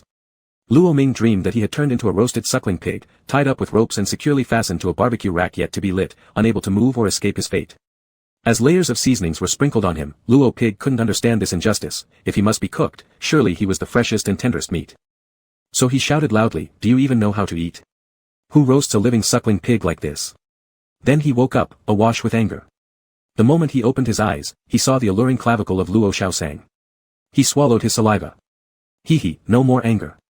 Luo Ming revealed a doting smile, pretending to be still half asleep as he nonchalantly nuzzled her collarbone with his cheek. Wasn't this sweeter than being roasted? "Uncle, you're awake." Before Luo Ming could get enough, entranced by beauty, he started babbling nonsensically, not awake, still half asleep, let me kiss." He didn't finish his sentence, his momentarily malfunctioning brain snapped back to reality. He sat up abruptly, cleared his throat, and gravely said, "Good morning, Xiaosang." Luo Xiaosang looked at him in confusion, then sat up too, touching his own collarbone while asking Luo Ming, "What did you want to kiss, uncle?" "Nothing, you heard wrong." After a simple breakfast, there was a knock on the door. Li Heng stood at the entrance, saying he would take them to familiarize themselves with the base first and pick up some supplies along the way. Luo Ming had no objections and casually asked another question, "Brotherly, does our base have any place dedicated to scientific research and experiments?" "Of course we do, why do you ask?" "To be honest, I am a talented researcher and I would like to try out the laboratory." Hearing this, Li Heng looked at Luo Ming with surprise and admiration. "I wouldn't have guessed it, so you previously worked in research?" Luo Ming shook his head. "Then, are you an assistant to researchers?" Luo Ming shook his head again. After a pause for thought, Li Heng suddenly realized, "I get it now, you must have graduated from one of the famous experimental universities." "That's great. Our base's laboratory happens to need talents." "Lu Gu, I attended a junior college." "Then, your major is related to scientific research?" "This. Not quite, I studied tourism management." Li Heng choked, speechless. The system couldn't bear it anymore and commented sarcastically. "How can you even say that aloud? Claiming to be a scientific talent makes me embarrassed on your behalf, oh my dad." Luo Ming wasn't focusing on the system's sarcasm. He arched an eyebrow, "So doesn't that mean I've got a great big nephew, and now a great big son too?" "The system." Seeing Li Heng's troubled expression, Luo Ming patted his shoulder. "I'm just kidding, brotherly, aren't we supposed to tour the base together? Let's go." Although he felt he had a natural talent, his limited experience made the claim about scientific research sound absurd. He understood but still wanted to mock himself. It's a waste of talent. The base radiated both a high-tech atmosphere and a sense of daily life. People without abilities were busy earning basic food and daily necessities through their labor. Those with special powers were tasked with maintaining base security and going on missions outside. They were highly valued within the base, the stronger their powers, the higher their status, and the better resources they received. This made sense. After all, missions outside involved significant danger, and a single mistake could cost someone their life. But bullying others due to one's strength went too far, like Fireman. Luo Ming expected to bump into Fireman that day. He was ready to deliver a kick that would transform the man into a eunuch, but surprisingly, they hadn't crossed paths all morning. On their way back, Luo Ming remained puzzled. It didn't make sense. Didn't Luo Xiaosang originally meet Fireman at this time, only to be teased and provoked, leading to a violent explosion and choking him to death on the street? How come everything went smoothly all morning? It didn't add up. As he was wondering, a group of guards rushed hastily toward the residential area, armed with guns, an obvious sign that something serious had happened. Luo Ming casually stopped a passerby, naturally stealing a handful of sunflower seeds from his hand, giving a few to Luo Xiaosang. While cracking sunflower seeds, he casually asked, "Brother, what's going on here?" Li Heng, who was just about to reach for the seeds, stared in silence. Hearsay Zhou Tong transformed into a zombie in his own room. Who's Zhou Tong? Are you new here? Luo Ming nodded. A passerby slapped his thigh and seemed very angry when mentioning that person. This Zhou Tong, turning into a zombie, is truly deserving. Relying on his strong paranormal ability and the leader's favor, he practically didn't treat us normal people as humans, and went around to harm good-looking young men and women. As he spoke, he saw Luo Xiaosang beside him and sighed, "Fortunately you've just arrived. Otherwise, the youth behind you would have been in trouble, surely taken away and tortured by that Zhou Tong." Luo Ming now understood. Zhou Tong should be that fireman who had turned into a zombie. Huh? No, it doesn't make sense. Why did he become a zombie? Luo Ming hurriedly called out to the system, "System, Fireman has turned into a zombie." He's already dead. What happened? I don't know either, I find it strange too. Oh, you don't know either, then it's fine. One less troublemaker, hooray for all. After Zhou Tong became a zombie, he was quickly dealt with by the people in the base. This news spread, and almost everyone was happy. It felt like heaven had opened its eyes and removed this poison tumor. The leader took this matter very seriously. He had lost a powerful subordinate and immediately sent people to investigate. How could a perfectly fine psychic suddenly become a zombie in the base? It raised suspicions of foul play. But the investigation bore no fruit.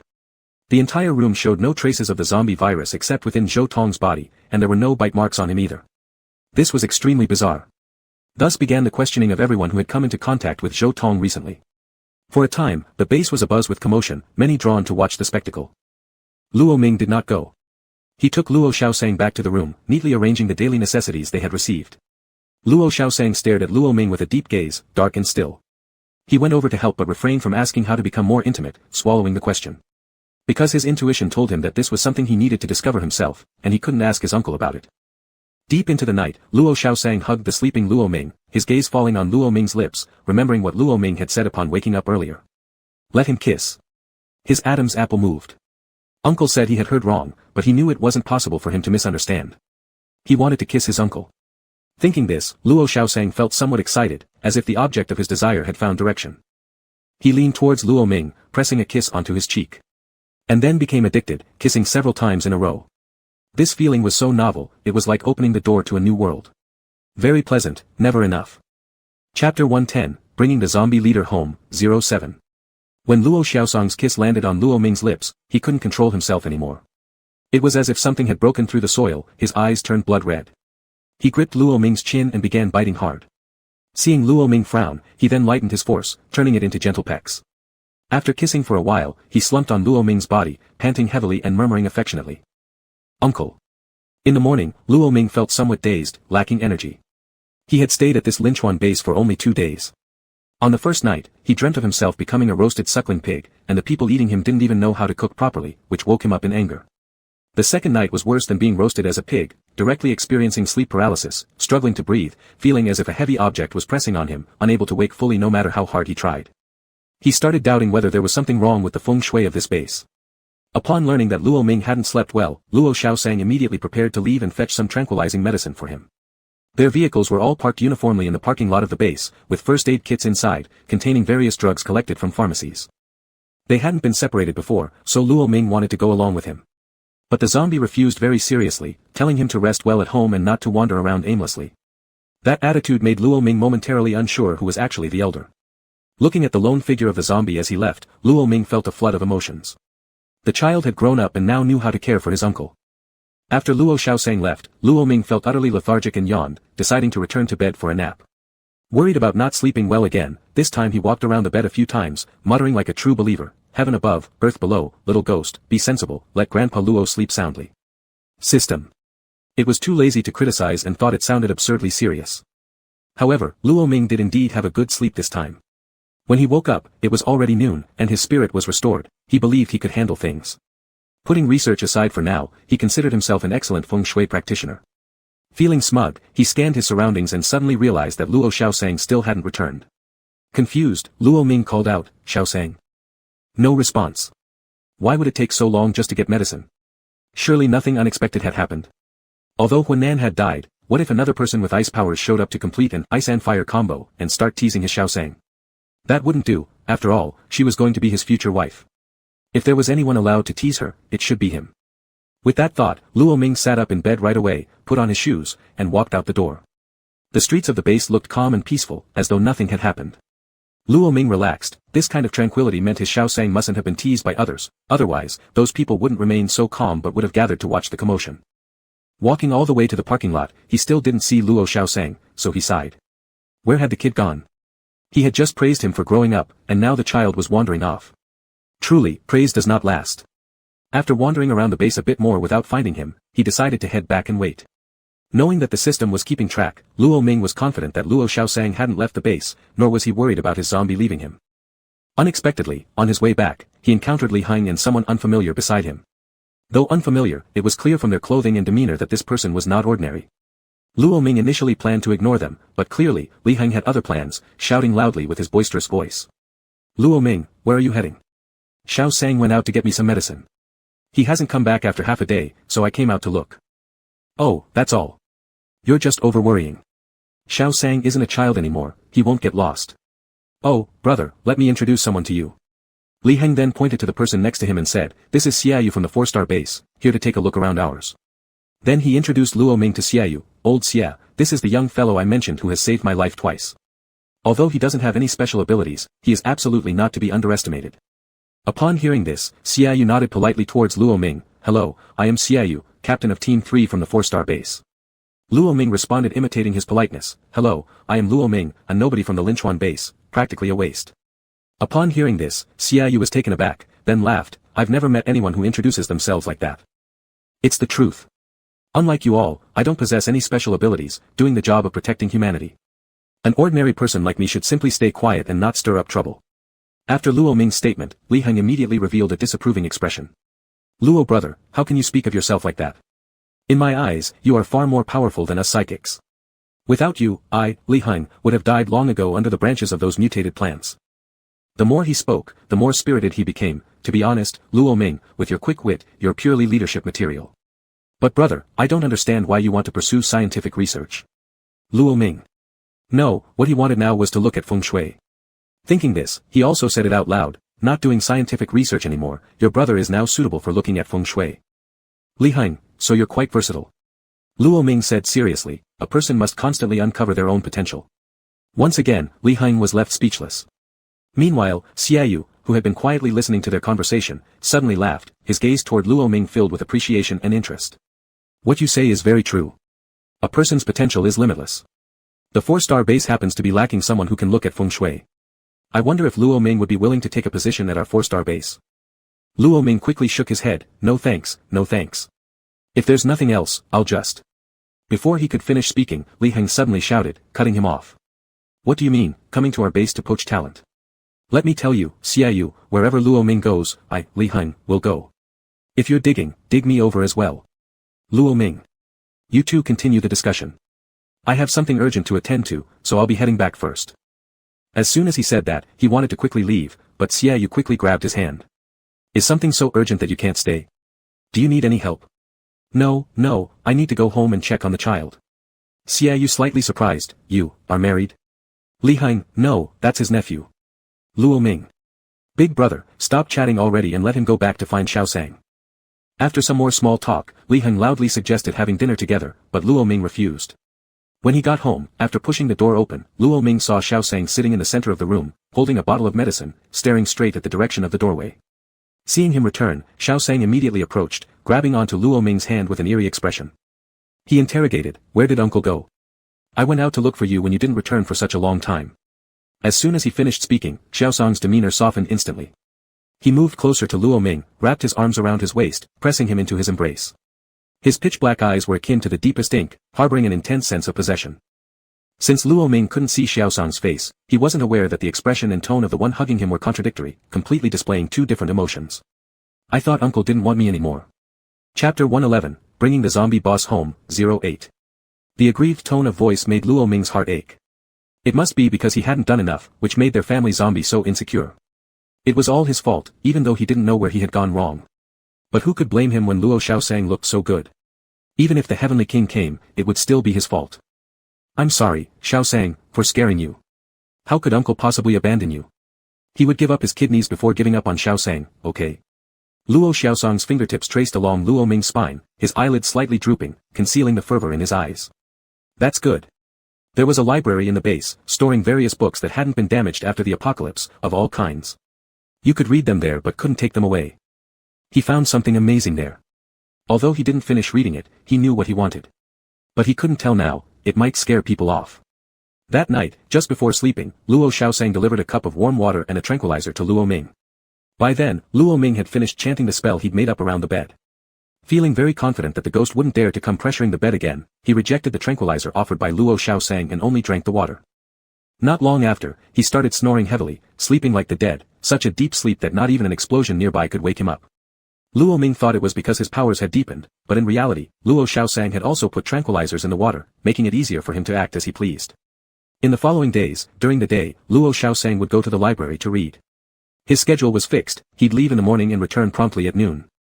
While Luo Xiaosang was reading, Luo Ming would step out and work for the base to exchange for supplies. Strangely, he always encountered Xiaoyu from the 4-star base. On this day, while Luo Ming was watering the plants cultivated in the base, Xiaoyu sat beside him watching him work, like a supervisor, annoying beyond measure. "Captain Xia, aren't you going back to your 4-star base?" "I'll go back in a few days, there are some things I haven't finished dealing with." "If you have things left undone, why are you still leisurely supervising me, a commoner?" Xiaoyu chuckled, "Don't misunderstand, I'm not here to supervise." "Then why do you keep watching me work every day?" Xiaoyu shrugged, "Isn't it obvious? I want to recruit someone. Would you consider coming with me to the 4-star base one day?" "No. Our place really needs someone skilled in feng shui. I can't do it." "Then how about research?" "Alright, Captain Xia, how about you treat me as if I don't exist?" Xiaoyu wasn't upset at all, his eyes openly admired Luo Ming. When he first heard about Luo Ming from Li Heng, he merely thought that Luo Ming was smart and resolute, an uncommon talent in this world. At that time, he guessed Luo Ming should be a person of few words with a certain pride.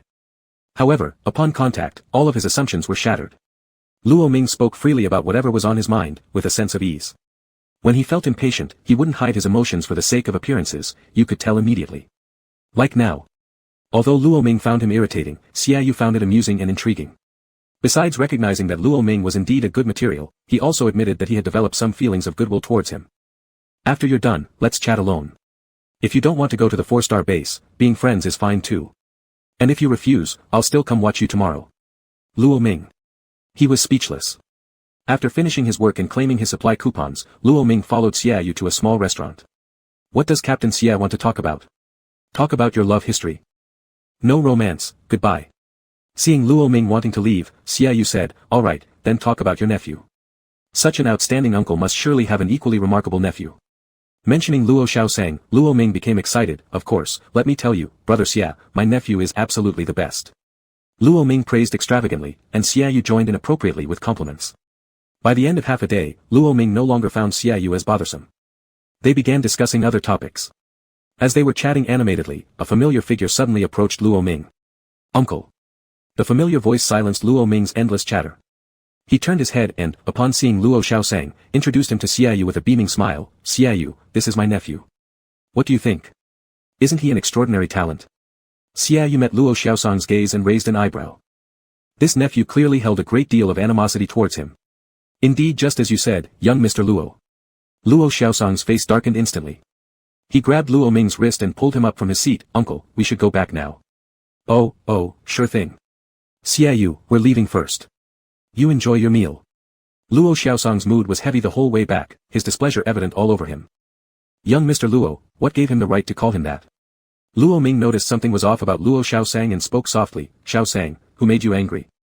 Hearing this, Luo Xiaosang slowed down his steps and suppressed his irritation. "Uncle, I don't like the person you were chatting with just now." Luo Ming scratched his head, not quite understanding why, but if Xiaosang didn't like it, then their newly formed revolutionary friendship would have to end shallowly. The reason? His nephew disapproved of him being friends with Xiaoyu. "If you don't like it, then we won't associate with him." "Uncle, aren't you curious why?" "Why bother asking? Whoever Xiaosang dislikes, I will dislike too. I'll always stand on Xiaosang's side." Luo Ming had no trouble distinguishing what was more important. He wouldn't let outsiders make his Xiaosang unhappy. Luo Xiaosang felt comforted again. He moved his hand holding Luo Ming slightly, changing their grip into interlocked fingers. With an uncle like this, how could he possibly not love him? After returning to the room, Luo Xiaosang kept staring straight at Luo Ming, still not letting go of the hand he was holding. Although Luo Xiaosang already understood everything, he feigned curiosity, saying, "Uncle, I saw two men today whose behavior was very strange." Luo Ming looked at his pure and simple older nephew, who now seemed puzzled, so he asked, "How strange exactly?" Luo Xiaosang furrowed his brow. "It's hard to describe." "Should I demonstrate?" "Go ahead and act it out." As soon as these words left Luo Ming's mouth, he was pulled by the waist and pressed against the wall, his hands forcefully pinned above his head. The person in front bent slightly, forehead touching his forehead, and a voice tinged with laughter reached his ears. "Uncle, that's what they said." Luo Xiaosang rubbed against the stunned Luo Ming. "Baby, I've missed you so much." Luo Ming. He felt defeated. Bros. Did his good boy Xiaosang misunderstand and think other men were doing gay stuff? And now they were simulating it in private? "Wait, Xiaosang, listen to uncle." Before he could finish speaking, his chin was lifted, and a cold kiss descended upon him. Forceful nibbling, urgent tangling. Luo Ming widened his eyes in surprise, struggling futilely before eventually closing his eyes to savor it. Taste his ass. With skills like this, he deserved nothing but a bad review, and Luo Ming couldn't help but worry whether he'd become a zombie afterward. Chapter 112, Bringing the Zombie Leader Home, 09. After a long while, Luo Xiaosang let go of Luo Ming. Zombies don't need to breathe, so even if they kiss for a long time, it wouldn't make Luo Ming pant like he did. Still, with an air of nonchalance, Luo Xiaosang licked the corner of his mouth, seeming not entirely satisfied. Luo Xiaosang resumed his earlier question calmly. "Uncle, those two are doing exactly this." "What are they doing?" The corner of Luo Ming's mouth had been bitten and was bleeding. He worried whether he would turn into a zombie and how to delicately explain the homosexual relationship to Luo Xiaosang. Sigh, so much stress. They're having an exchange of love. It seemed as though a faint chuckle could be heard in the air, carrying obvious pleasure. Luo Ming looked up strangely, seeing Luo Xiaosang's face full of curiosity without a hint of laughter. Was he hallucinating? But these zombies were indeed single-minded. If a demonstration was needed, then so be it, and he actually took a bite. If by chance he witnessed some wild play, wouldn't he? Wait a minute. Isn't that a good opportunity? Come on. Let his little Sang watch some stimulating outdoor activities. Luo Xiaosang stared at Luo Ming fixedly. Exchange of love. I like exchanging like this with uncle, and you? How did it feel just now? This. Luo Ming's mouth twitched involuntarily. Honestly speaking, Luo Xiaosang's kissing wasn't really a kiss but rather like gnawing on him as if he were a roasted suckling pig. And now his mouth still felt numb from being chewed on. He thought he shouldn't hurt the child's self-esteem and therefore said quite reluctantly, "It's okay." After saying this, the expression on his zombie nephew's face visibly froze. His lips tightened and he remained silent throughout the rest of the night. Fortunately, experience is the mother of wisdom. Being bitten by the head zombie wouldn't turn one into a zombie. The next day, Luo Xiaosang ran to the library early in the morning, telling Luo Ming that there were things he didn't understand well enough, and he intended to do serious research. Hearing this, Luo Ming shook his head in amazement. His nephew's dedication to study was truly remarkable. Before the apocalypse, he would definitely have been material for a prestigious university. What a pity. While Luo Xiaosang went to the library, Luo Ming went about earning his resource vouchers as usual, thinking that if Xiaoyu came to find him, he might as well cut off ties once and for all. Perhaps because he had agreed last time to chat with Xiaoyu, this time Xiaoyu faithfully didn't come over like a supervisor watching him. Instead, Xiaoyu showed up when Luo Ming finished working and was about to return. "Little Luo, let's stroll around." Xiaoyu waved as he approached. Luo Ming sighed, "No thanks. Xiaoyu, you're a good person, but we're not suitable for each other. Please don't look for me anymore." Upon hearing this, Xiaoyu looked confused. Could his feelings have been found out? But he wasn't sure. So he tested the waters by asking, "Why aren't we suitable?" After pondering for a moment, Luo Ming didn't want to hurt Xiaoyu's sincere desire to befriend him. Pretending to regret, he lowered his head and recalled lines from TV dramas between male and female leads. Xiaoyu, we're from different worlds. It's me who doesn't deserve you. You deserve someone better. Before the word friend could escape his mouth, Xiaoyu decisively interrupted, little Luo, you're outstanding. Since you figured it out, I won't hide it any longer. Luo Ming was filled with questions. What had he figured out? Could this guy be a spy, assuming that Luo Ming had uncovered something and was planning to silence him? The system was exasperated. With its host's logic deviating from normalcy in certain aspects, it knew already what was going on while the host was still stuck on spies silencing people. Too lazy to prompt, it decided to let things unfold naturally. As Xiaoyu approached him, Luo Ming quickly stepped back a few steps. Hold on, buddy, why don't you keep hiding it? I can pretend I haven't noticed. Xiaoyu firmly grabbed Luo Ming's hand, preventing him from stepping back any further. With an earnest gaze, you deserve it, little Luo. From the first moment I saw you, I was drawn to you. Truly, you're straightforward and adorable, and I just like your kind. Luo Ming pulled his hand back, looking rather awkward. He vowed never to engage in such abstract behavior again. This time was bad, it escalated too far. His expression hardened, rare seriousness appearing. Sorry, I don't like you. Xiaoyu chuckled indifferently, I can see that. So I intend to pursue you. Don't bother pursuing, buddy, you won't catch up. We're just not compatible. Xiaoyu paused momentarily, glancing at Luo Ming's earnest expression as if guessing something. You have someone you like? Yes. Silence fell between the two for a moment, and then Xiaoyu let out a sigh full of regret. Well, if that's the case, Xiao Luo, if you fail to get him, do remember to tell me. Why would I tell you? Had they not only met a few times? Was this man already so infatuated that he expected to wait around? Xiaoyu glanced at Luo Ming before saying, don't overthink it. I'm not the type to cling to one tree till I die. I just wanted to see what it looked like when you were rejected. And if you do succeed in getting him, don't come to me. Luo Ming. Damn, once I win him over, I'll flaunt my love right in front of this scoundrel. After finishing his sentence, Xiaoyu seemed to have noticed something. He arched an eyebrow, then deliberately bent down to whisper into Luo Ming's ear. Lowering his voice, he said, Xiao Luo, your nephew isn't any ordinary character. He has quite the hostility toward me, but frankly, I don't fancy him either. Since you don't know my nephew, stop spouting nonsense. Xiaoyu smiled as he straightened up, casting a challenging look toward some direction behind Luo Ming. Then he waved goodbye. Alright, I won't say anything. I'm leaving, Xiao Luo. Don't forget our deal. Hurry up and go already. Impatiently turning around, Luo Ming came face to face with Luo Xiaosang. Something didn't feel right. The expression on Xiaosang's face made his spine tingle. Aren't you supposed to have promised me you wouldn't associate with him anymore? I won't be associating with him anymore. We were just cutting ties. A sly smile curved the corner of Luo Xiaosang's lips, his eyes flashing red. Uncle, do you really think you can fool me that easily? I'm not fooling you. Let's go home, and I'll explain. Inwardly, Luo Ming cursed Xiaoyu endlessly. On purpose, absolutely on purpose.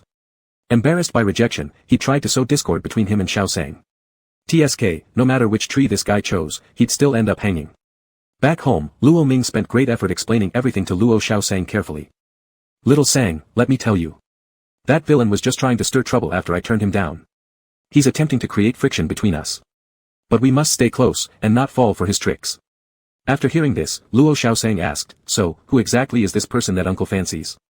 As he spoke, he took a step closer to Luo Ming, extending a finger to block Luo Ming's lips. His tone was vastly different from his earlier naivety. Uncle, I'll state first. I like you. So I hope to hear an answer that pleases me. If it's another name. Luo Xiaosang tilted his head slightly. If it's not me, then turn into a zombie, just like Zhou Tong. Upon hearing these words, Luo Ming swallowed hard. Something was off. This couldn't possibly be the same zombie as blank as white paper that he knew. Chapter 113, Bringing the Zombie Boss Home, complete. Luo Ming had suspected that Zhou Tong's reanimation as a zombie might have something to do with Luo Xiaosang, but he guessed it could be due to some butterfly effect caused by his crossing over, leading to changes in Luo Xiaosang. But hearing this now, it seemed that Zhou Tong was directly dealt with by Luo Xiaosang. This didn't make sense. Zhou Tong hadn't teased Xiaosang yet, and as far as he remembered, the two hadn't even met. His Luo Xiaosang originally couldn't even speak. Following the original timeline of Xiaosang's character, as long as no one provoked him, everyone would be fine. Could it be that Luo Xiaosang carried memories from the previous timeline? Luo Ming felt like he was starting to uncover the truth, although it shocked him. He reflected that since he himself kept randomly traveling through different worlds and rebirths, such occurrences weren't that strange anymore. Nowadays, anything goes, even pigs flying. Perhaps because Luo Ming had been lost in thought for too long, Luo Xiaosang furrowed his brows and repeated, Uncle, answer me, who is the person you like? Luo Ming snapped back to reality and looked at Luo Xiaosang, feeling somewhat helpless. If I say it's you, won't you just think I'm saying it under your threat? This kid was tying himself into knots. Yes, I'm forcing you to say you like me. Luo Xiaosang was very stubborn. Hearing that Luo Ming liked someone, that someone had to be him, only him. He didn't care what Luo Ming thought, he'd control what came out of his mouth. Luo Ming sighed, he really didn't know when this boy had developed such feelings for him. He had planned to gradually cultivate their relationship, nurturing affection little by little. Knowing how deeply zombies can feel once they're emotionally moved, he should have made a move sooner. Emotionally, he admitted, he could sometimes be slow on the uptake. Turns out, Luo Xiaosang wasn't much better than him. The two were a perfect pair of fools, very fitting together. Luo Ming cupped Luo Xiaosang's cheeks with both hands. Since the touch felt so good, he, rather ungraciously pulled and pinched them. I love you, Xiaosang, but you listen carefully, I'm not saying this because you're threatening me, it's genuine. Because he was Luo Xiaosang, he would indulge him thoroughly, even if he got stuck in a dead end, he would still drag him out. To love each other openly. In reality, Luo Xiaosang was bursting with joy inside, but he didn't show it, because he had plans. I don't quite believe you, uncle, unless... Luo Xiaosang's gaze deepened, leaning closer to Luo Ming until their noses touched. Uncle, let's communicate further. Luo Ming didn't immediately react, communicate what? About love. Uncle, I've been diligently studying in the library, and this time I will certainly try harder not to make you uncomfortable. Luo Ming stared incredulously, wide-eyed, suddenly noticing an aura of yellow light surrounding Luo Xiaosang. Come on. He thought he had worked hard studying tough exam problems, but instead, it turned out to be human anatomy and love education. When an aggressive kiss fell, one that was impossible to refuse, Luo Ming vaguely sensed things were getting out of hand. Was his wife attempting a counterattack? This wouldn't do. He needed to regain the upper hand. Thus, Luo Ming tore off Luo Xiaosang's clothes and pushed the zombie towards the bed. After all, how could a living person lose to a zombie? As they tussled, resignation took hold, where was the resistance? Luo Xiaosang's fingertips continuously caressed Luo Ming's earlobes, still mindful after last time's less than satisfactory response. This time, he was paying attention to Luo Ming's reactions. At first, his actions were gentle and slow. But soon, looking down at his beloved, all semblance of restraint shattered. All notions of gentleness and slowness went out the window. All Luo Xiaosang wanted was to apply every knowledge he had learned to his uncle. The child had grown up. Not only did he know how to care for his uncle, but also how to make his uncle care for him. The boss among zombies truly lived up to his title. His studies hadn't been in vain, there were indeed many tricks up his sleeve. Luo Xiaosang hugged Luo Ming, playing with his fingers. Uncle, let me tell you a story. Even though Luo Ming wasn't a zombie, he looked almost lifeless. Without even lifting his eyelids, weakly, he responded, tell it. Once upon a time, there was a zombie. He didn't attack humans, but a group of people from a base kept him. Later, a lot of people attacked him together, wanting to turn all humans into zombies. Just before succeeding, the zombie suddenly fell into a deep sleep, the timeline reset, and when he woke up again, there was a peculiar man holding a cleaver talking to him. Luo Ming. No, did he really think he couldn't hear? How strange was this? At the time, the zombie didn't understand human language, but had a strong sense of danger. The person in front, though strange, didn't make him feel dangerous, but rather gave off a feeling of friendliness. Little zombie. This story sounds so familiar. Luo Xiaosang, it's me. So that's why you wanted to come to the Linchuan base. Revenge, do it again, those who should die must die. Is uncle afraid of me like this? Who are you looking down on? I'm the type who doesn't fear anything. Luo Xiaosang kissed Luo Ming, uncle is really great. That goes without saying. Luo Xiaosang wanted to take Luo Ming away from the base and find a place to build a home for the two of them. Luo Ming immediately agreed, as that was exactly what he planned to do, he only came to the base because Xiaosang wanted to at the time. But before leaving, there was something that needed to be done. He had quite the grudge. Xiaoyu was just about to return to the 4-star base. Before his car started moving, he never expected to see Luo Ming. Seeing Luo Ming approaching him, Xiaoyu smirked annoyingly and struck a pose. So, rejected and now want to go back to 4-star with me? Luo Ming took Luo Xiaosang's hand, you've got it wrong, I've come to thank you. Thank me? Yeah, you're such a good person. I was just wondering how to breach the topic with Xiaosang, then thanks to your help. The smile froze on Xiaoyu's lips, isn't he your nephew? Oh, right, forgot to tell you, he's not my blood nephew. I found him downstairs. Xiaoyu. Now he understood why this nephew had such hostility towards him, thinking it was just a child being willful, but it turns out. Damn it, he'd unknowingly helped set up a meeting between romantic rivals. Seeing Xiaoyu's expression turn sour, the anger Luo Ming had been holding back dissipated instantly. No need to express gratitude, and I don't have much to give you, so here's hoping you hang yourself from the next tree you try. At this opportune moment, Luo Xiaosang planted a kiss on Luo Ming's forehead, innocently adding another blow. Misunderstood you, Uncle Xie, it seems you were trying to bring us together. Xie Yu. He swore he never wanted to see these two people again in his life. With an ugly look on his face, Xie Yu walked off. What he didn't know at this point was that his coat pocket held a test tube Luo Xiaosang had secretly slipped into it earlier, containing his blood sample. Now that he had an uncle, Luo Xiaosang realized how tragic parting and death truly were. But he would only help to this extent. The rest depended on humanity itself. Luo Ming and Luo Xiaosang also drove away, setting out to find a secluded spot to build their own private base. In the end, they stayed by each other's sides, trying out various new knowledge. Chapter 114, The Esports God is an Audio Control Enthusiast, 01. The air was filled with a faint smell of disinfectant, and the low hum of medical equipment echoed in his ears. Luo Ming slowly opened his eyes, trying to move. It took a great deal of effort, and only his fingers managed to twitch, his limbs were stiff and unresponsive. Just as he began to feel strange, there came a clinking sound from beside him. A trembling woman's voice spoke up, "Son." Then she shouted excitedly, "Doctor. Where's the doctor?" She was so excited that she even forgot about the call button next to the bed. Memories started to flood back. The original host had met with a car accident a year ago due to fatigue driving. He hit his head, resulting in cortical damage, leaving him a vegetative state. Doctors said the chances of waking up were slim, but his family refused to give up, taking meticulous care of him as they waited for a miracle. But there are no such miracles. If Luo Ming hadn't come here, the original host would have remained comatose forever. The original host had one hobby, he enjoyed giving voices to characters. With a pleasant timbre, his voice was pure and youthful, and after voicing a few radio dramas, he soon gained some fame in the voice acting circle. Most of what he voiced were double male protagonist radio dramas. In this world, the antagonist is Ji Wenjing, a professional esports player with multiple honors to his name. Talented and hardworking. Ji Wenjing relies on his outstanding adaptability and operation skills, serving as both the tactician and captain of his team, leading the KRM team to 3 consecutive global championships. He is like a god in the esports arena. But with greatness comes envy, and those who wish harm often start rumors. Rumors abound such as Ji Wenjing being a jerk, Ji Wenjing practicing bullying within the team, among others. However, none of these rumors caused much of a stir, and Ji Wenjing himself didn't seem to care. Fans who watched his live streams knew how painfully few words he actually spoke. During practice matches, aside from commanding others to perform certain actions, he barely spoke at all and showed little emotional variation.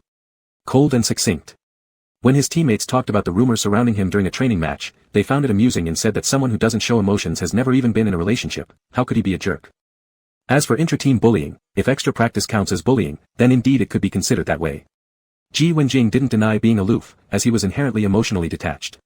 Watching tear-jerker movies where everyone cried their eyes out left him without any empathy for the scenes of parting and death. Only during competitions did the passion of the game and the atmosphere of victory manage to rouse a ripple of excitement in his otherwise still heart, making him feel a trace of joy. This was also one of the reasons he entered professional esports. Before the 4th global tournament, Ji Wenjing announced that he would retire after this event and return to his real life. His family was urging him to take over the family business. Though fans were saddened by the news, they accepted it and eagerly awaited Ji Wenjing to bring a perfect end to his career by winning beautifully. Ji Wenjing too shared the sentiment, thus sometimes practicing non-stop through entire nights. He worked incredibly hard. Hence, he won smoothly, yet standing on the podium this time, something felt off, there wasn't even the slightest flicker of excitement left. After Ji Wenjing inherited the family business, his emotional detachment earned him a reputation as an unsociable entrepreneur. Many people complained to him, but he remained unmoved. He couldn't understand why anyone would cry when it was a win-win situation. Host, I'm not sure whether I should say this or not. Go ahead. How do I put this? Things are currently not good. Is there anything worse than me being a newly awakened vegetative patient? Yes, we need to somehow stimulate his emotions before the antagonist inherits his family business. Preferably, you should engage romantically with him like before. But, by the time you can walk properly, it might be too late. What a disastrous start. They were miles apart. How could he expect to flirt with Ji Wenjing while lying on a stretcher? Just as Luo Ming was about to curse loudly at the system, he heard the system say, "Host, please don't yell. As compensation, I've obtained Ji Wenjing's VX number." Luo Ming immediately became silent. Could this really work? Shortly after, his mother rushed into the ward accompanied by several doctors, and his father arrived looking travel-worn. After a series of tests, the doctors expressed amazement, sensory abilities are gradually recovering. Let's observe for a few more days, and if no accidents occur, rehabilitation training can commence. Hearing this, his mother held his hand and burst into tears. I told you, my child is so sensible. How could heaven bear to let you stay unconscious? Luo Ming struggled to utter a word, Mom. His father wiped away his tears, then came over. All right, it's a good thing our son has woken up. We should be smiling. Luo Ming was recovering well. About a month later, he could already move his upper body freely. He sat in a wheelchair under the sun, scrolling through his phone. For several days, no matter how many times he added Ji Wenjing or what verification message he sent, none got approved. At that moment, an elderly man in another wheelchair passed by and saw Luo Ming frowning, asking offhandedly. Kid, did you upset your girlfriend? Luo Ming shook his head, but the elder man's words sparked an idea in him. Normal validation messages weren't working, he would try something abnormal. Ji Wenjing, I know I was wrong. Can we get back together? And, it actually worked. Ji Wenjing, ? Yay. Luo Ming, seeing the incoming message, cheered and grabbed the old man's hand to express endless gratitude. Sir, you're like a god. The elderly man chuckled at being amused by him. Quickly reply to your girlfriend before she ignores you again. Sure thing. Luo Ming sent a voice message. Ji Wenjing, hi. Want to go on a date? The system. Over there, Ji Wenjing had just finished a training session and saw the bizarre validation message from the person who'd been trying to add him for several days. Thinking to ask what it meant, Ji Wenjing accepted the friend request. When he opened the received voice message, a clear and pleasant male voice came through, as if feather lightly brushed past his earlobe, tickling. But, it was on speakerphone. Ho, brother Ji, who's that? Luo Ming leaned over, looking excited. Don't know. After saying this, Ji Wenjing put on headphones and texted back. Who are you? I'm called Luo Ming. I'm your fan who wants to go on a date with you. Seeing the text response, Ji Wenjing frowned. Send a voice. After sending this, he replayed the first voice message above, listening to it again. The young man's voice sounded great, but more importantly, the tone, carried an inexplicably familiar feeling. It was a deeply resonant sense of familiarity. Chapter 115 The Esports God is a Voice Enthusiast, 02. Send a voice message. Although Luo Ming didn't understand, he still followed the instruction. Maybe some people just don't like reading texts. I'm Luo Ming, I added you because I simply want to have a relationship. After saying this, Luo Ming worried that he might be considered a weirdo, so he quickly added, whatever, please don't delete me yet. I really am an extremely sincere male fan who wants nothing else but a relationship. He wasn't involved in any fraud.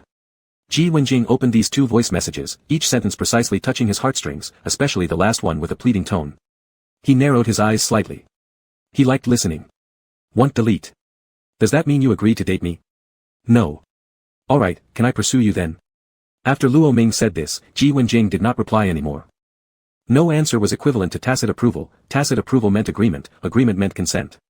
Summary, Ji Wenjing agreed to his pursuit, it was just that due to pride, he needed him to make some moves. So Luo Ming changed Ji Wenjing's contact note to, Sundra boyfriend.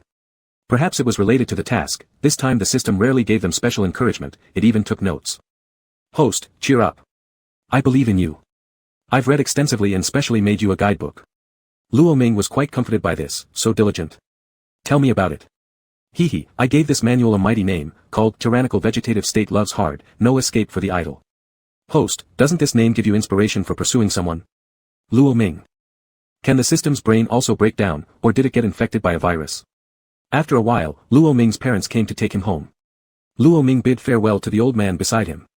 He originally wanted to invite the elder for sunbathing tomorrow, but he was refused. Because the elder had an appointment with the grandmother. Luo Ming sighed, when would he be able to make an appointment with Ji Wenjing? After having a simple meal, under the guidance of a specialist doctor, Luo Ming underwent rehabilitation training for the whole afternoon. In order to recover soon, Luo Ming worked hard to cooperate, and the doctor kept praising Luo Ming. Talking to his parents, the doctor said he was persistent and the recovery speed was fast. If he continued like this, it wouldn't take several months before he could walk again. The doctor's words made the family in the ward harmonious, full of hope and vigor for future life. At dusk, holding his phone, Luo Ming opened the chat page with Ji Wenjing. The last line still remained on the voice message he sent out, but Ji Wenjing did not reply. Luo Ming typed, "Are you there?" After sending it, he remembered that Ji Wenjing seemed to prefer hearing voice messages, so he quietly sent another voice message, "Are you there?" Thinking it was late already, Ji Wenjing should ignore him, just as he was about to turn off his phone and go to sleep, unexpectedly, the message from the other side came instantly. What is it? I think we need to know each other better. Sincere male fan, if you don't know me, are you a scammer? No, I want to know the real-life you, and you definitely don't know me either. Let's understand each other so I can figure out ways to pursue you. Not long after Luo Ming finished speaking, Ji Wenjing called back with a voice call. He pressed accept, and there was noise on the other end, as if accompanied by several people's groans. Hey! Ji Wenjing. Ji Wenjing's cold and distant voice slowly emerged, Where are you? In-house training. You still have time to call me? They're doing extra training, I don't need to. Luo Ming heard someone shouting at Ji Wenjing on the other side asking where he was going, and Ji Wenjing indifferently replied that he was going back to the room to rest. Then, the groaning became louder. After things quieted down, Ji Wenjing's voice came again, still here? Yes. Let's start. Luo Ming was a bit confused, what? Get to know each other deeply. Oh, okay. I'm Luo Ming, currently at the B City First Hospital's inpatient department. Hospitalized, what's wrong with you? Ji Wenjing interrupted Luo Ming. Well, got into a car accident before, had a small experience being in a vegetative state, just woke up a month ago. There was silence on the other end of the phone. Luo Ming suddenly had a flash of insight and started babbling nonsense again. Ji Shen, on the day I woke up, it was because a young nurse happened to be watching your live competition. At that time, while I was unconscious, I heard your acceptance speech and my adrenaline surged, so I woke up instantly. Therefore, as a token of gratitude for saving my life, how about being your boyfriend? Ji Wenjing let out a soft laugh and then asked, you just woke up a month ago? Yes, yes. My competition isn't over yet. That must have been the previous one. The previous one was 6 months ago. The system gloated, oh my, host, your nonsense has finally met its match. Luo Ming quickly defended himself, it might have been a replay. Anyway, it was hearing your voice that made me wake up. After listening to this explanation, Ji Wenjing showed no reaction. He looked at the sky outside the window gradually darkening and inexplicably asked, how's your health now? The doctor said I'm fine, I'm currently in rehabilitation. Ji Shen, you wouldn't know how tormenting the recovery training is, but I've persisted through it all. I just want to recover soon so I can attend your offline competitions. Through the phone came his incessant chatter, full of energy, alternating between excitement and complaints, swaying Ji Wenjing's emotions too. After Luo Ming talked for a long time, he heard Ji Wenjing reply with one sentence, your voice sounds nice. Luo Ming. So he hadn't paid any attention to the content. What a waste of his deeply moving speech. Actually, I used to be a dubbing actor. Dubbing actor? At this point, Luo Ming couldn't help but smile mischievously as he tried to maintain a normal tone. Yes, I dubbed audio dramas. Want to listen? I'll send it to you. With 2 male leads, after listening, they might even go gay. Alright. After the call ended, Luo Ming found the audio drama he had once dubbed and sent it to Ji Wenjing. A little later, Luo Ming messaged to inquire, have you listened to it? What do you think? Doesn't sound like the same person. Luo Ming saw this message and thought he might have sent the wrong one, so he checked, but he didn't, it was indeed the audio drama he previously recorded. Maybe my tone changed due to the illness. Ji Wenjing replied, tone is the same. Huh. Then why did you say it doesn't sound like the same person? The audio drama sounds average, whereas the way you're talking now is more appealing. Luo Ming. This sounded. How could it feel a bit perverted? Chapter 116, The Esports God is a Voice Control Enthusiast, 03. Ji Wenjing likes his voice, and he also said that it evokes feelings. After coming to this conclusion, Luo Ming felt a bit smug. This way, things would be much easier to handle. Having feelings is good. He was afraid that Ji Wenjing might not feel anything, which would be quite troublesome. Thus, Luo Ming began to unconsciously speak with an affected tone, what kind of feeling? Ji Wenjing sat on the chair. He didn't turn on the light, so the room was pitch black. The faint glow of his phone screen illuminated his face while he browsed through the detailed information about Luo Ming on his phone. Although City B is far from where he is, it wasn't difficult for him to investigate someone. The content of the information told him that Luo Ming wasn't a fraud, indeed, he had been in a car accident and turned into a vegetative state, waking up only recently. With few friends and a clean private life. Ji Wenjing immersed himself in his own world, lowering his eyes as he softly murmured the name on the screen. Luo Ming. Possibly due to some innate deficiency, he has always been indifferent to emotions since childhood, be it family love or friendship, none of them mattered much, stirring no significant feelings. But now there's an exception. He has a penchant for Luo Ming's voice. Since his character is decent, they can try interacting. Ji Wenjing focused his gaze on the age section. 22 years old, an adult. He switched back to the chat interface with Luo Ming. After hearing Luo Ming asking what he feels, he touched the screen with his fingertips. Do you want to hear the truth? Luo Ming sent an emoji expressing yes. Ji Wenjing frankly said, every time I hear your voice, I get the urge to make you cry. Luo Ming. It can't be helped, this is truly bizarre. While he was still pondering how to respond to this message, Ji Wenjing sent another one. This morning, you said you wanted to date me. I thought about it, and we can try getting to know each other. Luo Ming looked at this message, stunned by how fast things were moving. They just became friends this morning, then he confessed and got rejected, but now Ji Wenjing agreed to give it a try. Still, it's normal because Ji Wenjing isn't normal, you can't judge him by the standards of regular people. Since Ji Wenjing offered himself willingly, Luo Ming naturally accepted without hesitation. Then Luo Ming engaged in a lively conversation with Ji Wenjing via their phones.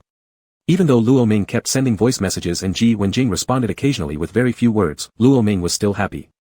As they chatted, Luo Ming yawned, Ji Wenjing, I'm sleepy, going to bed. Ji Wenjing, sleep well. Good night. Ji Wenjing replayed Luo Ming's sleepy goodnight several times and then clicked to save it. The next day, Luo Ming failed to bask in the sun as planned.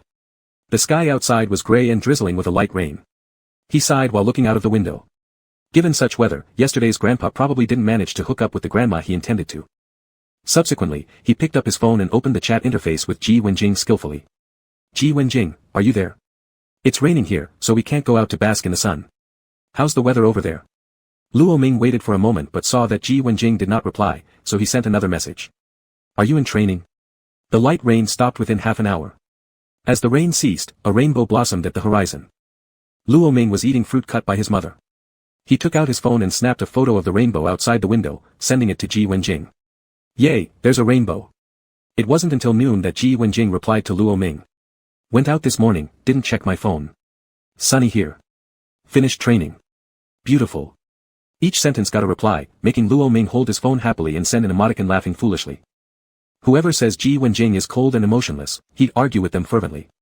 Sentence by sentence response, how considerate. In the following days, the two maintained contact this way. Most of the time, it was Luo Ming sharing his daily routine. What he ate, what he did, any events that occurred, especially if something unusual happened, he talked non-stop to Ji Wenjing about it. He mentioned an old man at the hospital who sat in a wheelchair like him. The old man was scolded by a lady and felt downcast after sunbathing. Luo Ming approached and asked him. Grandpa, did you upset your girlfriend? The old man then vented all his grievances to him in the morning and invited him to sunbathe the next day, which Luo Ming decisively declined. After hearing this long story, Ji Wenjing asked, why did you refuse? Because you said tomorrow you'll stream a casual match, and the sun will be too blinding, I wouldn't be able to see you clearly. Pro players have it tough too, training non-stop, especially Ji Wenjing, who this year would face his last career match.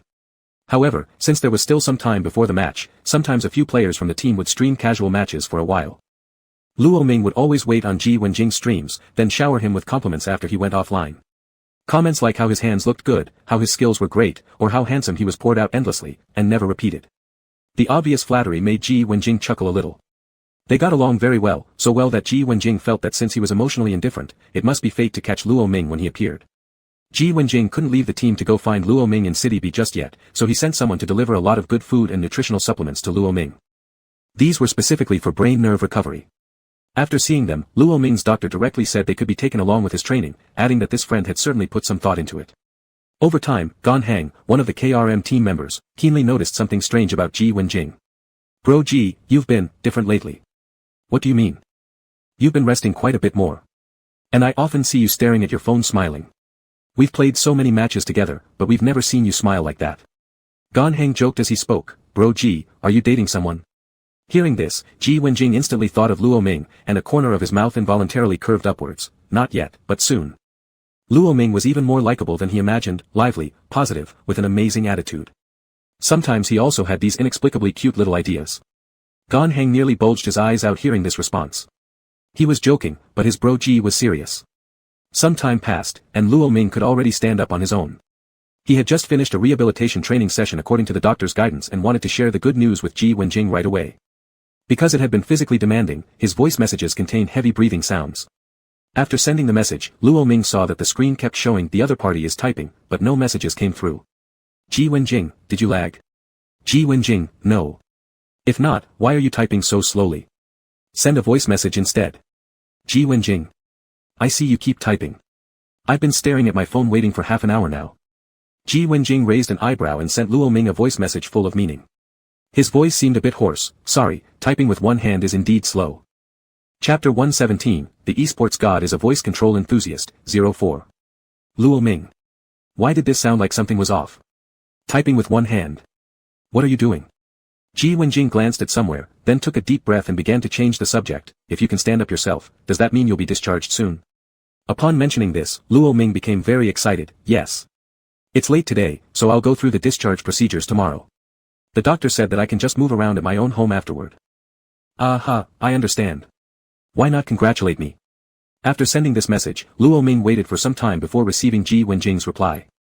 He sent a screenshot of a flight headed to City B and a sentence, "Congratulate in person." Luo Ming paused, "Aren't you busy with training? Is it alright for you to come? Coach granted me 2 days off, these 2 days won't matter." Luo Ming cheered out loud directly in the ward and excitedly messaged Ji Wenjing, "I love you, Ji Wenjing, I will always be your diehard fan. Ji Wenjing, I reject. Luo Ming, question mark. Ji Wenjing, I will not specially visit fans elsewhere, I will only visit my boyfriend." Luo Ming looked at this message and couldn't help but marvel. What day is today, how can good things keep coming? Feels like I could buy a lottery ticket. Your meaning, is that you're accepting my confession? Accepted. Then, boyfriend? Ji Wenjing, yes, baby. Ji Wenjing, go to bed early, we'll see each other tomorrow. Luo Ming stared at his phone, blushing red. The next day, the weather in City B was excellent, the sky particularly clear, without a single white cloud, akin to a washed blue silk ribbon, making the heart feel refreshed just by looking at it. While his family went to handle the discharge procedures, Luo Ming sat on the wheelchair looking outside, still somewhat nervous. Calculating the time, Ji Wenjing should be arriving soon. He took out a small mirror borrowed from his mom, checking himself out to ensure he still looked as handsome, and his nervousness gradually lessened. This feeling was much like online dating turned into a real-life meetup. Seemed quite similar. After a while, the door to the hospital room was knocked on, and a low voice came through, "Is Luo Ming here?" Luo Ming felt a bit excited, Here. The door isn't locked, please come in." The door opened, and a tall boy dressed casually strolled in. His relaxed, carefree demeanor exuded a cold aura. The moment their eyes met, Luo Ming smiled at Ji Wenjing. His boyfriend was drop-dead gorgeous. As Ji Wenjing gazed at the boy in the wheelchair, though familiar with his appearance from photos already, he still momentarily froze seeing Luo Ming's smiling face. The boy in the wheelchair had an elegant appearance and extremely fair skin. A few strands of disheveled hair fell onto his forehead, his eyes shining brightly, and when he laughed, it was as if his whole body emitted light. Not only were Luo Ming's voice and personality likable and attractive, but his appearance also strongly struck his heart. Years of tranquil emotion surged forth from within him, intense and overwhelming. Never before experienced feelings made him lose focus, his heart pounding erratically, until Luo Ming's voice snapped him back to reality. "Ji Wenjing, have I dazzled you?" Ji Wenjing's lips curved upward into a smile, setting down the various fruits and supplements he carried, then walked toward Luo Ming. Squatting down in front of Luo Ming's wheelchair, he naturally took his hand and gave it a kiss. "Yes, baby, you look so good." Luo Ming's earlobes flushed red after hearing the word baby. "My parents went to arrange the discharge procedures, they'll be back soon, you better act proper." Hearing this, Ji Wenjing immediately stood respectfully beside him. "Do you want some fruit? They're all fresh." When Luo Ming's parents returned, they found there was someone else in the ward feeding Luo Ming fruit bite by bite. Luo's father coughed and asked, "Son, who is this?" Luo Ming swallowed the fruit in his mouth, "A friend, who specifically asked for leave knowing I'd be discharged." He didn't know how well his parents would accept it, so he didn't dare reveal yet that they just officially confirmed their relationship as boyfriends. Confess when he can walk properly again. Luo's mother smiled, "Isn't this the friend who sent you things earlier?" Luo Ming nodded. Ji Wenjing courteously greeted Luo Ming's parents, "Uncle, auntie, hello." After chatting for a while, they tidied up their things and went home. Luo's mother enthusiastically prepared a whole table of dishes to celebrate Luo Ming's discharge and entertain Ji Wenjing. After the meal, Luo's parents had a very good impression of Ji Wenjing, appropriate speech, polite manners, and most importantly, extremely meticulous care towards their son. What's more, Ji Wenjing even took leave from afar to visit shortly after they had met.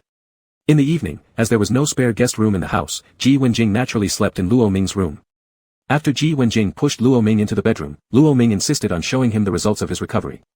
"Ji Wenjing, I'll show you that I can stand up by myself now. Be careful." Luo Ming grabbed the nearby cabinet with some effort and slowly stood up, then looked at Ji Wenjing happily. "How about that? Good job, baby." Luo Ming chuckled and let go of the cabinet he was holding, taking steps toward Ji Wenjing. Ji Wenjing kept a step distance and moved backward in sync with Luo Ming's steps. It was just enough to let Luo Ming walk forward and be able to catch him if he lost balance.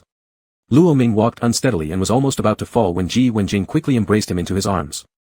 His eyes darkened as he held on to Luo Ming affectionately and didn't want to let go. "I don't want to go back." "Why?"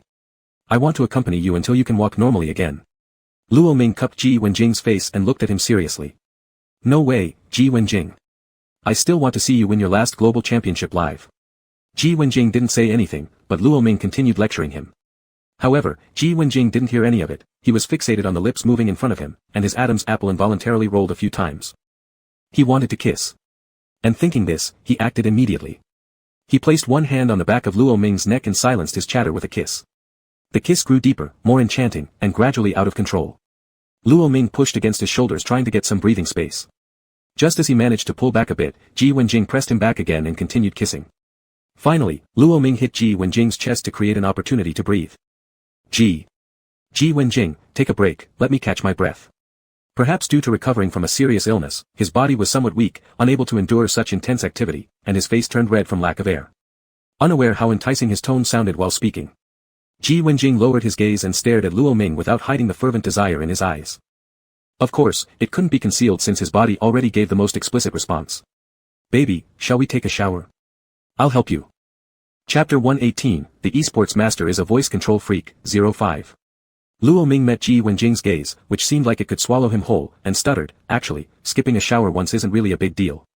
Ji Wenjing chuckled lightly, kissed Luo Ming on the forehead, then picked him up and headed towards the bathroom while saying, don't worry, I won't do anything to you right now. He kept his promise. After adjusting the water temperature, he stripped Luo Ming gently and placed him in the bathtub. His movements were fluid, not daring to look anywhere inappropriate. Aside from a certain prominent part that was glaringly obvious, he appeared completely proper.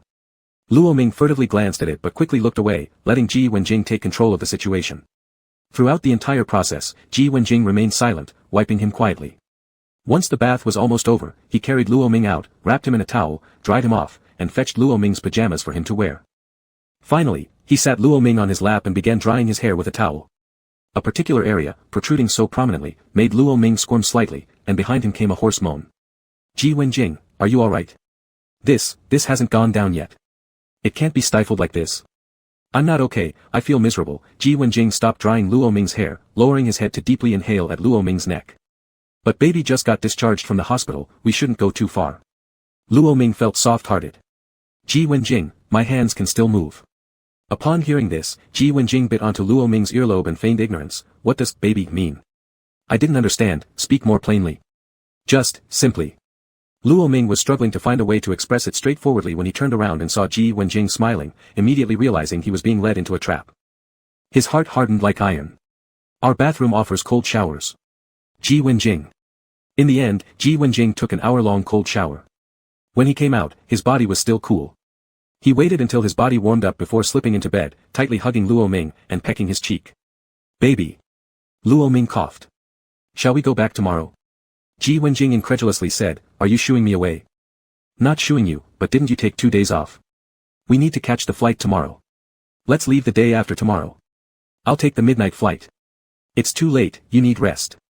In a while, when I can walk normally, I'll come find you. Ji Wenjing pondered, then I should prepare some things before I return. What kind of things? You'll know when you come. After returning, Ji Wenjing was very busy, but he still maintained a nightly call with Luo Ming every evening without fail, chatting all night long until they fell asleep. Ji Wenjing became extremely clingy after falling in love.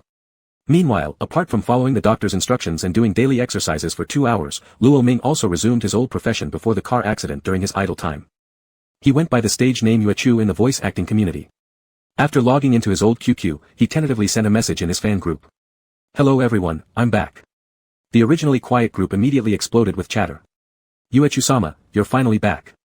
Wah wah wah, big brother, do you know how I've survived without you? Yuechu-sama, how's your health? I heard from the bulletin that you had a car accident and were resting.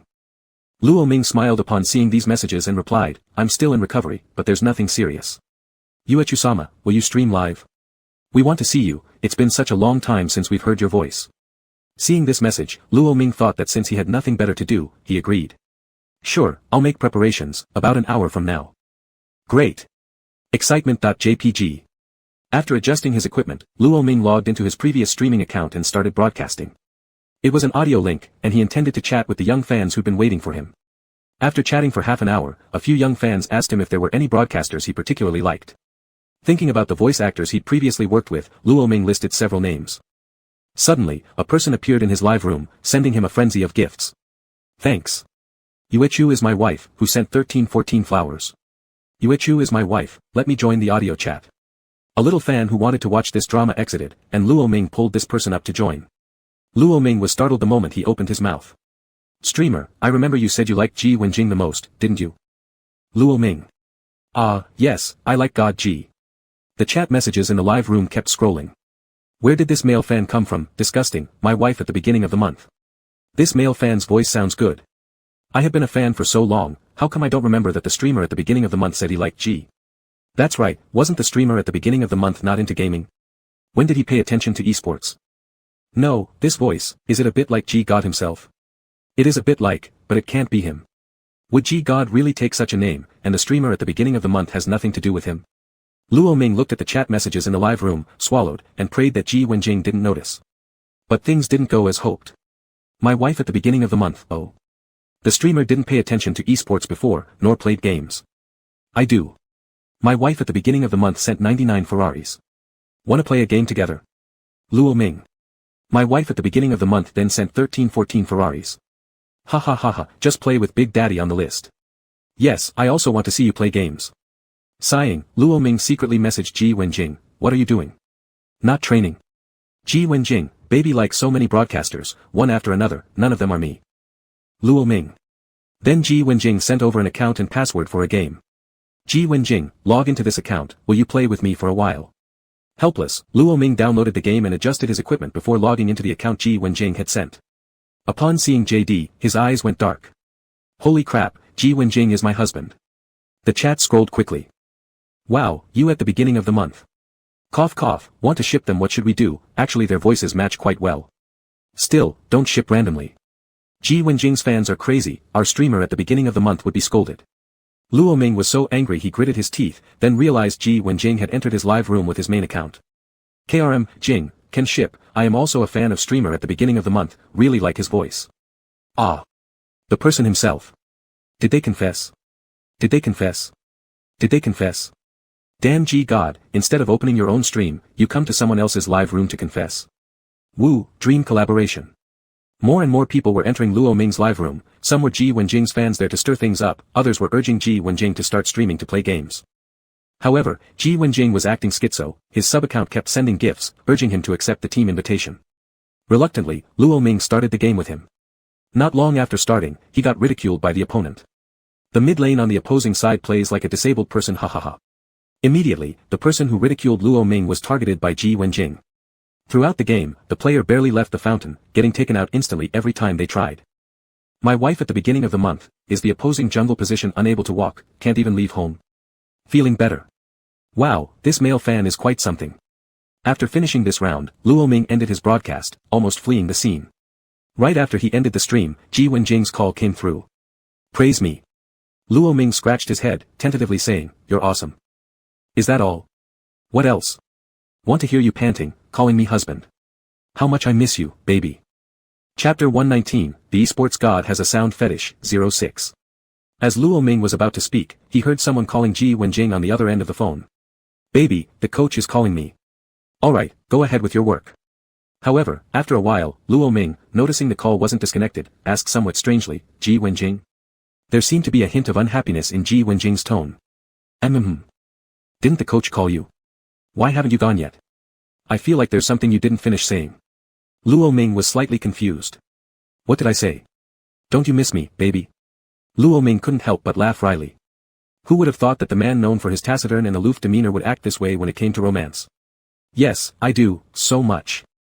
Luo Ming paused, coughed twice, and blushing ears, added one more word, husband. Then, without waiting for Ji Wenjing's reaction, Luo Ming immediately hung up the phone. Ji Wenjing stared at his phone blankly, then chuckled softly.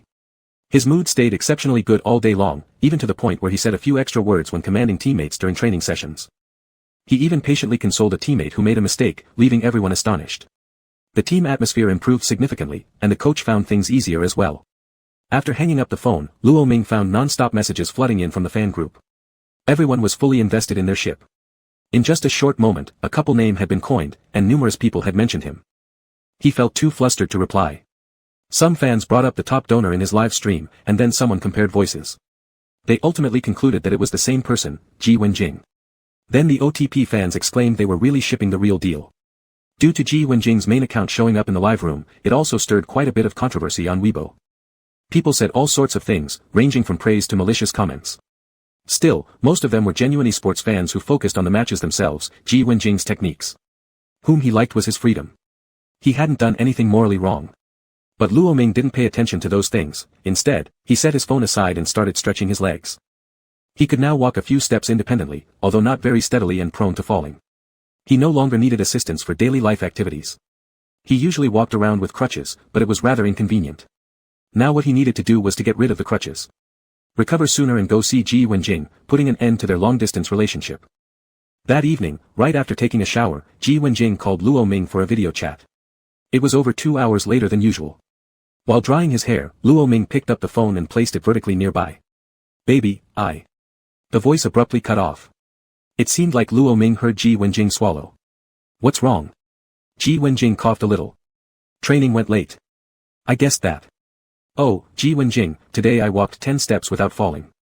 Seeing how proud Luo Ming looked, waiting for compliments, Ji Wenjing couldn't resist poking Luo Ming on the screen with his finger, brimming with tender affection. "Good job, baby. Long-distance relationships truly were hard. You couldn't touch or hug each other." He had almost listened to the several saved voice messages stored in his phone to death. When he couldn't make calls, he wore earphones and listened again. Thinking of Ji Wenjing was almost driving him crazy, but there was nothing he could do since Ji Wenjing's baby wanted to see him win the championship. "Did you say something before hanging up this afternoon? I didn't hear it clearly and I'd like to hear it again." "Luo Ming. Don't let it show too much. If you didn't hear clearly, forget it." Ji Wenjing wasn't deaf, but he missed recording it. Seeing that Luo Ming wouldn't call him like that again, thoughts began swirling in his mind as he gazed at the person on the screen. He hadn't dared to look closely when he last helped Luo Ming take a shower. The more he thought about it, the more he regretted it.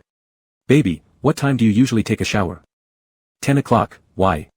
Ji Wenjing squinted his eyes, "Nothing. Just remember to bring your phone next time you shower." "Ji Wenjing, don't think I can't tell what's on your mind." Ji Wenjing raised an eyebrow. "Can you tell?" "A fool could tell." "Baby, you're so smart." "Then I'll just say it directly. I want to watch you shower. I want to see you completely naked." Luo Ming choked. There was no need to be so straightforward. Seeing Luo Ming remain silent, Ji Wenjing continued, "Baby, don't you want to watch me shower?" Luo Ming. Alright, he was a lustful man too, and indeed wanted to see him shower quite badly. The next morning, Luo Ming skillfully plugged his phone to charge. Every night, talking on the phone and video chatting with Ji Wenjing until he fell asleep, until his phone turned off, had become a common occurrence since Ji Wenjing returned. After a while, Luo Ming restarted his phone and sent Ji Wenjing a good morning message, then leaned on his crutches to wash up. There were quite a few guests visiting at home today, all of them coming to see him. In the days right after being discharged from the hospital, Luo Ming wanted some peace and quiet, so he asked his parents not to tell anyone yet, only informing Ji Wenjing. Now that he'd recovered enough, he informed their relatives and friends. In these few days, many relatives came over one by one. Perhaps because it was a holiday, an especially large number of family and friends arrived today. Throughout the day, Luo Ming stayed in the living room chatting with relatives and friends, leaving his phone in the bedroom and forgetting to reply to Ji Wenjing's messages. By evening, Luo Ming accidentally saw his little nephew on the couch watching Ji Wenjing's live stream. In the live stream, Ji Wenjing hadn't said a single word and was playing the game especially aggressively. It could be said that if he could kill his teammates, he would have killed them as well. Luo Ming glanced at the chat. Master Ji seems in a particularly bad mood today. Haha, our chatterbox Gan Heng doesn't dare to speak. Gan Heng kills me laughing, saying something about Master Ji's wife dumping him, probably why Master Ji targeted him. Seeing this comment, Luo Ming realized things had taken a wrong turn. He leaned on his crutches to grab his phone and immediately noticed Ji Wenjing had sent several messages. "Good morning, baby. What did you have for breakfast? It's noon already, baby. You haven't replied all morning. What did you have for lunch? Baby. Afternoon already, what are you doing? Is baby mad? Why aren't you replying?" Combined together, these messages almost equaled a short essay. No wonder Ji Wenjing was in such a sour mood. Had he really conjured up a scene where he'd been dumped? Realizing this, Luo Ming hurriedly replied, "There were a lot of relatives at my house today, no time to check the phone. Not mad, kiss.jpg. In Ji Wenjing's live stream, his phone vibrated twice, and then the fans saw him quickly end the game and take out his phone. Not long after, he seemed like a completely different person. He stopped targeting Gan Heng, and his tone wasn't so cold anymore. Looking at the chat history, Luo Ming felt somewhat embarrassed. Ji Wenjing, you owe me compensation. Luo Ming, what kind of compensation? Ji Wenjing, bring your phone tonight when you shower. Luo Ming. Alright. At 10 o'clock in the evening, Ji Wenjing's video call came through on time. Luo Ming stretched out his hand from the bathtub, reaching for the phone on the rack, and pressed accept. Chapter 120, The Esports Master is a Voice Control Enthusiast, 07. Steam filled the air, swirling around in the bathroom. A layer of mist coated the front camera of the phone, leaving Ji Wenjing only able to make out a vague silhouette. "Baby, wipe the camera." His voice was unbearably hoarse. Luo Ming half leaned in the bathtub, thinking that since only the area above his clavicle could be seen on the lens, he calmly wiped it. He looked at Ji Wenjing's screen covered in darkness and asked, Ji Wenjing, did you not turn on the light? After Ji Wenjing's brief response, there were no more words exchanged. The room was silent except for rustling sounds. Luo Ming furrowed his brows and asked, what are you doing? Ji Wenjing fixedly stared at the person on the phone, his breathing gradually becoming heavier. The face flushed red from steam, the pale neck, and the collarbone adorned with droplets of water. Because he had bathed Luo Ming, he knew how smooth the skin felt. Even without seeing more, his mind could vividly imagine it all. I'm thinking about you. The coarse breaths accompanied this statement, reaching Luo Ming's ears and turning his cheeks red. What was going on? He didn't expose anything he shouldn't have, so why? Baby, call my name. Luo Ming opened his mouth blankly, Ji Wenjing. Very good. That face-reddening, heart-pounding breathing grew more apparent, and Ji Wenjing occasionally whispered his name. This impact was almost overwhelming. Luo Ming was mortified, even more embarrassing than facing him directly. His hand trembled, and the phone fell into the water. Panicking, he fished it out and said, Ji Wenjing, I'm done, hang up now. You, call back after you're finished. After hanging up, Luo Ming sighed in relief, holding the soaked phone while his brain went somewhat blank. His phone seemed non-waterproof. Let's turn it off and let it dry. No calling Ji Wenjing tonight. The next day, Luo Ming woke up as usual, attempting to turn on his phone which actually worked just fine. It hadn't been damaged at all. Looking at unread messages and missed calls on his phone, Luo Ming prepared excuses beforehand. Ji Wenjing, my phone fell into the bathtub last night. I didn't switch it off deliberately, I didn't mean to miss your calls. Ji Wenjing replied swiftly, I saw that yesterday. Luo Ming typed quickly on his perfectly intact phone, Ji Wenjing, you can't use your phone while taking a shower in future. I think my phone feels a bit less responsive today. Little dog crying.jpg. Ji Wenjing didn't reply, but later in the afternoon, Luo Ming received a courier-delivered package. Upon opening, he found the latest model of a certain brand of phone, a high-performance one and also known for its waterproof and drop-resistant properties. Plenty of test videos existed online. Luo Ming's lips twitched. He didn't need to ask, this must have been bought by Ji Wenjing, that old pervert. Right after signing for it, Ji Wenjing's message came through, did you receive it? Luo Ming asked, I've received it, why did you buy me a phone? Ji Wenjing, didn't you say your previous phone was broken? Luo Ming, not broken, still usable. Ji Wenjing, it's already bought, use it. I've switched to the same model too. Luo Ming, is your phone broken too? Ji Wenjing, not broken, I just want us to use the same model, and this phone is waterproof. Luo Ming. He strongly suspected that the latter part was the key point. In the days that followed, Ji Wenjing acted like he discovered an amusing new trick, he sent video chats every time Luo Ming was bathing.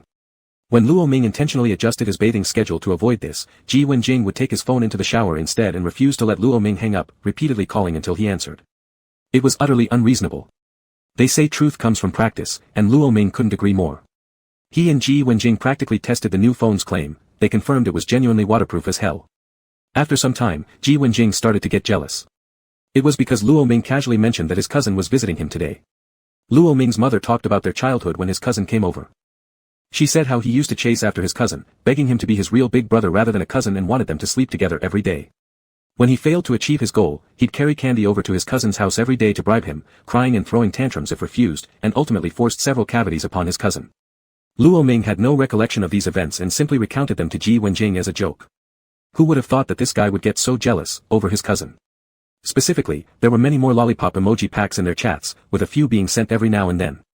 There were also 3 sentences that never left the conversation. Why didn't he have a younger cousin chasing after him offering lollipops during his childhood, and no elder cousin wanting to sleep in the same bed with him?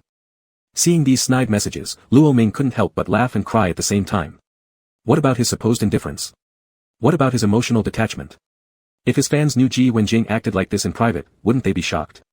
Helplessly, Luo Ming sent him a large box of lollipops along with a note, Dear Cousin Ji, your humble cousin Luo bribes you with lollipops and has given you cavities. Please don't be mad. But Luo Ming underestimated how much this guy could push things. After Ji Wenjing signed for the delivery, he immediately sent Luo Ming a video. One of his teammates asked for one, and then Ji Wenjing was seen clutching a whole big box of lollipops as he returned to the break room. Ji Wenjing, with so many, can you eat them all by yourself? Ji Wenjing casually tore open a lollipop and put it in his mouth. Baby bought me these, if I can't finish eating them, I'll just frame them, and I won't share with others. Luo Ming laughed at him, you're not angry anymore, Cousin Ji, are the lollipops tasty? Cousin Luo's gift is of course tasty, but... Saying this, Ji Wenjing chuckled softly and lowered his voice, the ones you've tasted must taste even better. This audaciousness made Luo Ming burst out laughing while giving him the middle finger before hanging up. That started Ji Wenjing's attempts at coaxing him. Later, Luo Ming found out that every time he called Ji Wenjing, he was sucking on a lollipop, even while streaming. Worried that eating too much sugar might cause hyperglycemia, Luo Ming told him not to be stingy and share with his teammates. In response, Ji Wenjing bought a big picture frame, arranged the remaining lollipops inside, and hung it on his bedside wall. This time, Ji Wenjing's fans weren't the ones who were shocked, Luo Ming was. Day after day passed, and Luo Ming's health got better each day. Ji Wenjing also entered several stages of matches to qualify for the global finals. Luo Ming guarded the official tournament live streams, setting alarms just to watch Ji Wenjing's matches. Almost without surprise, Ji Wenjing's team successfully advanced to the global finals. With a week left until the final, the coach, seeing how hard they had worked lately, gave them 2 days off to relax. On leave, Ji Wenjing wanted to book a flight to go see Luo Ming. But Luo Ming stopped him with a phone call. Ji Wenjing, I already told you, I'm recovering well, as long as I don't climb mountains or anything, I'm pretty much back to normal. Ji Wenjing's voice seemed somewhat excited, so I'm on my way to the airport right now. Chapter 121, The Esports God is a Voice Control Enthusiast, 08. After Luo Ming finished speaking, Ji Wenjing immediately left to drive to the airport. Ji Wenjing, I'm about to board the plane, I'll hang up. Alright. The flight Luo Ming was on would take roughly 3.5 hours to arrive. Ji Wenjing drove to the airport in less than half an hour. He repeatedly looked at his watch, planning what they would do after Luo Ming arrived and how they would go on a date. He thought of many places, realizing that as long as Luo Ming was by his side, anything felt highly anticipated. A smile instinctively appeared at the corner of his lips. It turned out that the longing person was soon going to appear before him, making him feel this way inside. When Luo Ming got off the plane, amidst the crowd waiting for arrivals, he instantly spotted Ji Wenjing. Surrounded by boisterous noise, their gazes met, turning all the waiting and anticipation into tangible emotions in this very moment. Ji Wenjing quickly moved through the crowd, smiling as he approached and then immediately embracing him tightly. Baby, are you tired? How could sitting on a plane make me tired? I couldn't be happier thinking about meeting you right away. Luo Ming said this while wriggling free from Ji Wenjing's embrace and jogging around him a few times. Ji Wenjing, look at me, how about it? Am I walking just like any other normal person? Ji Wenjing smiled, nodded, and never took his eyes off Luo Ming. He reached out and took the backpack that Luo Ming was carrying. This bag is light. I can carry it myself. Saying this, Luo Ming made an attempt to grab the bag from Ji Wenjing. Ji Wenjing caught hold of Luo Ming's wrist and said, stop fighting me over it. If you keep doing this, don't say, bag, I'll simply pick you up and carry you straight into the car. Luo Ming. Leading him to the car, Ji Wenjing glanced at his companion from the corner of his eye, unwilling to separate even for a fraction of a second. Seeing Luo Ming observing the surroundings outside the car window, he enticed, baby, there are many fun places here that we can't visit in just 1 or 2 days. Hearing this, Luo Ming turned her head toward the driver, her eyebrows slightly arching as she playfully said, but you're only taking a 2-day break, and I'm not familiar with the area. How am I supposed to play for so many days? Ji Wenjing paused in silence for a moment, then blurted out, our club is also quite entertaining. Luo Ming couldn't help but laugh aloud, I'm just teasing you, I will definitely stick with you until the tournament finishes before heading back. After the match, let's go back together. Initially, Ji Wenjing had planned to first take Luo Ming home. However, along the road, they passed by a park where various kinds of kites were flying in the sky. There were also quite a few stalls selling kites nearby. Ji Wenjing did not drive too fast, often glancing at Luo Ming from the corner of his eye. Seeing his curiosity, he stopped the car at the roadside. Do you want to play a bit? Luo Ming nodded. After parking the car in a designated space, the two went to choose a kite from a stall beside them, ultimately settling on a stall that allowed them to paint or write on the kite themselves. After being a plant person for so long due to recovery, Luo Ming hadn't been outdoors much since awakening. This was his first time traveling far away post-recovery, and everything seemed appealing. He picked a blank kite and looked at Ji Wenjing. Let's draw together. Ji Wenjing replied with affection-filled eyes, sure. Each drew on a side. After Ji Wenjing finished, he pointed seriously to the 2 stick figures he drew, introducing them, this is me, and this is you. Luo Ming. Was it necessary to introduce them? There were only 2 stick figures drawn. In the circle that represented their heads, one had the character, Luo, and the other had the character, Ji. Then, he pointed at the items Luo Ming had drawn and said, you're such a cliché, check out the little cats and dogs I drew. Ji Wenjing examined them carefully and complimented, still, the baby's drawings are better. Of course they are. The system which had seen so much remained speechless and couldn't criticize anymore. Ji Wenjing drew stick figures, while Luo Ming drew stick figure cats and dogs. She wrote the word cat above the cat's head and dog above the dog's head. As if worried anyone wouldn't know what they were drawing. No wonder these two belonged together. After finishing, Ji Wenjing held Luo Ming's hand, encircling her in his arms. They started flying the kite together, step by step. The kite flew higher and higher. While Luo Ming gazed at the sky, Ji Wenjing kept his eyes fixed on Luo Ming. The person in his arms smiled radiantly, just like the freshly broken dawn of a morning sun, something he found incredibly attractive. It was peculiar, despite having the person he longed for right by his side, why did he still miss him so much? Ji Wenjing released his grip on Luo Ming's hands, instead hugging her waist tightly. With their backs and chests pressed together, Luo Ming seemed to hear Ji Wenjing's heartbeat. He froze, tilting his head slightly to look at Ji Wenjing, locking eyes with a pair filled with deep affection. After staring at each other for a moment, the kite broke free from the string, much like rationality had also snapped. On the way home, the car that had started off leisurely driving quickly sped up. If not for the speed limit, Ji Wenjing might have pressed the accelerator pedal all the way down. Ji Wenjing's residence in the city wasn't large but was located in a prime spot with an excellent environment in the city center. Reaching the entrance, Ji Wenjing unlocked the door, carrying one hand occupied by Luo Ming's bag and the other supporting him as they walked inside. His warm breath cascaded onto Luo Ming's neck, unwilling to let go even after entering. Thus, Luo Ming had to extend his arm to close the door himself. Once the door was shut, Ji Wenjing placed Luo Ming's bag on the floor by the entrance, gazing unblinkingly at his lips while his Adam's apple moved uncontrollably. "Baby," he murmured softly, then cupped Luo Ming's face with both hands before leaning down to kiss him. The kiss was fervent and scorching yet gentle and yearning, seemingly expressing the longing accumulated over this period of time. A short while later, a rumbling sound from a stomach interrupted the moment. Ji Wenjing released Luo Ming, gently caressing the now reddened and tender area with his thumb. "Baby, I'll cook for you." Saying this, he pulled out a pair of matching slippers from the shoe cabinet beside him, one big and one small. The smaller one fit Luo Ming perfectly. After putting on the slippers, Luo Ming began wandering around the room. He soon realized that he didn't need to bring anything, as Ji Wenjing had already prepared everything he needed. Matching slippers, toiletries, and even several pairs of same-style pajamas and sweatshirts, in varying sizes, the larger ones suited Ji Wenjing, while the smaller ones fit Luo Ming perfectly. Everything was so well prepared that Luo Ming didn't need to carry his own bag, he could move in directly. "When did you prepare all this?" Luo Ming asked in surprise toward the person in the kitchen. "After coming back from your place last time." Ji Wenjing expertly put on an apron. Ever since returning from Luo Ming's house, everything he bought came in pairs, one for himself and one for Luo Ming. Even his cooking skills were newly acquired, all for the purpose of making dishes Luo Ming liked if he ever visited. Gradually, the things in his home all transformed into pairs, and the once empty fridge became full of practical items. Chapter 122, The Esports God is a Voice, 09. Luo Ming stood by the kitchen door, looking at Ji Wenjing who was cooking for him inside, and immediately felt an overwhelming sense of happiness. He couldn't help but call out his name, Ji Wenjing.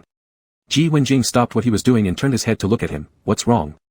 "My boyfriend is so handsome, the more I look, the handsomer he becomes."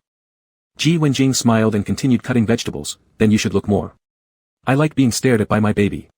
He just wanted Luo Ming to only see him. After the meal was ready, Luo Ming discovered that they were all his favorite dishes. As he ate, he asked Ji Wenjing, "I don't think I ever told you what I like to eat." "You don't have to. I can tell what you like." Upon hearing this, Luo Ming turned his head and blinked his eyes as he looked towards Ji Wenjing beside him. "Then take another look at me now." "What?" Ji Wenjing did it despite not understanding. "Can you see what I want most right now?" Luo Ming had a smile on his lips, his eyebrows curved, and his clear eyes reflected Ji Wenjing's figure. The answer was almost too obvious. Ji Wenjing's breathing paused, then he took back his gaze and placed food in Luo Ming's plate. "Eat first, we can do other things after you're full." Luo Ming was full of question marks. He was clearly saying cheesy love lines. When did he start seducing him? Too outrageous. People get awkward, everything gets awkward. After eating their fill, Luo Ming leaned on the couch watching TV. Maybe after a tiring day, he fell asleep after a while. When he woke up again, it was already dark outside. Somehow, he had been moved from the sofa to the bed in the bedroom, and was already dressed in pajamas. He knew it must be Ji Wenjing who did it, but he didn't notice anything at all. Really, one shouldn't eat too much or else they sleep too deeply and wouldn't even know if someone sold them out. Noticing that Ji Wenjing wasn't around, Luo Ming yawned and rubbed his eyes as he went out of the bedroom to look for him. Not seeing anyone in the living room, he was about to shout when he heard gurgling water coming from the bathroom. Luo Ming lightly twisted the doorknob, finding it unlocked. His eyes squinted as a mischievous thought formed. "Hey, he's taking a shower. Since we are dating now, is it too much if I sneak a peek? And how many times has this person live-streamed while bathing to taunt him?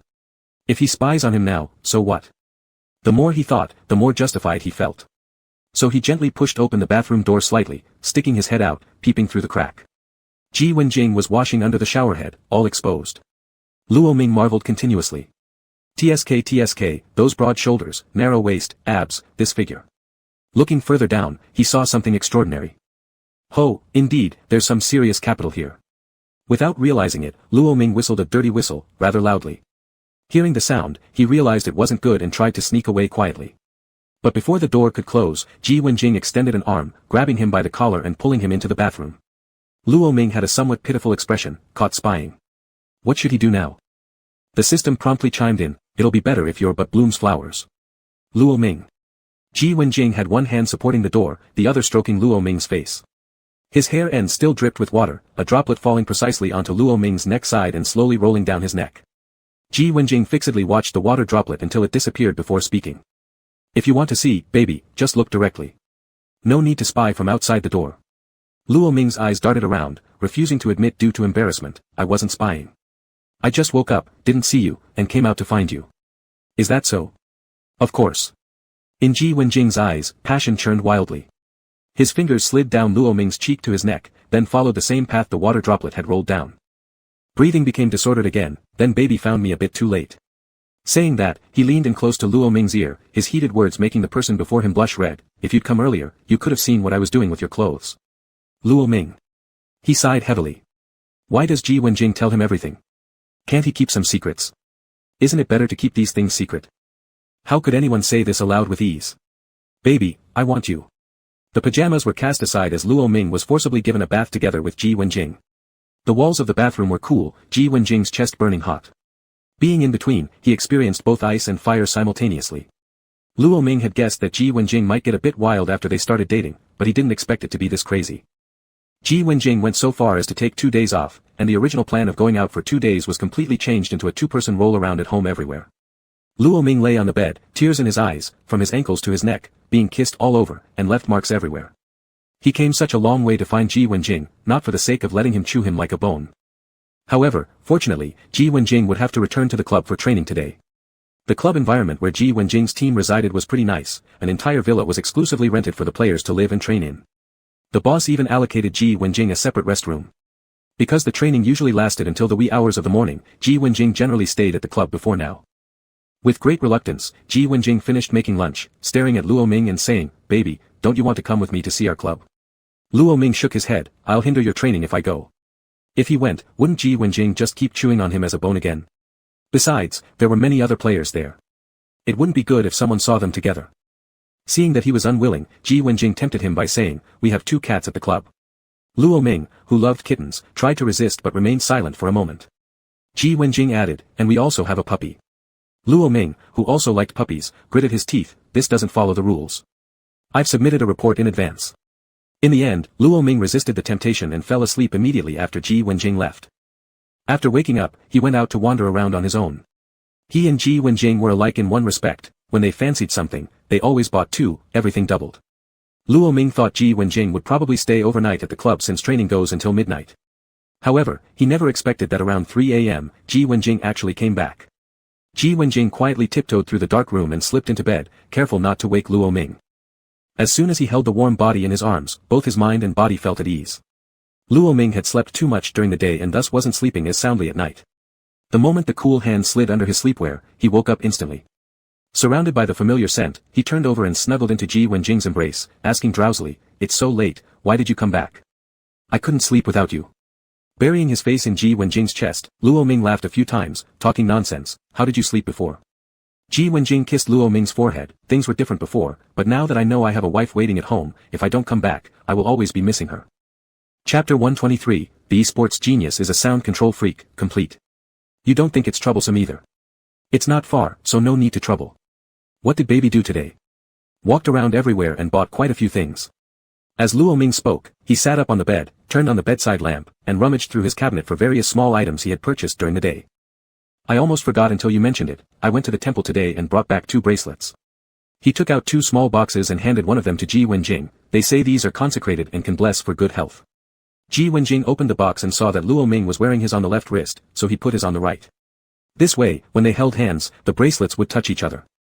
Luo Ming continued to rummage through things, a matching pair of phone cases, a matching pair of teacups, everything came in pairs. After showing off, Ji Wenjing pulled him back onto the bed, hugging him from behind, taking out his own phone to change the phone case. Accidentally hitting the power button made the screen light up, causing Luo Ming's eyes to widen. The lock screen was a screenshot of the 2 of them during a video call. Your lock screen wallpaper. What? Isn't my phone wallpaper supposed to be me? While speaking, Ji Wenjing fished Luo Ming's phone from under the pillow and opened it. It wasn't a picture of him. Instantly feeling disheartened, he grabbed Luo Ming's phone, unlocked it, then snapped a few selfies with him, setting their new pictures as the wallpaper before he was satisfied. He also changed Luo Ming's phone case in passing. Luo Ming. Can he please not have such possessiveness towards his phone? After all the fuss, Ji Wenjing tossed both phones aside, letting his hand wander into Luo Ming's pajamas. He asked cautiously, "Baby, don't want to sleep? Slept too much earlier, now I can't fall asleep." "That's good." "What's good?" Soon, Luo Ming found out what was good. The little drawer in the bedside cabinet that Luo Ming never checked, Ji Wenjing reached in and pulled open, a whole box of kids' diapers, all kinds of colorful packaging that could form a rainbow. Ji Wenjing nipped at Luo Ming's neck, his hand starting to move wildly inside the clothes. "Baby, pick one." "Ji Wenjing, I haven't fully recovered yet, and I can't overdo it." Luo Ming deliberately emphasized the words, "overdoing it," in his tone. Ji Wenjing lifted the hem of his pajama shirt, "No need for you to move." They carried on until the sky started to glow faintly at dawn, finally falling asleep in each other's arms. Luo Ming went to the club with Ji Wenjing. Because as soon as they woke up, Ji Wenjing showed him some cute videos of cats and dogs he had recorded specially for his phone. Fat, fluffy, and just adorable. In the end, there was no resisting the allure of cats and dogs. Ji Wenjing had already informed the teammates and coaches ahead of time, so everyone was unfazed when they saw Luo Ming. And it seemed like everyone knew that he and Ji Wenjing were dating. When Luo Ming was surrounded by people chatting, he curiously asked why everyone knew about his relationship with Ji Wenjing. Gan Heng approached and explained, "Bro, Ji has never tried hiding it, and this change is immense, it's like he's become a completely different person." This piqued Luo Ming's interest, so he asked Gan Heng, "What was your bro Ji like before?" "Man, you wouldn't believe, he always had a cold face, and if anyone made any mistake in operation, brother Ji would single them out and duel against them, who could possibly win against him? It was pure torture." Ji Wenjing cast a glance, and Gan Heng quickly shut his mouth. After a brief chat, they headed upstairs to the specialized training area to train while Luo Ming played with the cats and dogs downstairs, feeding them. In the following days, Luo Ming and Ji Wenjing stuck together at all times. Every noon after eating, they'd head to the club together where Luo Ming would play with the cats and dogs while Ji Wenjing practiced for matches, then they'd go home after the training ended. Why didn't they stay overnight at the club? Because Ji Wenjing thought it was inconvenient. Thinking about it made Luo Ming annoyed. The day before the finals, Luo Ming accompanied Ji Wenjing and the others flying ahead of schedule to the city where the competition was being held. That night, inside the hotel room, Luo Ming was fiddling with all sorts of rally items, his expression serious, looking even more tense than Ji Wenjing. Ji Wenjing laughed and sat beside him. "Baby, what are you doing?" "I'm deciding which handsome picture of you to use for tomorrow's support." Ji Wenjing raised an eyebrow, took out a tablet, opened the camera, and gave Luo Ming a kiss on the cheek, taking a picture. Then he handed the tablet to Luo Ming. "Use this one. Don't mess around. This is a photo you can't find online. It's exclusive, so wouldn't it be very special for your support tomorrow?" Luo Ming. "It would be too special." Ji Wenjing picked up Luo Ming, threw him onto the bed, and then held him tightly. "Good baby, put the rally items aside. If we win the championship tomorrow, will you fulfill my one wish?" "What wish?" Ji Wenjing chuckled, whispering in Luo Ming's ear, "I want to hear you call me husband, during." Luo Ming began struggling. "Let me go." "Ji Wenjing, can't you think about something else besides that?" "Can't. All I think about is you." In the end, Luo Ming still agreed. Inside the competition venue, the crowd was buzzing with excitement. In the center of the arena hung a giant LED screen. After finding his seat, Luo Ming settled down. Surrounding him were fans of the KRM team. He heard someone from the back row say that their opponent this time was strong, a dark horse team that had suddenly appeared and was favored by many. Luo Ming listened quietly, not worried at all. As the commentators appeared on the screen, the players began entering one by one, and the fans shouted loudly for their supported teams. Once the game started, the so-called Dark Horse team did indeed perform strongly, and both sides went through 5 intense matches with equal footing. In the last match, the KRM team changed their strategy, choosing a rarely seen character in competitive play. As soon as this character was chosen, the atmosphere in the whole venue reached its climax. With his own understanding, Ji Wenjing used this unexpected character effectively, leading to a final victory. The entire venue seemed to be drowned in cheers from the audience. The KRM team members embraced each other in excitement. This moment of intense excitement was uniquely characteristic of esports. This time, standing on the award stage, Ji Wenjing's eyes glanced towards a particular direction below, feeling more excited than ever, not just because they won the championship. He had already begun fantasizing about things. After the ceremony, Ji Wenjing ran out from backstage. The audience hadn't completely dispersed yet when he rushed to where Luo Ming was sitting and swept him into a hug. This move drew the attention of those who hadn't left, and many people took pictures, but Ji Wenjing didn't care. He leaned close to Luo Ming's ear and whispered softly, "Baby, I won. My reward?" Luo Ming, red-faced, replied in the same hushed tone, "We'll talk about it when we get home. Do you want to play publicly in front of everyone?" Ji Wenjing announced his retirement on Weibo, stating he would return to take over the family business and get married. The statement didn't feel like a proper announcement, rather, it felt more like bragging. Who was his wife? Everyone already knew. Later, the two returned to the city and confessed their relationship truthfully to their families. Both sets of parents met without any complications or opposition. It seemed they had known all along and weren't surprised. From then on, they would remain together forever, inseparable. Chapter 124, The Professor's Pitiful Student, 01. Luo Ming adjusted the glasses on his face, slightly nervous as he walked into the classroom with a textbook and water cup in hand. Not as a student, but as an adjunct professor at the university. He was quite satisfied with this new identity. He never thought that someone like him who would doze off when flipping through textbooks would have the opportunity to experience what it felt like to be a teacher. The system also puffed up its chest proudly, "Isn't that all thanks to me? I got you this new skill for free." "Alright, thank you, system brother." As soon as he entered the classroom, he heard a chorus of surprised exclamations from the students. What were they so surprised about? It was because the original host looked young and handsome, with fair skin, a slim waist, and long legs. The original host was 29 years old, had been academically excellent since childhood, often skipped grades while studying, and finally was directly admitted to a prestigious university, making him a local legend. From a young age, almost everything he wanted to do was supported by his family, whatever he wanted to study or pursue was fully encouraged. His family took good care of him and gave him a solid education. In contrast, the antagonist was Xiao Su, a second-year student at the university where Luo Ming was substituting, majoring in physical education. Xiao Su appeared cheerful and outgoing at school, but in reality, he was overshadowed by the darkness of his upbringing. No one could imagine that beneath the outwardly sunny demeanor, Xiao Su's inner world was dark.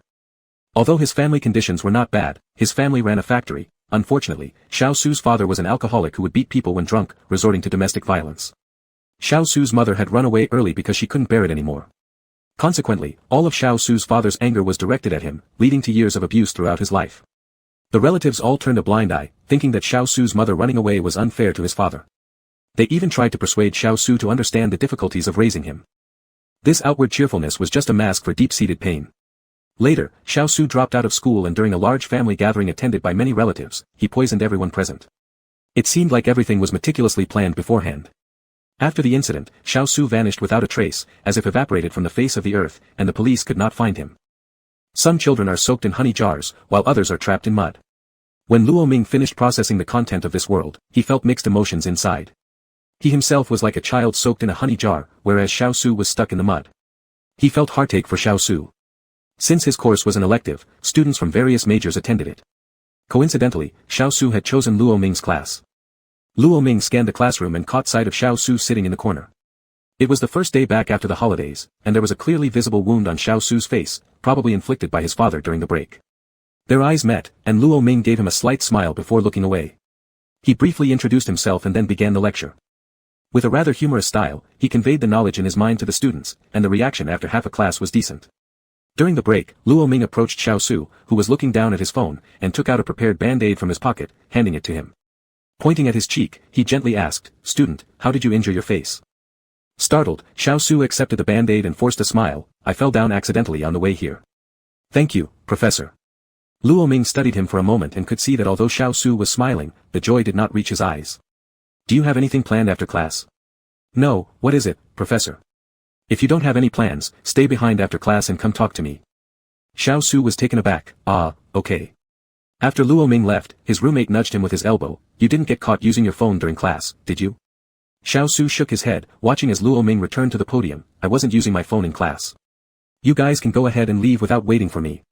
Once class ended, a few students gathered around Luo Ming to ask questions, and Xiao Su sat quietly at his seat, waiting patiently. When the questioning students left, Xiao Su stood up and approached Luo Ming. "Professor, did I do something wrong?" Luo Ming shook his head. "No, what's your name?" "My name is Xiao Su." "Su, as in the sun rising." Luo Ming cautiously inquired, "I was wondering if something has happened in your personal life." Xiao Su's expression froze momentarily. "No, please rest assured, Professor. Everything is fine." Seeing that Xiao Su didn't want to talk about it, Luo Ming pressed his lips together and didn't press further. It seemed that haste wouldn't work. He would need to gradually encourage Xiao Su to open up. He looked down at his watch. "Did I delay your trip to the cafeteria for dinner?" After the topic shifted, Xiao Su appeared noticeably more relaxed than before. He joked, "No such thing, Professor, you've actually helped me avoid the long queue." Luo Ming smiled and patted his shoulder. "To make up for it, I'll treat you to a meal." "Really or fake?" "Real." Xiao Su grinned mischievously, "Then I can't miss a single class from the professor's schedule, maybe there will be another chance to hitch a ride on a meal." "Poor mouth, let's go. I'll help you carry things, Professor." Although Xiao Su gave off vibes of being overly familiar and easygoing, in reality, he maintained a distance from everyone, unable to let his guard down. In the car, Luo Ming glanced at the young man sitting quietly in the passenger seat and asked, "Xiao Su, what would you like to eat?" "I don't care, I'll eat whatever the professor eats." "Classes this afternoon?" "No." Luo Ming pondered for a moment. "Let's go to my place then, I'll cook you a meal." Hearing this, Xiao Su paused hesitantly. "This." Luo Ming glanced at him. "I have qualifications, I won't kidnap anyone." "Hee, even if I get kidnapped, having a taste of the food cooked by the professor makes it worth it." And so, Luo Ming took Xiao Su back to his rented apartment near the school. The original owner had been invited here for temporary teaching, at least for one semester. For convenience, he rented a house nearby. He had just moved in today and hadn't had time to tidy up before heading to school to teach, so the place was somewhat messy. "Come in. I just moved in, haven't had time to clean up yet." "No problem with that, right?" Xiao Su shook his head quickly after receiving a pair of brand new slippers, then stepped inside and offered, "Since I've got nothing to do this afternoon, let me help you clean up." Before he could start moving around, Luo Ming stopped him. "Let's eat first, then we can clean together." After steaming rice and cooking a few dishes, Luo Ming called Xiao Su over to join him. Xiao Su kept complimenting the food while eating. After finishing the meal, Xiao Su helped Luo Ming tidy up the house. During the process, Luo Ming proactively struck up conversations and exchanged contact information with Xiao Su. "Xiao Su, if anything is troubling you, feel free to talk to me. In class, I am your teacher and professor. In life, you can consider me a friend." "Alright, Professor." After sending Xiao Su back to school, Luo Ming frowned slightly. The antagonist in this scenario was really too pitiful, making him act cautiously. That evening, Xiao Su lay in bed at the dormitory, reflecting on everything that happened earlier in the day. The new professor had definitely seen through something, subtly expressing concern in their conversation. He flipped over, closed his eyes, preparing to sleep. The professor was a kind person, but he himself wasn't. Chapter 125 The Pitiful Student of the Professor, 02. The elective course taught by Luo Ming was scheduled only once a week for each student. He thought that his second meeting with Xiao Su would be in the second class he taught, which was next week. But unexpectedly, they met again this week. On Friday afternoon, he was about to go to the school leader's office to report his work progress when he, being unfamiliar with the teaching building, took a long way and went around in circles. The corridor was quiet. The door of an office pass due to the detour was half open, and even without trying to listen, the conversation inside could be heard clearly. "Do you want to drop out?" "Why?" "I want to work." A familiar voice made Luo Ming stop his steps. He leaned against the wall nearby and listened quietly to the conversation inside. "Have you discussed with your parents?" "Not yet. This matter needs to be communicated well with your parents, Xiao Su. University is a rare stage. Time goes by very quickly. There's no rush in finding a job. Moreover, many university students do part-time jobs. You should reconsider it carefully." Xiao Su's tutor patiently persuaded him a lot, and when it came to contacting his parents, Xiao Su stopped it. "Tutor, don't bother. I'll think about it again." After Xiao Su took out the withdrawal application, he saw Luo Ming. He was somewhat surprised and asked, "Professor, what are you doing here?" Luo Ming lifted the file in his hand. "I come to report my work to the school leaders. This teaching building is quite big, I got lost." Hearing this, Xiao Su smiled. "Which office are you going to, Professor?" "Let me take you there." C309. When they arrived at the office door, Luo Ming didn't go in immediately but looked at Xiao Su as if wanting to say something but held back. Seeing this, Xiao Su opened his mouth with some confusion. "We've arrived, Professor, why not go in?" Luo Ming pursed his lips. "You, wait for me here, don't leave." Xiao Su gazed into Luo Ming's eyes and did not ask why, just responded, "All right." Since Xiao Su was waiting for him outside the door, Luo Ming entered the office and simply reported the general situation to the school leader. After explaining that he had adapted well, he left immediately. Seeing Xiao Su waiting obediently for him and not wandering around, Luo Ming sighed with relief and then let Xiao Su follow him. In the scorching summer, the flowers, grasses, and trees on campus were thriving. Walking under the shade of the trees, occasional breezes would pass by, making the heat not so unbearable. Today was Friday, and there were more students coming and going. Some students whose homes were close to the school were carrying luggage, heading toward the school gate to catch buses home. Although the surroundings were not quiet, Luo Ming and Xiao Su remained silent between themselves. Xiao Su followed behind Luo Ming. It seemed like both of them had something on their minds, and they walked silently for some time without saying anything. Until they passed by the basketball court, Luo Ming stopped, suddenly turned around and asked, Xiao Su, how good are you at playing basketball? Mentioning basketball, as if it was a resonance and tacit understanding between boys, the silence was swept away instantly. Pretty good, just better than those guys on the court. Xiao Su, while saying this, winked at Luo Ming, looking somewhat smug. Really or not? Of course. While speaking confidently, Xiao Su ran into one of the basketball courts.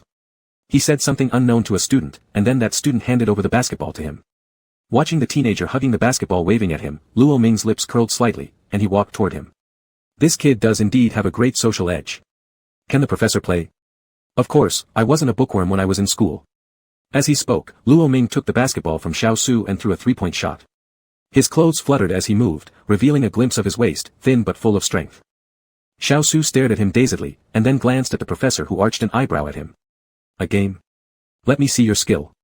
This time, Xiao Su's smile seemed a little more genuine. All right. Their moving figures intertwined until the sunset before stopping. After pouring sweat, both felt refreshed mentally and physically. Xiao Su was really excellent at basketball, with advantages in physical fitness, technique, and height. Even after such a long game, Xiao Su looked fine as if nothing happened. Luo Ming took the water bought by Xiao Su, unscrewed the bottle cap, drank a few sips, and then sighed meaningfully. Still, young people have good stamina. Xiao Su chuckled and sat beside Luo Ming. Professor isn't old, still very young. Luo Ming glanced at him, and seeing the relaxed atmosphere, he said, Xiao Su, I heard. What? You want to drop out? Xiao Su flicked his hair, not caring as he replied, Meh, I just want to work early. Lying. Luo Ming stared straight at him, I can see that something's on your mind. You can try trusting me. Tell me anything, and we'll solve it together. Xiao Su lowered his eyes, clenching the water bottle tightly in his hand. He couldn't say, his family of origin was his deep-rooted inferiority, teased by peers since childhood. After struggling until college, no one knew his family situation, which gave him the current popularity. With such a good professor, he didn't want him to know about that side of him. Seeing Xiao Su's troubled expression beside him, Luo Ming sighed, if you don't want to talk, then fine, I won't pressure you. But... Luo Ming paused for a moment, stood up, came before Xiao Su, and patted his head, Xiao Su, I hope that I will see you in every class from now on, alright? Xiao Su lifted his head and looked at the gentleman before him, wanting to ask why he was so kind to him. But somehow, the words didn't come out, instead, he nodded unconsciously and agreed. Okay. Saturday and Sunday were holidays for students, and Luo Ming rested too. He called Xiao Su, inviting him over for a meal, saying it was lonely eating alone. Xiao Su arrived, carrying plenty of fruits so as not to eat and drink for free. In the house, while Xiao Su washed the fruits, Luo Ming was chopping vegetables within his peripheral vision. The two of them squeezed into the small kitchen, their shoulders occasionally brushing against each other. A warmth that he had never felt before flowed into his heart, making him feel somewhat reluctant to part. This feeling was like living a life day by day. Next, the communication between Xiao Su and Luo Ming increased. The second week, Luo Ming came to the classroom early. It was his second class for Xiao Su. He waited on the podium for the students to enter the classroom, and the first student to walk in was Xiao Su. Under the blazing summer sun, Xiao Su seemed to have run there, with slightly rapid breathing and no classmates accompanying him. Xiao Su greeted Luo Ming with a smile, coming quite early when the classroom was nearly empty. This time, he sat in a front row seat by the window. The windows in the classroom were open, letting in occasional breezes that stirred Xiao Su's strands of hair, bringing refreshing coolness. After a while, class began, and the person on the podium adjusted their silver-framed glasses, turned around, wrote a few words on the blackboard, and started teaching. Today, Luo Ming wore a white shirt tucked neatly into his waistband, outlining a slender frame. From his seat, Xiao Su stealthily measured Luo Ming's waist with his hands through the air. Then, he got a little distracted. The professor's waist was so thin, it seemed like one arm could encircle it completely. Chapter 126, The Professor's Pitiful Student, 03. Xiao Su spent the entire class daydreaming. He couldn't focus on what Luo Ming was saying, but his eyes never left the figure on the podium for a moment. To outsiders, it looked as if he was listening intently. But what he was actually thinking about, only Xiao Su himself knew. After class, students gradually dispersed, leaving only Luo Ming and Xiao Su in the classroom. At this point, Xiao Su walked up to the lectern, his gaze unconsciously landing on Luo Ming's waist. Luo Ming, seeing him approach, asked, Why aren't you leaving? I'm waiting for the professor. Luo Ming glanced at him twice, then raised an eyebrow slightly and smiled, looking for a free meal. Xiao Su hesitated, his original intention merely to talk with the professor without expecting much, but since the professor mentioned it. The professor truly lives up to the title, one glance and you know my intentions. Would it be okay if I offered some fruit in exchange for a meal? Luo Ming shoved the textbook in his hands into Xiao Su's grasp, let's go. In the following days, Xiao Su's state noticeably improved compared to before, gradually becoming more intimate with Luo Ming. During another holiday, Luo Ming wanted to invite Xiao Su back to his place again, but this time, the message sent out waited long without a response. So Luo Ming gave him a call, and only on the third attempt did the phone get answered. "Hey, Professor." Hearing the exhaustion in Xiao Su's tone, Luo Ming paused briefly before asking, "Where are you?" "I came home this week." Together with this sentence, there was a sound from the other end of the phone, a crackling noise as if something had broken. "Professor, there's still business at home. I'll hang up first." Xiao Su hung up hastily, and after the call ended, Luo Ming frowned, put on his shoes, and left. Fortunately, he knew where Xiao Su lived. It wasn't far from the city where the school was located, just over an hour by car. He started the car and turned on the navigation system, driving as quickly as possible toward the designated direction. When he entered the neighborhood where Xiao Su lived and knocked on his door, Xiao Su opened it, a broom still in hand. A strong smell of alcohol greeted him upon entering. There were clear signs of injury on Xiao Su's face and arms. When he saw that it was Luo Ming who came, a hint of panic flashed in his eyes. Instinctively wanting to block Luo Ming's view, yet the disorder inside was already seen. The living room was in shambles, with chairs and tables overturned. On the ground lay a man heavily intoxicated, beer bottles scattered around, along with shattered glass pieces. Seeing this scene, Luo Ming furrowed his brows slightly. "Professor, how did you come here?" Xiao Su forced a bitter smile, not daring to look at him, afraid of seeing disgust or disdain. Luo Ming sighed, "I've come to take my student back." Upon hearing this, Xiao Su abruptly looked at Luo Ming, finding no trace of distaste, only a gentle gaze. Time seemed to freeze, everything around became unimportant, no longer necessitating a facade of composure. Luo Ming took the broom from Xiao Su's hands, tossing it aside, then pulled him away from this alcohol-scented home. On the road, Luo Ming drove, breaking the silence to ask, "Why did you suddenly return home?" "My father called me and asked me to come back." "You can refuse if you don't want to go back." Xiao Su lowered his head, looking pitiful. He would cause trouble at school. Luo Ming fell silent for a moment, then parked next to a pharmacy. "Next time, let me answer the phone." After saying this, Luo Ming got out of the car, and despite Xiao Su's desire to follow, he was refused. "Buy some medicine. You wait in the car for me." Xiao Su nodded, fixatedly staring at Luo Ming's retreating figure until he disappeared into the pharmacy, not once shifting his gaze. Luo Ming bought some disinfectant, bruise-reducing external medicines, then returned with Xiao Su to his rented apartment. Sitting on the sofa, Xiao Su felt somewhat at a loss with Luo Ming's attentive care. "Professor. I can handle it myself." Xiao Su tried to take the cotton swab from Luo Ming's hands but was stopped with a glare. "Does it hurt?" "No, it doesn't hurt." After applying the ointment on Xiao Su's face, Luo Ming sat next to him, lifting his shirt hem. "Professor." Confused about what Luo Ming intended to do, Xiao Su remained dazed. "Take off your clothes, I'll check if there are any injuries elsewhere." Okay." After obediently removing his top, Luo Ming noticed several bruises on Xiao Su's back. He smeared ointment on his hand and then gently placed his hand over the bruises on Xiao Su's back, slowly rubbing it in. As their skins touched, Luo Ming felt Xiao Su's tenseness and rigidity. Looking at the broad, muscular back before him, Luo Ming furrowed his brows tightly.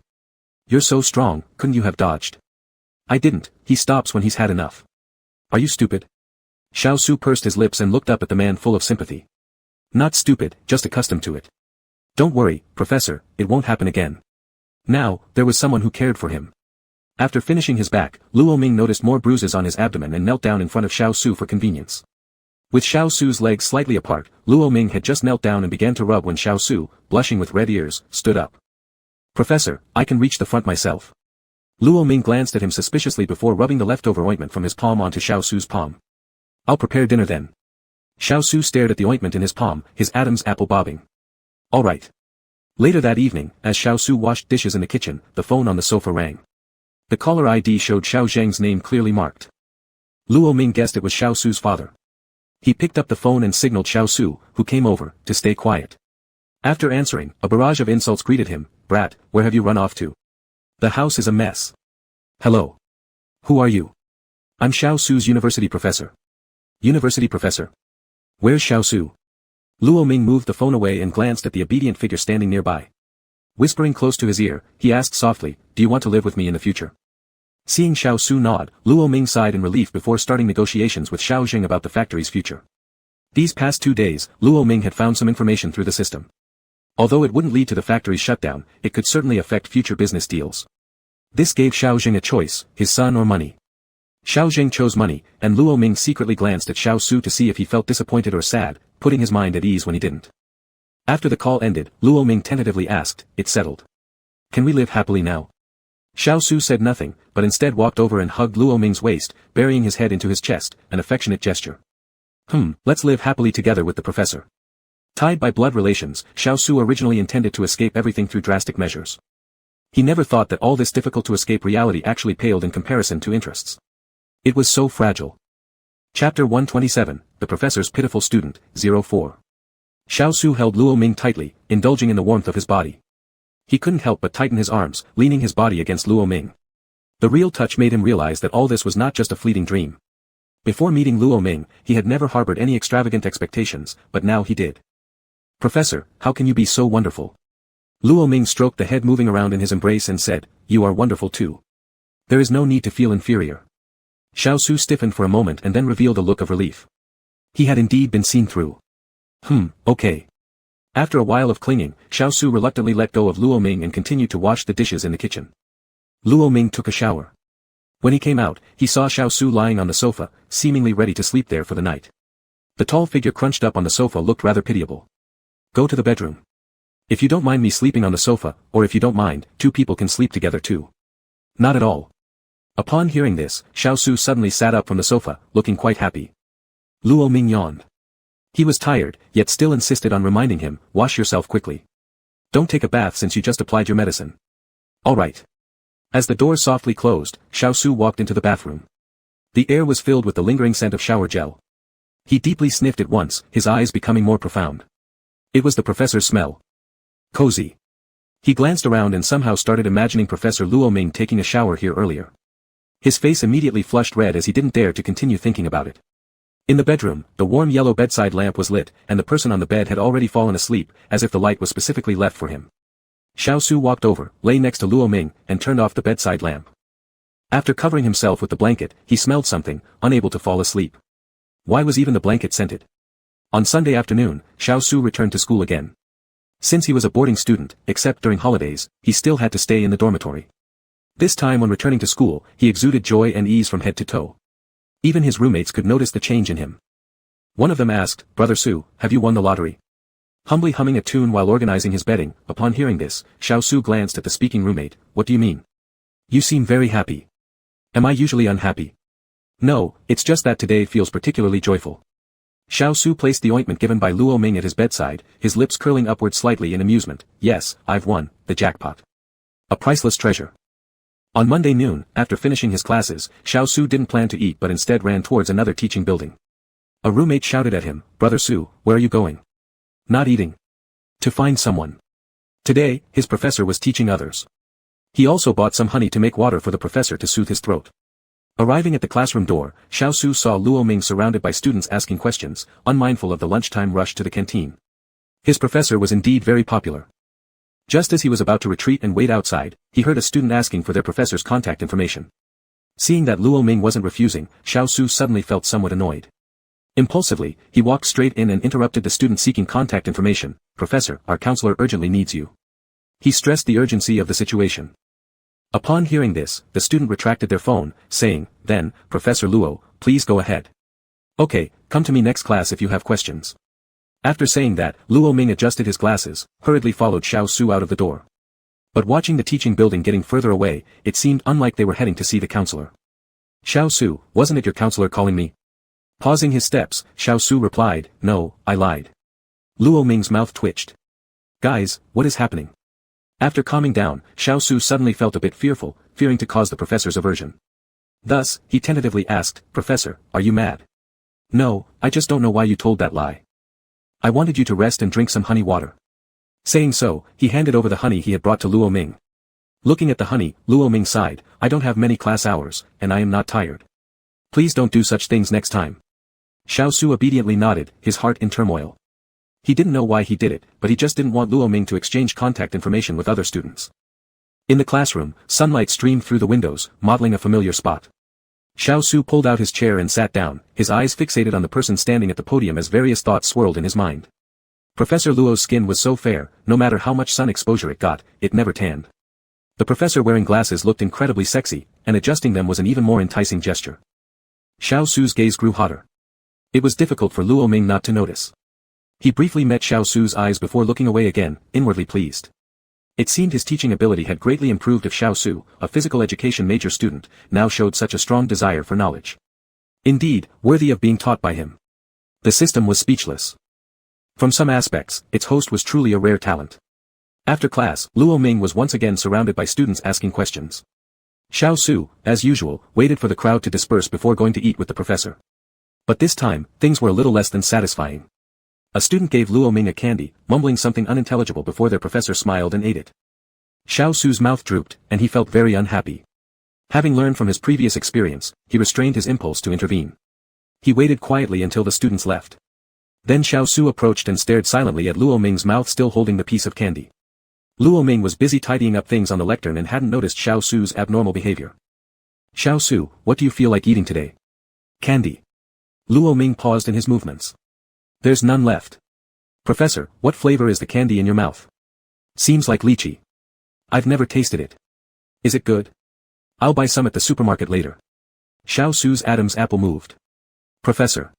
What's wrong?" "I might be having low blood sugar." Luo Ming furrowed his brows and turned to look at the person who was considerably taller and well-built compared to him. Low blood sugar. He was skeptical but still concerned enough to hand over the sweet milk he brought along. "When did you start having this problem?" "Drink this first. We'll buy lychee candies at the supermarket later." Xiao Su. "No need, Professor. I'm lactose intolerant." Luo Ming. "Looks healthy, but why so many conditions? Could it be outwardly strong but inwardly weak? By the way, I think I have a bottle of honey here. It was the one you bought for me last time." Xiao Su. "What low blood sugar? He just suddenly craved the lychee candy, that's all." Xiao Su tore open the packaging angrily, taking a gulp of honey. The cloyingly sweet taste filled his mouth, making him frown. Luo Ming asked concernedly, "Are you feeling better?" "Yes." He actually disliked overly sweet things. Chapter 128, The Professor's Poor Student, 05. On the way back, Luo Ming bought a large bag of lychee candy because he was concerned about Xiao Su's low blood sugar. For a long time afterward, he always carried candy in his pocket. After that, Xiao Su started showing up around Luo Ming more frequently. Sometimes, even when it wasn't his class, he would come to audit the lessons. Seeing how diligent Xiao Su was, Luo Ming rarely called on students during class, but this time he specifically pointed at Xiao Su to answer a question. Luo Ming assumed that with how serious Xiao Su looked in class, his eyes glued to the blackboard, he would surely give a good response. However, when Luo Ming called out his name, Xiao Su seemed to suddenly wake up and asked curiously, "Professor, is there something wrong?" Some students were secretly laughing. Luo Ming lightly tapped the lectern twice with his finger and calmly said, "Answer my previous question." Then they saw Xiao Su awkwardly stand up. Could you repeat the question, Professor?" Luo Ming fell silent. After class, Xiao Su came to Luo Ming on his own initiative to apologize. Luo Ming glanced at him. "I thought you were very focused during class, but it turns out you didn't hear anything I said." "I'm sorry," Xiao Su apologized. Xiao Su also felt helpless. He wanted to listen carefully, but his thoughts involuntarily strayed when looking at Luo Ming. Even now, while apologizing, his eyes couldn't help but glance down towards Luo Ming's waist. Thursday, there was a basketball game held on campus. Xiao Su called Luo Ming, asking if he had time to watch his match. Since Luo Ming had nothing particular to do and no classes at that time, he decided to attend. Watching the lively youth on the court, Luo Ming smiled with satisfaction. Xiao Su was handsome in a way different from Luo Ming's gentle features. His kind of handsomeness was flamboyant and carried an air of aggression when he wore a cold expression. But he seldom appeared stern. Instead, he usually displayed a polite smile that made people feel approachable and comfortable being around him. However, in front of Luo Ming, Xiao Su often showed a sort of childlike attachment, clinging to him, and sometimes behaving like a peacock spreading its tail feathers. For instance, right now, Xiao Su deliberately acted cool, performing an impressive dunk at the last second of the game. When their eyes met, Xiao Su gave him a flirtatious wink before running toward him. Even when someone handed him water, he ignored it and gulped down from the bottle that Luo Ming had already drunk from. "Professor, did I look cool just now?" Xiao Su wiped the sweat off his face with the edge of his shirt and waited expectantly for Luo Ming's response. "Cool. So. Am I the coolest?" Looking at this person's overconfident expression, Luo Ming couldn't help but laugh. Yes, Xiao Su is the coolest." After hearing this sentence, Xiao Su couldn't stop grinning foolishly. If he had a tail, it would be wagging joyfully.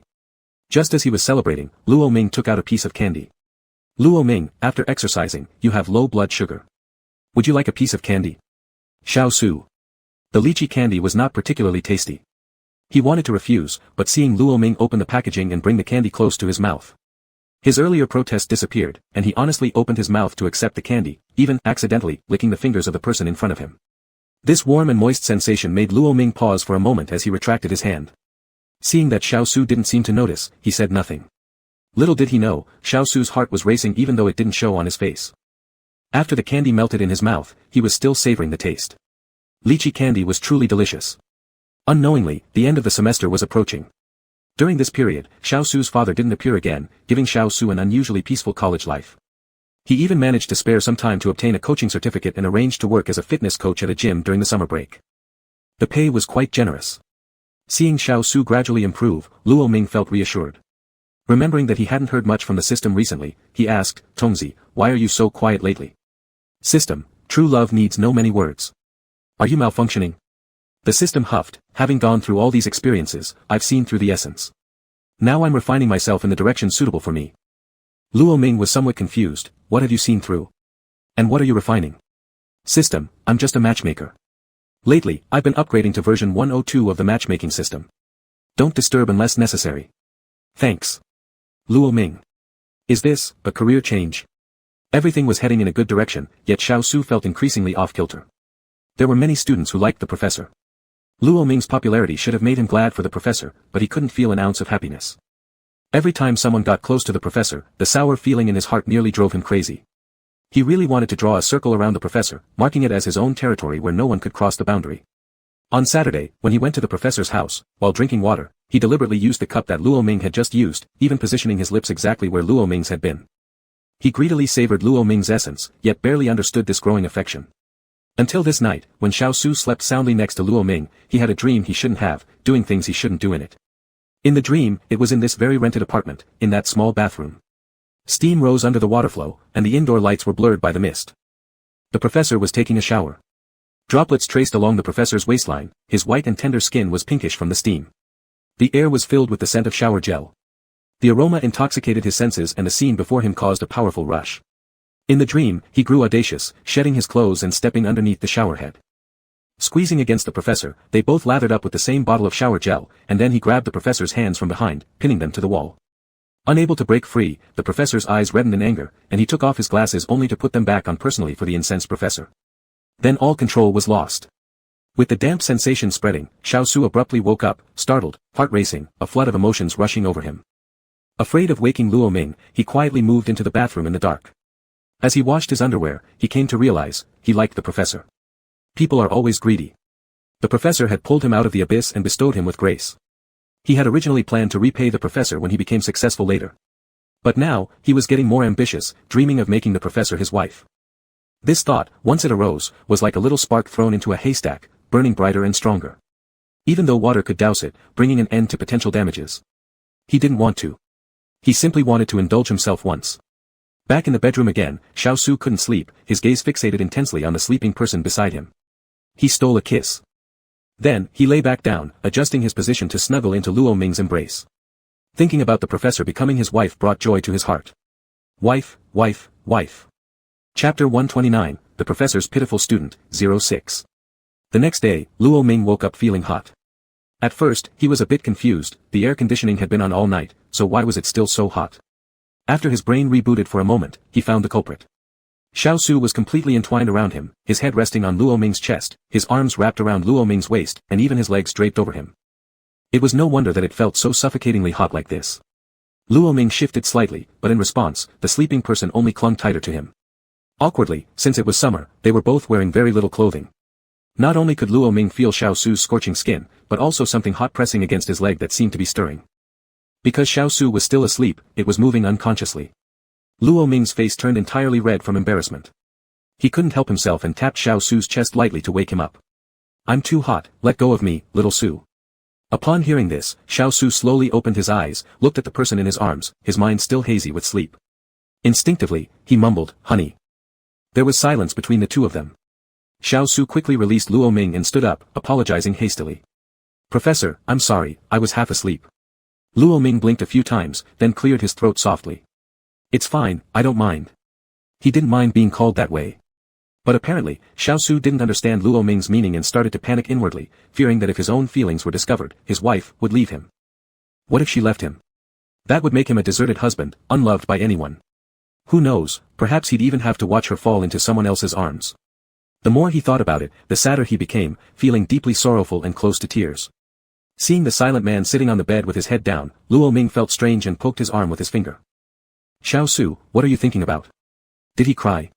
The tall young man, who was nearly 6 feet 3 inches, looked like a wronged housewife, his eyes glistening with tears as he avoided Luo Ming's gaze. Not understanding what was going on, Luo Ming assumed that Xiao Su might have suffered serious psychological trauma or had a nightmare. Concerned, he leaned closer and gently consoled him. What's wrong, little Su? Did you have a nightmare? It's okay, nothing bad will happen. When Xiao Su continued to avoid Luo Ming's eyes, Luo Ming decided to sit directly on his lap and pulled Xiao Su's head into his embrace, facing him. Don't be afraid, I'll always be by your side. Xiao Su. So crying earned such a good reward. Tears welled up again as one of Xiao Su's hands slipped under Luo Ming's pajamas, feeling his smooth skin. They were flowing down the corner of his mouth now. Hee, touching his wife's waist sure feels good. Inhaling Luo Ming's scent, Xiao Su spoke with a low voice, I really did have a nightmare. I dreamed that I made a mistake, and the professor stopped loving me. Don't worry, no matter what happens, I won't abandon you, little Su. Xiao Su's hand roamed over Luo Ming's back as his eyes darkened. Is that true? Of course it is.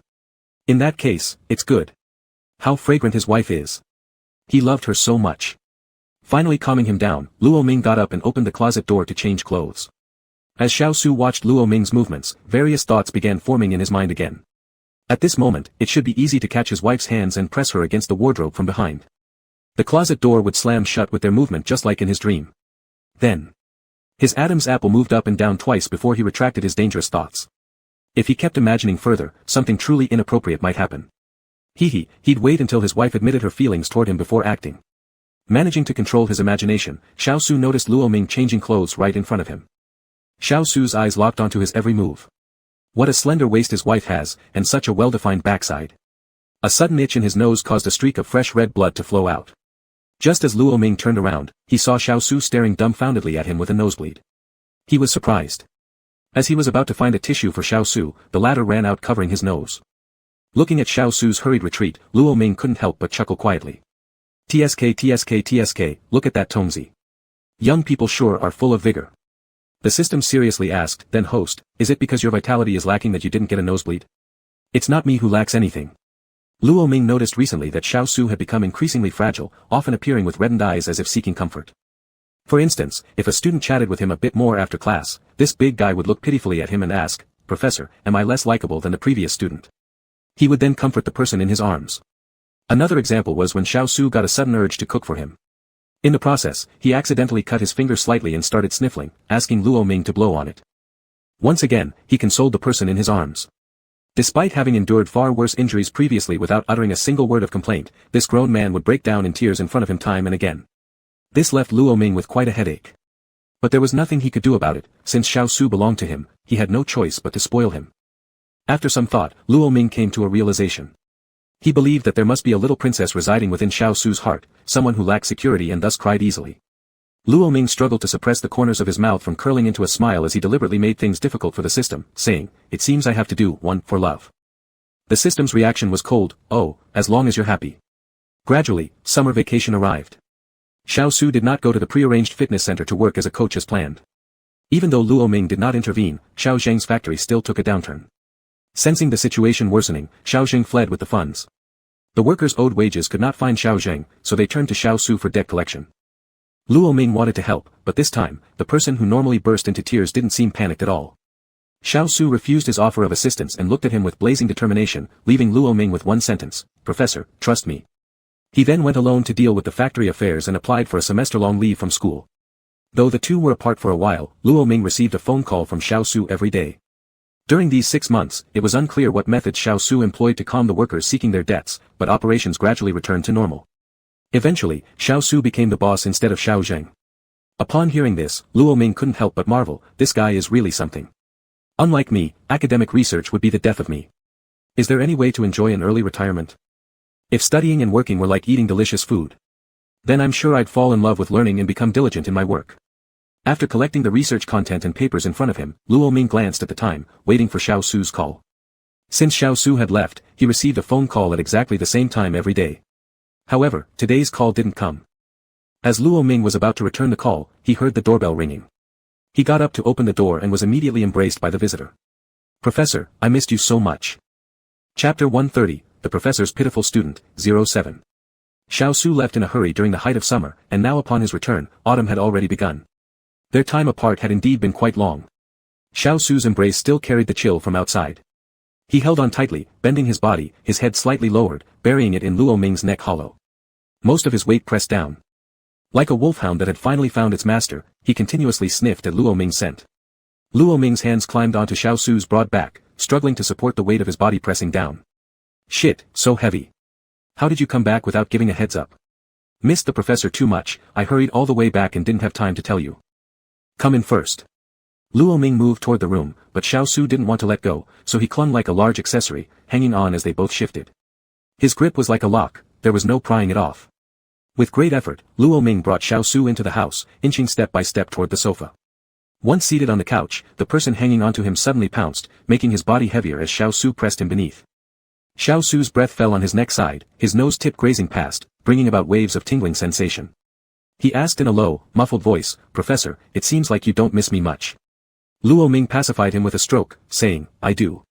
Xiao Su sulked, it feels forced. Luo Ming. The sense of being treated like a submissive spouse overwhelmed him. But could Xiao Su please get up first? It was suffocating. Luo Ming supported himself with both hands, trying to sit up, but was pinned down again when Xiao Su grabbed his waist. He sighed helplessly and looked at him, asking, what would make it not feel forced? Just. Xiao Su lifted his head, hesitating before swallowing his saliva. Their gazes intertwined, wrapping around each other, filled with ambiguity like wild grass growing rampant after spring rain. The air grew silent yet sticky. Xiao Su's Adam's apple bobbed repeatedly, his eyes deep and fervent, staring straight into Luo Ming as he, uncontrollably, gradually drew closer to him. Closer to his lips. However, just as their lips were about to meet, Xiao Su turned away his gaze, leaning his head to the side. His heated lips only lightly brushed against Luo Ming's cheek. Xiao Su breathed a sigh of relief. Phew, almost kissed his wife. Luo Ming. Xiao Su rubbed his face against Luo Ming's cheeks, then released the hand pinching his waist, pulling him up to sit. His eyes wandered uncertainly, shifting the topic, I want some candy. Does the professor still have lychee-flavored candies? Hearing this, Luo Ming stood up, pulled out a few pieces of candy from his coat pocket, handing them over to Xiao Su. There's plenty. Have some. I carry a few every day. Xiao Su took two, tearing one package open and putting it into his mouth. The familiar taste filled his mouth, and while looking at the candy in his hand, he asked nonchalantly, has the professor had many classes recently?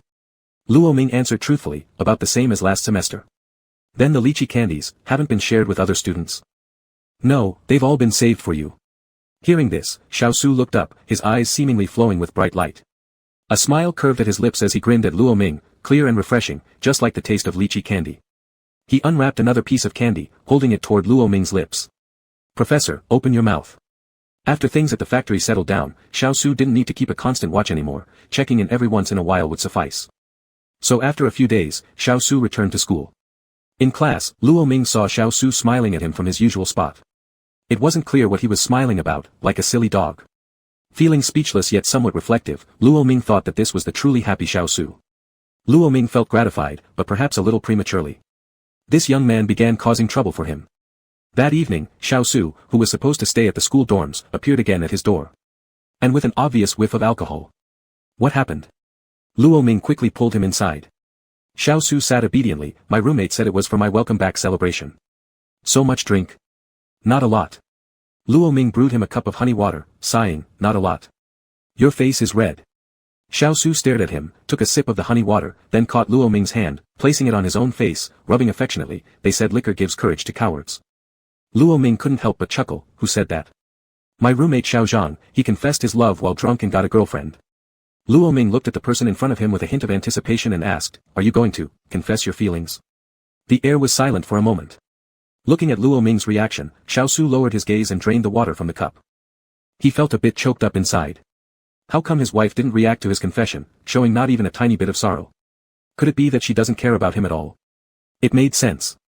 His wife probably regards him as a younger brother, yet he has been thinking day and night about being with her. Uh-oh, his wife really doesn't love him. Woe is me. I've sobered up. Xiao Su said dejectedly. Luo Ming twitched the corner of his mouth, go back to school if you've sobered up. Unless I haven't. Luo Ming. Changing his mind so quickly. Luo Ming sighed heavily, feeling quite troubled, turned around, and started to leave, only to have Xiao Su pull his hand again. I'll go heat some water. You don't want to return to school, right? Go take a shower. Xiao Su released his hand blankly. Okay, good. After heating the water, Luo Ming laid out both of their blankets, assuming they would then rest peacefully. But not long after, there came a loud thud from the bathroom. Rushing over, he saw Xiao Su limping out, wrapped in a towel. What happened, Xiao Su? Nothing, professor, just lost my balance and twisted my ankle. Frowning, Luo Ming helped Xiao Su onto the bed, fetched the ointment he bought before, and squatted down to apply it for him. How could you be so careless? I'll do it myself. Luo Ming slapped Xiao Su's hand away. Just sit still. Staring at the person crouching in front of him, Xiao Su glanced at the exposed section of pale neck and croaked, Wife truly is amazing, just that she doesn't like him. He dared not blurt out his feelings rashly, but he really couldn't hold himself anymore. Would crying help? With a splat sound, Xiao Su's tears instantly fell, landing on Luo Ming's hand back. Luo Ming lifted his head hastily. What's wrong? Why are you crying all of a sudden? Professor, I'm sorry, but I can't control myself. Luo Ming had a dazed look, thinking it was related to drinking alcohol. Are you addicted to drinking? No. I like the professor so much so. Hearing this unexpected declaration, Luo Ming blushed. Ah, you mean this thing, huh? Then Xiao Su's eyes glanced down toward his certain area. It likes you too. Luo Ming followed Xiao Su's gaze. Chapter 131, The Professor's Pitiful Student, 08. How can someone cry while acting lewd at the same time? Xiao Su is truly a remarkable person. Luo Ming moved his gaze away, lowered his head and continued applying medicine to him, intending to avoid his suggestive words and only respond to his confession. Don't cry, I love you too. He had no experience in being dominant, no preparation, this moment was not the right time for that. But Xiao Su wouldn't comply with him. After hearing Luo Ming's response, Xiao Su stopped crying, ceased applying the medicine, and in one swift motion, wrapped his arms around Luo Ming's waist and pulled him into his embrace. He seemed somewhat disbelieving as he repeated, Professor, you said you love me too. If you're good, I will love you. Xiao Su took a deep breath, and his address transformed extremely smoothly and naturally. Wife, am I dreaming? Does your ankle hurt? Xiao Su moved slightly, a bit. If it hurts, how could it be a dream? Upon hearing this, Xiao Su paused, burying his head in Luo Ming's nape, nibbling softly, and then uncontrollably laughed foolishly as if he had found an incredible bargain. So happy, wife, I love you so much. The twisted ankle was worth it, even if it were fractured. Luo Ming became a little embarrassed by Xiao Su's cajoling murmurs. He struggled a little in Xiao Su's embrace but couldn't break free. Stop flirting, we haven't finished applying the medicine yet. I won't apply it anymore. Xiao Su then tore off the only bath towel on his body, grabbed Luo Ming's hand, and wiped the remaining ointment clean using the towel. Luo Ming could hardly believe what Xiao Su was doing right in front of his eyes. How could someone be so shameless? You're still in pain from your foot, how can we not use the medicine? You need to cover yourself quickly. Being exposed like this, accidents might easily happen. Xiao Su remained unaffected, but wife, there's a place that hurts more. Xiao Su's breathing grew heavy, watching Luo Ming's ears redden completely before gently biting down on them. Their lips brushed closely as his heated mouth slowly moved from her earlobe toward the neck. A string of red marks was left behind, feeling very itchy and hot. Luo Ming felt somewhat uncomfortable and shrank his neck back to evade Xiao Su's kisses. His voice quivered slightly. Su, stop fooling around. I'm not messing around. As he spoke, Xiao Su flipped over, pinning him down onto the bed. His long-desired lips were kissed without any chance of escape. His tearful nature from before vanished entirely, replaced by a fierce attitude. With every twist and tangle, their desires crazily fermented. Did you feel it, wife? It really likes you. Luo Ming stopped Xiao Su's restless hands, his voice seeming tinged with a hint of annoyance. Don't pull my pants. Grandma son. It feels like he's losing control. Xiao Su didn't dare move anymore, tears streamed in place. Wife, please. Please. While crying, he wasn't settling either. Luo Ming surrendered. He simply wasn't cut out for being the receptive partner. He just couldn't handle Xiao Su's whimpering cries. Will you do it? Upon hearing this, Xiao Su's eyes lit up instantly. Yes. Actually, wife, I've studied it for a long time. At first, Xiao Su listened obediently to Luo Ming. However, later, regardless of how Luo Ming struggled, he paid no attention whatsoever. In the end, during their intense moment, Luo Ming's hand pulling on the blanket was seized, followed by a cool ring encircling his ring finger. Xiao Su gave a kiss to his ring finger. Full of affection, he whispered, I've secured you. He reached up, removing the glasses from Luo Ming's face, wiping away the sweat on his forehead, and finally laid down on the sleeping person. Wife, mine. Sunlight seeped through the window, spilling gold over the bed. Luo Ming hadn't awakened yet, his white and tender cheeks were flushed with pink. There were plenty of marks left on his uncovered skin, marks made by someone else. Having already prepared breakfast, Xiao Su looked at the person in the bed, feeling profoundly satisfied. He placed the breakfast at the bedside table, climbed onto the bed, hugged the person tightly, and kissed repeatedly on Luo Ming's cheeks. He finally stopped after kissing him awake. Luo Ming opened his eyes, perhaps still sleepy, his eyes carried a tinge of confusion and laziness. What's wrong? His sleep-laden voice was soft and gentle, like a little hook that made Xiao Su lightheaded. He leaned close to Luo Ming's ear and gently said, "Wife, wake up and have breakfast."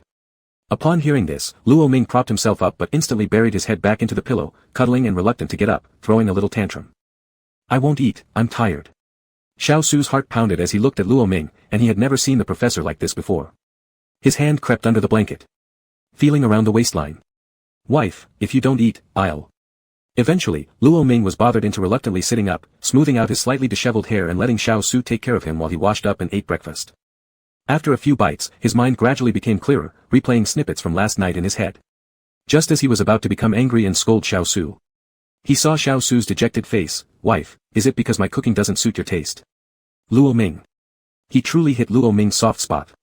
There was just no way for him to resist Xiao Su's appearance. Sighing helplessly, he softened his tone. "No, it was very good." After saying that, he wanted to reach out and pat Xiao Su, but then noticed a ring on his ring finger. Luo Ming hesitated, staring intently at the ring for a moment, and then asked Xiao Su, "When did you buy this?" "During the time when I was apart from my wife." Saying this, Xiao Su also extended his own hand for Luo Ming to inspect. With a smug expression, he added, "Customized couple style. How do you like it, wife?" I like it." "Wife, you're not allowed to secretly take it off, or I'll cry for you to see." Luo Ming. Such a novel form of threat. "I won't." After feeding Luo Ming bite by bite until he finished eating, Xiao Su prepared to take the dishes down. Seeing him limping, Luo Ming called out to him, "Su, come over." Xiao Su put the dish down. "What is it, wife?" "Let me see your foot." "It's fine." Before finishing his sentence, seeing Luo Ming frown, he obediently rolled up his trouser leg, revealing an ankle worse than it looked yesterday. Luo Ming sucked in a sharp breath, and then they decided to take a leave to visit the hospital. After getting an X-ray, their minds were eased upon hearing there was no fracture. On the way back, Luo Ming hinted, "Did you hear what the doctor said?" Xiao Su feigned ignorance. "Nope, didn't catch that." "Well, let me repeat it then. The doctor said it's a second-degree sprain, so you cannot engage in any physical activity for a while." Xiao Su. "Did you hear that?" "Yeah, I heard." Luo Ming looked at Xiao Su and sniffed lightly. "Serves you right for being too unrestrained last night." After a while, Xiao Su stole a glance at Luo Ming. "Wife. I can do it on one foot. I can even kneel. Get lost." Chapter 132, The Professor's Pitiful Student, 09. Autumn colors dyed the forest, with golden leaves scattered all over the ground. The temperature dropped, and the wind that blew was slightly cold. In a small grove on the school campus, one tree seemed to have been hit, causing the leaves, which were already hanging precorously, to suddenly fall all at once. Luo Ming was pressed against a tree, anxiously looking around to see if anyone was passing by. Xiao Su's love affair was somewhat reckless, passionate, and clingy. This was the third time after class that Xiao Su had pulled Luo Ming into the grove for a kiss. "Xiao Su, didn't we agree not to do this at school?" "But, wife, I can't help myself." Xiao Su really couldn't help himself. Especially when he saw Luo Ming lecturing seriously at the podium, he just couldn't resist. His wife was too tempting. "Wife, let me kiss you. Just once." Once again, his tried and true whiny tone worked. As expected, Luo Ming no longer avoided his kisses. Xiao Su put on the loose hood of his sweatshirt, pecking at Luo Ming's neck, then kissed his way up to his lips, with an unhidden infatuation in his eyes. The rather large hood concealed their closely pressed faces. It also hid the ambiguous intimacy. Close together, their breathing overpowered the chill of late autumn. On their ring fingers, their rings collided. Luo Ming was somewhat distracted. As a teacher, he was actually making out passionately with his student in the woods of the school. If they were discovered and it spread, according to the rules, wouldn't the school have to fire him? Thinking it through, he came up with a solution. If they were accidentally found out, since he wouldn't split up with Xiao Su because of outside factors, why not think positively about it? If getting fired meant they could date openly, wasn't that better? Even if being expelled prematurely counted as early retirement, though not very honorable. A sudden pain came from his lips. It was Xiao Su nibbling in dissatisfaction, pouting afterward with some complaints. "Wife, are you thinking about a past lover?" "No past lovers, stop daydreaming all the time." Upon hearing this, Xiao Su first became excited and then deflated, like a dog whose tail had stopped wagging. "If so, why did you zone out, wife? Did she not love him anymore? Could it be that so quickly his wife had lost interest in him? Kissing him lacked passion." Luo Ming pushed away Xiao Su, whose tail was down, and walked toward the exit of the grove, muttering lightly, I zoned out thinking about you. Zhao's puppy-like tail started wagging again as he eagerly followed Luo Ming. What are you thinking about me, wife? Our future. Xiao Su's face changed immediately, hurriedly saying with urgency, wife, wearing the ring means a lifetime commitment. We cannot abandon each other. Luo Ming glanced at him coolly. When did I ever say I wanted to abandon you? What about our future? What are you thinking about, wife? Speaking of this, Luo Ming casually replied, the future is for you to open a factory and support my old age. Fine, I'll take care of my wife. After speaking, Xiao Su got excited and without any regard wrapped his arms around Luo Ming's waist, only to have his hand swatted away. Don't touch unnecessarily. Though, even if they were discovered and dismissed, there were plenty of benefits. Luo Ming wouldn't intentionally create problems. He wanted to maintain dignity, so he planned to resign voluntarily. It would likely take about a month for the resignation to get approved. During this period, while the teacher-student relationship still existed, he needed to remain discreet in public settings. Luo Ming moved himself deeply touched, reporting to the system almost as if seeking merit, I've sacrificed so much for the antagonist. Host, please speak with sincerity. Alright, maybe there's a tiny factor where I don't want to work. System. It knew. Luo Ming thought thoroughly, but Xiao Su wouldn't restrain himself while they dated. Perhaps due to Luo Ming's indulgence, he became bolder and bolder. Another class ended, and after class, thanks to his front row seat advantage, Xiao Su was the first among the students who crowded forward asking questions to reach Luo Ming's side. He opened his textbook, the places circled by pencil were almost covering the entire book. Question after question caused the few students who surrounded them to gradually leave. But when the classroom was left with just the two of them, Luo Ming continued explaining, while Xiao Su was no longer listening attentively. Heaven knows what he was doing. It was as though his hand had suddenly cramped, causing him to accidentally knock over the water cup not too far from Luo Ming. Luo Ming bent down to pick it up, and Xiao Su also squatted down. An intimate moment occurred in the blind spot of the surveillance cameras blocked by the podium. When Luo Ming's hand touched the water cup on the ground, Xiao Su held the cup and then took the opportunity to kiss Luo Ming's wrist. Hot, soft, and stimulating. Since they were still in the classroom, this action was almost like sneaking around, making Luo Ming panic and quickly pull back his hand.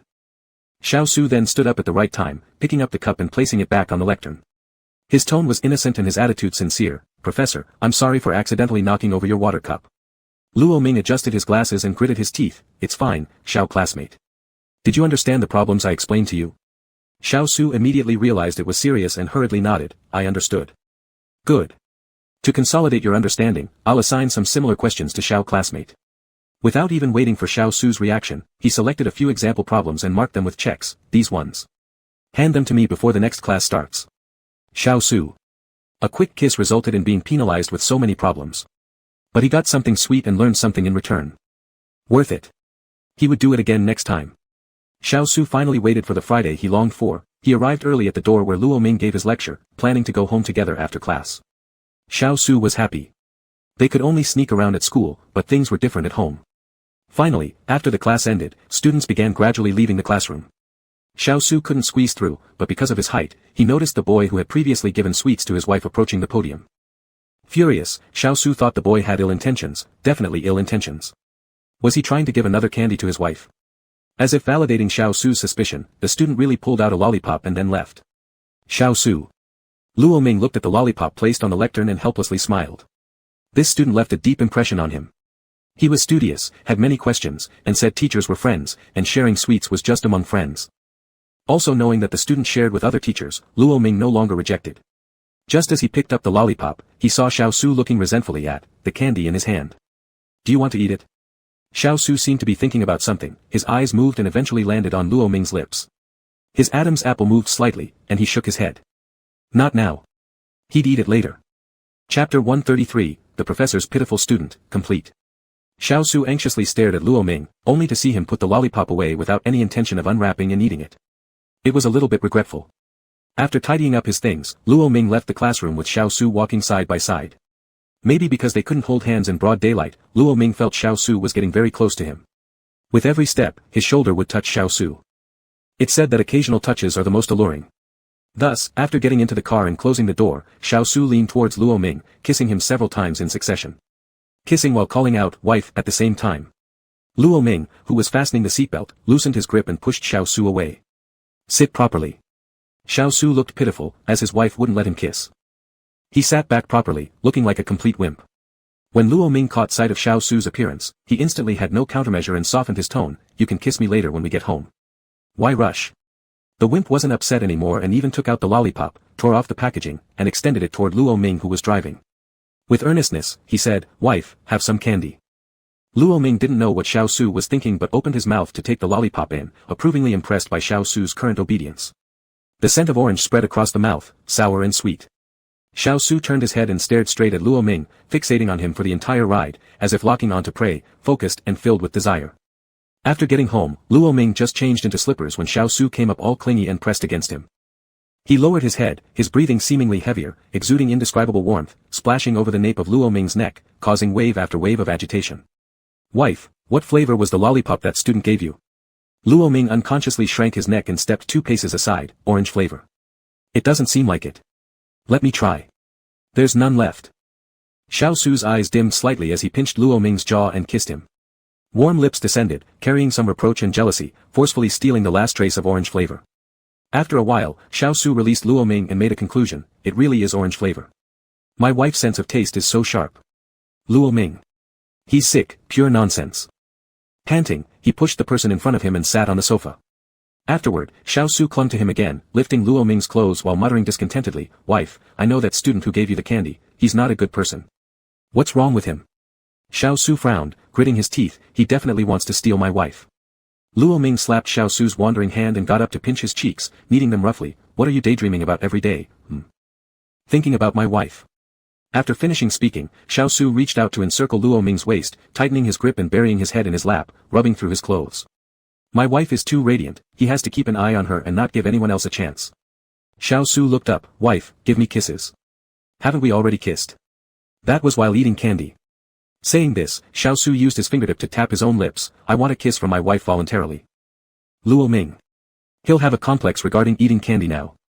By evening, Luo Ming was taking a shower in the bathroom when he just opened the door to find Xiao Su blocking the way, looking at him with bright eyes. "You won't be standing here forever, will you?" Xiao Su's gaze fell on Luo Ming, responding hoarsely. Luo Ming could barely believe it. "Isn't that so? What are you doing standing here?" Xiao Su's Adam's apple rolled as he honestly replied, "Because wife locked the door, and I couldn't get in." Luo Ming. Unarguable. The thought process is obvious even to someone thinking with their toes. Luo Ming sighed helplessly, tiptoed, and tilted his head to bite Xiao Su's throat not once. And then he was lifted onto Xiao Su's shoulder, entered the bedroom, and danced with life together. Life was sweeter than honey oil. Luo Ming also found some time to call his family to inform them of his resignation, and also his relationship with Xiao Su. As expected, there was no opposition, but neither did they say they supported it. They simply sighed and asked him to bring Xiao Su back when he had time. So, Luo Ming immediately told Xiao Su about this matter on the same day. Xiao Su was both excited and nervous, staying awake all night before the trip, pondering about everything. His wife finally agreed to make their relationship public, and after all his efforts, he finally achieved his goal. But what if his future father-in-law and mother-in-law disapprove? Then they'll elope. But what if his wife refuses to elope with him? Then he would kneel at his father-in-law and mother-in-law's doorstep every day until they agree.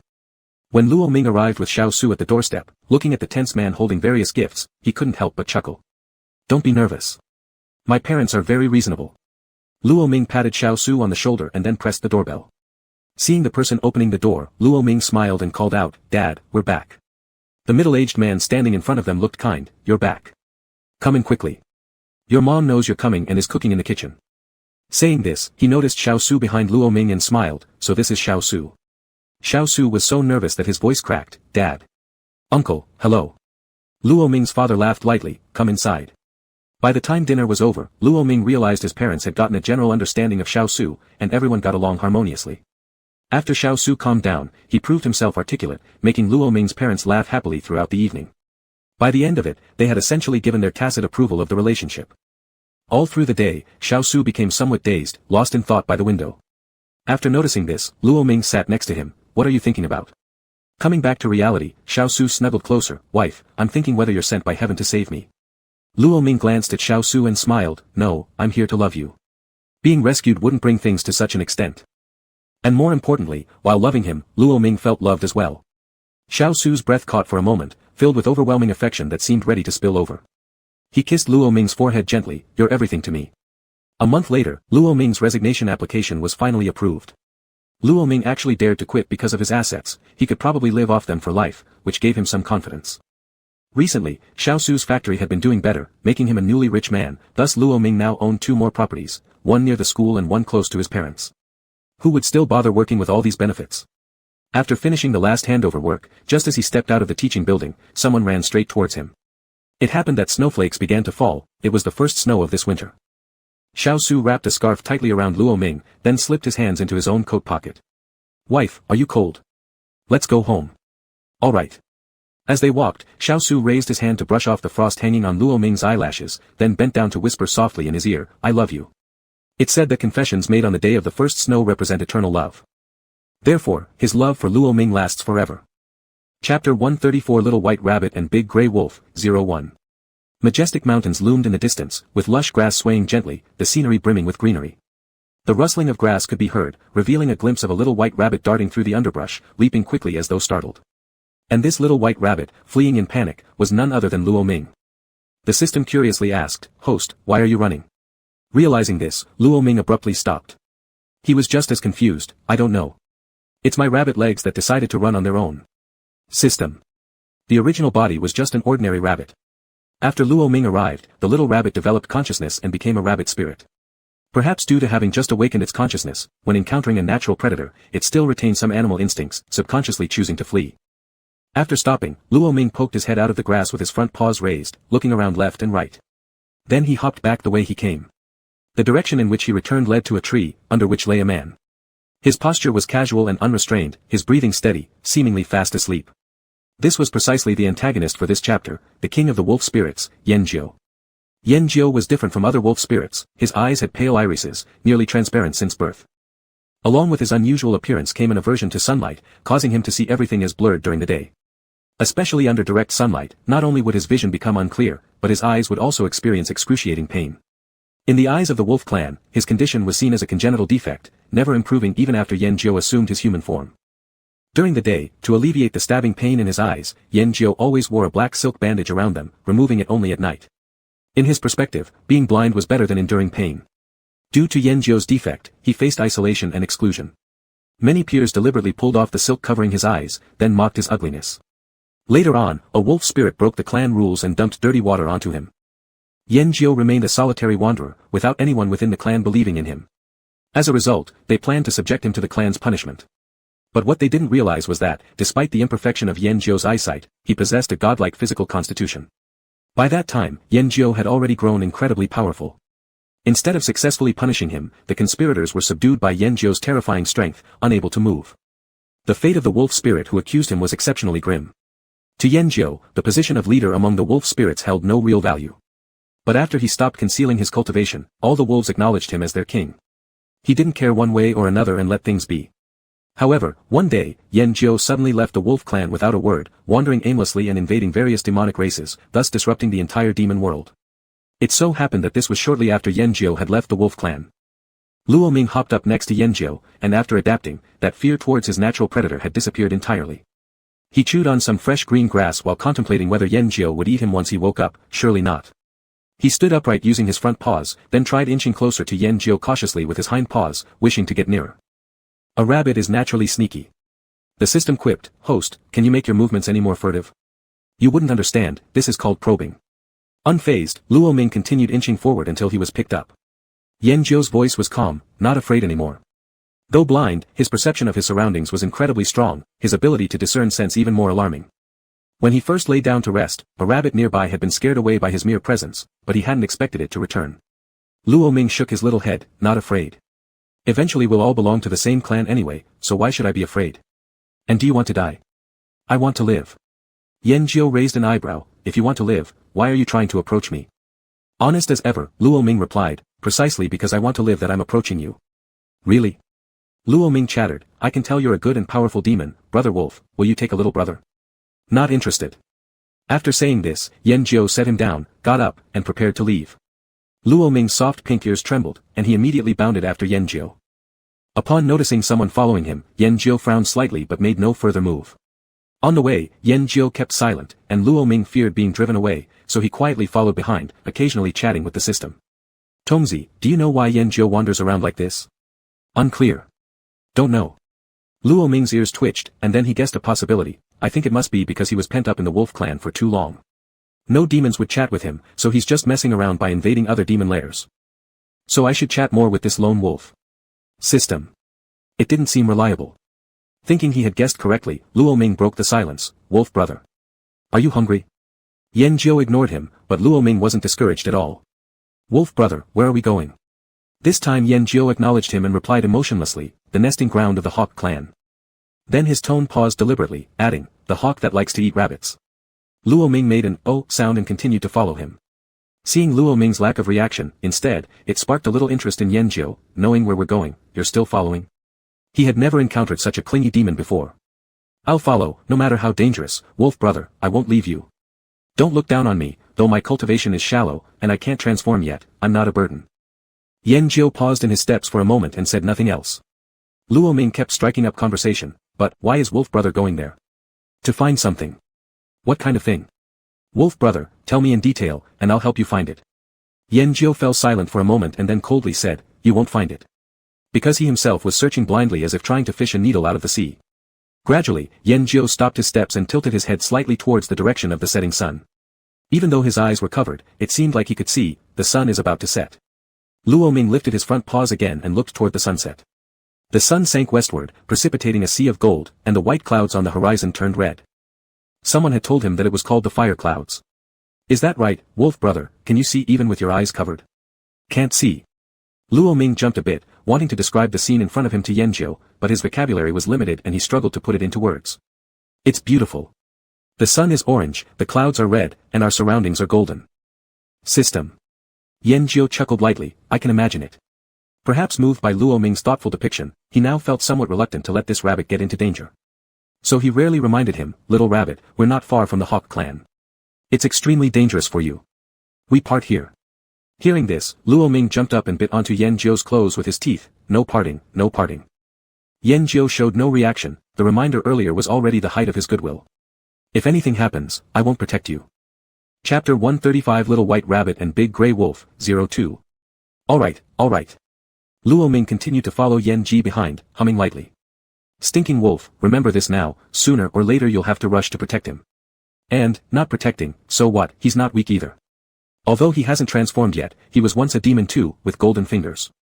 Thinking like this, little rabbit Luo Ming suddenly puffed out his chest, stood up straight like a human, and delivered a flying kick that sent a snake passing by flying. Because he knew Yan Ji couldn't see it, Luo Ming landed on the ground in a very exaggerated pose showing off his muscles. Then he proudly said to the system, no more words, call me muscular rabbit. System, can we be normal? Your form as a rabbit is quite questionable. Very reluctant to admit this fool as its host.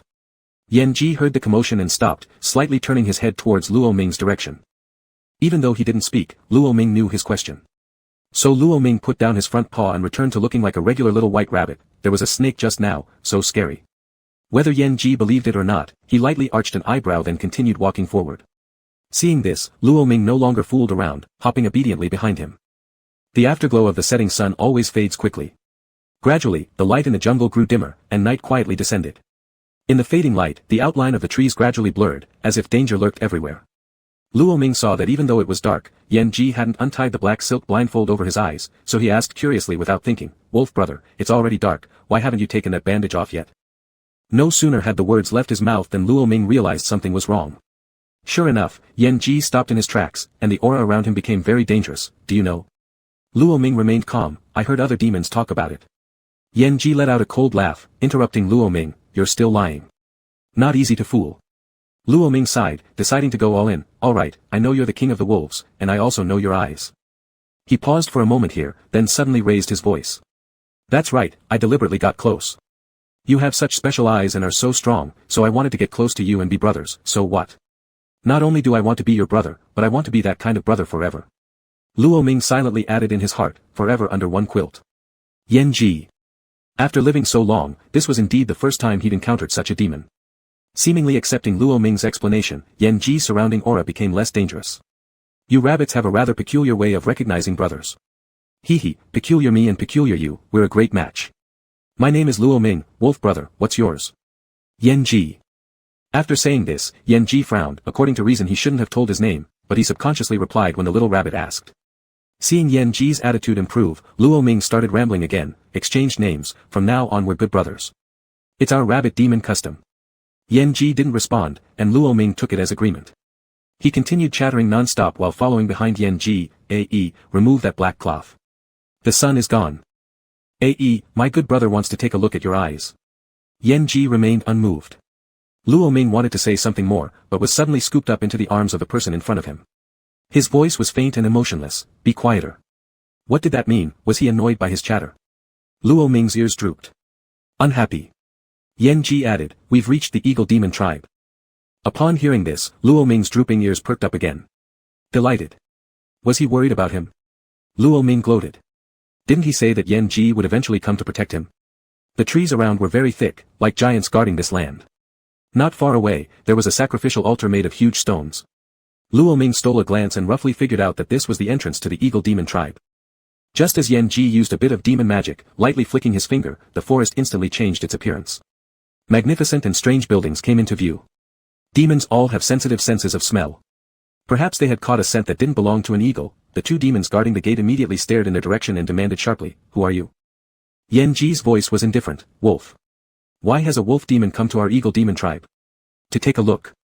Without the king's permission, demons from other tribes may not enter.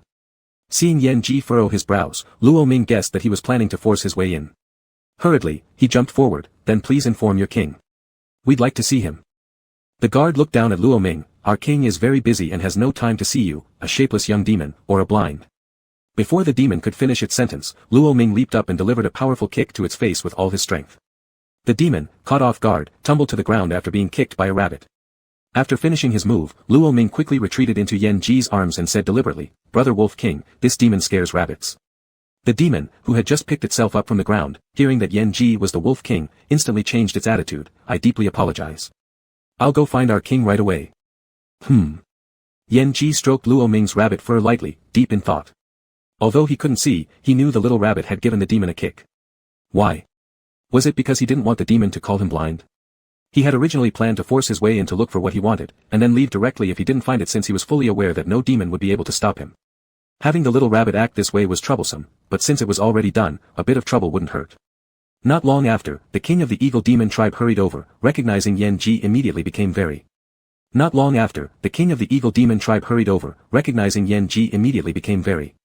Yan Ji remained silent, so Luo Ming spoke on his behalf. We'd like to stay for a few days.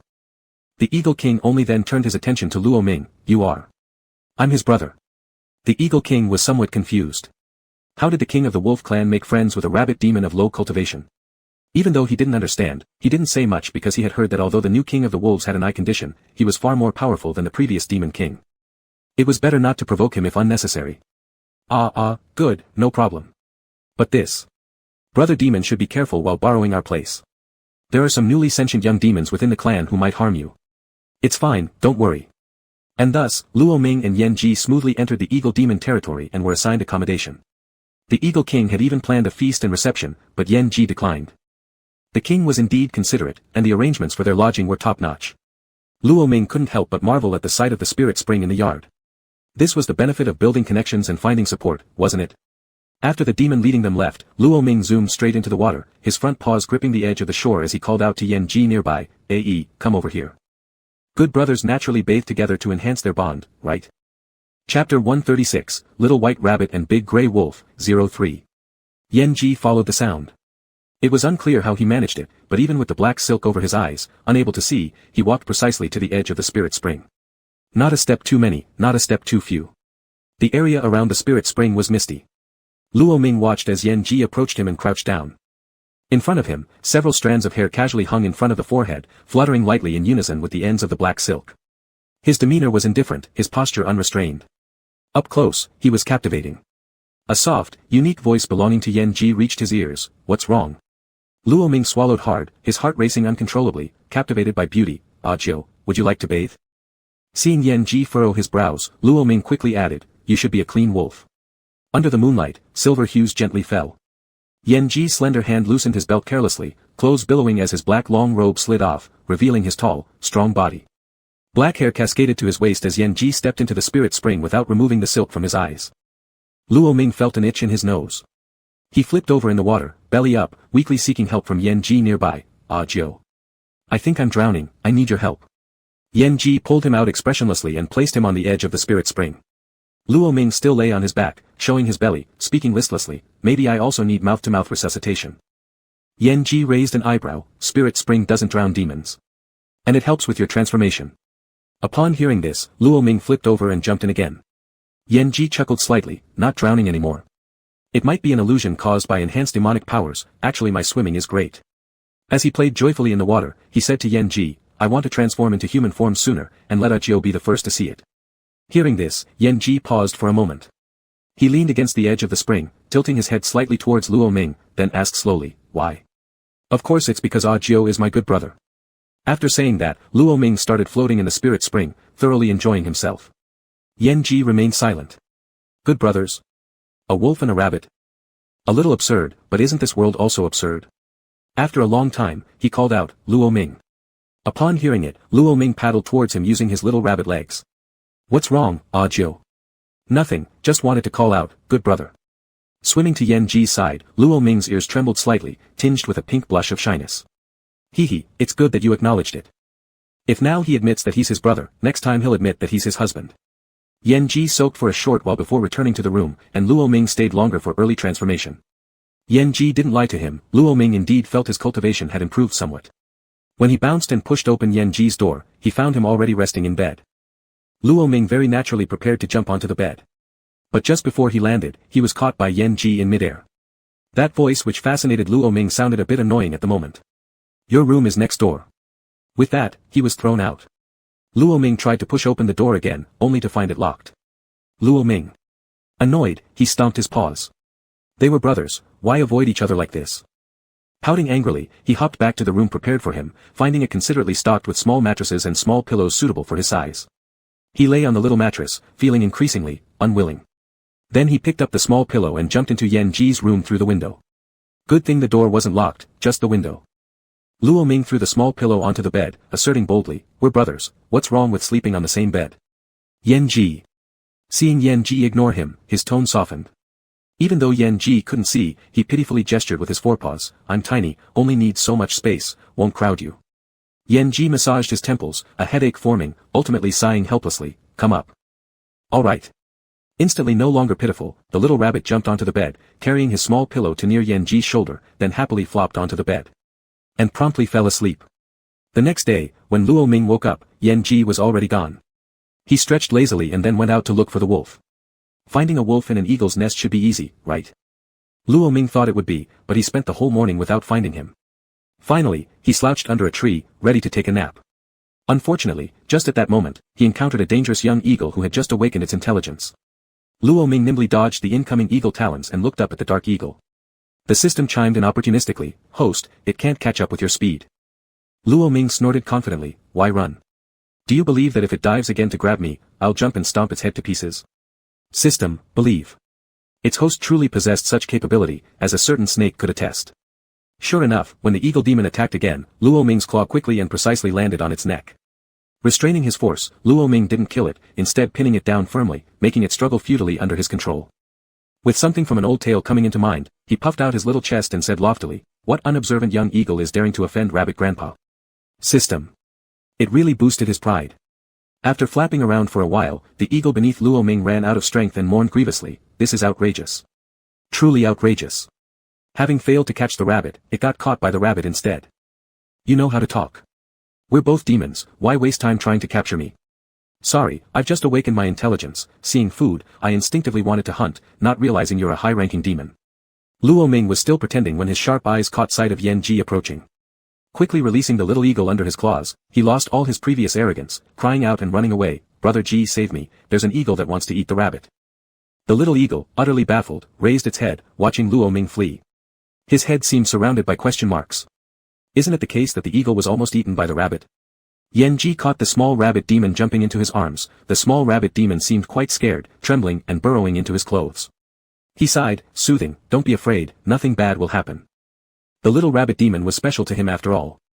Yan Ji indeed sensed the presence of an eagle demon nearby with low cultivation. But because he couldn't see, he didn't know the current state of the eagle, looking pitiful and confused. Holding on to Luo Ming and heading back, his voice asked calmly, are you injured? Luo Ming glanced at his claws which scratched against the dark eagle, inadvertently cutting them slightly, and his ears drooped. Yeah. Scratched by the eagle's claws earlier. It hurts so much. Brother Ji, please blow on it. Upon hearing this, the little eagle's eyes widened, and it hurriedly flew off, sweating bullets. Too scary, it would never eat rabbits again.